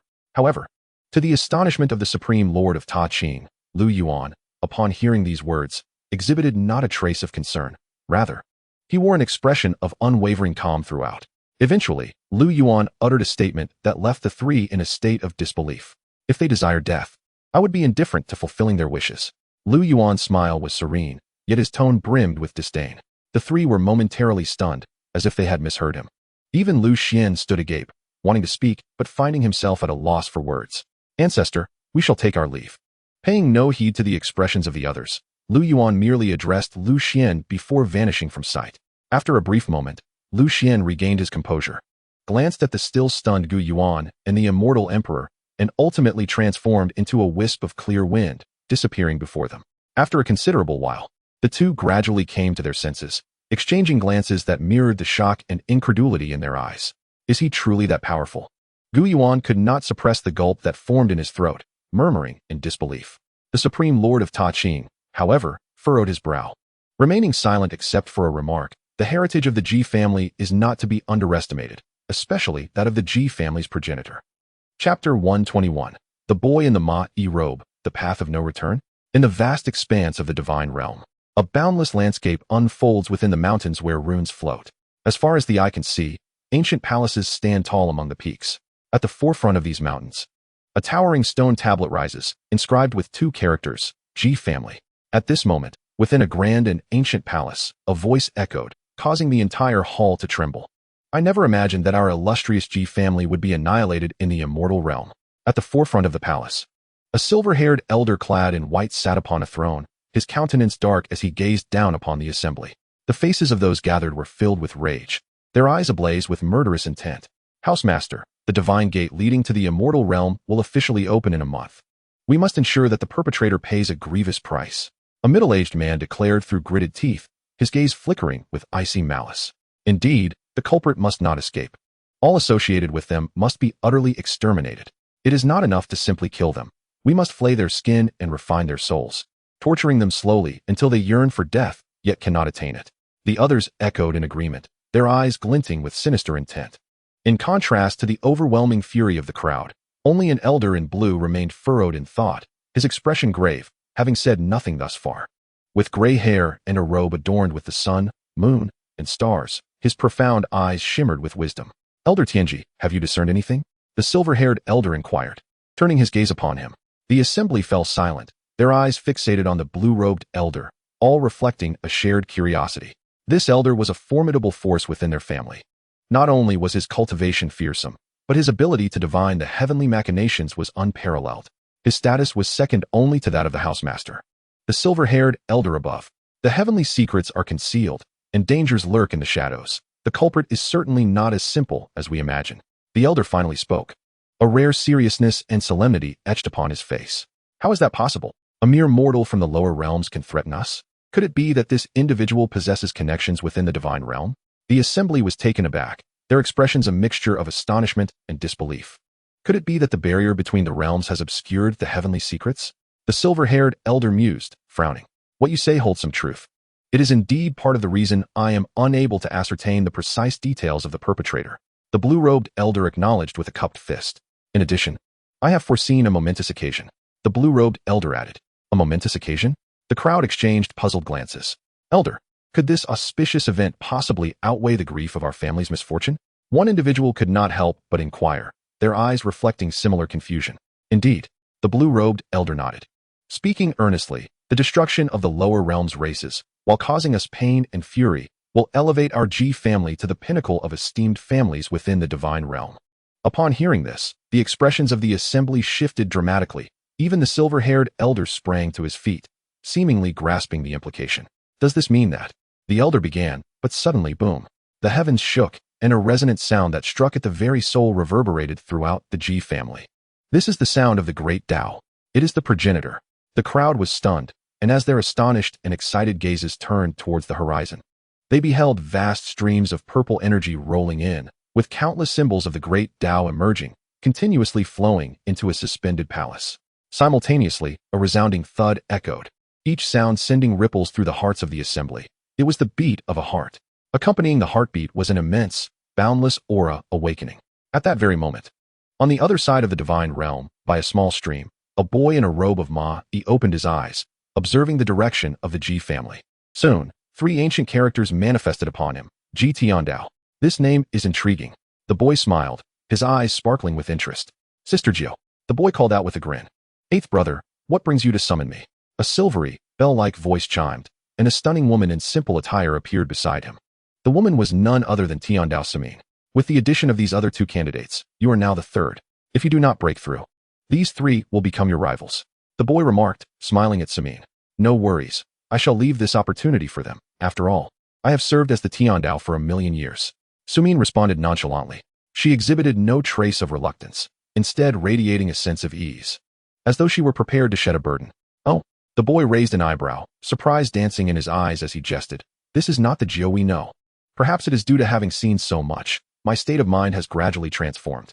Sumin replied with a smile. A change in state of mind indicates that you have gained some insights. I trust it will not be long before you break through. The boy nodded, a look of satisfaction gracing his features. Eighth brother, you did not call me here just to discuss this, did you? Or perhaps you wish for me to accompany you fishing again. Just so you know, I am quite busy. Sumin regarded the boy with an odd expression. After all, her eighth brother had a penchant for summoning her to fish, often for years on end. Ha ha ha, just when I praised you for your breakthrough in mindset. You seem anxious again. It appears that fishing with me has left you with some shadows. The boy could not help but burst into laughter. Not at all. It's just that I have been quite busy, especially with the recent emergence of these few candidates for Tiandao. Even if I step down, I must fulfill my final responsibilities to ensure a smooth transition for the next. Sumin responded honestly. I understand. Our Jiao is the most diligent of all. The boy chuckled, then ceased his banter, a serious expression settling on his face as he said, no more jesting. The reason I summoned you here is to draw your attention to the progenitor of the Ji family. I can sense a profound connection between this individual and the lower realms, perhaps intertwined with a certain variable. Very well, I shall remain vigilant. Su Ming nodded slightly, and then said, if there is nothing further, I shall take my leave. Go ahead. Soon after, Su Ming departed. As he watched the fate leave, the young man gradually retracted his smile and murmured, the developments are progressing at an astonishing pace, indeed. With that, he lifted his fishing rod, causing ripples to dance across the lake's surface, and a young man clad in black materialized before him. Where's this? The young man initially appeared bewildered, but soon his gaze fell upon the boy in the hemp attire, and his pupils widened in shock. And master, in a state of panic, he hastily knelt before the boy, exclaiming, I pay my respects, master. It seems you have not forgotten me. The boy smiled, and an invisible force gently lifted the young man to his feet. The young man, still trembling, quickly added, Xianxiang's accomplishments and status are entirely due to your cultivation. Master, how could I dare to forget? Chapter 122, The Power of the Path Creation Realm. By the brook. Master, upon hearing Xianxiang's explanation, the hemp-clad youth furrowed his brow, a flicker of astonishment flashing through his profound gaze. He never anticipated that Su Ming would address a youth from the lower realms as master. Alongside his surprise, a chilling glint sparkled in his eyes, and he couldn't help but let out a light chuckle, muttering to himself, I know you are concealing something from us. Yet I did not expect that you would withhold such matters. Truly, a girl cannot be kept. Master, please do not mention that I spoke of this to you. Xianxiang lowered his head, his voice laced with tension. He had encountered this master first, and was subsequently favored by the heavenly Tao, appointed as a celestial envoy. In his perception, the strength of this master far exceeded that of Su Ming. However, in comparison to Lu Yuan, it was uncertain who was superior. Initially, he believed this master would not seek him out again, but unexpectedly, with a sense of resignation, he could only divulge the truth. Rest assured, I shall not speak of it. The boy replied nonchalantly. Of course, if Ninth Sister were to learn of it, she would not hold it against you. Thank you for your understanding, master. Xianxiang bowed deeply, his tone imbued with gratitude. Having shared so much with me, I shall ensure that you are not left wanting. The boy stated, extending a finger as a stream of light instantly penetrated Xianxiang's brow. Boom.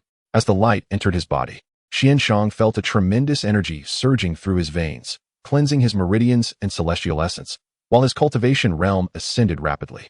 A quarter of an hour later, boom, an aura belonging to an immortal emperor emanated from within him, and Xianxiang opened his eyes, initially filled with swirling mystic light, which gradually transformed into clarity. Have I truly broken through to the immortal emperor level?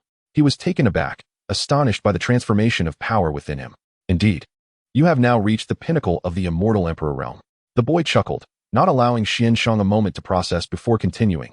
In a month's time, if you can refine the power I have bestowed upon you, you shall undoubtedly break through to the half-god level and ascend to the divine realm.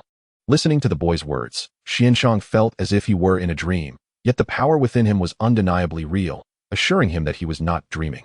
Without hesitation, he knelt again, expressing, "Thank you, Master, for this rebirth. I shall devote myself to my cultivation and will not disappoint your expectations. In the future, should you require my service, I will brave fire and water without hesitation. Rise." The boy smiled, and an invisible force lifted Xianxiang once more. At this moment, gratitude and reverence filled Xianxiang's eyes. "I indeed have a task that requires your attention," the boy finally remarked with a smile. Before long, he had bid farewell to Xianxiang. What he initially believed to be a mere variable had turned out to be so astonishing. Lu Yuan? How intriguing. The hemp-clad youth smiled, gazing toward the horizon with a hint of anticipation. As a being of divine rank, other than serving the heavenly Tao, he was forbidden from participating in any affairs beneath the divine realm. Yet Xianxiang, as a celestial envoy, could utilize his position to act on his behalf. Time flew by, and in the blink of an eye, over a month had passed, with only 10 days remaining until the true opening of the divine realm's gates. On this particular morning, atop the mountain where Lu Yuan resided, before the sheer cliff, "I am not seeking you, yet you come to me."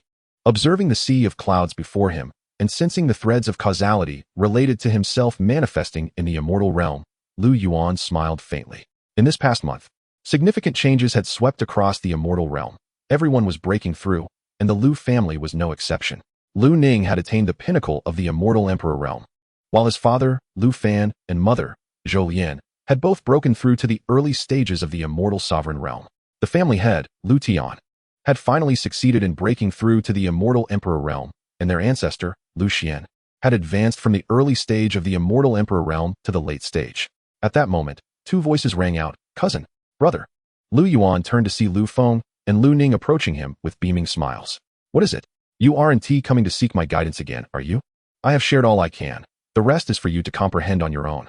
Lu Yuan regarded the two, a hint of exasperation on his face. In the past month, he had not idled for even a moment. The two paused, exchanging glances before smiling at each other.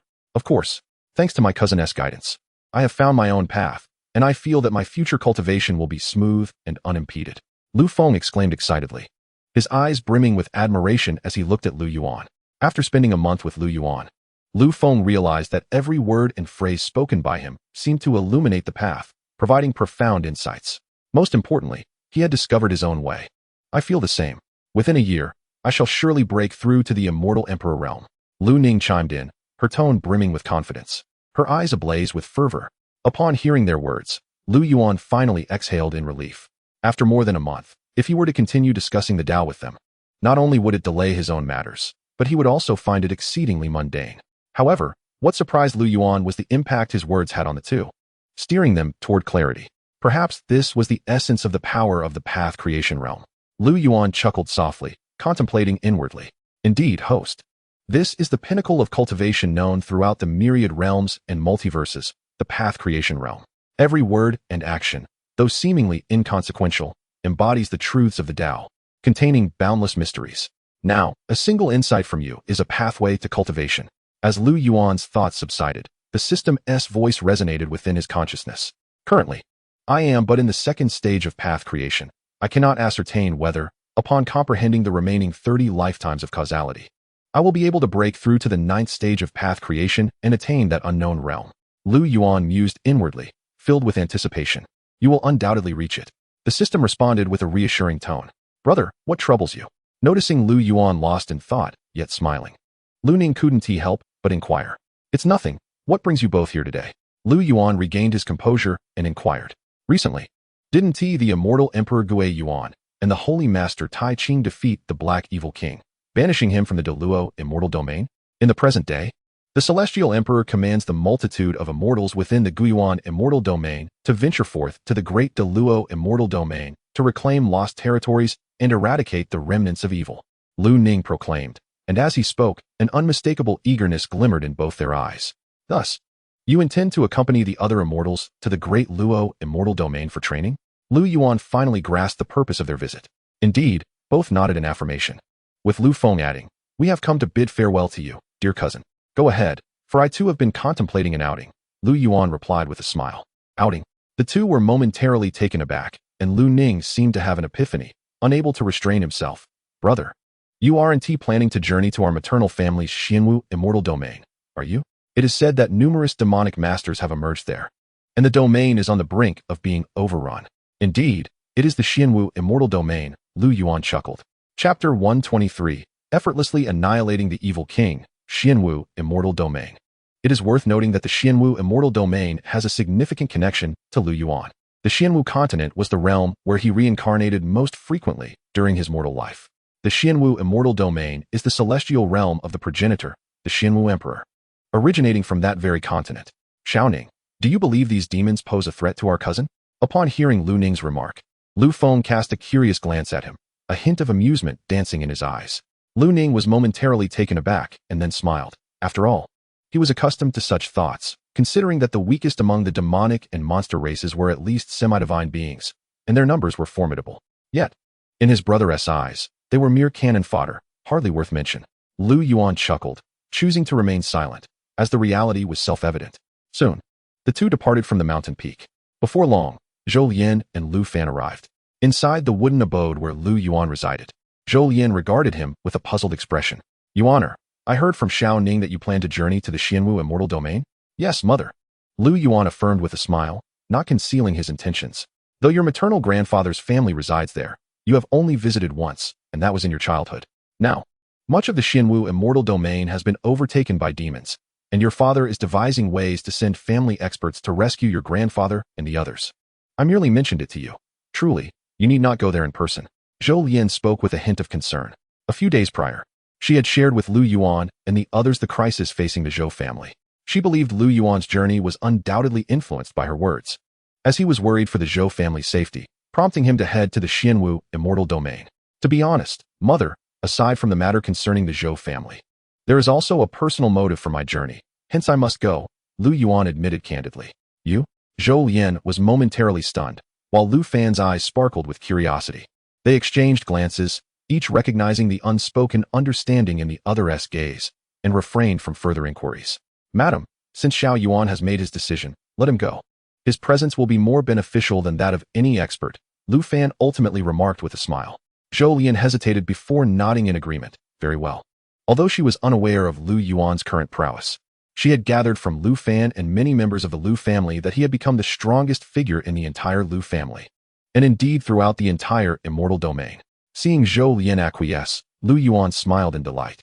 "Xiao Yuan, while you are formidable, do not underestimate these demons. Remember, there are always greater powers beyond your own. If you find yourself at a disadvantage, prioritize your safety above all else. Do you understand?" Zhou Lian couldn't help but impart this caution. Lu Yuan felt a tremor in his heart, acutely aware of the genuine concern and care in Zhou Lian's tone. Indeed, no matter how strong he became, in his mother's eyes, he remained her child. Yet, this feeling of being cared for filled Lu Yuan with warmth. He ultimately nodded with a smile and assured her, "I will be cautious, do not worry." Soon, after establishing a magical array for the Lu family, Lu Yuan departed. With a single step, he had crossed beyond the borders of the Guiyuan Immortal Domain. When he halted once more, he found himself atop a mountain peak. This was the boundary line between the Guiyuan Immortal Domain and the Great Luo Immortal Domain. Lu Yuan initially intended to proceed onward, when suddenly, after cultivating for thousands of years, "All my accomplishments have become the garments of others. I shall not suffer such a fate." The voice of the dark evil king echoed with despair. "Who can save us?" The anguished cries reached Lu Yuan's ears from millions of miles away, surrounded by barriers that only he could penetrate. Listening intently, Lu Yuan furrowed his brow, pausing momentarily. It was evident from the cries that the weakest among them were at least at the celestial sovereign level, within a subterranean palace adorned with restrictive runes. The dark evil king sneered, "I am wounded, yet even a wounded tiger is not to be trifled with by mere kittens and pups. In truth, I owe a debt of gratitude to that Guiyuan celestial emperor. Were it not for his summons, you formidable beings would not have flocked to the great Luo Immortal Domain, providing me with the opportunity to recover." Just then, a faint voice interrupted, "You are the dark evil king." The dark evil king's expression shifted dramatically as he whirled around. A similarly attired youth stood before him, gazing at him with indifference. "Who are you?" the dark, evil king inquired, his brow furrowing in disbelief, suspicion flooding his eyes. He had set numerous barriers around him. Even the likes of the true god Ta Ching would be detected upon entry. Yet this youth, he sensed not a trace of aura, as if he had materialized from thin air. How can this be? Shocked, the dark evil king felt a surge of fear rising within him. The next moment, a voice rang out. "He is the esteemed Lord Lu Yuan of our Guiyuan immortal domain." A middle-aged man exclaimed upon recognizing Lu Yuan's visage, his eyes brimming with excitement. Lu Yuan. The crowd gasped in astonishment. They had heard of his name, a being who surpassed even the Guiyuan celestial emperor and the true god Ta Ching. Is he truly Lord Lu Yuan? As the crowd expressed their astonishment, curiosity danced in their eyes, most of them witnessing Lu Yuan for the first time. In stark contrast to the crowd's awe, the dark evil king was engulfed in terror. The moment he heard Lu Yuan's name, thoughts of retreat surged within him. It cannot be him. Flee. In a state of panic, the dark evil king dared not linger, turning to escape into the void. Yet Lu Yuan would not permit his escape. "Do you think you can flee?" A cold sneer escaped Lu Yuan's lips. The dark evil king trembled. And just as he turned, he found himself bound by an unseen force, rendered immobile. Under Lu Yuan's binding power, the dark evil king was utterly incapable of resistance. Overwhelmed by despair, "My lord, spare me. I hold no animosity towards you, nor have I ever harmed a member of the Lu family. I implore you to grant me my life." Realizing he was outmatched, the dark evil king immediately pleaded for mercy. "Spare you?" Lu Yuan scoffed, a glimmer of ice flashing in his eyes. "No." The black evil king emitted a wretched scream, and in the astonished gazes of the onlookers, his entire being erupted into a mist of blood. Lu Yuan maintained a serene expression. Slaying the black evil king was merely a trivial task for him. He then turned, and the dark iron chains binding the crowd instantaneously shattered with a resounding crack. "Lord Xia, we are eternally grateful for your salvation." The crowd hastily knelt in unison before Lu Yuan, their voices brimming with reverence and gratitude. Unfazed by their adulation, Lu Yuan took a single step forward and vanished from sight, traversing the void in an instant. In the blink of an eye, when Lu Yuan reappeared, he stood before the vast and boundless realm of the immortal martial domain. The immortal martial domain, although expansive, was relatively weaker in overall strength compared to the returning origin immortal domain, categorizing it among the mid-tier powers. The ruler of this domain, the immortal martial emperor, had only attained the late stage of immortal emperor. At this moment, Lu Yuan stood with his hands clasped behind his back, hovering in midair, his black attire billowing without a breeze. Gazing at the expanse of the immortal domain, he could perceive the presence of numerous demigods and true gods within, the majority of whom were demons. It seems, just as my mother indicated, that the immortal martial domain has largely succumbed to the demons. If this trend continues, within 10 days, the entire domain will be overtaken by demons, much like the great Luo immortal domain. Lu Yuan muttered with a furrowed brow. As he spoke, he slowly closed his eyes. He had visited the Zhou family once, but that was in his childhood, and after so many cycles of reincarnation, he had long forgotten the location of the Zhou family. Now, relying solely on his sensory perception, he soon reopened his eyes. Found it. Lu Yuan quickly located the Zhou family, and with a single step, he disappeared from his original position. Meanwhile, within a sprawling estate, the atmosphere in a spacious hall was exceptionally heavy. Figures stood within, their faces dark, filled with anxiety and fury. "Patriarch, what should we do? The demons have given us only one day. If we do not ally with them, we will surely meet the same fate as other families." A voice rang out, a middle-aged man gazing toward the elderly figure at the front. The crowd turned their attention to the elder, who was none other than the patriarch of the Zhou family, Zhou Yuan. Zhou Yuan was the father of Zhou Lian and Lu Yuan's maternal grandfather. Possessing the pinnacle of cultivation at the immortal venerable realm, he was the strongest in the entire Zhou family. Presently, Zhou Yuan's expression was equally grim, his eyes glinting with cold light. Just yesterday, a demon horde led by a demigod had arrived in their city, Rong City, and within mere hours, the entire city had fallen under demon control, with most of the populace perishing at their hands. Some had chosen to submit to the demons, and as the foremost family in Rong City, the Zhou family naturally scorned such subservience. To win the hearts of the people, the demons had granted the Zhou family one day to consider their options. "Everyone, please remain calm. 3 days ago, my father sent a message to the Lu family. I believe they will surely dispatch their strongest to assist us," a middle-aged man interjected. This man, named Zhou Nian, was Zhou Lian's brother and Lu Yuan's uncle, his cultivation having reached the peak of the immortal emperor realm. It has already been 3 days. The Lu family must have received the news by now. Yet there has been no response. Our time is running out. Another voice chimed in. Indeed, if we do not yield today, the Zhou family will face annihilation. We cannot afford to wait for the Liu family's assistance. Moreover, that ancestor of the Liu family is merely an immortal emperor. How can he contend against the might of the demonic demigods? The crowd nodded in despair, their voices tinged with hopelessness. Zhou Yuan exchanged glances with Zhou Nian, both bearing heavy expressions. The truth was indeed grim.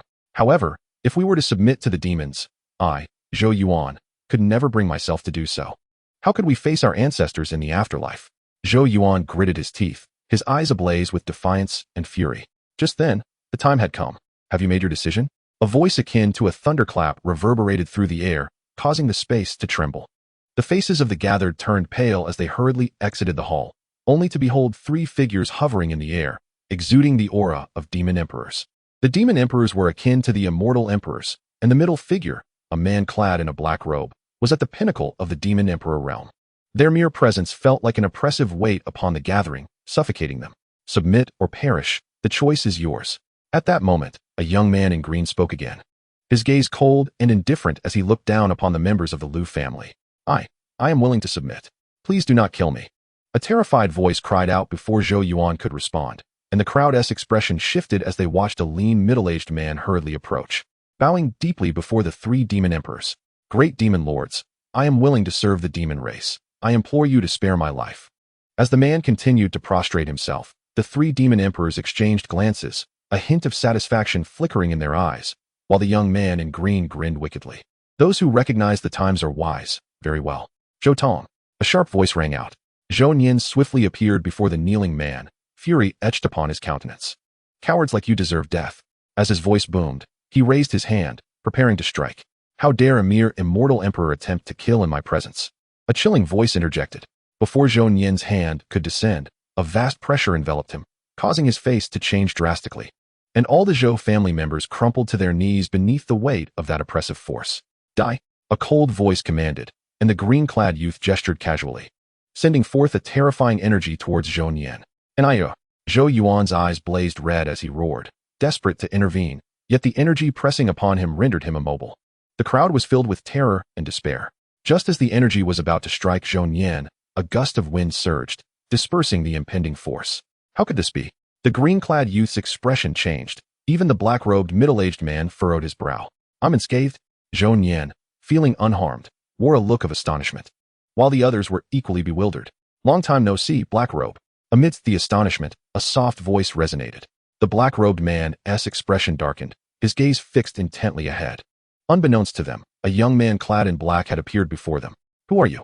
The black-robed man inquired, his brows knitted in confusion. He had never encountered this youth before, but the ability to appear out of thin air without a trace of aura confirmed the extraordinary nature of this individual. Noticing the black-robed man's perplexity, Liu Yuan smiled and shook his head. Indeed, someone of your stature among the demon race would have no reason to remember a mere ant after slaughtering an entire city. To feign divinity and dare to call upon my name is a grave folly. The figure clad in black remained silent, while the youth in green beside him let out a cold snort, preparing to strike. However, to his astonishment, he found himself uncontrollably transported to Liu Yuan's side in the blink of an eye. The entire process was so swift that he scarcely had time to react. When he finally halted, Liu Yuan had already seized him by the throat with an iron grip. You! The young man's eyes widened in disbelief. He struggled to break free. But at that moment, he felt like a chick ensnared by a predator, utterly helpless. How is this possible? The man in black and another middle-aged man stood aghast, utterly shocked. What had just transpired? They were momentarily at a loss for words. To wish for death is not so difficult, is it? Liu Yuan remarked coldly, observing the youth's futile struggles, with a sudden squeeze of his hand. The youth had no time to utter a cry of despair before he exploded into a mist of blood before the wide-eyed onlookers. Chapter 125. Recognition, the Shattered Life Token. Not good, the man in black exclaimed, suddenly realizing the gravity of the situation. Everyone, strike together, he shouted, preparing to unleash his full power. Yet, Liu Yuan merely shook his head, stepping forward. Boom. The man beside him was similarly reduced to a spray of blood. The black-clad man's pupils dilated in horror as Liu Yuan stood before him, his body trembling. The man in black stared in disbelief at his own chest, where Liu Yuan's hand had pierced through his heart. Splatter. Blood gushed forth, and in the desperate gaze of the man, His still beating heart was ripped from his body and grasped tightly in Lu Yuan's hand. Witnessing this scene, the members of the Zhou family below gasped in horror. Utterly terrified, they did not recognize Lu Yuan and had not anticipated that this suddenly appeared enigmatic youth possessed such terrifying power.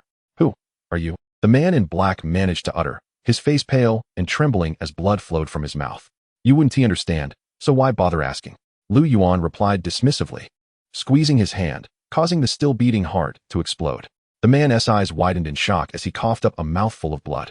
In an instant, his entire being, including his soul, began to shatter, vanishing completely from existence. "Your actions are excessively ruthless." A voice resounded from the void, a vast aura emanating forth.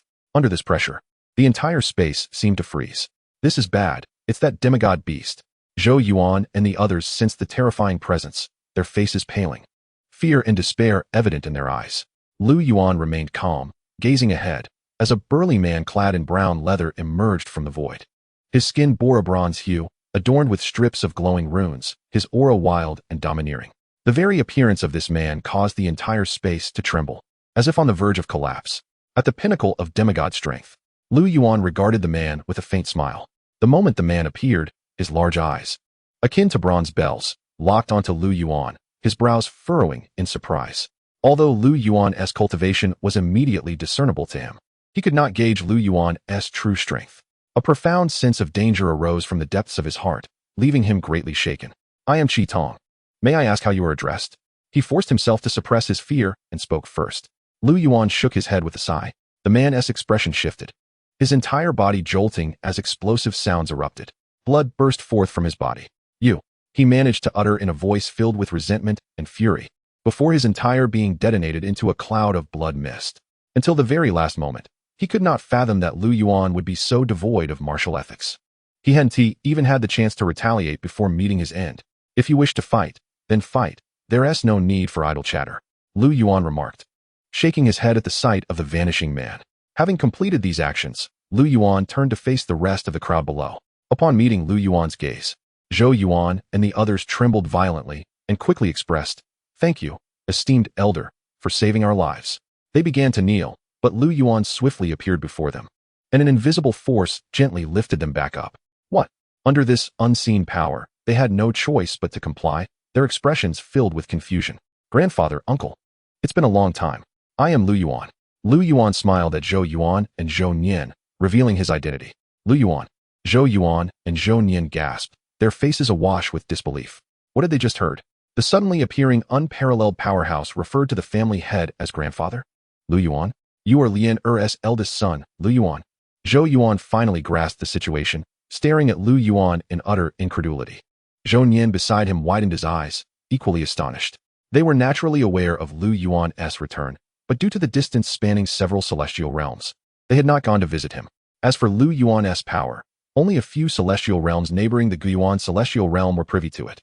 His name had not reached the Xianwu celestial realm. "Are you truly my grandson, Lu Yuan?" Zhou Yuan repeated, almost unable to believe his ears. His grandson Lu Yuan was astonishingly powerful. Everyone held their breath, their expressions tense as they awaited an answer.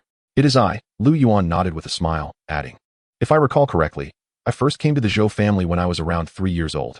Hearing this, both Zhou Yuan and Zhou Nian shuddered slightly, with Zhou Yuan's eyes brimming with excitement as he exclaimed, "Indeed, it was around 3 years old. You are truly our little Yuan." Tears welled in their eyes. Overwhelmed with joy, the others felt as if they were in a dream, utterly astonished that this extraordinary powerhouse was indeed a descendant of the Zhou family. As shock mingled with elation, their faces were suffused with exhilaration. Soon, the Zhou family led the cultivators of the city to eradicate the remnants of the demon clan. That very night, the Zhou family was ablaze with lights, hosting a grand banquet to celebrate the presence of such a powerful descendant as Lu Yuan. Initially, Lu Yuan had no intention of participating in these festivities, but after persistent persuasion from his grandfather, he reluctantly made an appearance. Everyone was eager to witness the hero who had rescued them from peril. In a tranquil courtyard, Lu Yuan sat beneath a wooden pavilion, savoring tea. As he recalled the delighted expression of his grandfather while introducing him to others, he couldn't help but chuckle softly. Suddenly, Lu Yuan set down his cup as a middle-aged man approached the courtyard. "Uncle, is there something you wish to discuss?"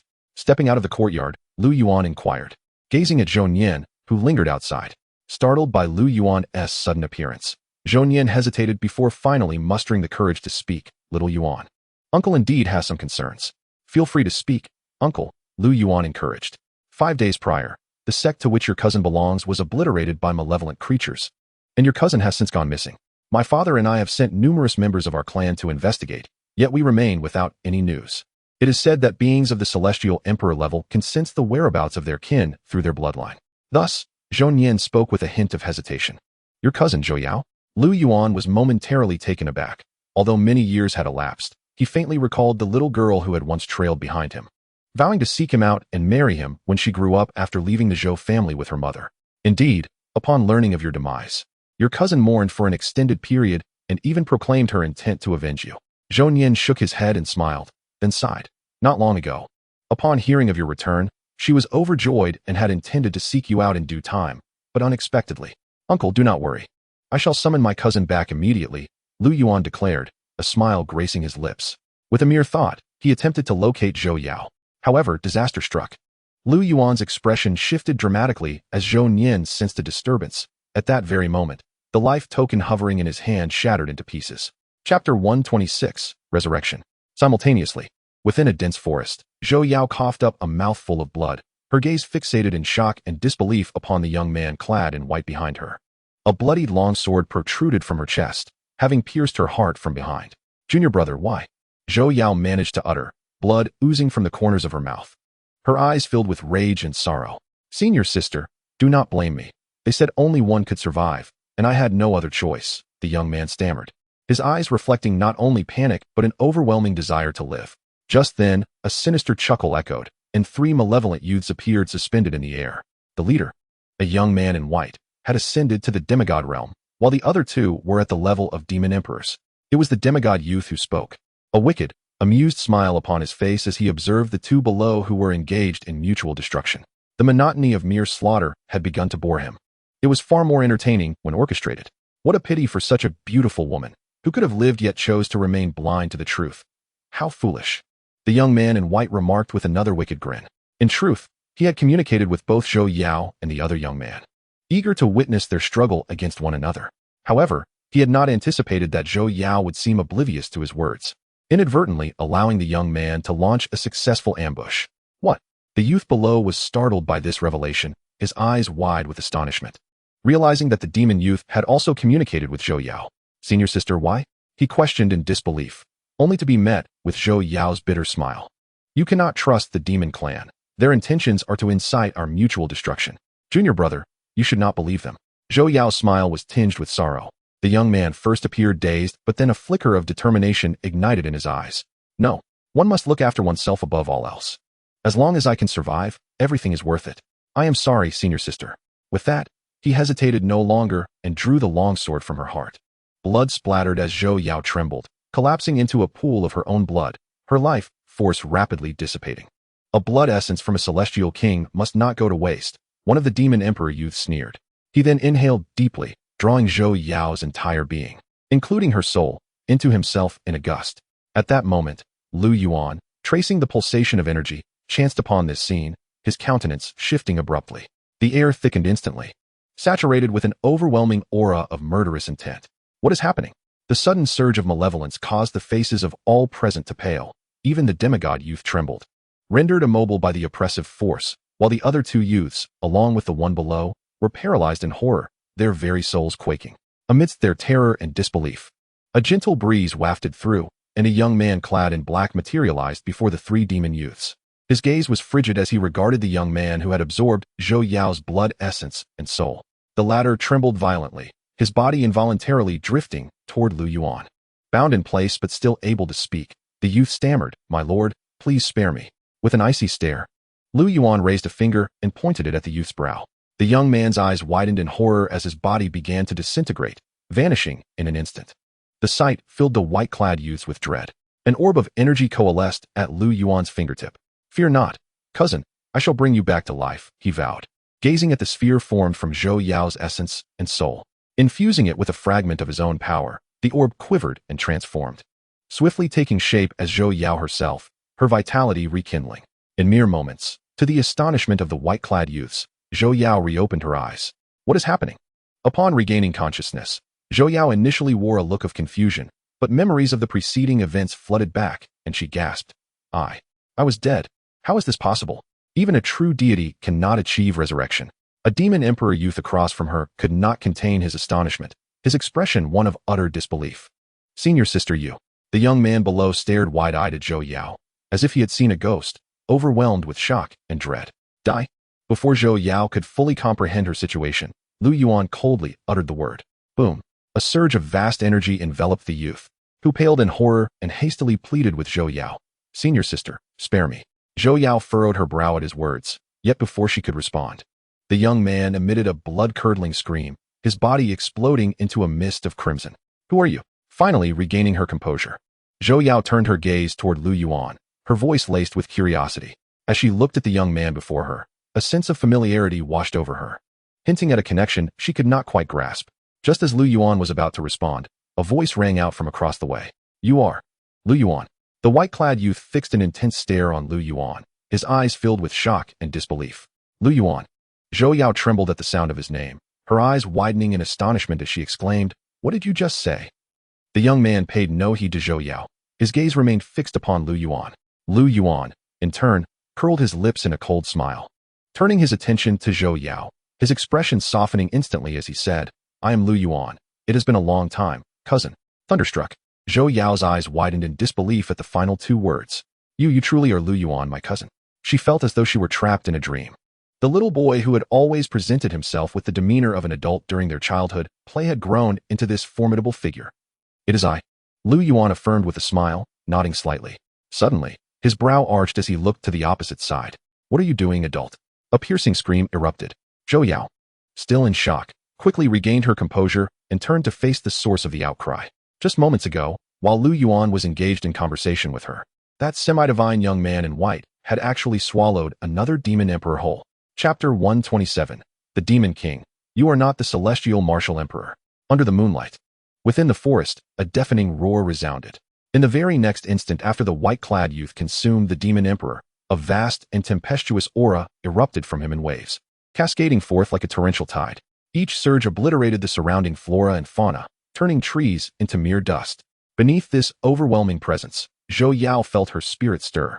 Instinctively cultivating a desire to worship, Lu Yuan stepped forward, positioning himself protectively in front of her, enveloping her in a veil of intangible energy, which helped to steady her racing heart. As the young man's aura began to subside, the forest within 100,000 miles had already been reduced to barren ground.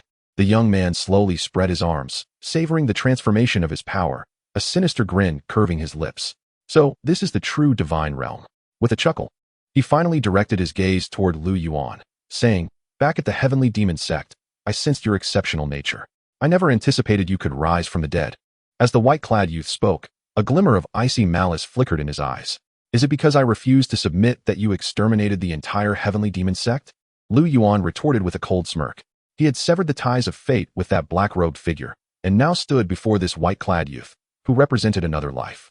Much like in the spirit realm, he too had experienced 10 cycles of reincarnation within the demon realm.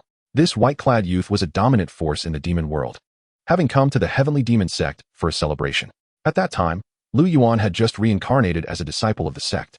For reasons unknown, the youth had taken a liking to Lu Yuan, wishing to recruit him as a servant. When Lu Yuan declined, the youth unleashed a massacre, effortlessly obliterating the entire sect, leading to Lu Yuan's demise as well. In retrospect, despite being in the demon realm, Lu Yuan had enjoyed a relatively comfortable life within the sect, where he was treated well, especially by a couple of senior and junior brothers who regarded him as family. Little did he know that in the end, none would be spared.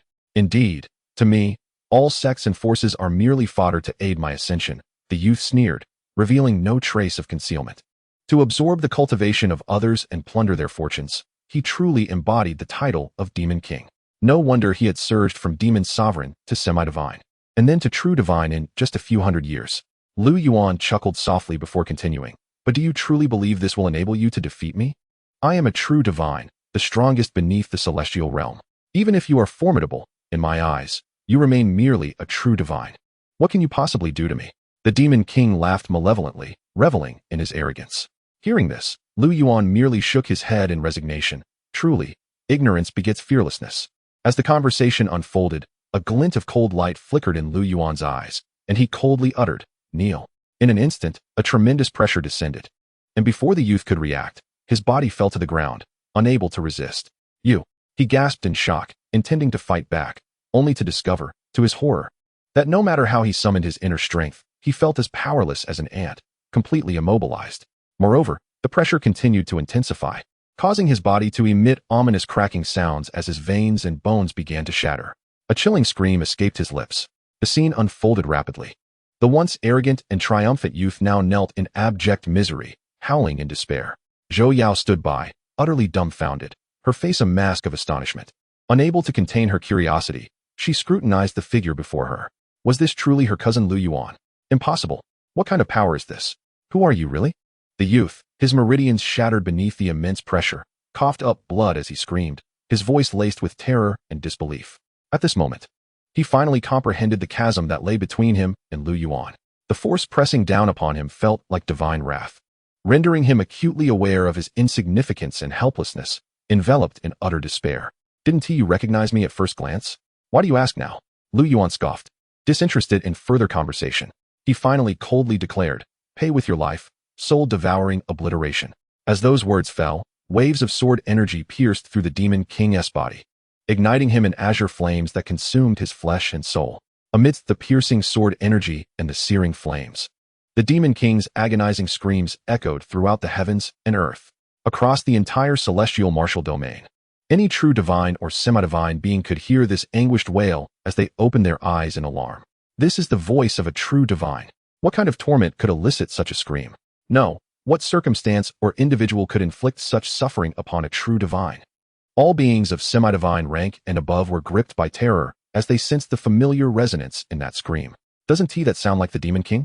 The Demon Clan warriors seemed to recognize something, their expressions shifting to one of sheer horror. Could it be that the Celestial Martial Emperor has intervened? Impossible. Not long ago, the Celestial Martial Emperor had battled against the 3 true divines of our demon realm and was gravely wounded. He could not possibly strike again. The Demon King is a rising force in our demon realm. We cannot afford to let him meet with any misfortune. I wish to see who possesses such power in this celestial domain. While some demon realm powerhouses were astonished, they hastened towards the source of the sound. On the ground, the cries of agony continued unabated. Lu Yuan's gaze remained sharp as he regarded the Demon King engulfed in flames, while Zhou Yao stood beside him, thoroughly shaken by the torment she witnessed. This was the first time she had witnessed such a cruel method of torture. "Please, end my life," cried the Demon King, engulfed in flames, as he begged Lu Yuan for mercy. "Wouldn't that be too merciful for you?" Lu Yuan replied with a smile, then turned his gaze to the horizon, a smirk gracing his lips. "Our audience is not limited to just the 2 of us." As the words left his mouth, a tremendous force descended, released the Demon King. A thunderous voice roared, accompanied by a surge of energy that crashed towards Lu Yuan and Zhou Yao. The ground trembled violently. Lu Yuan chuckled coldly, merely casting a glance, and the true divine demon warrior who had spoken was instantly obliterated. What? Faced with this sudden turn of events, the other 2 true divine demons stood frozen in place. "Now that you've arrived, you might as well all come forth." Lu Yuan spoke with an air of indifference, and before the 2 could react, they were enveloped by an unseen force, crashing to their knees before him. "How is this possible? You are not the immortal martial emperor." The 2 true god realm demons were momentarily stunned, gazing at Lu Yuan with expressions of sheer terror and disbelief. They had assumed that within this immortal martial domain, the only entity capable of threatening them was the immortal martial emperor. Little did they know, it was a mysterious young man they had never encountered before. The immortal martial emperor? Lu Yuan chuckled at the mention, then glanced in another direction. Hasn't he arrived? In the midst of the open ground, as Lu Yuan's words faded, a wave of energy rippled through the air, causing the 2 true god demons to turn in astonishment. Suddenly, a towering wolf king, standing 3 meters tall and 5 meters long, with a coat of purple fur and a crescent-shaped mark upon its forehead, emerged slowly from the void. With a mighty howl, the colossal wolf released a piercing cry that resonated through the heavens, emanating an aura befitting an immortal emperor, sending tremors through the surrounding space. The moon-eating celestial wolf. Perched upon the back of this celestial beast was a middle-aged man clad in flowing white robes, his tall stature commanding attention. With a prominent nose and deep-set eyes, his visage was chiseled like that of a sword, radiating an aura of sharpness that made it difficult to gaze directly upon him. The energy he exuded surpassed that of the 2 kneeling demon warriors, placing him above them in power. The immortal martial emperor. Upon recognizing the figure atop the celestial wolf, the two demon warriors' faces paled, unable to suppress their exclamations of shock. The man was indeed the ruler of the immortal martial domain, the immortal martial emperor himself. "Ah, we meet again." The immortal martial emperor greeted with a smile as he swiftly appeared before Lu Yuan, the colossal wolf transforming into a young man in white garments. "Is it truly you?" the young man exclaimed upon seeing Lu Yuan, disbelief etched across his features. "Oh." The immortal martial emperor raised an eyebrow at the young man's reaction. "Do you know this esteemed friend?" He is." The young man faltered, momentarily at a loss for words, while Lu Yuan smiled, responding, "It's been a while, Yuan Sheng." The young man, now in his transformed state, was none other than Yuan Sheng, the 10th generation leader of the Immortal Martial Alliance, whom Lu Yuan had encountered before. What surprised Lu Yuan was that Yuan Sheng had ascended to the immortal realm and achieved the status of an immortal emperor in such a short time. Long time no see, Yuan Sheng finally managed to regain his composure. He then turned to the immortal martial emperor, respectfully explaining, "Master, this is the Lu Yuan I mentioned to you from the lower realms." Lu Yuan. The immortal martial emperor's expression shifted slightly, astonishment washing over him. It is indeed he. He recollected the tales of Lu Yuan from the lower realm and had been searching for him since learning of his ascension. But all efforts had yielded nothing. The emergence of the divine gates and the invasion of demons had caused him to set aside his search. Never had he anticipated encountering Lu Yuan here, with a cultivation level so profound that even he could not discern its depths. "Esteemed Taoist Lu, it is an honor to finally meet you," the immortal martial emperor said, suppressing his astonishment and offering a warm smile. "Immortal martial Taoist." Lu Yuan replied with a smile of his own, marking his first encounter with the progenitor of the immortal martial continent. Likewise, the immortal martial emperor was the inaugural leader of the Immortal Martial Alliance. Observing the exchange between Lu Yuan and the immortal martial emperor, Zhou Yao stood frozen, her beautiful eyes wide with astonishment. How could her cousin, not only extraordinarily powerful but also held in such high regard by the ruler of the immortal realm, truly be her cousin? The unfolding events felt surreal to her. "Lord Lu, regarding the matter of the Demon King, we shall no longer intrude. Please forgive us and allow us to return," one of the kneeling demon warriors hurriedly implored. "Yes, Lord Lu, if you let us go, we swear to lead our kin out of the immortal martial domain at once." The other man chimed in eagerly. The immortal martial emperor and his companions finally grasped the situation, but Lu Yuan merely let out a cold laugh. "Let you go? Indeed, if you permit our departure. We vow never to set foot in the immortal martial domain again. Would that be acceptable?" The two men nodded vigorously, their eyes gleaming with hope. "Is that so simple?" Lu Yuan chuckled, his eyes narrowing slightly as they transformed into twin beams of sword light that pierced through the foreheads of the two demons. "You." Their eyes widened in horror and rage, yet their defiance was swiftly extinguished as the sword light, imbued with power beyond their comprehension, shattered all remnants of their life in an instant. They could never have fathomed that as the apex of their kind, they would perish so easily in the immortal realm. Before the astonished gazes of the immortal martial emperor and his companions, the two bodies began to disintegrate, vanishing into the ether in the blink of an eye. Rather than making empty vows, it was far more straightforward to simply die and be done with it, ensuring they would not renege in the future. Watching the two true god demons dissipate before him, Lu Yuan remarked with indifference, then turned his gaze forward.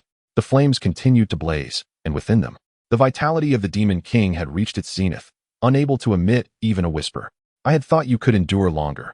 It appears I overestimated you." Lu Yuan scoffed, directing his finger forward. With a swift motion, a beam of sword light cleaved through the heavens, slicing through the flames. Under its immense power, not only the Demon King within the flames, but the very night itself was split asunder. What terrifying strength! The immortal martial emperor and his companions paled, their bodies trembling at the mere sight of that sword light. The mere glance sent shivers through their souls, evoking a palpable sense of death. Even the immortal martial emperor felt no confidence in withstanding such a strike. "Ding! Congratulations, host, for breaking through to the third realm of creation." With the demise of the Demon King, the system's voice echoed within Lu Yuan's consciousness. The breakthrough in his realm caused a slight tremor throughout his being, allowing him to once again experience the elevation and metamorphosis of his cultivation power. In that moment, his eyes transformed, resembling a pair of colossal orbs peering into the depths of the void, with strands of profound light swirling like fine threads within his vision. Could these be? Lu Yuan mused internally, his intuition surmising a realization. Though the profound lights resembled fine threads in his sight, they surpassed the very essence of the heavenly Tao, exuding an expansive and intricate nature. each thread contained within it countless worlds akin to the immortal realm. As if confirming his thoughts, the system's voice resonated again in his consciousness. Indeed, they are the myriad great avenues. Is this what the great avenues are? Lu Yuan felt a wave of astonishment wash over him. Cousin. Just as Lu Yuan was still reeling from the shock, he heard Zhou Yao's voice call out to him, snapping him back to reality. What's wrong? Zhou Yao inquired, noticing Lu Yuan's momentary daze. Lu Yuan shook his head with a smile. I'm fine, let's go. Where to? Naturally, back to the Zhou family, Lu Yuan replied with a grin. After bidding farewell to the immortal martial emperor and his companions, the two swiftly vanished from the scene. As for the young man who had ambushed Zhou Yao, he had long since perished beneath the ensuing turbulence. Meanwhile, deep within the void, the moment Lu Yuan retracted his consciousness, he was taken aback by an unexpected surge of Tao-creating energy. An astonished exclamation echoed, awakening an ancient and vast aura. Chapter 129, True Gods as Ants, Consuming Demons. In the Zhou family courtyard, Zhou Yuan gazed at Lu Yuan, his eyes brimming with reluctance. Little Yuan, you just returned. Must you depart so soon? Beside him, Zhou Nian and Zhou Yao wore expressions of confusion, tears still glistening at the corners of their eyes. Moments ago, Lu Yuan had returned with Zhou Yao, and Zhou Nian could hardly contain his joy and shock. Having survived calamity, the father and daughter had been overwhelmed with emotion. Yet, to their astonishment, Lu Yuan suddenly announced his intention to take his leave. Dear cousin, I have yet to properly thank you. Can you not stay another day? Zhou Yao implored, her gaze filled with hope. With a smile, Lu Yuan replied, every gathering must eventually come to an end. I have matters to attend to, and there will be ample time in the future. Zhou Yao wished to voice more, but Zhou Nian interjected, Little Yuan, have you truly made up your mind? Will you not linger a few more days? I have made my decision, Lu Yuan affirmed. Since your mind is set, then go. Remember to visit us when you have the time, Zhou Nian sighed. Lu Yuan nodded. Take care, grandfather, uncle, cousin. If you have the opportunity, do visit the Lu family. My mother often worries about you. With a wave of his hand, a mysterious formation materialized in the courtyard, enveloping the entire Zhou family in an invisible energy barrier. What is this? The others exclaimed in bewilderment as Lu Yuan explained with a smile. This is a teleportation array combined with a protective formation. The teleportation array requires no incantations. Simply stepping into it will transport you directly to the Lu family. The protective formation functions similarly, remain within its bounds, and no harm can befall the Zhou family. Such marvel. They gasped, their eyes wide with astonishment. To traverse dozens of celestial realms without incantations? This is incredible. Zhou Nian exclaimed, his mouth agape in disbelief. Cousin, this protective formation cannot possibly withstand a true god, can it? Zhou Yao asked, her face a mask of curiosity. Rest assured, it can, Lu Yuan replied with a smile, offering no further explanation. A true god? That would be underestimating me. Even a sovereign could not disrupt the formation I have laid. The three of them inhaled sharply in shock. I believe in Little Yuan. Zhou Yuan finally declared earnestly. I believe as well, Zhou Yao nodded with a smile. Zhou Nian, though astonished, voiced no doubts. Before long, Lu Yuan departed from the Zhou family. Take care, Zhou Yuan uttered, watching the direction in which Lu Yuan disappeared, his tone laced with a hint of concern. Grandfather, worry not. My cousin is immensely powerful now. In the entire celestial realm, perhaps no one can pose a threat to him, Zhou Yao reassured him. Yaoer, your life talisman was shattered. How? Zhou Nian began to question, but was interrupted as Zhou Yao nodded. It was my cousin who resurrected me. And, at this, both Zhou Yuan and Zhou Nian gasped, and under their anxious gazes, Zhou Yao did not conceal the truth. My cousin also effortlessly killed 3 powerful demon clan true gods. Oh no, including that demon king, it should be 4. Now, before my cousin, true gods are as insignificant as ants, utterly powerless to resist. Even the immortal martial emperor appears immensely fearful in my cousin's presence. True gods like ants. How is this possible? Upon hearing Zhou Yao's words, both were momentarily struck dumb, their faces etched with disbelief. Little Yuan has become this formidable. Zhou Yuan stammered, his eyes flickering with excitement and astonishment. Beside him, Zhou Nian trembled, his expression one of awe. At the same moment, above a city steeped in despair and thick with demonic energy, a reverberation echoed through the void, and Lu Yuan's figure materialized. Surveying the city below, Lu Yuan's gaze turned icy. A sprawling metropolis that once thrived now lay desolate, a city of death. The air was saturated with the stench of blood, and lifeless, desiccated corpses littered the streets. These were the townsfolk, all having perished from having their essence drained by the demons. Lu Yuan's gaze immediately fixed upon the heart of the city, a grand and opulent manor. Inside the luxurious hall of the manor, Three men clad in blood-red garments were indulging in copious amounts of wine and meat. However, this was no ordinary wine. It was concocted from human blood, and the meat was of human origin. Having grown tired of our own kind, nothing beats the taste of the flesh and blood of the celestial race, one gaunt elder, devoid of color, remarked with a sinister grin, shoving a piece of raw flesh into his mouth, savoring it with delight. Perched upon his thigh was a woman in tattered clothing, trembling and drenched in tears. Her eyes filled with fear and despair. "What are you dawdling for? Serve me more wine." A commanding voice boomed. The other two men each held a woman in their arms. Hearing this, the women turned pale with terror, hastily offering the blood-filled cup to the man. "Boring. Let us change it up," the man smirked, gripping the woman's arm tightly, his mouth agape, preparing to devour her. The woman made no attempt to resist. Instead, she closed her eyes in despair, knowing that once they were tired of tormenting her, they would consume her, an unfortunate fate exemplified by the blood and flesh strewn across the table. Suddenly, a loud bang resonated, accompanied by a scream. What happened? The other two men were startled, witnessing the middle-aged man who had spoken earlier writhing on the ground, howling in agony. What transpired? They stared in shock at the man whose mouth had exploded, continuously wailing in torment. Just then, a cold voice rang out, "Still such a glutton. Who goes there?" The two demons exclaimed, turning to see a young man clad in black, having appeared seemingly out of thin air, blending seamlessly with the darkness, his features obscured. "Black Panther. White Tiger, I never expected to encounter both of you here." With a chilling voice, Yuan stepped forward, finally revealing himself to the group. "Who are you? How do you know us?" The blood-clad elder and the other corpulent man exchanged glances, their brows furrowing in suspicion. "What are you waiting for? Kill him." The middle-aged man, still writhing on the ground, screeched. "How tiresome." Yuan snorted coldly, casting a mere glance at the man. With a splatter of blood, the man's head was severed from his body, soaring into the air, resembling a mere insect's head. The true form of that man was a bloodthirsty mosquito. "Boss." Seeing this scene, the elder and the fat man cried out in alarm. Just as he was about to rise, a tremendous pressure suddenly descended upon them, causing them to spit blood and collapse to the ground. Faced with this unexpected scene, the imprisoned women turned pale with fear, rooted in place and unable to move. This oppressive force, could it be that you are a demigod? The two who were pinned to the ground exclaimed in terror. Both were late-stage demon emperors, and their elder brother was even at the pinnacle of demon emperor, yet they found themselves utterly powerless against this youth. It was evident that the young man's cultivation had undoubtedly reached demigod level or even higher. Yuan scoffed at their words, casting a glance at the women. He said nonchalantly, "Do you wish to consume demons?" Chapter 130, Severing the Causal Connection of the Demon Realm. Under the moonlight, a series of piercing screams echoed, resonating with a haunting clarity in the stillness of the night. The brightly lit hall had long been enveloped in a miasma of blood, transforming it into a crimson space. "Spare me. Please grant me a swift end." The cries of anguish filled the air, saturated with agony and desperation. Outside the hall, Yuan observed the unfolding scene with indifference. The women, once captives of the demons, along with a dozen others from the courtyard, were now ravenously devouring the Black Panther and White Tiger, their mouths stained with blood. Even the giant mosquito he had decapitated earlier could not escape this fate.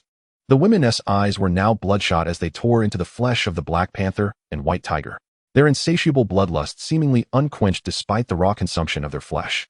Yuan initially contemplated joining them, but ultimately dismissed the thought. After a quarter of an hour, the three great demons had been reduced to mere skeletal remains by the hungry women. With a swift motion, Yuan ensnared the souls of the three great demons, which let out a chorus of wails as their corporeal forms had perished. Their souls were naturally required to provide an account. A cold smile spread across Yuan's face as he flicked his fingers, and in an instant, three beams of light shot into the souls of the three demons. In that moment, a cacophony of cries erupted from them, followed by a torrent of dark energy bursting forth, continuously piercing through the souls of the three great demons, each penetration causing the souls to diminish by an inch. This energy was the manifestation of the grievances harbored by all those whom the three great demons had tormented. The flow of energy surged and receded in a relentless cycle, and within a mere quarter of an hour, the souls of the three great demons were entirely consumed. The energy then transformed into starlight, ascending into the heavens, swiftly dissipating into the cosmos. At this moment, the souls of those tormented by the three great demons were finally liberated. Observing this scene, Yuan smiled faintly, feeling a sense of relief. Slaying the Black Panther and White Tiger had resolved the karmic ties of his 2 lifetimes. Ding! Congratulations to the host for breaking through to the 4th stage of creation. At that moment, The voice of the system resonated within his consciousness. Taken aback, Lu Yuan realized that even without personally engaging in combat, he could achieve a breakthrough in his cultivation, which was quite unexpected. The breakthrough allowed him to feel a surge of power, but he refrained from dispersing his focus, instead concentrating on the sublimation of his physical body and soul. His body became the cosmos, each cell a vast world, and each strand of hair imbued with cultivation beyond the path of creation. In a single thought, he could decimate countless beings of the myriad paths. Such was the terror of his existence. Even so, he had yet to reach the pinnacle of his cultivation. At present, he was merely at the 4th stage of creation.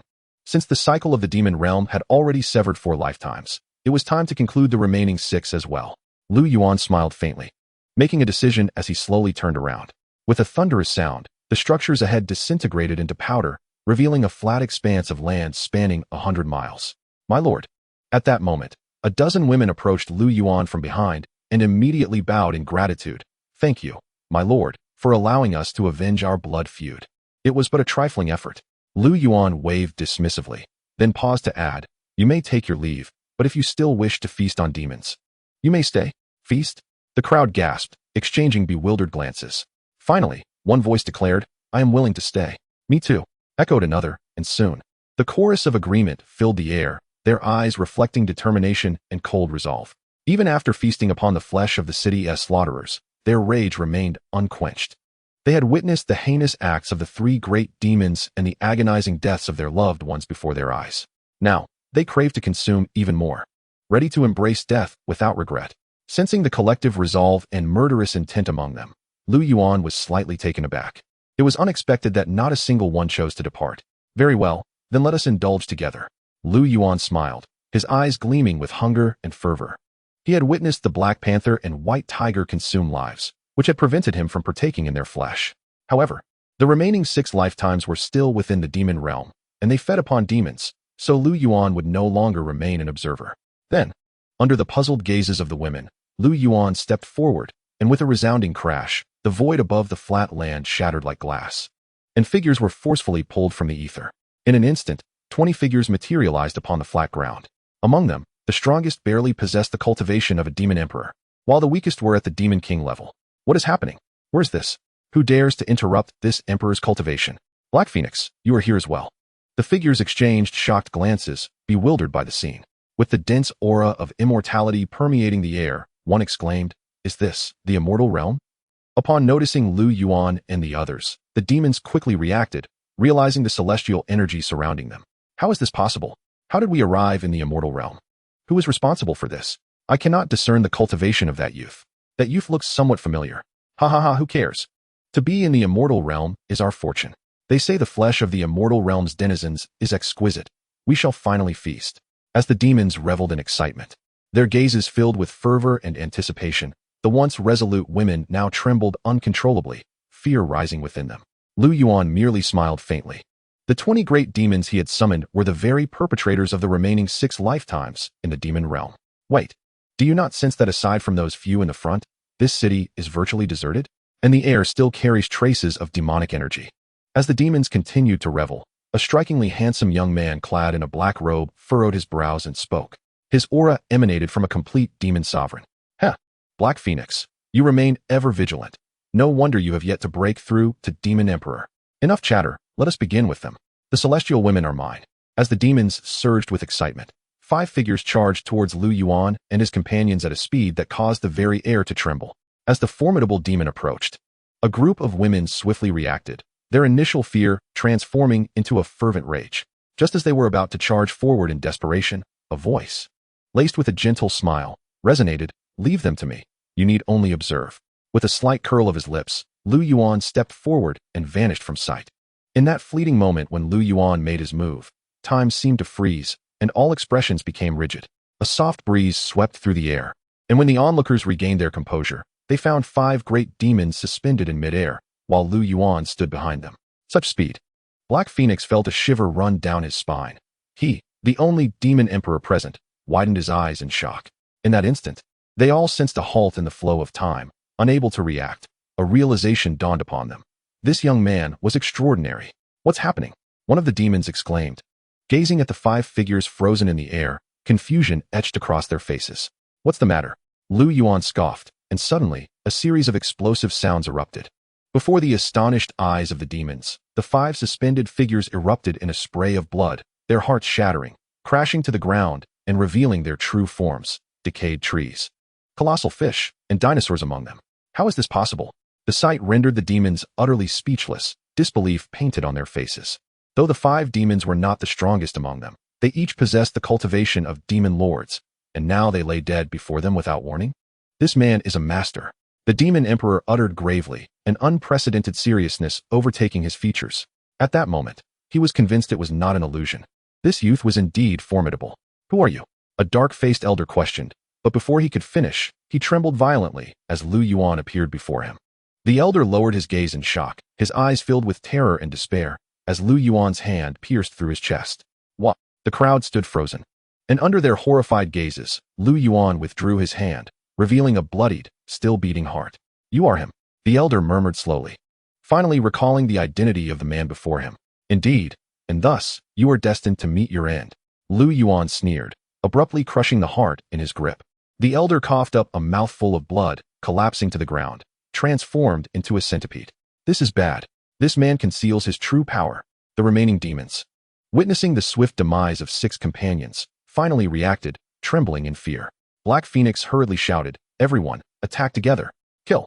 No longer underestimating their opponent. The demons unleashed their full energy, surging towards Lu Yuan like a tidal wave, ignorant of their impending doom. Lu Yuan merely smiled disdainfully, uttering a single word: suppression. The moment the word left his lips, the demons' faces paled, their bodies quaking as the overwhelming pressure shattered their resolve, causing them to spit blood and collapse to the ground. This power, how can it be? The demons were paralyzed with terror, reduced to mere insects under this immense force, their veins and bones fracturing beneath the strain. Who are you? Why have you brought us here? The demon emperor shouted through gritted teeth, trembling. So it was he who orchestrated this. The other demons, now aware, felt a chilling dread wash over them. It was neither divine intervention nor mercy from their gods that had transported them to the celestial realm, but rather this young man who had forcibly dragged them from their own world.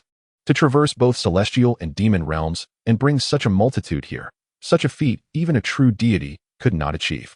What manner of being have we provoked? Very well, I shall ensure you perish with clarity, Lu Yuan mused, contemplating the ease with which he dispatched these demons without revealing his identity. For him, it was unsatisfactory.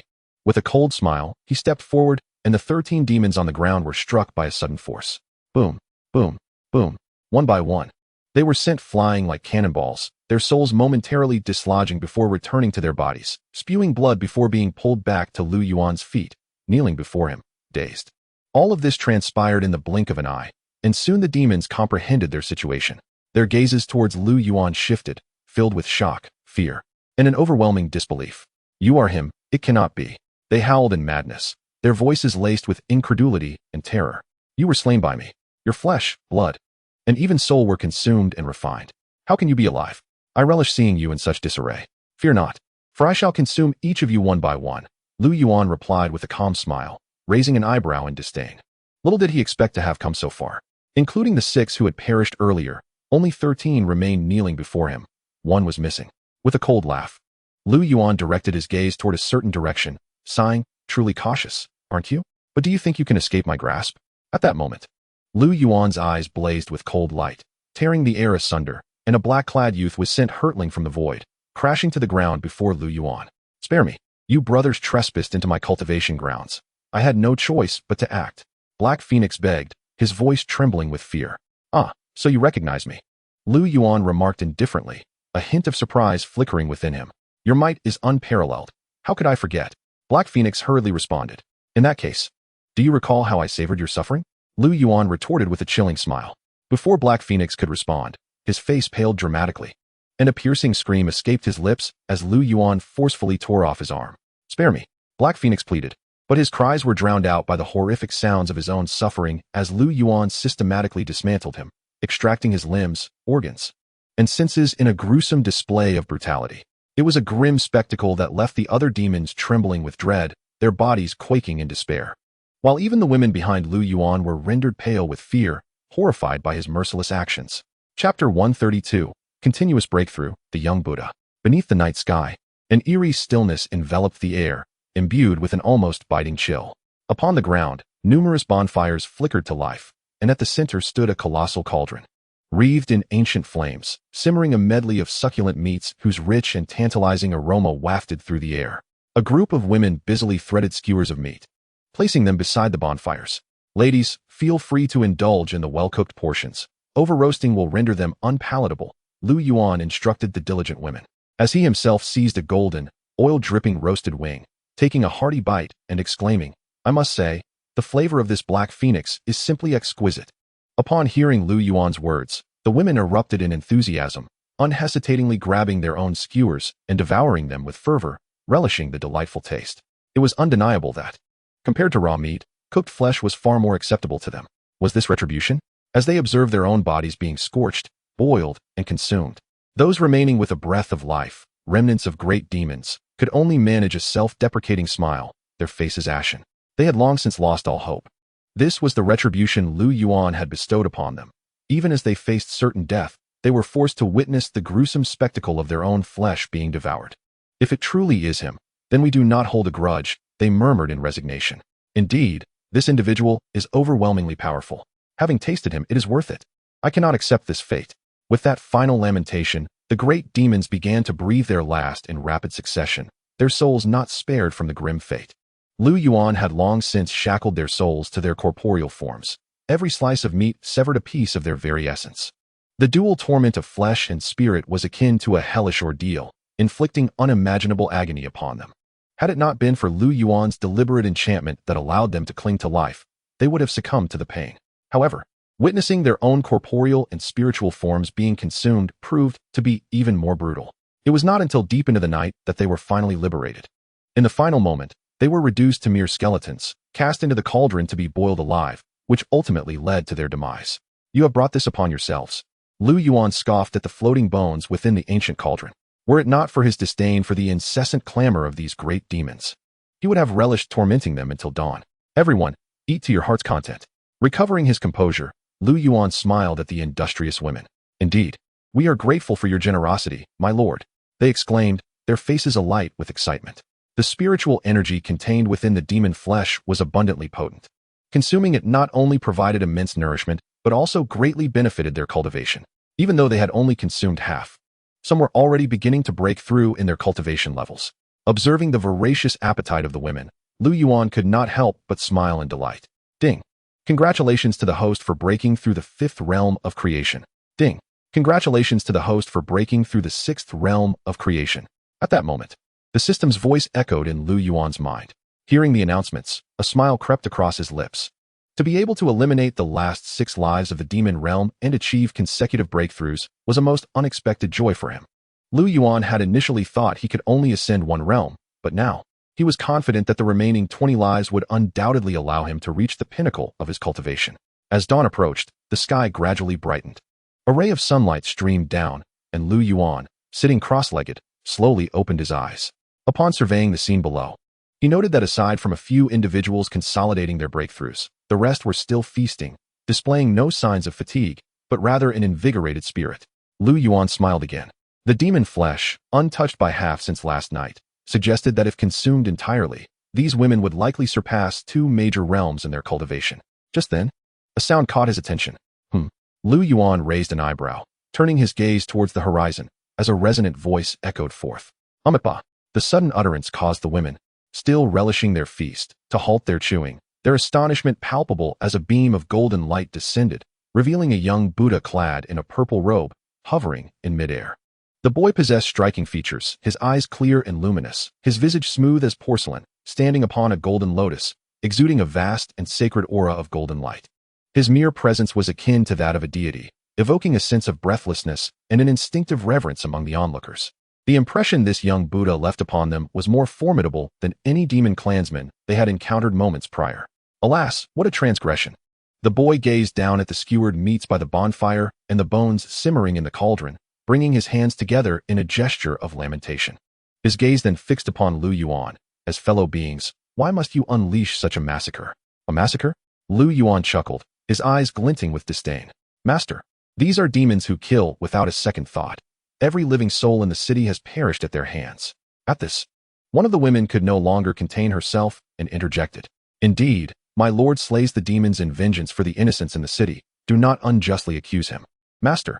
The chorus of agreement echoed among the women. The young Buddha frowned at their words. Even so, by killing them, you have become as they are. Why must you also consume their blood, flesh, and souls, condemning them to an everlasting cycle of rebirth? This statement rendered the women speechless. Finally, one of them clenched her teeth and retorted, They feast upon us. What is wrong with us feasting upon them? If so, what distinguishes you from the demon kin? When will this cycle of vengeance cease? The boy shook his head with a sigh. You little bald donkey, you prattle on too much. Lu Yuan sighed in exasperation, having grown weary of the discourse. What did you say? The boy's eyes ignited with fury.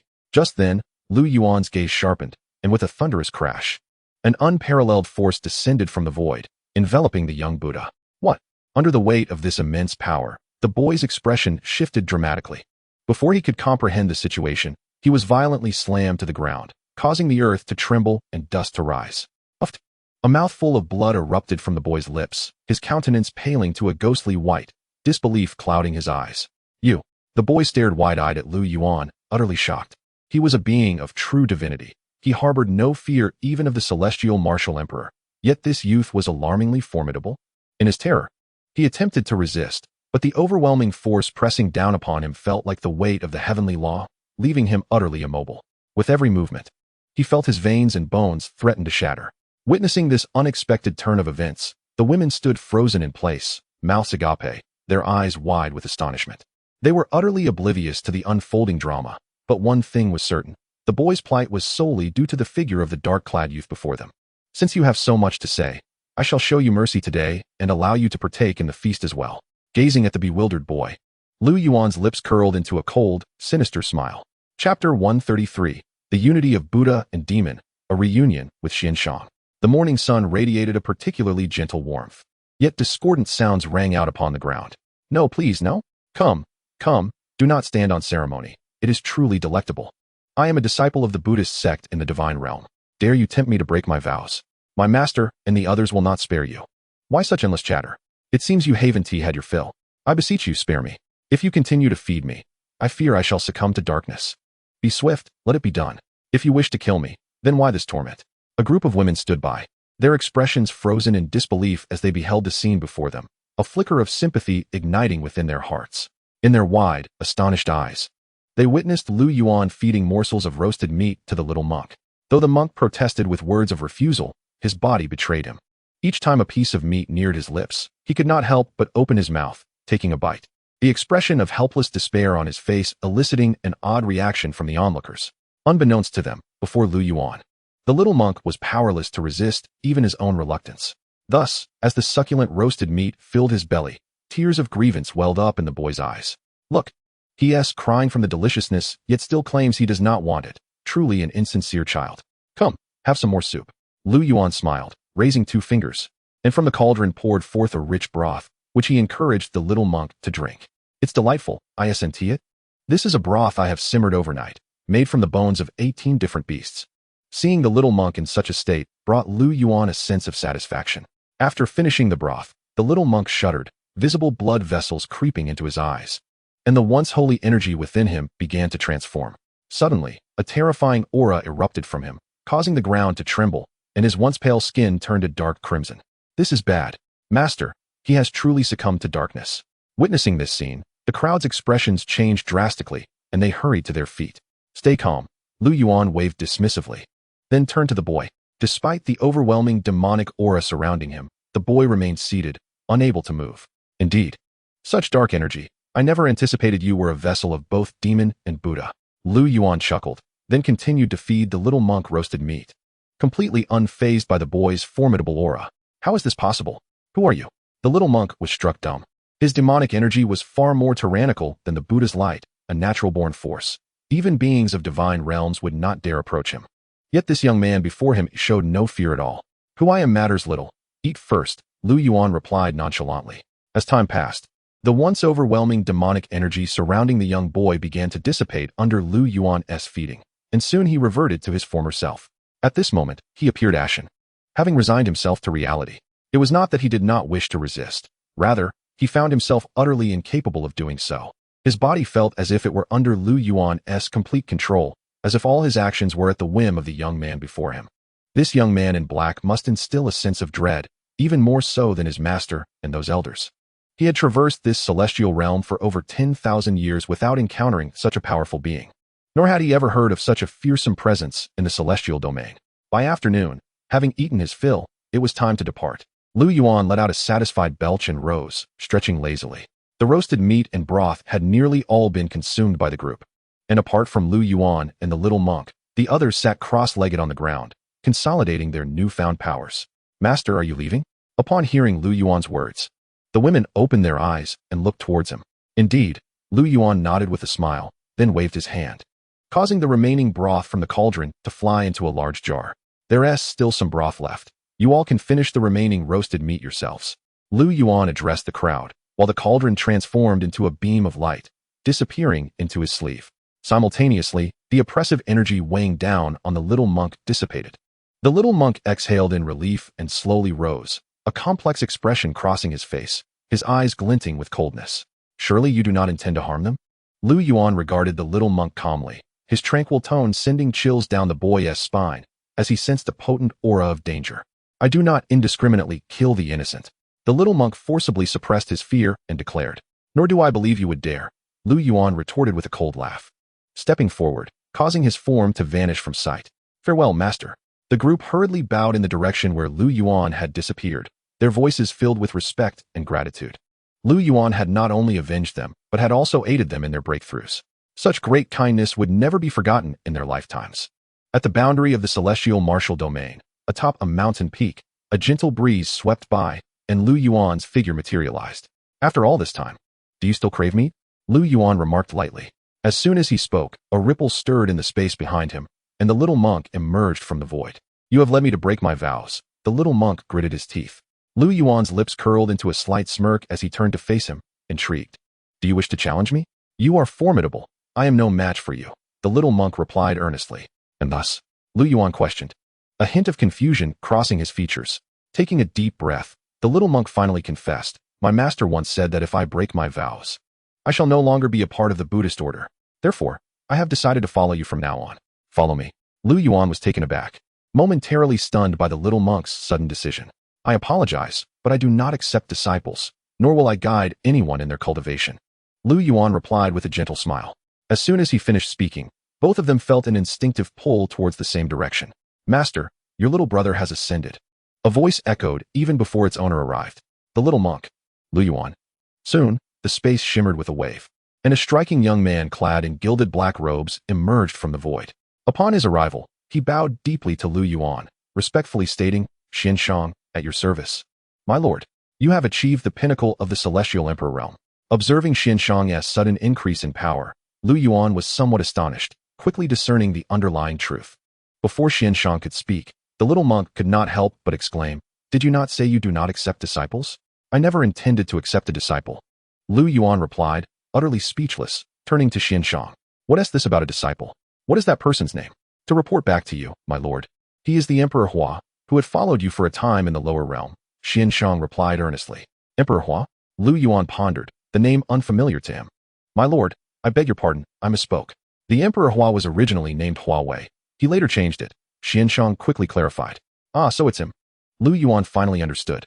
However, he had not anticipated that fellow would take on the title of emperor. Such audacity. He then scoffed, "I never claimed he was my disciple. Additionally, my lord, your sister has also ascended," Xianxiang added. "My sister?" Lu Yuan was momentarily taken aback, having been lost in the delights of food these past few days. Upon sensing, he indeed felt Xiao Shui's presence. "My lord, would you like me to bring her to reunite with you?" Xianxiang inquired. "Not in a hurry." Lu Yuan waved his hand, then turned his gaze towards Xianxiang, his eyes glinting with profound meaning. "My lord, what is your intention?" Upon sensing Lu Yuan's penetrating stare, Xianxiang felt an involuntary tightening in his chest, instinctively overwhelmed by a sense of dread. "I've noticed that you seem quite invested in my affairs," Lu Yuan remarked with a serene smile. "My lord speaks nonsense." "It is my honor to serve you," Xianxiang replied with a smile of his own. "Is that so?" Lu Yuan shook his head lightly, chuckling softly before continuing. "I had assumed you were merely obedient to the heavenly Tao and its fate, yet it appears you have someone backing you." Xianxiang's expression shifted dramatically, and he exclaimed in astonishment, "My lord, how did you know all of this?" Even summoning the gates of the divine realm into the immortal realm was merely to investigate my secrets, was it not? So, now that you are aware, you choose to retreat into the shadows. Lu Yuan dismissed the notion with a nonchalant smile. Sure enough, as his words faded, Xianxiang's gaze grew unfocused before he gradually closed his eyes, causing the entire space to freeze in an instant, as if time itself had come to a standstill. Before long, Xianxiang reopened his eyes, now shimmering with a mystical light, and his aura underwent a cataclysmic transformation. This aura, the little monk, enveloped by this overwhelming presence, was taken aback, his face awash with terror. Under this aura, he felt an immense danger unlike any he had ever encountered. Even in the divine realm, when facing those so-called unparalleled powerhouses, Xianxiang cast a fleeting glance at the little monk, who was instantly shaken to his core, collapsing into unconsciousness. In that moment, only Lu Yuan and Xianxiang remained in the vast expanse. More accurately, it was another presence, peering through Xianxiang's form, that connected with him across dimensions. Through Xianxiang's eyes, Lu Yuan beheld a youth seated by a brook, clad in humble linen garments. The boy's aura surpassed that of Su Ming, having attained the third tier of the Tao God realm. At last, if my conjecture is correct, you must be one of the elder brothers of the heavenly Tao's Su Ming, Lu Yuan initiated calmly, immediately discerning the truth. The youth, momentarily speechless, furrowed his brow and scrutinized Lu Yuan with astonishment, his previously tranquil mind now churning with tumultuous waves. Until this moment, he had been unable to gauge Lu Yuan's cultivation level, yet the impression Lu Yuan left him was encapsulated in 4 words: deep and unfathomable. Ultimately, you are even stronger than I had anticipated. No wonder Ninth Sister willingly refers to you as my lord.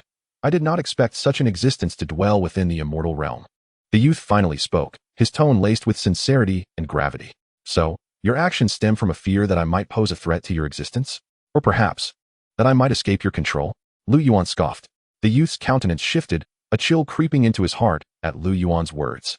He felt an unprecedented sense of existential threat. I must concede, that is one reason. However, more importantly, it is to ensure peace in the lower realms and uphold order in the divine realm. After all, beyond the divine realm, many worlds exist. Peace in the lower realms? Worlds beyond? I care not for your concerns. Now that you are aware of my existence, what do you intend to do? Lu Yuan retorted coldly. His indifferent voice sent the youth's face into a stark pallor, shaking him to his very core, prompting an involuntary grunt of disbelief. How is this possible? The youth's eyes widened, filled with fear and incredulity. What had once been a mere sensation was now a palpable intimidation. As his face grew pale, a trickle of crimson blood seeped from the corner of his mouth. Just a single utterance had inflicted grave injury upon him. The power of the individual before him exceeded his wildest imagination. We are merely fulfilling our duties and harbor no intent to provoke you, esteemed friend. I hope you will temper your anger. The youth finally spoke, the weight of caution evident in his tone. I care not for your intentions or schemes. Should you dare to meddle in my affairs or involve those connected to me, even if you are Tao gods, I shall not hesitate to eliminate you. Lu Yuan declared with a disdainful snort. Upon uttering those last 3 words, Xianxiang coughed up blood, severing his connection with the youth. Meanwhile, the youth, positioned by the brook in the divine realm, felt his pupils constrict as he spewed forth a mouthful of blood, his complexion turning ashen, his eyes filled solely with terror. This power, how can it be? The youth exclaimed in horror, noticing that the fishing rod he had been grasping had fallen to the ground, his trembling hands betraying his fear. He was a third-tier Tao god, yet Lu Yuan's final words had evoked a sense of impending doom. Even beings at the 4th or 5th tiers would not inspire such fear within him. This person's cultivation surpassed, at least the 6th tier. The youth's brow furrowed tightly as he gritted his teeth and spoke in a hushed tone, his fear only intensifying. At that moment, a voice echoed from the void. 8th brother, what troubles you? I sensed a disturbance in your aura. What has transpired? The youth quickly replied, it is nothing. I merely encountered a slight mishap during cultivation, which unsettled my mind. I see. At our level, one must not rush the process of cultivation, the voice responded again. Indeed, Brother 7 speaks true. I shall heed your advice, the youth conceded. Very well, in 3 days, the gates of the divine realm shall officially open. I can sense that this time is exceptional. Since you have faced setbacks, focus on your rest and recovery. I shall take on the task of investigating the anomalies. The voice resounded once more. The youth was momentarily stunned, intending to respond, but he realized the void had returned to serenity. Brother 7 is typically forthright. I wonder if he will invoke any ire from that individual. The youth mused, furrowing his brow with concern. However, with the opening of the divine realm's gates and the descent of divine light, Even those at the 6th tier and above would be drawn into the divine realm. Once there, all would lie within our perception.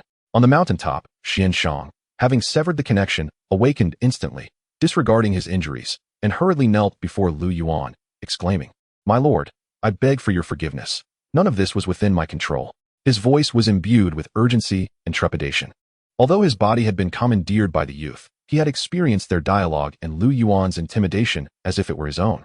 He had never anticipated that even someone as powerful as the linen-clad youth would appear so utterly powerless in the face of Lu Yuan. In that fleeting moment, he had felt the youth's fear. The path one chooses and the company one keeps is indeed a matter of personal freedom. "Do not seek me out again. Do not let me see you once more," Lu Yuan stated coolly, glancing at the kneeling Xianxiang. A gentle breeze swept by, and he vanished from sight. Chapter 135. If he treats you poorly, inform me. Upon learning that Xiao Shui had also ascended, Lu Yuan had initially intended to wait before seeking her out. However, as he approached the Lu family, he suddenly halted, his expression darkening. He sensed a fluctuation in Xiao Shui's life force, fragile, like a flickering candle in the wind, as if it could be extinguished at any moment. In a flash, he found himself high in the air, overlooking a vast expanse of undulating mountains, within which ancient palaces stood tall, resembling the scale of a grand sect. Lu Yuan's gaze quickly settled upon a plaza where two figures were under siege by a sword formation. "Qin Yuan, it is because of you that the sect leader met his untimely demise, and you have long been expelled from our Taishan sect. How dare you return? Today, I shall eradicate you, the traitor, in honor of the sect leader." A furious voice echoed through the air. An elderly man with white hair fixated his gaze upon the bloodied young man standing at the center of the square, his eyes brimming with murderous intent. Beside the young man stood a woman clad in white, equally drenched in blood, her complexion pale, and her breath faint. "Swear, I should not have brought you here. It is I who have brought you harm," the young man lamented, glancing at the woman beside him, blood still trickling from the corner of his mouth. His words were laden with guilt, and sorrow shone in his eyes.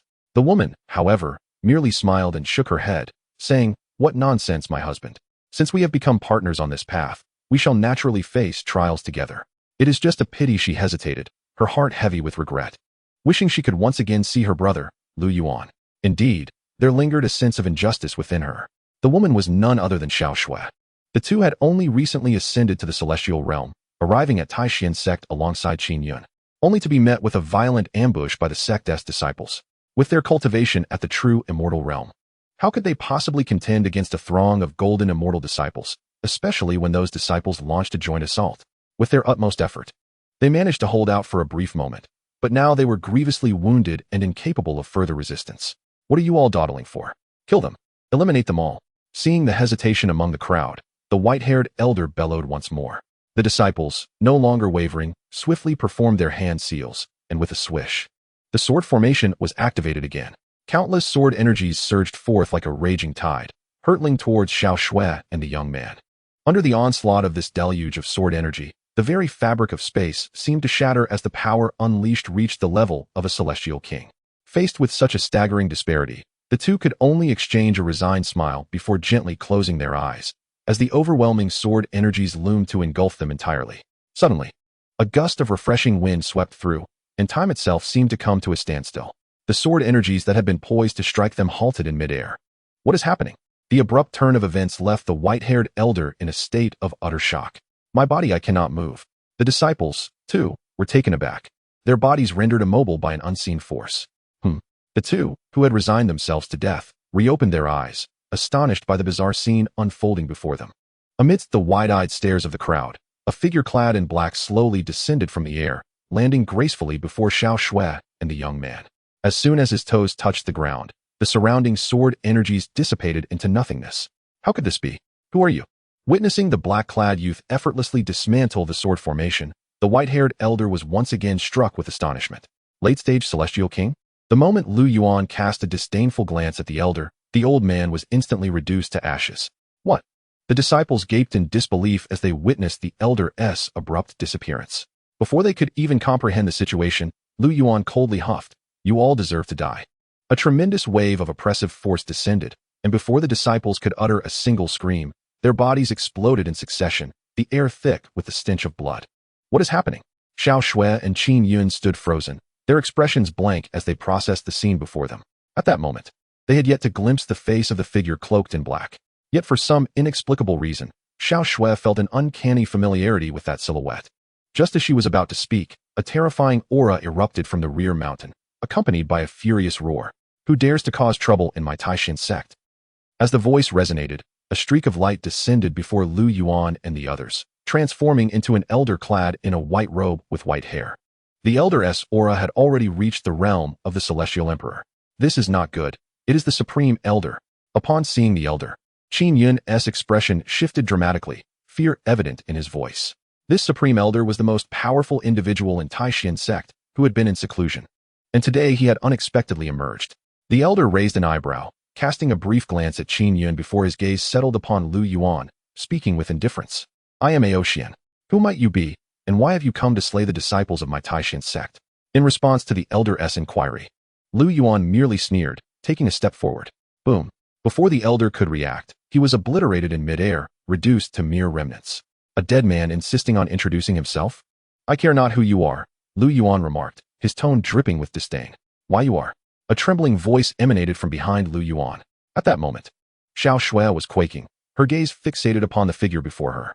She had not paid close attention to Lu Yuan's initial words, but now she could finally ascertain his identity. No wonder he seemed so familiar. It was because Lu Yuan turned to face Xiao Shui, whose eyes glimmered with tears, and smiled. Sister, it has been a long time. Just those few words sent a shiver through Xiao Shui, nearly causing her to stumble as she struggled to maintain her composure. Fortunately, Qin Yun was quick to steady her. Qin Yun, too, was taken aback. He had never anticipated that this mysterious figure, who had effortlessly annihilated the Supreme Elder of Taishan sect, was none other than Lu Yuan. As the sky darkened over Taishan sect's main peak, Lu Yuan addressed Xiao Shui, Sister, have you truly made up your mind to remain here with him in Taishan sect? He cast a peculiar glance at Qin Yun, who promptly lowered his head. Unable to meet his gaze, by rights, Lu Yuan should refer to him as brother-in-law, but he could not bear the weight of such a title. At that moment, Qin Yun was overwhelmed with a sense of restraint and reverence, his heart racing with anxiety. Just the mere presence of Lu Yuan had rendered the elders of Taishan sect unable to lift their heads, thoroughly subjugated. In less than half a day, Qin Yun had been elevated to the position of sect leader. Xiao Shui nodded and smiled. I have made my decision. Now that I see little Yuan's extraordinary prowess, my heart is at ease. Very well, sister. Do come visit me at the Guiyuan Celestial Domain's Lu family when you have the time, Lu Yuan replied. Of course. Xiao Shui nodded with a smile once more. Earlier, Lu Yuan had briefly recounted his relationship with the Lu family. If he treats you poorly, let me know, Lu Yuan concluded, casting a deep glance at Qin Yun, who was taken aback and quickly vowed, I swear, even at the cost of my life, I will ensure that Shui suffers not a single grievance. Should that day come, I will end my own life without your intervention. Let us hope you keep your word, Lu Yuan remarked nonchalantly, before engaging in casual conversation with Xiao Shui. Ultimately, under the watchful eyes of the two, Lu Yuan departed from Taishan sect. Chapter 136. Ungratefulness, my good brother-in-law. Thanks to Lu Yuan's intervention, the calamity caused by the demon tribes in the Xianwu celestial domain had been nearly quelled, with the remaining monsters too frightened to act recklessly. The moment Lu Yuan left the Xianwu celestial domain, atop a mountain peak, the Xianwu emperor, draped in a loose-fitting white robe, opened his eyes. Master, what has occurred? Yuan Sheng, standing nearby, could not contain his curiosity. He has departed, the Xianwu emperor replied, furrowing his brow. Who? Yuan Sheng was taken aback for a moment, quickly pondering the implications of what his master had said. Was it truly that esteemed Taoist Lu? The immortal martial emperor nodded, a look of surprise and realization dawning in his eyes. I never expected him to be a member of the Lu family from the return to origin immortal domain. The distance between the immortal martial domain and the return to origin immortal domain spanned over a dozen celestial realms. Even if he were a true deity, it would require at least 2 days to reach the return to origin immortal domain. Thus, it was only natural that no information regarding Lu Yuan had been uncovered. Indeed, he is a scion of the foremost family in the return to origin immortal domain. No wonder he is so formidable. Yuan Sheng sighed in acknowledgement. The foremost family? The immortal martial emperor shook his head incredulously and asked with a smile, do you truly believe that the Lu family is responsible for his accomplishments? Is it not so? Yuan Sheng responded, bewildered. With his prowess, even among the 3 great holy lands and the 5 ancient families of the immortal realm, there may be none who could rival him. Rather than saying the Lu family has made him, it would be more accurate to say that he has elevated the Lu family. The emperor's brow furrowed as he continued. What perplexes me is that the Lu family's previous strongest member was their ancestor, Lu Xian, who was not him at all. From the information I gathered earlier, this individual has only recently returned. Not only is he a mere descendant of the Lu family, but he has also died once. And now he stands as the strongest in the return to origin immortal domain. Master, what should we do next? Should we continue to keep an eye on him? Yuan Xing inquired. The immortal martial emperor waved his hand with a smile. His strength far surpasses mine. Thus, it is best to cultivate a good relationship without interference. Understood. Additionally, this individual has significant ties to the Taishan sect. Be sure to extend him extra care. The immortal martial emperor added, unable to restrain himself. In the void, Lu Yuan paused as he traversed a celestial realm, his brow arching slightly with surprise as he sensed a thread of causality emanating from the demon realm. In the blink of an eye, he found himself standing outside a courtyard, the sky having darkened considerably. The silent courtyard was suffused with an ominous demonic aura. Upon gazing into the courtyard, Lu Yuan immediately spotted a young man seated cross-legged within an opulent chamber, his long hair enveloped in swirling black demonic energy. Clad in a form-fitting black outfit, with long hair cascading over his shoulders and striking features accentuated by sharp brows and bright eyes, the young man exuded an aura that had already reached the initial stage of the Demon Emperor realm. Lu Yuan, do not blame your sworn brother. If one does not act for oneself, heaven will conspire against them. Lu Yuan's expression turned icy as he recalled the words spoken by Chu Feng before his demise. Indeed, Chu Feng was his sworn elder brother. In one of his reincarnations within the demon realm, through a fortuitous turn of events, he had saved the gravely injured Chu Feng. The two had immediately forged a bond, and soon thereafter, Chu Feng proposed that they become sworn brothers. After their oath, they ventured forth together, facing life and death situations that only deepened their brotherly bond. However, Lu Yuan could never have anticipated that during an exploration of an ancient relic, Chu Feng would betray their brotherhood, stabbing him in the back to seize the inheritance for himself, leading to Lu Yuan's demise. It was only when the sword pierced his heart that Lu Yuan realized the extent of Chu Feng's treachery. The so-called brotherhood had been a mere ploy, meticulously orchestrated by Chu Feng to attain the ultimate inheritance. The path to the inheritance required two individuals to cooperate seamlessly. Brotherhood, sharing life and death? Reflecting on the vows exchanged when they became brothers, Lu Yuan found it all deeply ironic and laughable. Yet, witnessing Chu Feng's current accomplishments, it was clear that the inheritance had indeed aided him greatly. Otherwise, with his original capabilities, he would have never achieved such a swift breakthrough to the Demon Emperor realm. Now, within the residence, aside from Chu Feng, another presence had reached the demigod realm, yet neither of them sensed Lu Yuan's arrival. Initially, Lu Yuan had intended to wait before personally venturing into the demon realm to settle their 10 lifetimes of enmity. However, he was taken aback to discover that Chu Feng had come to the immortal realm. Since you have come to my doorstep, let us resolve our grievances once and for all. Lu Yuan sneered coldly, stepping forward as the courtyard doors swung open of their own accord. Who dares? In the room, Chu Feng suddenly opened his eyes, sensing something amiss. The door was opened by an unseen force, and as he stood in shock, a figure clad in black emerged slowly from the shadows. Who are you? Chu Feng's expression shifted as he recognized Lu Yuan's visage. A shiver coursing through him as a sense of familiarity washed over him. It has only been over 200 years. How could you forget me so quickly? My dear sworn brother? Observing Chu Feng's astonishment and confusion, Lu Yuan offered a subtle smile, his tone laced with mockery. It can't be you. Chu Feng's pupils dilated in horror.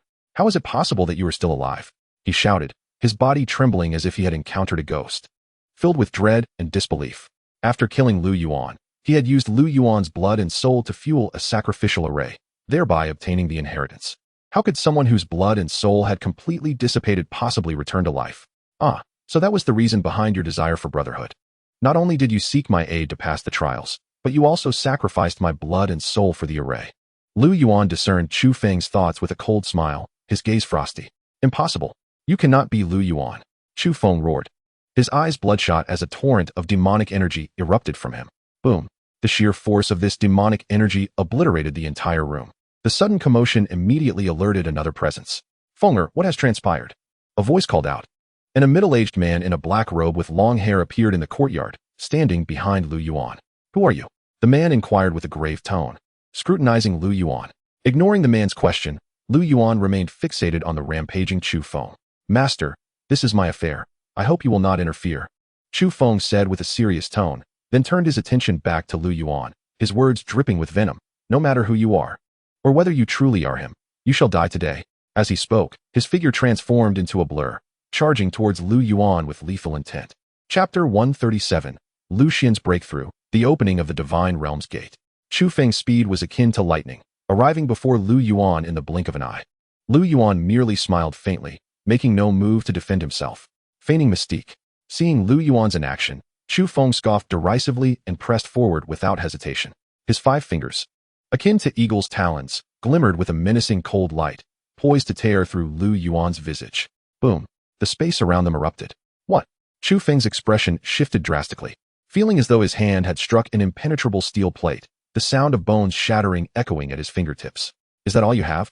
Lu Yuan scoffed, an air of disdain evident in his demeanor, unwilling to squander any more time. Under Chu Feng's horrified gaze, Lu Yuan slowly raised his right hand. This seemingly languid motion transcended the very essence of time. How is this possible? Chu Feng was engulfed in terror, attempting to resist. Yet his body failed to comply with his will. He could only watch helplessly as Lu Yuan's hand touched his forehead. You, who are so ungrateful and vile, dare to seek my life? How laughable! Lu Yuan scoffed derisively, his tone laced with disdain. With a flick of his wrist, a blade of sword energy pierced through Chu Feng's brow, blood splattering forth, while his very soul shattered beneath the onslaught. I refuse to accept this. Terror and despair filled Chu Feng's eyes. Acceptance is futile. You shall not have another life. Lu Yuan uttered a cold snort, and with that, Chu Feng's body began to disintegrate, vanishing into the ether in the blink of an eye. The entire event transpired in a fleeting moment. Feng, the man in the black robe, watching Chu Feng's dissolution, gasped in shock. He could hardly process the events that had just unfolded, utterly bewildered by the suddenness of it all.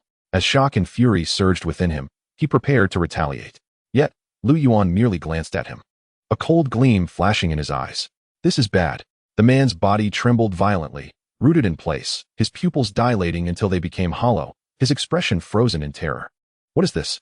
Observing the man, who stood as if turned to stone, Lu Yuan smiled coldly. With a single step, he transformed into a wisp of wind, vanishing from sight. Boom! As Lu Yuan disappeared, the man's body erupted like a sack of sand. Time sped by, and 3 days passed in the blink of an eye. On this day, in the early morning at the Guiyuan immortal domain, the Lu family, a thunderous crash resonated, causing the entire Lu residence to tremble slightly as an overwhelming and terrifying aura spread forth. Under the astonished and excited gazes of the onlookers, a radiant and divine pillar of light shot skyward. What a terrifying presence! Could it be that Xiao Yuan has broken through to the true God realm? Shouldn't Xiao Yuan have already reached that level? As they beheld the soaring pillar, the members of the Lu family immediately thought of Lu Yuan.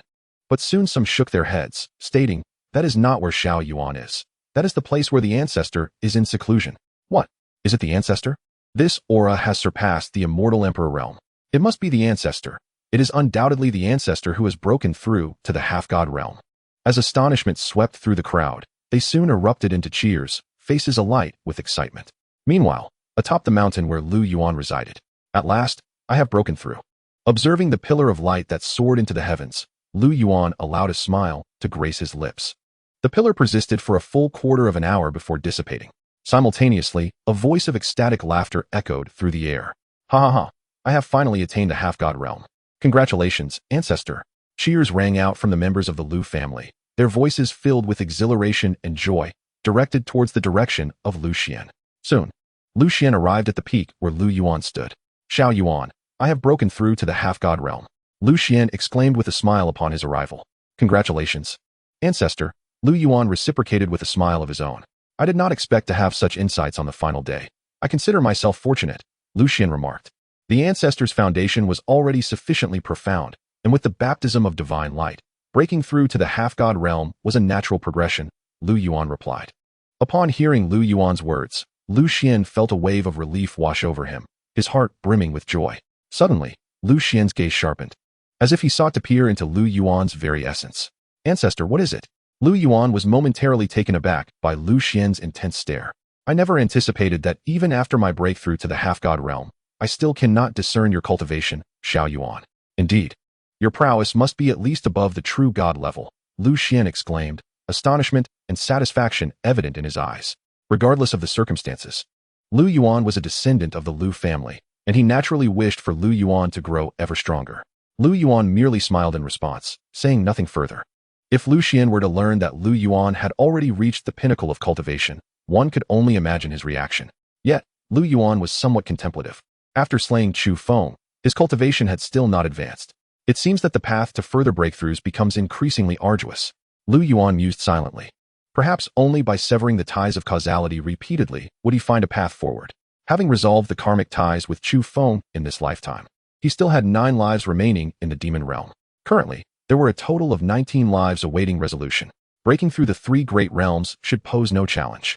Just then, a thunderous roar echoed from the depths of the heavens, causing the very earth to tremble.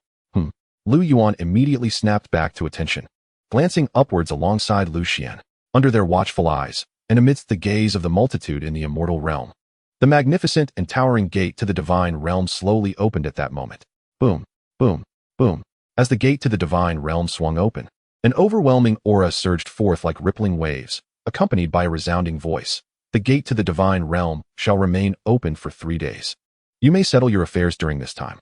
After 3 days, all cultivators who have reached the half-god realm and above will be summoned by the divine light to ascend to the divine realm. As the voice faded, the gate to the divine realm radiated a brilliant light, casting down the sacred and majestic divine light like the Milky Way from the heavens. Before Lu Xian could even process what was happening, he found himself ensnared by a beam of divine light. Indeed, the threshold for ascending to the divine realm has now been lowered to the half-god level. Observing the divine light enveloping him, Lu Xian sighed, his tone laced with complexity. Though the divine realm is the coveted sanctuary for all cultivators of the immortal realm, when the time for ascension truly arrives, many find themselves reluctant to leave. This occasion is unlike any before. Previously, only those who reached the true god realm would be illuminated by the divine light, but now even half-gods may ascend. Ancestor. At that moment, a voice called out. Figures appeared upon the mountain peak, namely Lu Tian, Lu Fan, and the others who had hurriedly arrived. Gazing at Lu Xian, who was surrounded by divine light, they wore expressions of anxiety, particularly Lu Fan and Zhou Lian, whose eyes reflected urgency and reluctance. The opening of the gate to the divine realm signified Lu Yuan's impending ascension as well. Yet, quickly, someone noticed something amiss. Look, why is there no divine light surrounding my cousin? Lu Feng exclaimed in disbelief. What?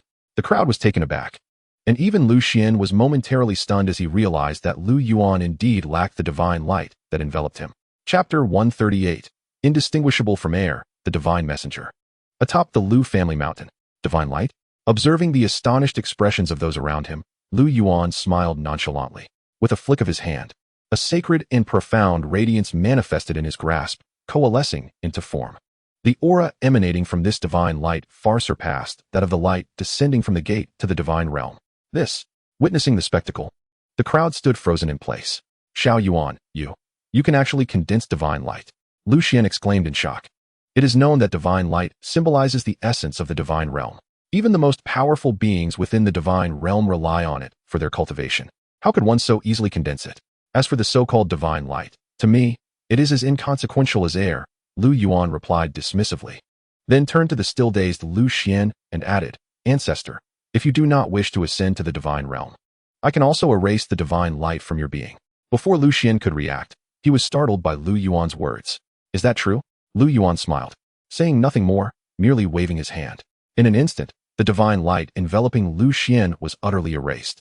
Astonished by the dissipating energy that had locked onto him, Lu Xian was left in a state of disbelief. Beside him, Lu Fan and the others exchanged bewildered glances, utterly perplexed. With my presence, even if you have not transcended to the demigod realm, you may ascend to the divine realm whenever you wish. Of course, descending from the divine realm is also an option, Lu Yuan remarked with a smile, his tone imbued with a sense of casual indifference. As if he were discussing a trivial matter. Brother, your cultivation, could it truly be beyond the divine realm? A voice broke the silence, revealing Lu Ning, who gazed at Lu Yuan with palpable anxiety, while the others held their breath in anticipation. In response to their eager and tense expressions, Lu Yuan nodded with a smile. Boom. The revelation struck the crowd like a thunderclap, leaving them in stunned silence. Lu Yuan's parents, Lu Fan and Zhou Lian, widened their eyes in shock. The divine realm was already a lofty aspiration for them, but what lay beyond it? The very notion was unfathomable, and they felt their resolve waver in that moment. Focus your minds, Lu Yuan instructed, and the tumultuous hearts of the gathered individuals quieted instantly, their once turbulent emotions settling into a serene calm. Ultimately, This is a great fortune for the Lu family, Lu Xian exclaimed, his excitement causing his beard to tremble. He then scanned the crowd, his expression earnest. This is a crucial time. This matter must not be made public. Indeed, they responded eagerly, brimming with pride and excitement, fully aware of the significance of having a being transcending the divine realm within their ranks. At that moment, their gazes towards Lu Yuan were filled with admiration and longing. Just as Lu Yuan erased the divine light from Lu Xian, a surprised voice echoed, Within the gates of the divine realm, an elder clad in azure robes, with white hair and beard, suddenly opened his eyes, astonished as he gazed below. How could it be? How could a strand of divine light simply vanish? Divine envoy. Just as the elder contemplated further, another voice interjected. Who goes there? The elder was startled, and before he could react, a strikingly handsome youth clad in a blue starry robe appeared beside him. Who are you? The elder inquired, his brow furrowed in vigilance. Sensing a profound danger emanating from the youth, whose aura was thick with the essence of the Tao, suggesting that his cultivation far surpassed his own. Are you the divine envoy of this generation? The youth countered with a question. Yes, the elder replied, cupping his hands respectfully. I am the ancestor of Qin Yuan. May I ask how to address you? The youth remained silent, and a single character appeared before him. Upon seeing it, the ancestor of Qin Yuan felt his heart tremble violently, unable to suppress the shivers coursing through him. You are. In a moment of shock, the ancestor quickly regained his composure and knelt on one knee before the youth, exclaiming, I pay my respects to the Supreme. Rise, the youth commanded. Thank you, Supreme. The ancestor of Qin Yuan stood, and then the youth inquired, from where did the divine light that just vanished originate? It came from the Guiyuan immortal domain. I was just about to investigate, the ancestor of Qin Yuan replied respectfully. I shall accompany you, the youth declared, and in the blink of an eye, they vanished from their location. At that very moment, atop the mountain, the crowd had dispersed, leaving only Lu Yuan and Lu Xian. Little Yuan, will the erasure of the divine light from me draw the attention of those from the divine realm? I have heard that every time the gates of the divine realm open, divine envoys are dispatched to patrol the surroundings. Lu Xian could no longer suppress his concern. Casting a wary glance at the gates of the divine realm, he has already arrived, Lu Yuan replied with a smile, his gaze fixed on the horizon. Arrived? Lu Xian's expression shifted, fear dawning in his eyes. Before he could process this, Lu Yuan's figure had vanished from his side.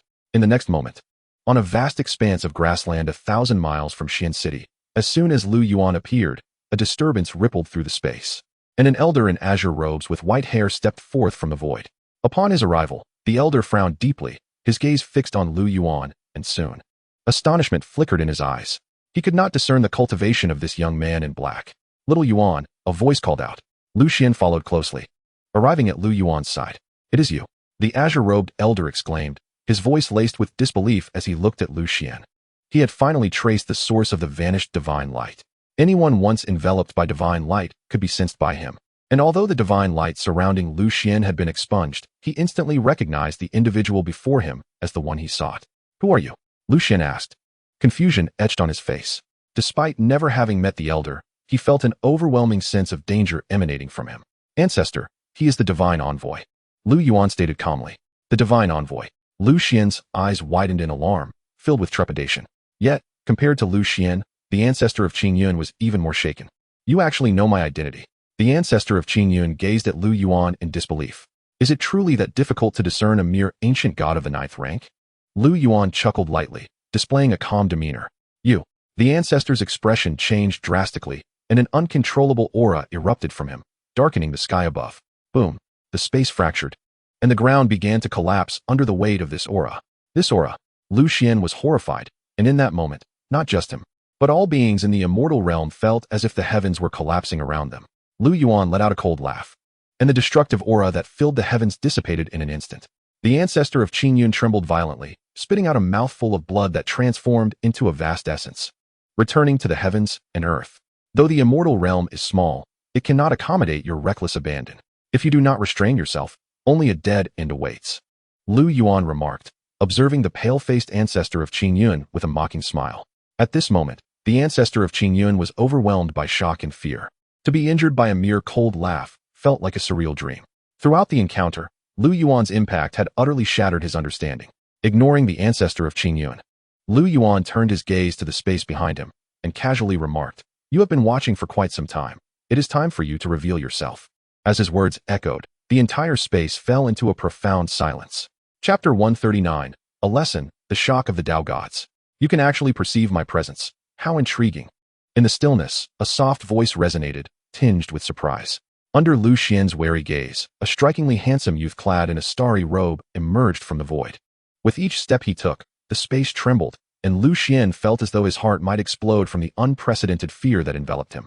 This suddenly appearing youth exuded an aura even more terrifying than that of the azure-robed elder. In the blink of an eye, the youth reached the side of the ancestor of Qin Yuan, who promptly bowed deeply, saying, "Supreme." The youth said nothing, his gaze fixed intently on Lu Yuan.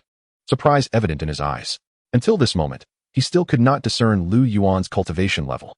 "If I am not mistaken, my ninth sister and eighth brother have had dealings with you, have they not?" The youth began. "Indeed, while you may possess a modicum of superiority over them, in my eyes, you remain woefully inadequate," Lu Yuan remarked with an indifferent chuckle. "Oh." The young man raised an eyebrow, as the surrounding environment began to shift. In an instant, the two transcended their original realm, finding themselves in an isolated space. Is this the manifestation of a realm, born from a mere thought? Such is the prowess of a fourth-tier Tao god. Lu Yuan observed the young man with a light-hearted smile. "You continue to astonish me." The young man's expression remained placid. Yet internally, tumultuous waves roiled within his tranquil mind. He could not discern Lu Yuan's cultivation level, yet Lu Yuan had effortlessly perceived his. Throughout this encounter, Lu Yuan maintained an air of nonchalance, as if the young man's presence held not the slightest surprise for him. This was truly inconceivable. They had merely sensed a significant variable emerging from the lower realms, never anticipating its terrifying nature. Even the divine light could not lock onto it. Is this truly surprising? "It seems that as Tao gods, you are not as formidable as you claim," Lu Yuan scoffed, and in a flash, he appeared directly before the young man. "How swift!" The young man gasped, as the events that had just unfolded transcended his perception. Indeed, they had surpassed the very fabric of time and space. In his astonishment, his aura erupted forth, causing the void for thousands of miles to disintegrate like ashes. Nevertheless, Lu Yuan stood unfazed before him, a smirk of disdain curling at the corners of his mouth. How is this possible? The young man was finally taken aback. At that moment, Lu Yuan slowly raised his right hand. "This is bad." The young man's face paled, instinctively preparing to resist. However, before Lu Yuan, what power did he possess to oppose him? The thought had barely formed when Lu Yuan's fingers, like swords, were already poised at his brow. "Do not think that merely being a fourth-tier Tao god makes you formidable. Even if your entire lineage were to unite, I would remain unperturbed." Lu Yuan huffed coldly. In the young man's wide-eyed horror, he witnessed his body explode from head to toe, ultimately transforming into a mist of blood. "Let this avatar serve as a lesson. Should you dare interfere with my affairs again, your demise is assured," Lu Yuan stated coldly, addressing the empty void. At this moment, the surrounding space returned to normal.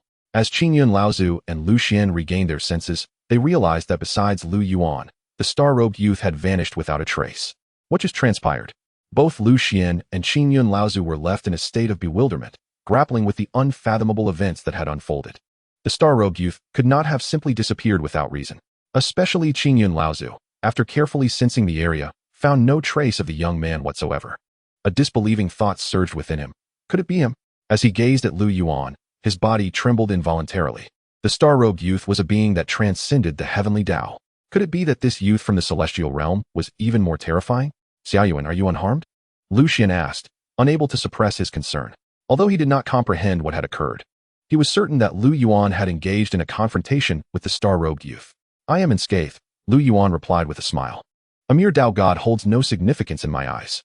"That is a relief," Lu Xian exhaled, then turned to the pale and terrified Qin Laozu. "What shall we do about this individual?" Upon hearing this, Qin Laozu turned pale with fear and hurriedly said, "Gentlemen, I harbor no ill intentions. I merely came out of duty to investigate. If you prefer not to ascend to the divine realm, I shall take my leave." Even a Tao god could do nothing against this youth. What right did a mere ancient god have to offend him? Preserving one's life was paramount. "Begone," Lu Yuan replied dismissively, uninterested in the elder's plight. "Thank you," Qin Laozu exclaimed, as if granted a reprieve, and promptly vanished from their sight, his demeanor akin to one fleeing for his life. Meanwhile, in the divine realm, within an ancient palace, the star-robed youth suddenly opened his eyes, blood spewing forth from his mouth. "My avatar!" he exclaimed in horror, his face etched with disbelief. The destruction of his avatar inflicted severe damage upon both his corporeal and spiritual forms, flooding him with unprecedented pain and terror. Such sensations had long been absent from his existence. "Who am I truly?" He gritted his teeth and spoke. At that moment, ripples began to form in the space before him, and 5 figures, emanating with the aura of the Tao, materialized before him. As the 5 appeared, their Tao essence began to dissipate, revealing young men and women. Seventh brother, what has transpired to leave you in such a state? A young man in white robes asked, furrowing his brow. His aura was the strongest among the 5, having attained the 6th tier of Tao God. The star-robed youth stammered, momentarily at a loss for words. A boy in a tattered robe seemed to have an epiphany and spoke gravely. Seventh brother, you did not dare to confront him, did you? Him. The others gasped, their faces filled with confusion. Eighth brother, who do you mean by him? The young man in white demanded, his brow furrowed in concentration. Beyond their immediate circle, who in the divine realm could inflict such a wound upon him? The boy remained silent, instead casting his gaze upon the strikingly beautiful woman in plain clothing, who wore a solemn expression. She was none other than the heavenly Tao of pure fate. Meeting the gazes of the others, she gritted her teeth, her eyes betraying hesitation. At this moment, she had deduced the truth. Save for Yuan, no one else could achieve such a feat, ninth sister, as a heavenly Tao. You must have known something from the outset. Is there something you are withholding? The young man in white scrutinized Su Ming, his tone serious. It is not their concern. My recklessness led me to probe further. The star-robed youth finally spoke. Memories of Yuan's warning flooded his mind, and fear flickered in his eyes. Ultimately, under the watchful eyes of the white-robed youth and the others, he inhaled deeply and stated, we all sense the variable from the lower realms. Yet we never imagined it to be so formidable, far exceeding our expectations. Although I descended with an avatar, I was slain before I even had the chance to react. This individual's cultivation is unfathomable. Aside from our 3 elder siblings, I fear none of us can stand against him. What? Upon hearing the star-robed youth's words, the faces of the others, including the boy in tattered robes, paled, their eyes wide with shock. Chapter 140. Is there another variable? The first in the celestial realm. Inside the ancient palace, the group stood frozen in place after listening to the star-robed youth's explanation. Ninth sister, did you know about this all along? The white-robed youth asked, turning to Su Ming with a serious expression. Without further concealment, she nodded. He is indeed powerful, to a degree we cannot fathom. However, he has never committed any heinous acts, so I have chosen to turn a blind eye. I have also encountered this individual, and as ninth sister and seventh brother have stated, his strength is indeed extraordinarily formidable. At this moment, the youth in the robe of hemp furrowed his brow, his face betraying an unprecedented gravity. Eighth brother, when I observed your unstable aura at that time, could it be? Suddenly, the youth in the starry robe recalled something and turned his gaze towards the hemp-clad boy. The boy nodded and replied, in fact, I intended to warn you, eighth brother, but you left before I had the chance to speak. I assumed that with the opening of the divine gate and the divine light enveloping us, this individual would undoubtedly be locked onto by the divine illumination and ascend to the divine realm. In that case, with the collective vigilance of our group, he would likely pose no significant threat. However, to my astonishment, he not only evaded the divine light's lock, but was also capable of erasing it, an unimaginable feat. To achieve such a level requires either an extraterrestrial cultivator or someone beyond the divine realm. Could it be that he has already transcended to such heights? A youth in splendid attire remarked solemnly. The group inhaled deeply, each wearing a grave expression. I can indeed attest to this. He is not an extraterrestrial cultivator, but rather a native of the celestial realm, belonging to the Lu family. Su Ming interjected. The methods employed by beings from beyond our realm are beyond our comprehension. It is possible that they could reincarnate and cultivate anew through secret arts. In any case, this individual has surpassed our understanding. The youth in the white robe stated gravely. Fourth brother, what shall we do next? The hemp-clad boy inquired. The group exchanged glances, each recognizing the weight of the situation reflected in one another's eyes. The primary reason for their opening of the divine realm was to mitigate this variable. Yet they now realized that this variable could elude even the divine light, complicating matters further. Eldest sister and the others are currently in seclusion, and they are the only ones who can reach out to our master. For now, we must await their emergence from meditation before making any decisions. It is best not to provoke this individual for the time being. The youth in the white robe concluded, his brow furrowed. The others nodded in agreement, acknowledging the necessity of this course of action. At that moment, the 6 individuals' expressions shifted dramatically. The youth in the white robe quickly asked, did any of you sense something? The others nodded in unison, while the hemp-clad boy exclaimed, that variable has vanished. Could it be that he has departed? The youth in the starry robe pondered aloud. They all instinctively turned their attention to the woman in plain attire. Currently, Su Ming still held dominion over the heavenly path. All realms beneath the divine realm were within her sensory grasp. No, he remains in the celestial realm, Su Ming replied, shaking her head. He has not departed. Yet the feeling of that variable has inexplicably vanished. Disbelief etched across the faces of the group. In truth, we have overlooked a crucial issue, Su Ming stated, her brow furrowing. The others regarded her with puzzled expressions as she continued. It is possible that our initial judgment was flawed. The variable we sensed may have never been him. If his cultivation truly surpasses the divine realm, how could we possibly detect him? Moreover, the sudden disappearance could indicate that the true variable has already been locked onto by the divine light, under the essence of the divine path. We would be unable to sense it. What? Upon hearing Su Ming's explanation, the group was momentarily struck with astonishment. This was indeed a plausible scenario. Ultimately, regardless of the circumstances, the individual's cultivation prowess, even if not the variable we sensed, has surpassed it and must be treated with utmost seriousness. As for whether the variable we sense pertains to another individual, we should not underestimate it either, the youth in the white robe asserted. Unfazed by the idle speculations of these divine path practitioners, Lu Yuan had returned to the peak of his mountain. Upon his return, he gazed toward the horizon where two figures appeared above a patch of grass outside the Lu residence. It was them. Observing the hesitant expressions on their faces, Lu Yuan raised an eyebrow. These two were none other than the returning Yuan Celestial Emperor and the Supreme Master of Taiching. With a mere thought, before they could react, they were enveloped by an unseen force. When they regained their composure, they found themselves standing before Lu Yuan. Lu, fellow Taoist. The returning Yuan Celestial Emperor and his companion stared at Lu Yuan in astonishment, still reeling from the unexpected turn of events. What brings you here? Lu Yuan inquired nonchalantly. The two exchanged glances, and finally, the Supreme Master of Taiching clasped his hands in greeting, stating, "It is like this, fellow Taoist Lu. We are unsure who has uncovered the information, but the other two great holy lands and the four ancient families are already aware that the destruction of the Ji family is related to you. They are en route to the Lu family and will arrive here within half a day. We have not disclosed a word," the returning Yuan Celestial Emperor hastily added, fearful that Lu Yuan might think they had leaked the information. However, upon hearing their words, Lu Yuan appeared perplexed and responded, "Is that all?" The two were taken aback, exchanging bewildered glances. Was this not sufficient? These were the most formidable forces in the celestial realm, united in purpose. Fellow Taoist, those coming are all experts in the true divine realm, and it is said that the strongest member of the Di family, Di Tian, will also be present. The Supreme Master of Taiching remarked, his brow furrowing. Di Tian. Lu Yuan was momentarily stunned, a glimmer of interest igniting in his eyes. Is he not the universally acknowledged strongest figure of the celestial realm? Indeed, he reached the true divine realm over 10,000 years ago and possesses the strength to contend against opponents of higher tiers. He has now ascended to the pinnacle of the true divine 9th rank, the Supreme Master of Taiching confirmed, a hint of trepidation flickering in his gaze. Although he was the master of the Taiching Holy Land, he knew he could not withstand even a single strike from Di Tian. Not only him, but the other leaders of the two holy lands and the four ancient families would also be no match for Di Tian. He was truly the foremost among them. Of course, that was before encountering Lu Yuan. Now, he found himself uncertain. The emergence of Lu Yuan had led him to question who would ultimately prevail, Lu Yuan or Di Tian. How intriguing. I had felt a tinge of boredom, but if the strongest figure of the celestial realm truly arrives, it does pique my interest. Lu Yuan remarked with a dismissive smile, a glimmer of anticipation in his eyes. Anticipation.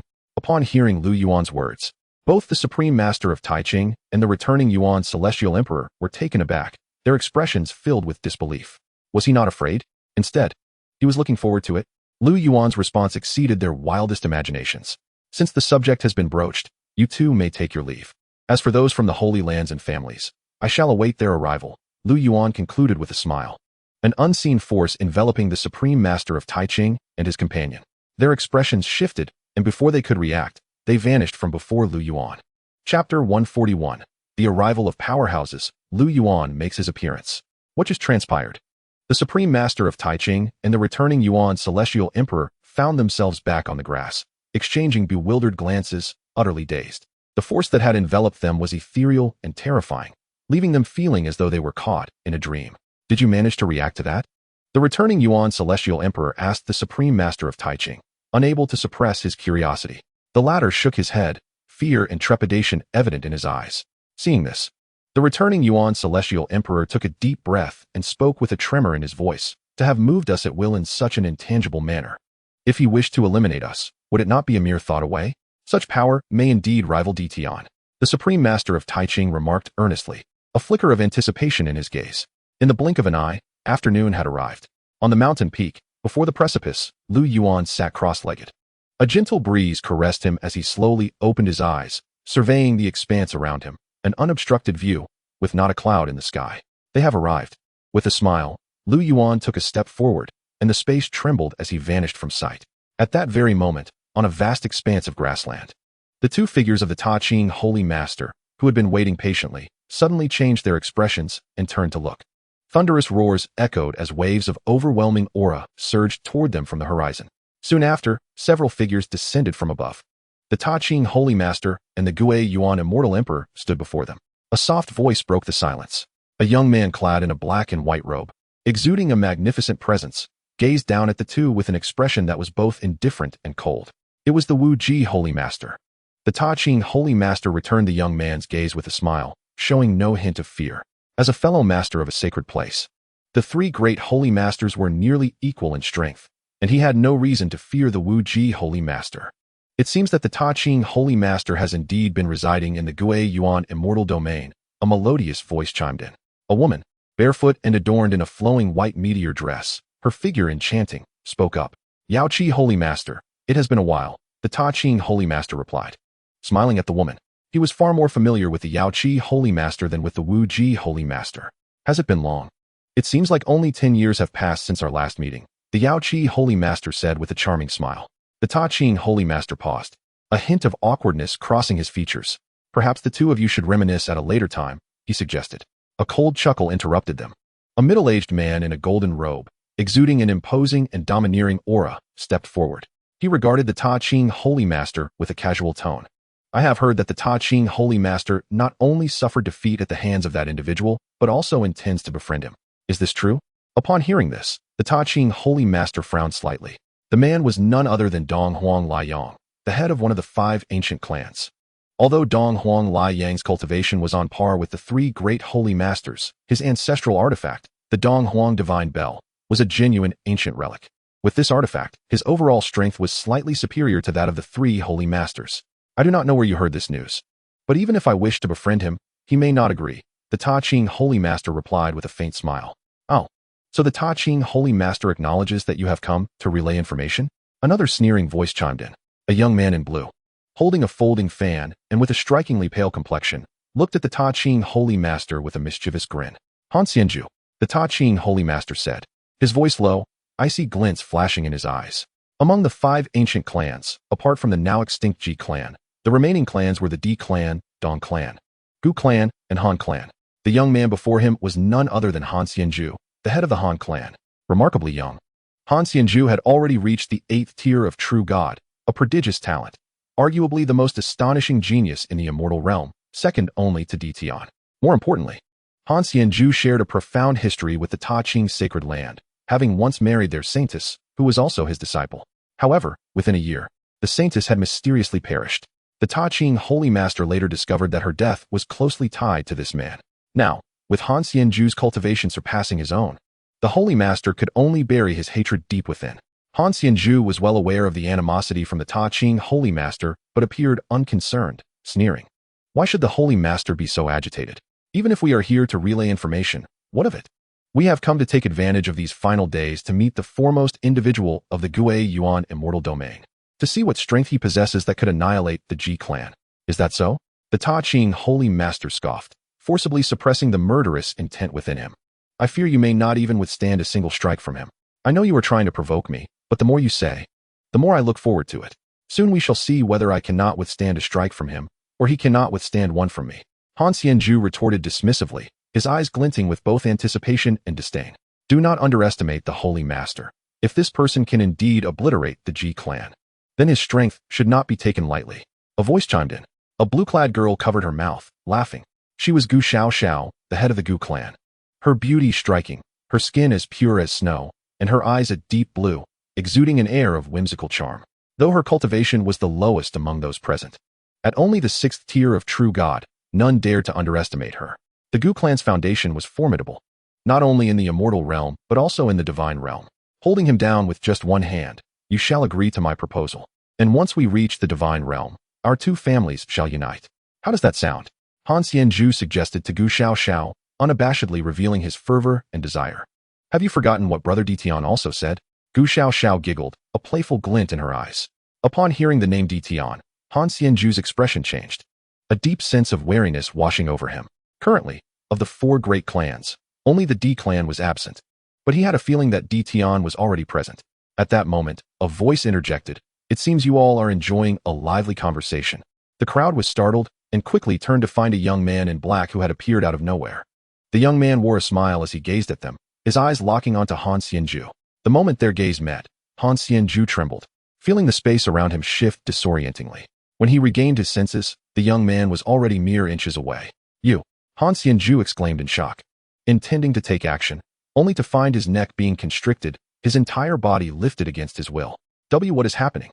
The onlookers stood frozen, their expressions filled with horror.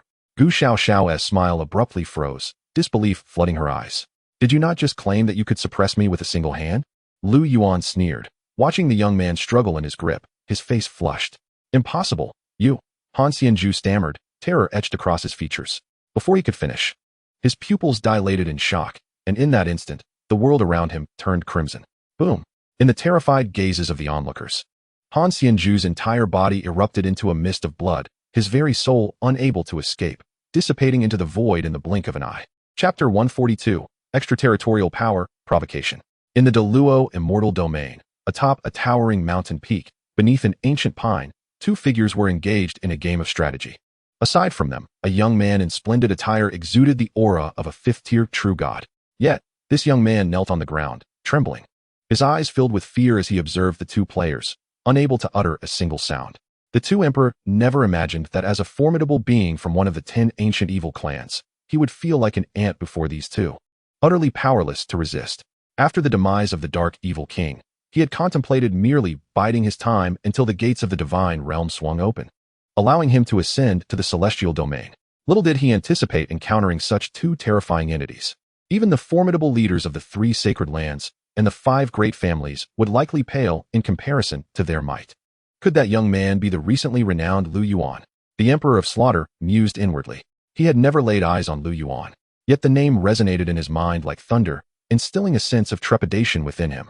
He was already aware that the dark evil king had perished at Lu Yuan's hands. At that moment, a young man clad in simple white robes, tall and slender, with sword-like brows and starry eyes, addressed the aged figure opposite him.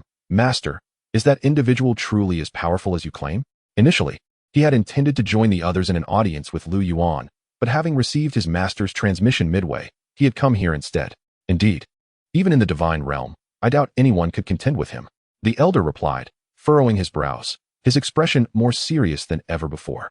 Witnessing such a demeanor from his master left the young man utterly astonished. He had never seen his mentor display such gravity. "What should I do next, master?" "In 2 days, I shall ascend to the divine realm," the youth inquired. The elder, upon hearing this, let out a cold laugh and said, "Whoever said that being enveloped in divine light guarantees ascension?" The young man was taken aback, struggling to fathom his master's implication. "Master, do you mean?" Although the divine realm is a coveted sanctuary for cultivators, the current celestial realm is where the fortunes of the myriad heavens converge, the elder proclaimed, a mesmerizing glint flashing in his eyes. "While you may be shrouded in divine light, if you gather the bloodlines of the 10 evil clans, you may refine them into an extra-mundane power that transcends the divine path, thus erasing the divine light." "The 10 evil clans, extra-mundane power? Master, do you wish for me to capture him?" The young man's countenance shifted dramatically as he suddenly recalled the young man in resplendent attire kneeling not far away. "Indeed," the elder nodded, offering no further explanation. He reached out a hand towards the Emperor of Slaughter, who turned pale with fright and hastily uttered a plea. As soon as he spoke a single word, the Emperor's entire body and soul shattered, transforming into a mist of blood that coalesced into a blood pill in the elder's grasp, all occurring in the blink of an eye. Until the moment of his death, the Emperor of Slaughter remained oblivious to the identities of these 2 individuals. Gazing at the blood pill infused with vast malevolent power in the elder's hand, the young man was profoundly shaken.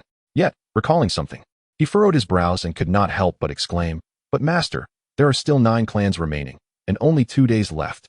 How shall we gather the bloodlines of the 10 evil clans? Moreover, I have heard that both the Dark Evil King and the Blood Prince have already perished, making it impossible to collect their bloodlines." Observing the young man's grave expression, The elder merely smiled and replied, "They may have fallen, but before their demise, I had already preserved their essence for you." As soon as he finished speaking, 9 more blood pills appeared in his hand. With a hum, the emergence of the 10 blood pills caused the entire space to tremble and begin to collapse. The elder emitted a light snort, and an invisible energy enveloped their surroundings, shielding them from the impending destruction. "Disciple, your innate talents are already unrivaled in the celestial realm. Now that the fortunes of the myriad worlds have converged upon the celestial realm, you are destined to become the master of this fortune," the elder declared. His gaze fixed intently upon the young man. The young man's heart quaked, and a blazing battle spirit ignited in his eyes. "Open your mind, and I shall assist you in refining the bloodlines of the 10 evil clans to achieve extramundane power," the elder concluded. With a slight grip of his hand, the 10 blood pills rapidly merged, forming a singular pill pulsating with boundless power. The blood pill was surrounded by symbols resembling mountain stones and flames, emitting a presence that threatened to annihilate the very void. Witnessing this spectacle, the young man's eyes ignited with fervor, and he promptly closed them. The elder flicked his fingers, and the blood pill instantly entered the young man's brow. Boom! At the moment the blood pill entered his body, the young man trembled, and the divine light that had enveloped him vanished in an instant. Meanwhile, on the grass, Xianxiaaudiobooks is dead. Observing the shattered remains of Xianxiaaudiobooks, crushed by Lu Yuan's hand, the onlookers trembled, gradually processing the situation, their expressions reflecting shock and terror. Xianxiaaudiobooks was a true deity of the 8th tier. He was the most powerful entity among them, second only to Emperor Tian. To think he had been so effortlessly obliterated by Lu Yuan. Even the touching Saint Lord, who had some understanding of Lu Yuan's might, was left in a daze. "Who among you is Emperor Tian?" Lu Yuan inquired nonchalantly. The crowd's expressions shifted dramatically, filled with tension and trepidation. It seems this so-called first powerhouse of the celestial realm has not arrived. How utterly dull. Noticing the silence among the crowd, Lu Yuan shook his head with a sigh, his tone laced with disappointment. Emperor Han merely sought a friendly spar. Surely, his transgression does not warrant death, does it? A voice interjected. As Dong Huang Liang stepped forward, his brow furrowed. "Death?" Lu Yuan scoffed, a playful glimmer in his eyes as he regarded Dong Huang Liang. "I killed him, what of it? Perhaps you would like to engage in a friendly spar as well?" "You." Dong Huang Liang's expression darkened, his eyes ablaze with anger. As the head of the Dong Huang family, one of the 5 great families, he had never been subjected to such provocation. An icy aura emanated from him, causing his golden robes and long hair to flutter violently. Although he was merely a true deity of the 7th tier, the artifact he wielded elevated his overall strength above that of the previous opponent. Observing the furious Dong Huang Liang, Lu Yuan smirked dismissively. "Brother Dong Huang, do not act impulsively." The Wujing Saint Lord interjected hastily, sensing the brewing storm. Despite Dong Huang Liang's advantage over Xianxiaaudiobooks due to the Dong Huang divine bell, he could not possibly slay Lu Yuan with such ease. It was evident that Lu Yuan's cultivation had reached a level comparable to Emperor Tian. Should a confrontation arise, defeat was inevitable for Dong Huang Liang. Hearing the words of the Wujing Saint Lord, Dong Huang Liang furrowed his brows, gritting his teeth, his expression darkening, momentarily hesitating to strike. Recognizing Lu Yuan's capability to dispatch Xianxiaaudiobooks with such ease, he understood that Lu Yuan's power far surpassed his own. However, what infuriated him was Lu Yuan's arrogance and provoking demeanor. Chapter 143. A snap of the fingers shatters the divine bell. All strong beings are astounded. On the grass. "Is this all there is?" Observing Dong Huang Liang, whose eyes burned with rage yet displayed signs of internal struggle, Lu Yuan chuckled lightly and turned to leave. "Stop." Just as he turned, a commanding voice rang out. Lu Yuan raised an eyebrow, slowly turning back to face the tempestuous Dong Huang Liang, who gritted his teeth and said, "Is it true that you annihilated the Ji family?" "It was indeed I," Lu Yuan replied nonchalantly. As he observed Lu Yuan's calm and casual demeanor, the crowd felt a shiver run down their spines. This was indeed the man. However, considering Lu Yuan's effortless slaying of the true deity Xianxiaaudiobooks, the annihilation of the Ji family no longer seemed surprising. "Will we continue to fight or not?" Lu Yuan asked impatiently, eyeing the sullen Dong Huang Liang. "Pray enlighten me." Without hesitation, Dong Huang Liang flipped his hand, and in an instant, a hum resonated through the air. A magnificent ancient bell, its surface inscribed with intricate and arcane runes, materialized within the palm of his hand. An overwhelming, divine aura emanated from it, accompanied by faint, resonating tolls that echoed through the air. Under the influence of these bell chimes, the hearts of the Supreme Master of the Infinite and others trembled, as if the very fabric of space solidified into glass, revealing myriad fissures. Truly, this was an artifact from antiquity, The mere ethereal sound it emitted possessed such formidable power. One could only imagine the terror it would unleash if it fully manifested its might. Gu Xiaoxiao spoke, her eyes alight with astonishment and anticipation. Brother Dongwang. Upon witnessing Dongwang Liang summon the Dongwang Divine Bell, the Supreme Master of the Infinite hastily interjected. Yet, Dongwang Liang waved his hand, interrupting him. Isn't our purpose in this gathering to engage with this individual? It is indeed worthwhile to validate our learnings once more before ascension. However, do not say more, my friend. Simply observe, Dongwang Liang replied, his gaze shifting to Lu Yuan. Proceed. I too wish to witness the might of this ancient artifact. Lu Yuan smiled faintly, a glimmer of anticipation in his eyes. Bell, awaken. Without hesitation, Dongwang Liang bellowed, causing the ancient bell in his grasp to swell dramatically, hovering above his head with its mouth directed towards Lu Yuan. Then, with a resounding boom, a thunderous toll reverberated, as if echoing from the dawn of time. The sound waves coalesced into substance, cascading towards Lu Yuan in a series of formidable rings, obliterating all that lay in their path. As the sound waves loomed to engulf Lu Yuan, the corners of his lips curled upward, remaining steadfast and unmoving. Was he truly prepared to endure the blow from the Dongwang Divine Bell? The assembled crowd, having retreated to a safe distance, gazed in disbelief at the unfolding scene. The force emanating from this strike was already comparable to that of a ninth-tier true god. Arrogance. Even the cold immortal, Zhu, would not dare withstand my strike. Seeing Lu Yuan's lack of evasiveness, Dongwang Liang scoffed, intensifying the divine energy driving the bell. In an instant, the obliterating sound waves enveloped Lu Yuan. Under their onslaught, the void was annihilated, and the ground beneath them crumbled into nothingness. Yet, to the astonishment of all, amidst the obliterated void, Lu Yuan stood unscathed. A serene smile gracing his features, his demeanor calm. Even the fabric of his clothing remained still. How is this possible? The crowd stared in wide-eyed disbelief.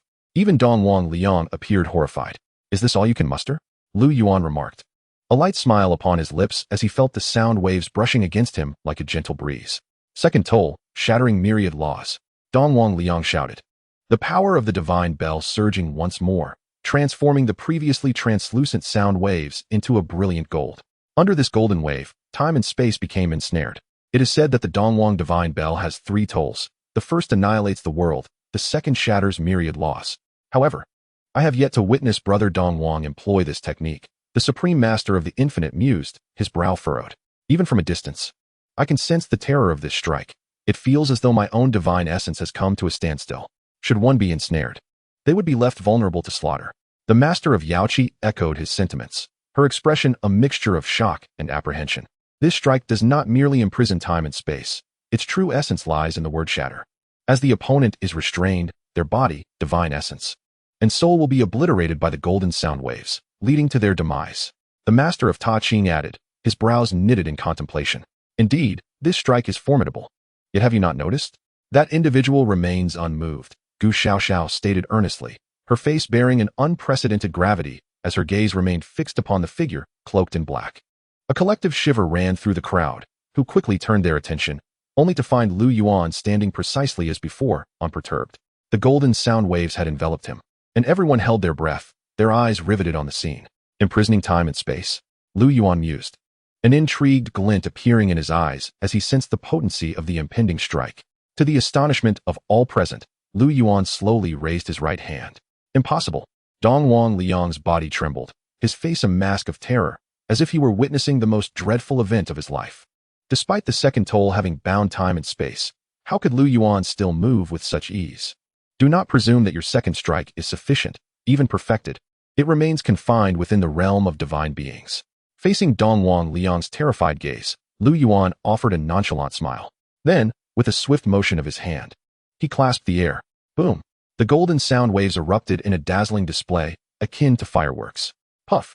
Dongwang Liang spat out a mouthful of blood, his complexion turning ashen. However, that was not the end. In response to your second strike, Lu Yuan stated calmly, flicking his finger. Swish! A streak of light collided with the divine bell, which first emitted a resonant chime before. No! In Dongwang Liang's anguished shout, the bell shattered in an instant, illuminating the sky with brilliance. After spewing forth another mouthful of blood, Dongwang Liang's eyes reflected deep sorrow and despair as he plummeted like a stone. A flash of light appeared, and the Supreme Master of the Infinite hurriedly caught him, but by then, Dongwang Liang had already lost consciousness. Moreover, due to the bell's destruction, His realm plummeted from the 7th tier of true god to the mid-stage of immortal emperor, with further regression looming. What has happened to him? At this moment, the master of Yaoqi and the master of Ta Ching approached the supreme master of the infinite, gazing at the wounded and unconscious Dongwang Liang with shock and concern in their eyes. At this rate, his cultivation may very well drop below that of an immortal king. Gu Xiaoxiao remarked, her brow furrowed as she cast a glance upward at the serene young man, a profound dread swelling within her heart. As an ancient family that had stood in the immortal realm for countless years, she had never encountered such a terrifying presence. Now, Lu Yuan's aura far surpassed that of Tian. Chapter 144, Heartfelt Submission, the first encounter with Tian. The atmosphere felt as though it had solidified, suffocating in its intensity. Amidst the tension and uncertainty that gripped everyone, Lu Yuan's voice resonated. Is there anyone else who wishes to test their mettle? Or perhaps, you may join forces. The expressions of the crowd shifted dramatically, fear and trepidation etched upon their faces. Now, not only had the cold immortal, Zhu, failed to unleash a third toll, but even Dongwang Liang, wielding an ancient artifact, had been rendered impotent before he could strike again. Throughout this encounter, Lu Yuan had unleashed but a single attack. Such strength, even Tian, heralded as the foremost in the immortal realm, would find it challenging to match. Who among them could possibly contend against him? Would that not be akin to seeking their own demise? Ultimately, your prowess far surpasses our own, esteemed senior. The master of Ta Ching was the first to bow in deference, his tone imbued with reverence, addressing Lu Yuan with a newfound respect. This not only acknowledged his strength, but also paid homage to a true master. Furthermore, Lu Yuan had vanquished the cold immortal, Zhu, thus delivering retribution for Ta Ching's disciples. Evoking a sense of gratitude within him, I willingly concede. The emperor of the return to origin, filled with reverence, spoke hastily, his heart overwhelmed with astonishment. At this moment, he felt as if he were ensnared in a dream. As the sovereign of the immortal domain, he had never anticipated that such an unparalleled powerhouse would emerge from his realm. Observing the two who had taken the lead in expressing their submission, the infinite holy master and the Yaoqi holy master exchanged glances, and without hesitation, they clasped their hands in respect, declaring, "We are unworthy." Witnessing the capitulation of all present, Lu Yuan replied nonchalantly, "In that case, I shall not see you off. Thank you." The assembly ultimately expressed their gratitude towards Lu Yuan, forcibly suppressing their astonishment, and swiftly departed from the scene. As for the formidable beings who arrived later, upon witnessing the 3 great holy lands and several lords of ancient clans bowing in submission to Lu Yuan, they were utterly terrified, having already fled the site of this turmoil. Before long, only a single figure remained on the grassy expanse, a girl clad in blue, Gu Xiaoxiao. "What? Do you wish to engage in a contest with me?" Lu Yuan asked, a playful smile gracing his lips as he regarded Gu Xiaoxiao. Clenching her teeth, she exhibited a hint of hesitation in her eyes. However, Lu Yuan had already discerned everything. He shook his head and replied with a faint smile. "They only recognize the cold immortal as a true god of the 8th rank, believing her to be the strongest among you. Little do they know, the one with the highest cultivation is the seemingly inconspicuous you, whose prowess has actually reached the 9th rank of true god." Gu Xiaoxiao's complexion changed dramatically upon hearing this, her beautiful eyes widening in disbelief as she stammered, You actually discerned my cultivation level. That ancient jade at your waist is indeed a remarkable artifact. Even cultivators of the ancient god realm might struggle to perceive your true strength." However, Lu Yuan wore an expression of indifference and concluded, "In the presence of genuine powerhouses, this ancient jade is merely a facade. I concede." Gu Xiaoxiao finally bowed to Lu Yuan, her tone earnest. In that moment, she was genuinely convinced. The ability to perceive her cultivation level and the significance of her family's ancient jade was enough to affirm that the strength of the individual before her surpassed her wildest imagination. Though her heart was filled with shock and curiosity, she dared not utter another word. Ultimately, she respectfully declared, "I bid you farewell," and turned to vanish from Lu Yuan's sight. This Gu family possesses intriguing qualities, Lu Yuan mused with a smile as he observed Gu Xiaoxiao's retreating figure. From the ancient jade, he could sense a lingering aura of divine essence, indicating that the Gu family surely held an extraordinary status within the divine realm. Nevertheless, such matters held little significance for him. They were inconsequential in his eyes. As he withdrew his thoughts, Lu Yuan's gaze shifted towards a certain direction, a slight smile gracing his lips as a profound interest sparkled in his eyes. Compared to the divine essence, he found himself more intrigued by the power that lay beyond the realm of the divine, a force that currently resided within the great Luo immortal domain. This power, existing beyond the divine realm yet not reaching the level of dominion, was indeed fascinating. With a smile, Lu Yuan vanished from his original spot. At that very moment, atop a mountain within the great Luo immortal domain, a vast aura erupted like rolling waves, causing the isolated space to shatter repeatedly. Outside the space, an elderly man in plain attire furrowed his brow, diligently attempting to stabilize the surroundings. Steady your mind, just a bit longer, and you shall succeed, he urged, glancing at the handsome young man whose aura surged tumultuously within. Time passed, and after another quarter of an hour, the tumultuous energy finally subsided, and the handsome young man, seated in the void, opened his eyes. Boom. The hundreds of spaces enveloping him collapsed in an instant. It is accomplished, the elder rejoiced, pointing his finger, and a stream of light swiftly descended into the young man's brow. As the light entered his body, the young man's aura instantly retracted. Is this the power of the outer realm? Slowly raising his hands, he observed the vanishing space beneath his palms, exhilaration coursing through him.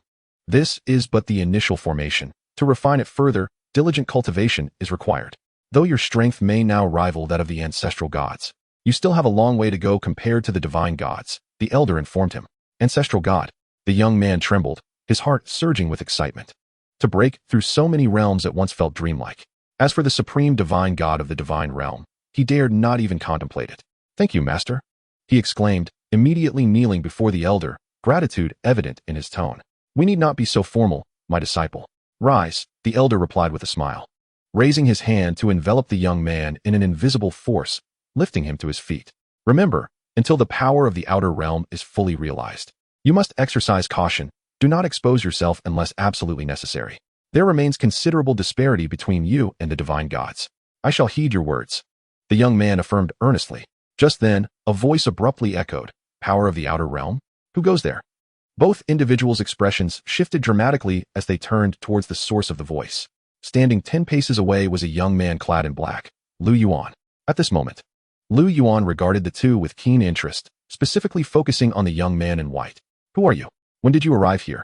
The young man in white furrowed his brow, fixing his gaze on Lu Yuan. My identity is of little consequence. As for when I arrived, it was approximately a quarter of an hour ago, Lu Yuan replied with a casual smile. A quarter of an hour ago? The young man gasped. Disbelief etched across his face. Just a short while ago, he had been merging with the power of the outer realm, and it was entirely normal not to sense this individual. However, even Master could not sense him. Before he could inquire further, the elder's voice resonated in his ear. Tian'er, this individual is the one I mentioned to you. The young man felt a jolt run through him, staring at Lu Yuan in shock. You are Lu Yuan. Lu Yuan smiled, refraining from directly answering, and instead posed a question. If I am not mistaken, you are the one renowned as the foremost figure of the immortal realm, Emperor Tian. I am Emperor Tian, he replied, frowning. Despite merging with the power of the outer realm and experiencing a significant surge in strength, he still could not fathom Lu Yuan's cultivation level. How is this possible? Could his strength surpass mine? Emperor Tian's heart was filled with astonishment. Beside them, the elder scrutinized Lu Yuan with grave seriousness. Upon recognizing Lu Yuan, the elder had remained furrowed in thought, his expression heavy with concern. He had only seen Lu Yuan's likeness before and felt an overwhelming sense of danger. Now, witnessing him in person magnified that sense of peril immensely. Tian'er, this individual's strength is far more terrifying than I had imagined. You must not act recklessly, the elder hurriedly conveyed to Emperor Tian. The bloodlines of the 10 great evil clans are capable of harnessing the power of the outer realm. How intriguing, Lu Yuan remarked with a smile, turning his attention to the elder. You have been subtly promoting the resurgence of these 10 great evil clans to enter the immortal realm. Have you not? The elder trembled slightly, astonished that Lu Yuan could perceive this. It is I. At this stage, I shall not conceal it any longer, he confessed, then added, these 10 great evil clans should hold no relation to you, correct? Indeed, there is no connection. I did not expect to find entities within this immortal realm capable of rivaling the divine gods. No wonder they can evade the scrutiny of the heavenly Tao. You are indeed an individual from the outer realm, Lu Yuan remarked, gazing at the elder with a nonchalant smile. Are you not one as well? The elder retorted in kind. Lu Yuan narrowed his eyes slightly and took a step forward, causing time and space to momentarily freeze. This is bad. The elder and Emperor Tian were horrified, instinctively preparing to unleash their external powers for defense. However, as soon as they made a move, boom, an unimaginable force descended upon them, sending both of them into a violent tremor, and they spat out a mouthful of blood. Under their wide-eyed gaze, Lu Yuan stood before them. Before they could react, their bodies fell uncontrollably to their knees, eyes filled with terror, compared to the overwhelming force pressing down on them. The external power within them resembled mere fireflies, utterly incapable of resistance, as if the slightest movement would lead to complete dissolution. This power, how could it be possible? The elder exclaimed, engulfed by a profound fear. Beside him, Emperor Tian felt as though he were dreaming. It was his first experience of such utter helplessness and despair. This was sheer annihilation. The two were on entirely different tiers from Lu Yuan. External power? Observing the two kneeling before him, Lu Yuan chuckled disdainfully. Mere trifles. Senior, we bear no enmity toward you, nor have we ever troubled you. The elder gritted his teeth and finally spoke, his tone laced with palpable apprehension. Master. Emperor Tian was taken aback, his eyes widening in disbelief as he gazed at his master. What had he just heard? His master actually referred to Lu Yuan as senior. How could this be possible? To Emperor Tian, it seemed that no one, not even in the divine realm, could rival his master, and yet here he was, addressing Lu Yuan with respect and reverence. Indeed, there is no enmity, Lu Yuan smiled, looking at the two, revealing no concealment. I have come merely to experience this external power. After saying this, he turned to Emperor Tian and added, and to observe this so-called number one in the celestial realm. Emperor Tian trembled, an icy coldness and humiliation flooding his eyes. What, do you dissent? Lu Yuan coldly mocked, observing the unwillingness in Emperor Tian's gaze. Tian, The elder, alarmed, attempted to warn Emperor Tian against acting impulsively. Yet, before he could speak, Emperor Tian gritted his teeth and declared, I concede my inferiority. You certainly possess the ability to endure and adapt, Lu Yuan smiled.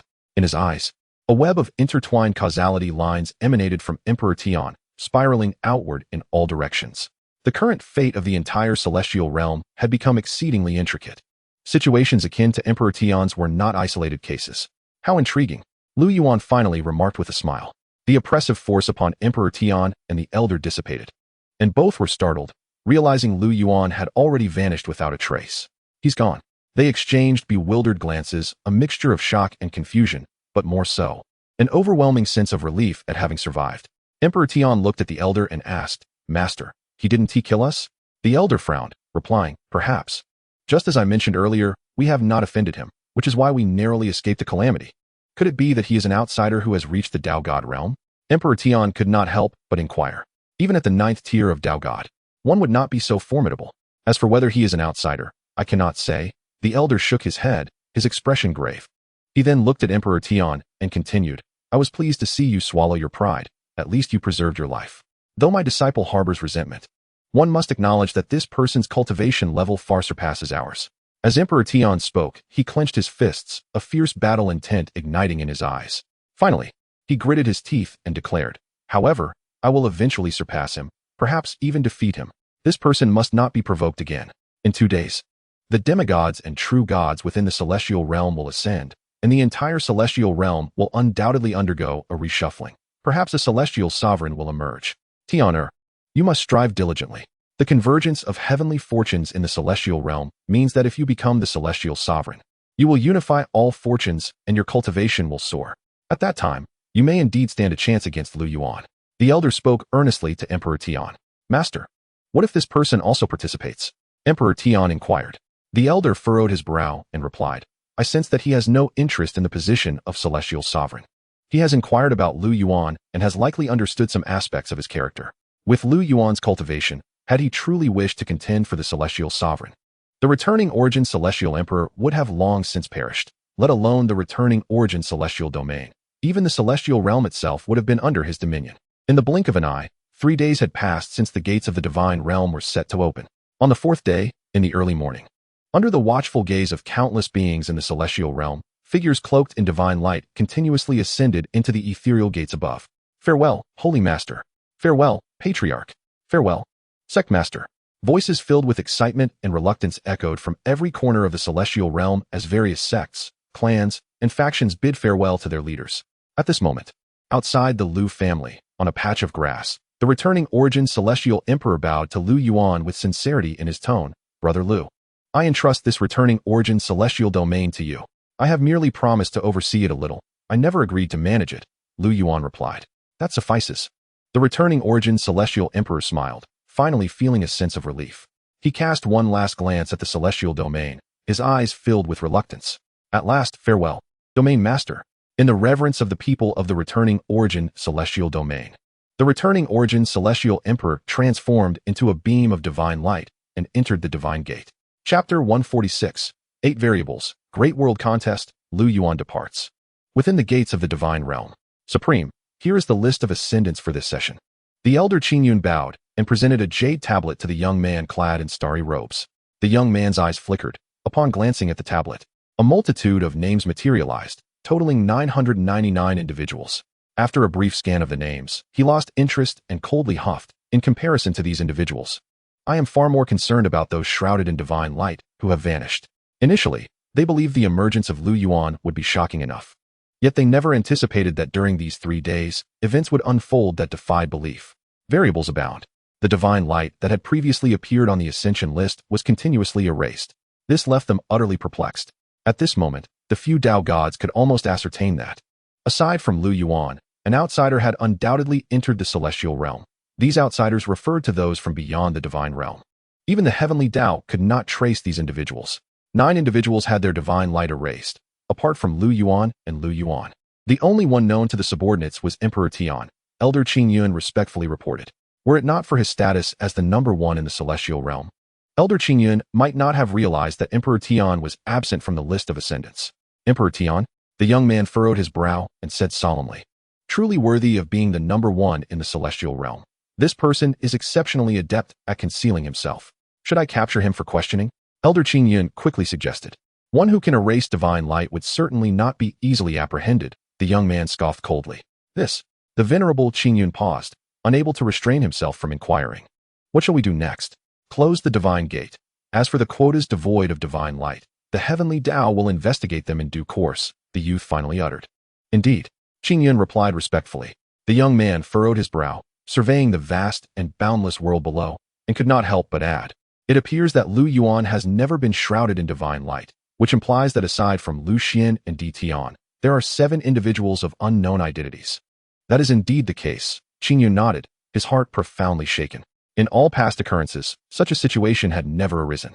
The ability to erase divine light suggests that there are 8 others as formidable as Yuan. As for Xian, he was merely expunged by Yuan and should not be counted. It seems that the celestial realm is poised for a great upheaval.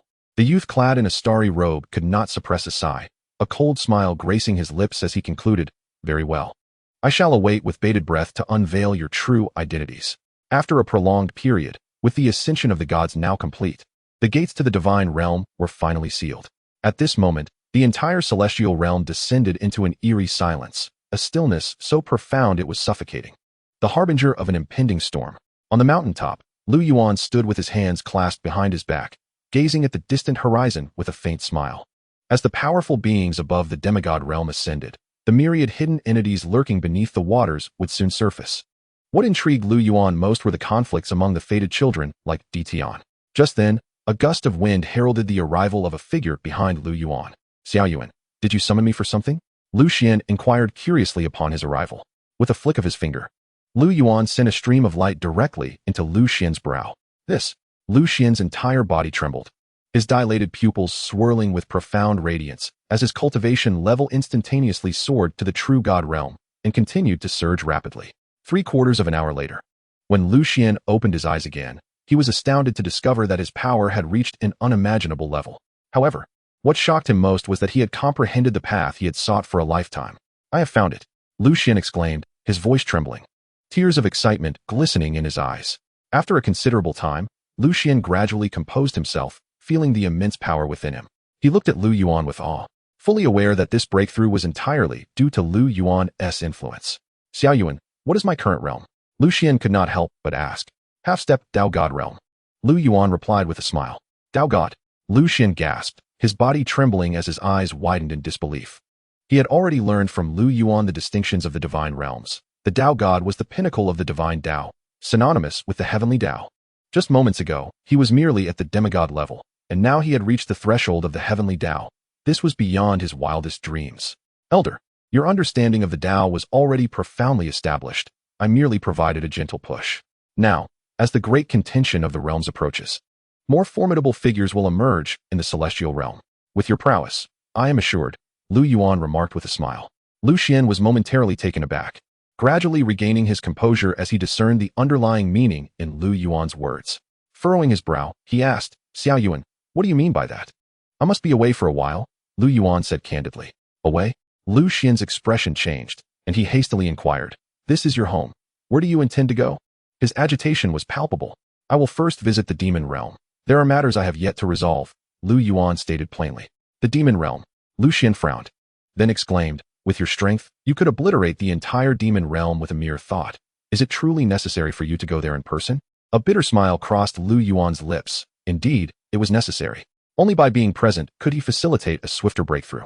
However, he refrained from voicing this, merely nodding. Understanding Lu Yuan's intentions, Lu Xian took a deep breath and asked, "How long will you be gone?" "At least a month, and at most half a year," Lu Yuan replied with a smile. He had resolved to return only after completely severing the ties of 100 lifetimes. The demon realm was merely the first leg of his journey. Half a year? Lu Xian was momentarily stunned, his expression one of incredulity. Observing the elder's demeanor, Lu Yuan was also taken aback and gently remarked, "Is half a year too long?" "Not too long at all. Elder, I will grant you a year. Return swiftly." Lu Xian hastily shook his head, and under Lu Yuan's astonished gaze, he could not resist adding, "Remember, no more than a year." "It's settled then. I shall safeguard the Lu family in your absence." Before Lu Yuan could react, Lu Xian had already descended the mountain, muttering, "I thought you would be gone for 100 or 80,000 years. Half a year is quite acceptable." Listening to Lu Xian's murmurs, Lu Yuan found himself momentarily rooted in place. "Host, why do I feel that your elder has become rather capricious? Or has the breakthrough to half-step Dao God caused him to float?" The system's voice echoed in Lu Yuan's consciousness. Lu Yuan shook his head in bewilderment, mirroring the confusion. Chapter 147, The Sovereign-Level Ancient Sword, Demon Realm. On the mountaintop, before the precipice, Lu Yuan gazed at the vast estate before him and chuckled. Knowing that neither he nor Lu Xian would ascend to the divine realm, his parents and Lu Ning chose to enter seclusion to strive for breakthroughs. Lu Yuan had no intention of disturbing them. Clarifying matters with the elder was sufficient. As for the great contention of the celestial realm, it held little relevance for him. At Lu Yuan's level, competing with them would seem akin to bullying. Rather than vying for fortune, Lu Yuan was more inclined to observe the spectacle. He hoped that after resolving all karmic ties, the curtain on this great contention would still be raised. Lu Yuan smiled to himself. Without further hesitation, he stepped forward, and in an instant, he vanished from sight. The very next second after Lu Yuan's disappearance, atop another mountain, Lu Xian sighed. This lad truly departs on a whim. His expression gradually shifted, becoming serious, his eyes shimmering with a sharp light, and then a resounding declaration echoed forth. "From this day forth, I, the Lu family, vow to become the foremost lineage in the celestial realm." In the void, Lu Yuan traversed the air. As he strolled, he felt a subtle sensation, his brow furrowing as he gazed in a particular direction. To his surprise, he had stumbled upon an unexpected opportunity. It seemed he was among the chosen ones. Lu Yuan smiled faintly. His gaze fell far away, to an isolated space where a young man clad in black sat cross-legged. The young man was engulfed in gray flames, his aura exuding an unfathomable depth and terror, his cultivation level far surpassing that of the true God realm. After merely 2 glances, Lu Yuan withdrew his gaze. In the next moment, the young man in black also opened his eyes, astonished. This chilling sensation, could it be him? Although his cultivation had surged remarkably, he had yet to attain the realm of the Dao God, and in the presence of Lu Yuan, he could only feel trepidation. In a state of shock and bewilderment, he dared not utilize his divine sense to probe the source of his unease. Due to the connection with the Mai youth, his relationship with Lu Yuan could never return to its former state. Now, he could only hope that Lu Yuan would refrain from troubling him. Otherwise, he would find himself on a path leading to certain demise. After retracting his gaze, Lu Yuan swiftly directed his attention back to the celestial realm, focusing on a striking young man clad in white. At this moment, the youth, bearing an ancient sword upon his back, strolled down the street. His earlier nonchalance replaced by an air of solemnity and maturity. His gaze was sharp, reminiscent of a divine sword capable of cleaving through the heavens. Particularly striking was his regal demeanor, suggesting an innate quality befitting an emperor. It appeared that some significant changes had occurred, resulting in such a profound transformation. Remarkably, it had only been a brief period since his ascension, yet he had already reached the semi-divine realm. Truly, he was the son of fortune, and it seemed Lu Yuan had encountered a formidable rival. Observing this young man, Lu Yuan smiled faintly. The youth was none other than Hua Tiandi, or rather, to be precise, Hua the Emperor. With the emergence of the current Hua Tiandi, Lu Yuan had now identified 4 chosen ones, including his own ancestor. Before encountering Hua Tiandi, Lu Yuan had believed his ancestor to be the most promising, yet now Hua Tiandi, despite being the least advanced in cultivation, had astonished Lu Yuan.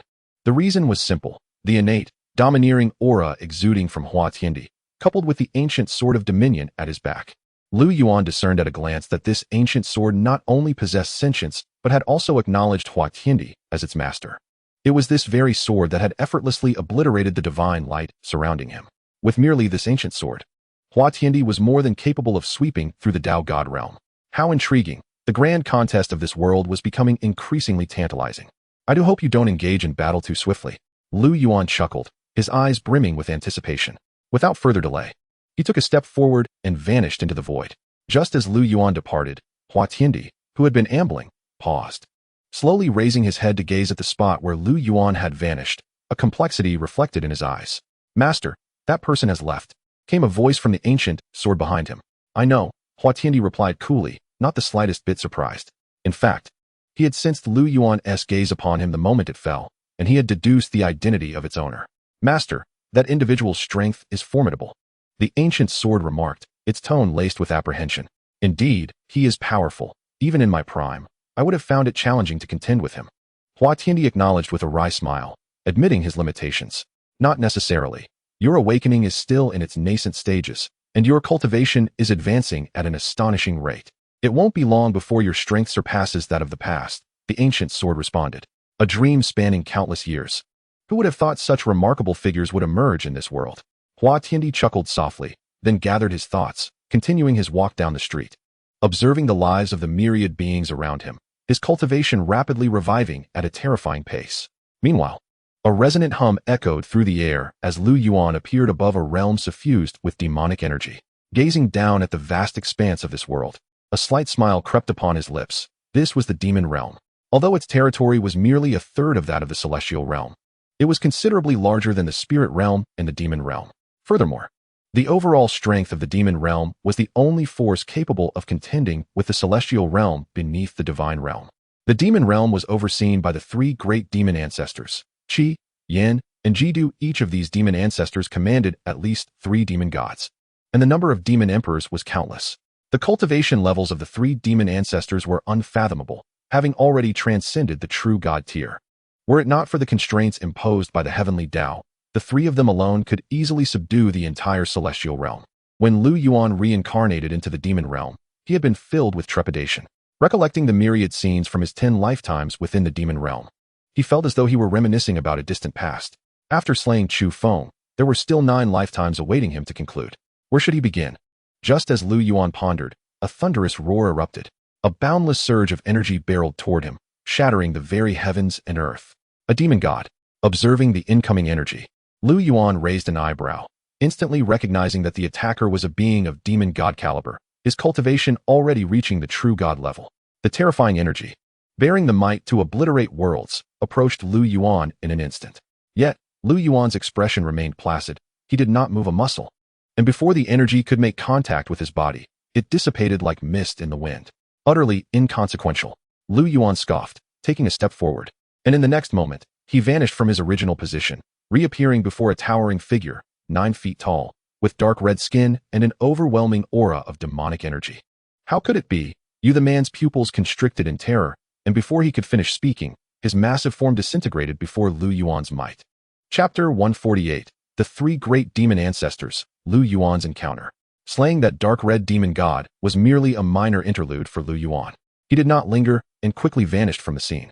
However, just as Lu Yuan disappeared, a piercing sound echoed as the tranquil space was suddenly rent asunder. A colossal blood-red eye materialized above the spot where Lu Yuan had stood, exuding an overwhelming aura that bathed the entire realm in crimson, filled with terrifying power. Wherever the blood eye's gaze fell, all was reduced to dust. The divine form annihilated. Impossible. A chilling voice emanated from the blood eye, tinged with disbelief. After a fruitless search, the blood eye finally closed, and the space swiftly returned to its original state. Simultaneously, deep within the vast, towering mountains, on a floating peak, astonishment echoed. Honghua is dead. Yan, his power had surely reached the 5th tier of true god. How could he be so easily slain? 2 astonished voices resounded. 3 towering figures, each 10 zhang high, sat opposite one another, surrounded by swirling demonic energy, each radiating an immense and profound aura of demonic path. These three auras were the very source of the demonic energy in the demon realm, and they were the three great demon ancestors, Qi, Yan, and Jidu. Due to the differing paths of their cultivation, the energies emanating from the three demon ancestors were distinct, representing purple, red, and black respectively. Purple signified devouring, blood red represented slaughter, and black symbolized annihilation. The one who had just spoken was Qi, exuding an aura of devouring, while Jidu radiated a presence of annihilation. How could they have perished? Yan, surrounded by a crimson aura, spoke coldly. Even our top general could not achieve such an easy kill on Honghua. There must be a powerful being that has infiltrated our demon realm. Honghua must have sensed this, leading to his demise, Qi reasoned. Impossible. The gates to the divine realm have just closed, and the void barriers leading to the celestial realm have been reinforced by the power of the heavenly Tao. Unless someone possesses strength akin to ours, who could breach the barriers? Jidu voiced his disbelief. I am certain that the culprit is not one of our own, Yin declared solemnly. If it were not for this damned heavenly Tao imprisonment, with our prowess, we could effortlessly dominate all the realms beneath the divine realm. Qi let out a cold snort. It is not far now. Our cultivation has reached a bottleneck. We only require an opportunity to break free from the shackles of the heavenly Tao's power. I sense that this mysterious individual who has suddenly appeared may indeed be that very opportunity. Jidu spoke with a voice that betrayed an unmistakable excitement. I, too, am curious to know which master from which realm this person hails.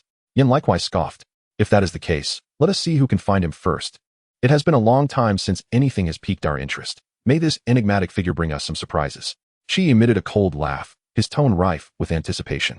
Later that afternoon, outside the city of Fengdu, whoosh, a streak of black light descended, transforming into a young man clad in black. 600 years have passed. I wonder if those people, or rather, that demon still lingers. Looking at the city before him, Lu Yuan's gaze was frigid. With a single thought, he immediately sensed all the threads of fate pertaining to this lifetime. Apart from the one coarse and brilliant thread drifting towards the horizon, the rest resided within this city. Xianxia, as long as you are still here, I shall first deal with them before seeking you out. Lu Yuan smiled coldly, and in an instant, he vanished from the spot. Within a vast mansion, 5 young men adorned in luxurious robes sat in the grand hall, sipping fine wine and admiring the dance performances. Beside each young man sat a maiden, who occasionally poured wine for them.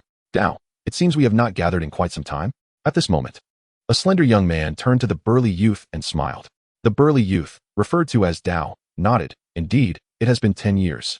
Among our friends, only you and Xianxia have achieved any success. Today, since it is rare for you to return from the sect, we must not leave until we are intoxicated.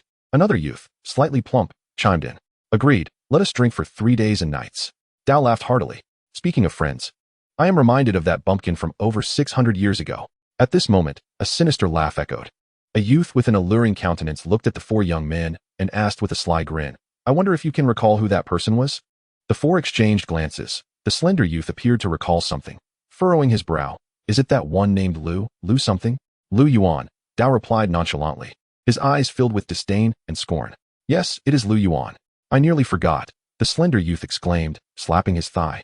Thinking back to that bumpkin brings me a sense of satisfaction. Had we not let him die so quickly, we could have toyed with him for a while longer. Isn't it time?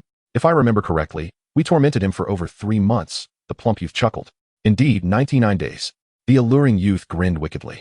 Daring to compete with our Tao for women, and even attempting to court her, truly unaware of his impending doom. The plump youth scoffed. Exactly. At that time, he knew Xianxia was already Tao's woman, yet he still dared to pursue her. Allowing him to die so easily was a mercy. The slender youth added. Caution. Xianxia is now a talented disciple of the Mo Yuan sect, her cultivation surpassing even mine, and she is already devoted to another. Such words should not be spoken again, Dao interjected, frowning. The others were momentarily taken aback, exchanging glances, when the alluring youth waved his hand. And an invisible force enveloped the entire hall. This is still insufficient, the slender youth chuckled wickedly, letting his wine cup fall slowly. The maidens serving them and the dancers in the center of the hall all screamed, then exploded into a mist of blood. In the blink of an eye, the grand hall was left with only the 5 young men. The dense scent of blood was inhaled by them, each face revealing a look of indulgence. Such occurrences had long since become second nature to them. I have not yet finished enjoying myself, the plump youth complained, a look of dissatisfaction etched on his face. Haha, let us discuss some private matters first. We can summon another batch later, the slender youth replied nonchalantly. This was, after all, his family mansion, where several batches of such maidens were kept for his amusement and sustenance. Afterward, sending servants to purchase or capture more was entirely normal. That will suffice. The plump youth nodded in satisfaction. Dao, though Xianxia has risen to great heights, we all know that she is not exclusive to you. The slender youth cast a wicked smile at Dao. Dao surveyed the surroundings, took a sip of wine, and remarked, I am well aware that you all had your turn. But I was the first to be with her. The thought of it is simply intoxicating. Indeed, it is a pity that she is now a genius who looks down upon us. One must learn to let go. Having possessed her is enough. Why covet her heart again? Laughter filled the hall, rife with wickedness. No, there is one who has never possessed her, a voice interjected, laced with amusement. The others were momentarily taken aback before erupting into raucous laughter. Ha ha ha, it is Lu Yuan. Who else could it be but that bumpkin? The irony is that Xianxia will never know how he met his demise. No, he does know. Amidst their raucous laughter, the final voice rang out, and the grand hall fell instantly silent. The slender youth and the others turned their gazes toward the speaker. Even Dao looked at him with surprise and confusion. It was the alluring youth who spoke. The alluring youth regarded them, paused, then continued, In truth, I have concealed something from you all. Under their puzzled gazes, the youth smirked. On the very day before Lu Yuan met his end, I took Xianxia to see him, and I performed right before him. What? The others were instantly stunned, their eyes widening in disbelief. Is that true? You dared to engage in such acts behind our backs? The others exclaimed. Shock and incredulity painted on their faces. You didn't invite me. That lacks loyalty. The plump youth added, slamming his palm down and shattering the table, glaring at the alluring youth in anger. We are not strangers. It was merely that one special occasion. The alluring youth replied with a devilish grin. Indeed, you are the most playful among us. Surely that was what led to Lu Yuan's demise, the slender youth sneered. Absolutely. He must have died from your provocations. The plump youth concurred. Crack. Just as they were conversing, the sound of a shattering cup pierced the air. The others were startled, only to see Dao rise abruptly, his expression darkening. I am leaving. Dao, we have yet to finish our drinks. The slender youth quickly interjected. He then exchanged a knowing glance with the alluring youth, who immediately understood and responded with a smile. Indeed, Dao, do not let a woman disrupt the harmony among us brothers. Furthermore, she is already spoken for. We are merely engaged in idle chatter. The young man spoke, lifting the wine cup from the table and addressing the burly youth. I spoke without thinking earlier. I shall drink this cup. After uttering this, he fell silent. The burly youth furrowed his brow and eventually took a seat. He understood Xianxia's nature better than anyone else. On the surface, he appeared to be the only one in good standing. However, upon hearing the words of a few, particularly the enigmatic youth, he felt a deep sense of unresolved emotions. Brother Dao, regardless of our identities, we have all experienced our share. Look at Lu Yuan. It was only in death that he recognized the true face of Xianxia.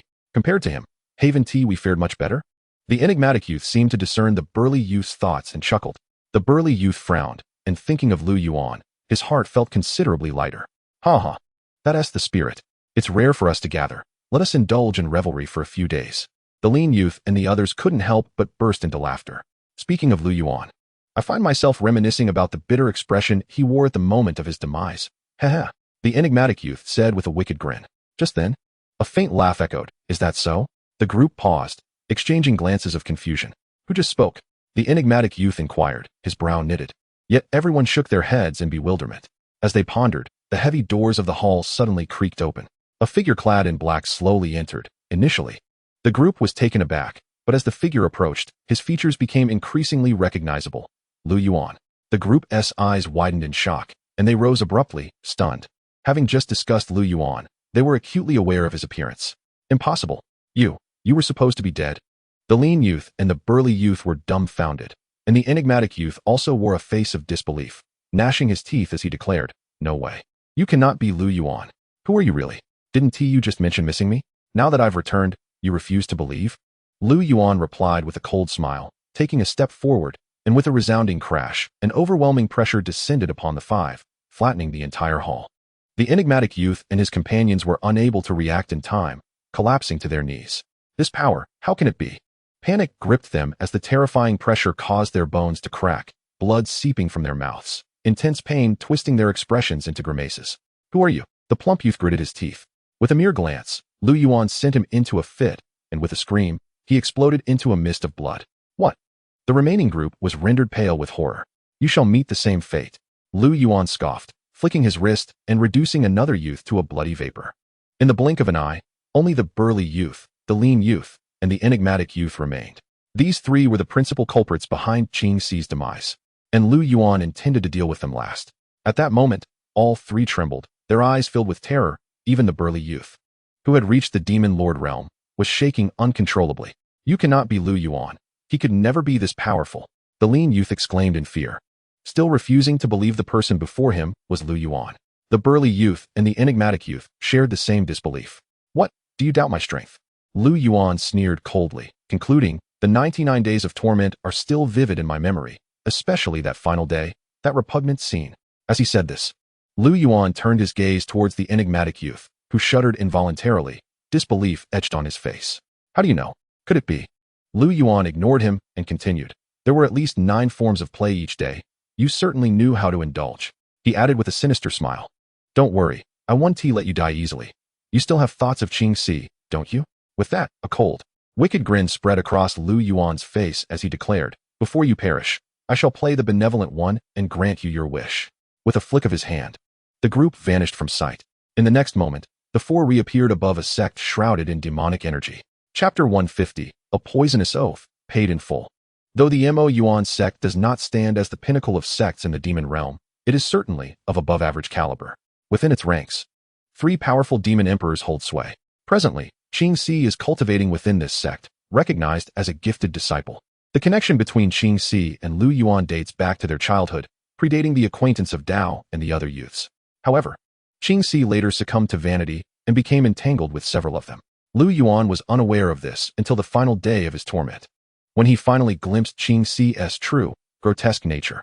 Her machinations played a role in Lu Yuan's demise. He could never forget the words she had spoken to him after their youthful escapades. In my naivety, I promised to be with you forever. But I never truly liked you. Being with you only repulses me. Now, I wish for you to die in despair, to witness my love with Xian.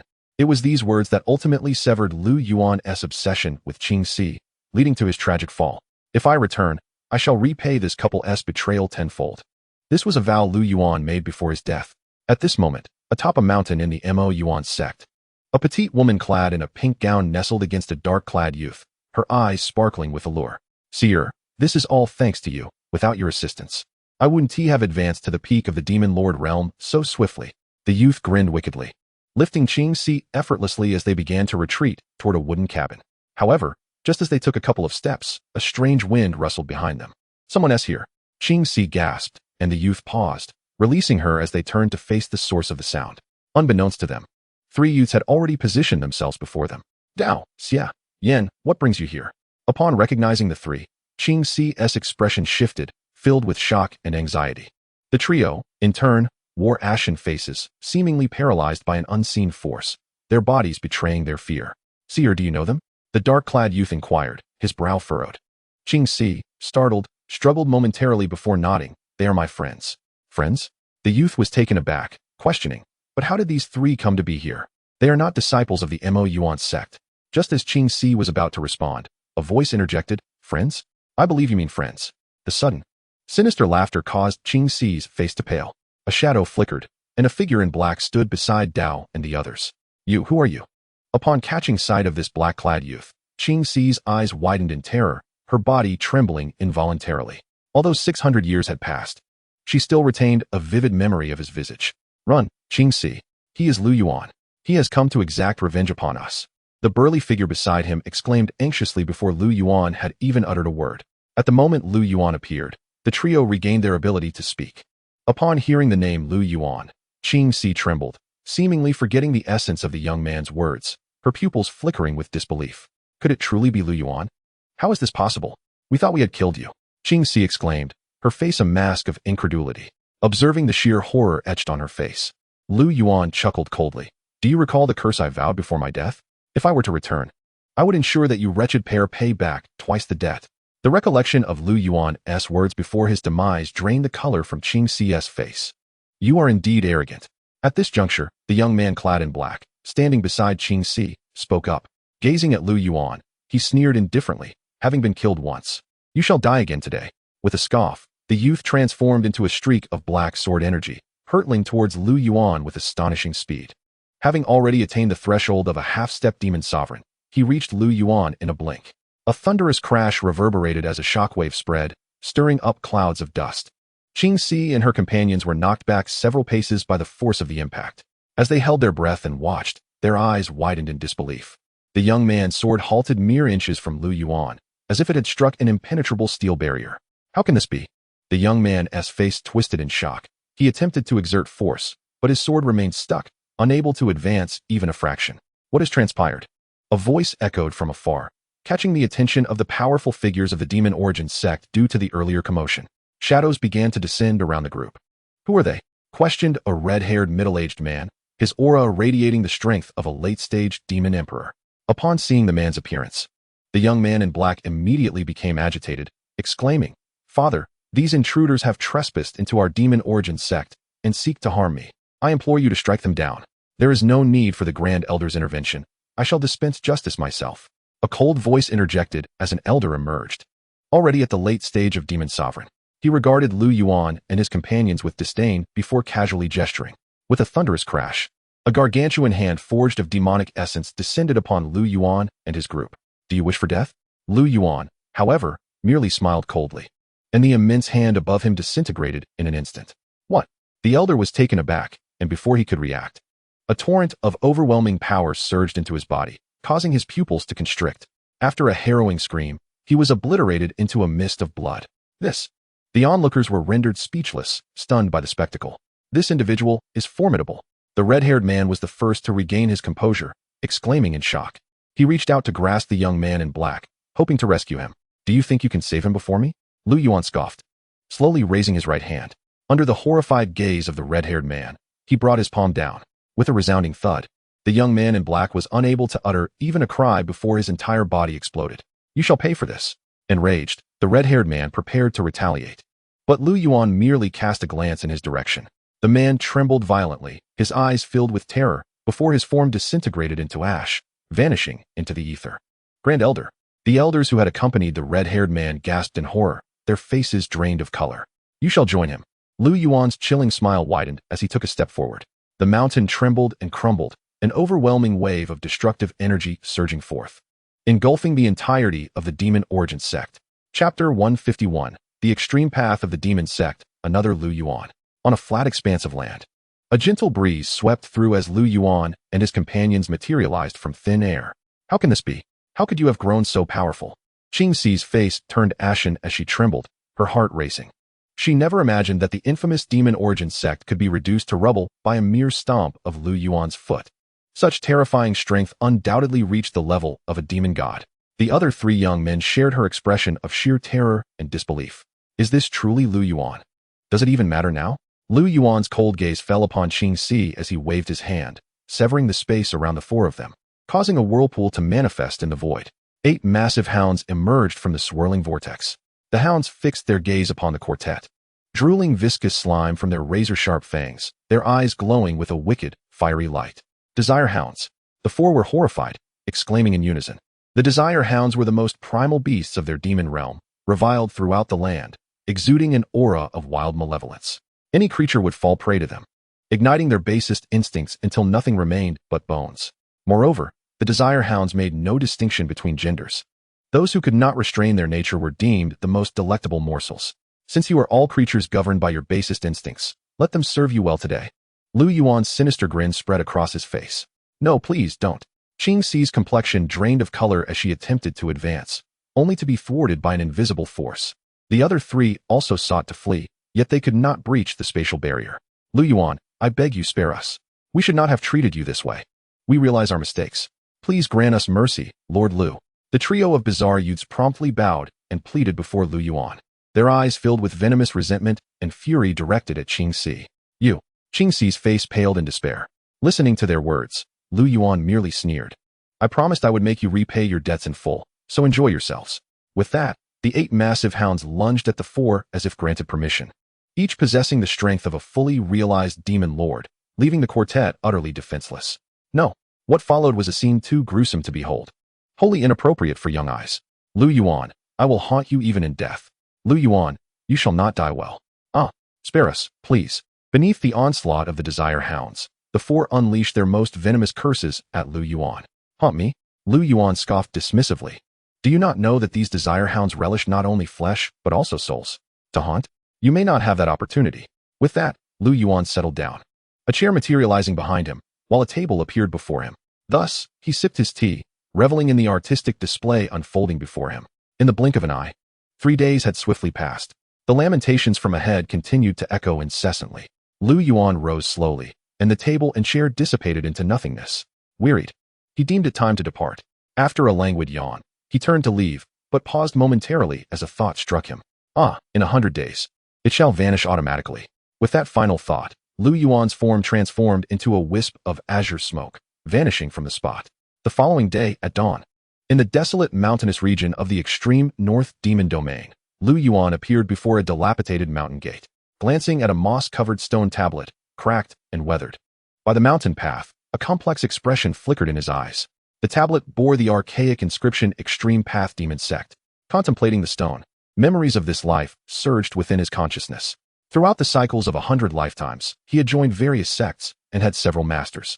Yet of all, it was his master in this life who had bestowed upon him the deepest sense of affection. Xiao Yuan, though you are an orphan, this shall be your home from now on. Follow me diligently in your cultivation, and together we shall elevate the Extreme Path Demon Sect to the pinnacle of the extreme north demon domain. Recalling his master Chu Tian's words, warmth enveloped Lu Yuan's heart. In this lifetime, he was not slain by anyone. Rather, in his fervor to cultivate, his true essence had gone berserk, leading to a shattered heart vein and his demise in Chu Tian's embrace. It could be described as exceedingly vexatious. As Lu Yuan reminisced, his brow furrowed suddenly, directing his gaze towards the nearby peaks. Apart from a powerful aura emanating from a demon king, 2 additional presences descended upon the mountaintop. These 2 auras had reached the level of true God, and more importantly, one felt remarkably familiar to Lu Yuan. It was his master. Without hesitation, he stepped forward, and in an instant, he vanished from his position. Simultaneously, within the ancient palace atop the mountain, a gray-clad youth bowed deeply before an elderly man with white hair, his tone imbued with reverence and excitement. This act caused Lu Yuan, concealed in the shadows outside the grand hall, to freeze in place, astonished. This boy shared his name, Lu Yuan. Observing the youth, who possessed the cultivation of a mid-tier demon king, Lu Yuan's expression reflected his astonishment. As Lu Yuan stood in a daze, another familiar voice resonated. Rise, during my absence from the sect, has Xiao Yuan cultivated diligently? Following the sound, Lu Yuan beheld an elderly figure clad in black, with flowing white hair. The elder, though a demon, possessed a youthful countenance, exuding an ethereal grace. He was indeed Chu Tian, the master Lu Yuan had once revered. To Lu Yuan's surprise, after merely 4 centuries, his master had ascended from the pinnacle of demon monarch to the first rank of true God. Disciple adheres to your teachings and dares not to slacken. The other Lu Yuan replied hastily. Excellent. Chu Tian smiled with satisfaction. Brother Chu, this disciple of yours has reached mid-tier demon king at such a young age. His talent is truly remarkable, remarked another elder clad in red, standing beside Chu Tian, his deep-set eyes flickering with an imperceptible glint. This elder's cultivation surpassed Chu Tian's, having attained the 2nd rank of true God. Observing the red-clad elder, Lu Yuan's brow arched slightly. The fleeting expression in the elder's eyes had not escaped his keen perception. Brother Hong Yuan, you jest, compared to your disciple. I still have much to learn, Chu Tian responded with a smile. Wishing to divert the topic and addressing Lu Yuan below, you may withdraw. Yes, disciple takes his leave. Lu Yuan bowed respectfully and swiftly exited the grand hall. Outside, as he gazed at the boy, his eyes narrowed slightly, glimmering with a cold light. During his earlier scrutiny of the red-clad elder, he discerned the connection between the elder and the boy. Under the guise of discussing doctrines, they had arrived at the Extreme Path Demon Sect alongside his master, yet their true intentions were likely ulterior. His master was probably oblivious to the truth. Very well. To ensure my master sees clearly, I shall await your inevitable exposure, Lu Yuan mused with a cold smirk. Soon, night fell. At the base of the peak, within a tranquil cave dwelling, Chu Tian spoke earnestly to the youth seated before him. Yuaner, I shall impart the remaining techniques to you. Breathe deeply, calm your mind, and employ the methods I previously taught you, absorbing them with intent. Yes. The youth nodded respectfully, his eyes gleaming with anticipation and excitement, promptly shutting his eyes. Chu Tian, witnessing this, hesitated no longer. He summoned the demonic essence within him, raising a finger before his chest, silently reciting the incantation. A vast and profound aura immediately filled the cave. Ancient and mysterious runes spiraled around Chu Tian's outstretched finger, emanating a terrifying aura of destruction. When the energy coalesced to its zenith, Chu Tian softly uttered a command, and his fingertip touched the youth's brow. The boy trembled as if summoned by the cultivation method within him. His true essence began to boil, and his aura surged at a visibly rapid pace, swiftly breaking through to the late stage of Demon King. How painful! The youth grimaced, beads of sweat forming on his forehead like pearls. Only a quarter of an hour remains. Hold on, Chu Tian urged, strenuously channeling his demonic essence into the youth. Observing the boy's escalating power, Chu Tian's face broke into a gratified smile, yet he couldn't help but reminisce about the first disciple he had taken 4 centuries ago. A wave of guilt washing over him. The Extreme Path Demon sect possessed an ancient cultivation text known as the Extreme Path Demon Classic. However, this classic was incomplete. It was only when Chu Tian broke through to the Demon Emperor rank and joined the ranks of the Demon Ancestor that he learned of certain details regarding the Extreme Path Demon Classic. Subsequently, leveraging the influence of the Demon Ancestor, he secretly gathered the complete demonic techniques. Within just 50 years, he had ascended to the realm of true God through the Extreme Path Demon Classic. Upon completing the cultivation of the classic, he finally realized that it was precisely due to practicing an incomplete method that Yuan had inadvertently fallen into demonic deviation, leading to his demise. Upon discovering this, Chu Tian felt an immense wave of guilt. Thus, he took on a new disciple, naming him Yuan, and resolved to pass on the techniques to the current Yuan. Yet, due to the lessons of the past, he could only impart them gradually as the boy's cultivation advanced. This night marked the final session for imparting the Demon Classic. A quarter of an hour slipped by, and the youth's aura reached the pinnacle of the Demon King realm. Chu Tian retracted his finger, exhaling a breath, his complexion slightly pale, sweat lining his forehead. At the same moment, the youth exhaled, slowly opening his eyes, which shimmered with dark crimson light. Is this the complete Extreme Path Demon Classic? Truly deserving of its reputation, the boy exclaimed, feeling the profound workings of the technique within him, his excitement bubbling over as he raised his hand. Yuan, how did you come to know that this technique is called the Extreme Path Demon Classic? Chu Tian was somewhat taken aback. He had not revealed to the youth that the cultivation technique was called the Extreme Path Demon Scripture, nor had he disclosed its name even to Yuan at that time. No sooner had he spoken than, with a sudden jolt, Chu Tian found himself staring blankly at the dagger embedded in his chest, his expression one of utter disbelief. You. Chu Tian's eyes widened in incredulity as he gazed at the dagger piercing his chest. This very dagger had been a gift he bestowed upon the youth when he took him as his disciple, and now, to his astonishment, the young man had plunged it into his own heart. How could this be possible? In a moment of shock and confusion, Chu Tian let out a cold snort, unleashing a surge of energy that sent both the dagger and the youth flying away. He attempted to advance, but suddenly halted mid-step. A red light had arrived ahead of him, catching the youth as he fell. Brother Hongyan, what are you doing? Chu Tian furrowed his brows, his voice tense as he regarded the suddenly appearing elder in crimson robes. Before the elder could respond, the youth wiped the blood from his lips and, under Chu Tian's astonished gaze, knelt before the elder, proclaiming, "Extinction pays homage to my master." Witnessing this scene and hearing the youth's address to the elder sent a tremor through Chu Tian, causing him to stagger back 2 steps. If he remained oblivious now, he would be a fool. Jewer, quickly rise. The elder in crimson hurriedly helped the youth to his feet, a satisfied smile adorning his face. My disciple has not disappointed me. He has finally acquired the complete demon scripture, and soon, I shall be able to cultivate it. The youth spoke again. Haha, splendid. Truly, you are the disciple I value most. The elder in crimson clapped the youth on the shoulder, emitting a proud laugh. At that moment, Chu Tian gritted his teeth, his gaze firmly fixed on the youth. Why? The youth regarded Chu Tian with a calm demeanor, devoid of any emotion. Before I met you, I had already taken on a master. My proximity to you was merely to obtain the complete Extreme Path Demon Scripture. Thus it is. Chu Tian scoffed bitterly, then turned his icy gaze upon the elder in crimson. So, your intention in providing me with the final piece of the Demon Scripture was not benevolent, but rather a premeditated scheme to covet the legacy of my sect. Do you truly believe I sought your companionship for any reason other than this complete inheritance? Had it not been for this, you would have long since been dead, the elder in crimson remarked with a cold sneer. His eyes filled with disdain as he stared at Chu Tian. Very well. Excellent. Chu Tian laughed heartily, his black robes billowing and white hair dancing as his aura surged violently. The entire cave trembled under the weight of his presence, the surrounding stone walls cracking under the strain. You seek death. The elder in crimson coldly snorted, positioning himself protectively in front of the youth as an aura of equal might erupted from him. Boom. The two formidable forces collided, resulting in a cataclysmic explosion that reduced the cave and the mountain to mere dust. Being a demon god under the banner of the demon ancestor, if you choose to turn a blind eye, I may grant you mercy. Otherwise, you shall meet your demise. The elder's voice resonated like thunder. Is that so? Do you truly believe that with your second-tier true god cultivation, you can easily slay me? Chu Tian retorted with a chilling smile, unyielding in the face of danger. His battle intent ablaze like an inferno, annihilating the space around them. If you seek death, then I shall oblige. The elder in crimson snorted, swiftly launching an attack. Chapter 153. Surpassing levels to slay enemies. The first demon god. Boom. Thunderous roars echoed through the deep night sky, filling the world with an energy of destruction. How could his aura have surged so dramatically? The elder in crimson, astonished, gazed at Chu Tian, whose white hair floated majestically and whose imposing presence filled the air. You desired the extreme path demon scripture, did you not?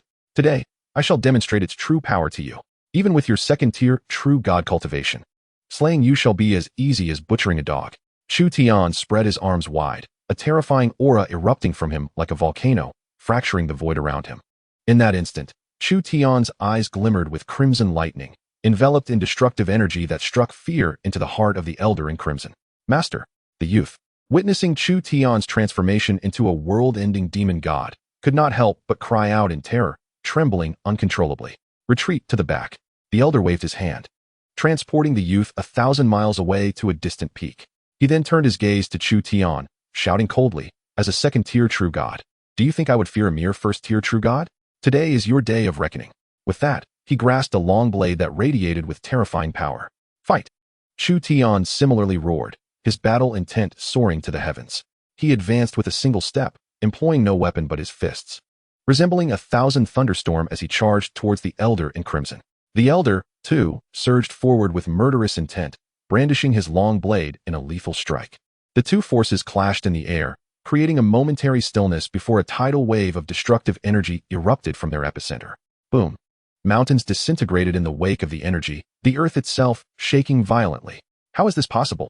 A voice of terror echoed as the elder in crimson was sent flying through the distorted void, spitting blood as he did so. Master, the youth, witnessing this scene from afar, turned pale with fear. The elder, now bloodied and filled with horror and resentment, could not comprehend how a second-tier true god could be defeated by a first-tier true god. After being propelled backward for 10 miles, just as he regained his footing, he heard Chu Tian's voice ring out once more. Extreme path god-slaying thunder. A crimson lightning bolt shot forth with blinding speed, embodying lethal intent, racing toward the elder before he could react. The elder's pupils constricted in terror as the energy pierced through his brow with a chilling crack. Simultaneously, the annihilating energy within the lightning bolt shattered his very essence, causing both body and soul to begin disintegrating. I will not accept this. With a final scream of despair, the elder's body and soul erupted into countless specks of starlight, vanishing into the night sky in the blink of an eye. Even in his dying moments, the elder could hardly believe that after enduring so many hardships to attain the extreme path demon scripture, he would ultimately perish under its own overwhelming power. How could this happen? The youth, witnessing the dissolution of his master, crumpled to the ground in sheer terror, his face drained of color. Just then, a murderous intent surged forth as Chu Tian appeared before him. His blood-red eyes fixated on the youth, his expression icy and indifferent. Seeing Chu Tian in this state sent shivers through the very core of the youth's soul, and he quickly realized the gravity of his situation, hurriedly bowing his head and pleading. All of this was orchestrated by him threatening me. I acknowledge my mistakes, and I implore my master to spare me this once. I vow I shall never dare to transgress again. The youth, in a desperate plea for mercy, repeatedly bowed his head, blood seeping from his forehead. Chu Tian merely gazed at him with indifference, his eyes betraying no emotion, and calmly stated, I truly regarded you as my disciple, even cherishing you as my own kin, imparting all I knew to you. Yet, it seems I have raised a treacherous wolf. Master, the youth's expression shifted to one of shock, wanting to speak further, but he found himself rendered mute. With a mere glance from Chu Tian, he was obliterated into a mist of blood. In the shadows, Yuan observed everything. His reluctance to intervene stemmed not only from a desire for his master to discern their intentions, but also from the knowledge that Yuan could never match Chu Tian. Upon witnessing the two, Yuan had immediately recognized the chasm that lay between them, even though Chu Tian was merely at the first tier of the true god stage. The malevolent energy within him was exceptionally profound and terrifying. When fully unleashed, his strength could rival that of a third-tier true god. How could Hong Yuan, a second-tier true god, ever contend with Chu Tian? Yet, he had not anticipated the overwhelming power of the complete extreme path demonic scripture. It was no wonder he had often struggled to control it during his own cultivation. Of course, the primary reason was his impatient quest for rapid advancement coupled with his lack of foundational strength. Additionally, at that time, his master had not yet reached the realm of the demon emperor, leaving him helpless. Suddenly, Chu Tian could no longer suppress a mouthful of blood, collapsing to one knee, his complexion paling to that of parchment. Witnessing this, Lu Yuan's expression shifted, wanting to reveal himself, but suddenly, he furrowed his brow, glancing toward the horizon, sensing something still somewhat strained. At this moment, Chu Tian wiped the blood from his lips, forcing a bitter smile. Though the extreme path demonic scripture allowed him to fight beyond his tier, it had drained his demonic essence to the brink. Furthermore, he had been struck by the youth's blade earlier, rendering him severely injured. Just as Chu Tian struggled to rise through the pain, an ominous presence abruptly descended. "You have slain ancestor Hong Yuan." A voice, devoid of warmth, echoed as a middle-aged man clad in a golden-purple robe, exuding an aura of authority, appeared before Chu Tian. The moment he manifested, the entire space seemed to freeze, and an invisible force ensnared the region within 1,000 miles. Seeing the purple-robed man, Chu Tian's expression shifted, and he hastily bowed, saying, "I pay my respects to Lord Wu Ho." His tone was laced with profound reverence. It was imperative to note that this man, known as Wu Ho, was the foremost demon god under the demon ancestor, boasting a cultivation level that had reached the 9th tier of the true god realm. Although the demon ancestor turns a blind eye to the personal conflicts among his subordinates, you must realize that this is a critical moment. You have audaciously slain Hong Yuan. Wu Ho's gaze bore into Chu Tian as he spoke coldly. "Lord Wu Ho, please understand. He coveted the teachings of my sect and struck first, forcing me to retaliate in self-defense," Chu Tian rapidly explained. "Oh," Wu Ho raised an eyebrow, a flicker of intrigue passing through his eyes. "The extreme path demonic scripture?" Indeed, Chu Tian did not conceal the truth, nodding slightly. It was only natural that Wu Ho, aware of Hong Yuan's knowledge of his sect's teachings, would be informed. It was said that the extreme path demonic scripture was a supreme demonic text that had existed since the inception of the demon realm, capable of allowing its practitioner to fight beyond their level, and at its pinnacle, to transcend even the demon ancestor. Wu Ho furrowed his brow, contemplating deeply. He then looked at Chu Tian, a strange smile curling at the corners of his mouth. "To think you could slay Hong Yuan with the strength of a first-tier true god. It seems this unparalleled scripture truly lives up to its reputation." His eyes gleamed with fervor. Chu Tian sensed the implication in Wu Ho's gaze, his heart quaking slightly, yet he managed to smile, saying, "My lord jests. It is not as mystical as the world claims. The primary reason for Hong Yuan's demise was his lack of solid foundations. Do you believe I would be unaware of the disparity between a first-tier and a second-tier true god? Even with weak foundations, killing a first-tier true god is akin to crushing an ant."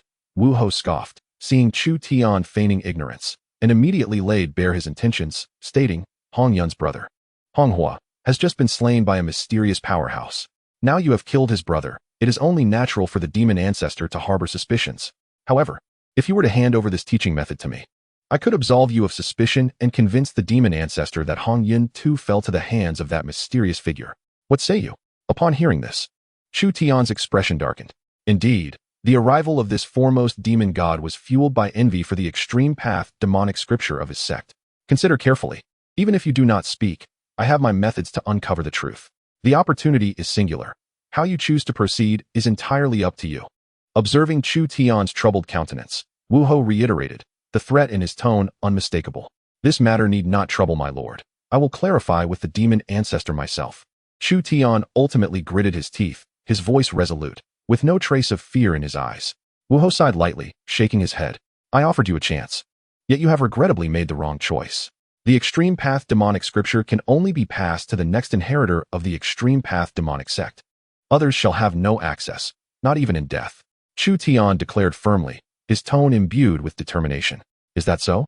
Wu Ho retorted with a cold smile, his eyes brimming with disdain. "Very well, since you desire death, I shall ensure you comprehend your end before you meet it." With that, Wu Ho flipped his hand, and a blood crystal orb materialized in his palm. The residual blood essence of the youth was immediately drawn into the orb. Soon, intricate runes began to manifest within the blood crystal, and to any discerning eye, it was evident that it contained a complete cultivation method. How is this possible? Chu Tian's eyes widened in disbelief, utterly shocked. The blood crystal orb revealed the entirety of the extreme path demonic scripture. This object is known as the soul orb. Wu Ho grinned maliciously, explaining, it is crafted by extracting the final remnants of a person's soul and refining it through secret methods. With this, one can connect with the owner, capturing their thoughts, memories, and more. At these words, Chu Tian trembled, a chilling realization dawning upon him. And his expression darkened to an extreme degree. Indeed, this soul orb belongs to your esteemed disciple, Lu Yuan. Or rather, it is the embodiment of the demise of Hong Yun's disciple. Wu Ho sneered, his eyes filled with mockery and derision. Chu Tian's fury surged, and he spewed forth another mouthful of blood, his aura rapidly dwindling. Clutching his chest, he finally grasped the full extent of the treachery at play. His eyes, now ablaze with rage, fixed intently on Wu Ho as he spat. So it was you who orchestrated this entire affair. The true puppet master coveting the extreme path demonic scripture.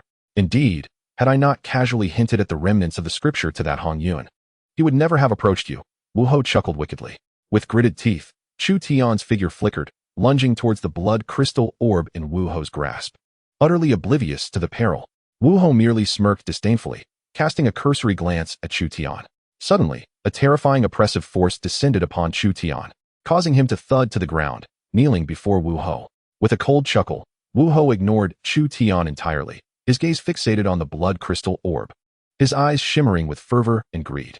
With this unparalleled demonic scripture, I shall transcend the demon ancestor, no longer a mere vagrant. His tone brimmed with excitement, and he erupted into raucous laughter. At that moment, a resounding explosion reverberated through the air, startlingly loud. What? The previously jovial expression on Wu Ho's face froze.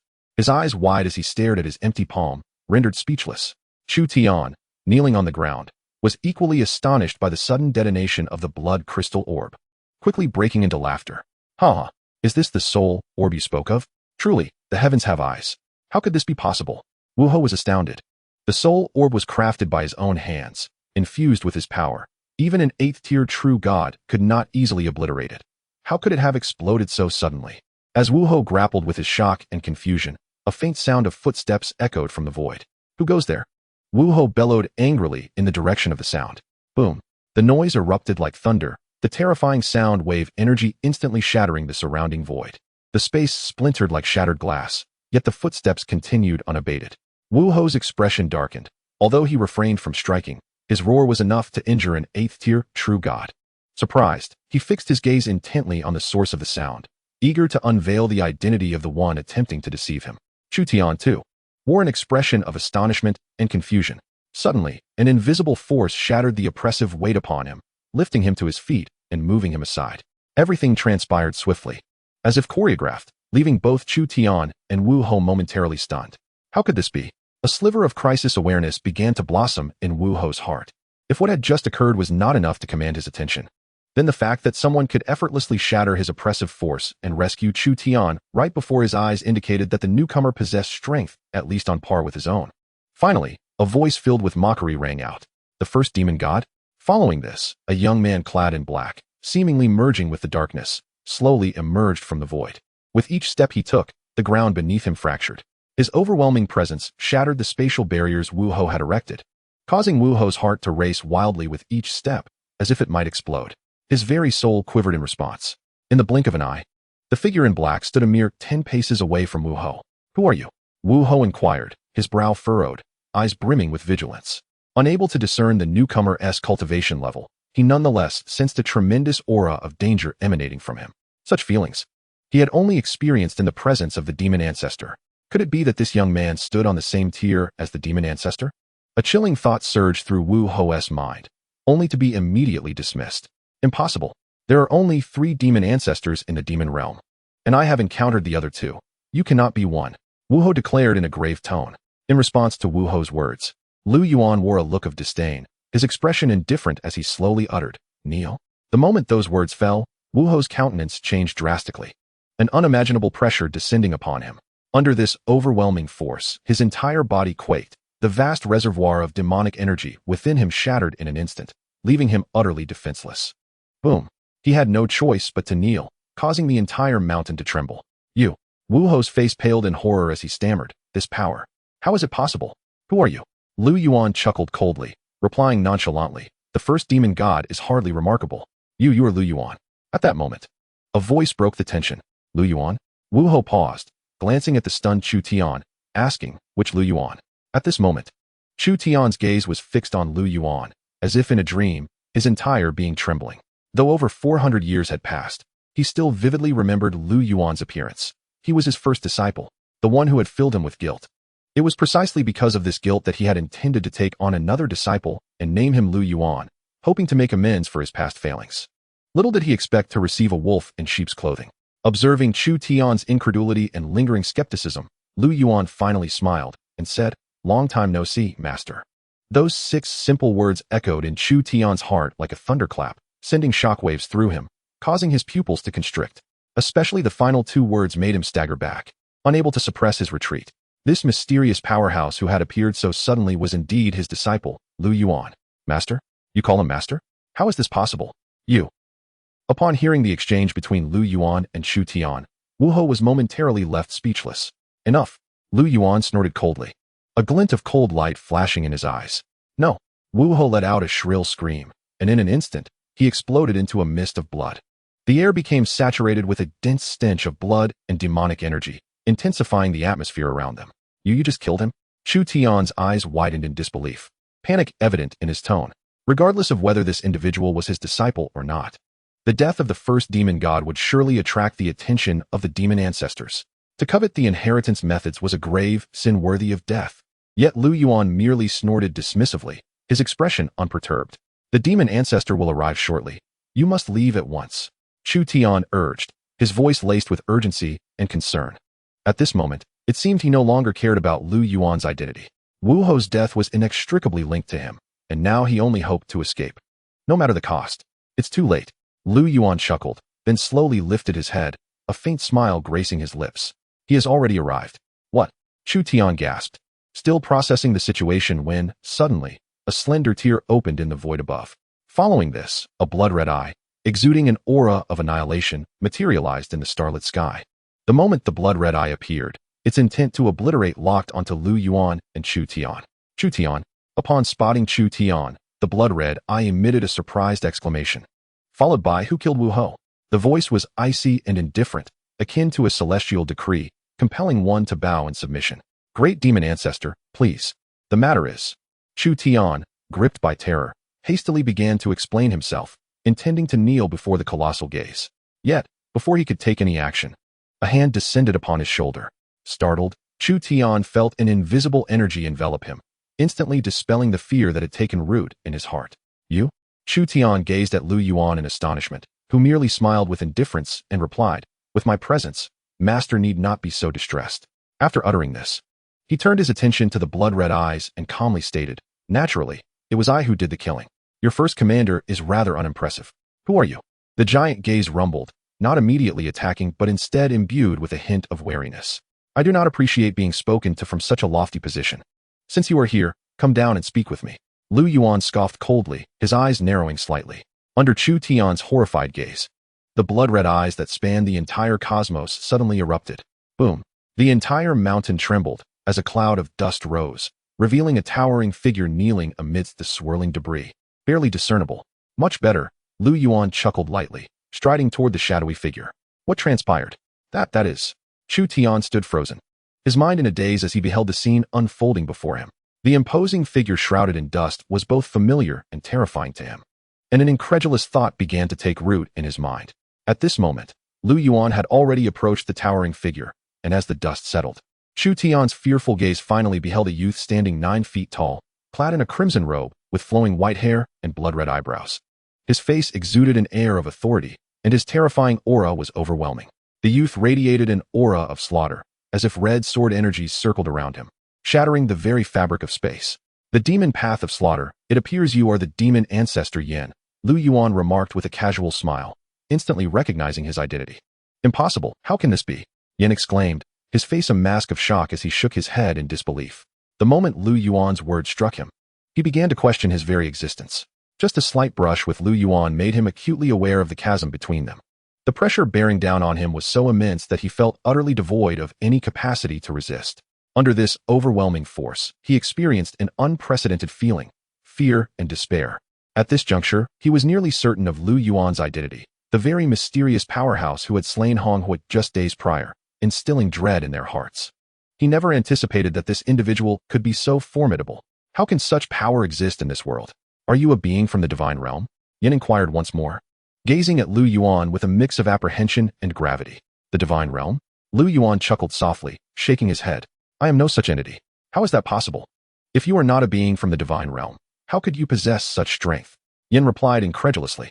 Below the divine realm, the three great demon ancestors considered themselves unrivaled. How could anyone surpass them? Could it be, you are an outsider? Yin pressed, furrowing his brow, his expression laden with concern. Those who have reached their level possess some knowledge of the outside world, a realm beyond the divine realm. The power from beyond is a taboo of the divine path, feared even by the divine realm and the celestial path itself due to the threat of outside invaders. Given the terror emanating from the individual before him, if he was not from the divine realm, it was highly probable he hailed from the outside world.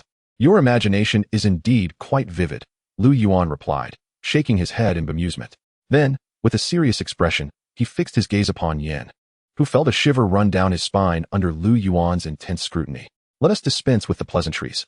I offer you a choice. Submit or perish. Choose wisely. Submit? Yan's complexion paled, as if he had misheard, disbelief written all over his face. You jest. I am one of the three great demon ancestors of the demon realm.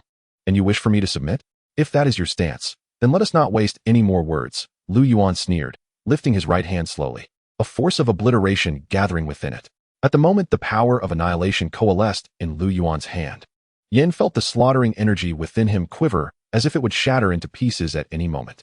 His entire being trembled violently, suffused with an overwhelming aura of death. He yearned to break free, but the pressure weighing upon him felt akin to the might of the celestial path, nay, even more terrifying. Under such pressure, he found himself utterly incapable of resistance.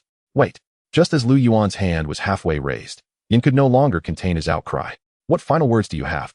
Lu Yuan inquired with a frown. Gritting his teeth, Yin finally uttered, I concede. And what if you refuse to concede? Lu Yuan scoffed, his tone dripping with disdain as his halted hand resumed its movement. Yan's complexion shifted drastically as he hurriedly added, if I submit, what is it you wish for me to do? Do you believe you have the audacity to negotiate terms with me? Lu Yuan replied indifferently.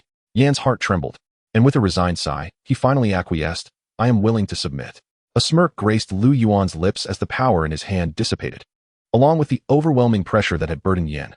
As he felt a release throughout his entire being, Yin exhaled in relief. Yet, upon reflecting on his current predicament, he couldn't help but feel a twinge of self-mockery. As one of the supreme rulers of the demon realm, he had never imagined he would one day bow before another. Recalling just days prior when he and his compatriots had fervently sought Lu Yuan's assistance to break through their own limitations, he was now left to ponder how fate had twisted so unexpectedly. Those who recognize the times are truly wise. Rise, Lu Yuan said with a gentle smile. Thank you, my lord. Yin bowed his head respectfully, rising slowly. Observing the figure towering over him, Lu Yuan raised an eyebrow. You intend to stand before me in that form? Yin paused, then quickly understood. With a thought, his imposing stature began to diminish, soon transforming into a striking youth slightly shorter than Lu Yuan. Is this form satisfactory, my lord? Yin inquired respectfully, addressing Lu Yuan with a casual ease. Although he was one of the three great demon ancestors, Yin had traversed the demon realm. And aside from the other two ancestors, no one had ever seen his true visage. In his private travels, he had encountered the complexities of human nature and witnessed the tragic realities within the demon realm. Each journey deepened his understanding of a singular truth: strength reigns supreme. Now that he had chosen to submit to Lu Yuan, any notions of the dignity associated with being a demon ancestor were to be cast aside. Not bad, Lu Yuan remarked approvingly. At that moment, Chu Tian, who had been observing the exchange, finally regained his composure and exclaimed, You truly are a demon ancestor? His eyes widened in shock and disbelief as he stared at the crimson-robed youth. He had never laid eyes upon a demon ancestor before, yet the overwhelming aura of slaughter associated with them remained etched in his memory. Hearing the conversation between the two, he felt as though he were caught in a dream. Each utterance shattered his preconceived notions. The exalted sovereign of the demon realm, astonishingly, bowed before Lu Yuan. This Lu Yuan could very well be his former disciple. Yin raised an eyebrow, having already discerned the profound connection between Lu Yuan and his subordinate. He nodded slightly, affirming, It is I, Chu Tian trembled at these words. Though he had his suspicions, hearing Yan's admission left him utterly astounded. You may withdraw for now. I shall summon you when the need arises, Lu Yuan addressed Yan. Yes. Yan responded with a respectful bow, turning to leave. Yet, just as he pivoted, a thought struck him, and he turned back to Lu Yuan. Unable to restrain himself from cautioning, My lord, the other 2 demon ancestors have sensed your presence and are likely probing your whereabouts. Do you believe I fear them? Lu Yuan scoffed, gazing at Yan with a mischievous grin. I would not dare. It is my fault for speaking out of turn. I shall take my leave now. Yan quickly declared, vanishing from sight before the 2. Once Yan had departed, Lu Yuan turned to the still dumbfounded Chu Tian, smiled, and pointed directly at him, exclaiming, Whoosh. Before Chu Tian could comprehend the situation, a stream of light pierced his brow, causing him to shudder violently. A vast and profound magical technique was inscribed within his consciousness. And in the next moment, his eyes widened in shock. What is this? Chu Tian's voice trembled, his gaze filled with disbelief. This magical technique was none other than the supreme demon canon. However, it differed significantly from the complete version he had practiced. This rendition was far more intricate and formidable. The 2 versions belonged to entirely different realms. Even in its mere manifestation, this technique hinted at a breakthrough in his cultivation. Although the original Supreme Demon Canon could lead to a breakthrough into the Demon Ancestor realm when perfected, this version could achieve the same with just a modicum of practice.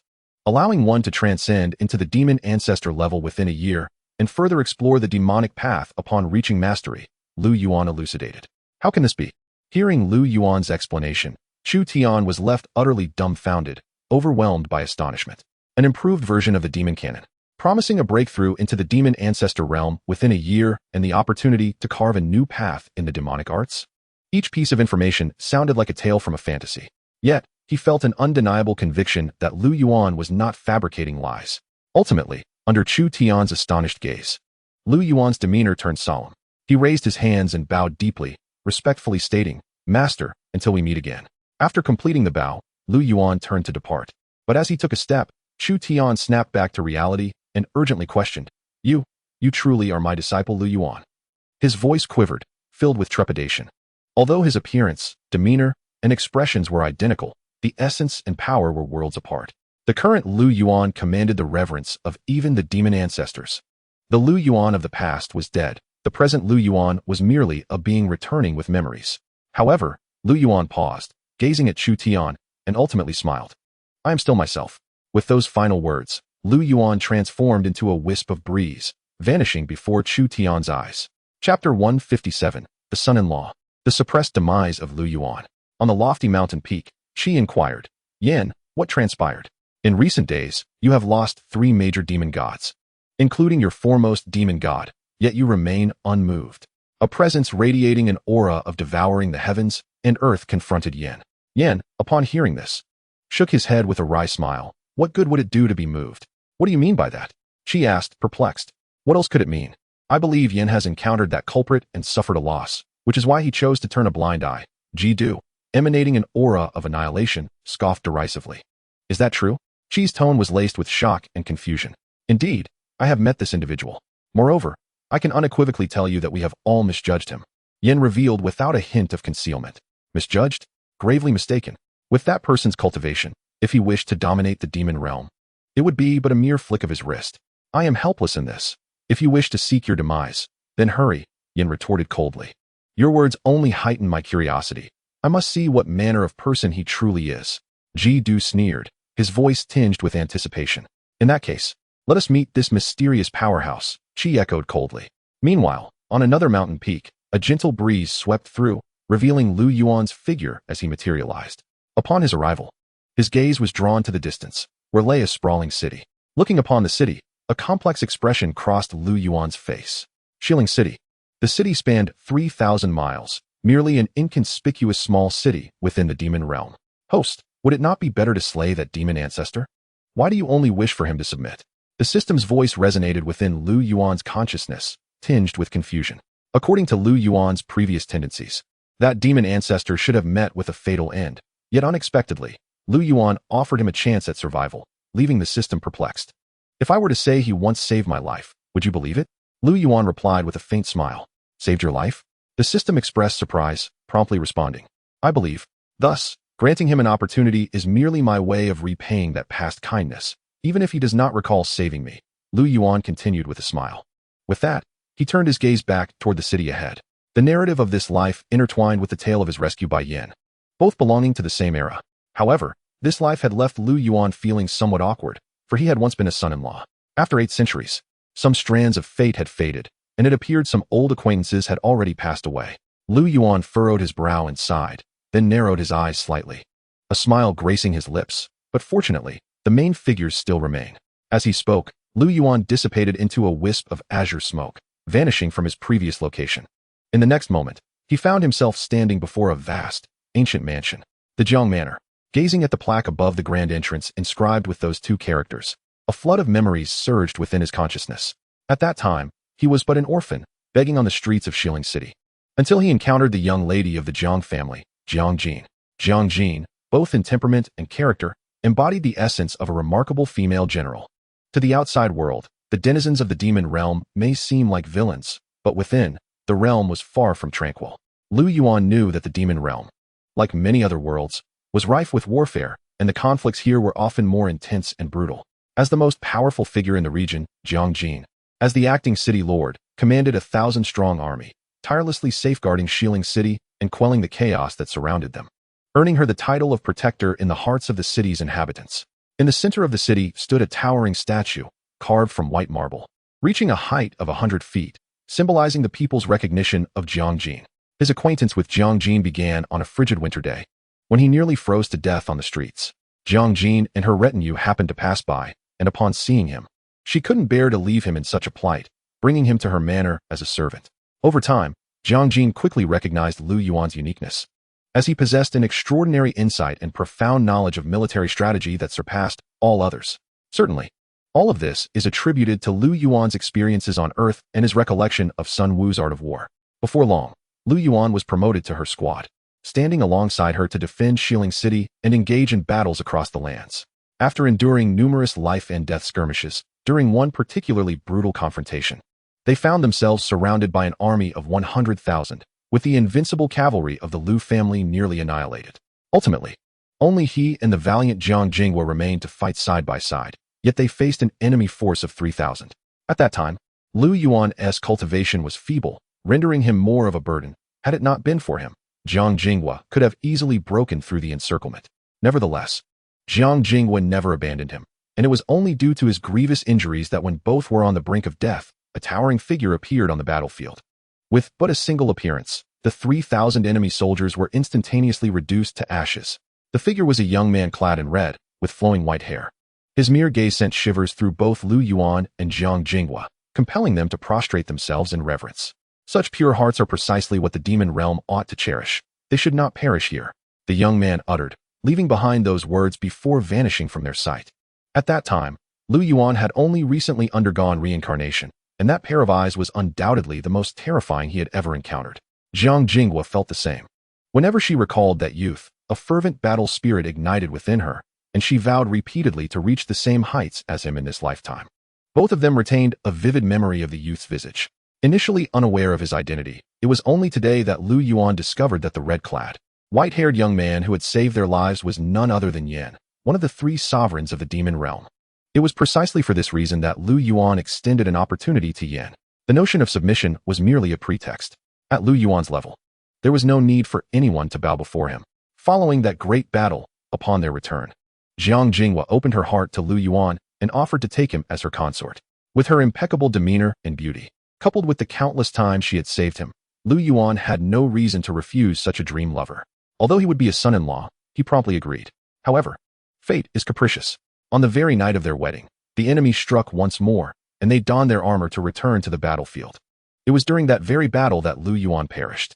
Though he lay dying in Jiang Jingwa's arms at the last moment, he felt a pang of frustration and unwillingness. They had only exchanged vows and had yet to consummate their union. Chapter 158, Lu Yuan, the mysterious youth. Outside the Jiang residence, Lu Yuan stood for quite some time. The memories of this life flickered in his mind like a slideshow, causing him to hesitate at the door he had intended to knock upon. He sensed that Jiang Jingwa was within, her aura already having reached the late stage of the Demon Emperor realm. After 800 years, transitioning from Demon Lord to Demon Emperor, Her talent was among the pinnacle in the entire demon realm. Perhaps it is best to observe for a moment.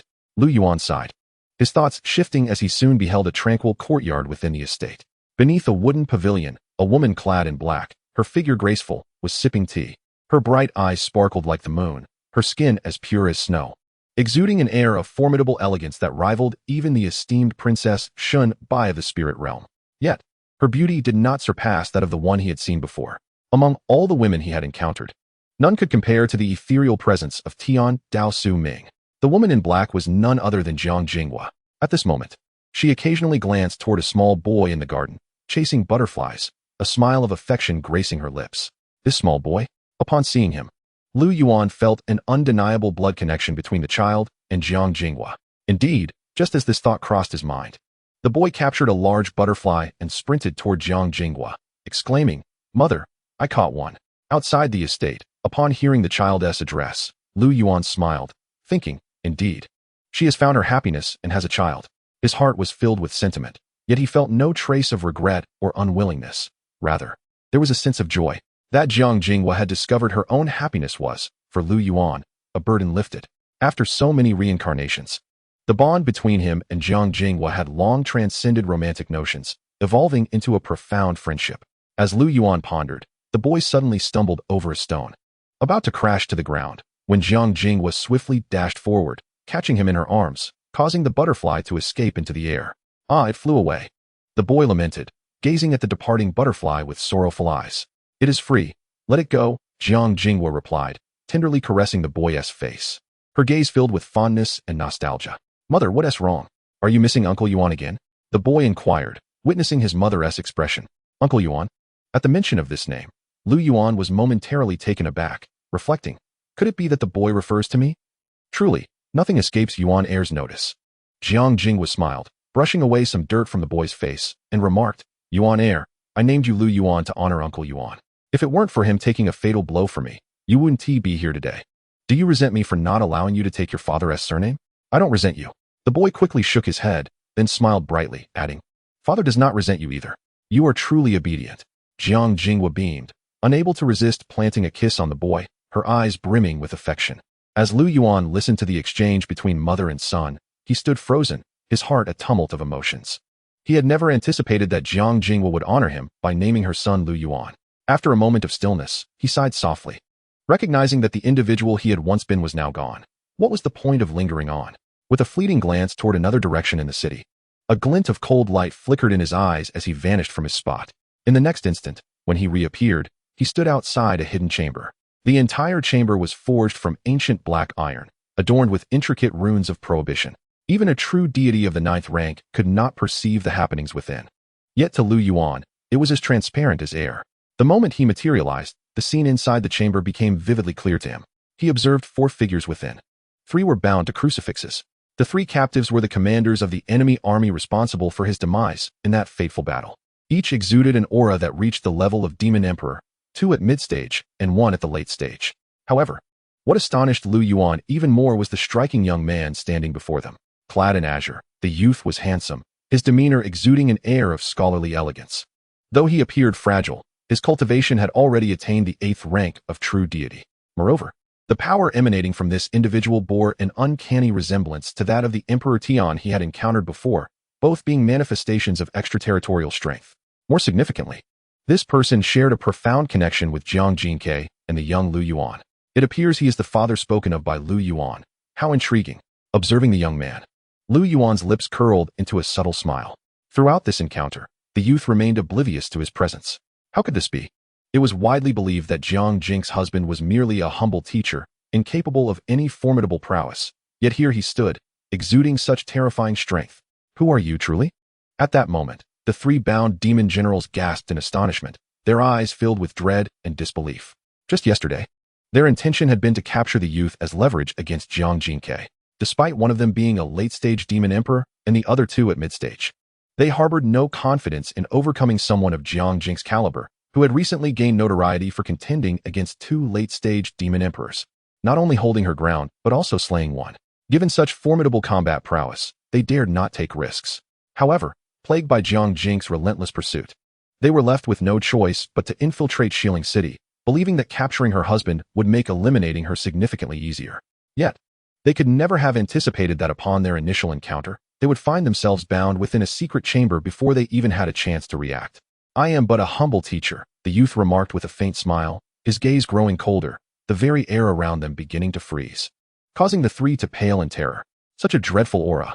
Have you perhaps reached the realm of true divinity?" exclaimed one middle-aged man, a late-stage demon emperor, in sheer horror. "You are the reason my wife has endured such suffering all these years," the youth replied icily, regarding the trio as though they were mere corpses. Witnessing his deathly gaze, the three shivered, their souls trembling in fear. "We can discuss this. Your wife has been pursuing us relentlessly for years. We have not sought trouble with her," they hastily explained. "Indeed, we have made several attempts to reconcile with her, but she has never afforded us the opportunity. For the sake of an inconsequential servant, we have been hunted for 800 years, leaving us no choice but to resort to such desperate measures." "Inconsequential servant?"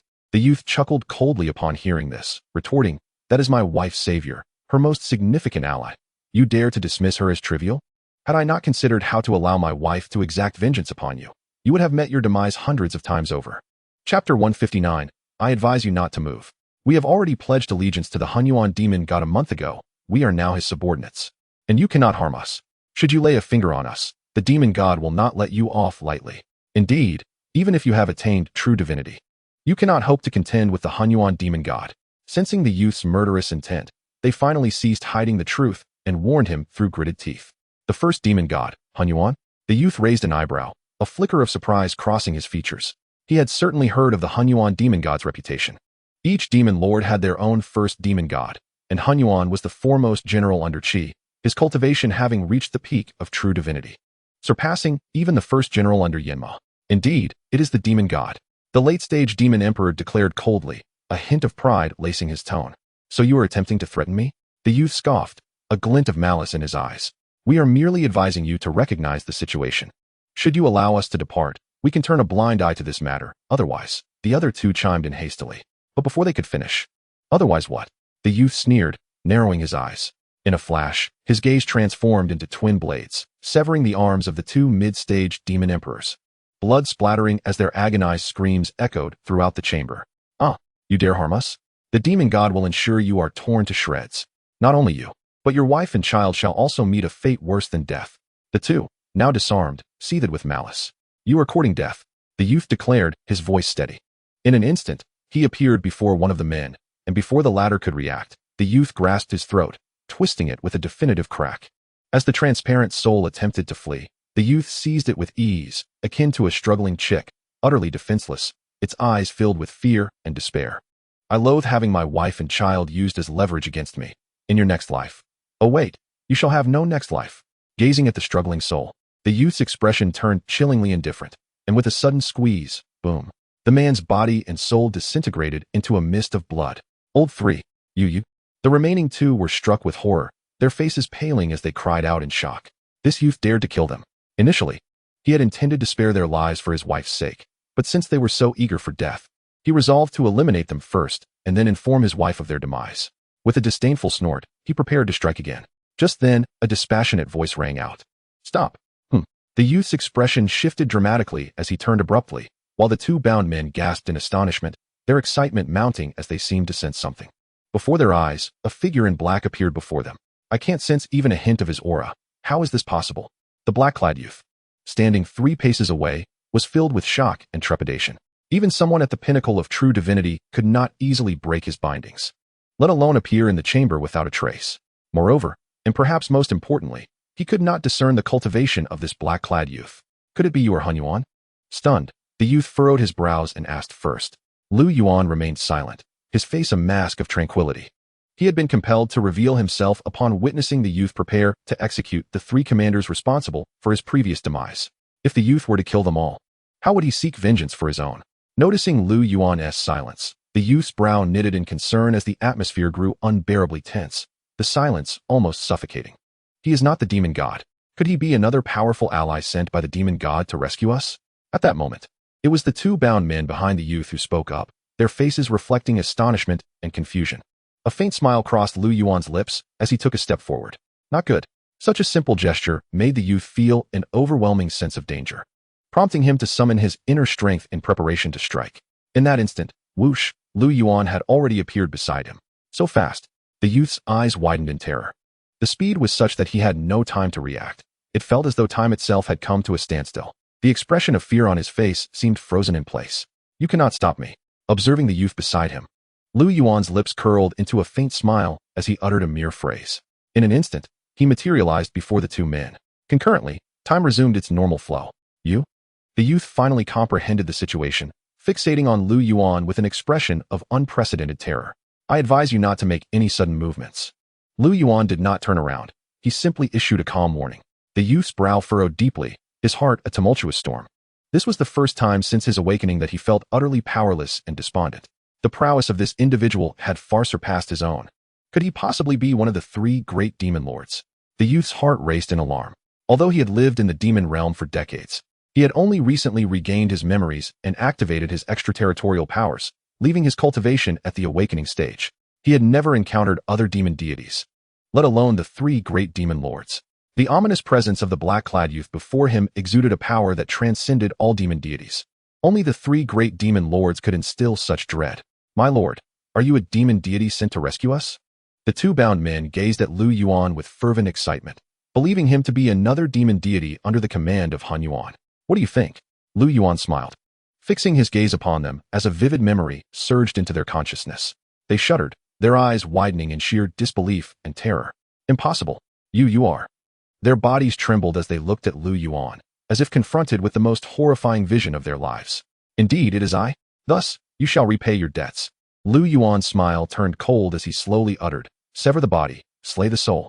With his words, countless blades of light enveloped the two men, and in an instant, their anguished cries echoed once more, blood erupting like a volcano. This sudden turn of events left the youth behind, wide-eyed and rooted in disbelief. Wasn't Lu Yuan supposed to save them? How had the situation reversed so dramatically? Chapter 160, Han Yuan Demon Deity.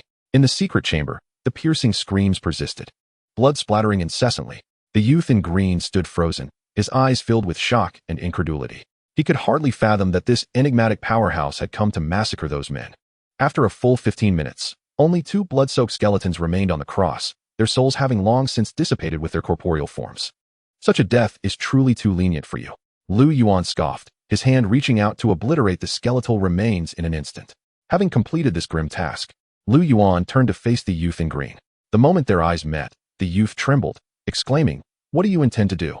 His voice betrayed his palpable apprehension. With his current strength, he was no match for Lu Yuan.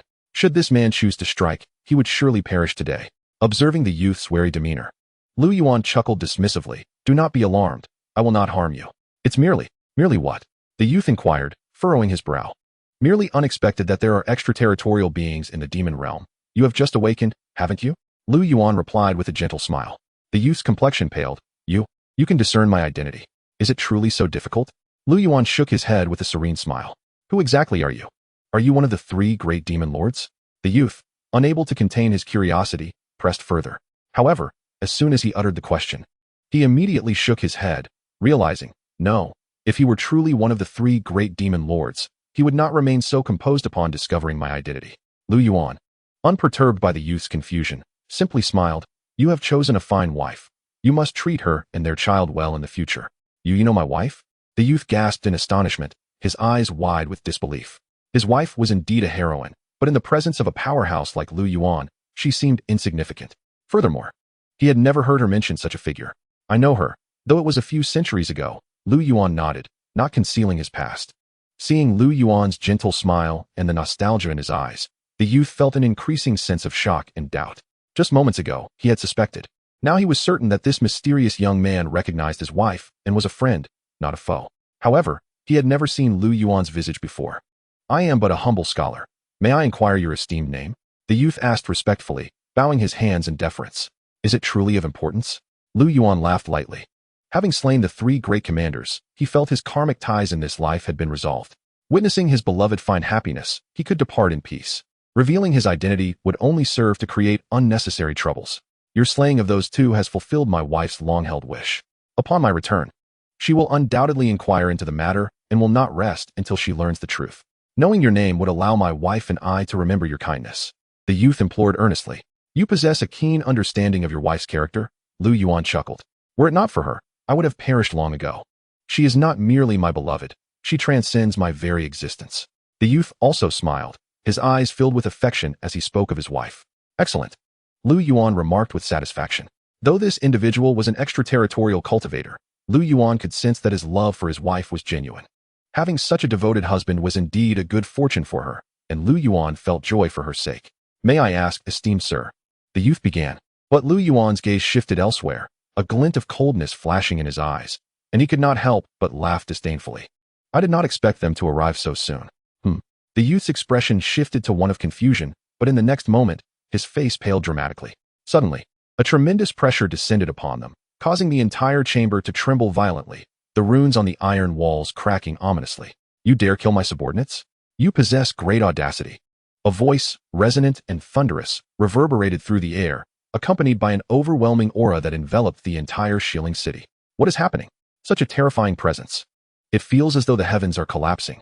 The citizens of the city were struck with panic, all prostrating themselves on the ground, trembling in despair. At that moment, dark clouds overshadowed Xiling city, plunging the sky into darkness. Predecessor, please quell your anger. We can discuss this amicably. Just then, a voice rang out. A black-clad woman appeared in midair, bowing respectfully to the tempestuous, destructive energy surrounding them. This woman was none other than Jiang Jinghua. You are the city lord, Jiang Jinghua? A cold voice inquired. Emerging from the void was a towering figure with bare feet, radiating a gray aura akin to burning ash. The man possessed thick brows and fierce eyes, his square face framed by a cascade of flowing gray hair. Within his gaze burned gray flames, as if capable of incinerating all in their path. The mere sight of him sent tremors through the crowd below, each person spitting blood. Even some of the less powerful commoners could not withstand the oppressive aura and exploded on the spot. Even Jiang Jinghua felt as if an immense weight bore down upon her, her body shuddering as a trickle of crimson blood seeped from the corner of her mouth. That gray aura, could it be that you are the primordial demon god? Jiang Jinghua exclaimed, her eyes filled with dread. You possess some knowledge. The primordial demon god scoffed, his eyes glinting with disdain. May I inquire, when did my lord offend you in Xiling City, prompting you to appear and exert pressure upon its inhabitants? Jiang Jinghua spoke through gritted teeth, her voice low and steady. Do you wish for me to repeat myself? The primordial demon god retorted with a cold snort, his voice crashing towards Jiang Jinghua like a tempest. Not good. Jiang Jinghua's expression changed drastically as she prepared to defend herself, but before she could react, a figure appeared before her, waving a hand. Boom. A resounding explosion echoed as the space shattered, a terrifying shockwave forcing both the figure and Jiang Jinghua to stagger back. Had it not been for the figure in front of her, she would have sustained grave injuries. However, with a muffled grunt, the figure spat blood. Jiang Jinghua was taken aback and rushed forward to support him. Husband. At that moment, she finally discerned the visage of the person shielding her, and she stood frozen in disbelief. Husband, how could it possibly be you? She exclaimed, looking at the pale-faced Tong Sheng, who smiled reassuringly despite his condition. I am fine. Once this matter is resolved, I will explain everything to you, he said, wiping the blood from his lips and offering her a comforting smile. An 8th-rank true god. I never expected such a formidable expert to be hidden in this remote city. A cold voice interrupted. The primordial demon god fixated his gaze upon Tong Sheng, a smirk gracing his lips. You were the one who killed those 3, were you not? Chapter 161. Lu Yuan takes action, ultimately becomes the sovereign. Above Xiling City. It was I who did it, Tong Sheng replied calmly in the face of the primordial demon god's accusation. You possess quite the audacity, the primordial demon god sneered. Stepping forward. Boom. The space beneath him shattered like glass, and an overwhelming pressure bore down upon Tong Sheng and Jiang Jinghua. Tong Sheng let out a cold snort and positioned himself in front of Jiang Jinghua, simultaneously enveloping her with an invisible energy, swiftly moving her to safety behind him. Yet, he himself remained fully exposed to the oppressive force, his body trembling as his complexion paled. Observing Tong Sheng, who stood undeterred beneath his pressure, albeit slightly pale, the primordial demon god expressed a flicker of surprise. Interesting. You can withstand my pressure. Your strength has reached the threshold of a 9th-rank true god. Truly, a peak 9th rank. However, to strike at the weak without discernment may tarnish your reputation as the foremost demon god. Tong Sheng replied solemnly. In this moment, he recognized the disparity in their strengths. He was not yet a match for the primordial demon god. Yet, the sense of dread that the primordial demon god evoked in him paled in comparison to that of Lu Yuan. Currently, Lu Yuan observed everything from within a concealed chamber. Host, should we intervene? The system inquired. No rush. Let us observe for now, Lu Yuan replied with a calm smile. The primordial demon god bore no connection to him, and the 3 demon emperors he had just slain had severed the ties of fate in this life. How laughable. In this demon realm, what is the distinction between right and wrong? Came the disdainful laughter of the primordial demon god from above. It seems you are determined to seek vengeance for your 3 subordinates, Tong Sheng remarked, furrowing his brow. To me, they were merely 3 ants. Their deaths mean little. However, they were still my people, and you must provide me with an explanation. One must consider their master when striking a dog. You are challenging my authority. The primordial demon god coldly replied. What kind of explanation do you desire? Tong Sheng asked in a deep voice. The primordial demon god smirked, stating, the explanation is quite simple. As he spoke, a sardonic smile graced his lips as he continued. If you pledge your allegiance to me, I shall refrain from intervening in your conflict with your subordinates, and your crimes against them shall be overlooked. Pledge allegiance to you? Tong Sheng's expression shifted. A glint of cold light in his eyes. He sought more than mere status. Even the 3 great demon ancestors could not compel his submission. Yet, he had not fully awakened his power from beyond the realm and lacked the strength to lead his wife and child out of the demon realm. If he were to exert his full strength, whether he could defeat the primordial demon god remained uncertain at that time. His power from beyond would surely be sensed by the other 3 demon ancestors. Think carefully. You should have more than just yourself to consider, the primordial demon god sneered, casting a glance toward Jiang Jinghua behind Tong Sheng. The implication was clear. If he refused to submit, his loved ones would also suffer the consequences. I detest it when others use my wife and child as leverage against me. Tong Sheng gritted his teeth, his eyes glimmering with icy murderous intent. Unfazed by Tong Sheng's murderous aura, the primordial demon god merely chuckled coldly. Then make your choice. Their lives rest in your hands. Just as Tong Sheng pondered his decision, a sigh echoed through the air, laced with impatience. The situation has grown intolerable. A figure clad in black appeared beside Tong Sheng. It was Lu Yuan. The sudden appearance of Lu Yuan caused the primordial demon god to change countenance, his brow furrowing. Who are you? He could sense no aura emanating from this person, and he could not fathom his cultivation level. How is this possible? Just as the primordial demon awaited Lu Yuan's response, Lu Yuan coolly uttered a single word, die. At that utterance, time and space fell into silence. The primordial demon god was engulfed in boundless terror as the world around him shattered, including his very body and soul. Under the astonished gazes of Tong Sheng and others, the primordial demon god stood with a vacant expression as his form disintegrated, vanishing in an instant from the realm. Why waste words? Lu Yuan remarked indifferently as he watched the primordial demon god dissipate into nothingness, his tone rife with contempt. He had initially wished to observe a bit longer, but the 2 had refrained from taking action, testing his patience. Yet most importantly, the primordial demon god had sought to harm Jiang Jinghua and their child, which was the primary reason for Lu Yuan's intervention. How can one protect their loved ones when they are paralyzed by fear? Lu Yuan cast a glance at Tong Sheng, who trembled at the realization. He promptly clasped his hands in respect, saying, Your Excellency, you are right. My indecisiveness has cost me dearly. His voice conveyed guilt and self-reproach. Is it merely power from beyond? Allow me to assist you. With a cold snort, Lu Yuan did not wait for Tong Sheng to react. His fingers swiftly pressed against Tong Sheng's brow. Tong Sheng was struck with shock as Lu Yuan's speed left him no time to react. Immediately, an overwhelming energy surged into his body, activating the power from beyond within him. Boom! The boundless terror emanated explosively from Tong Sheng, causing the surrounding void to be instantaneously obliterated. However, to Jiang Jinghua and the others, there was no hint of peculiarity. They merely observed Lu Yuan's finger delicately poised upon Tong Sheng's brow. My husband! Jiang Jinghua exclaimed in alarm, instinctively attempting to move, only to discover she was utterly immobilized. Simultaneously, she caught a glimpse of the profile of the figure clad in black, a long-buried visage resurfacing within her consciousness, sending a tremor through her being, her pupils dilating in disbelief. How is this possible? It's him. In the midst of Jiang Jinghua's astonishment, Lu Yuan withdrew his finger. In the next heartbeat, Tong Sheng opened his eyes, revealing deep orbs radiating a celestial blue light, akin to a starry expanse, brimming with limitless power. What is happening to me? Staring at his own hands and sensing the vast, surging energy coursing through him, Tong Sheng was momentarily rendered speechless, his expression one of sheer astonishment and incredulity. At that moment, the foreign power within him not only fully awakened but transcended even his peak state from before. He had finally broken free from his shackles, attaining the realm he had sought in his past life. Is this the true power of the outer realms? Quite intriguing, Lu Yuan remarked with a faint smile, his eyes reflecting a hint of satisfaction. though this outer realm power bore a striking resemblance to that of Emperor Tian. It was more profoundly accumulated, purer, and more elemental in essence. You, despite having ascended to that realm. Tong Sheng was overwhelmed with shock, gazing at Lu Yuan, momentarily at a loss for words. Congratulations to you, reincarnation and recultivation. You have finally become a sovereign, Lu Yuan said with a gentle smile. This marked the first time he had encountered a sovereign. Chapter 162, the demon ancestor Qi, defeated with one hand. Although it was his first time sensing the power of a sovereign, to Lu Yuan, it remained inconsequential. Upon hearing Lu Yuan's congratulatory words, Tong Sheng gradually regained his composure, though his heart swelled with greater astonishment. He realized that even upon reaching the sovereign level, he still could not fathom Lu Yuan's cultivation strength.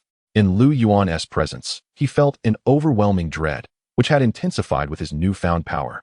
The breakthrough in his realm only deepened his awareness of Lu Yuan's unfathomable depth. How could it be? Is his strength truly beyond that of a sovereign? Tong Sheng's heart raced with trepidation, yet he ultimately managed to suppress his shock, inhaling deeply, and bowed respectfully to Lu Yuan, his tone imbued with solemnity. Thank you, Senior, for your assistance. His voice resonated with reverence and gratitude. I merely disapprove of your timorous disposition, Lu Yuan replied dismissively with a smile. Surely, Senior's reasons extend beyond this? Tong Sheng inquired. Is it truly possible that discontent could facilitate my breakthrough? With his keen intellect, Tong Sheng discerned that Lu Yuan's actions must have deeper motivations. Truly a perceptive scholar, Lu Yuan chuckled, casting a fleeting glance at Jiang Jinghua, his eyes reflecting complexity before retracting his gaze, stating, I only hope that from this moment forth, you will treat Jiang Jinghua and her child with kindness. Should I discover you mistreating them, I shall make you regret your existence in this world. Tong Sheng's complexion paled, particularly at the final words, which sent a chill through his very soul, inundated by a palpable aura of death. Such terrifying malice, Tong Sheng thought, utterly shaken. Yet he bowed deeply to Lu Yuan once more, affirming earnestly, I have declared that my wife surpasses all. I cherish their lives more than my own. Even now, following my breakthrough, this conviction remains unchanged. Then all is well, Lu Yuan replied with a serene smile, ultimately turning to cast a gentle look at Jiang Jinghua from a distance. Take care. With those parting words, Lu Yuan did not linger. His figure dissipated like a wisp of green smoke, vanishing from sight. As Lu Yuan disappeared, the intangible force that had rendered everyone immobile also dissipated. My husband. Who was that person? As the binding power faded, Jiang Jinghua rushed to Tong Sheng's side, her face a mask of urgency and excitement. I do not know. Tong Sheng shook his head, gazing in the direction Lu Yuan had taken. He never revealed his name. Upon speaking, Tong Sheng suddenly realized something, turning to his wife. Why do you ask, my dear? Do you recognize him? He looks so strikingly similar. It's utterly impossible. He was supposed to have perished. Jiang Jinghua murmured to herself, her expression dazed, her eyes glistening with unshed tears as if recalling some sorrowful memory. My dear, there is something I must tell you. Tong Sheng hesitated. Yet he proceeded to recount Lu Yuan's slaying of the 2 demon emperors and his prior acquaintance with Jiang Jinghua. What? The 3 chief commanders are dead. And he claims to know me? Jiang Jinghua's eyes widened in disbelief, her entire being trembling with shock. Indeed. He is very likely connected to the battle you waged 8 centuries ago, and it is highly probable he is an old acquaintance of yours, Tong Sheng affirmed.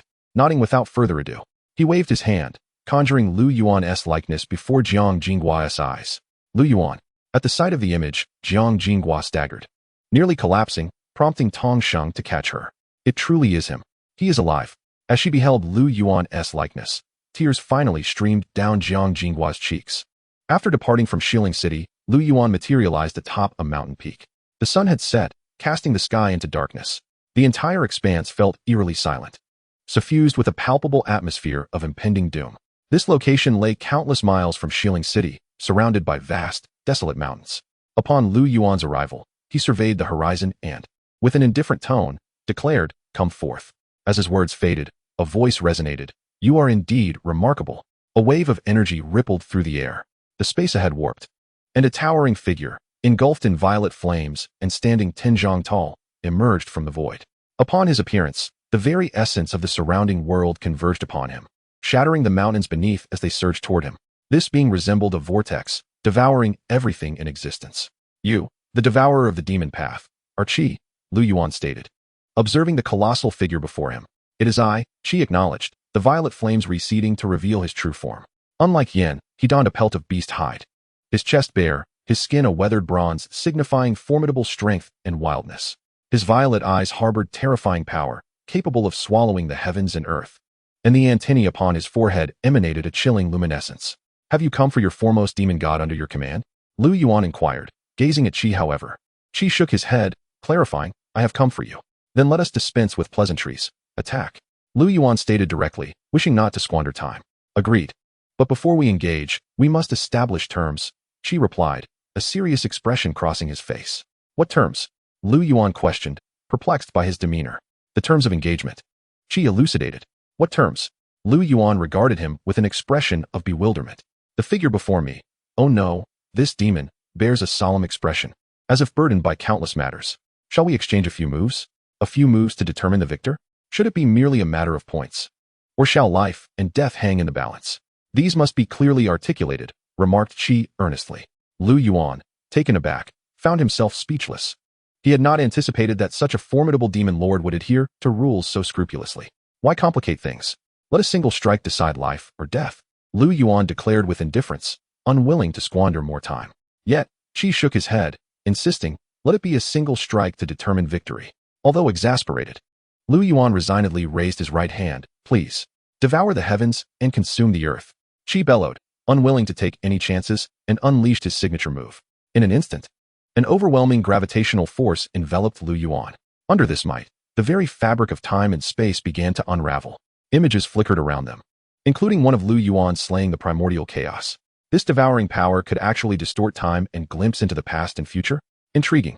Lu Yuan smiled, flipping his raised hand, and in that same moment, an image rapidly flashed forth, revealing Lu Yuan striking Qi down into the earth. "I concede," Qi gasped, aghast at the sight, hastily attempting to declare his surrender. However, before he could finish his words, an invisible hand descended upon him with a resounding thud. The enveloping devouring force was instantly shattered, and he was propelled to the ground like a cannonball, crashing down with a thunderous roar. The ferocious shockwave swept through the area, flattening the surrounding mountains in an instant. Chapter 163, Auspicious Village, the Tao of Heaven repositions. Within the boundless depths of the mountains, dust filled the air. In the heart of the mountains, a colossal pit emerged at the center of the plain.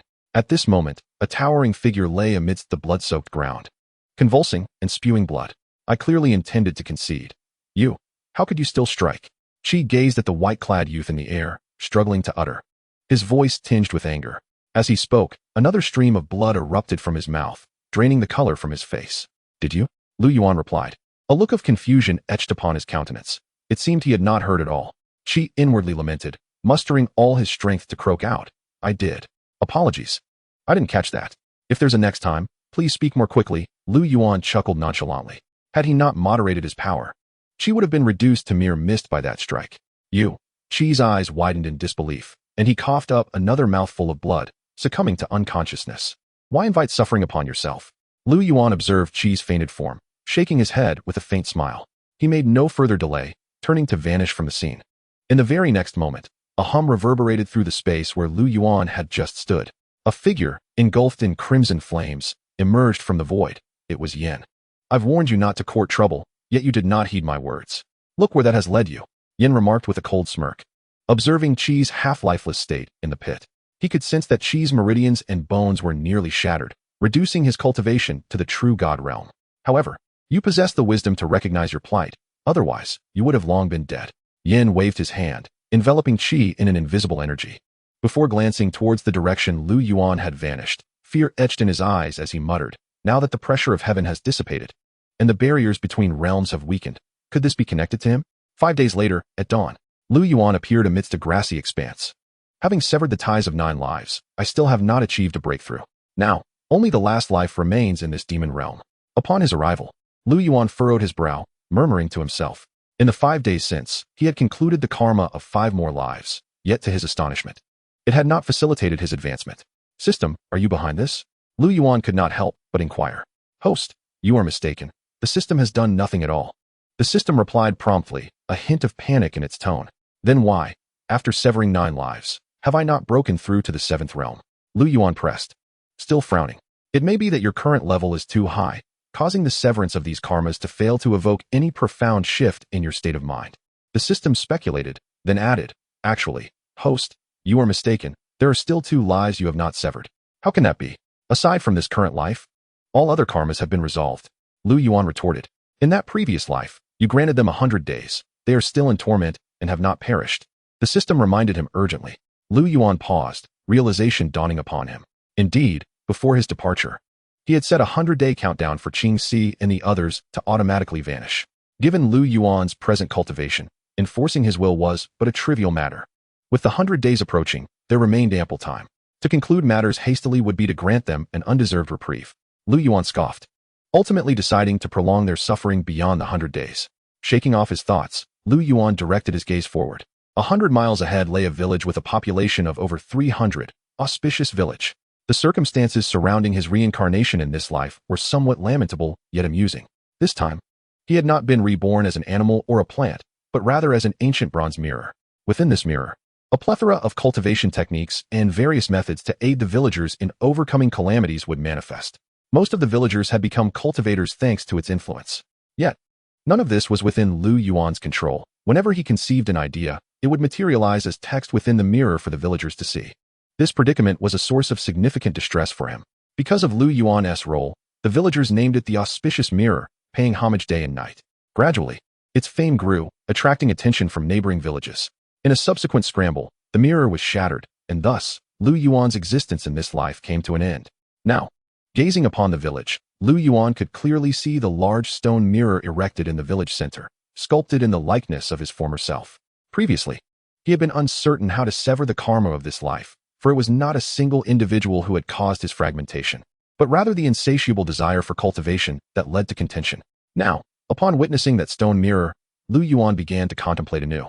Just as he was about to set off, suddenly, Lu Yuan raised an eyebrow, lifting his gaze slightly. A presence descended, and a stunning woman clad in simple attire stood before him. Su Ming pays her respects to the esteemed one. The moment she appeared, she bowed deeply to Lu Yuan, her tone imbued with reverence. You have broken through, Lu Yuan observed, noting that her cultivation had reached the 2nd tier of Tao God. I was fortunate enough to break through just a few days ago, Su Ming replied with a radiant smile. Congratulations, Lu Yuan offered his felicitations. To receive your congratulations is a great honor for this junior, Su Ming exclaimed, her eyes sparkling with joy. Lu Yuan smiled, and then inquired, so what brings you here? Su Ming finally realized the purpose of her visit and articulated it directly. A quarter of an hour later, Tiandao, Lu Yuan smiled, recalling the ancient Ji family of the celestial realm that he had once obliterated. Tiandao was the progenitor of the Ji family and the new celestial Dao following Su Ming. Indeed, with Tiandao ascending to power, the barriers between the celestial realm and other major worlds were immediately weakened, leaving the demon and spirit realms poised to threaten the celestial realm. Su Ming nodded, pausing momentarily before continuing. What? Lu Yuan inquired with curiosity. With the new celestial Dao in place, our master has also returned, Su Ming ultimately stated, a hint of gravity in her gaze. Your master? The sovereign? Lu Yuan questioned, bewildered. Indeed, I too had not seen the true visage of our master during my ascension. Now that they have returned, the dynamics of the divine realm and all the worlds beneath it will undoubtedly shift, Su Ming affirmed. Let them change, Lu Yuan replied nonchalantly. As long as they do not provoke me, their affairs are of no concern to me. Su Ming furrowed her brow, her tone laced with worry. You annihilated the Ji family of the celestial realm. Tiandao will not let this go easily. With our master's return, he may very well use their power to turn against you. Let them come if they wish to die. I am indifferent. Lu Yuan chuckled lightly, appearing unfazed. Su Ming felt a shock within her, wanting to speak but swallowing her words. Indeed, with Lu Yuan's strength, even their sovereign would likely find themselves at a loss. Ultimately, she concluded, I fear I shall not be able to descend to the lower realms for a long time. Take care. She performed a respectful gesture toward Lu Yuan. Take care, he replied with a smile. Soon after, Su Ming departed from the demon realm. Once Su Ming had left, Lu Yuan withdrew his gaze and turned his attention to the nearby village, a slight smile gracing his lips. With a single step, he disappeared from his location. What is Tiandao? What is the sovereign? Lu Yuan did not concern himself with such matters. His only desire was to sever his own karmic ties, and everything else was trivial. At the same time, in the celestial realm, amidst the vast, boundless mountains shrouded in ethereal mist, a rhythmic sound echoed, dong, dong, dong. The ancient and profound sounds of the Tao resonated, each reverberation causing the heavens and earth to resonate in harmony, as torrents of purple energy surged forth. Deep within the mountains, on a floating peak, Sacred light enveloped the area, and the aura of the Tao filled the entirety of heaven and earth. Beneath the peak, a large crowd was already prostrated on the ground, their voices rising in unison with fervor. "We greet the ancestor." Their voices thundered, echoing across the heavens, infused with excitement, reverence, and admiration. Finally, under the watchful eyes of the anxious crowd, a tall figure with long black hair, clad in flowing robes, slowly emerged from the peak. With each step, intricate Tao patterns manifested beneath his feet. This was a strikingly handsome young man, adorned in a loose white robe, with a face chiseled like a blade, eyebrows like swords, deep-set eyes, and a prominent nose. An aura of Tao surrounded him, with sacred light radiating, and the authority he exuded was so potent that none dared to meet his gaze. Upon his appearance, the crowd was momentarily breathless, their hearts seemingly halting in rhythm, their bodies trembling in awe. "Where lies the heavenly mechanism?" The young man spoke softly. The crowd gasped, and an elderly man in blue stepped forward, bowing deeply before the young man. "Heavenly mechanism, I pay my respects to the ancestor. How do the omens fare in the lower realms?" The young man inquired nonchalantly. The blue-clad elder hesitated, gritting his teeth before ultimately reporting, "It remains ominous, with more misfortune than fortune." "How could that be possible? The ancestor has emerged from seclusion. How can there be more misfortune than fortune?" A voice from the crowd interjected, incredulous. "Indeed, our ancestor is now the celestial Tao. Surely there must be an error." Upon hearing this, the surrounding crowd erupted in shock and debate. "Impudent! Elder Tianji, you must speak with caution," chided a silver-haired elder at the forefront. The blue-clad elder appeared troubled, unsure of how to respond, yet the omens indeed indicated such, and he merely reported the truth. "Silence." The young man above raised an eyebrow at the cacophony. The crowd trembled, and those who had spoken found themselves spitting blood, fainting from the pressure, while the silver-haired elder's face turned pale, trembling as he exclaimed, "Ancestor, forgive my grandson. It was an unintentional slip of the tongue. You, Tianju, as the head of the family, must not lead the commotion. This shall not be tolerated again," the young man remarked, casting a glance at the silver-haired elder, who was taken aback and quickly nodded in agreement. "The ancestor's reprimand is duly noted. My grandson shall remember and never repeat such behavior. Send word that the matter of the G family's annihilation in the lower realms is hereby concluded. No one shall seek vengeance," the young man declared. Before the crowd could react, he vanished from their sight. In the next moment, he appeared atop another peak. "Come, take a seat," a voice called out as he materialized. Following the sound, he beheld an elderly man with white hair, dressed in simple clothing, seated beneath a wooden pavilion, smiling and waving him over. The old man exuded a tranquil aura, appearing as an ordinary person at first glance. Yet upon seeing him, the young man's eyes brimmed with deep respect. "Yes, master." The young man bowed reverently and soon took a seat beside the elder. "As the celestial Tao, the responsibilities ahead are not light," the elder remarked with a smile. "I shall not disappoint your expectations, master. I shall bear this responsibility," the young man replied earnestly. "Do you harbor any resentment for not being involved in the G family's annihilation in the lower realms?" the elder suddenly inquired. The young man paused, reflecting before responding candidly. "Initially, I did, but I trust in my master." The elder nodded in satisfaction, taking a deep breath before saying, "I know your heart is restless. But when I glimpsed the heavenly mechanism, I found this person's future to be a realm of chaos, deep as an abyss, beyond the comprehension of someone at my level. Such strangeness warrants avoiding entanglement with their karma." Though not the first time he had heard such words from his master, the young man remained astonished. What kind of existence was his master? Even the sovereigns, in his master's eyes, must seem like mere ants. Yet he could not foresee Lu Yuan's future. If this individual truly possesses such strength, why then did he come to our world? The young man voiced his inner doubts. The elder paused, a thought crossing his mind, and immediately an array of energies enveloped the space, isolating it heavily. Seeing his master's seriousness, the young man could not help but hold his breath. Finally, the elder spoke. "There are myriad paths to the Tao, each distinct yet ultimately converging. This world is vast, and the number of strong beings is as numerous as the stars. The realm we inhabit is but a single hair in the presence of true power. Some supreme beings, in their quest for their own Tao, descend repeatedly into the worlds of others, seeking to comprehend their paths, and even attempting to refine and claim them as their own. Such occurrences are common. The progenitor of the god Tao, in the realms beyond, is regarded as a peerless powerhouse. It is precisely this that incites the envy and probing of beings from the outer realms, leading to frequent invasions. The elder, naturally, was aware of these matters. The reason for his indifference was not only to avoid entanglement and karmic repercussions, but, more importantly, to steer clear of unnecessary troubles. After a brief pause, the elder continued, This individual is shrouded in mystery. Even in the outer realms, he is likely a formidable powerhouse. His affairs will be managed by those above us. We need only to remain as silent observers. Upon hearing the elder's words, the young man was momentarily struck dumb, his face a mask of astonishment. This was the first time he had come across such secrets. Master, are we truly to allow these beings from the outer realms to siphon our divine fortune and augment their own power? He could not help but inquire. Did I not mention that those above will take care of it? Moreover, they may have already descended to the lower realms. We need only to let things unfold naturally. The elder replied with a cold smirk, ultimately adding, currently, the fortunes of the myriad realms are converging upon the celestial realm, and the grand contest has already commenced. Those practitioners from the outer realms should take a moment to reflect on who truly reigns over the celestial realm, if they wish to plunder. They must first consider if they possess the capability. Chapter 165. The Demon Ancestor Jidu, progenitor of the demon realm. In front of auspicious village, a gentle breeze swept by, and Lu Yuan's figure materialized out of thin air. Upon his arrival, he immediately sensed a unique aura emanating from the village.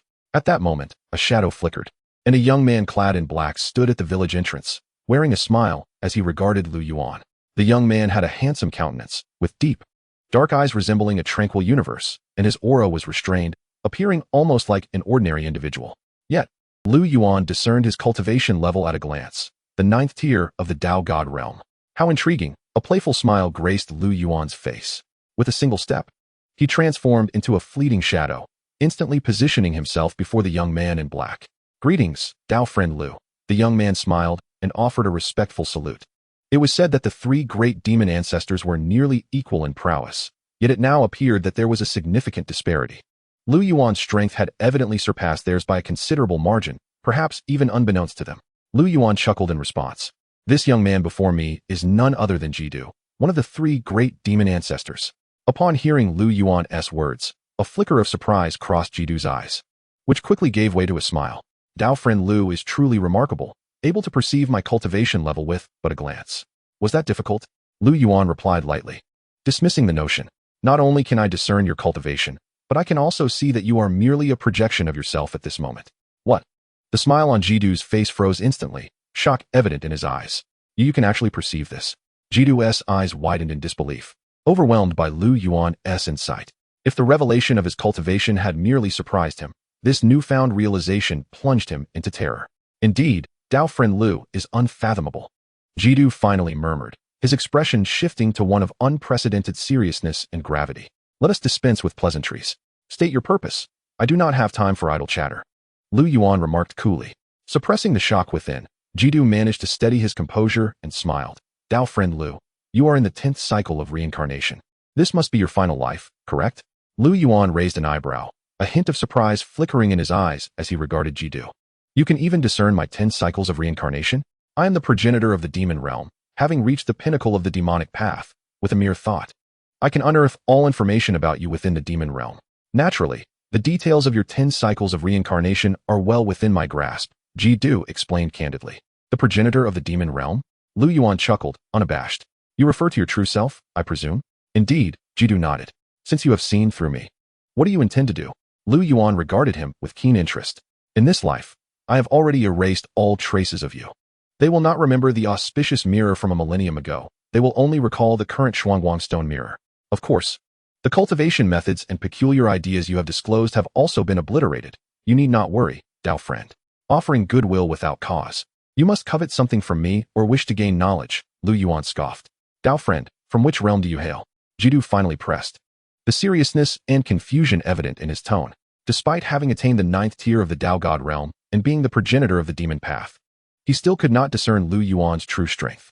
This individual had far exceeded his imagination. If I were to say no comment, what would you do? Lu Yuan replied with a nonchalant smile. You.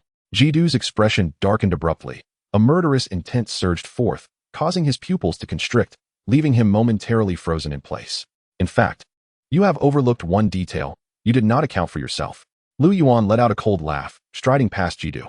Just as he was about to pass his shoulder, he paused and added, to engage in conversation with merely a projection shows a lack of sincerity.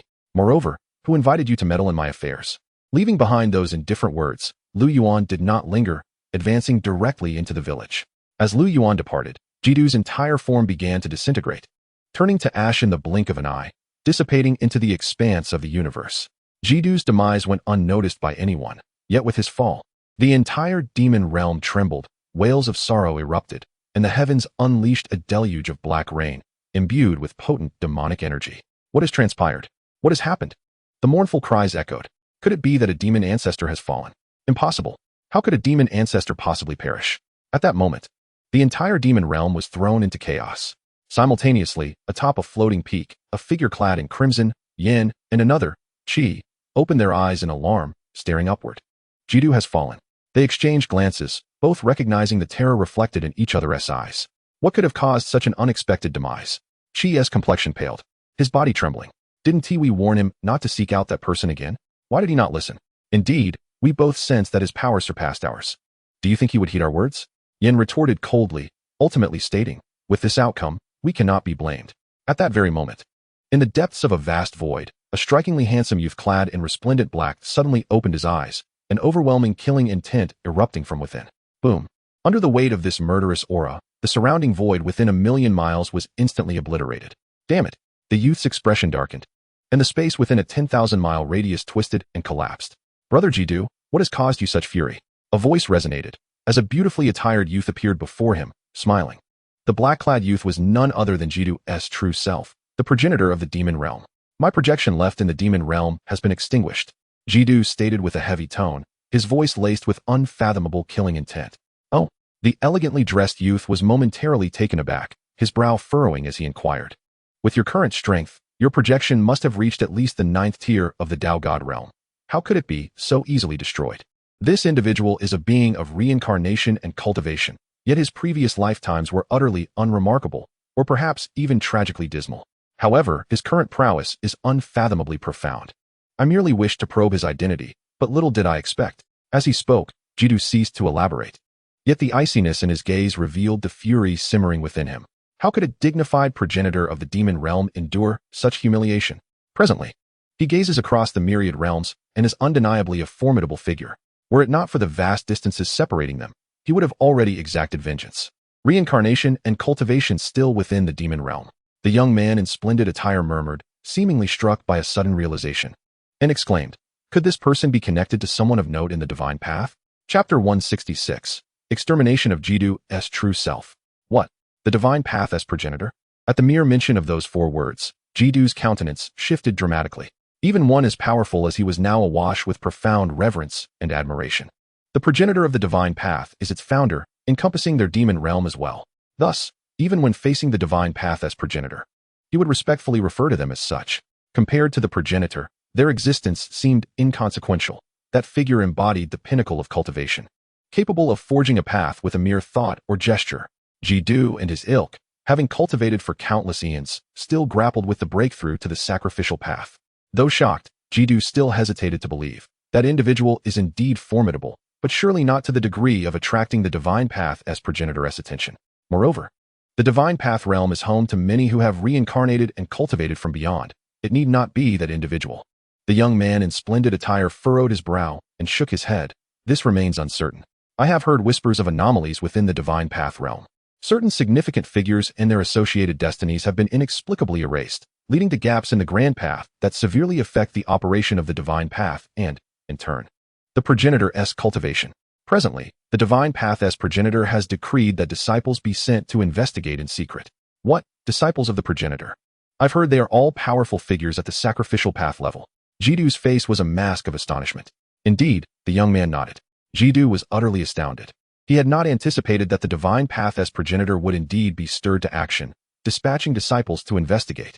However, the fact that these outsiders could influence the operation of the divine path and cause such deficiencies in the grand path was simply incredible. Jidu muttered, if they are merely ordinary outsiders, it might not be an issue. What we must fear are the enigmatic powers coveting the essence of the divine path, seeking to refine it. The ability to disrupt the divine path is sufficient to attest to the gravity of the situation, the young man asserted earnestly. Fascinating. Jidu sneered coldly, a strange glint flashing in his eyes.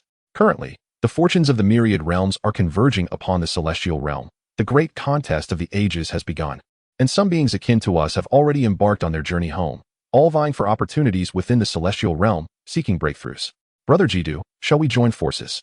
The young man in splendid attire smiled, finally revealing his true intent. I would like to, but considering the distance between us, it would take at least a century to return to our homeland. In a century's time, the great contest may have already concluded, rendering us irrelevant. Jidu sighed ruefully. What if there were an ancient teleportation array?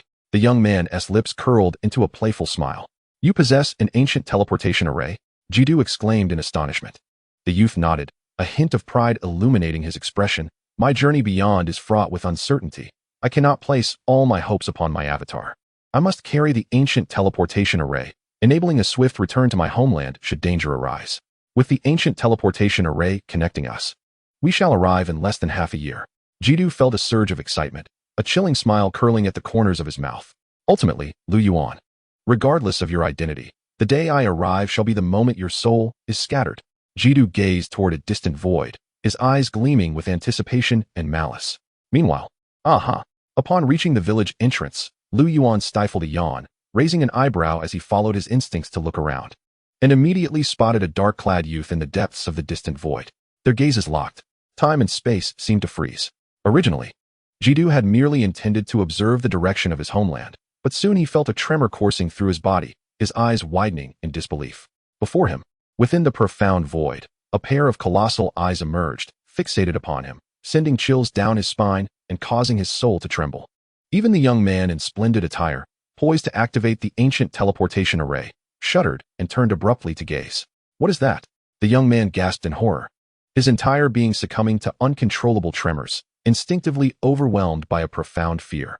Under the gaze of those immense eyes, the two appeared as insignificant as dust. At last, do you seek death so eagerly? A voice resonated from the giant eyes. At the sound of that voice, Jidu's face blanched in terror, and he cried out, "It's you." In his fright, he staggered backward, his expression a mix of fear and disbelief. Die? Lu Yuan uttered coldly, offering no further words. No. Jidu barely had time to let out a wretched scream before his entire body and soul were obliterated into starlight, dissipating into the void. Predecessors, spare me. I know not of your grievances. I implore you to show mercy.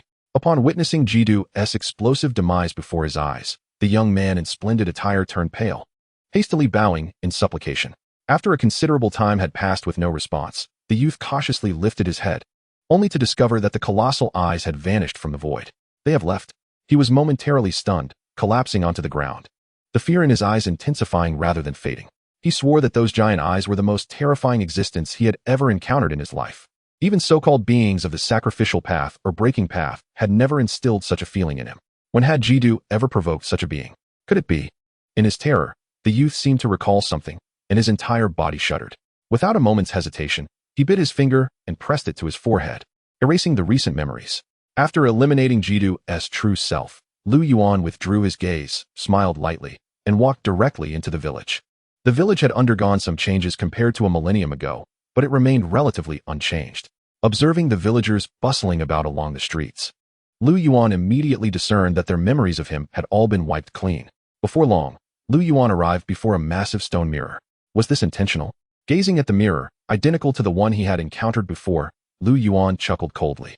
After Jidu's meddling, his aspirations for breakthroughs in this lifetime had been thoroughly dashed. With a thought, an invisible energy radiated from him, sweeping outward. Under this energy, the crowd felt as though a gentle breeze had passed, exhibiting no reaction, yet the stone mirror had already vanished. If the intent was to erase, why allow the mirror to exist?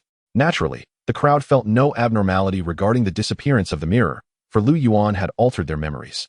The mirror had never appeared in their recollections. Lucky village, may you all live auspiciously and peacefully throughout your lives.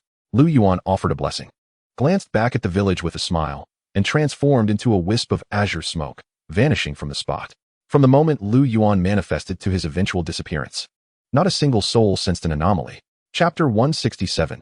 Regrettably, you are not that person, the Mountain Sea Realm. After departing from the auspicious village, Lu Yuan did not linger. He swiftly entered the void barrier of the demon realm, vanishing from sight. Simultaneously, in Xiling City, within the confines of a scholarly hall, on the second floor, at a table by the window, a young scholar clad in blue furrowed his brow and gazed towards the horizon, uttering a remark. Currently, within the entirety of the demon realm, he stood as the most formidable in terms of cultivation prowess. Naturally, he sensed Lu Yuan's departure. Reincarnation and rebirth had caused his strength to surge dramatically. Now, With his departure, it appeared he too was an outsider cultivator. The young scholar muttered to himself. In truth, he had long harbored suspicions, yet he had not anticipated that Lu Yuan was indeed the individual who had once been of utmost significance to his beloved. At that moment, a voice suddenly echoed, "You are the young scholar."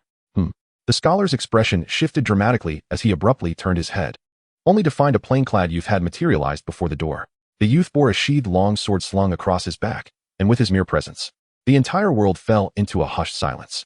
This aura, the scholar was taken aback, for the youth, appearing ordinary, emanated an overwhelming sense of danger. "May I inquire your esteemed name?"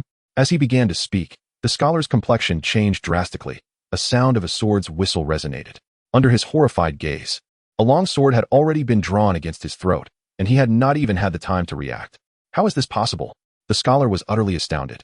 Regarding the youth with trepidation, the youth's cultivation level was undeniably superior to his own. The power of the outer realms, a dominion so intimidating. The youth smiled faintly, his tone laced with disdain. "You too are an outsider, are you not?" The scholar furrowed his brow once more and replied. The demon realm could not possibly harbor such a terrifying existence. Thus, there is only one possibility. The person before me is also an outsider cultivator and has only recently stepped into the demon realm. Although weaker, he possesses some discernment. It is unfortunate that you are not that person. The youth chuckled, sheathing his sword in an instant before turning to vanish before the scholar. After a moment, the scholar regained his composure, yet unease lingered in his eyes.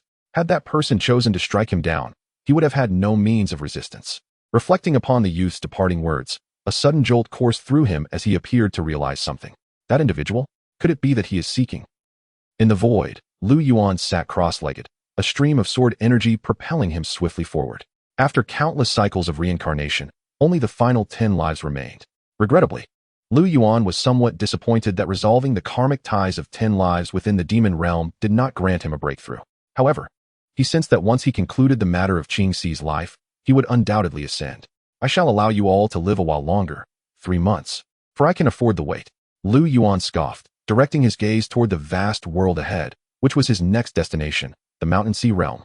Though the Mountain Sea realm was not as expansive as the demon or immortal realms, it was a wondrous and enchanting world.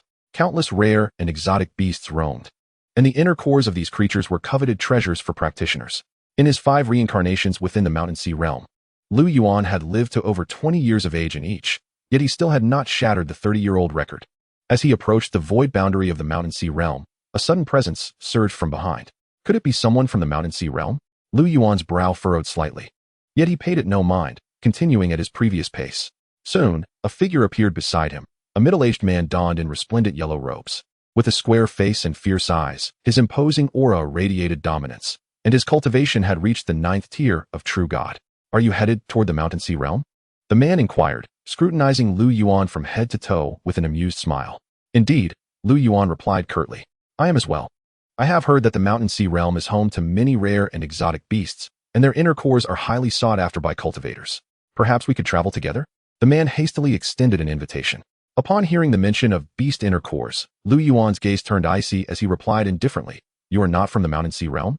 "Of course not." The man scoffed, a hint of realization dawning upon him as he fixed his gaze on Lu Yuan. "Could it be that you are a native cultivator of the Mountain Sea realm?"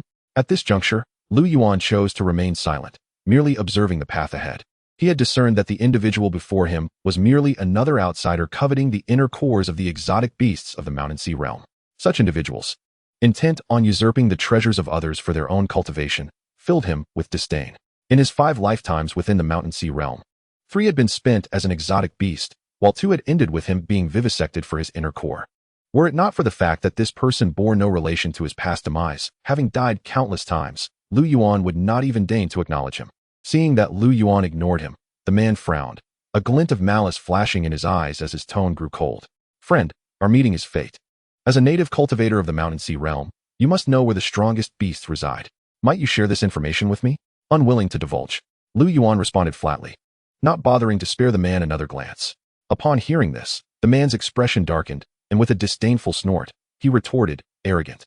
With a sudden movement, he positioned himself directly in front of Lu Yuan. "You are courting death," Lu Yuan replied indifferently, having no intention of engaging with the man. Yet the latter had initiated the provocation. The man erupted in laughter, filled with contempt. "Ha ha, such boldness. I have been invincible for tens of thousands of years, and no one has dared to speak to me in such a manner. Since you wish for death, Before he could finish his boast, his body trembled violently. Frozen in place, his expression turning to one of shock and terror. He had not even had time to react before a vast energy surged through his being. Under the weight of that energy, his very essence was severed. Fool, Lu Yuan merely uttered before bypassing him, too indifferent to spare him a glance. As Lu Yuan departed, a gruesome fissure tore from the man's head to his feet, culminating in a resounding bang. As his body was rent asunder, even his soul shattered. Unable to emit a single cry of despair, as the thick scent of blood engulfed the vast expanse. For those who sought their own demise, Lu Yuan had never shown mercy. At this moment, he stood before the void barrier of the Mountain Sea realm, peering through to behold the enchanting and expansive world beyond. Mountain Sea realm, I have arrived. Lu Yuan smiled, not lingering any longer, stepping forth as he vanished into the void barrier. Chapter 168, Once a Blossoming Flower. In the Mountain Sea realm, amidst an endless sea of flowers, an expanse of crimson greeted the eye. This was the realm of the ethereal blood-red spider lily. The blossoms stood tall amidst the heavens, swaying in the wind, as if adorned in red garments, embodying the grace of celestial beings, resplendent and vibrant. At the boundary of this vast sea of flowers lies a barren expanse, stretching for thousands of miles, enveloped in a gloomy atmosphere devoid of any vitality. Starkly contrasting with the blood-red blossoms. Upon closer inspection, remnants of flower branches can still be faintly discerned on the ground. For 300 years, not a single trace of life has emerged. In that moment, a faint whisper of floral language arose, causing the entire flower sea to sway. This was the magic of a powerful human, yet where was the vitality? Just because the young master of the heavenly sect took offense. He obliterated our brethren. How could this be justified? We are merely the scapegoats for his frustrations, given the young master's character. It is astonishing that our holy maiden of the flower sect would even entertain him. It is our unfortunate companions who suffer, deprived of even the chance for reincarnation under this annihilating force. Be cautious with your words. Let us not forget that the disciples of the flower sect can understand our voices. Whispers of discontent fluttered among the flowers, laced with helplessness, sorrow, and fury. At that moment, two figures appeared in midair, a young man and woman. The man, clad in luxurious attire, was tall and handsome, already having reached the semi-divine realm.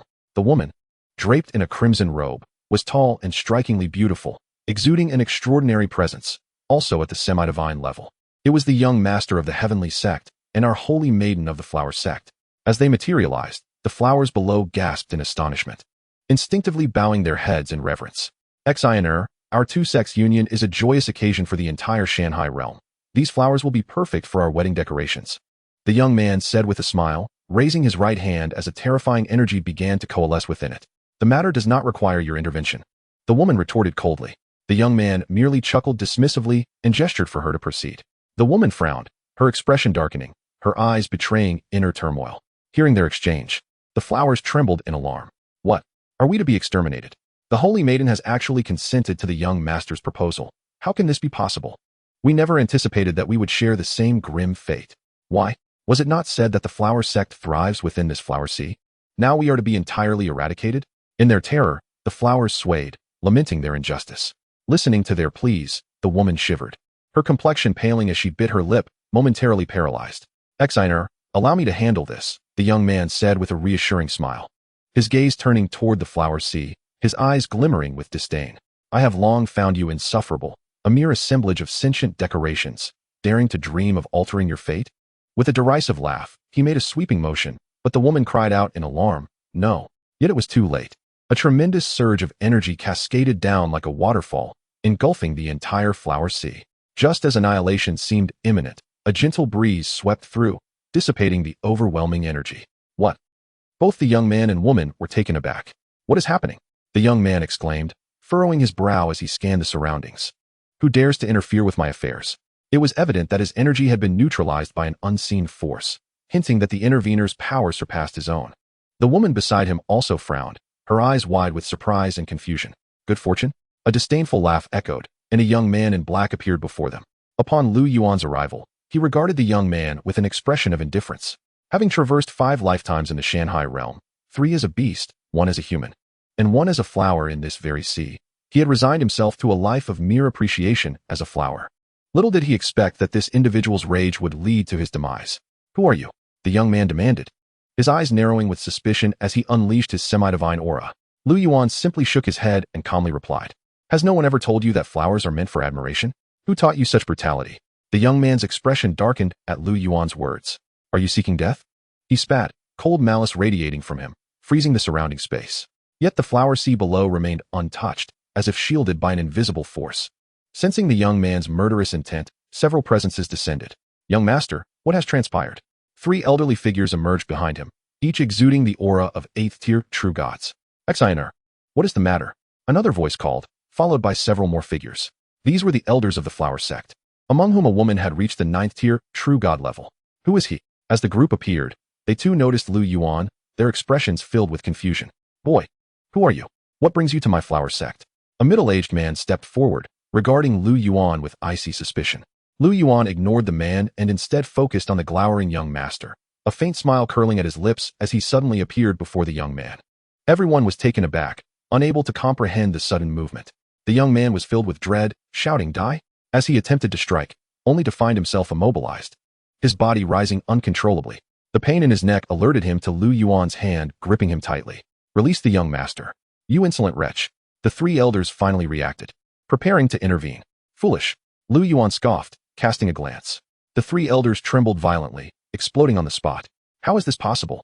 The scene left the crimson-robed woman and the flower sect elders aghast. Even the 9th-tier true god woman appeared horrified. She had not witnessed Lu Yuan's attack. Yet with only a glance and a sound, he had annihilated 3 8th-tier true gods, something even a 9th-tier true god could not accomplish. The young man, now choking, was filled with terror as he rasped, I am the young master of the heavenly sect. You cannot touch me. Yet Lu Yuan paid no heed to his words, scoffing as he declared, do you not adore flowers? Then consider yourself their nourishment, destined to remain with them for eternity. With that, he suddenly tightened his grip. No.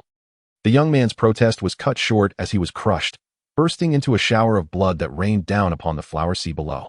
Chapter 169, Slaying a 9th-tier true god, the arrival of the One.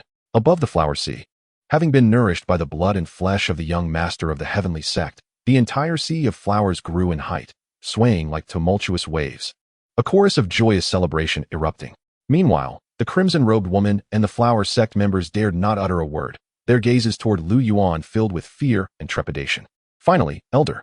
The woman clad in red performed a respectful bow towards Lu Yuan, intending to speak, but was interrupted by a wave of his hand.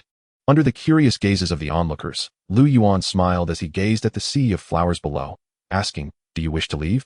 If so, I can provide you with a sanctuary where you shall never be disturbed. Upon hearing Lu Yuan's words, the woman in red and her companions were momentarily taken aback. But the flower sea below quickly responded, yes, we long for it, even in our dreams. Can you truly take us away? We beseech you, esteemed elder. Their voices brimmed with astonishment and excitement. Very well, then let us depart, Lu Yuan replied with a smile, waving his hand. An invisible force enveloped the entire flower sea. And then, in an instant, it vanished from sight. Witnessing this scene, the members of the flower sect wore expressions of dismay, yet dared not voice their concerns. After completing this act, Lu Yuan turned to face them. At the sight of his gaze, everyone trembled, their faces displaying signs of anxiety and fear. Do you have any objections? Lu Yuan inquired calmly. Dare we? If the elder desires, he may take them. It would be their honor to receive your grace. The leading lady quickly replied. Lu Yuan chuckled lightly, taking a step forward, and in the next moment, he vanished from their sight, appearing at the horizon. He has finally departed. It was only after Lu Yuan had completely disappeared that the crowd exhaled in relief, though fear still lingered in their eyes. Who was this person? How could he so boldly slay the young master of the heavenly sect? The sect leader would surely not let this go unpunished. And it was said that this person had surpassed the true god realm. If he sought retribution, our flower sect could not bear the consequences. Master, what shall we do next? At this moment, several elders turned to the lady, unable to restrain their inquiries, their eyes filled with worry. Hearing their words, the lady let out a cold laugh, saying, what is there to fear? It was not us who killed the young master of the heavenly sect. Let them deal with it among themselves. May they both perish in the process. Upon hearing this, the others chose not to speak further. The woman in red gazed in the direction where Lu Yuan had disappeared, silently praying, I hope you can bring them to safety.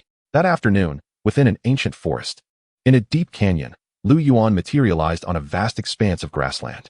This shall do, he remarked with a smile as he waved his hand, causing a magnificent sea of flowers to appear out of thin air. What is this place? Such rich spiritual energy. This environment is so comfortable. We have truly left that place of turmoil. The flowers, upon appearing, could not contain their curiosity, looking around in excitement. You shall reside here in this untouched forest, far from human interference. Live well, my dear flowers, Lu Yuan said with a smile, watching the curious and excited sea of flowers. Thank you, honorable one. The flowers quickly regained their composure, bowing deeply in gratitude, their voices filled with appreciation. When they raised their heads again, they found that Lu Yuan had already vanished. Who was that esteemed elder? They wondered. How could we know? But one thing is certain. He is undoubtedly a lover of flowers. As soon as Lu Yuan exited the canyon and stepped out of the forest, he paused, a slight smile gracing his lips as he looked towards the horizon. Boom. A massive cloud loomed in the sky, rolling towards him with an ominous chill, causing heavy snow to fall from the heavens. In an instant, the cloud arrived before Lu Yuan, casting half the sky into darkness. It is you who killed my son. A thunderous voice boomed from within the cloud. A figure radiating terrifying energy emerged from the cloud. It was a middle-aged man clad in a blue robe adorned with cloud patterns. His goat-like beard and graying temples hinted at his age, while his brow bore the unmistakable mark of murderous intent. Upon his arrival, his piercing gaze locked onto Lu Yuan. Oh, Lu Yuan raised an eyebrow, immediately discerning the identity and strength of the heavenly sect's leader. To his surprise, the leader was also an outsider cultivator, having activated external powers and achieved the 9th rank of Tao God. Although somewhat taken aback, Lu Yuan maintained a calm demeanor, stating plainly, "It was I who killed him." "And you are?" The man frowned, questioning him. Realizing he could not see through Lu Yuan's cultivation, he felt an inexplicable danger emanating from him, leaving him astonished. "Does it matter?" Lu Yuan scoffed. "Impossible. In the demon realm, or even the divine realm, there cannot be anyone I cannot perceive," the middle-aged man declared solemnly. "Your inability to see means you possess a narrow vision," Lu Yuan retorted, coldly dismissing him. "Among the outsiders I have encountered, you are the weakest. You seek death." The man's expression darkened, and the power of the 9th rank of Tao God surged forth. Yet, Lu Yuan had already appeared beside him. The man's pupils constricted in disbelief. How could this be? His eyes widened in horror as an overwhelming force descended upon him, leaving him no time to react. Under this power, his once proud external strength shattered like fragile glass, and at that moment, he stood in a daze, his eyes vacant. The very force that had obliterated his external power had also crushed all his vitality. Is the 9th rank of Tao God truly formidable? Lu Yuan sneered, leaving behind only those words. With a final step, he vanished from beside the man. As Lu Yuan disappeared, the man's body began to disintegrate, vanishing completely from the realm. At that very moment, the power of a Tao God. A Tao God has fallen. How is this possible? Who could it be? Such profound Tao rhythm can only belong to a high-tier Tao God. In the Shanghai realm, powerful beings of the same rank suddenly opened their eyes, revealing expressions of terror. Meanwhile, upon a vast sea, in a small boat, the cycle of causality has been disrupted.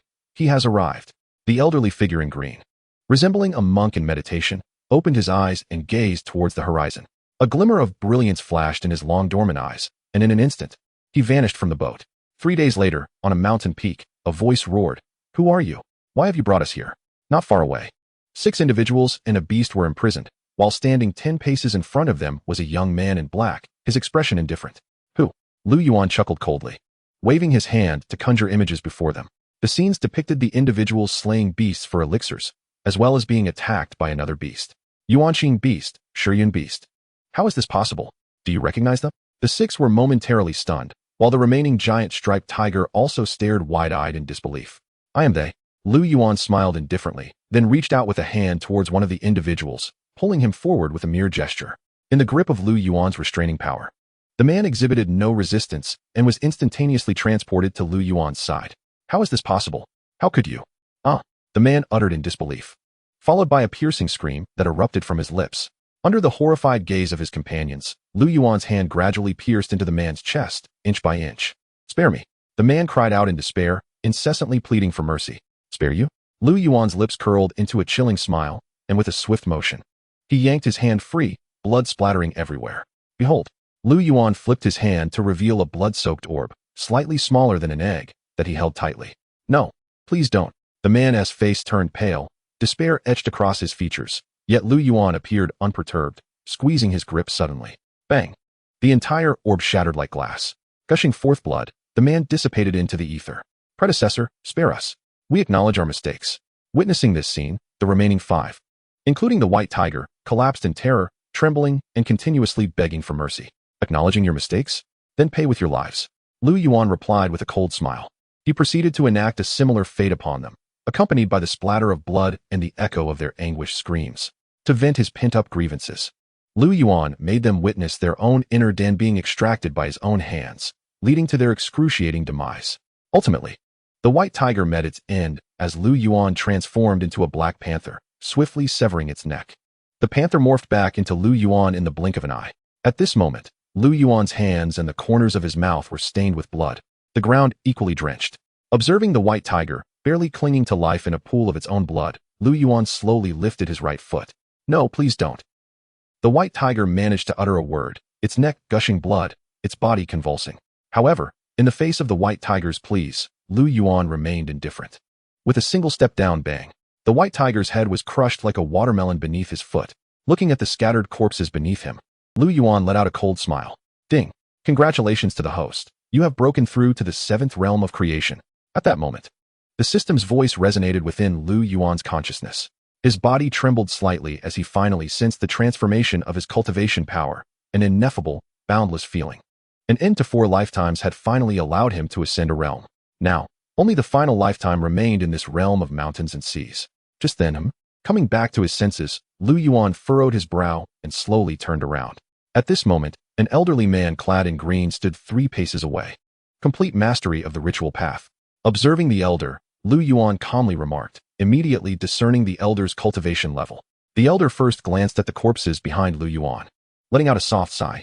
Then, he bowed his hands in respect towards Lu Yuan, saying, "Taoist master, I have the honor of meeting you, Senior Lu." "Oh, you know me?" Lu Yuan narrowed his eyes slightly, causing the elder to shudder, feeling as if struck by lightning. Ultimately, he suppressed his fear and spoke earnestly. "Since you have perceived my cultivation, you must know that I have merged with the great Tao, comprehending a thread of its causal essence. The moment you stepped into the realm of mountains and seas, I foresaw the 5 lifetimes of your reincarnation within this realm." "Is that so?" Lu Yuan scoffed lightly, unconvinced. His ascension had been swift, and though he sensed the elevation of his power, he was not well versed in the capabilities of each realm. Yet, all of this was of little importance to him. "Senior, I have come to discuss a matter with you regarding," the Taoist master began, but before he could finish, Lu Yuan waved his hand to interrupt him, his expression indifferent as he stated, "Before we speak of matters, shouldn't you address your interference in my sister's affairs?" The Taoist master's expression changed, and he immediately bowed to Lu Yuan, saying, "Senior, please do not be angry. Before you entered the realm of mountains and seas, I was unaware of your relationship with Shur. I merely recognized her talent. Of course, I also sensed her extraordinary nature, which prompted me to take her as my disciple." "Is that so?" Lu Yuan replied with a cold smile, suddenly appearing before the Taoist master. The elder was taken aback by Lu Yuan's sudden proximity, a vast pressure enveloping him, causing him to kneel immediately. "Senior, please see clearly. Prior to this, I truly did not know your connection with Shur," the Taoist master hurriedly exclaimed. "Had your intentions been malicious, you would have long since met your demise." Lu Yuan coldly snorted, disinterested in further discourse with the Taoist master, instead turning to say, "Rise." "Thank you, Senior." The Taoist master felt as if he had received a great reprieve and slowly stood up. After a moment's pause, he again bowed to Lu Yuan, saying, "Senior, the disciples of the ancestral god of the divine path are currently searching for you. For your frequent interventions have disrupted the operation of the divine path, causing deficiencies in the great Tao." "You? Deficiencies in the great Tao? What does that have to do with my vengeance?" Lu Yuan replied with a dismissive laugh. The Taoist master was taken aback, thinking to himself that it was precisely due to the elder's repeated actions that the great Tao had been thrown into disarray. Though he thought this, he dared not voice it aloud, for that would be courting death. "Of course, if they wish to impede my vengeance, let them come," Lu Yuan added dismissively. Upon hearing this, the Taoist master could not help but shiver, astonished. Only Lu Yuan throughout history would dare to speak so boldly. No wonder he had drawn the attention of the ancestral god of the divine path. How is Shur faring? How has she been? At this moment, Lu Yuan could not help but ask, a hint of complexity, perhaps nostalgia, seeping into his tone. He had discerned the relationship between the Taoist master and Lu Shur. Yet he refrained from probing further. In this final lifetime within the realm of mountains and seas, he had taken on a foster sister. Though termed a sister, she was no different from a biological sibling. She was a family member he had found and raised from the roadside. In the end, to ensure Lu Shur's survival, he had single-handedly drawn away the enemies. Now, it seemed that Lu Shur would harbor resentment for his departure. Chapter 171, Lord of the Dark Night, Monarch of Eternal Night. "What is your name?" I have no name. "Big brother, I am so hungry. Could you give me something to eat?" From now on, you shall take my surname and be called Lu Shi. How does that sound? Gazing at the pitiful little girl before him, he was reminded of his own tragic life across countless lifetimes, feeling an overwhelming sense of compassion. At that time, Lu Yuan was 20 years old, while Lu Shi was merely 2. The two lived together for 3 years. For Lu Yuan, those 3 years were filled with joy. However, the good times were fleeting, as their status as orphans drew the attention of an organization known as the Dark Knight. This was an assassination force that preyed upon orphans, training them from a young age to become ruthless weapons for their own ends. Later, in a bid to secure a sliver of hope for Lu Shi, Lu Yuan single-handedly led these assassins away. In the end, refusing to succumb, he was deprived of life by the shadowy figures of the Dark Knight organization. At the moment of death, Lu Yuan's heart brimmed with resentment, not for himself, but for Lu Shi. A mere century has passed since that fateful day. Now, Lu Yuan returns once more. The instant he stepped into the realm of mountains and seas, he sensed Lu Shi's presence. At that moment, he genuinely sighed in relief. Yet a flicker of anxiety accompanied it. It was precisely for this reason that he had placed this life at the very end of his priorities. However, unexpectedly, before he could meet Lu Shi, he encountered her master first. Lu Shi was doing remarkably well, yet she constantly thought of her senior, striving day and night to avenge him. In just a century, she had advanced to the true God realm. Aside from the Lord of the Dark Knight, she had nearly vanquished the entire organization. The Tao Master spoke candidly, a hint of pity reflecting in his eyes. Throughout this century, he had witnessed Lu Shi's relentless dedication. He had often urged her not to torment herself but she remained resolute, her heart solely focused on elevating her cultivation, obsessively devoted to her training. In the Tao Master's heart, that brother of his had become Lu Shi's obsession. Little did he expect that Lu Yuan was, in fact, the brother Lu Shi so longed for, leaving the Tao Master utterly astonished. The Lord of the Dark Knight. Lu Yuan arched an eyebrow. In this final life, aside from the karmic thread connecting him to Lu Shi, there was another thread of fate. It was evident that this other thread was related to the perpetrator of his death. The Lord of the Dark Knight was a master of the 9th tier of the true God realm, and his master, the eternal Night Monarch, had transformed from the ancient divine beast by Zhe, also attaining the level of the sacrificial path. The Tao Master elaborated. An ancient divine beast? This realm of mountains and seas truly conceals hidden dragons and crouching tigers. Lu Yuan scoffed, his expression one of disbelief. Having scarcely arrived, he had already learned of 2 existences at the sacrificial path level.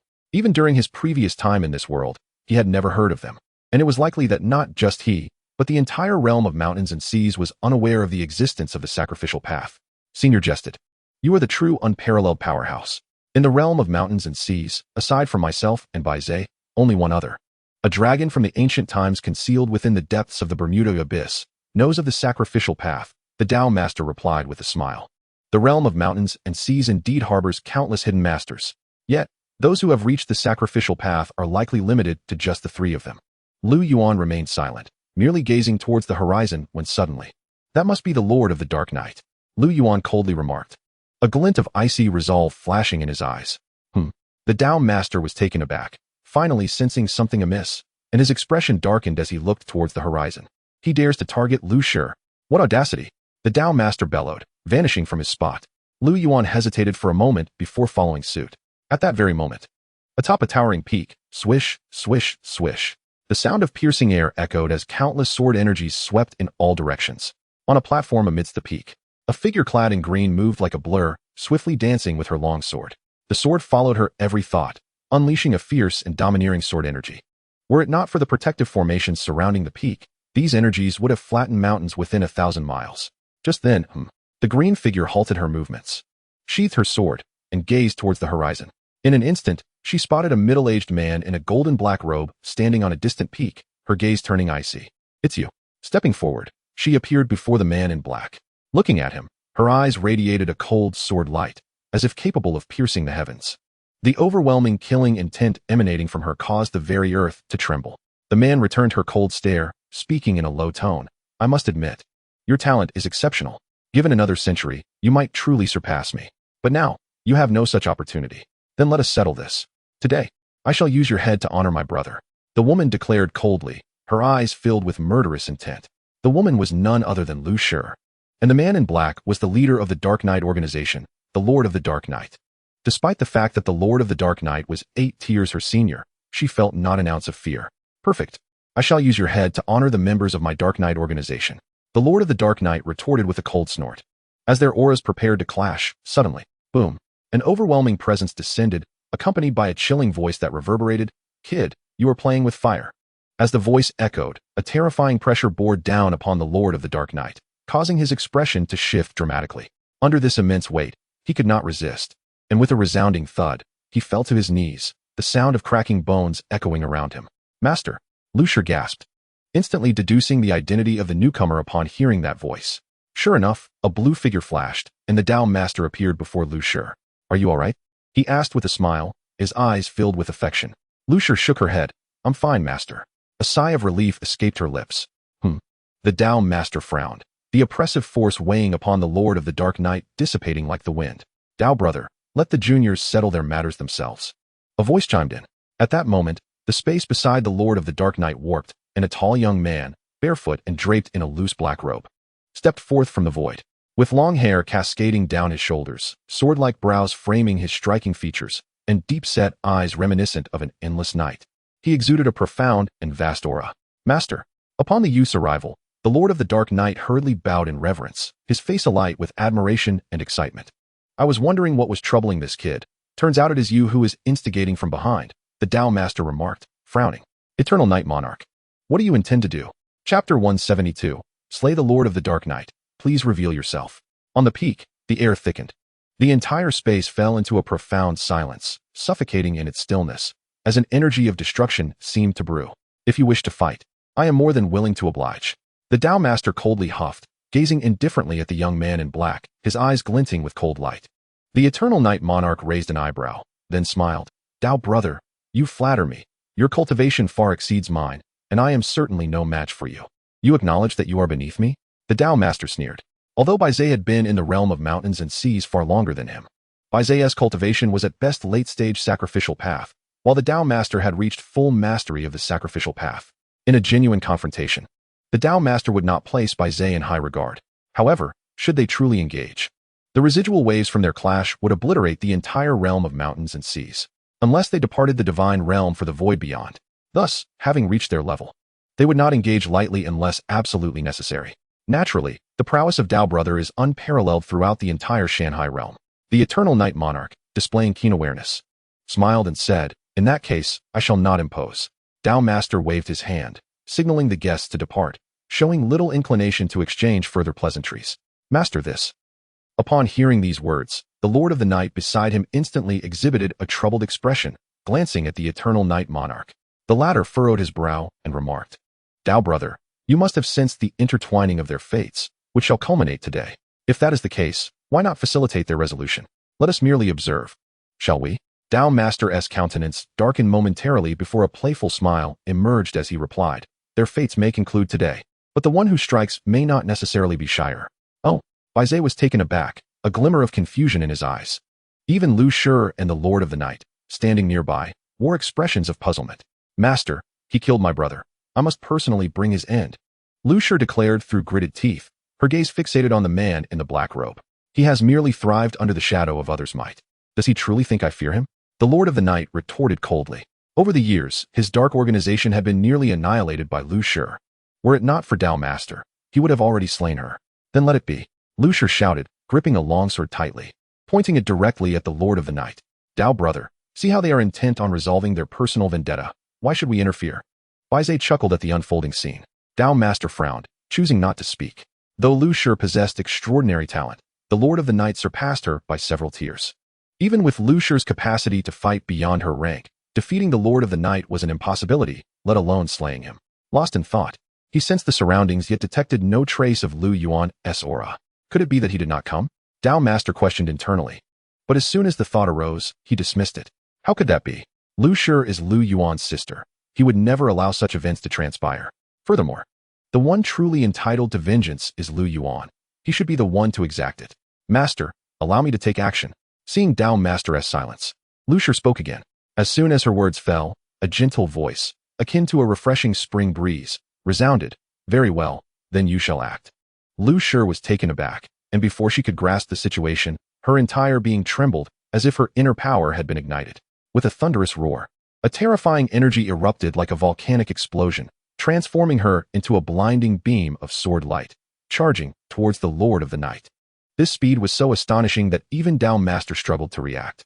As he attempted to intervene verbally, he suddenly realized that the voice just now had not originated from any of them. He has indeed arrived, Dao Master mused inwardly, feeling a sense of relief as he withdrew from further involvement. Seeing Lu Shi take action, the Lord of the Night was initially taken aback, but soon a cold, sinister smile graced his face. Come then, he bellowed, unleashing his full momentum, a terrifying energy surging forth like a raging tide from his being. Simultaneously, a longsword materialized in his hand. Boom!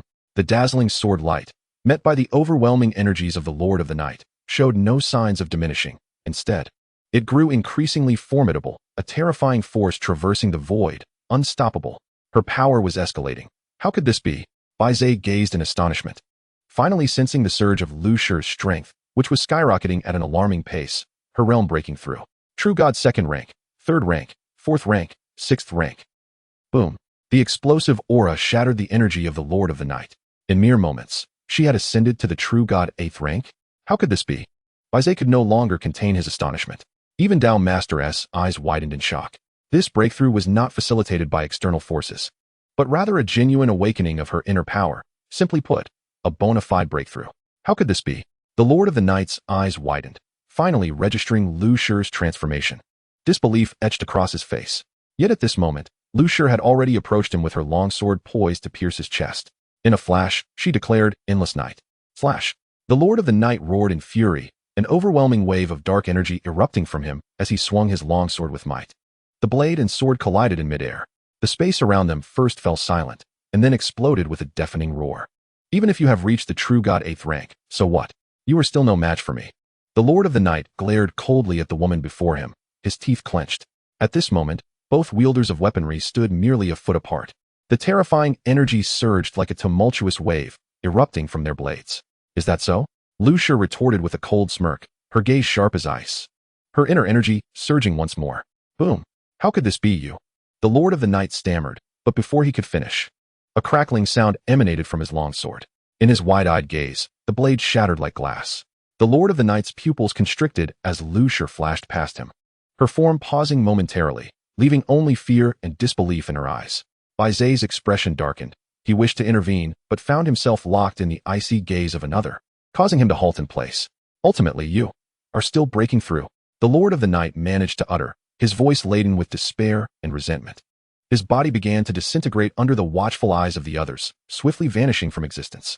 Witnessing this scene, Bai Zai's demeanor turned frigid, yet he felt utterly helpless.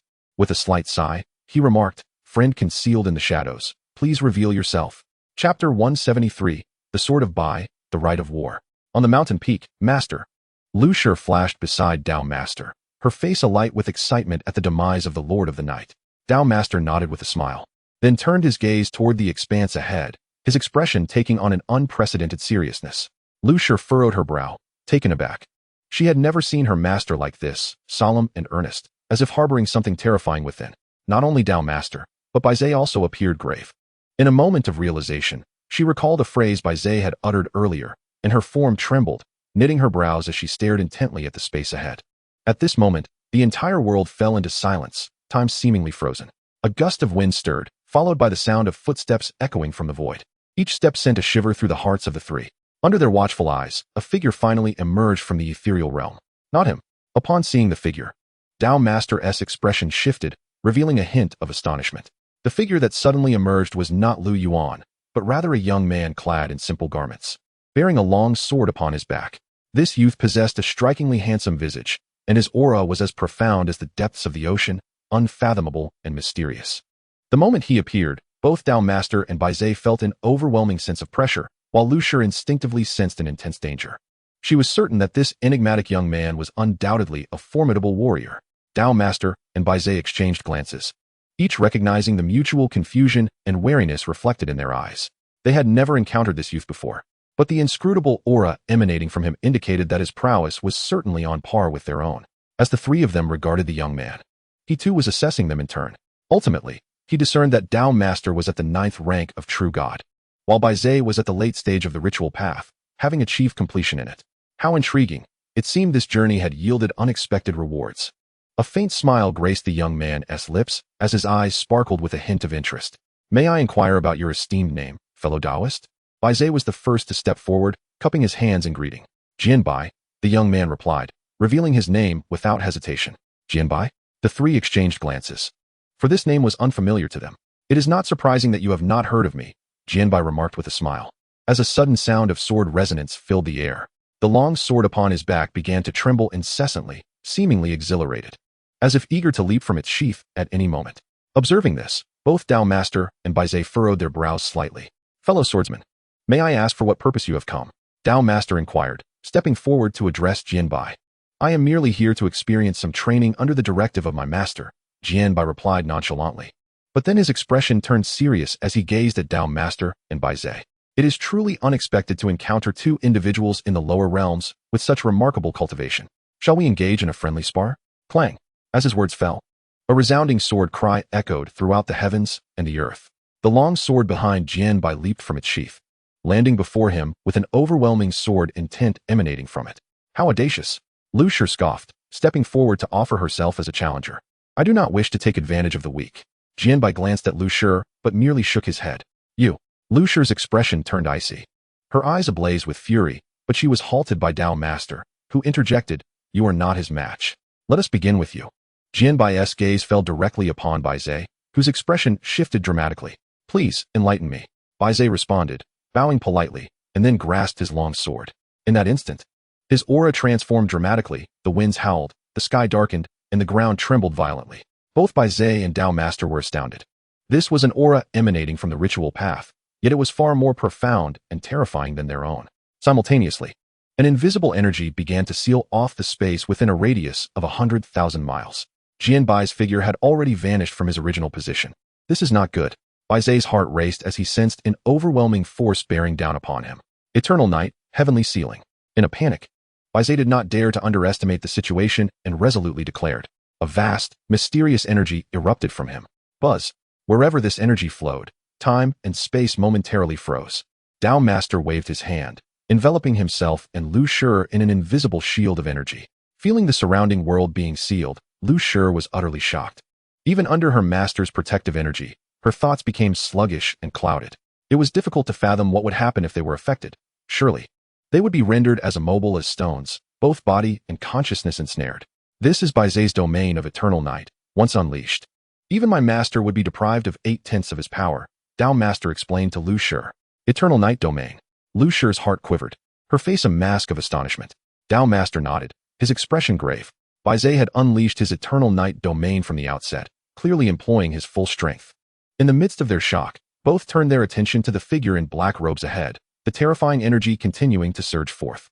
Within the solidified space, a vague silhouette advanced toward Bai. That indistinct figure was Jianbai. Under the eternal night domain, his movements were similarly constrained. To comprehend your own path from within this confinement is commendable, yet alas. Jianbai, wielding his long sword, smiled coldly.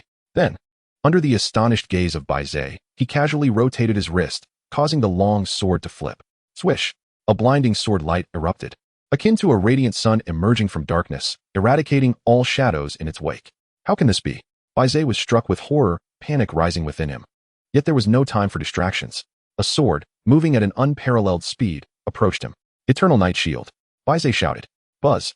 A shield formed of boundless night materialized before him. The long sword struck the shield, sinking into it as though a stone had plummeted into the ocean. How amusing. Jianbai chuckled, finally revealing a hint of seriousness. Sword sweeping through 10,000 laws, break. A voice echoed as the sword, having penetrated half an inch, suddenly surged with power. Boom. A deafening explosion reverberated through the air, under the astonished gaze of Bai and Dao Master. The eternal night shield before Bai shattered instantaneously. Puffed. After spitting blood, Bai was sent crashing to the ground like a cannonball. With a thunderous rumble, the earth within 100,000 miles collapsed, unleashing a cataclysmic shockwave that surged forth, stretching to tens of thousands, hundreds of thousands of miles. The world seemed on the brink of annihilation. This is dire. Both Dao Master and Lu Shi were alarmed at the unfolding scene. Chapter 174. I am the one you seek, the shattered heart of the sword. Path sealing. A voice escaped Jianbai's lips. Whoosh. A vast force descended, instantly dissipating the shockwaves that had spread for 50,000 miles. Witnessing this, Dao Master and Lu Shi, who had been somewhat flustered, were left in a state of stunned disbelief. I cannot bear the sin of world destruction, I nearly caused a disaster again, Jianbai sighed, rubbing his forehead, feeling quite anxious. He had not anticipated that the confinement he had set would fail to contain the aftermath of their battle. Had it not been for the true words of the great path bestowed by his master, he would have been at a loss for how to conclude matters. If I wish to engage in a truly enjoyable battle, it seems I must venture beyond the realms. Jianbai murmured, a wave of apprehension washing over him. Should the lives of the beings in the mountain and sea realm be affected, his master would surely not let him off lightly. In contemplation, Jianbai waved his hand, causing the swirling dust to settle, the collapsed terrain to reform, and within a blink, the ground over a radius of 50,000 miles returned to its original state. Beneath them lay a colossal beast with a tiger's head, crimson hair, solemn and mighty horns upon its forehead, and a body adorned with glossy black scales. Now lying on the ground, bleeding. This was the true form of the ancient divine beast Baizhe. At this moment, Baizhe's aura was weak, and he was gravely injured. Apologies for being a bit heavy-handed. Observing the unveiled Baizhe, Jianbai let out a soft sigh, and with a flick of his wrist, enveloped Baizhe in an invisible shield of energy. Under this protective force, Baizhe's injuries began to mend. At that moment, Baizhe gasped for breath, attempting to rise, yet found himself powerless, merely blinking his eyes. Do not fret. In a month, you shall fully recover, and your strength will rise to even greater heights. Consider this my recompense to you, Jianbai remarked with a smile at the struggling Baizhe. This being was a primordial divine beast from the dawn of creation, a descendant of his revered master's beloved, and he could not afford to render it incapacitated. Once these matters were settled, Jianbai turned his attention to the astonished duo before him. Finally resting his gaze upon Dao Fuzi, he said with a smile, "You must be an outsider, correct?" Startled by the inquiry, Dao Fuzi did not conceal the truth, replying, "Indeed." "Very well, then let us proceed with our sparring in the realms beyond," Jianbai suggested with a grin. Dao Fuzi shook his head with a smile, stating, "There is no need. Your strength is unfathomable, and I feel unworthy." "Is this an admission of defeat?" Jianbai inquired, momentarily taken aback, confusion flickering in his eyes. "Yes, I humbly concede," Dao Fuzi affirmed earnestly. Although his cultivation surpassed Baizhe, he recognized that defeating Baizhe would not come easily. The young man before him had executed his moves with astonishing swiftness, never needing more than 3 strikes. Even he doubted he could withstand 10. Rather than risk defeat, it was wiser to admit his shortcomings. Having lived to such an age, he possessed a degree of self-awareness. "Master," Lu Shi interjected, unable to contain herself, her heart heavy with bitterness, yet she refrained from voicing further objections. She had witnessed the young man's terrifying prowess firsthand and wished to spare her master from danger. Observing Dao Fuzi's concession, Jianbai furrowed his brow and sighed gently. "I apologize, but though you concede, I still feel compelled to engage in combat, as it is my master's decree. Rest assured, I will temper my strength." "Do not be overly oppressive," Lu Shi retorted coldly. "Sure, do not be disrespectful," Dao Fuzi admonished lightly, then turned his gaze back to Jianbai, pausing briefly before stating, "I am aware of your intentions, but I can assure you, I am not the person you seek." "Oh," Jianbai raised an eyebrow, the very air around them seeming to tremble as time itself appeared to halt. "How intriguing. So you have discerned my identity." Jianbai observed Dao Fuzi with keen interest, his eyes glinting with sword-like brilliance. "I have surmised a few things," Dao Fuzi replied, "even if you are not the one I seek. Your prowess exceeds that of Baizhe, and thus presents an invaluable opportunity for my growth. I cannot afford to let this slip by," Jianbai declared earnestly, his eyes alight with fervent combat spirit. Dao Fuzi's brow furrowed. It was evident that this battle was now unavoidable. "Since you have expressed such a desire, I can only comply with respect," he ultimately conceded with a smile. Lu Shi's expression shifted dramatically as she hurriedly protested, "Master, you mustn't." In a heartbeat, she positioned herself protectively in front of Dao Fuzi, her eyes brimming with concern, casting an angry glare at Jianbai. Unfazed, Jianbai shook his head dismissively, "Young lady, since your master has acquiesced, you should remain here. Fear not, your master will come to no harm." As he spoke, he raised his right hand, poised to restrain her. However, just as he was about to cast his spell, his pupils constricted sharply, his countenance altering dramatically. To his astonishment, a young man clad in black had already positioned himself before Lu Shi, gazing at Jianbai with an expression of indifference. How could this be? Jianbai was incredulous. He had sensed nothing of this young man's presence, unable to react in time. This individual was undoubtedly a formidable opponent. Could it be? At that moment, a realization struck Jianbai. His heart began to race, and the blood coursing through him ignited with fervor. You are. Jianbai suppressed his excitement, fixing his gaze intently upon the young man. The latter smiled faintly and replied, "Indeed, I am the person you seek." Upon hearing this, Jianbai trembled with exhilaration, his entire being shaking with anticipation. It was true. The individual before him was indeed the one they had been searching for. He had finally found him. Do you not desire growth? Lu Yuan asked with a smile, observing Jianbai's elation. Then allow me to grant you a profound experience of growth. Creation of worlds, Lu Yuan declared, and in an instant, the space in which they stood diverged from the original realm, forming a realm of its own. The vast primordial essence of the Tao permeated the entire universe. One thought. A world created. Jianbai's eyes widened in disbelief, and then he felt an overwhelming sensation that left him utterly astounded. No. Such completeness in the laws of heaven and earth cannot arise from a mere thought. You are. At that moment, Jianbai gazed at Lu Yuan with sheer horror, as though witnessing the most terrifying spectacle of his life. A single thought could manifest a complete Tao, achievable only by one who has attained the realm of creation. As you perceive, is this not profound enough? Lu Yuan remarked coldly with a smile. Jianbai trembled, a mouthful of blood erupting from his lips. As the world around them began to dissolve. What has transpired? Witnessing Jianbai suddenly spitting blood, Dao Fuzi and Lu Shi stood in shock, bewildered. Had they already engaged in combat? A sudden thought struck Dao Fuzi. My sister is not someone you can toy with. Consider this shattered sword heart as a token of apology, Lu Yuan stated coldly, observing the pallor of Jianbai's face. At that moment, all that remained in Jianbai's eyes was fear. His once proud sword heart lay in ruins. Chapter 175. The Brother Returns, Secrets of the Divine Path. How is it possible? How could anyone reach such a realm within the Tao world of my master? Jianbai clutched his chest, his face ashen, blood trickling from the corner of his mouth, his eyes filled with terror and disbelief. Meanwhile, Dao Fuzi and Lu Shi stood frozen in place. They had not witnessed how Lu Yuan and Jianbai exchanged blows, but the spectacle before them clearly indicated that Jianbai had lost, and lost utterly. That realm? Dao Fuzi was both astonished and perplexed. Given Jianbai's identity and experience, nothing should have rendered him this agitated. What sort of realm could instill such fear in Jianbai? In contrast to Dao Fuzi's astonishment, Lu Shi trembled slightly. She had heard every word Lu Yuan spoke to Jianbai with crystal clarity. Sister, a long-lost term of endearment. It was only now that Lu Shi regained her composure, her eyes beginning to glisten with tears, though the figure before her was turned away. That silhouette felt both strange and familiar. Before she could utter a word, a voice resounded once more. I am merely avenging my grievances. This has no bearing on you. However, should you meddle further, it shall not merely be a shattered sword heart. Gazing at the terrified Jianbai, Lu Yuan spoke with indifference, his eyes cold as ice. Upon hearing this, Jianbai's expression shifted yet again, feeling an intense aura of death that sent shivers down his spine, his soul trembling. He understood that Lu Yuan was not jesting. With Lu Yuan's might, had he wished to kill him moments ago, he would have been reduced to ash. Suppressing the fear that surged within him, he wiped the blood from the corner of his mouth, took a deep breath, and ultimately bowed respectfully to Lu Yuan, saying, Thank you, Senior, for your mercy. I shall inform them and ensure I never disturb you again. If you had harbored even a hint of murderous intent just now, I would have shown no mercy, Lu Yuan retorted with a cold smirk. Jianbai was momentarily taken aback, then a bitter smile crept onto his face. A wave of self-mockery washing over him.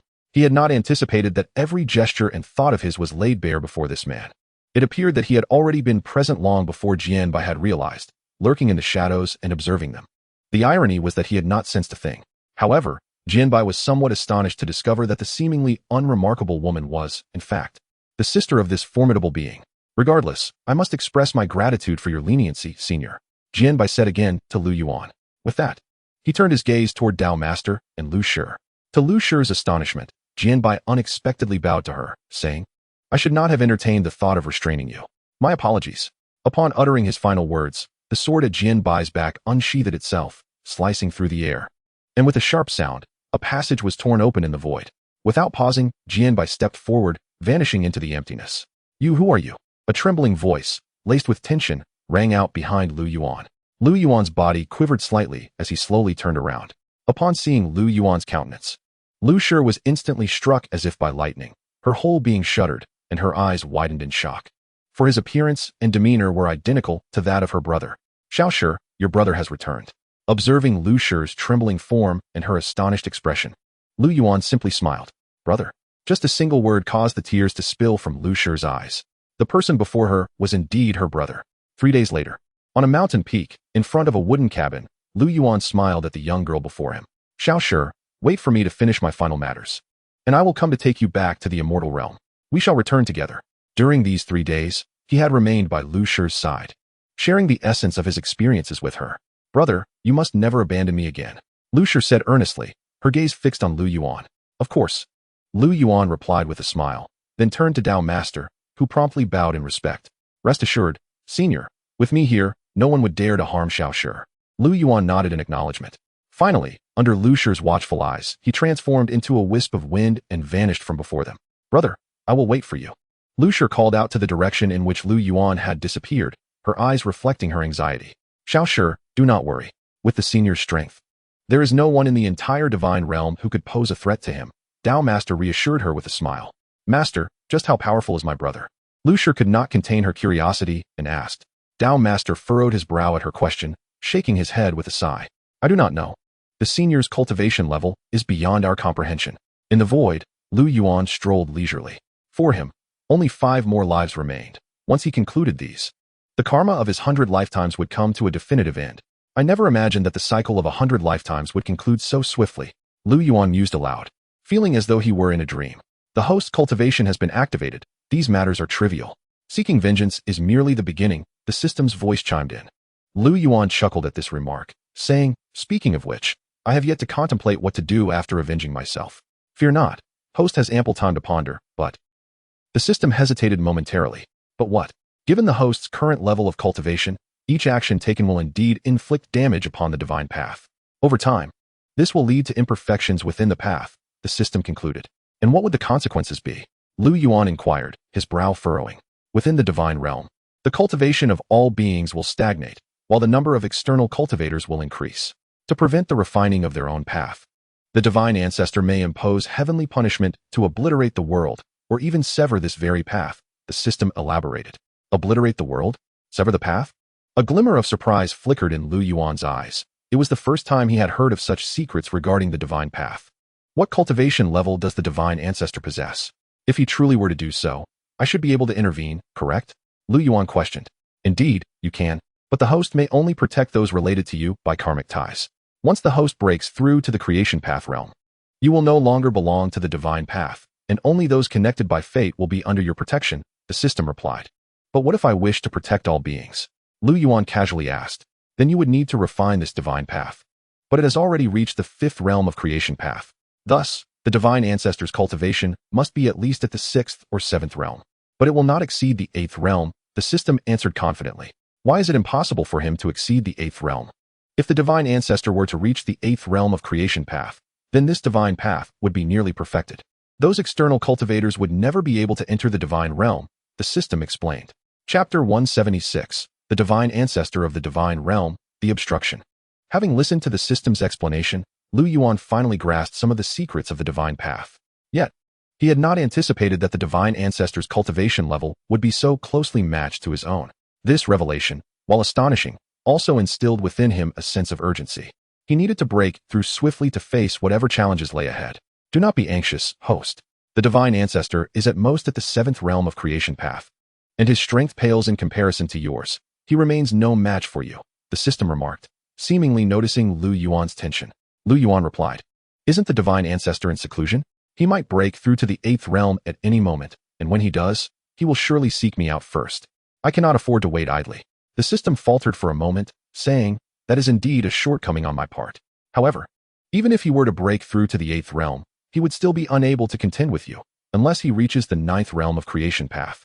Perhaps you should refrain from speaking further," Lu Yuan retorted, feeling exasperated. "One cannot be without foresight and not encounter imminent worries. How can I wait for him to break through before I become anxious?" "Very well," the system conceded.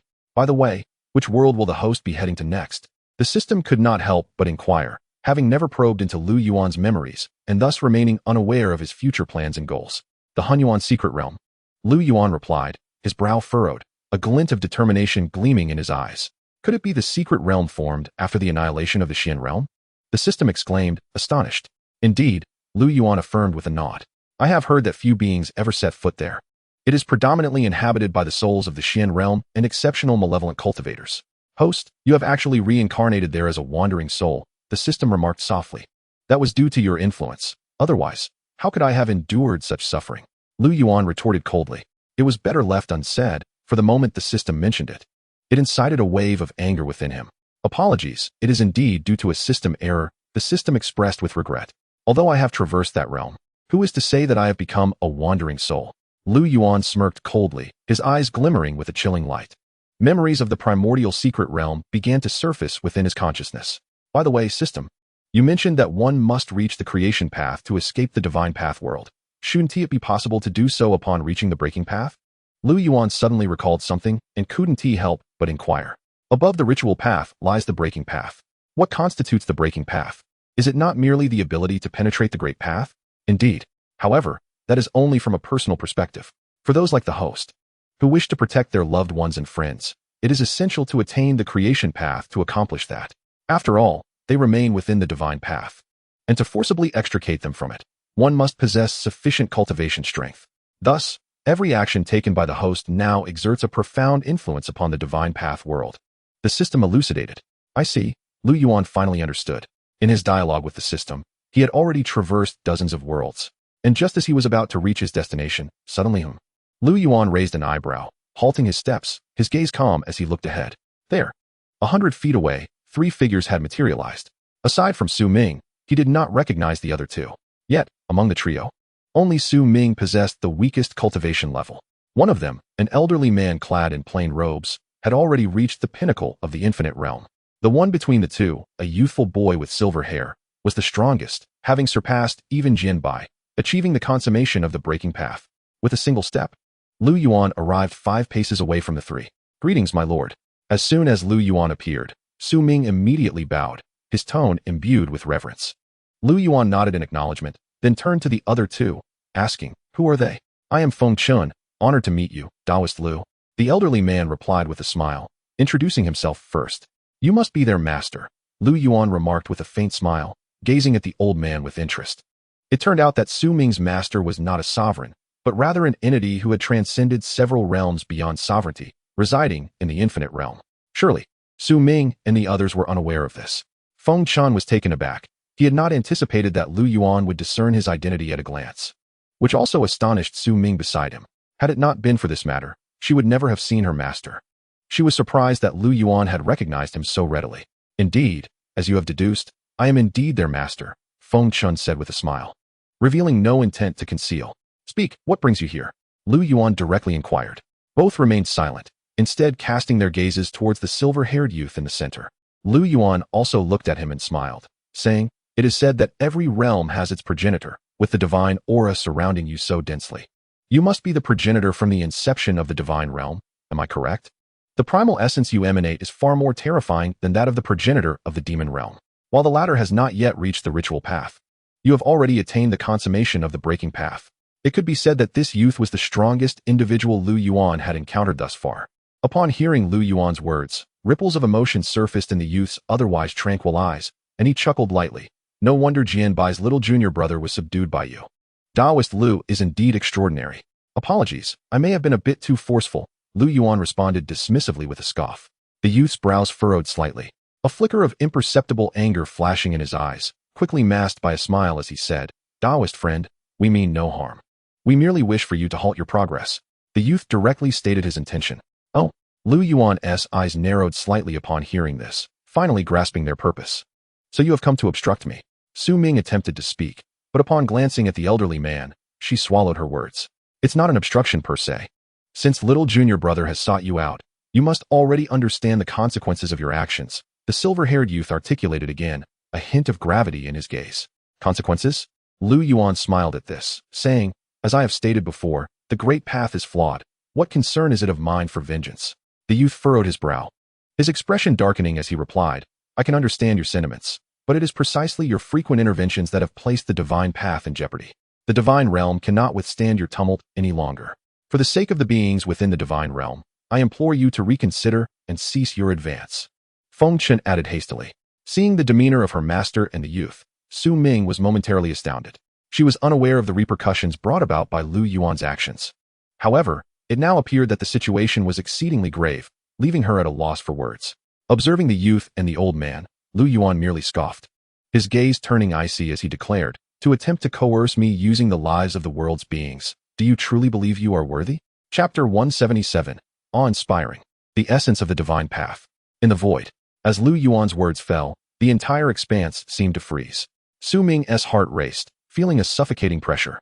The youth and Feng Chun were equally startled, especially the youth, whose expression darkened as a surge of anger welled within him. A wave of destructive energy began to brew. He is formidable, his cultivation level far exceeding our expectations. Do not engage him. At that moment, the youth recalled Jianbai's warning, and his anger gradually subsided. Jianbai had not disclosed Lu Yuan's precise level of strength, but anyone capable of so easily shattering Jianbai's sword heart must possess at least the breaking path level, and since the beginning, he had been unable to fathom Lu Yuan's cultivation, sensing an immense danger emanating from him. Ultimately, the youth asked, Taoist friend, do you truly intend to proceed in this manner? His brow furrowed, teeth clenched as he reiterated the question. Such needless chatter. Lu Yuan scoffed coldly, growing impatient, and moved. With a single step, he advanced. The youth and Feng Chun felt a tightening in their chests. Before they could react, Lu Yuan had already appeared beside them. Boom. A terrifying aura radiated from Lu Yuan, and under this pressure, the youth and Feng Chun's expressions changed dramatically as they felt an overwhelming force suffusing their minds, causing them to stagger back 2 steps involuntarily. This aura both widened their eyes in shock, particularly the youth, whose face was a mask of horror, his soul trembling uncontrollably. This terrifying presence reminded him of their master. How could this be? Is he truly of the same caliber as our master? The youth thought with astonishment. Disbelief etched across his face. At that moment, Lu Yuan declared, I warned you, should you disturb me again, do not blame me for being ungracious. It seems you truly have no fear of death. A frigid voice emanated from Lu Yuan's lips, imbued with a vast, overwhelming energy that threatened to shatter the very souls and bodies of the youth and Feng Chun. In an instant, their faces drained of color, and they found themselves kneeling involuntarily as blood spewed from their mouths. Everything transpired with astonishing rapidity. It was only then that Su Ming realized the gravity of the situation. Throughout the ordeal, she remained unscathed. However, witnessing her revered master kneel alongside the youth, she comprehended what had transpired. In an instant, her beautiful eyes widened in terror, and she hastily implored, My lord, please temper your wrath. Upon hearing her plea, Lu Yuan raised an eyebrow and turned his gaze towards Su Ming. The latter quivered, immediately dropping to one knee in supplication, My lord, they harbor no malice.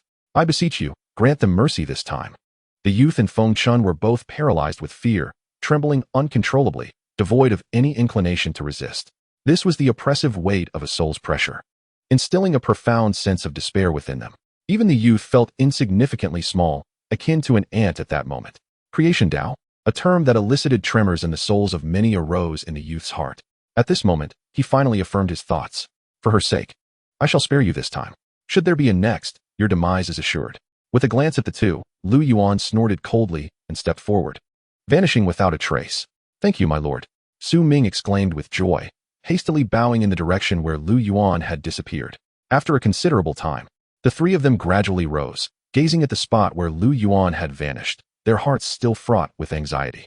My dear, it was thanks to you that we escaped, Feng Chun remarked, smiling at Su Ming, gratitude evident in his tone. Indeed, had it not been for this young girl, we might have truly met our end. The youth added, a look of relief washing over his face. Feng Chun might not have sensed it, but the youth could feel the fleeting murderous intent that had brushed past him, sending shivers down his spine at the mere thought. How infuriating! That scoundrel Jianbai dared not speak plainly. With this thought, his heart brimmed with resentment towards Jianbai. It was evident that Jianbai was already aware of Lu Yuan's formidable prowess. Otherwise, he would not have been so terrified and desperate to intervene. Meanwhile, upon a mountain in the divine realm, Jianbai, who was in the midst of recuperation, suddenly sneezed, a hint of confusion flashing in his eyes. Strange. Who is speaking of me? He pondered. Yet, he dismissed the thought, focusing instead on mending his sword heart, unwilling to concern himself with anything else, as he lacked the strength to do so. He then gazed towards the horizon and sighed to himself, My esteemed brothers and sisters, I have conveyed all I needed to say. I can only hope you heed my words. Regarding Lu Yuan's realm, he dared not speak openly. To utter such knowledge would undoubtedly attract Lu Yuan's attention. Having shattered his sword heart, he could not afford to gamble with his life again. He presumed that the same caution applied to his other brothers and sisters as well. Master, ancestor, you are being overly courteous. In truth, I lack confidence. Su Ming softly confessed upon hearing Feng Chun and the youth's remarks. She spoke truthfully. After all, how could one at Lu Yuan's level heed her words? Yet you succeeded. In a certain sense, you saved both your master and the ancestor, Feng Chun remarked, gazing at the disciple before him with pride and satisfaction. Perhaps he truly regarded you as a friend. The youth echoed this sentiment with a smile. Pausing momentarily, he pointed a finger, and with a swift motion, a stream of light entered Su Ming's brow. She trembled as her aura surged dramatically, her cultivation ascending rapidly. Within a quarter of an hour, Su Ming astonishingly broke through from the 2nd rank of Tao God to the 9th rank. Ancestor, what is this? Su Ming exclaimed, momentarily frozen in shock as she felt the explosive rise in her cultivation. What I just bestowed upon you is the primordial power from the inception of the divine realm, imbued with a trace of the essence of the divine path. With some effort, you will surely break through to the dominion realm within a year, and with this essence, your cultivation will soar to unprecedented heights, the youth explained with a smile. The essence of the divine path. Su Ming trembled, her eyes wide with disbelief and astonishment. Even Feng Chun beside her wore an expression of envy, his eyes widened in awe. Shouldn't you express your gratitude to the ancestor? This is the power that we divine path cultivators yearn for the most, something that outsiders covet with all their might. Feng Chun promptly reminded Su Ming, regaining her composure. Su Ming did not hesitate, kneeling before the youth in gratitude. Thank you for your gracious gift, ancestor. Rise, the youth said, lifting her up with a gesture. There is no need for such formalities. Consider it a benevolent bond. Cultivate diligently, and strive for an early breakthrough to the sacrificial path, he encouraged with a smile, satisfaction gleaming in his eyes. More importantly, Su Ming being regarded as a friend by Lu Yuan would undoubtedly lead to boundless prospects in the future. Ancestor, what about that individual? Feng Chun could not restrain himself from asking, glancing towards the direction where Lu Yuan had just vanished. The youth, upon hearing this, gave a self-deprecating smile. What existence could possibly be impeded? Let him be. Chapter 178, The Hunyuan Secret Realm, A Life Worse Than Death. At noon, amidst a meadow, a ripple in the void heralded the arrival of Lu Yuan.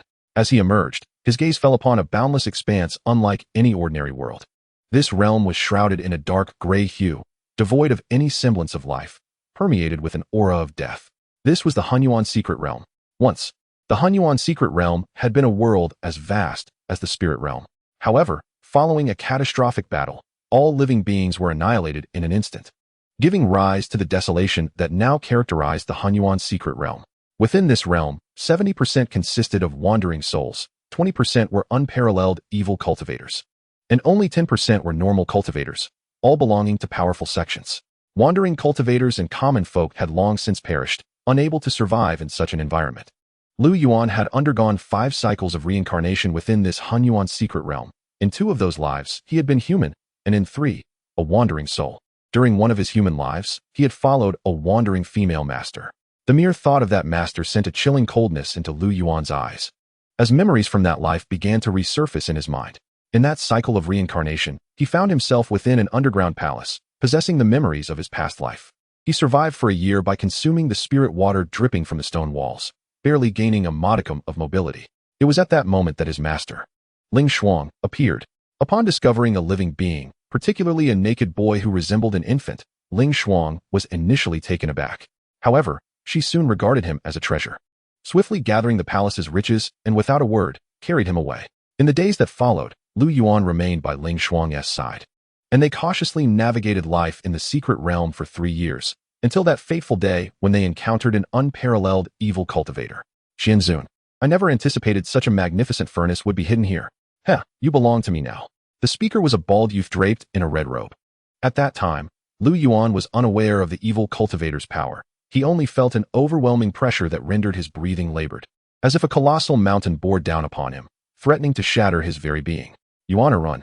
Ultimately, it was Ling Shuang who channeled her inner strength into him, attempting to cast him away with her magical prowess. Yet, the chasm between their strengths was insurmountable. Just as Lu Yuan exhaled a sigh of relief, he felt his body being torn apart. No, at that final moment, he seemed to hear Ling Shuang's heart-wrenching scream, and thereafter, Lu Yuan lost all awareness. It was abundantly clear that he had perished. Yet, he felt an overwhelming sense of regret and deep concern for Ling Ba's predicament. Within this chaotic realm of primordial secrets, female cultivators were viewed as delectable prey by those unparalleled evil cultivators, far more enticing than wandering souls. Alas, they had vanished. Lu Yuan sighed, his gaze chillingly cold. In this realm, he could no longer sense Ling Shuang's presence, which indicated her demise. However, he had long been psychologically prepared for this outcome, as over 300 years had elapsed since his past life. Although her essence had dissipated, the threads of causality remained. Lu Yuan gazed towards the horizon, his eyes glimmering with boundless killing intent. With a single step, he vanished from his original position. In the next instant, Lu Yuan stood atop a mountain peak. Before him loomed a palace crafted from blood crystal, exuding an aura of malevolence and a pungent stench of blood. The palace's walls were adorned with numerous naked figures and grotesque images, each seemingly chronicling the achievements of its sinister master. Observing these depictions, Lu Yuan's expression grew increasingly frigid. Ultimately, Lu Yuan trembled as he beheld a familiar figure on one of the palace's walls. It was a harrowing image, and in the lower right corner, a line of numbers was etched. 100 years. Ling Shuang had been tormented for a century. At that moment, Lu Yuan's body quaked with rage. Just then, a familiar roar echoed from within the palace, followed by a wretched scream. You have 3 days to deliver a female cultivator, or you shall know the consequences. The bellow resonated once more. Yes, almost immediately, 3 wandering souls, each possessing the cultivation of the profound emperor, soared from the palace. In this chaotic realm, the profound emperor was akin to the immortal emperor in the celestial realm. As the 3 souls burst forth, they quickly spotted a young man clad in black nearby, their movements halting abruptly. A person, alas, merely a male. Regardless, let us seize him and present him to our master. Without further ado, the 3 souls lunged toward Lu Yuan. Lu Yuan's expression remained icy. With a single step, the energy emanating from the 3 souls instantly froze, and Lu Yuan glided past them. The 3 souls widened their eyes in shock, their expressions stiffening as their ethereal forms were encased in ice, leaving only fear in their eyes. As Lu Yuan passed by, the 3 frozen souls erupted into shards. At this moment, Lu Yuan stood before the Grand Hall. Which faction do you hail from, and what brings you here? As Lu Yuan emerged, a voice resonated from within the hall. With a flash of red, a bizarrely handsome bald youth stood before Lu Yuan. Possessing the cultivation of the 9th rank of true god, he sensed everything that had transpired. His hesitation to strike immediately stemmed not only from the insignificance of the 3 souls in his eyes, but also from his desire to gauge Lu Yuan's strength. However, the power Lu Yuan displayed compelled him to take notice. What brings me here? Of course. At Lu Yuan's words, a sinister smile crept upon his lips, one that sent shivers down the youth's spine. Let me show you what it feels like to wish for death. As the statement left his lips, the youth's expression darkened. You seek death. Just as he was about to strike, Lu Yuan merely scoffed, slowly raising his right hand. How could it be? The youth's heart sank. What appeared to be a leisurely motion was swifter than he could comprehend. In his horrified gaze, Lu Yuan flicked his finger, and a beam of sword light pierced his brow, causing his entire soul to splinter like glass. The excruciating pain elicited a series of anguished cries from the youth. In the blink of an eye, countless beams of sword light relentlessly sliced through his form. A quarter of an hour later, bang. The youth, drenched in blood, knelt before Lu Yuan. Who exactly are you? I bear no grudge against you. Before the youth could finish, Lu Yuan's hand pressed down upon his bald head, and the sound of his skull shattering reverberated through the air. A chilling scream echoing throughout the space. As only half of the youth's head remained, he pleaded for mercy. Spare me in response to the youth's desperate entreaties. Lu Yuan merely smiled coldly. He extended a finger, sharp as a blade, and began to pierce it into the youth's eye, inch by inch. Blood splattered as Lu Yuan grasped a bloodied eyeball in his hand, and with a sudden squeeze, it exploded into a mist of crimson.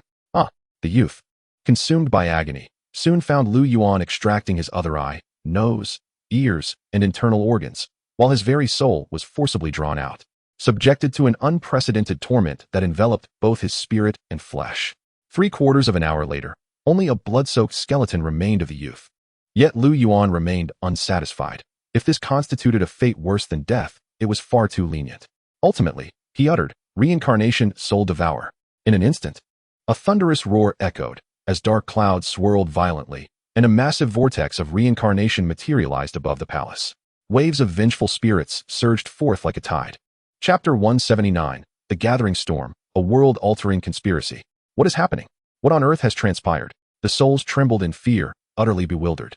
Such a horrifying sensation could only signify that something monumental had occurred. At the moment, the reincarnation vortex manifested. Not only within the chaotic realm, but throughout the entire divine path world. All powers above the sovereign realm sensed it, their eyes widening in shock, terror, and confusion. Simultaneously, beyond the divine path world, in the vast, profound expanse of the outer void, a startled cry rang out. 3 pairs of enormous eyes slowly opened, each pair more expansive than the entirety of the divine path world, and behind those eyes, 3 colossal figures faintly emerged.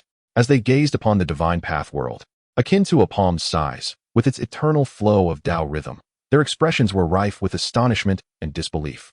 At that moment, the entire divine path world quaked, its previously orderly rules descending into chaos. How could it be possible? Someone has reversed reincarnation within Senior Brother's divine path world. Could it be the person Senior Brother sensed? To achieve such a feat, this individual's cultivation must surpass the realm of Tao breaking. Voices of shock emanated from the great eyes. What shall we do? Senior Brother is in the midst of a crucial breakthrough. Will this upheaval in the divine path world affect him? A voice echoed once more, laced with concern. Upon hearing this, the void fell into profound silence. The other two figures appeared at a loss for words, yet the atmosphere was thick with tension. At that moment, a deep, ancient voice resonated, "Fear not, within a year, I shall break through. During this time, I entrust the oversight of the divine path world to you three." Senior Brother. Upon hearing these words, the three individuals exchanged glances, their eyes momentarily reflecting astonishment, swiftly replaced by fervor. Rest assured, Senior Brother, as you break through, we shall ensure that no one poses a threat to the beings of the divine path realm. Very well. A solitary word resonated through the void, and tranquility was restored. Since you have said so, there shall be no cause for concern. However, the divine path realm is ultimately your foundational avenue, and we cannot remain idle. Let us wait a little longer. You have already dispatched disciples into the divine path realm, and I trust news will arrive shortly. Yet, we must not harbor excessive hopes. If this individual truly surpasses the Taobreaker realm, those few disciples are undoubtedly no match for him. Just as the three exchanged their thoughts, the voices of Jian Bai and the progenitor of the divine realm reached their ears. What? Upon learning of Lu Yuan's formidable prowess, the trio instantly lost their composure. Above the realm of enlightenment? This is inconceivable. Senior Brother is in seclusion, we must not disturb him. Once he breaks through, all shall be well. Our only recourse now is to descend with our avatars to resolve this. Within the Hunyuan secret realm, atop a lofty peak, two figures, one clad in black and the other in white, were engaged in a game of strategy. Apart from their contrasting attire, their appearances and demeanors were strikingly similar. He has indeed interfered with the cycle of reincarnation. A soft chuckle emerged from the lips of the young man in white. Is this not what we wish to witness? We should now proceed with our plan while this opportunity presents itself. The young man in black echoed his companion's mirth, his eyes gleaming with conspiratorial intent. Though we have erased our causal ties with him over the years, he remains a force not to be underestimated. Frowning, the white-clad youth could not help but interject. What is there to fear? Should we manage to refine the divine path realm, our powers shall undergo a transformation. At that point, let alone a mere Lu Yuan, even the progenitor of the divine path shall pose no threat to us. The black-clad youth dismissed his words with a cold snicker. Meanwhile, outside the Blood Crystal Palace, Lu Yuan's expression darkened as he surveyed the myriad vengeful spirits pouring forth from the swirling vortex above. I did not anticipate that you would have slaughtered so many, he remarked grimly. In that case, I shall grant you a few more lives, enabling you to repay your debt.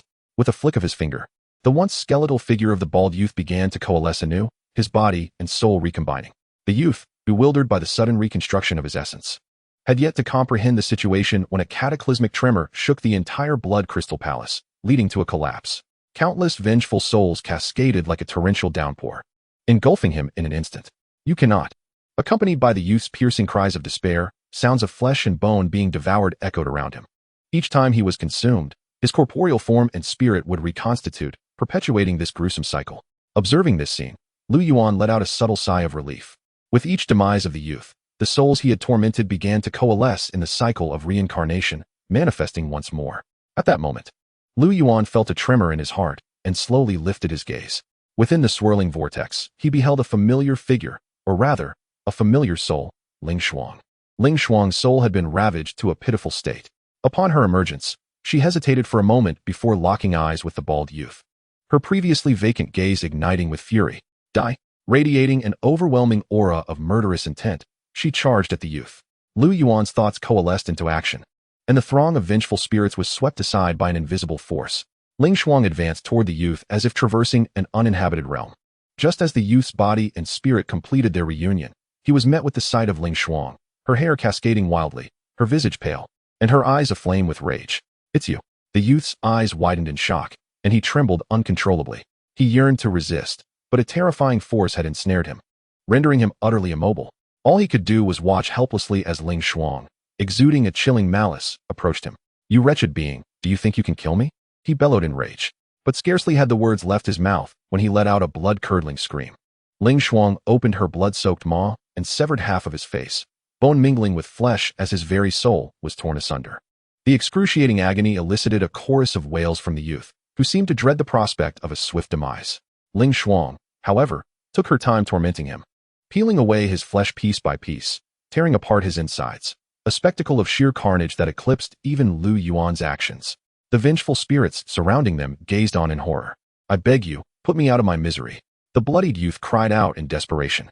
Hearing his pleas, Ling Shuang's murderous intent only intensified, as she transformed into a harbinger of hell, relentlessly gnawing at his flesh. His soul, akin to meat on a spit, was seared by the flames of Ling Shuang's boundless resentment. Chapter 180. Let Go, Reincarnation.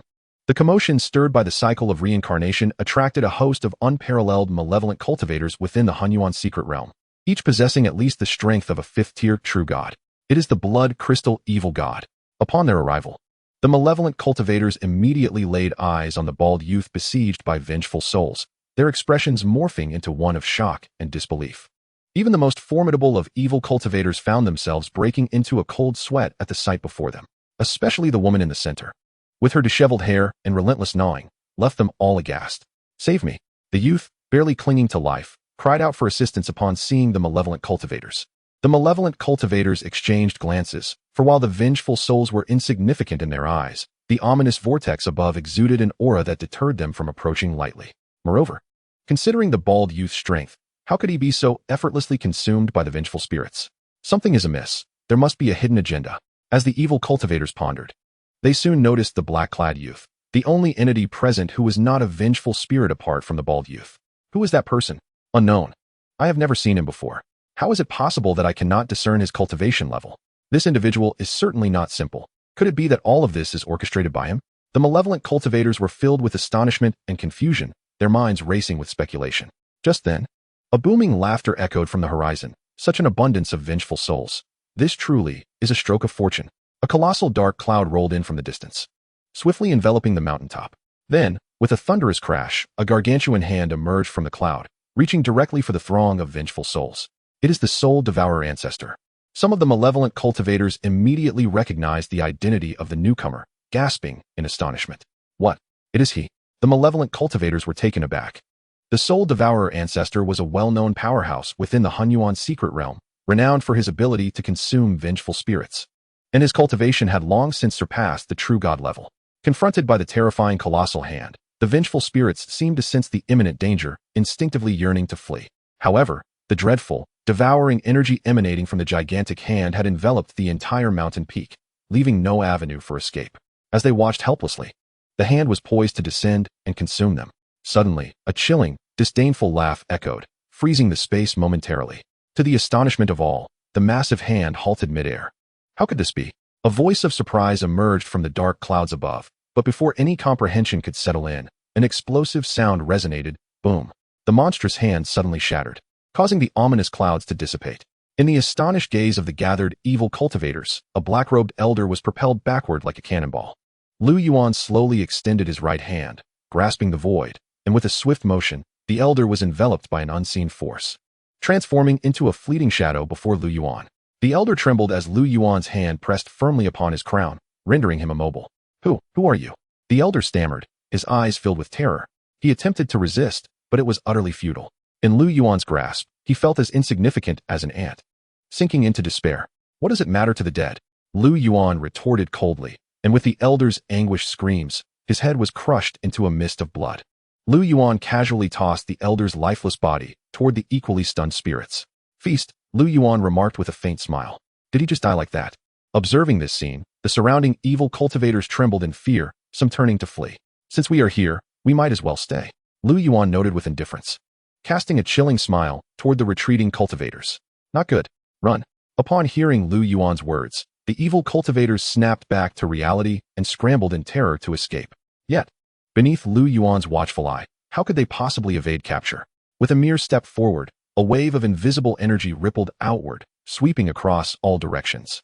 Those who had fled to the horizon, even those who had slipped into the void, were suddenly jolted by this force and crashed back onto the mountain like cannonballs. Boom. The swirling vortex of reincarnation above trembled once more, as vengeful spirits surged forth, victims of these very evil cultivators. In that moment, The sky darkened and an overwhelming aura of resentment and murderous intent pervaded the air.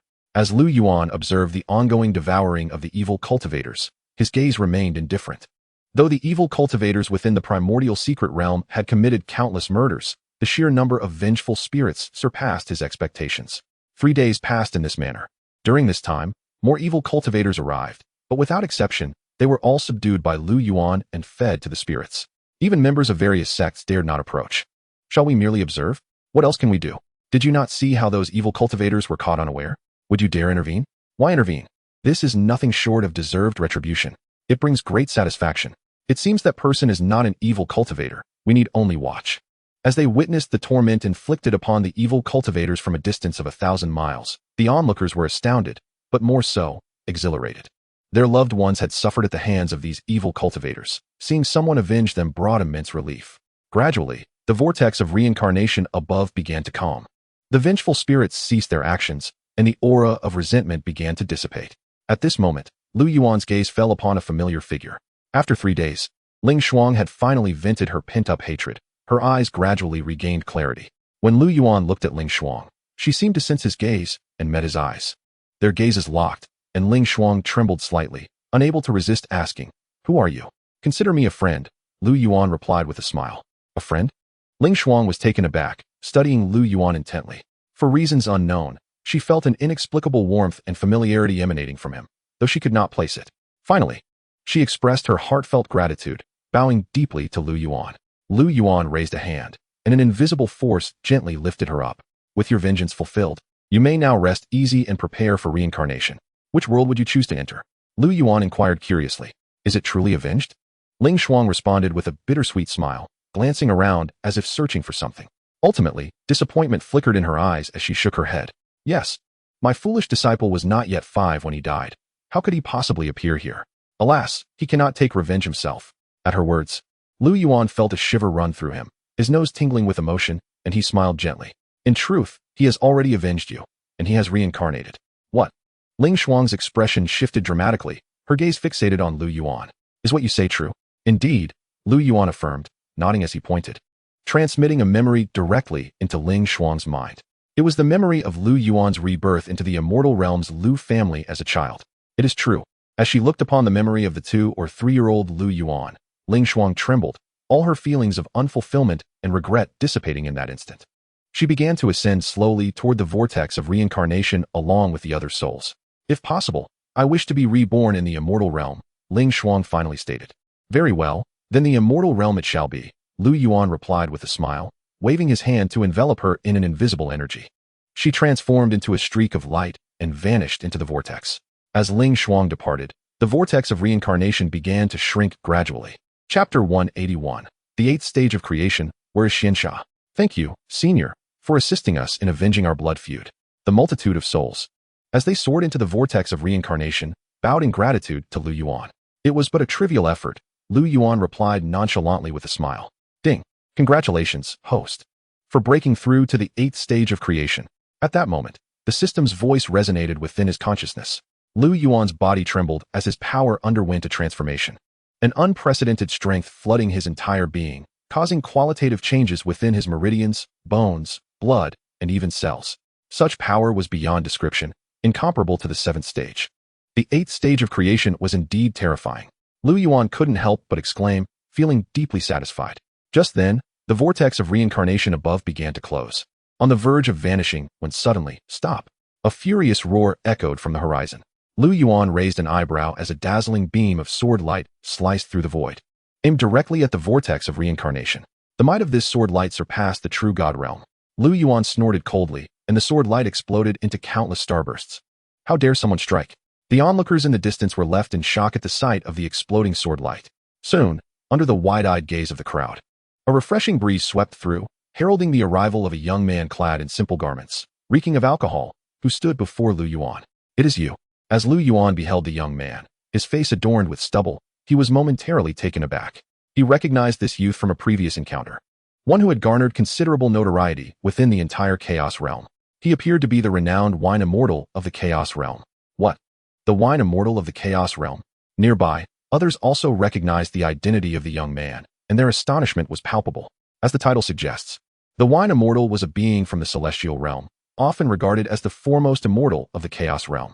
Millennia ago, he had ventured into the Chaos realm with his wife for cultivation, but tragically, she perished defending him in an ancient ruin.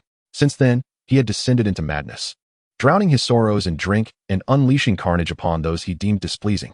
His strength was formidable to the extent that even the most notorious evil cultivators would retreat in his presence.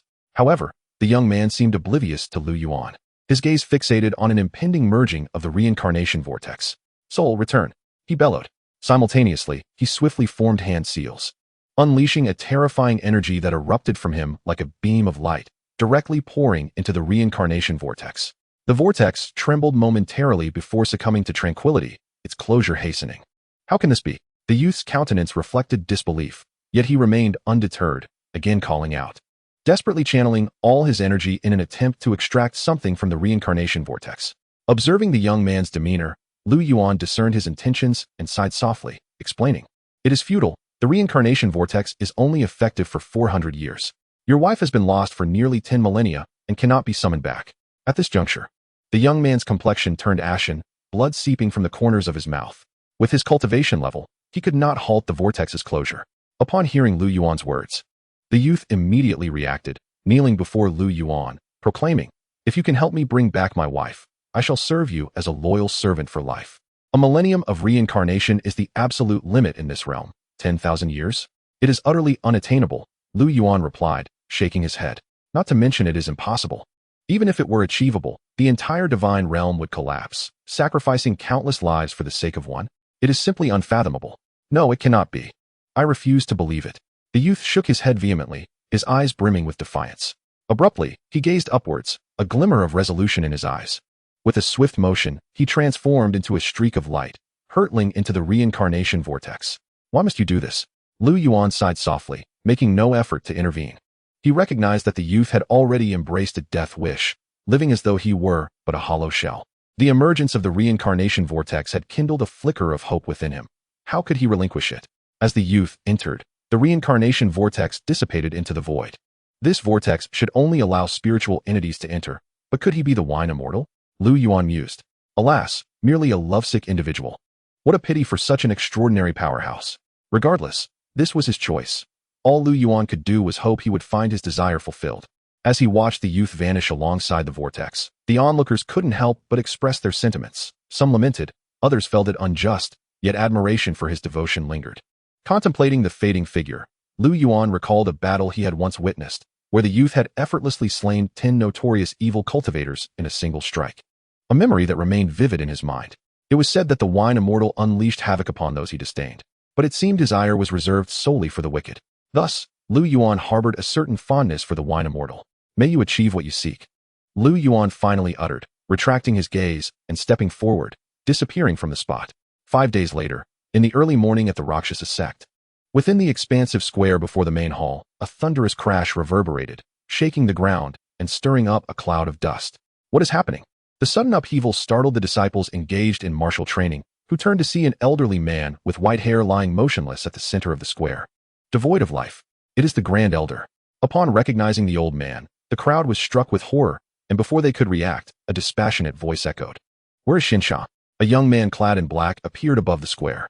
As he materialized, an overwhelming pressure descended, causing the disciples to pale and prostrate themselves in fear. Who are you, and what business do you have with my master? Came a voice from within the main hall. In a flash, a middle-aged man dressed in black emerged, his brow furrowing as he surveyed the kneeling disciples and the deceased elder, his expression darkening. He then turned his gaze towards the youth suspended in the air, his eyes betraying a mix of wariness and curiosity. The Rakshasa sect had made many enemies. Yet this youth was unfamiliar to him. His immediate act of killing their Grand Elder spoke volumes of his malevolent intent. Without a doubt, eliminate him. The youth commanded in a cold voice. The man's expression shifted, and he quickly suppressed his surprise, bowing slightly. I do not wish to deceive you, but my master ascended to the divine realm a century ago. The divine realm, you say? Lu Yuan scoffed, then raised his hand, causing the space around him to shatter like glass. To the astonishment of the onlookers, a young man clad in a dark red robe was forcibly pulled into their midst. What is happening? The young man was taken aback, quickly realizing his surroundings, his eyes widening in shock. Where is this? Master. The black-clad man at the hall's forefront was equally astonished. He immediately knelt, exclaiming, Disciple respectfully greets the master. The young man paid no heed to the man's reverence. His expression one of disbelief as he uttered, "How is this possible? Was I not in the divine realm? How could I be here? Master, this man seeks you and brazenly claims he intends to kill you. Our grand elder has already been slain by him. You must not let him go." The black-clad man urged urgently. "Silence." Lu Yuan retorted coldly, a glimmer of icy light piercing through the middle-aged man's body. "Master, save me."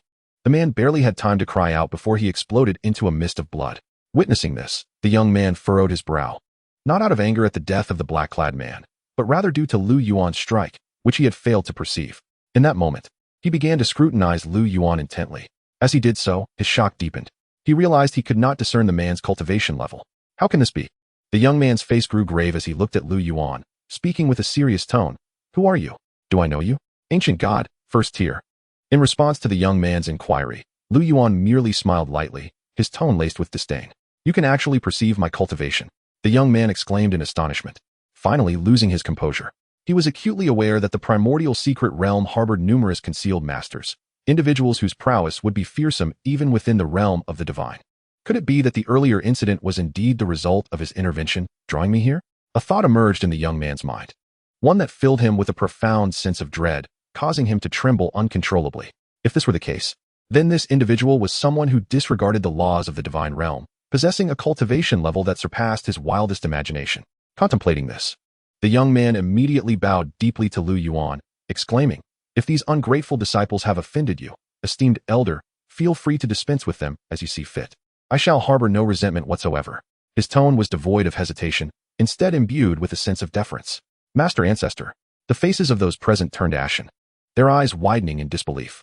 Could this truly be their revered ancestor? Upon hearing this, Lu Yuan merely scoffed, shaking his head as he replied, "Do not misconstrue my intentions. These few merely obstructed me, and I disposed of them with ease. From the very beginning, I sought only you." Lu Yuan regarded the young man with a smile, his eyes glinting with amusement. In the span of 5 days, he had concluded 2 lifetimes, and once he finished with this one, only the final lifetime would remain, leading to the complete cessation of this 100-lifetime cycle. Me? The revelation that Lu Yuan sought him sent the young man into a state of shock, and he quickly knelt, pleading, "Esteemed elder, do not jest. What merit do I possess to dare offend you? Truly, the affluent are prone to forgetfulness." Lu Yuan chuckled softly before saying, "Very well. If that is the case, let us be direct." He grew weary of idle chatter and slowly raised his hand. Witnessing this, the young man shuddered, instinctively contemplating escape.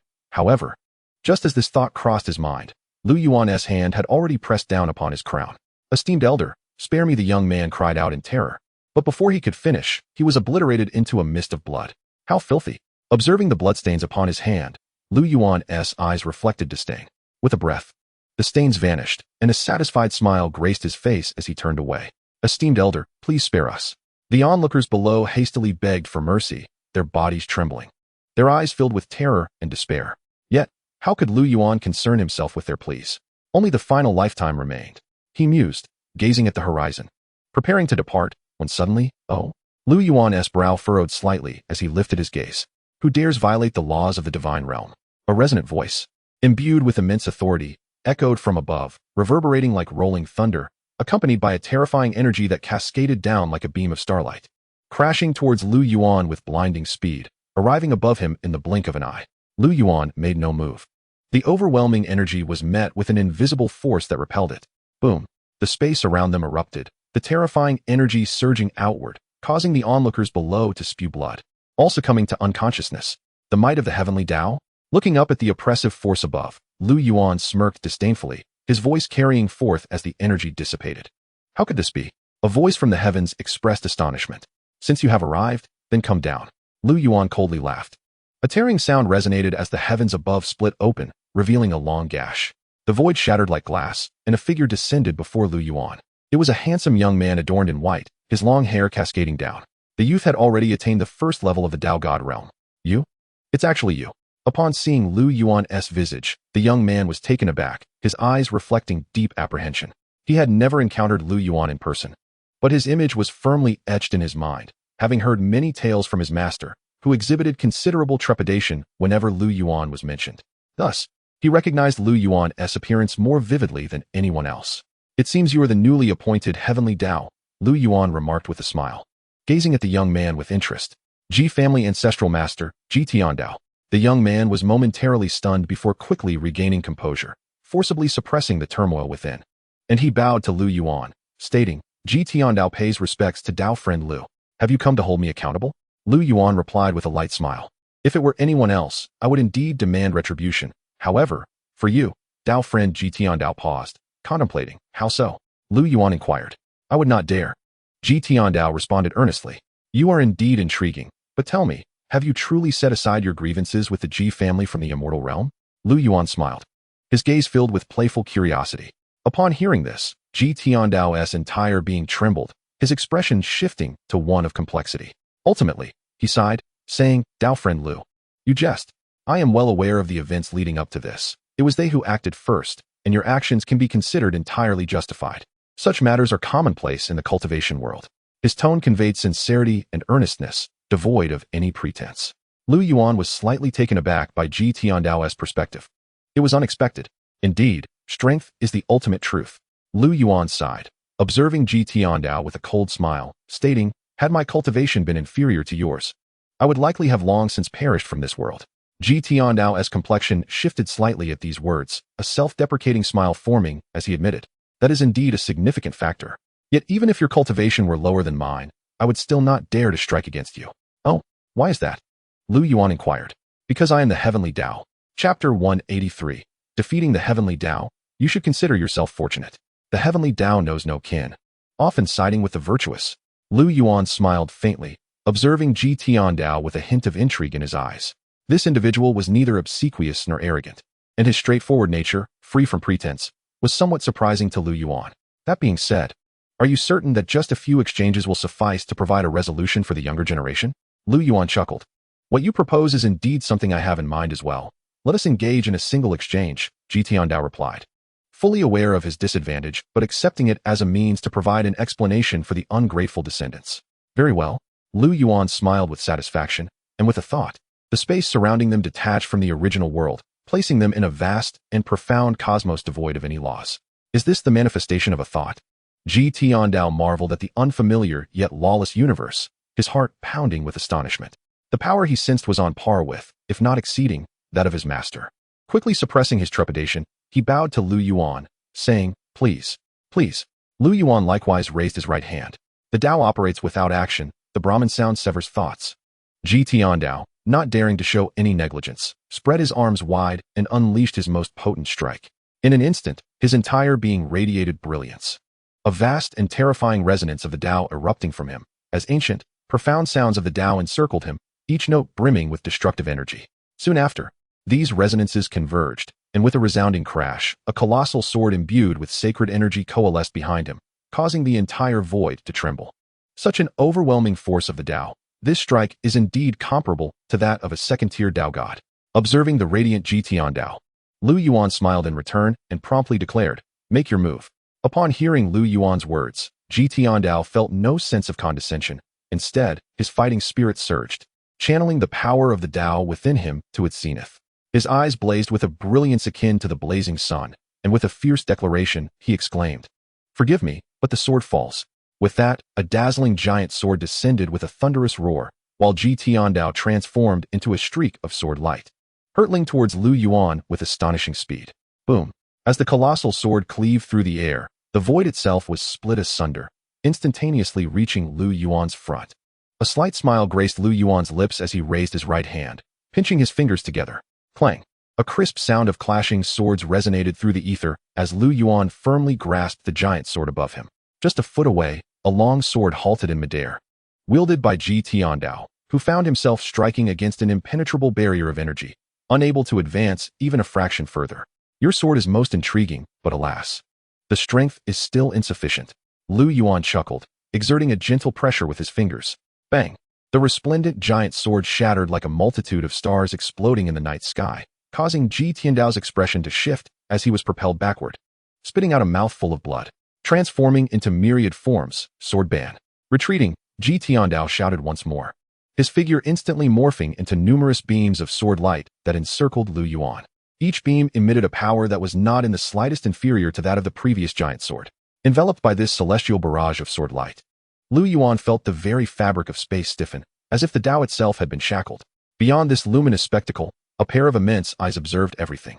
Should an outsider have been present, they would have been astounded to witness a sphere of light formed from the myriad sword lights, now suspended in Ji Tiandao's hand, steadily diminishing in size.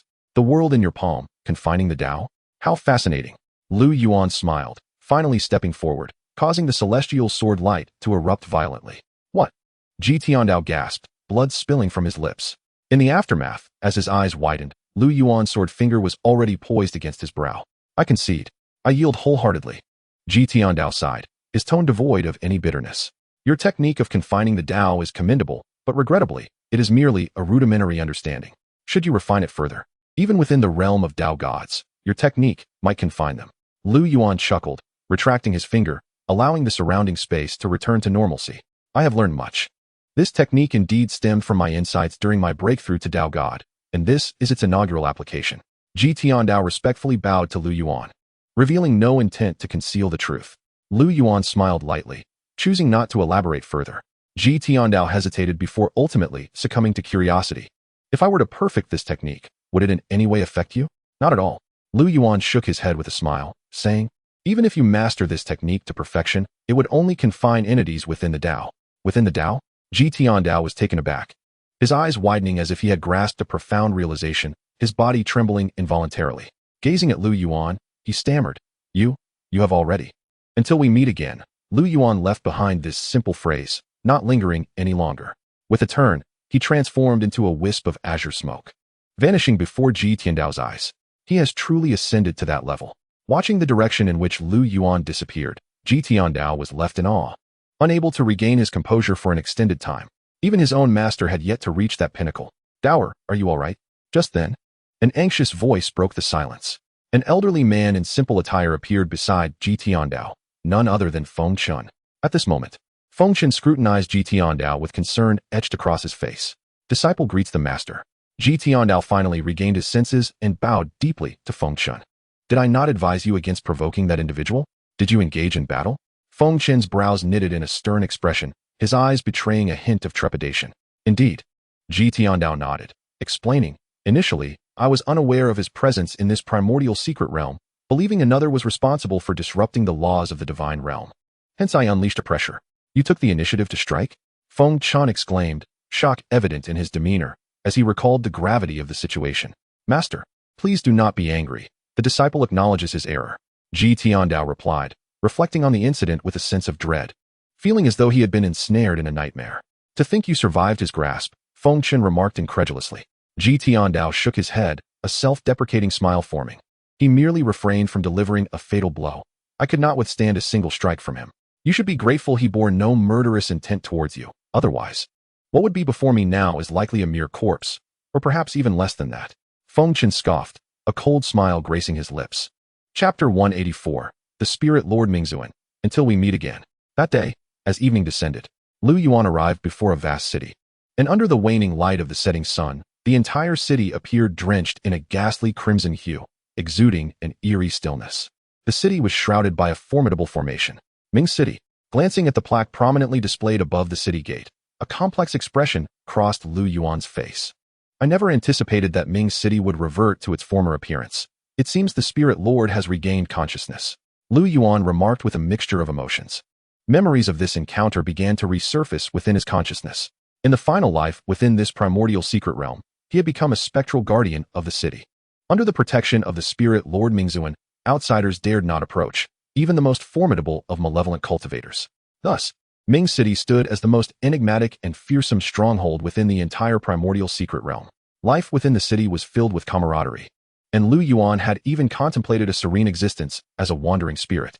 Yet, one fateful day, everything changed. The once dignified and benevolent Spirit Lord inexplicably lost control. A mere flicker of murderous intent obliterated the entire city, and Lu Yuan, along with his companions, was sent fleeing in terror. In hindsight, something must have transpired at that moment. Otherwise, how could the mighty Mingzuan lose his rationality? Lu Yuan furrowed his brow, murmuring to himself. Taking the final step, he entered the formation as if traversing into an uninhabited realm, the formation rippling not in the slightest. As he walked through the streets of the city, Lu Yuan's astonishment and curiosity deepened. The entire city was devoid of any wandering spirits. Previously, Ming City had been a gathering place for spirits, where countless souls sought refuge. Yet now, it lay desolate and forlorn. Boom. Just as Lu Yuan surveyed his surroundings, a sudden thunderous sound reverberated, shaking the very ground of the city. Lu Yuan raised his gaze, and in the depths of the city, a colossal vortex began to form above, emanating a blood-red glow, exuding an aura of malevolence and a pungent scent of blood. Kill me, kill me. At that moment, a thunderous roar reverberated through the air. Upon hearing this sound, Lu Yuan instantly recognized the identity of its source, the spirit master Ming Zun. With a swift gust of wind, Lu Yuan vanished from his original position. In the blink of an eye, he materialized in a grand plaza. Before him stood a dark crimson palace, from which a terrifying aura continuously emanated. Lu Yuan's gaze fell upon the interior of the palace, where he spotted a middle-aged man bound at the limbs. The man had disheveled white hair, donned a blood-red robe, and possessed sharp brows and crimson eyes, his bearded visage exuding an air of elegance, save for the sinister energy that surrounded him. Mastery at its pinnacle, Lu Yuan muttered, furrowing his brow. In his previous incarnation as a guardian, he lacked the ability to discern such mastery. Only now could he perceive the true extent of Ming Zun's cultivation. With such formidable prowess, it was no wonder that those unparalleled evil cultivators kept their distance from Ming City. Besides recognizing Ming Zun's cultivation level, Lu Yuan also discerned that he was now but a wisp of resentment. Moreover, he had been subjected to restrictions, which were attempting to refine him. The 4 iron chains binding Ming Zun's limbs were inscribed with ancient and mysterious runes, exuding a terrifying constraining power, such that even Ming Zun's strength could not break free. It could be said that Ming Zun was currently enduring a hellish torment. Clearly, the one who had struck was far more powerful than Ming Zun. Calmly, Lu Yuan was about to take a step forward when suddenly, he paused. Oh, he murmured, slowly lifting his gaze. Have you arrived? A slight smile graced his lips just as a voice echoed throughout the chamber. I traversed the realms of divine paths only to find such a unique soul as yours. How could I simply slay you? As the voice resounded, a figure draped in a golden cloak appeared within the great hall, directly facing Ming Zun, seemingly oblivious to Lu Yuan's presence. Truly, you are a soul worthy of my attention. 10 years have passed, yet you remain so resilient. An evil chuckle followed as the figure slowly raised his right hand, grasping the void. With a low hum, a terrifying energy enveloped Ming Zun. A force that gnawed at his very soul surged violently, causing Ming Zun's countenance to contort in agony as he emitted a series of wretched cries. In that fleeting moment, the originally crimson eyes of Ming Zun regained a flicker of clarity. Who are you and why do you do this? He roared, gritting his teeth. Who am I? You are not yet worthy to know, the figure replied with a cold smile, the power in his hand swelling once more. Today, I shall completely refine you, transforming you into one among my myriad avatars. With your addition, perhaps I shall finally breach the final barriers and ascend to that supreme realm. You may kill me, but why must you use my hand to slaughter the beings of my city? Ming Zun howled, his eyes bloodshot. He yearned to resist. Yet the iron chains binding his limbs rendered him utterly helpless. Beings? The figure scoffed. There is no reason. I merely find it amusing. Moreover, do you not think it delightful to slay them with the deity they hold dear? I will kill you. Ming Zun's fury erupted, his power surging dramatically, causing the chains that bound him to tremble violently, revealing faint cracks, a desperate struggle for freedom. The figure coldly snorted, pointing a finger, and in an instant, Ming Zun's rampaging energy was crushed, his entire aura waning. Under the youth's refining power, his soul began to grow increasingly translucent. Once I refine you, I shall undoubtedly breach the creation realm. The figure exclaimed, excitement lacing his voice. Suddenly, a voice interjected, is that so? What? The golden-cloaked figure was taken aback, spinning around. Unbeknownst to him, a young man in black attire stood outside the hall. Once again, we meet. The young man wore a cold smile, his eyes glinting with amusement. Upon catching sight of the black-clad youth, the figure appeared to witness something utterly terrifying and exclaimed, it's you. Indeed, it is I. It seems you have quite the number of avatars. This one is at the peak of the primordial stage, while another merely reaches the 4th rank of the Tao God. I wonder, do any of the others touch upon the breaking Tao or beyond Tao realms? Lu Yuan observed with an indifferent smile. How are you here? The figure stammered. Astonished. Thanks to you. Of course, Lu Yuan replied with a cold chuckle. Thanks to me? The golden-cloaked man appeared puzzled. You've never hidden from me before. Without further ado, Lu Yuan scoffed. With that, a deafening boom resonated. The youth staggered back as if struck by lightning, and the cloak that had obscured his face fell away, revealing the countenance of a striking young man. It seems that my earlier act of slaying one of your avatars to serve as a warning was indeed too lenient. Thus, today, I shall eradicate you completely. As Lu Yuan uttered those words, the entire space began to solidify. Slay me? I shall see if you possess the strength to do so. The youth huffed, unleashing a torrent of energy that surged like a tempest, causing the surrounding void to tremble. Yet the devastation only affected the palace, leaving even Ming Zun unharmed. This was because, at the moment Lu Yuan appeared, he and the youth had already transcended the original realm of existence. Observing the imposing youth, Lu Yuan chuckled derisively, his expression one of disdain. Finally, he slowly uttered, "Slay?" At the utterance of that single word, the youth's face drained of color. Within his widened eyes, a swift, piercing sword energy shot forth, instantly penetrating his brow. His entire being trembled. How is this possible? He stood frozen in place, his expression one of shock, and at the instant the sword energy invaded his brow, his soul and vitality were shattered, while the avatars scattered throughout the divine world collapsed without a moment's notice. Simultaneously, in the divine realm, on a towering peak that pierced the heavens, 9 figures sat cross-legged upon an octagonal platform, attentively listening to an elderly sage in plain robes imparting wisdom. Your 9th junior sister is currently in seclusion, pursuing her fortune. Do not lose heart. With diligent cultivation, you too shall catch up to her in due time. Feng Chun spoke to the 9 disciples, which included Tiandao. In response, the 9 nodded in agreement, their eyes reflecting not only envy but also a burgeoning resolve. Master, I have a question. A stunning woman in white interrupted, directing her gaze at Feng Chun. She was the most powerful among the 9, having reached the 9th rank of the Tao God, and was none other than their eldest sister, Lu Rian. As soon as Lu Rian spoke, Tiandao and the others held their breath, their expressions filled with curiosity toward their esteemed elder sister. What is it?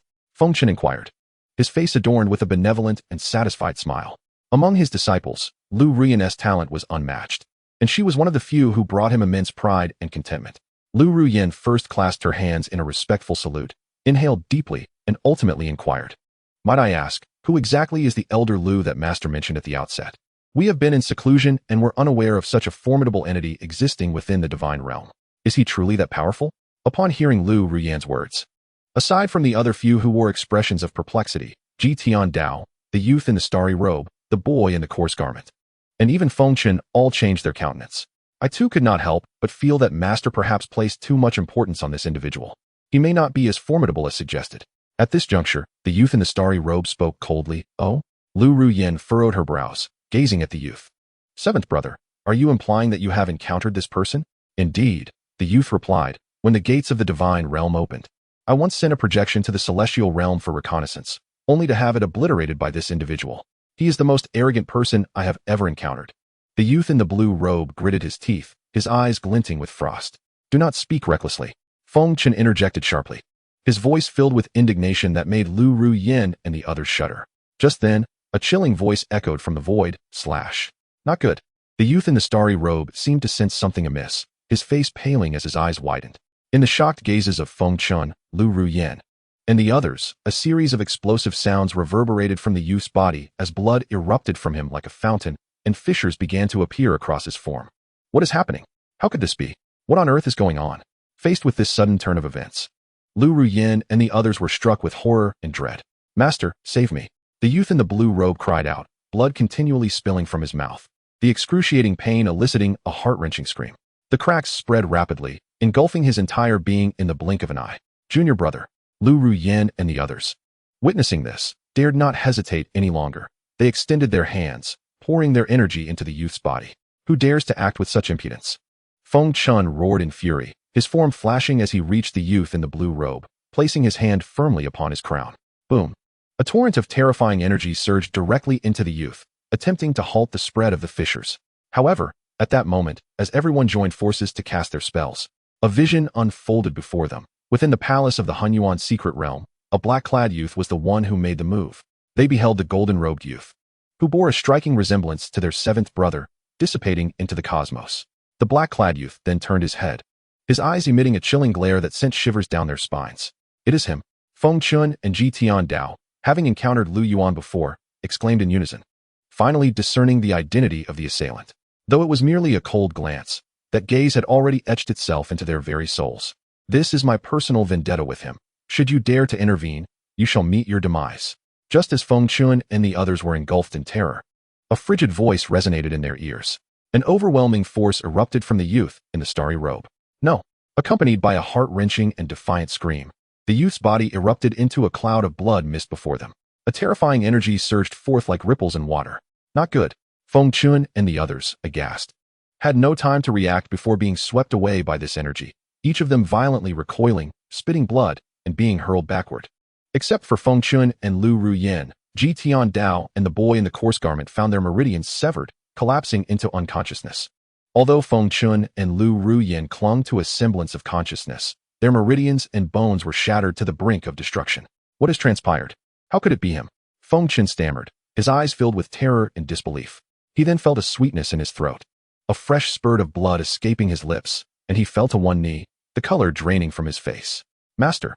Lu Ruyan cried out in alarm, clutching her chest, forcing herself to endure the pain as she rushed to aid Feng Chun. Master, who exactly is this person? Lu Ruyan inquired, her eyes equally fraught with fear. The memory of that gaze sent tremors through her soul. It seems that your seventh junior brother harbors many secrets that even I, his master, am unaware of. Feng Chun, suppressing his injuries, wiped the blood from his lips and spoke in a grave tone. Although he was oblivious to how the youth in the starry robe had offended Lu Yuan, he had sensed a remnant aura of the golden-robed youth before his disappearance. A presence belonging to the primordial realm. Chapter 186. The Monument of 10,000 Paths. Extermination, Liberation. Outside the divine realm, amidst a distant expanse of starry sky, on a desolate planet, atop a mountain peak, the entire summit was suffused with a terrifying energy. A white-haired youth in a starry robe sat cross-legged upon a smooth platform, his eyes closed. Swish, swish, swish. Shadows flickered like phantoms from the void, continuously entering the youth's body, his aura surging at a terrifying pace.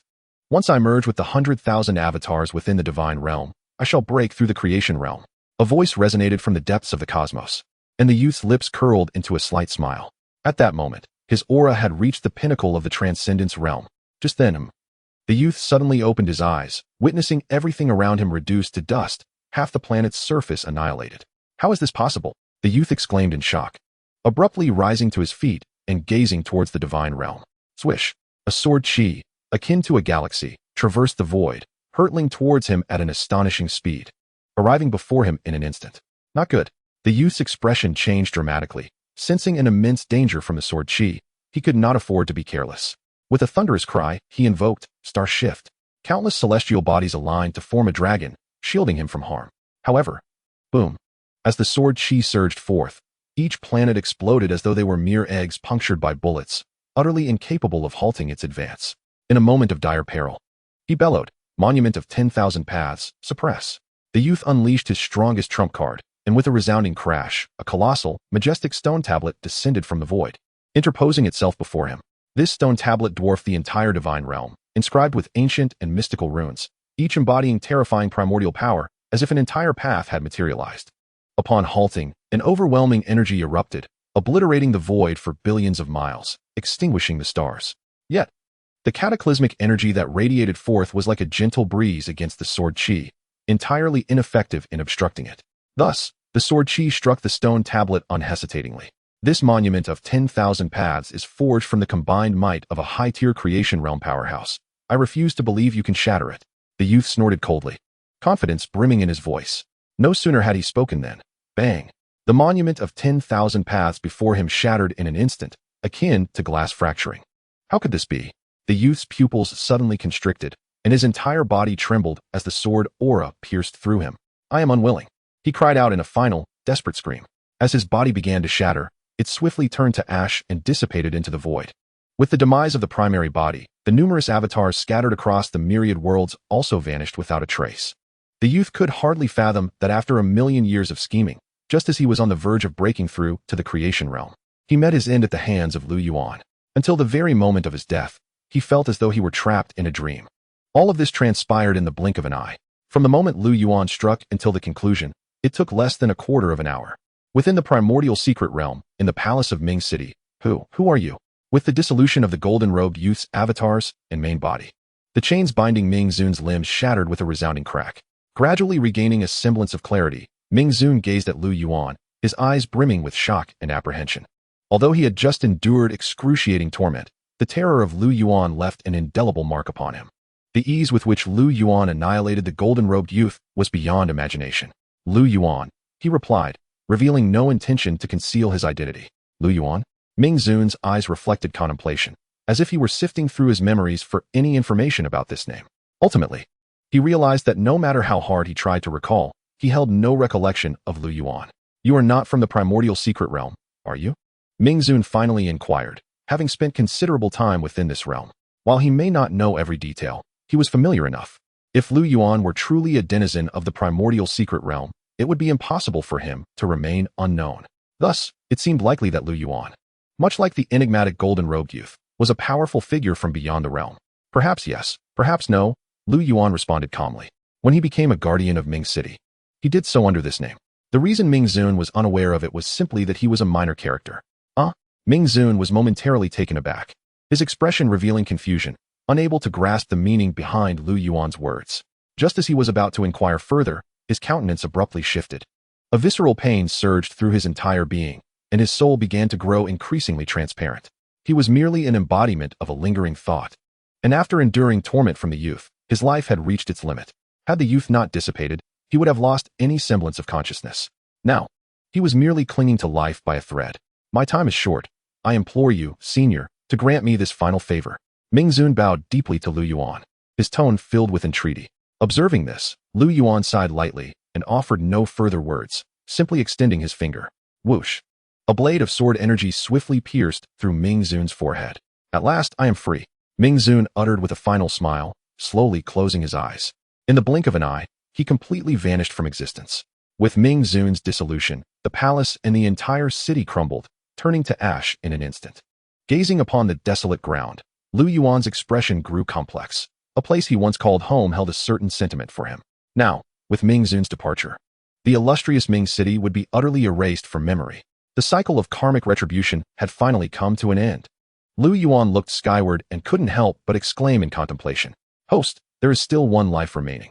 At that moment, the system couldn't contain its reminder. Lu Yuan was momentarily startled, then smiled and replied, Are you referring to Qingxi's life? It has not yet reached 100 days since I tormented them.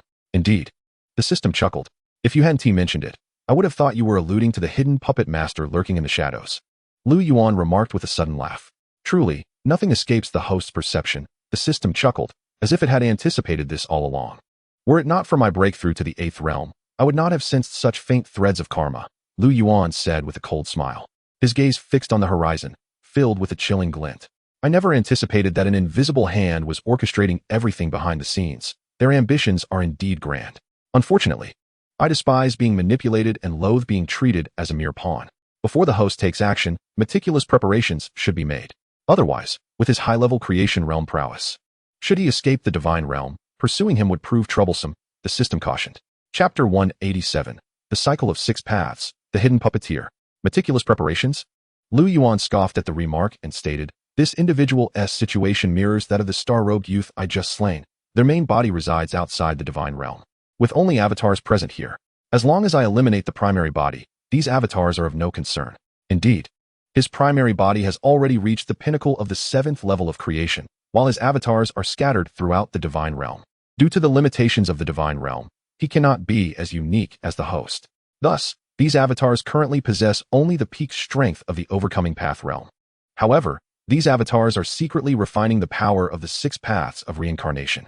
Once fully refined, the avatars will instantly break through to the creation realm. When they merge with the primary body, his power will surge to the 8th realm, the system elaborated. The power of the 6 paths of reincarnation? Lu Yuan furrowed his brow, a hint of confusion in his eyes. The so-called 6 paths refer to the heavenly path, human path, Azura path, hungry ghost path, animal path, and hell path. The power of the 6 paths of reincarnation is the very essence that governs the operation of the divine realm. The system explained further, adding, The host should be able to sense that within your 100 cycles of reincarnation, shadows of the heavenly path, human path, animal path, and hell path are present. Indeed, had I not broken through to the 8th level of creation, I would not have sensed this. It appears this individual has already secretly erased the karmic ties between us. Lu Yuan nodded, his eyes flickering with icy intensity. The hell path represents the karmic ties from my 3 lives as a wandering soul within the primordial secret realm. But what about the Azura path and hungry ghost path? I seem to have no connection with them in my 100 cycles of reincarnation. Lu Yuan furrowed his brow again. If the host could gather all 6 paths of reincarnation, it would be immensely beneficial for him. However, the host's 100 cycles of reincarnation result from the system's influence. It is beyond his capacity to intervene or affect. His interference is limited to matters following the host's reincarnation, the system retorted coldly. Then, are we not still missing 2 paths? These 2 paths of reincarnation should not pose a challenge for him. The key is the host. Only the host can occupy 4 paths of reincarnation in the entire divine realm at once.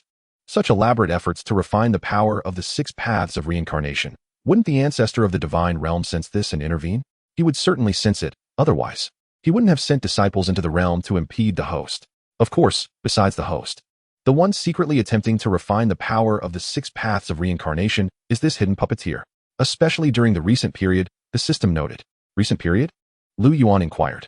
It refers to the time when the host opened the reincarnation vortex, allowing those vengeful spirits to seek retribution and liberation, the system clarified. Because this time, the host directly interfered with the reincarnation process, it stirred the ancestor of the divine realm. Even if that individual is in seclusion, he will not remain indifferent. Moreover, this interference has provided the hidden puppeteer with an opportunity to refine the power of the 6 paths of reincarnation, the system concluded. Although Lu Yuan sensed the connection between himself and the unseen hand behind the scenes, he did not possess the clarity that the system did. It was only after listening to the system's explanation that Lu Yuan fully grasped the sequence of events. Unable to dictate the cause, yet capable of influencing the outcome. Indeed, this individual was inexorably linked to my tragic cycles across countless lifetimes. They even wished to harness my power to refine the divine path world. I must eliminate them. Lu Yuan's lips curled into a cold smile, his eyes radiating a chilling murderous intent. According to the current pace of this individual, within half a year, they would completely refine the power of the 6 paths of reincarnation, at which point the fate of the entire divine path world would lie firmly within their grasp. The system spoke once more. Half a year is more than sufficient for me, Lu Yuan replied with a sneer. Since this person has reached the advanced stage of the creation path's 7th realm, it would not be as simple as slaying the star-robed youth. Fortunately, he could now sense the aura of the hidden figure, and through this aura of causality, he could perceive the existence of the main body. As long as he could eliminate the main body within these 6 months, the clone would pose no threat. Indeed, since this individual intends to refine the divine path world, their main body cannot be far from it. The system continued, then inquired, Host, when shall we set forth? This individual is currently watching your every move from the shadows.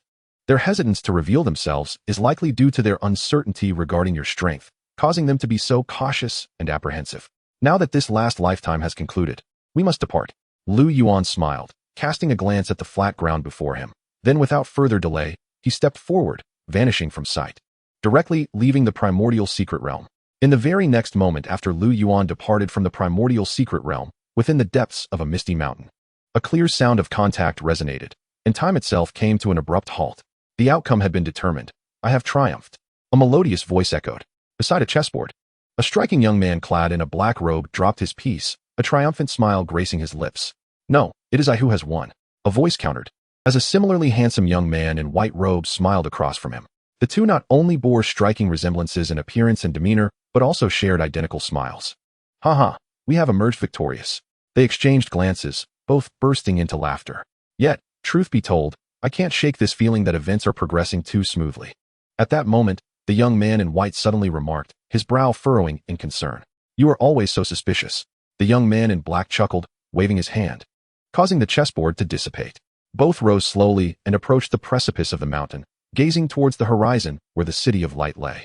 How can ghosts and gods be compared to me? The young man in white commented with a laugh. Since this individual has departed, it indicates he has not discovered us. So why should we worry? Replied the young man in black. Caution ensures longevity. This person's presence is akin to a thorn lodged in my throat. The young man in white frowned, his eyes glimmering with cold light. The young man in black chuckled, saying, we indeed share this sentiment. They exchanged glances, both discerning the understanding in each other's eyes. However, this individual has undergone countless reincarnations, and in this lifetime has experienced a sudden surge in power. Even you and I cannot fathom his cultivation. He is most likely an outsider of significant strength.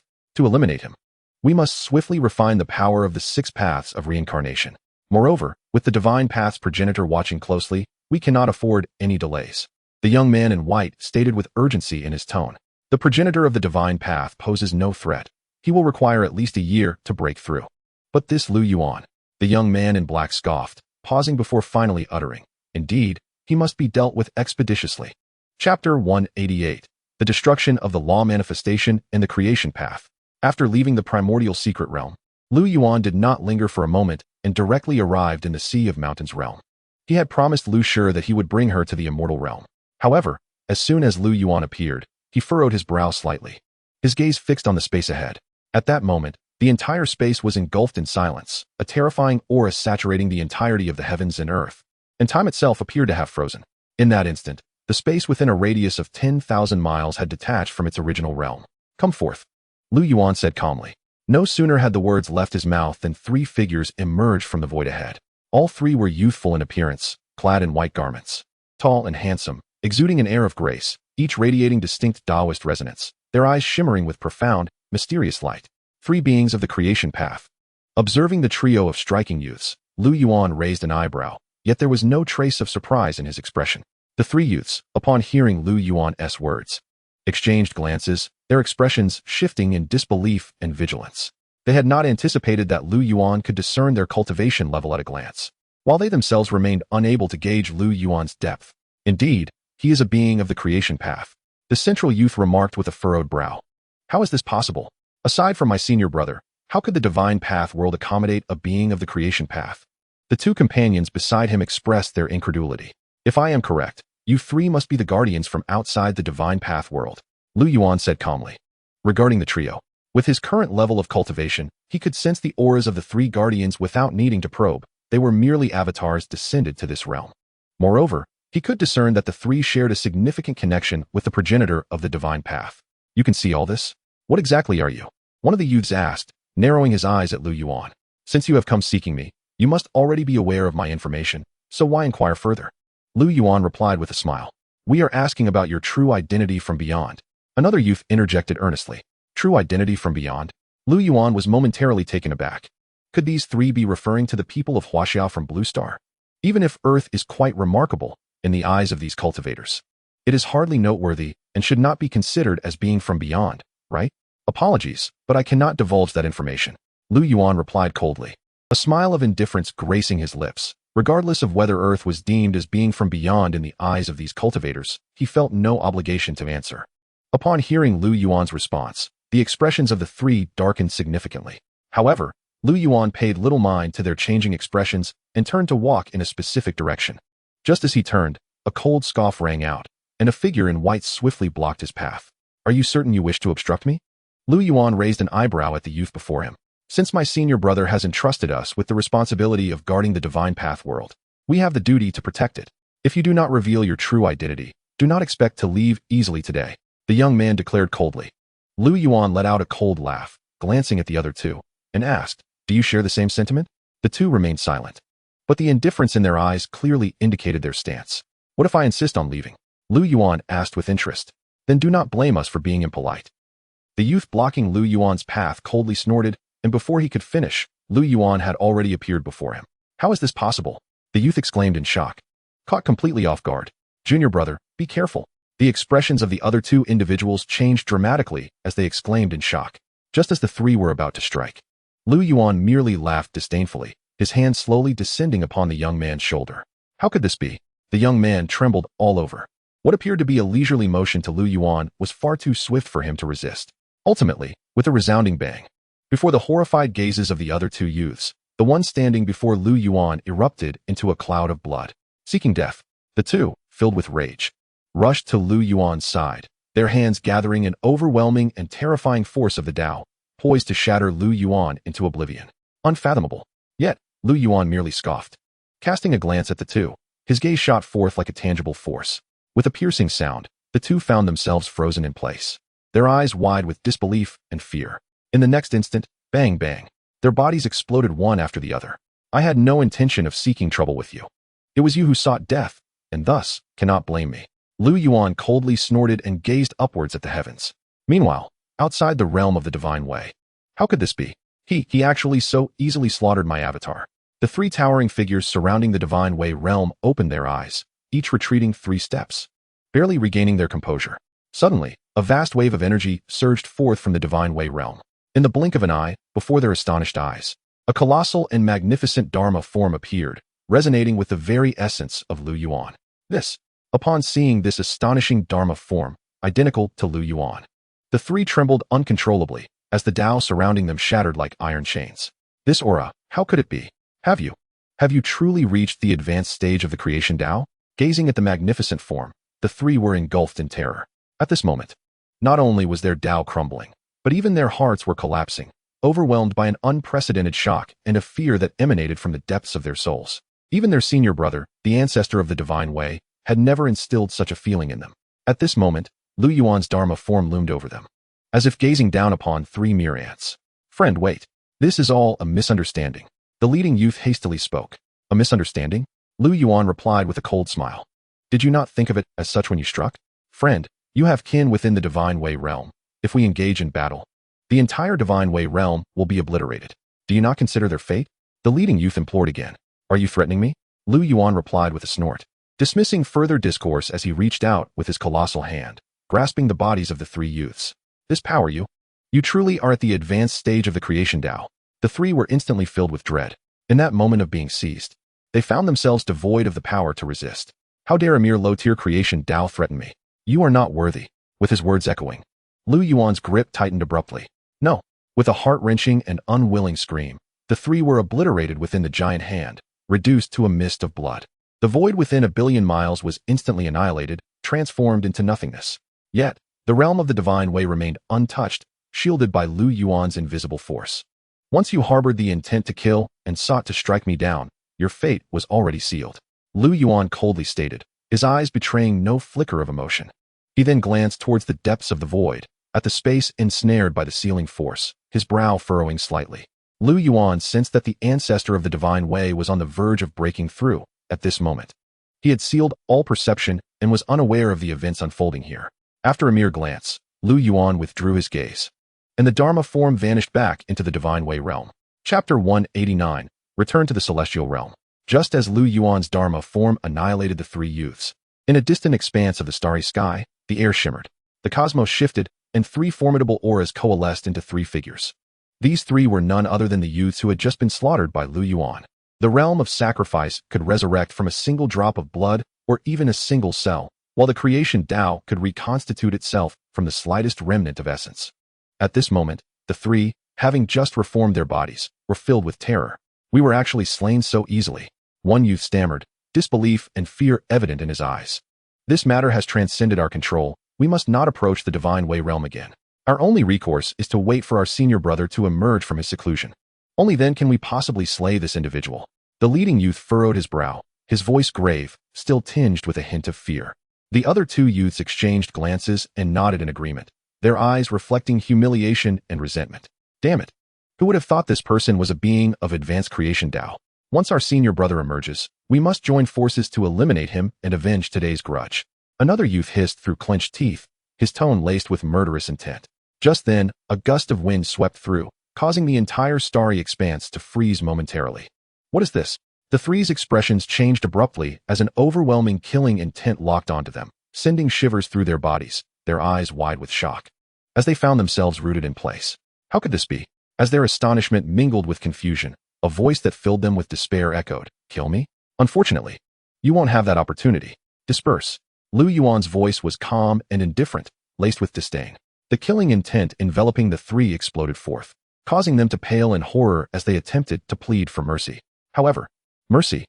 They could only utter a single word before their bodies began to disintegrate, vanishing into nothingness in the blink of an eye. With the final remnants of their essence dissipated, it signified the complete demise of three beings of the creation Tao level. In truth, Lu Yuan had no desire to kill these three youths, but they had continuously harbored murderous intent towards him. Those who kill are invariably killed. Lu Yuan would not show mercy. The slaying of the three posed no impact on him whatsoever. At this moment, he found himself atop a mountain peak. Upon his arrival, Lu Yuan beheld a woman in white seated before a wooden cabin, her eyes closed in meditation, alongside an elder. They were none other than Lu Shi and the Tao Master. The Tao Master's expression shifted as if he sensed something, and he immediately turned his gaze towards Lu Yuan. Senior. Upon recognizing Lu Yuan's visage, the Tao Master was momentarily startled before sighing in relief. He swiftly approached Lu Yuan, bowing respectfully. "I pay my respects to you, senior." "There's no need for such formalities," Lu Yuan replied nonchalantly. He then turned his attention to Lu Shi, a gentle smile gracing his face as he murmured, "I never expected that little Shi has already broken through to the celestial god realm. Indeed, after avenging her great grievance, Shi has encountered no bottleneck. Her progress has been nothing short of astonishing." The Tao Master replied with a smile, his eyes filled with satisfaction and pride. "Given the circumstances, it will be 3 days before Xiao Shi awakens. After her awakening, I must trouble you to escort her to the Lu family in the celestial realm." At this moment, Lu Yuan added another remark. The Lu family in the celestial realm? Dao Fuzi was momentarily taken aback, as if a realization dawned upon him. And he could not help but inquire, "Are you referring to the esteemed Lu family, the foremost lineage of the Yuan immortal domain?" He had traversed every small world within the divine path realm, and had heard of various sects and families of some repute within those realms. Indeed, Lu Yuan nodded affirmatively. The elder then suddenly understood. It turned out that Lu Yuan was indeed associated with the Lu family of the celestial realm. After a brief pause, Dao Fuzi could not contain himself and remarked, "Senior, during your absence, Shi has been quite concerned about you. Whenever you are mentioned, her eyes brim with anticipation. It is evident that she is waiting for you. Why not wait a few more days?" "Well," Lu Yuan furrowed his brow slightly, glancing at Lu Shi, who was practicing not far away, revealing a hint of hesitation in his gaze. He had originally intended to take Lu Shi to the Lu family immediately upon his arrival and then depart from the divine path realm. But he had not anticipated that Lu Shi had already entered her training. With both his and Dao Fuzi's strength, they could easily whisk Lu Shi away to the Lu family with a mere gesture. However, that would lack significance, as Lu Shi ultimately would not have seen Lu Yuan. "I should not say this, but Shi has indeed waited far too long." Dao Fuzi sighed again, looking at Lu Shi with eyes full of compassion. He truly did not wish to witness Lu Shi's disappointed expression again. Upon hearing Dao Fuzi's words, Lu Yuan felt a slight tremor in his heart and smiled. "You are right. I have been remiss in my considerations. I should not be untrue to my word. Having given her hope, I must fulfill my promise. I thank you on behalf of Shi." As Dao Fuzi prepared to bow in gratitude to Lu Yuan hurriedly stopped him, laughing, "That should be my sentiment. You are a splendid mentor." 4 days later, on a clear morning in the celestial realm of the Yuan immortal domain, a vast expanse of mountains loomed above. Suddenly, a resonance echoed through the void, and 3 figures emerged from the ether. "Is this truly the celestial realm?" Lu Shi exclaimed, her eyes filled with astonishment, excitement, and curiosity as she surveyed the world before her. "Indeed, this is the Yuan immortal domain, one of many celestial realms," Lu Yuan replied with a smile. "The Yuan immortal domain is the place of your birth in your previous life?" Lu Shi inquired. Lu Yuan nodded with a smile, "Indeed. Come. Beyond this mountain range lies Xian City, the home of the Lu family." Just as the trio was about to set forth, an earth-shattering rumble erupted from deep within the mountains, causing the very ground to tremble violently. A terrifying shockwave surged forth, seemingly poised to engulf Lu Yuan and the others. "I shall handle this," Lu Shi declared with a cold huff. A sound akin to a sword's cry emanating as the formidable shockwave was shattered by a beam of sword light.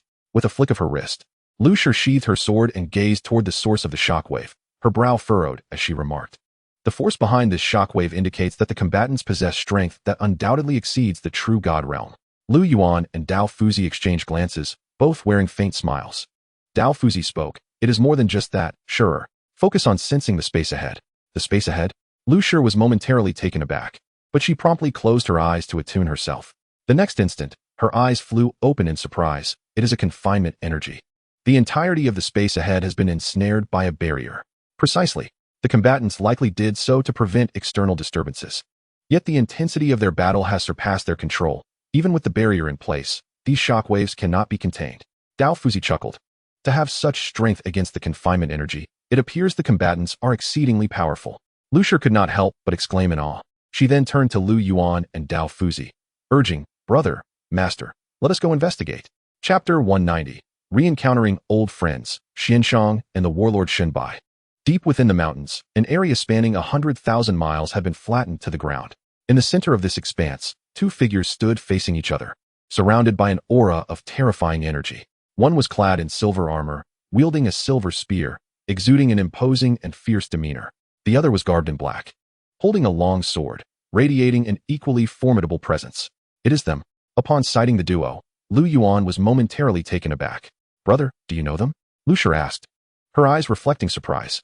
"Consider them old acquaintances," Lu Yuan replied, his gaze fixed upon the 2 before him. "Old acquaintances?" Lu Shi's curiosity was piqued, but she refrained from further questioning. instead marveling at the two confronting figures in midair, exclaiming, "What overwhelming presence!" Indeed, while both are at the pinnacle of the celestial god realm, their auras transcend that of mere celestial gods. Dao Fuzi noted. The trio's appearance went unnoticed by the combatants, who were solely focused on one another. "Xianxiang, is this truly all you are capable of?"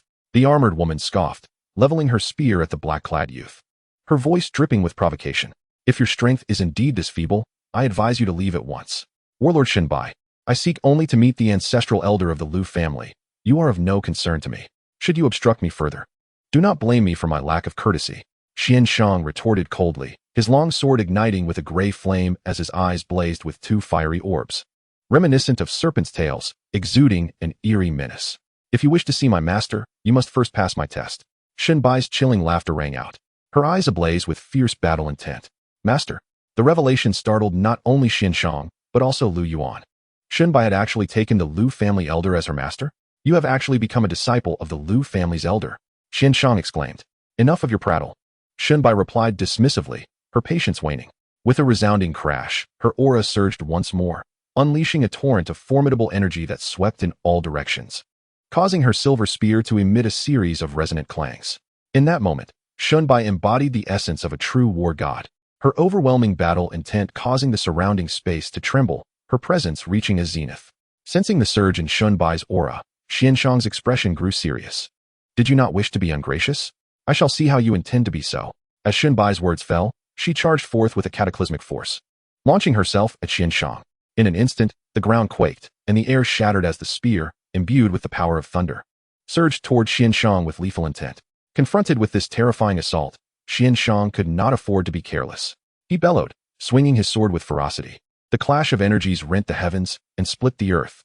The two weapons, sword and spear, collided with a thunderous roar, causing the world to fall silent for a heartbeat before erupting into chaos.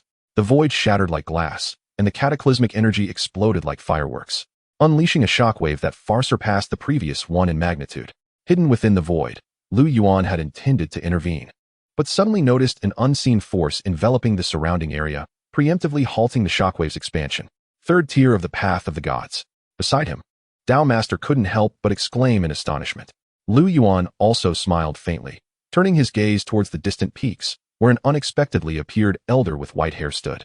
"Master, do you mean that elder who suddenly appeared is a Dao God realm powerhouse?" Lu Shi's eyes widened in disbelief, her face a mask of astonishment. First, there were two celestial realm experts, and now, an existence rivaling the heavenly Dao had appeared. Are the cultivators of the immortal realm truly this formidable? Dao Master nodded, his eyes reflecting his own surprise. Soon, he sensed something, glancing towards Lu Yuan. "Indeed, he is the ancestral elder of the Lu family," Lu Yuan replied directly, smiling without reservation. However, he had not anticipated that the elder had actually achieved a breakthrough to the third tier of the Dao God realm. This speed of advancement had exceeded his expectations. Ancestral elder. Lu Shi's eyes widened even further. At that moment, a thunderous explosion echoed once more, sending both King Shenbai and Xianxiang flying backward. After traveling 10 miles, they finally came to a halt. Both of their faces were pale, yet their fighting spirit burned brighter than ever. "Master, ancestral elder, I have something to discuss with you." The two noticed Lu Yuan and immediately called out. But Lu Yuan waved his hand and chuckled. "We can talk after the battle. I shall not disappoint Master S expectations." King Shenbai immediately responded, charging once again at Xianxiang. The air was filled with the resounding booms of their clash, as terrifying energy ravaged the entire world. Had not Xiao Ning and the others still been in seclusion, it would have been a fitting sight for them to witness the battle of the strong. Lu Yuan observed the intensifying conflict with a faint smile. "Ancestral elder." At that moment, a voice rang out, and several figures appeared behind Lu Yuan. It was Lu Tian and Lu Fan, along with other members of the Lu family. Upon their arrival, they were instantly captivated by the fierce battle unfolding before them, their eyes wide with astonishment. "It's King Shenbai. She is fighting Xianxiang. I never imagined that Xianxiang's strength would be so terrifying." Recognizing the two combatants, everyone was overwhelmed by the immense power they displayed.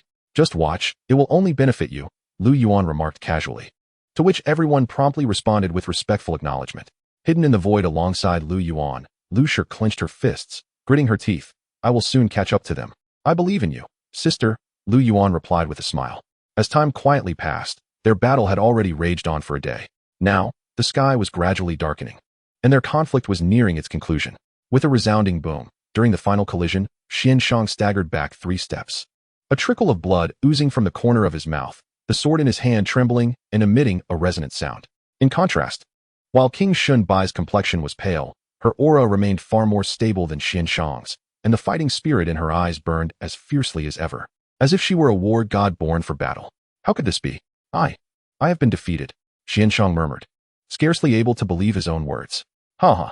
Excellent, you truly are my exceptional disciple. A hearty laugh erupted as Lu Yuan approached King Shunbai. Master. King Shunbai began to bow in respect, but Lu Yuan halted her with a hand. There's no need for that, he said with a smile. His eyes filled with satisfaction as he regarded the young woman before him. Chapter 191. The Change of Su Yuan, Sovereign Huatian Emperor. In front of the flat ground, atop that mountain peak, King Shunbai is truly remarkable. No wonder she is known as the war god of the spirit realm. What war god? She is a disciple of the ancestral elder. Lu Tian and the other high-ranking members of the Lu family spoke to King Shunbai with admiration and a hint of flattery. Remarkably, King Shunbai had only become the ancestral elder's disciple 3 days prior. Originally, she had come to spar with Lu Yuan, but he was not home. Coincidentally, their ancestral elder had just emerged from seclusion. After just one exchange, King Shunbai found herself defeated. The elder, recognizing her extraordinary talent, expressed a desire to take her as a disciple, and she readily agreed. You are all too polite. In response to their compliments, King Shunbai smiled in return. What, King Shunbai? You should all call me senior sister. At this moment, Lu Yuan shot a stern glance at everyone, offering a reminder. Senior sister? The group was momentarily taken aback. What? Ancestral elder, I have guided you. But have any of you truly taken on a master? Only King Shunbai has performed the formalities of apprenticeship, so calling her senior sister is hardly a slight against you. Lu Yuan snorted. How could that be? King Shunbai, oh no, senior sister's talent and strength far exceed our own. It is only appropriate we address her as senior sister. Lu Fan was the first to speak up, directly bowing to King Shunbai with a gesture of respect, saying, I pay my respects to senior sister. I pay my respects to senior sister. Seeing Lu Fan take the lead, Lu Tian and the others wasted no time in bowing to her as well. Their tones devoid of resentment, instead filled with admiration. This, King Shunbai was momentarily taken aback, about to say something when Lu Yuan interjected, chuckling, disciple. This is merely etiquette, accept their respect. King Shunbai found herself momentarily dazed. She had initially come to spar with Lu Yuan, never imagining she would inadvertently become a disciple of the Lu family's ancestral elder. Of course, the elder's strength had also won her complete respect. All right, all my junior brothers, please rise. King Shunbai helped each of them to their feet. Now, it's time to discuss other matters, Lu Yuan said with a smile. Then turned his gaze to the black-clad youth hovering opposite him, speaking coolly, Speak, what brings you to me? Xianxiang first performed a respectful bow to Lu Yuan, pausing for a moment to glance at everyone, his eyes revealing a hint of hesitation. They are all members of the Lu family. There is nothing you cannot say. If you choose to remain silent, I shall take my leave, Lu Yuan said, frowning as he spoke coldly. Seeing this, Xianxiang ceased to hesitate, ultimately stating, Ancestral Elder Lu must have heard of Su Yuan, correct? Su Yuan. Lu Yuan's expression shifted slightly, a hint of gravity entering his gaze. He was indeed aware of it, for it was one of the 3 great forbidden zones in the entire immortal realm, perpetually filled with corrosive energy. Even an immortal emperor would have no escape upon entering. What has happened in Su Yuan? Lu Yuan inquired, his brow furrowing.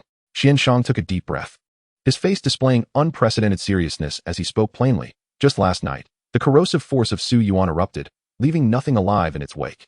Moreover, a host of mysterious and terrifying cultivators emerged from within, killing anyone they encountered, their power surpassing even that of true divine realm experts. Although the sovereign has managed to contain the spread of the corrosive force, many of those bizarre cultivators have already infiltrated the immortal realm. I have come to convey this news to you on behalf of the sovereign. Naturally, the sovereign hopes you can take action to eradicate these strange cultivators. Upon hearing Xianxiang's explanation, not only Lu Yuan but everyone else also changed their expressions, shock evident on their faces. The corrosive force of Su Yuan has erupted? I thought it was bound by the power of the heavenly Tao. How could it possibly erupt? Silence. Lu Yuan finally commanded in a deep voice. And only then did the crowd quiet down. He fixed his gaze intently on Xianxiang.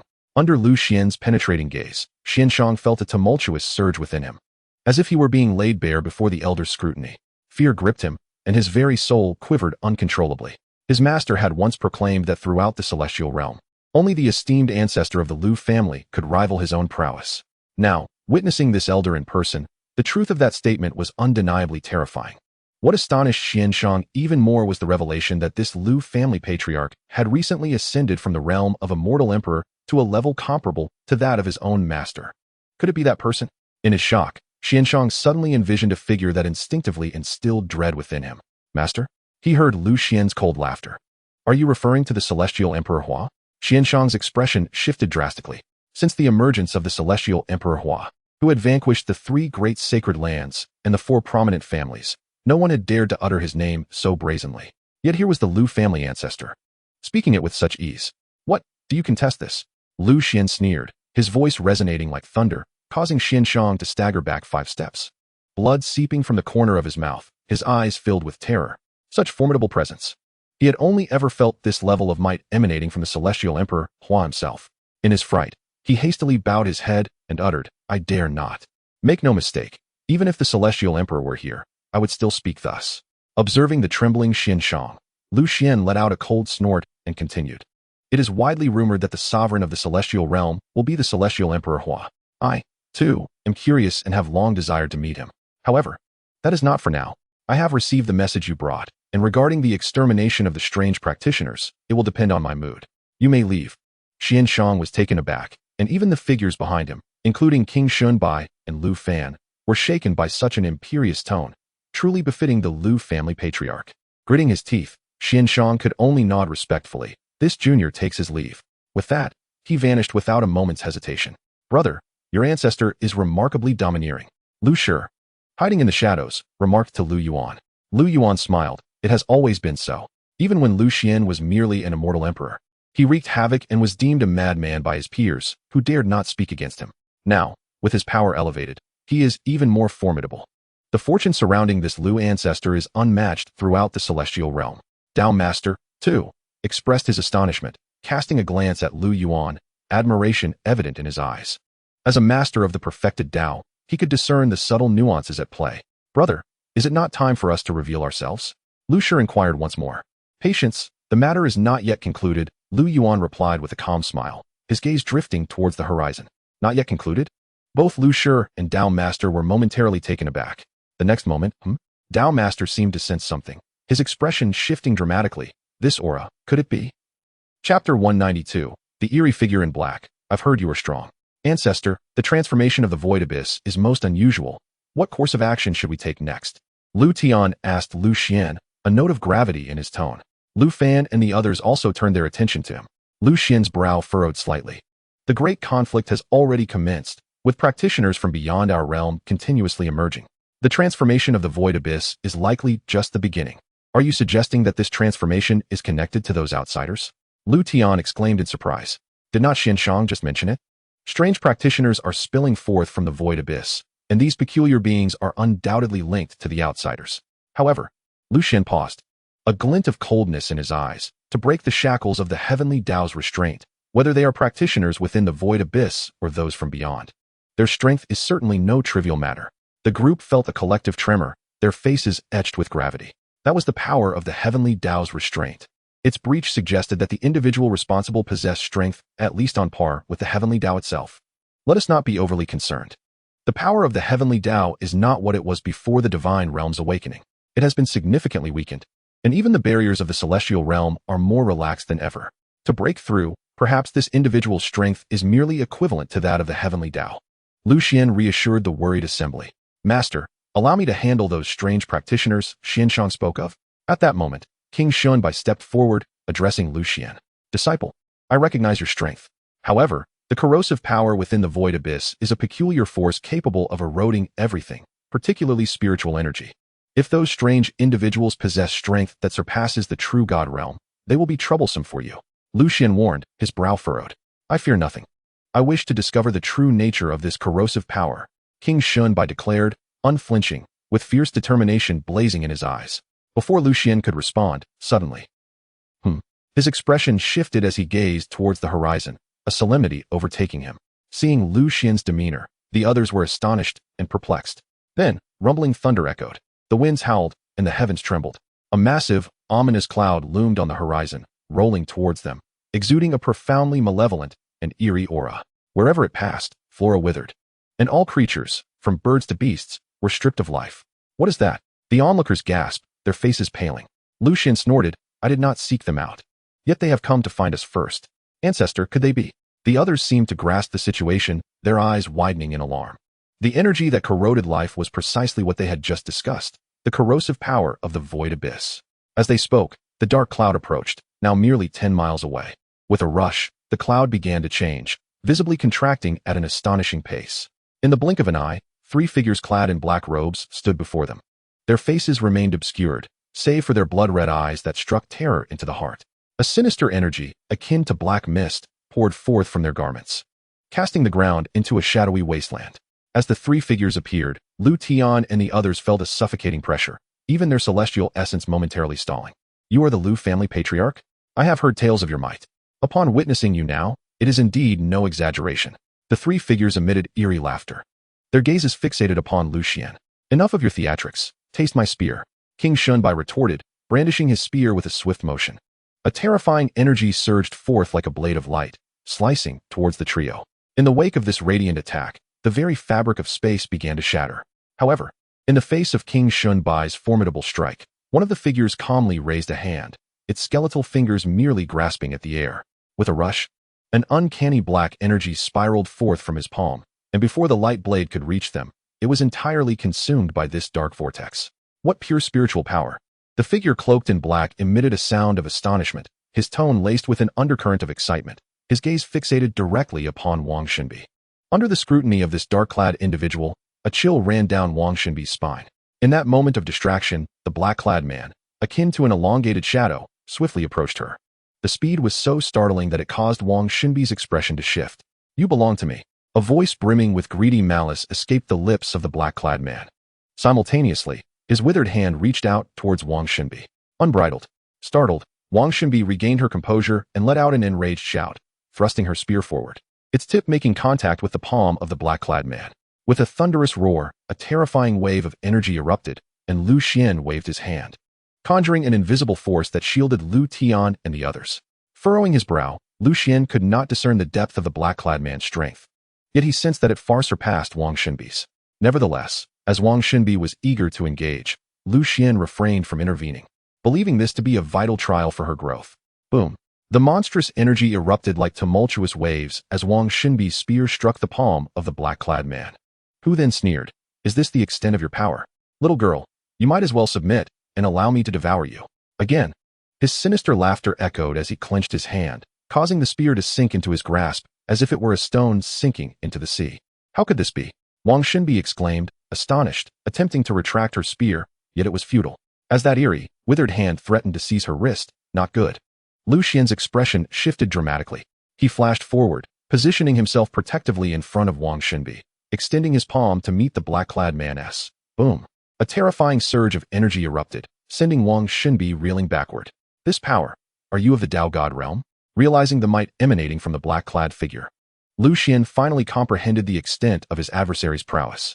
A mere first-tier Tao God dares to harm my disciple. With a hint of surprise, Lu Xian scoffed, channeling his strength. Boom! A vast torrent of energy erupted like a volcano, instantly propelling the black-clad man away, where he was caught by 2 other figures clad in black. You alone cannot contend with him. Then let us unite.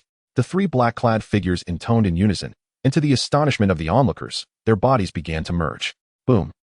At the moment of their fusion, a cataclysmic wave of energy erupted, shattering the surrounding void as if it were glass. Not good. Lu Xian's countenance darkened, and he was forced back by the overwhelming force. Behind him, Wang Xinbi and the others were violently jolted, some spitting blood and others falling unconscious. Before Lu Xian could react, the black-clad figure had already approached him. Chapter 193, Breakthrough and Counterattack. Erosion. A cold, indifferent voice escaped the lips of the black-clad man. In an instant, black energy enveloped Lu Xian like a whirlwind. Under this energy, even the principles of the great Tao seemed susceptible to erosion. In that moment, Lu Xian felt the flow of blood within him stagnate, yet as a third-tier Tao God, he would not allow himself to be easily overpowered. Break! With a cold snort, he unleashed the power of the great Tao, a formidable force radiating outward in a circular wave. However, when the power of the great Tao met the black energy, the space first tore apart, only to have the black energy devour the Tao forces like a bottomless pit, relentlessly advancing towards Lu Xian. Is this the corruptive force of the void abyss? Realizing the nature of this energy, Lu Xian's brow furrowed, his expression darkening. Master, Ancestor. Wang Xunbi and the others cried out in alarm at the sight, their faces paling with dread. They rushed forward but were swiftly halted by Lu Xian. Stay back. He cannot harm me. Is that so? My power of the void abyss is the nemesis of the heavenly Tao, capable of eroding all Tao forces. Do you truly believe a mere third-tier Tao god can stop me? How laughable. The black-clad man cackled malevolently, lifting his hand as the energy enveloping Lu Xian surged once more, eroding the very fabric of space. Brother, are we just going to stand by? Lu Shi glanced at Lu Xian, unable to suppress her concern. Even from a distance, she could feel the terrifying nature of that black energy. Even the Tao master beside her wore a grave expression. The corrosive force unleashed by the black-clad man could likely only be resisted by those above the sacrificial Tao realm. Given that Lu Xian was merely a third-tier Tao god, if this continued, he would undoubtedly succumb to the corruption. Yet Lu Xian chuckled dismissively. The ancestor will resolve this. What? Taken aback by Lu Xian's unwavering confidence, Lu Shi turned to the Tao master, who merely shook his head, signaling her to refrain from further inquiries. Boom. Amid their conversation, a powerful wave of energy rippled through the air. Lu Shi quickly turned to witness a startling sight. Lu Xian was radiating a brilliant golden light. Akin to a blazing sun, the black energy surrounding him beginning to tremble violently. How is this possible? The black-clad man exclaimed in shock, intensifying his grip on the energy. Just then, bang. The golden energy erupted like fireworks, instantly dispersing the surrounding black energy. Not good.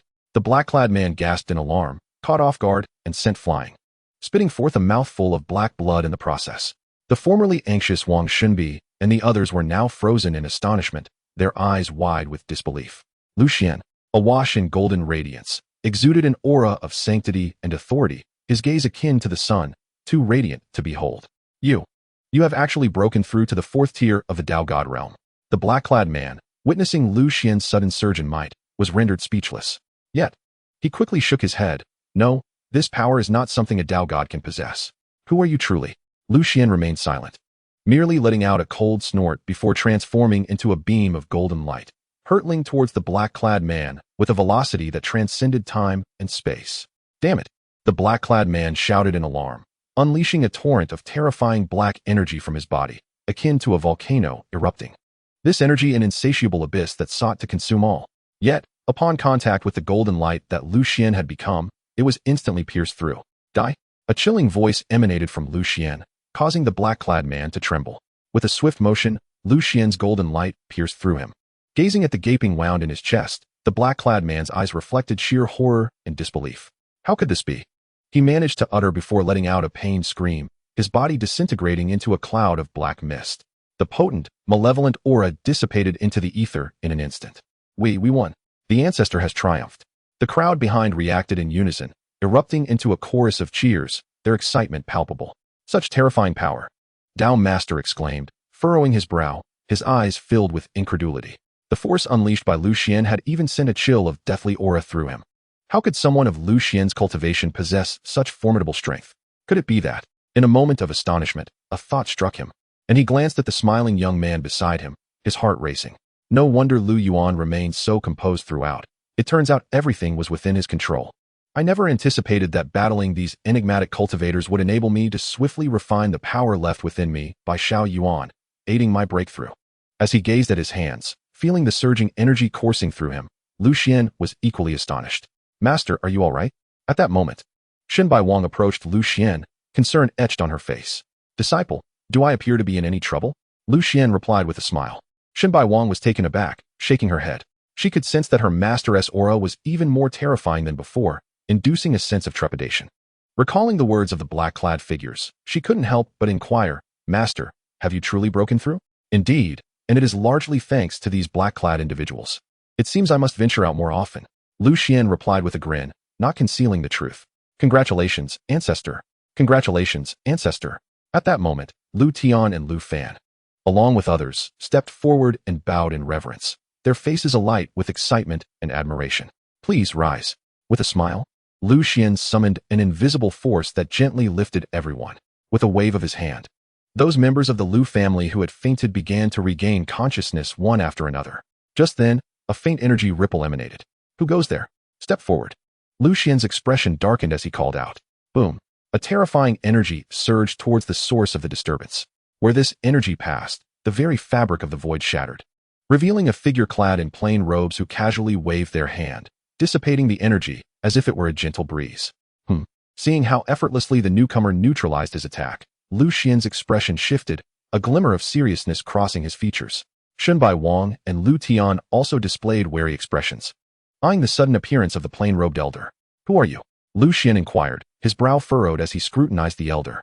He could not discern the elder's cultivation level, yet the aura emanating from him felt far more formidable than that of the previous 3 black-clad individuals. The elder remained silent, respectfully stepping aside. Subsequently, under the watchful gazes of the crowd, a pair of young men and women gradually emerged from the void. Chapter 194, Master of the Void Abyss, a casual visit. Meanwhile, deep within the void abyss, atop a mountain peak, a handsome young man with long hair cascading down his shoulders sat cross-legged. His face was chiseled and sharp, with sword-like brows, draped in a black robe, exuding a dense, ink-like black energy. Suddenly, the young man opened his eyes, as if sensing something, and the void around him began to tear apart. "They are all dead," he murmured, frowning, a flicker of surprise flashing in his profound gaze. The corrosive force surrounding him surged, instantly reducing the flora within 1,000 miles to ash. He then rose slowly, causing the mountain to tremble and fracture. "I must see who possesses the ability to annihilate my carefully nurtured disciples." The young man smirked coldly, taking a step forward, shattering the space beneath his feet as if it were glass, and in the blink of an eye, he reached the boundary of the void abyss. With a whoosh, as the young man appeared, chains of laws formed from the power of the heavenly Tao erupted from the ground, intertwining to create a wall of shimmering, ethereal light. "Do you believe mere heavenly Tao power can impede my progress?" "Laughable." The young man scoffed, his tone laced with disdain. He pointed his fingers like a sword, casually sweeping them, and with a rush, a black sword light composed of corrosive energy swept forth. The wall formed by the chains of laws trembled before exploding into starlight. The sword light, undeterred, sought to eradicate all in its path. However, after traversing 100 miles, it was met by an invisible wall of energy. Boom! The space shattered. The sword aura dissipated, and the energy wall bore cracks. "Oh!" The young man raised an eyebrow, surprise flickering in his eyes. He had not anticipated that someone had set up a binding formation beyond the void abyss. This individual possessed considerable strength. With a smile, he spoke, and from the formation's front stepped forth a handsome young man clad in white. The young man, with long hair flowing like a waterfall, radiated a profound aura. Upon his arrival, the entire space fell into a hushed silence. "Are you the new heavenly Tao?" The black-robed youth remarked coolly, observing the white-clad young man. The prior heavenly Tao's power had been set by Su Ming, a figure he knew well. He was certainly not this young man before him. "Indeed, I am the heavenly Tao, and you must be the master of the void abyss." Ji Tiandao replied, equally cold. He had sensed the strength of the youth the moment he made a move. However, Ji Tiandao did not expect that the master of the void abyss would be a formidable being at the Tao God realm. The tales of the uncertainties in the immortal realm were evidently true. Ji Tiandao furrowed his brow, contemplating. "What master of the void abyss? This abyss is named after me. I am the void abyss." The black-robed youth spread his arms in a mocking gesture, a playful smile crossing his face as he regarded Ji Tiandao. "A mere Tao god of the first tier thinks he can obstruct my path. Do you know how much power I utilized in that last strike?" Ji Tiandao remained silent. His brow knitted, yet he could sense the terror emanating from the individual before him. "Not even 1/10. The master of the void abyss replied with an eerie smile. Such excessive prattle, Ji Tiandao huffed, flipping his hand to grasp a long sword firmly. "Since you seek death, I shall oblige. It is worth noting that many have perished at my hands." The master of the void abyss's lips curled into a smirk, his figure already vanishing from sight. Meanwhile, within the Lu family, the joyous celebration continued due to Lu Yuan's return. At this moment, atop the mountain where Lu Yuan stood, "What? Xiao Yuan, you're leaving just after returning?" At Lu Yuan's words, Zhou Lian, Lu Fan, and Lu Xian were all astonished and perplexed. Lu Yuan nodded, addressing his reluctant father and mother. "I apologize, but I have some matters to attend to. I initially intended to resolve everything before returning, but due to Xiao Shi, I brought her back to the Lu family. I hope you can take good care of her for the next 3 months at most, and I will return." "Have you truly made up your mind?" Lu Fan inquired. "Yes," Lu Yuan affirmed with a nod. Lu Fan and Zhou Lian exchanged glances, understanding each other's sentiments. And with a resigned sigh, Zhou Lian grasped Lu Yuan's hand, saying, "In that case, go swiftly and return promptly. Since Xiao Shi is your sister, she is naturally our daughter as well. Rest assured, with us here, she will not suffer any grievances." "All right," Lu Yuan nodded with a smile. Upon learning that Lu Shi was Lu Yuan's adopted sister from the Shanghai realm, Lu Tian and others took her to introduce her to the Lu family members. At this moment, Dao Master was the only one present. Lu Yuan cast another glance at Dao Master, who smiled reassuringly. Rest assured, old man will always be by her side, urging her to cultivate. Xiao Yuan, come here for a moment. At that moment, Lu Xian hastily gestured to Lu Yuan.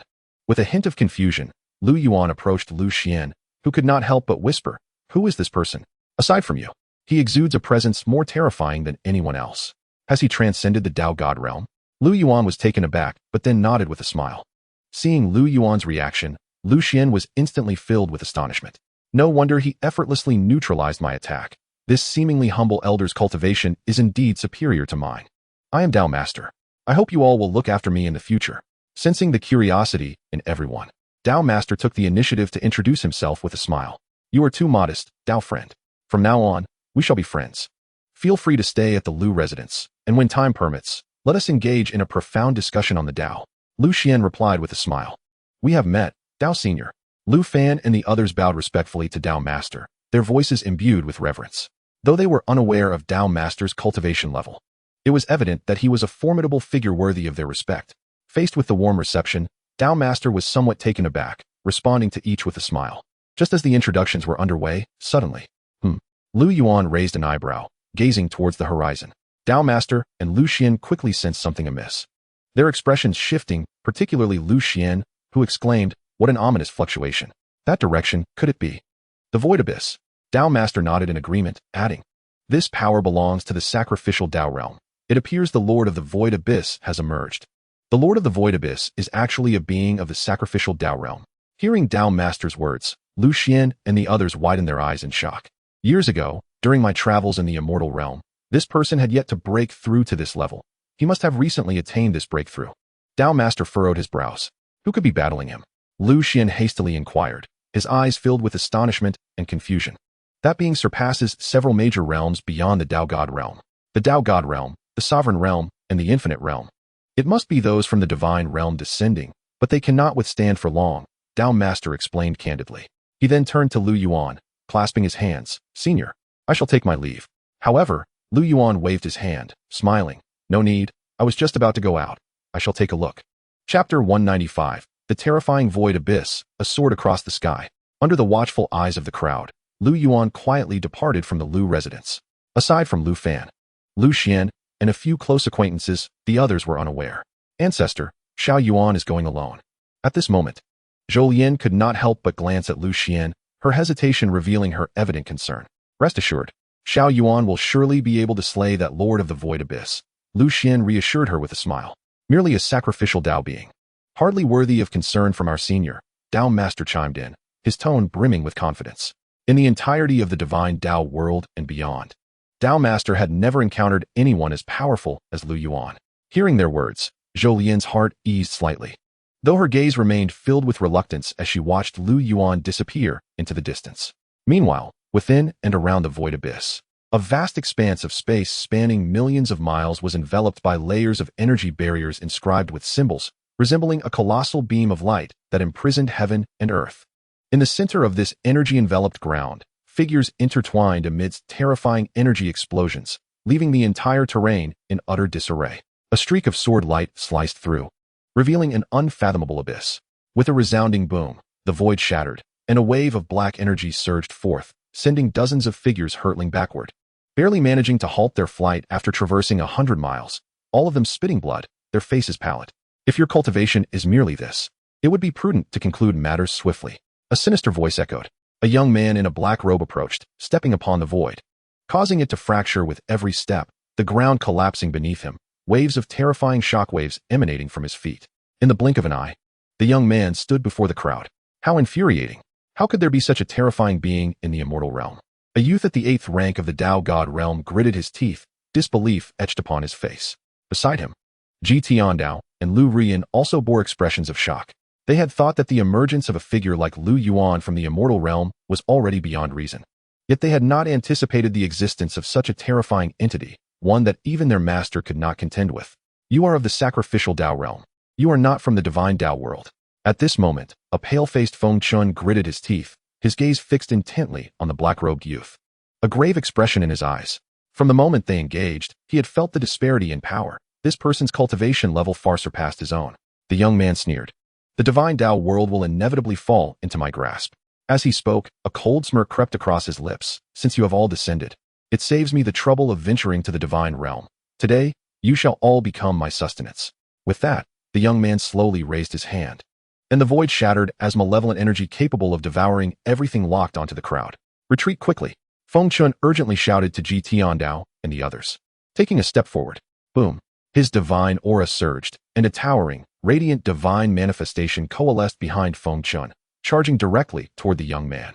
Thunderous roars erupted as the clash of dark and light energies unleashed a terrifying explosion. At the peak of the infinite realm, if given another 1,000 years, you might have broken through to the sacrificial Tao realm. But alas, you shall not have that opportunity. The young man smirked, his eyes filled with greed. You, a mere heretic, dare to covet me? Ridiculous. Feng Chun coldly snorted, exerting himself to unleash the energy within. His divine manifestations might surging once more. Yet, the colossal hand of the manifestation advanced only a foot before the black energy, both fearsome and all-consuming, began to devour everything, including the divine power emanating from Feng Chun. How infuriating. This sinister energy can even erode divine power. Feng Chun was taken aback, gradually feeling a sense of powerlessness. If this continued, not only would he undoubtedly face defeat, but his divine power would also be consumed by the young man. You know not what you speak. Little do you realize the vast chasm that lies between our realms. The young man scoffed, flicking his fingers. Bang, bang. The colossal hand of Feng Chun's divine manifestation shattered like glass, and before Feng Chun could react, a wave of dark energy struck him. He staggered, spitting blood, and was sent hurtling backward like a cannonball. Master. Witnessing this scene, Lu Ruyan and the others' expressions changed dramatically, rushing forward to support Feng Chun. However, you cannot withstand this. Step aside. Feng Chun urgently shouted, but it was too late. As their hands made contact with Feng Chun's back, Lu Ruyan and the others were struck by a thunderous shock, immediately spitting blood and being thrown back. No more games. Let us conclude this. With a sly grin, the young man, now devoid of patience, casually waved his hand, enveloping several individuals in a wave of black energy. Under this dark force, they found themselves immobilized, unable to move. What should we do, master? The boy in the tattered robe exclaimed anxiously, casting a worried glance at Feng Chun. I've brought misfortune upon all of you, my esteemed seniors and master. At this moment, Ji Tiandao also spoke up, his tone laden with guilt. He had initially believed it to be a trivial matter, never anticipating that the Lord of the Abyss would possess power beyond their imagination, prompting him to send a message to their master. Yet, he was mistaken. He hadn't expected that his seniors, let alone his master, would not be a match for the Abyss. Silence. What purpose does speaking serve at this moment? Our priority now is to devise a means of escape. Lu Ruoyan interjected coldly. The group fell silent, each secretly attempting to channel their inner energy. However, the more they tried, the more they were consumed by the corrosive force of the young man. Do not channel your inner strength. Feng Chun urged hastily. Today, you are all destined to become my nourishment. What difference does it make whether it is sooner or later? The Abyss chuckled sinisterly, his face brimming with fervor and greed, eyeing the group as a ravenous wolf would its prey. Just then, a sound sliced through the air. The Abyss furrowed his brow as a dazzling beam of sword light traversed the void, striking directly against the black energy surrounding the group. Boom. The energy quivered momentarily before disintegrating instantaneously. The binding power dissipated. Upon witnessing the vanishing force, Feng Chun and the others were left astounded. How is this possible? The young man appeared equally astonished, gazing in the direction from which the sword energy had come. Before their eyes, a figure dressed in white emerged from the void. He was a tall, handsome young man, with sword-like brows and starry eyes, exuding an ethereal aura that commanded respect. A sheathed long sword rested on his back, and the air around him emanated a superiority that was hard to ignore. As the young man appeared, the world around them fell into an immediate silence. A fifth-grade Tao deity. Upon seeing this youth, the Abyss instantly recognized his cultivation level, momentarily stunned and filled with disbelief. How could a mere fifth-grade Tao deity possibly neutralize his energy? Who are you? The Abyss inquired, fixing his gaze on the young man in white. The latter, calm and composed, slowly enunciated, I am the Emperor of Heaven. The Emperor of Heaven? The Abyss was taken aback, having never heard of such a name. Yet Ji Tiandao could not help but exclaim, so, he is the Emperor of Heaven. Junior brother, do you know this person? Lu Ruoyan inquired, looking at Ji Tiandao. He nodded and, under the puzzled gazes of the others, explained, during the transfer of positions, Senior Sister Su mentioned that the opening of the divine realm would bring about 9 major variables, among them, the ancestor of the Lu family, Emperor Tian, the war god of the spirit realm, Shunbai Wang, and this Emperor of Heaven before us. With the current turmoil in the immortal realm, it is rumored that a unifying leader must arise, and the 3 most qualified contenders for this position include him. 9 major variables? The unifying leader of the immortal realm? Upon hearing Ji Tiandao's explanation, Lu Ruoyan and the others finally comprehended, their eyes filled with astonishment. Even Fengshen felt a surge of surprise. The fortunes of the immortal realm truly seemed different from before, although he had remained in the divine realm. He sensed that the fortunes of the immortal realm far surpassed those of the divine realm. Moreover, he had heard that those from outside realms were now focusing their attention on the immortal realm. It seemed this formidable lord of the abyss had emerged due to such circumstances. Yet, he had not anticipated that the Emperor of Heaven's cultivation had reached the 5th grade of Tao deity. The Emperor of Heaven, the unifying leader of the immortal realm? How intriguing. After Ji Tiandao's elucidation, the abyss wore a sinister smile as he regarded the Emperor of Heaven, his eyes now glinting with interest. Master, this individual has already attained the realm of sacrificial path, and you have yet to fully awaken. You are no match for him. The ancient sword behind the Emperor of Heaven communicated telepathically. If I allow this person to escape, it would spell disaster for the entire immortal realm. And I must stop him. The Emperor of Heaven replied resolutely. Oh, are you conversing telepathically? That ancient sword piques my interest. After I deal with you, I shall study it thoroughly, the abyss remarked, a wicked smile playing on his lips. Let us see if you possess the strength to do so. The Emperor of Heaven retorted with a cold sneer. The ancient sword behind him let out a resonant cry before it unsheathed with a clang, landing before the Emperor of Heaven, radiating an aura that transcended the Tao deity realm. A sword of the dominion level. Fengshen could not help but exclaim upon sensing its presence. Lu Ruoyan and the others were equally curious. Soon, it seemed Fengshen sensed something amiss, his expression shifting. Wait. This ancient sword exudes an aura that is both archaic and profound. It appears it has not yet fully awakened. Not only had this individual attained the 5th grade of Tao deity, but he also possessed a sword of dominion level. He was indeed extraordinary. Is this truly the immortal realm? Why does it feel more advanced than our divine realm? Lu Ruoyan and the boy in tattered robes exchanged incredulous glances, unable to believe the unfolding events. How fascinating. I shall claim this sword for myself. The abyss laughed heartily, his figure flashing as he charged towards the Emperor of Heaven. Thunder rumbled as the heavens trembled, the sky darkening ominously. The all-consuming force seemed poised to engulf the Emperor of Heaven, who remained calm and slowly raised his hand. At the moment he grasped the long sword, boom. The Emperor of Heaven's entire demeanor transformed dramatically, as if he were the sole sovereign of this world. Witnessing this spectacle, Lu Ruoyan and the others could only stare in astonishment, their minds in disarray. Ultimately, the Emperor of Heaven waved his hand casually, and with a flash, a blinding sword light erupted forth. The sword light cleaved through the consuming black energy, slicing it cleanly in two, swiftly reaching the abyss. The abyss raised his hand, pinching his fingers together, and bang, the energy detonated, and the sword light was firmly held between his fingertips. Indeed, only your long sword can counter my corrosive force. The abyss sneered, slightly twisting his fingers, causing the sword light to explode like fireworks. Then, with a swift motion, he appeared before the Emperor of Heaven. Flash. The Emperor of Heaven, refusing to be careless, bellowed as he unleashed his most powerful strike. The long sword flew from his hand, instantly transforming into a myriad of blades, raining down upon the abyss. Swish, swish, swish. Confronted with this deluge of swords, the abyss momentarily felt a twinge of fear, but he quickly suppressed it. The sounds of thunderous clashes echoed continuously. The terrifying corrosive force was relentlessly shattered by the long swords, yet it had no effect on the young man, who merely snorted coldly and gestured with his fingers. Break. A wave of destructive black sword light swept through, severing all the long swords and advancing towards the Emperor of Heaven. His expression shifted slightly, and he hastily positioned his long sword in front of him. Bang! The void erupted, and Emperor Huatian was violently shaken, spitting blood as he staggered backward. At that moment, Su Yuan appeared before him. This is bad. The expressions of Feng Chun and the others, who had been watching from a distance, changed dramatically. Su Yuan's sword finger was already poised at the center of Emperor Huatian's brow. It was now or never. Gritting his teeth, Emperor Huatian seemed to have made a resolute decision, his eyes reflecting a steely determination. Master, no? A voice of urgency emanated from the ancient sword behind him. Just then, a sudden gust of wind swept through, and time itself seemed to freeze. How is this possible?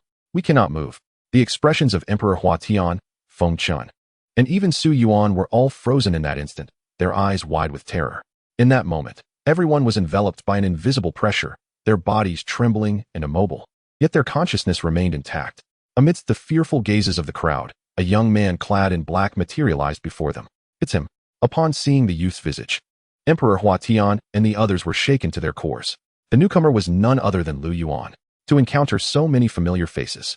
As he gazed upon these known visages, Lu Yuan smiled and stepped forward, arriving before Su Yuan. This power, how can it be? How can such a being exist in the celestial realm? Su Yuan exclaimed in shock, his very soul trembling uncontrollably. Faced with Lu Yuan, he instinctively felt an overwhelming fear, a breath of death itself. Those three black-cloaked beings of the Tao God realm are your disciples, aren't they? Lu Yuan remarked. Observing Su Yuan's expression of dread, they actually perished at your hands. Su Yuan gasped, finally grasping the gravity of the situation. You too. Lu Yuan merely scoffed, casually waving his hand. Spare me. Su Yuan hastily uttered a sound, but before he could finish, his entire body began to disintegrate, vanishing into the ether in the blink of an eye, utterly obliterated. Chapter 197. The consequences are too great, and extraterrestrial beings covet. Witnessing Su Yuan's dissolution before their very eyes, the expressions of all present froze in that fleeting moment, each person stunned, their eyes wide with shock, disbelief, and fear. A being of the ritual Tao realm, who even Fengchen could not contend with, was reduced to mere dust in Lu Yuan's presence, utterly powerless to resist. With a mere gesture, Su Yuan was sent into oblivion, a display of power that surpassed their wildest imaginations. It was not that Su Yuan was weak, but that Lu Yuan was far too formidable. At this moment, the once frozen space returned to normal, yet every heart was ensnared by an indescribable pressure. Master, this individual is exceedingly powerful. The ancient sword behind Emperor Huatian conveyed through thought, its tone laced with deep apprehension. The latter nodded in acknowledgement, understanding well. As he gazed at Lu Yuan, Emperor Huatian's eyes revealed a hint of complexity. This was not their first encounter. Lu Yuan, now turning his gaze towards Emperor Huatian, elicited a tremor within the latter. Even with his awakened memories and enhanced prowess, Lu Yuan still struck an unimaginable fear into him. Under Lu Yuan's unwavering gaze, he felt as though all his secrets were laid bare. Indeed, so it seems. Lu Yuan smiled faintly, effortlessly discerning the depths of Emperor Huatian's origins. I have seen Brother Lu. Emperor Huatian immediately bowed respectfully to Lu Yuan, his tone filled with reverence. I had underestimated you earlier. I did not expect that in such a short span of time, you would have grown to this extent. Remarkable. Lu Yuan nodded with a smile. The current Emperor Huatian had not only ascended in power, but also undergone a profound transformation in his mindset. Coupled with an imperial demeanor that gazed down upon the world, the title of Celestial Emperor was indeed well-deserved. Brother Lu is merely jesting. I am still far from your level. Emperor Huatian replied with a smile. That much is true, Lu Yuan replied candidly. Even at his peak in a past life, Emperor Huatian would not have been his match. Emperor Huatian was momentarily taken aback, chuckling softly, before bowing once more to Lu Yuan, saying, I am deeply grateful for your intervention, Brother Lu. Had the master of Su Yuan escaped, the entire celestial realm would have faced calamity. I express my gratitude on behalf of all beings of the celestial realm.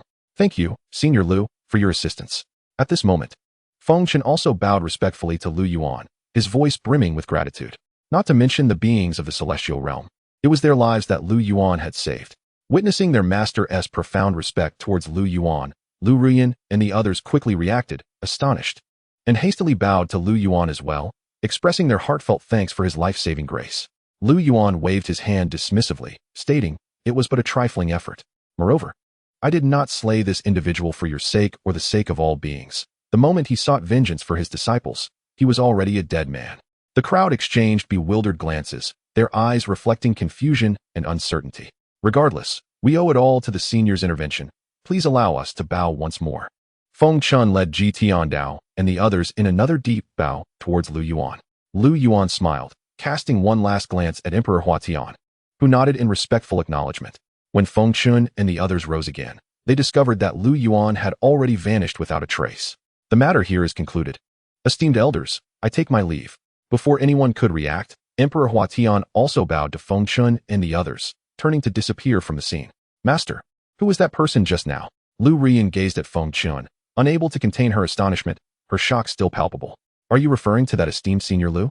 Yes, Lu Rian replied reverently. Before Feng Chun could respond, the young man in tattered clothing interjected. Senior sister.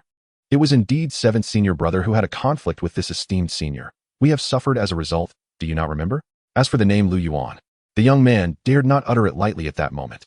The consequences are too severe. He could not bear the weight. It's him. Upon hearing this, Lu Rian's eyes widened in shock, her body trembling involuntarily. No wonder she found that gaze somewhat familiar. It turned out that he was the terrifying entity who had once injured them. He was indeed Lu Yuan. Lu Rian's heart raced with fear as she gazed in the direction of Lu Yuan's disappearance. Ji Tiandao paused, then turned to Feng Chun, unable to suppress his curiosity. Master, what about Emperor Hua Tian? This is their era, and they will contend for it themselves. We need not interfere. Feng Chun waved his hand dismissively. At the same time, in the void beyond, powerful auras surged rapidly towards the divine Tao world. To their astonishment, the three guardians outside the divine Tao world had vanished. What a fortuitous opportunity. It is said that the progenitor of the divine Tao is a being of high order. If we can refine the divine Tao world, our power will undoubtedly ascend to new heights. Could this be a plot by the progenitor of the divine Tao? You think too much. The progenitor of the divine Tao is a being of great stature. The reason he entrusted the guardianship to three disciples is that he has reached a critical juncture in his breakthrough. He cannot afford to concern himself with us. This is the perfect moment for us to refine the divine Tao world. Most of these auras had reached the realm of creation Tao, and their discussions were rife with greed and fervor. Soon, 5 towering figures emerged at the forefront of the divine Tao world.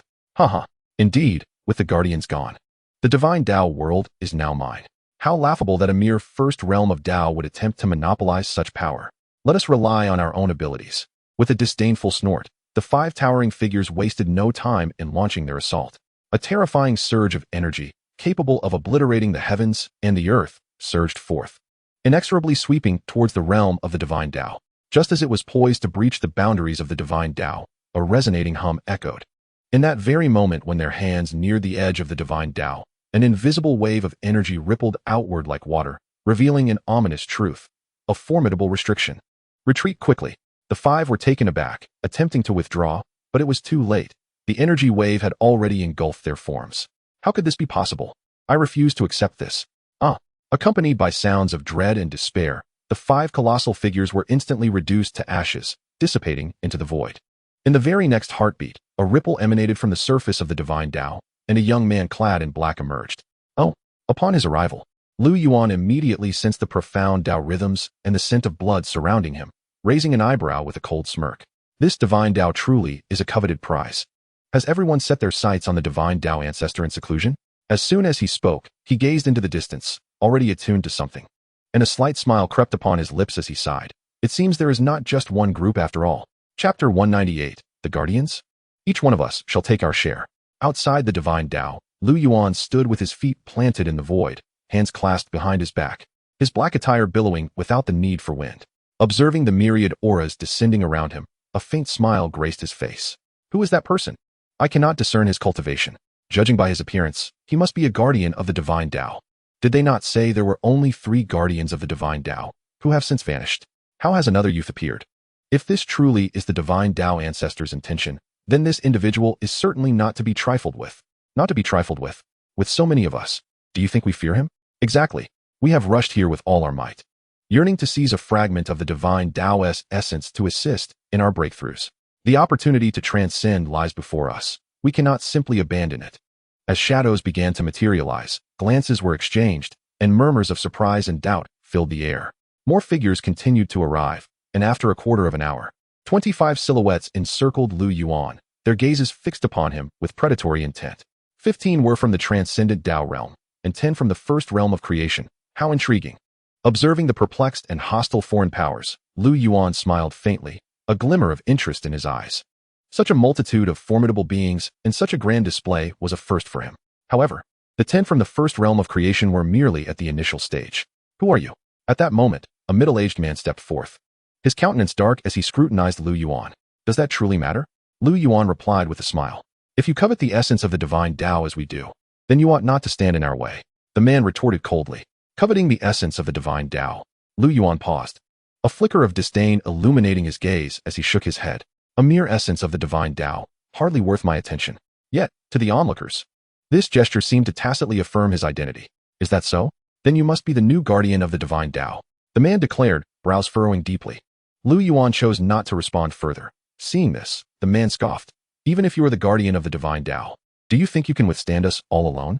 Have you finished your empty rhetoric? Lu Yuan shook his head in exasperation, a hint of impatience creeping into his tone. What did you say? The man's eyes widened, igniting with furious wrath, causing the very void to tremble. Nevertheless, Lu Yuan chose to ignore the man's fury, addressing the crowd with indifference. You all might as well save your breath. I will not permit you to refine this divine Tao. So, those wishing to strike can proceed. Of course, Lu Yuan paused, a provocative smile curving his lips, and added, it would be best if you all attacked together. What? Arrogant. This fool seeks his own demise. Upon hearing Lu Yuan's words, the crowd erupted in fury, the first to act being the middle-aged man who had spoken earlier. Annihilation Fist. With a thunderous roar, the man clenched his fist and charged towards Lu Yuan, an explosive force trailing in his wake.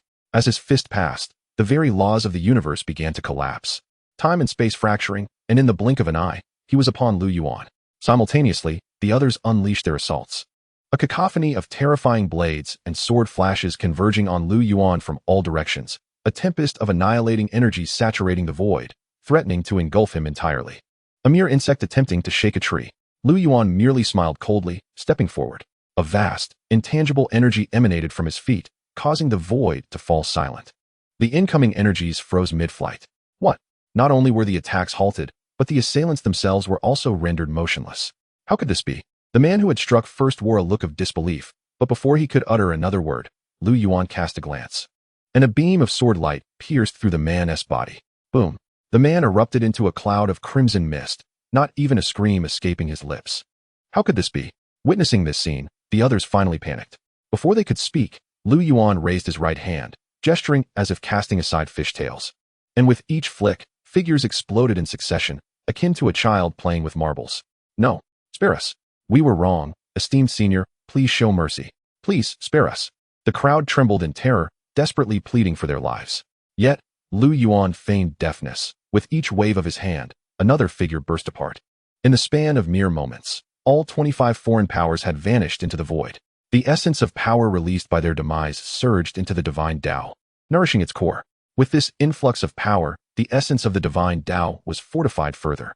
Unless one possessed the ninth realm of creation, none could hope to breach the restrictions I have set. Gazing at the barriers he had erected around the divine Tao, Lu Yuan chuckled coldly, then turned his gaze in a specific direction, his eyes narrowing as he vanished from sight. In the next instant, he materialized in a void millions of miles away. Did you think you could escape under my watch? Lu Yuan scoffed, observing the distortion and fragmentation of the void ahead. A young man clad in white stumbled forth from the shattered space, panic etched across his features. Before he could react, a terrible weight descended upon him. And with a thud, he knelt before Lu Yuan. Please spare me. I was merely passing through. The youth implored, his face a mask of fear. Is that so? Lu Yuan sneered, and the youth trembled as his body moved uncontrollably closer to Lu Yuan, who swiftly seized his throat. Esteemed sir, please see reason. I truly was just passing through. The youth was engulfed in terror, struggling to break free, only to find himself utterly immobilized. In Lu Yuan's grasp, he resembled a feeble chick, utterly devoid of resistance. Those individuals were surely instigated by you, while you remained in the shadows, observing. Do you think such trivial deceptions could elude my perception? Laughable. Lu Yuan scoffed disdainfully, his gaze as frigid as ice, regarding the youth as if he were a lifeless corpse. Upon hearing Lu Yuan's words, the young man's expression shifted dramatically. The facade of innocence he had donned vanished, replaced by shock and disbelief. How do you know? Who exactly are you? The youth exclaimed in horror. Indeed, those individuals had been incited by him, solely to seize the essence of the divine path world. Yet, he was acutely aware of the terrifying power of the progenitor of the divine path. To hedge against any unforeseen circumstances, he had only dared to urge others to pave the way while he clandestinely observed. If they succeeded, his cultivation at the second stage of the path creation would allow him to effortlessly reap the rewards. Should they fail, he would be the first to escape this perilous realm. Little did he anticipate the existence of such a formidable being as Lu Yuan in the divine path world. Who I am is inconsequential. What matters is that you acknowledge your orchestration from behind the scenes, and you shall bear the consequences of your actions. Lu Yuan snorted coldly, denying the youth any opportunity to respond. Suddenly, he tightened his grip, and with a resounding explosion, the youth's entire form disintegrated into a mist of blood. Chapter 199. Senior Brother Yi Qingyun, the world of 10,000 paths. In the void beyond the realm. Have you seen enough? After vanquishing the youth clad in white, Lu Yuan let out a cold huff and cast a fleeting glance in a particular direction. Suddenly, the void trembled, and a figure stumbled backward from the abyss. "Senior, please show mercy. I harbor no ill intentions." As the figure materialized, a voice accompanied it, tinged with panic. It was a strikingly handsome youth with sword-like brows and starry eyes, his countenance gaunt. 2 strands of hair fell at his forehead, while his long, ebony hair was tied up with a golden crown. Clad in azure garments that billowed without wind, he exuded an ethereal grace. The youth's cultivation surpassed that of the previous white-clad youth by 1 realm, having reached the 3rd stage of path creation. "I am Yuan, honored to meet you, senior." The youth halted and hurriedly bowed in respect to Lu Yuan, his tone imbued with reverence. "What is your connection to those 3 guardians of the divine path world? More precisely, what is your relationship with the progenitor of the divine path?" Lu Yuan inquired nonchalantly, his gaze fixed on the youth named Yuan. That Yuan's complexion paled, realizing that Lu Yuan could discern even this. "Truly, nothing could be concealed from this senior. Those 3 are my uncles, and the progenitor of the divine path is my master. I am also the senior brother of Jianbai and the others," Yuan explained, his heart racing with trepidation. From the progenitor of the divine path and Jianbai, he had already learned of Lu Yuan's formidable prowess. Yet, what truly shattered his perception was Lu Yuan's effortless slaying of their 3 uncles. It was known that those 3 were beings of the 2nd stage of path creation. To be dispatched with such ease was no feat of an ordinary path creation cultivator. Witnessing Lu Yuan's might once more, he was certain that this individual's strength had likely reached the high tier of path creation. "Senior brother?" Lu Yuan smiled upon hearing this. "You must be the contingency left by the progenitor of the divine path, even with the demise of your 3 uncles. The divine path world still has you to defend it." Indeed, Yuan did not conceal the truth, pausing before adding, "However, with the restrictions imposed by you, my role as a clandestine guardian has become irrelevant. As the first disciple of the progenitor of the divine path, I have incapacitated your junior brother Jianbai and slain your 3 masters. Do you not wish to engage with me?" Lu Yuan suddenly declared, a playful smile gracing his features as he regarded Yuan, his eyes glinting with mischief. Yuan was taken aback, his face instantly clouded with fear. "I dare not. Regardless of your overwhelming power, even if your strength were beneath mine, I would refrain from interfering in such matters. My duty is simply to protect the divine path world from being refined by others." "Oh." Lu Yuan raised an eyebrow, a peculiar smile surfacing. "What if I were to refine it?" Yuan's entire being trembled. He took a deep breath and, with a bow, replied earnestly, "Then I would fight with my life, as a means of repaying my master's kindness in teaching me." Lu Yuan chuckled lightly, saying nothing further before vanishing from the spot.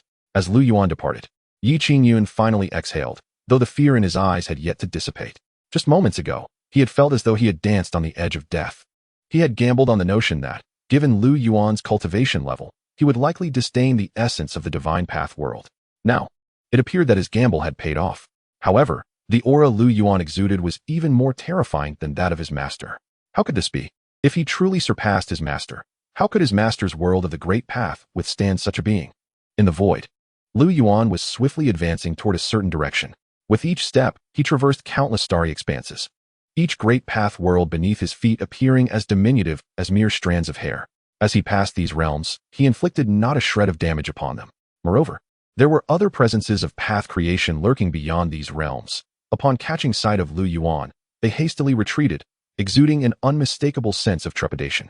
"Host, based on the distance of that shadowy figure's aura, it will take us at least 2 months to reach our destination at the fastest pace." The system's voice resonated within Lu Yuan's consciousness. 2 months should suffice, Lu Yuan mused, his brow furrowing, not pausing in his stride. With another step, he vanished from sight. What a terrifying aura! What level of cultivation does this individual possess?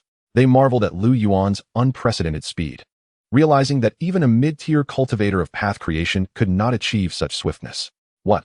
Are you suggesting that this individual is likely a high-tier cultivator of path creation?" The path creation powerhouses gazed in astonishment at Lu Yuan's departing figure. A month later, Lu Yuan arrived before an expanse of vast starry skies. This time, he halted, gazing ahead at a world birthed from the boundless great path, his eyes reflecting awe. This realm was significantly larger than the divine path world. It spanned across the void, twisting and turning, resembling a river composed of flowing strands of the great path. Its depth was profound, and its currents ceaseless. To create such a vast and complete world of the great path, its master must have achieved a high tier of path creation. To reach his destination, Lu Yuan would need to traverse this world of the great path, which would require at least 3 steps, not merely a single bound. This aura feels oddly familiar.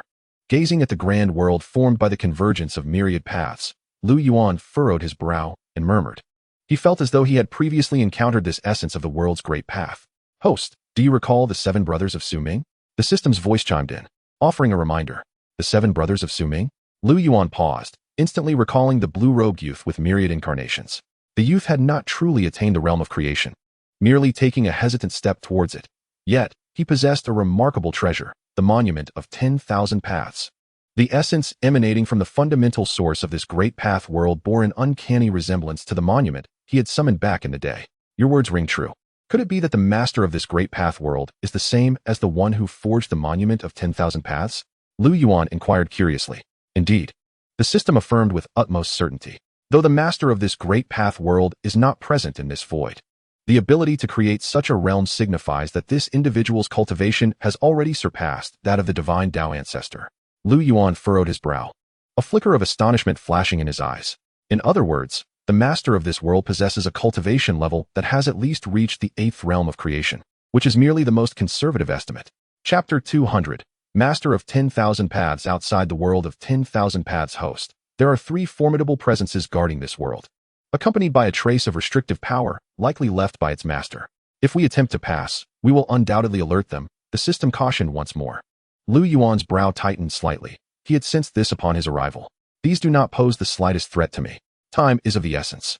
We must not linger on such trivialities, Lu Yuan replied, preparing to take a step forward. However, just as he moved, a thunderous rumble echoed. The void ahead surged, and 3 towering figures materialized, blocking Lu Yuan's path. No crossing allowed in the world of 10,000 paths. A voice resounded like a tolling bell, shattering the silence of the void. As the 3 appeared, their gazes locked onto Lu Yuan with intense scrutiny. All 3 bore youthful visages, their auras far more terrifying than those guarding the divine Tao world, each having reached the 4th realm of creation, particularly the one in the center. A young man clad in white with white hair, who had attained the 5th realm of creation. This individual was no ordinary foe. Upon sighting Lu Yuan, the trio exchanged glances and communicated silently, astonishment evident in their eyes. They realized they could not fathom Lu Yuan's cultivation level. Even the white-haired youth sensed a hint of danger emanating from him. Such a feeling was not without merit. No crossing allowed in the world of 10,000 paths. This is the decree set by the master of 10,000 paths.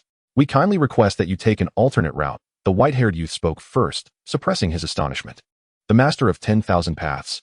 Lu Yuan raised an eyebrow, recognizing the authority of the one who governed this realm. I have pressing matters to attend to and lack the luxury of taking a detour. If you 3 possess any sense of propriety, step aside.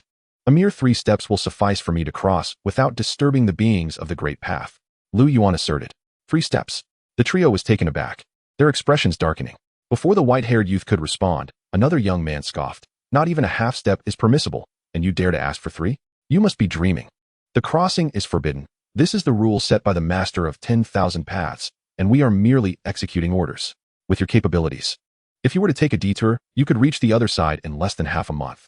Why trouble us so? The white-haired youth's expression also soured.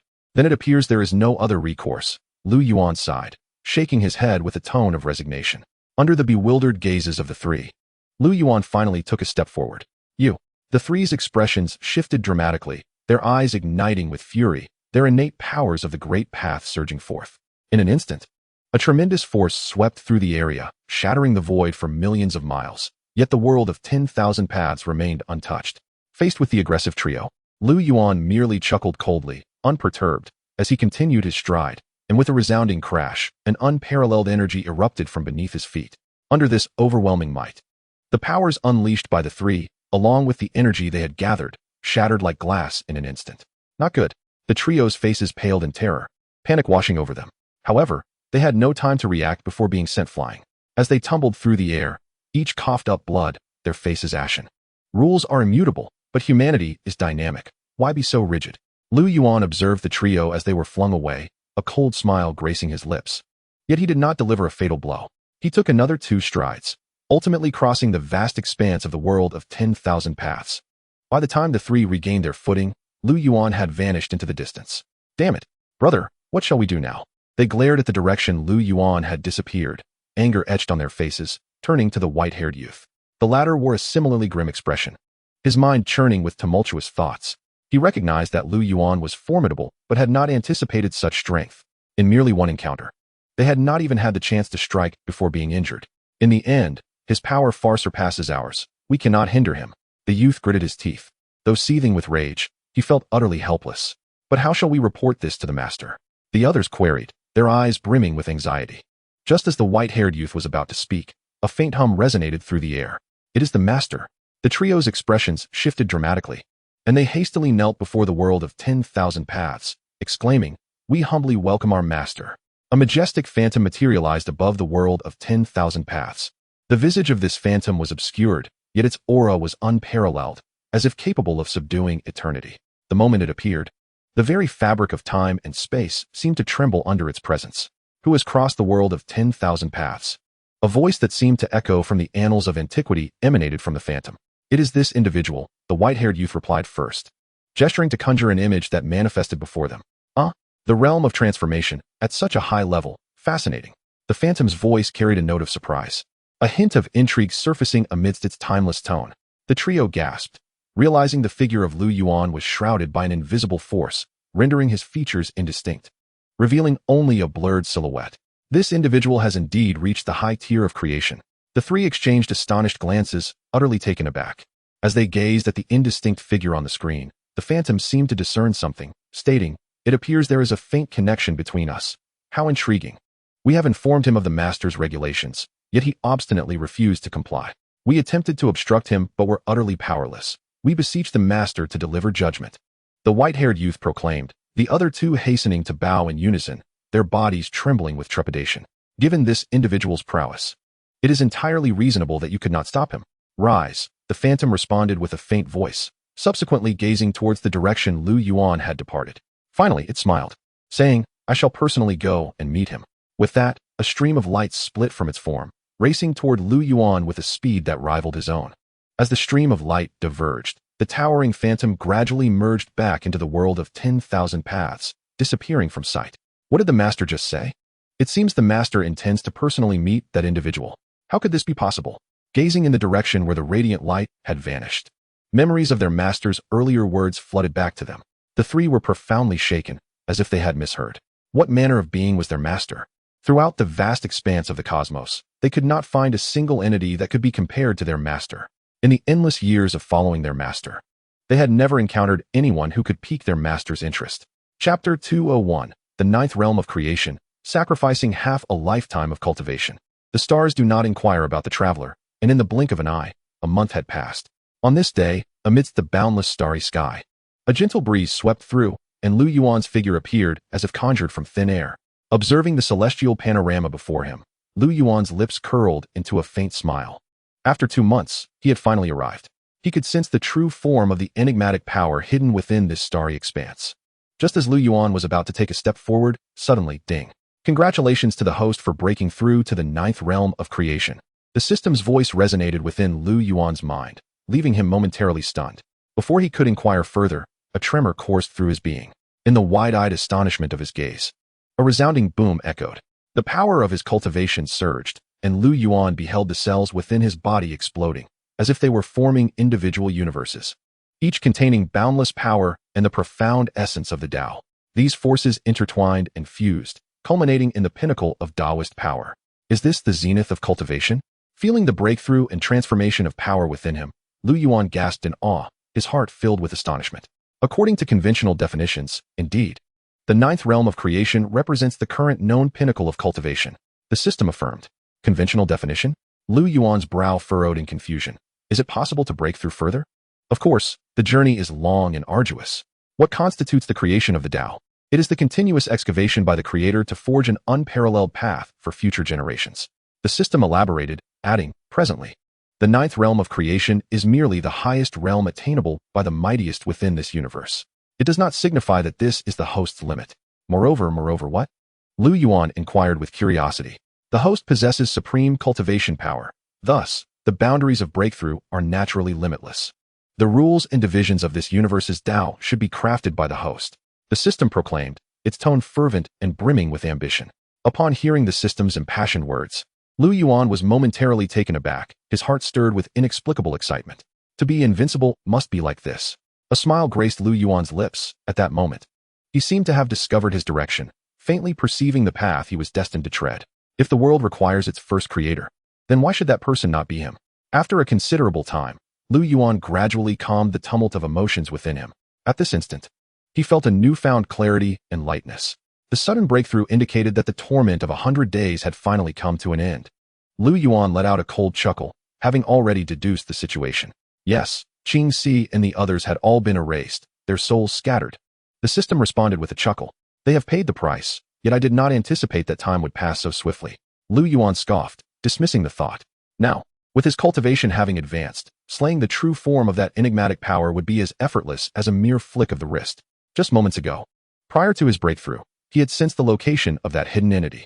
Now, with a mere thought, he had already locked onto its position, ready to draw it forth at will. Just as Lu Yuan was about to act, suddenly, Lu Yuan furrowed his brow, slowly turning to face the front. He sensed a terrifying yet familiar aura rapidly approaching him. In the blink of an eye, it had already materialized 100 paces ahead. It was a shadow surrounded by myriad paths, exuding a fearsome and indistinct presence. As the shadow appeared, boom, the surrounding void shattered as if it were glass. And the space within a myriad-mile radius was engulfed by a vast force, causing both of their positions to transcend their original space. Your aura. Upon the shadow's emergence, it immediately emitted a voice, laced with astonishment and disbelief. It had sensed the changes within Lu Yuan, the master of myriad paths. Observing the figure before him, Lu Yuan replied calmly, his demeanor unruffled, not betraying the slightest ripple in his gaze. Previously, he had suspected that the master of myriad paths was at least at the 8th realm of creation. Now, it was indeed confirmed. Though this master of myriad paths was merely a projection, the essence was shared, allowing Lu Yuan to discern that its cultivation had indeed reached the threshold of the 9th realm of creation. How could this be? Just moments ago, I distinctly felt your aura. At most, it was comparable to mine, far from this level of terror. You have actually broken through to the 9th realm of creation? The master of myriad paths spoke again, his voice imbued with dread. Especially when he uttered that final phrase, the Tao surrounding him trembled. Does this matter? Lu Yuan scoffed, fixing his gaze on the shadow of the master of myriad paths, his tone growing cold. Have you come here to trouble me? No. The master of myriad paths quickly shook his head in realization, explaining, I merely came out of curiosity, wanting to see what manner of person would dare to disregard the rules of the master of myriad paths. Of course, there is also the intention to spar. Now that you have seen, Lu Yuan replied with indifference. Your cultivation strength surpasses mine, I humbly concede. I shall take my leave. The master of myriad paths showed no signs of reluctance, promptly bowing to Lu Yuan in respect before turning to depart. However, at the moment he turned, he felt a jolt coursing through him, compelling him to look back at Lu Yuan in confusion. What is the meaning of this, my friend? Although it appeared that nothing had transpired, at the instant he turned, he felt a force obstructing his path. Did he truly believe he could come and go as he pleased, thinking me easy to deal with? Lu Yuan sneered, his eyes narrowing slightly. A glint of coldness flashing within. An unparalleled pressure descended upon the master of myriad paths. Boom. The Tao surrounding the master of myriad paths shattered like iron chains. You. The master of myriad paths let out an enraged cry. He wished to resist, yet found himself utterly powerless. Under this pressure, he felt like an ant facing a towering mountain. The mountain did not immediately crush down upon him, but descended slowly, leaving him without the strength to resist or escape, only able to endure the relentless weight. Did you not wish to spar? Then let this thought be resolved. This projection shall remain. Lu Yuan coldly snorted. And as his words fell, boom, the Tao surrounding the master of myriad paths collapsed entirely, and his body erupted in a violent explosion. Simultaneously, in a distant, boundless void, a young man donned in a white robe, his long hair flowing freely, suddenly opened his eyes wide. Cough. He spat a mouthful of blood, his aura instantly waning significantly. The 9th realm of creation. How could this be? The young man exclaimed in horror, gazing towards the direction of the myriad paths world, his pupils contracting sharply. Under his widened, fearful gaze, he beheld a pair of colossal eyes fixated upon him, sending shivers down his spine and causing his soul to tremble. With that single glance, half of his lifetime of cultivation was obliterated. Chapter 202. Truly exhilarating, it all must come to an end. In the profound, vast void, tranquility reigned. Tick-tock. A single utterance echoed through the void as a stream of golden blood cascaded from the corner of the young man's mouth. Wherever this golden blood flowed, the very fabric of reality began to shatter, and countless realms of existence crumbled and reformed. At that moment, the youth's visage turned ashen, his demeanor resembling that of a wooden puppet, utterly dazed. Senior, all of this is my fault. I implore you to quell your wrath and grant me your forgiveness this once." Suppressing the terror that threatened to overwhelm him, the master of 10,000 paths bowed deeply before the immense eye, his body trembling uncontrollably. In the realm of creation, one domain encompassed the entirety of heaven and earth. Particularly in the higher echelons of this realm, it represented an insurmountable chasm. He had been trapped in the 8th stage of creation for an unfathomable span of years. In this vast cosmic expanse, Lu Yuan was the first being of the 9th stage of creation he had ever encountered. For the first time, he felt the chilling grip of fear and despair, an overwhelming sense of inadequacy. Merely locking eyes with Lu Yuan had cost him half of his life's cultivation, and now, his realm was plummeting precipitously. That is all. A voice, frigid as ice, reverberated from the giant eye before it vanished into the void, completely disappearing from sight. With the departure of the immense gaze, the young man finally felt a sense of relief, but a fresh spurt of blood erupted from his mouth. His eyes wide with terror. So this is the 9th stage of creation. A bitter smile crossed his lips, laced with self-mockery. His cultivation had now regressed to the 4th stage of creation. After instilling fear in the master of 10,000 paths, Lu Yuan redirected his gaze towards the expansive starry sky ahead. The cosmos contained innumerable realms of existence, many of which were inhabited by beings of the creation realm. Among them, 3 stood out as the strongest, each having attained the advanced stages of creation, one of whom was Lu Yuan's target for this journey. In a fleeting thought, Lu Yuan beheld a vast world within the starry expanse, where 2 young men were engaged in a strategic game atop a mountain. These 2, strikingly similar in both appearance and aura, each reached the pinnacle of the 7th stage of creation. For some reason, I have felt restless today, as if something monumental is about to transpire, remarked the young man in white, furrowing his brow as he made his move. You 2 share this feeling? Questioned the young man clad in black, his hands suspended in midair, surprise flickering in his eyes. Indeed, it appears that something significant is on the horizon. The white-clad youth responded gravely. Among us, we are the 3 strongest entities in this starry realm, our powers comparable. It stands to reason that nothing should elicit such a sensation. The black-clad youth frowned, seemingly struck by a realization. Could it be that those 2 intend to join forces against us? The white-clad youth chuckled lightly, shaking his head. Even if they were to ally, they could not hope to contend with us. Then, the black-clad youth's thoughts appeared to deepen, his entire being trembling with apprehension. The white-clad youth nodded solemnly, asserting, "Only those at the 8th stage of creation could instill such dread in our hearts." The black-clad youth was taken aback, disbelief etched across his features. How is that possible? Aside from the master of 10,000 paths, who else in this cosmic expanse could reach such heights? Moreover, we are unacquainted with him, let alone having any grievances. Indeed, the source of our trepidation must be someone with whom we share significant ties, the white-clad youth pondered, perplexed. Let us not frighten ourselves unnecessarily. Even if it is the 8th stage of creation, what of it? In less than 2 months, we will refine the divine path world, and at that point, we shall surely breach the 8th stage. The black-clad youth scoffed, his tone dripping with disdain. Wait. The white-clad youth's expression shifted suddenly, exclaiming, "What is it?" The black-clad youth inquired, curiosity piqued. The white-clad youth fell silent, closing his eyes. Moments later, he reopened them, shock and fear evident in his gaze. "What is happening?" The black-clad youth pressed, growing anxious. "Just now, when you mentioned refining the divine path world, I felt a profound tremor within me. As if resonating with something beyond my understanding, the white-clad youth confessed, his brow furrowed with gravity. "Could it be that you misinterpreted this sensation?" The black-clad youth questioned, astonished. "I am certain. That sense of foreboding is most likely linked to the divine path world," the white-clad youth declared, his expression laden with unprecedented seriousness. "But the ancestor of the divine path is still in seclusion, unable to break through. How could he possibly threaten us? Do not forget, there are others in the divine path world with ties to us, not just the ancestor," the white-clad youth retorted, an inkling of realization dawning upon him. The black-clad youth's eyes widened in shock as he stammered, "Are you suggesting that person?" The white-clad youth merely nodded, even he struggling to grasp the enormity of it all. How could this be? Even if he were extraordinarily powerful, he could not possibly have breached into the realm of creation within the divine path world. The black-clad youth exclaimed, astonished. "We must take action." The white-clad youth seemed to have made a momentous decision. "Are you suggesting we venture into the divine path world?" The black-clad youth inquired hastily. The white-clad youth affirmed, initially, "I believed remaining stationary in this starry sky was the most prudent course of action. Yet now, we must alter our strategy and approach. The ancestor of the divine path is currently in seclusion and cannot sense our presence. Very well, let us proceed as you suggest." The black-clad youth agreed without hesitation. Just as the 2 prepared to rise, A series of applause resounded through the air. Who goes there? Both youths' expressions changed dramatically as they turned towards the source of the sound. Upon seeing the figure, their pupils dilated in shock. A young man clad in white had appeared atop the mountain, standing a short distance away. Listening to your discourse has been quite entertaining, he remarked. A smile gracing his face, his eyes glinting with amusement. Yin and yang in harmony, creation unparalleled. How intriguing. Lu Yuan. Both youths gasped in unison, their voices tinged with disbelief. In an instant, a tremendous and unparalleled pressure descended upon them, transforming their expressions as they fell to their knees, utterly powerless against its might. This pressure, how is it possible?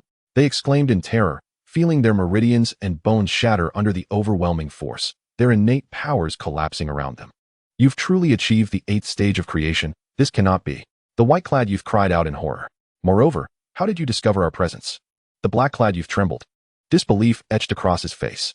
They had always believed they were in control, even observing Lu Yuan's actions from the shadows in the divine path world, without sensing any anomalies.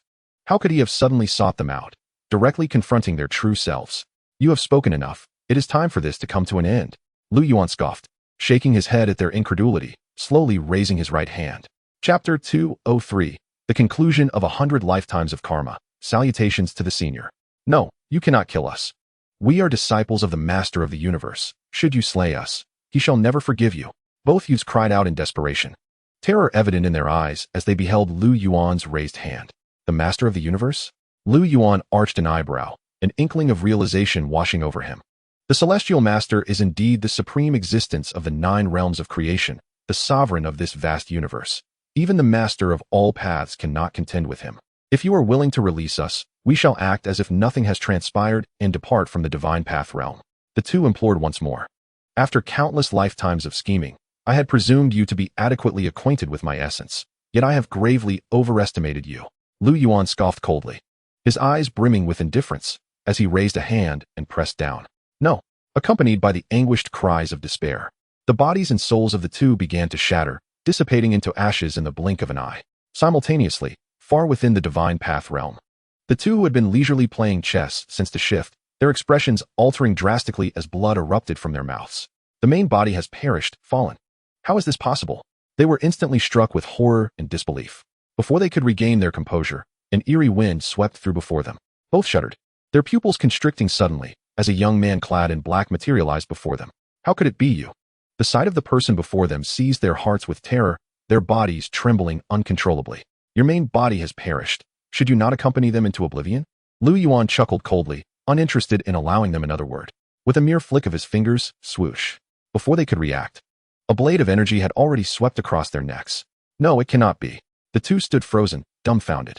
Under this lethal energy, their vitality was severed in an instant, their bodies beginning to fragment. In the final moment before their complete dissolution, they retained a wide-eyed expression, fear, disbelief, despair, and resentment evident in their gazes. It seemed that even in death, they could not fathom that they would perish so easily. In the blink of an eye, they had utterly vanished from existence.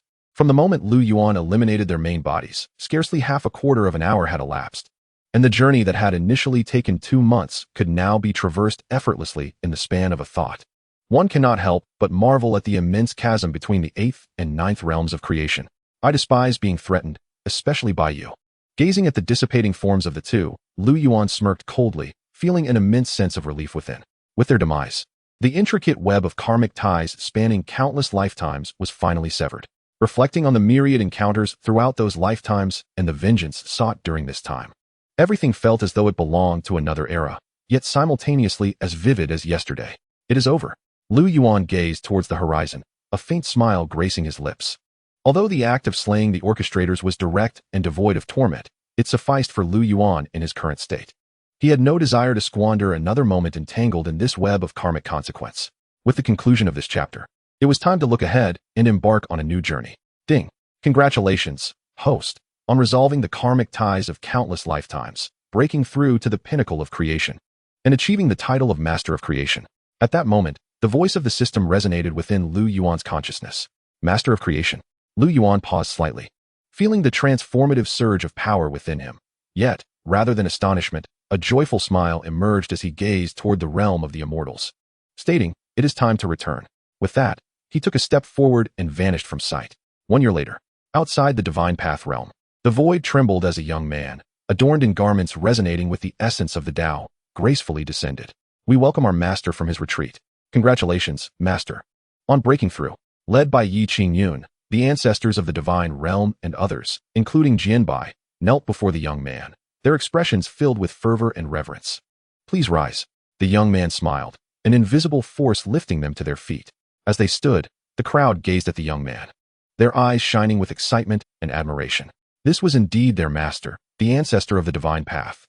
The countenance of the ancestor mirrored that of their elder brother, Yi Qingyun, almost identically. To this revelation, none were surprised. They were already aware of the connection between the two. Qingyun. At this moment, the ancestor of the divine path turned his gaze toward Yi Qingyun, who promptly bowed deeply, declaring, I am here, master. No need for such formality. The ancestor raised a hand, lifting Yi Qingyun effortlessly. Before he could fully comprehend the gesture, the ancestor pointed to his brow, causing Yi Qingyun to shudder. Bang!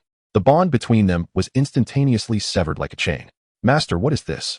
Yi Qingyun's expression shifted, shock evident upon his face.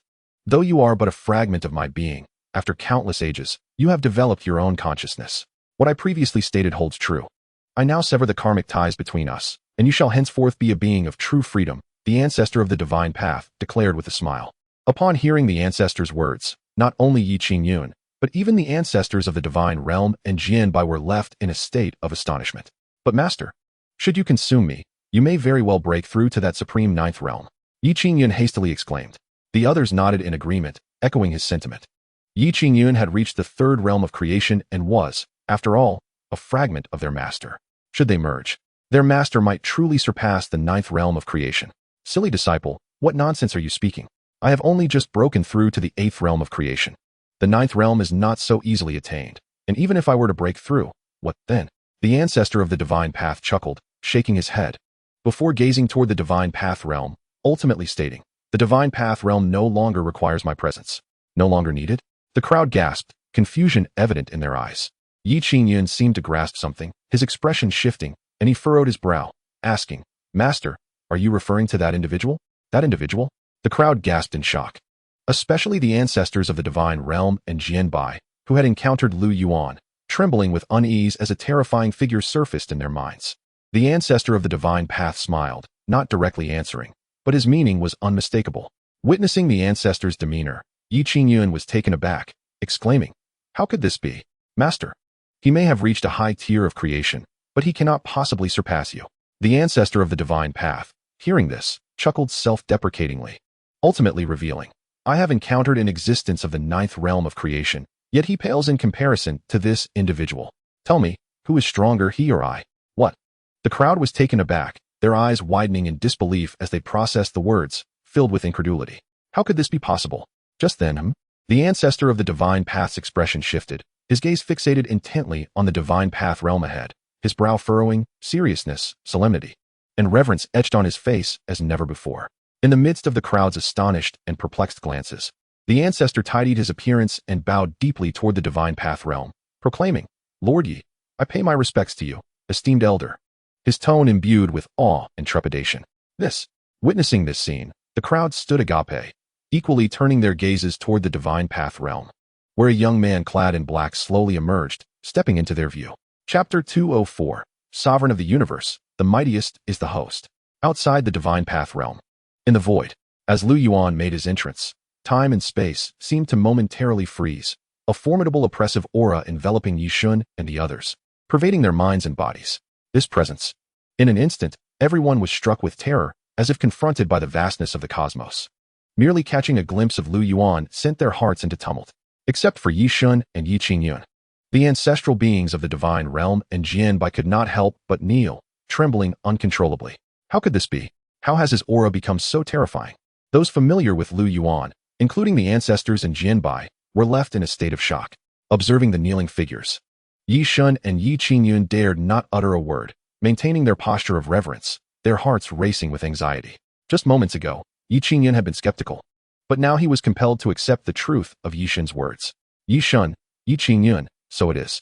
At this moment, a faint voice finally emerged from Lu Yuan's lips, as he discerned the relationship between the two. The two of them shuddered at his words, and Yi Shun, lowering his head, hastily implored, If I have offended you in any way, I beseech your forgiveness, esteemed elder. If there is any enmity between us, it lies in my slaying of your 3 disciples and in my separation of your divine realm into an independent path. Lu Yuan regarded the individual before him with a gentle smile. Your expression of gratitude is unwarranted, he replied. Yishun's complexion shifted, fear etched across his features. My 3 disciples brought this upon themselves. It is their fate to face such tribulation. As for the divine realm, it was merely a constraint to me. Your ability to transform it into an independent path is a great blessing for its inhabitants. I express my gratitude on their behalf. With that, Yishun bowed once more, bending further at the waist. You are perceptive. Rise, Lu Yuan chuckled, and the oppressive aura dissipated, allowing the gathered crowd to exhale in relief. Thank you, esteemed elder, they said, bowing in unison before standing, but none dared to meet Lu Yuan's gaze, for it was too fearsome. Esteemed elder, your presence must be for a purpose? Yishin inquired respectfully. There is no particular matter. I merely sensed your breakthrough and wished to see you, Lu Yuan replied with a smile. You came to see me? Yishin was momentarily taken aback, then forced a smile, though anxiety gnawed at him. Had he appeared merely to observe and not to intimidate? You jest, esteemed elder. Were it not for your severance of my ties to the divine realm, I would not have achieved this breakthrough so swiftly. In truth, you have rendered me a significant service. Allow me to bow once more, Yishun declared, bowing deeply, his tone imbued with reverence and gratitude. His words held truth. Lu Yuan's intervention had not hindered him. Rather, it had facilitated his smooth ascension to the 8th realm of creation. Thus, he recognized Lu Yuan's terror and might, far beyond his own capabilities. It was merely happenstance. I did not act for your benefit, Lu Yuan replied, smiling as he spoke candidly. Regardless of your intent, it has been a tremendous assistance to me, Yishin responded. Think as you will. Lu Yuan waved his hand dismissively, preparing to depart. Yet, at that moment, he paused, as if recalling something.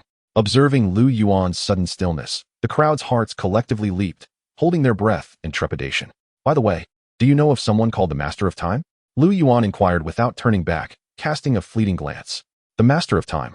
Yishin's countenance shifted dramatically, his eyes reflecting profound astonishment and apprehension. Glancing at the others, they immediately understood, bowing to both Yishun and Lu Yuan before retreating. Soon, only Yishun and Lu Yuan remained within the space. With a flick of his hand, Yishin summoned an unseen energy that heavily separated and isolated their surroundings. You truly need not go to such lengths, Lu Yuan remarked, bemused by Yishun's anxious demeanor. A year prior, while vanquishing the mastermind behind the Yin-Yang Dao, he had sensed a powerful essence associated with the Master of Time, far removed in the fabric of space. However, that presence posed no threat to him, as he had just reached the pinnacle of creation, becoming the Master of Creation. Moreover, over the past year, his strength had surged dramatically. The Lu Yuan of today was not to be compared with the Master of Creation from a year ago. While your power is formidable, I remain deeply apprehensive. Upon hearing you utter his name, I felt an overwhelming sense of danger, Yishin confessed, his tone filled with dread. He had once had the fortune to encounter a Master of Creation at the 9th realm, the very same Master of Time Lu Yuan now mentioned. Do you have some grievance with him? Yishin asked cautiously. Not particularly. I simply killed one of his disciples a year ago. They vowed that their master would seek vengeance, yet a year has passed without a visit, and I am merely curious, Lu Yuan replied nonchalantly, as if recounting a trivial occurrence. This, Yishun was left speechless, utterly dumbfounded. Lu Yuan had slain a disciple of the Master of Time and seemed disappointed that the Master had not sought retribution. It appears I have been overly idle and should not have inquired. You should remain well, Lu Yuan remarked, shaking his head with a sigh as he turned to leave. Esteemed elder, wait. Yishin urgently called out, as Lu Yuan turned away. If you continue to be startled and fail to provide useful information, do not waste my time. Lu Yuan said flatly. Yishin's expression changed as realization dawned upon him, and he quickly apologized. Esteemed elder, I beg your pardon. I have acted inappropriately. Once he had calmed his emotions, Yishin took a deep breath and finally explained. The Master of Time is among the most ancient beings since the inception of this universe, rumored to be the sovereign of this vast expanse. He has dwelled in the 9th realm of creation for countless ages, with each slumber lasting eons. Upon awakening, he traverses this cosmos, and if he encounters extraordinary talents, he may consider taking them as disciples. Regrettably, I once had the fortune to meet him when I had reached the 6th realm of creation, yet I failed to capture his attention. As he spoke, Yishin's tone was steeped in admiration and reverence. By the end, he couldn't help but chuckle self-deprecatingly, as if lamenting his missed opportunity to become the Master of Time's disciple. The sovereign of the cosmos, is it? Fascinating. Lu Yuan smiled, a glimmer of intrigue in his eyes. System, Is this individual the strongest within this universe's cultivation framework? Lu Yuan mused silently. No, the system replied directly. Oh. Lu Yuan was momentarily taken aback, his eyes betraying confusion. The strongest is the host. Besides the master of time, there is another who established the cultivation framework. The system elucidated. Chapter 205. Each following their path, embarking on a new life. In the void. The latter two sentences are of little consequence. The first, however, is rather pleasing to the ear. Lu Yuan smiled, and the system, upon hearing this, was momentarily stunned before quickly regaining its composure, recognizing that it had merely spoken the truth, and that the host's satisfaction was paramount. The system also offered a smile. Meanwhile, Yishan observed Lu Yuan's silence, holding his breath, too apprehensive to speak. After a while, Lu Yuan finally turned his gaze towards Yishan, who trembled both in body and spirit, his face awash with anxiety. Thank you for the information. I shall take my leave, Lu Yuan said with a mere hint of indifference, preparing to turn away when suddenly, Senior, please wait. Oh, is there something else? Lu Yuan inquired, his expression tinged with curiosity as he regarded Yishan, who could no longer suppress his clenched teeth and implored, Senior, may I inquire if it is possible for me to enter the realm of divine path? The realm of divine path had already been delineated and solidified by Lu Yuan, essentially belonging to him. To gain entry, one must naturally seek Lu Yuan's consent. Those who hailed from the realm of divine path could traverse freely, but for those from beyond the domains, such access was now impossible. Lu Yuan simply smiled, uttering a brief farewell before taking a step forward, his entire being vanishing into the realm of divine path. It was not until Lu Yuan had been gone for quite some time that Yishan gradually regained his composure. He promptly bowed deeply in the direction Lu Yuan had departed, expressing, "Thank you, Senior, for your generosity." His voice brimmed with reverence and gratitude. At that very moment, in a vast expanse of distant void, far removed from the realm of divine path, a voice resonated lightly, laced with a playful tone, "Master of the cosmos. It is indeed rare to witness you in such a state." Before the void, an elderly man with hair as white as snow and a youthful visage was seated cross-legged upon a yin-yang symbol, his eyes still wide with astonishment. Upon hearing the voice from the void, the elder cast a glance, his expression tinged with exasperation, then sighed, "Earlier, I sensed a peculiar aura of creation emanating from this universe. I never anticipated that this individual would grow so swiftly. Just as I awakened, I found myself gripped by an inexplicable sense of dread, truly astonishing." The elder's face was etched with shock, still haunted by the memory. "Is what you say truly the case?" A voice of disbelief echoed from the void. "Do I appear to be jesting?" The elder retorted, his expression one of incredulity. He then sighed to himself, continuing, "As it happens, I became aware of this individual because my 2 disciples perished at his hands." "What? Your disciples were slain, and you could endure this? When did such a tragedy occur?" "That transpired a year ago," the elder lamented softly, shaking his head with a self-deprecating smile. "In truth, I had long foreseen that my disciples were destined for an unavoidable calamity. I had prepared myself for this outcome. Yet I could never comprehend the nature of the calamity that rendered me utterly powerless. Now, I finally understand. Throughout this year, I have kept my distance from that void to avoid entanglements. Yet just moments ago, I felt an inexplicable sense of alarm. It seems this individual has sensed my presence as well. From your demeanor, it appears this individual is indeed extraordinary. Do you seek my assistance in confronting him?" A serious tone emerged from the void, now fully aware of the gravity of the situation. The elder chuckled softly in response, shaking his head and countering. "Do you know the difference between the sense of foreboding I just experienced and that of a year ago? Do not tell me that he has grown stronger." "You are indeed a genius, for you have guessed correctly," the elder replied with a wry smile. "In the span of a year, his power has transformed beyond recognition. Compared to the dread I felt a year ago, the recent sensation was imbued with the essence of death." The elder spoke with a calm demeanor, as though he had resigned himself to fate. "This is inconceivable." A voice of shock reverberated through the void, causing the entire expanse to tremble. "Indeed. Thus, even if we were to join forces, we would stand no chance against him and might very well be slain ourselves. What purpose would it serve?" The elder sighed, his expression one of resignation. "This is exceedingly abnormal.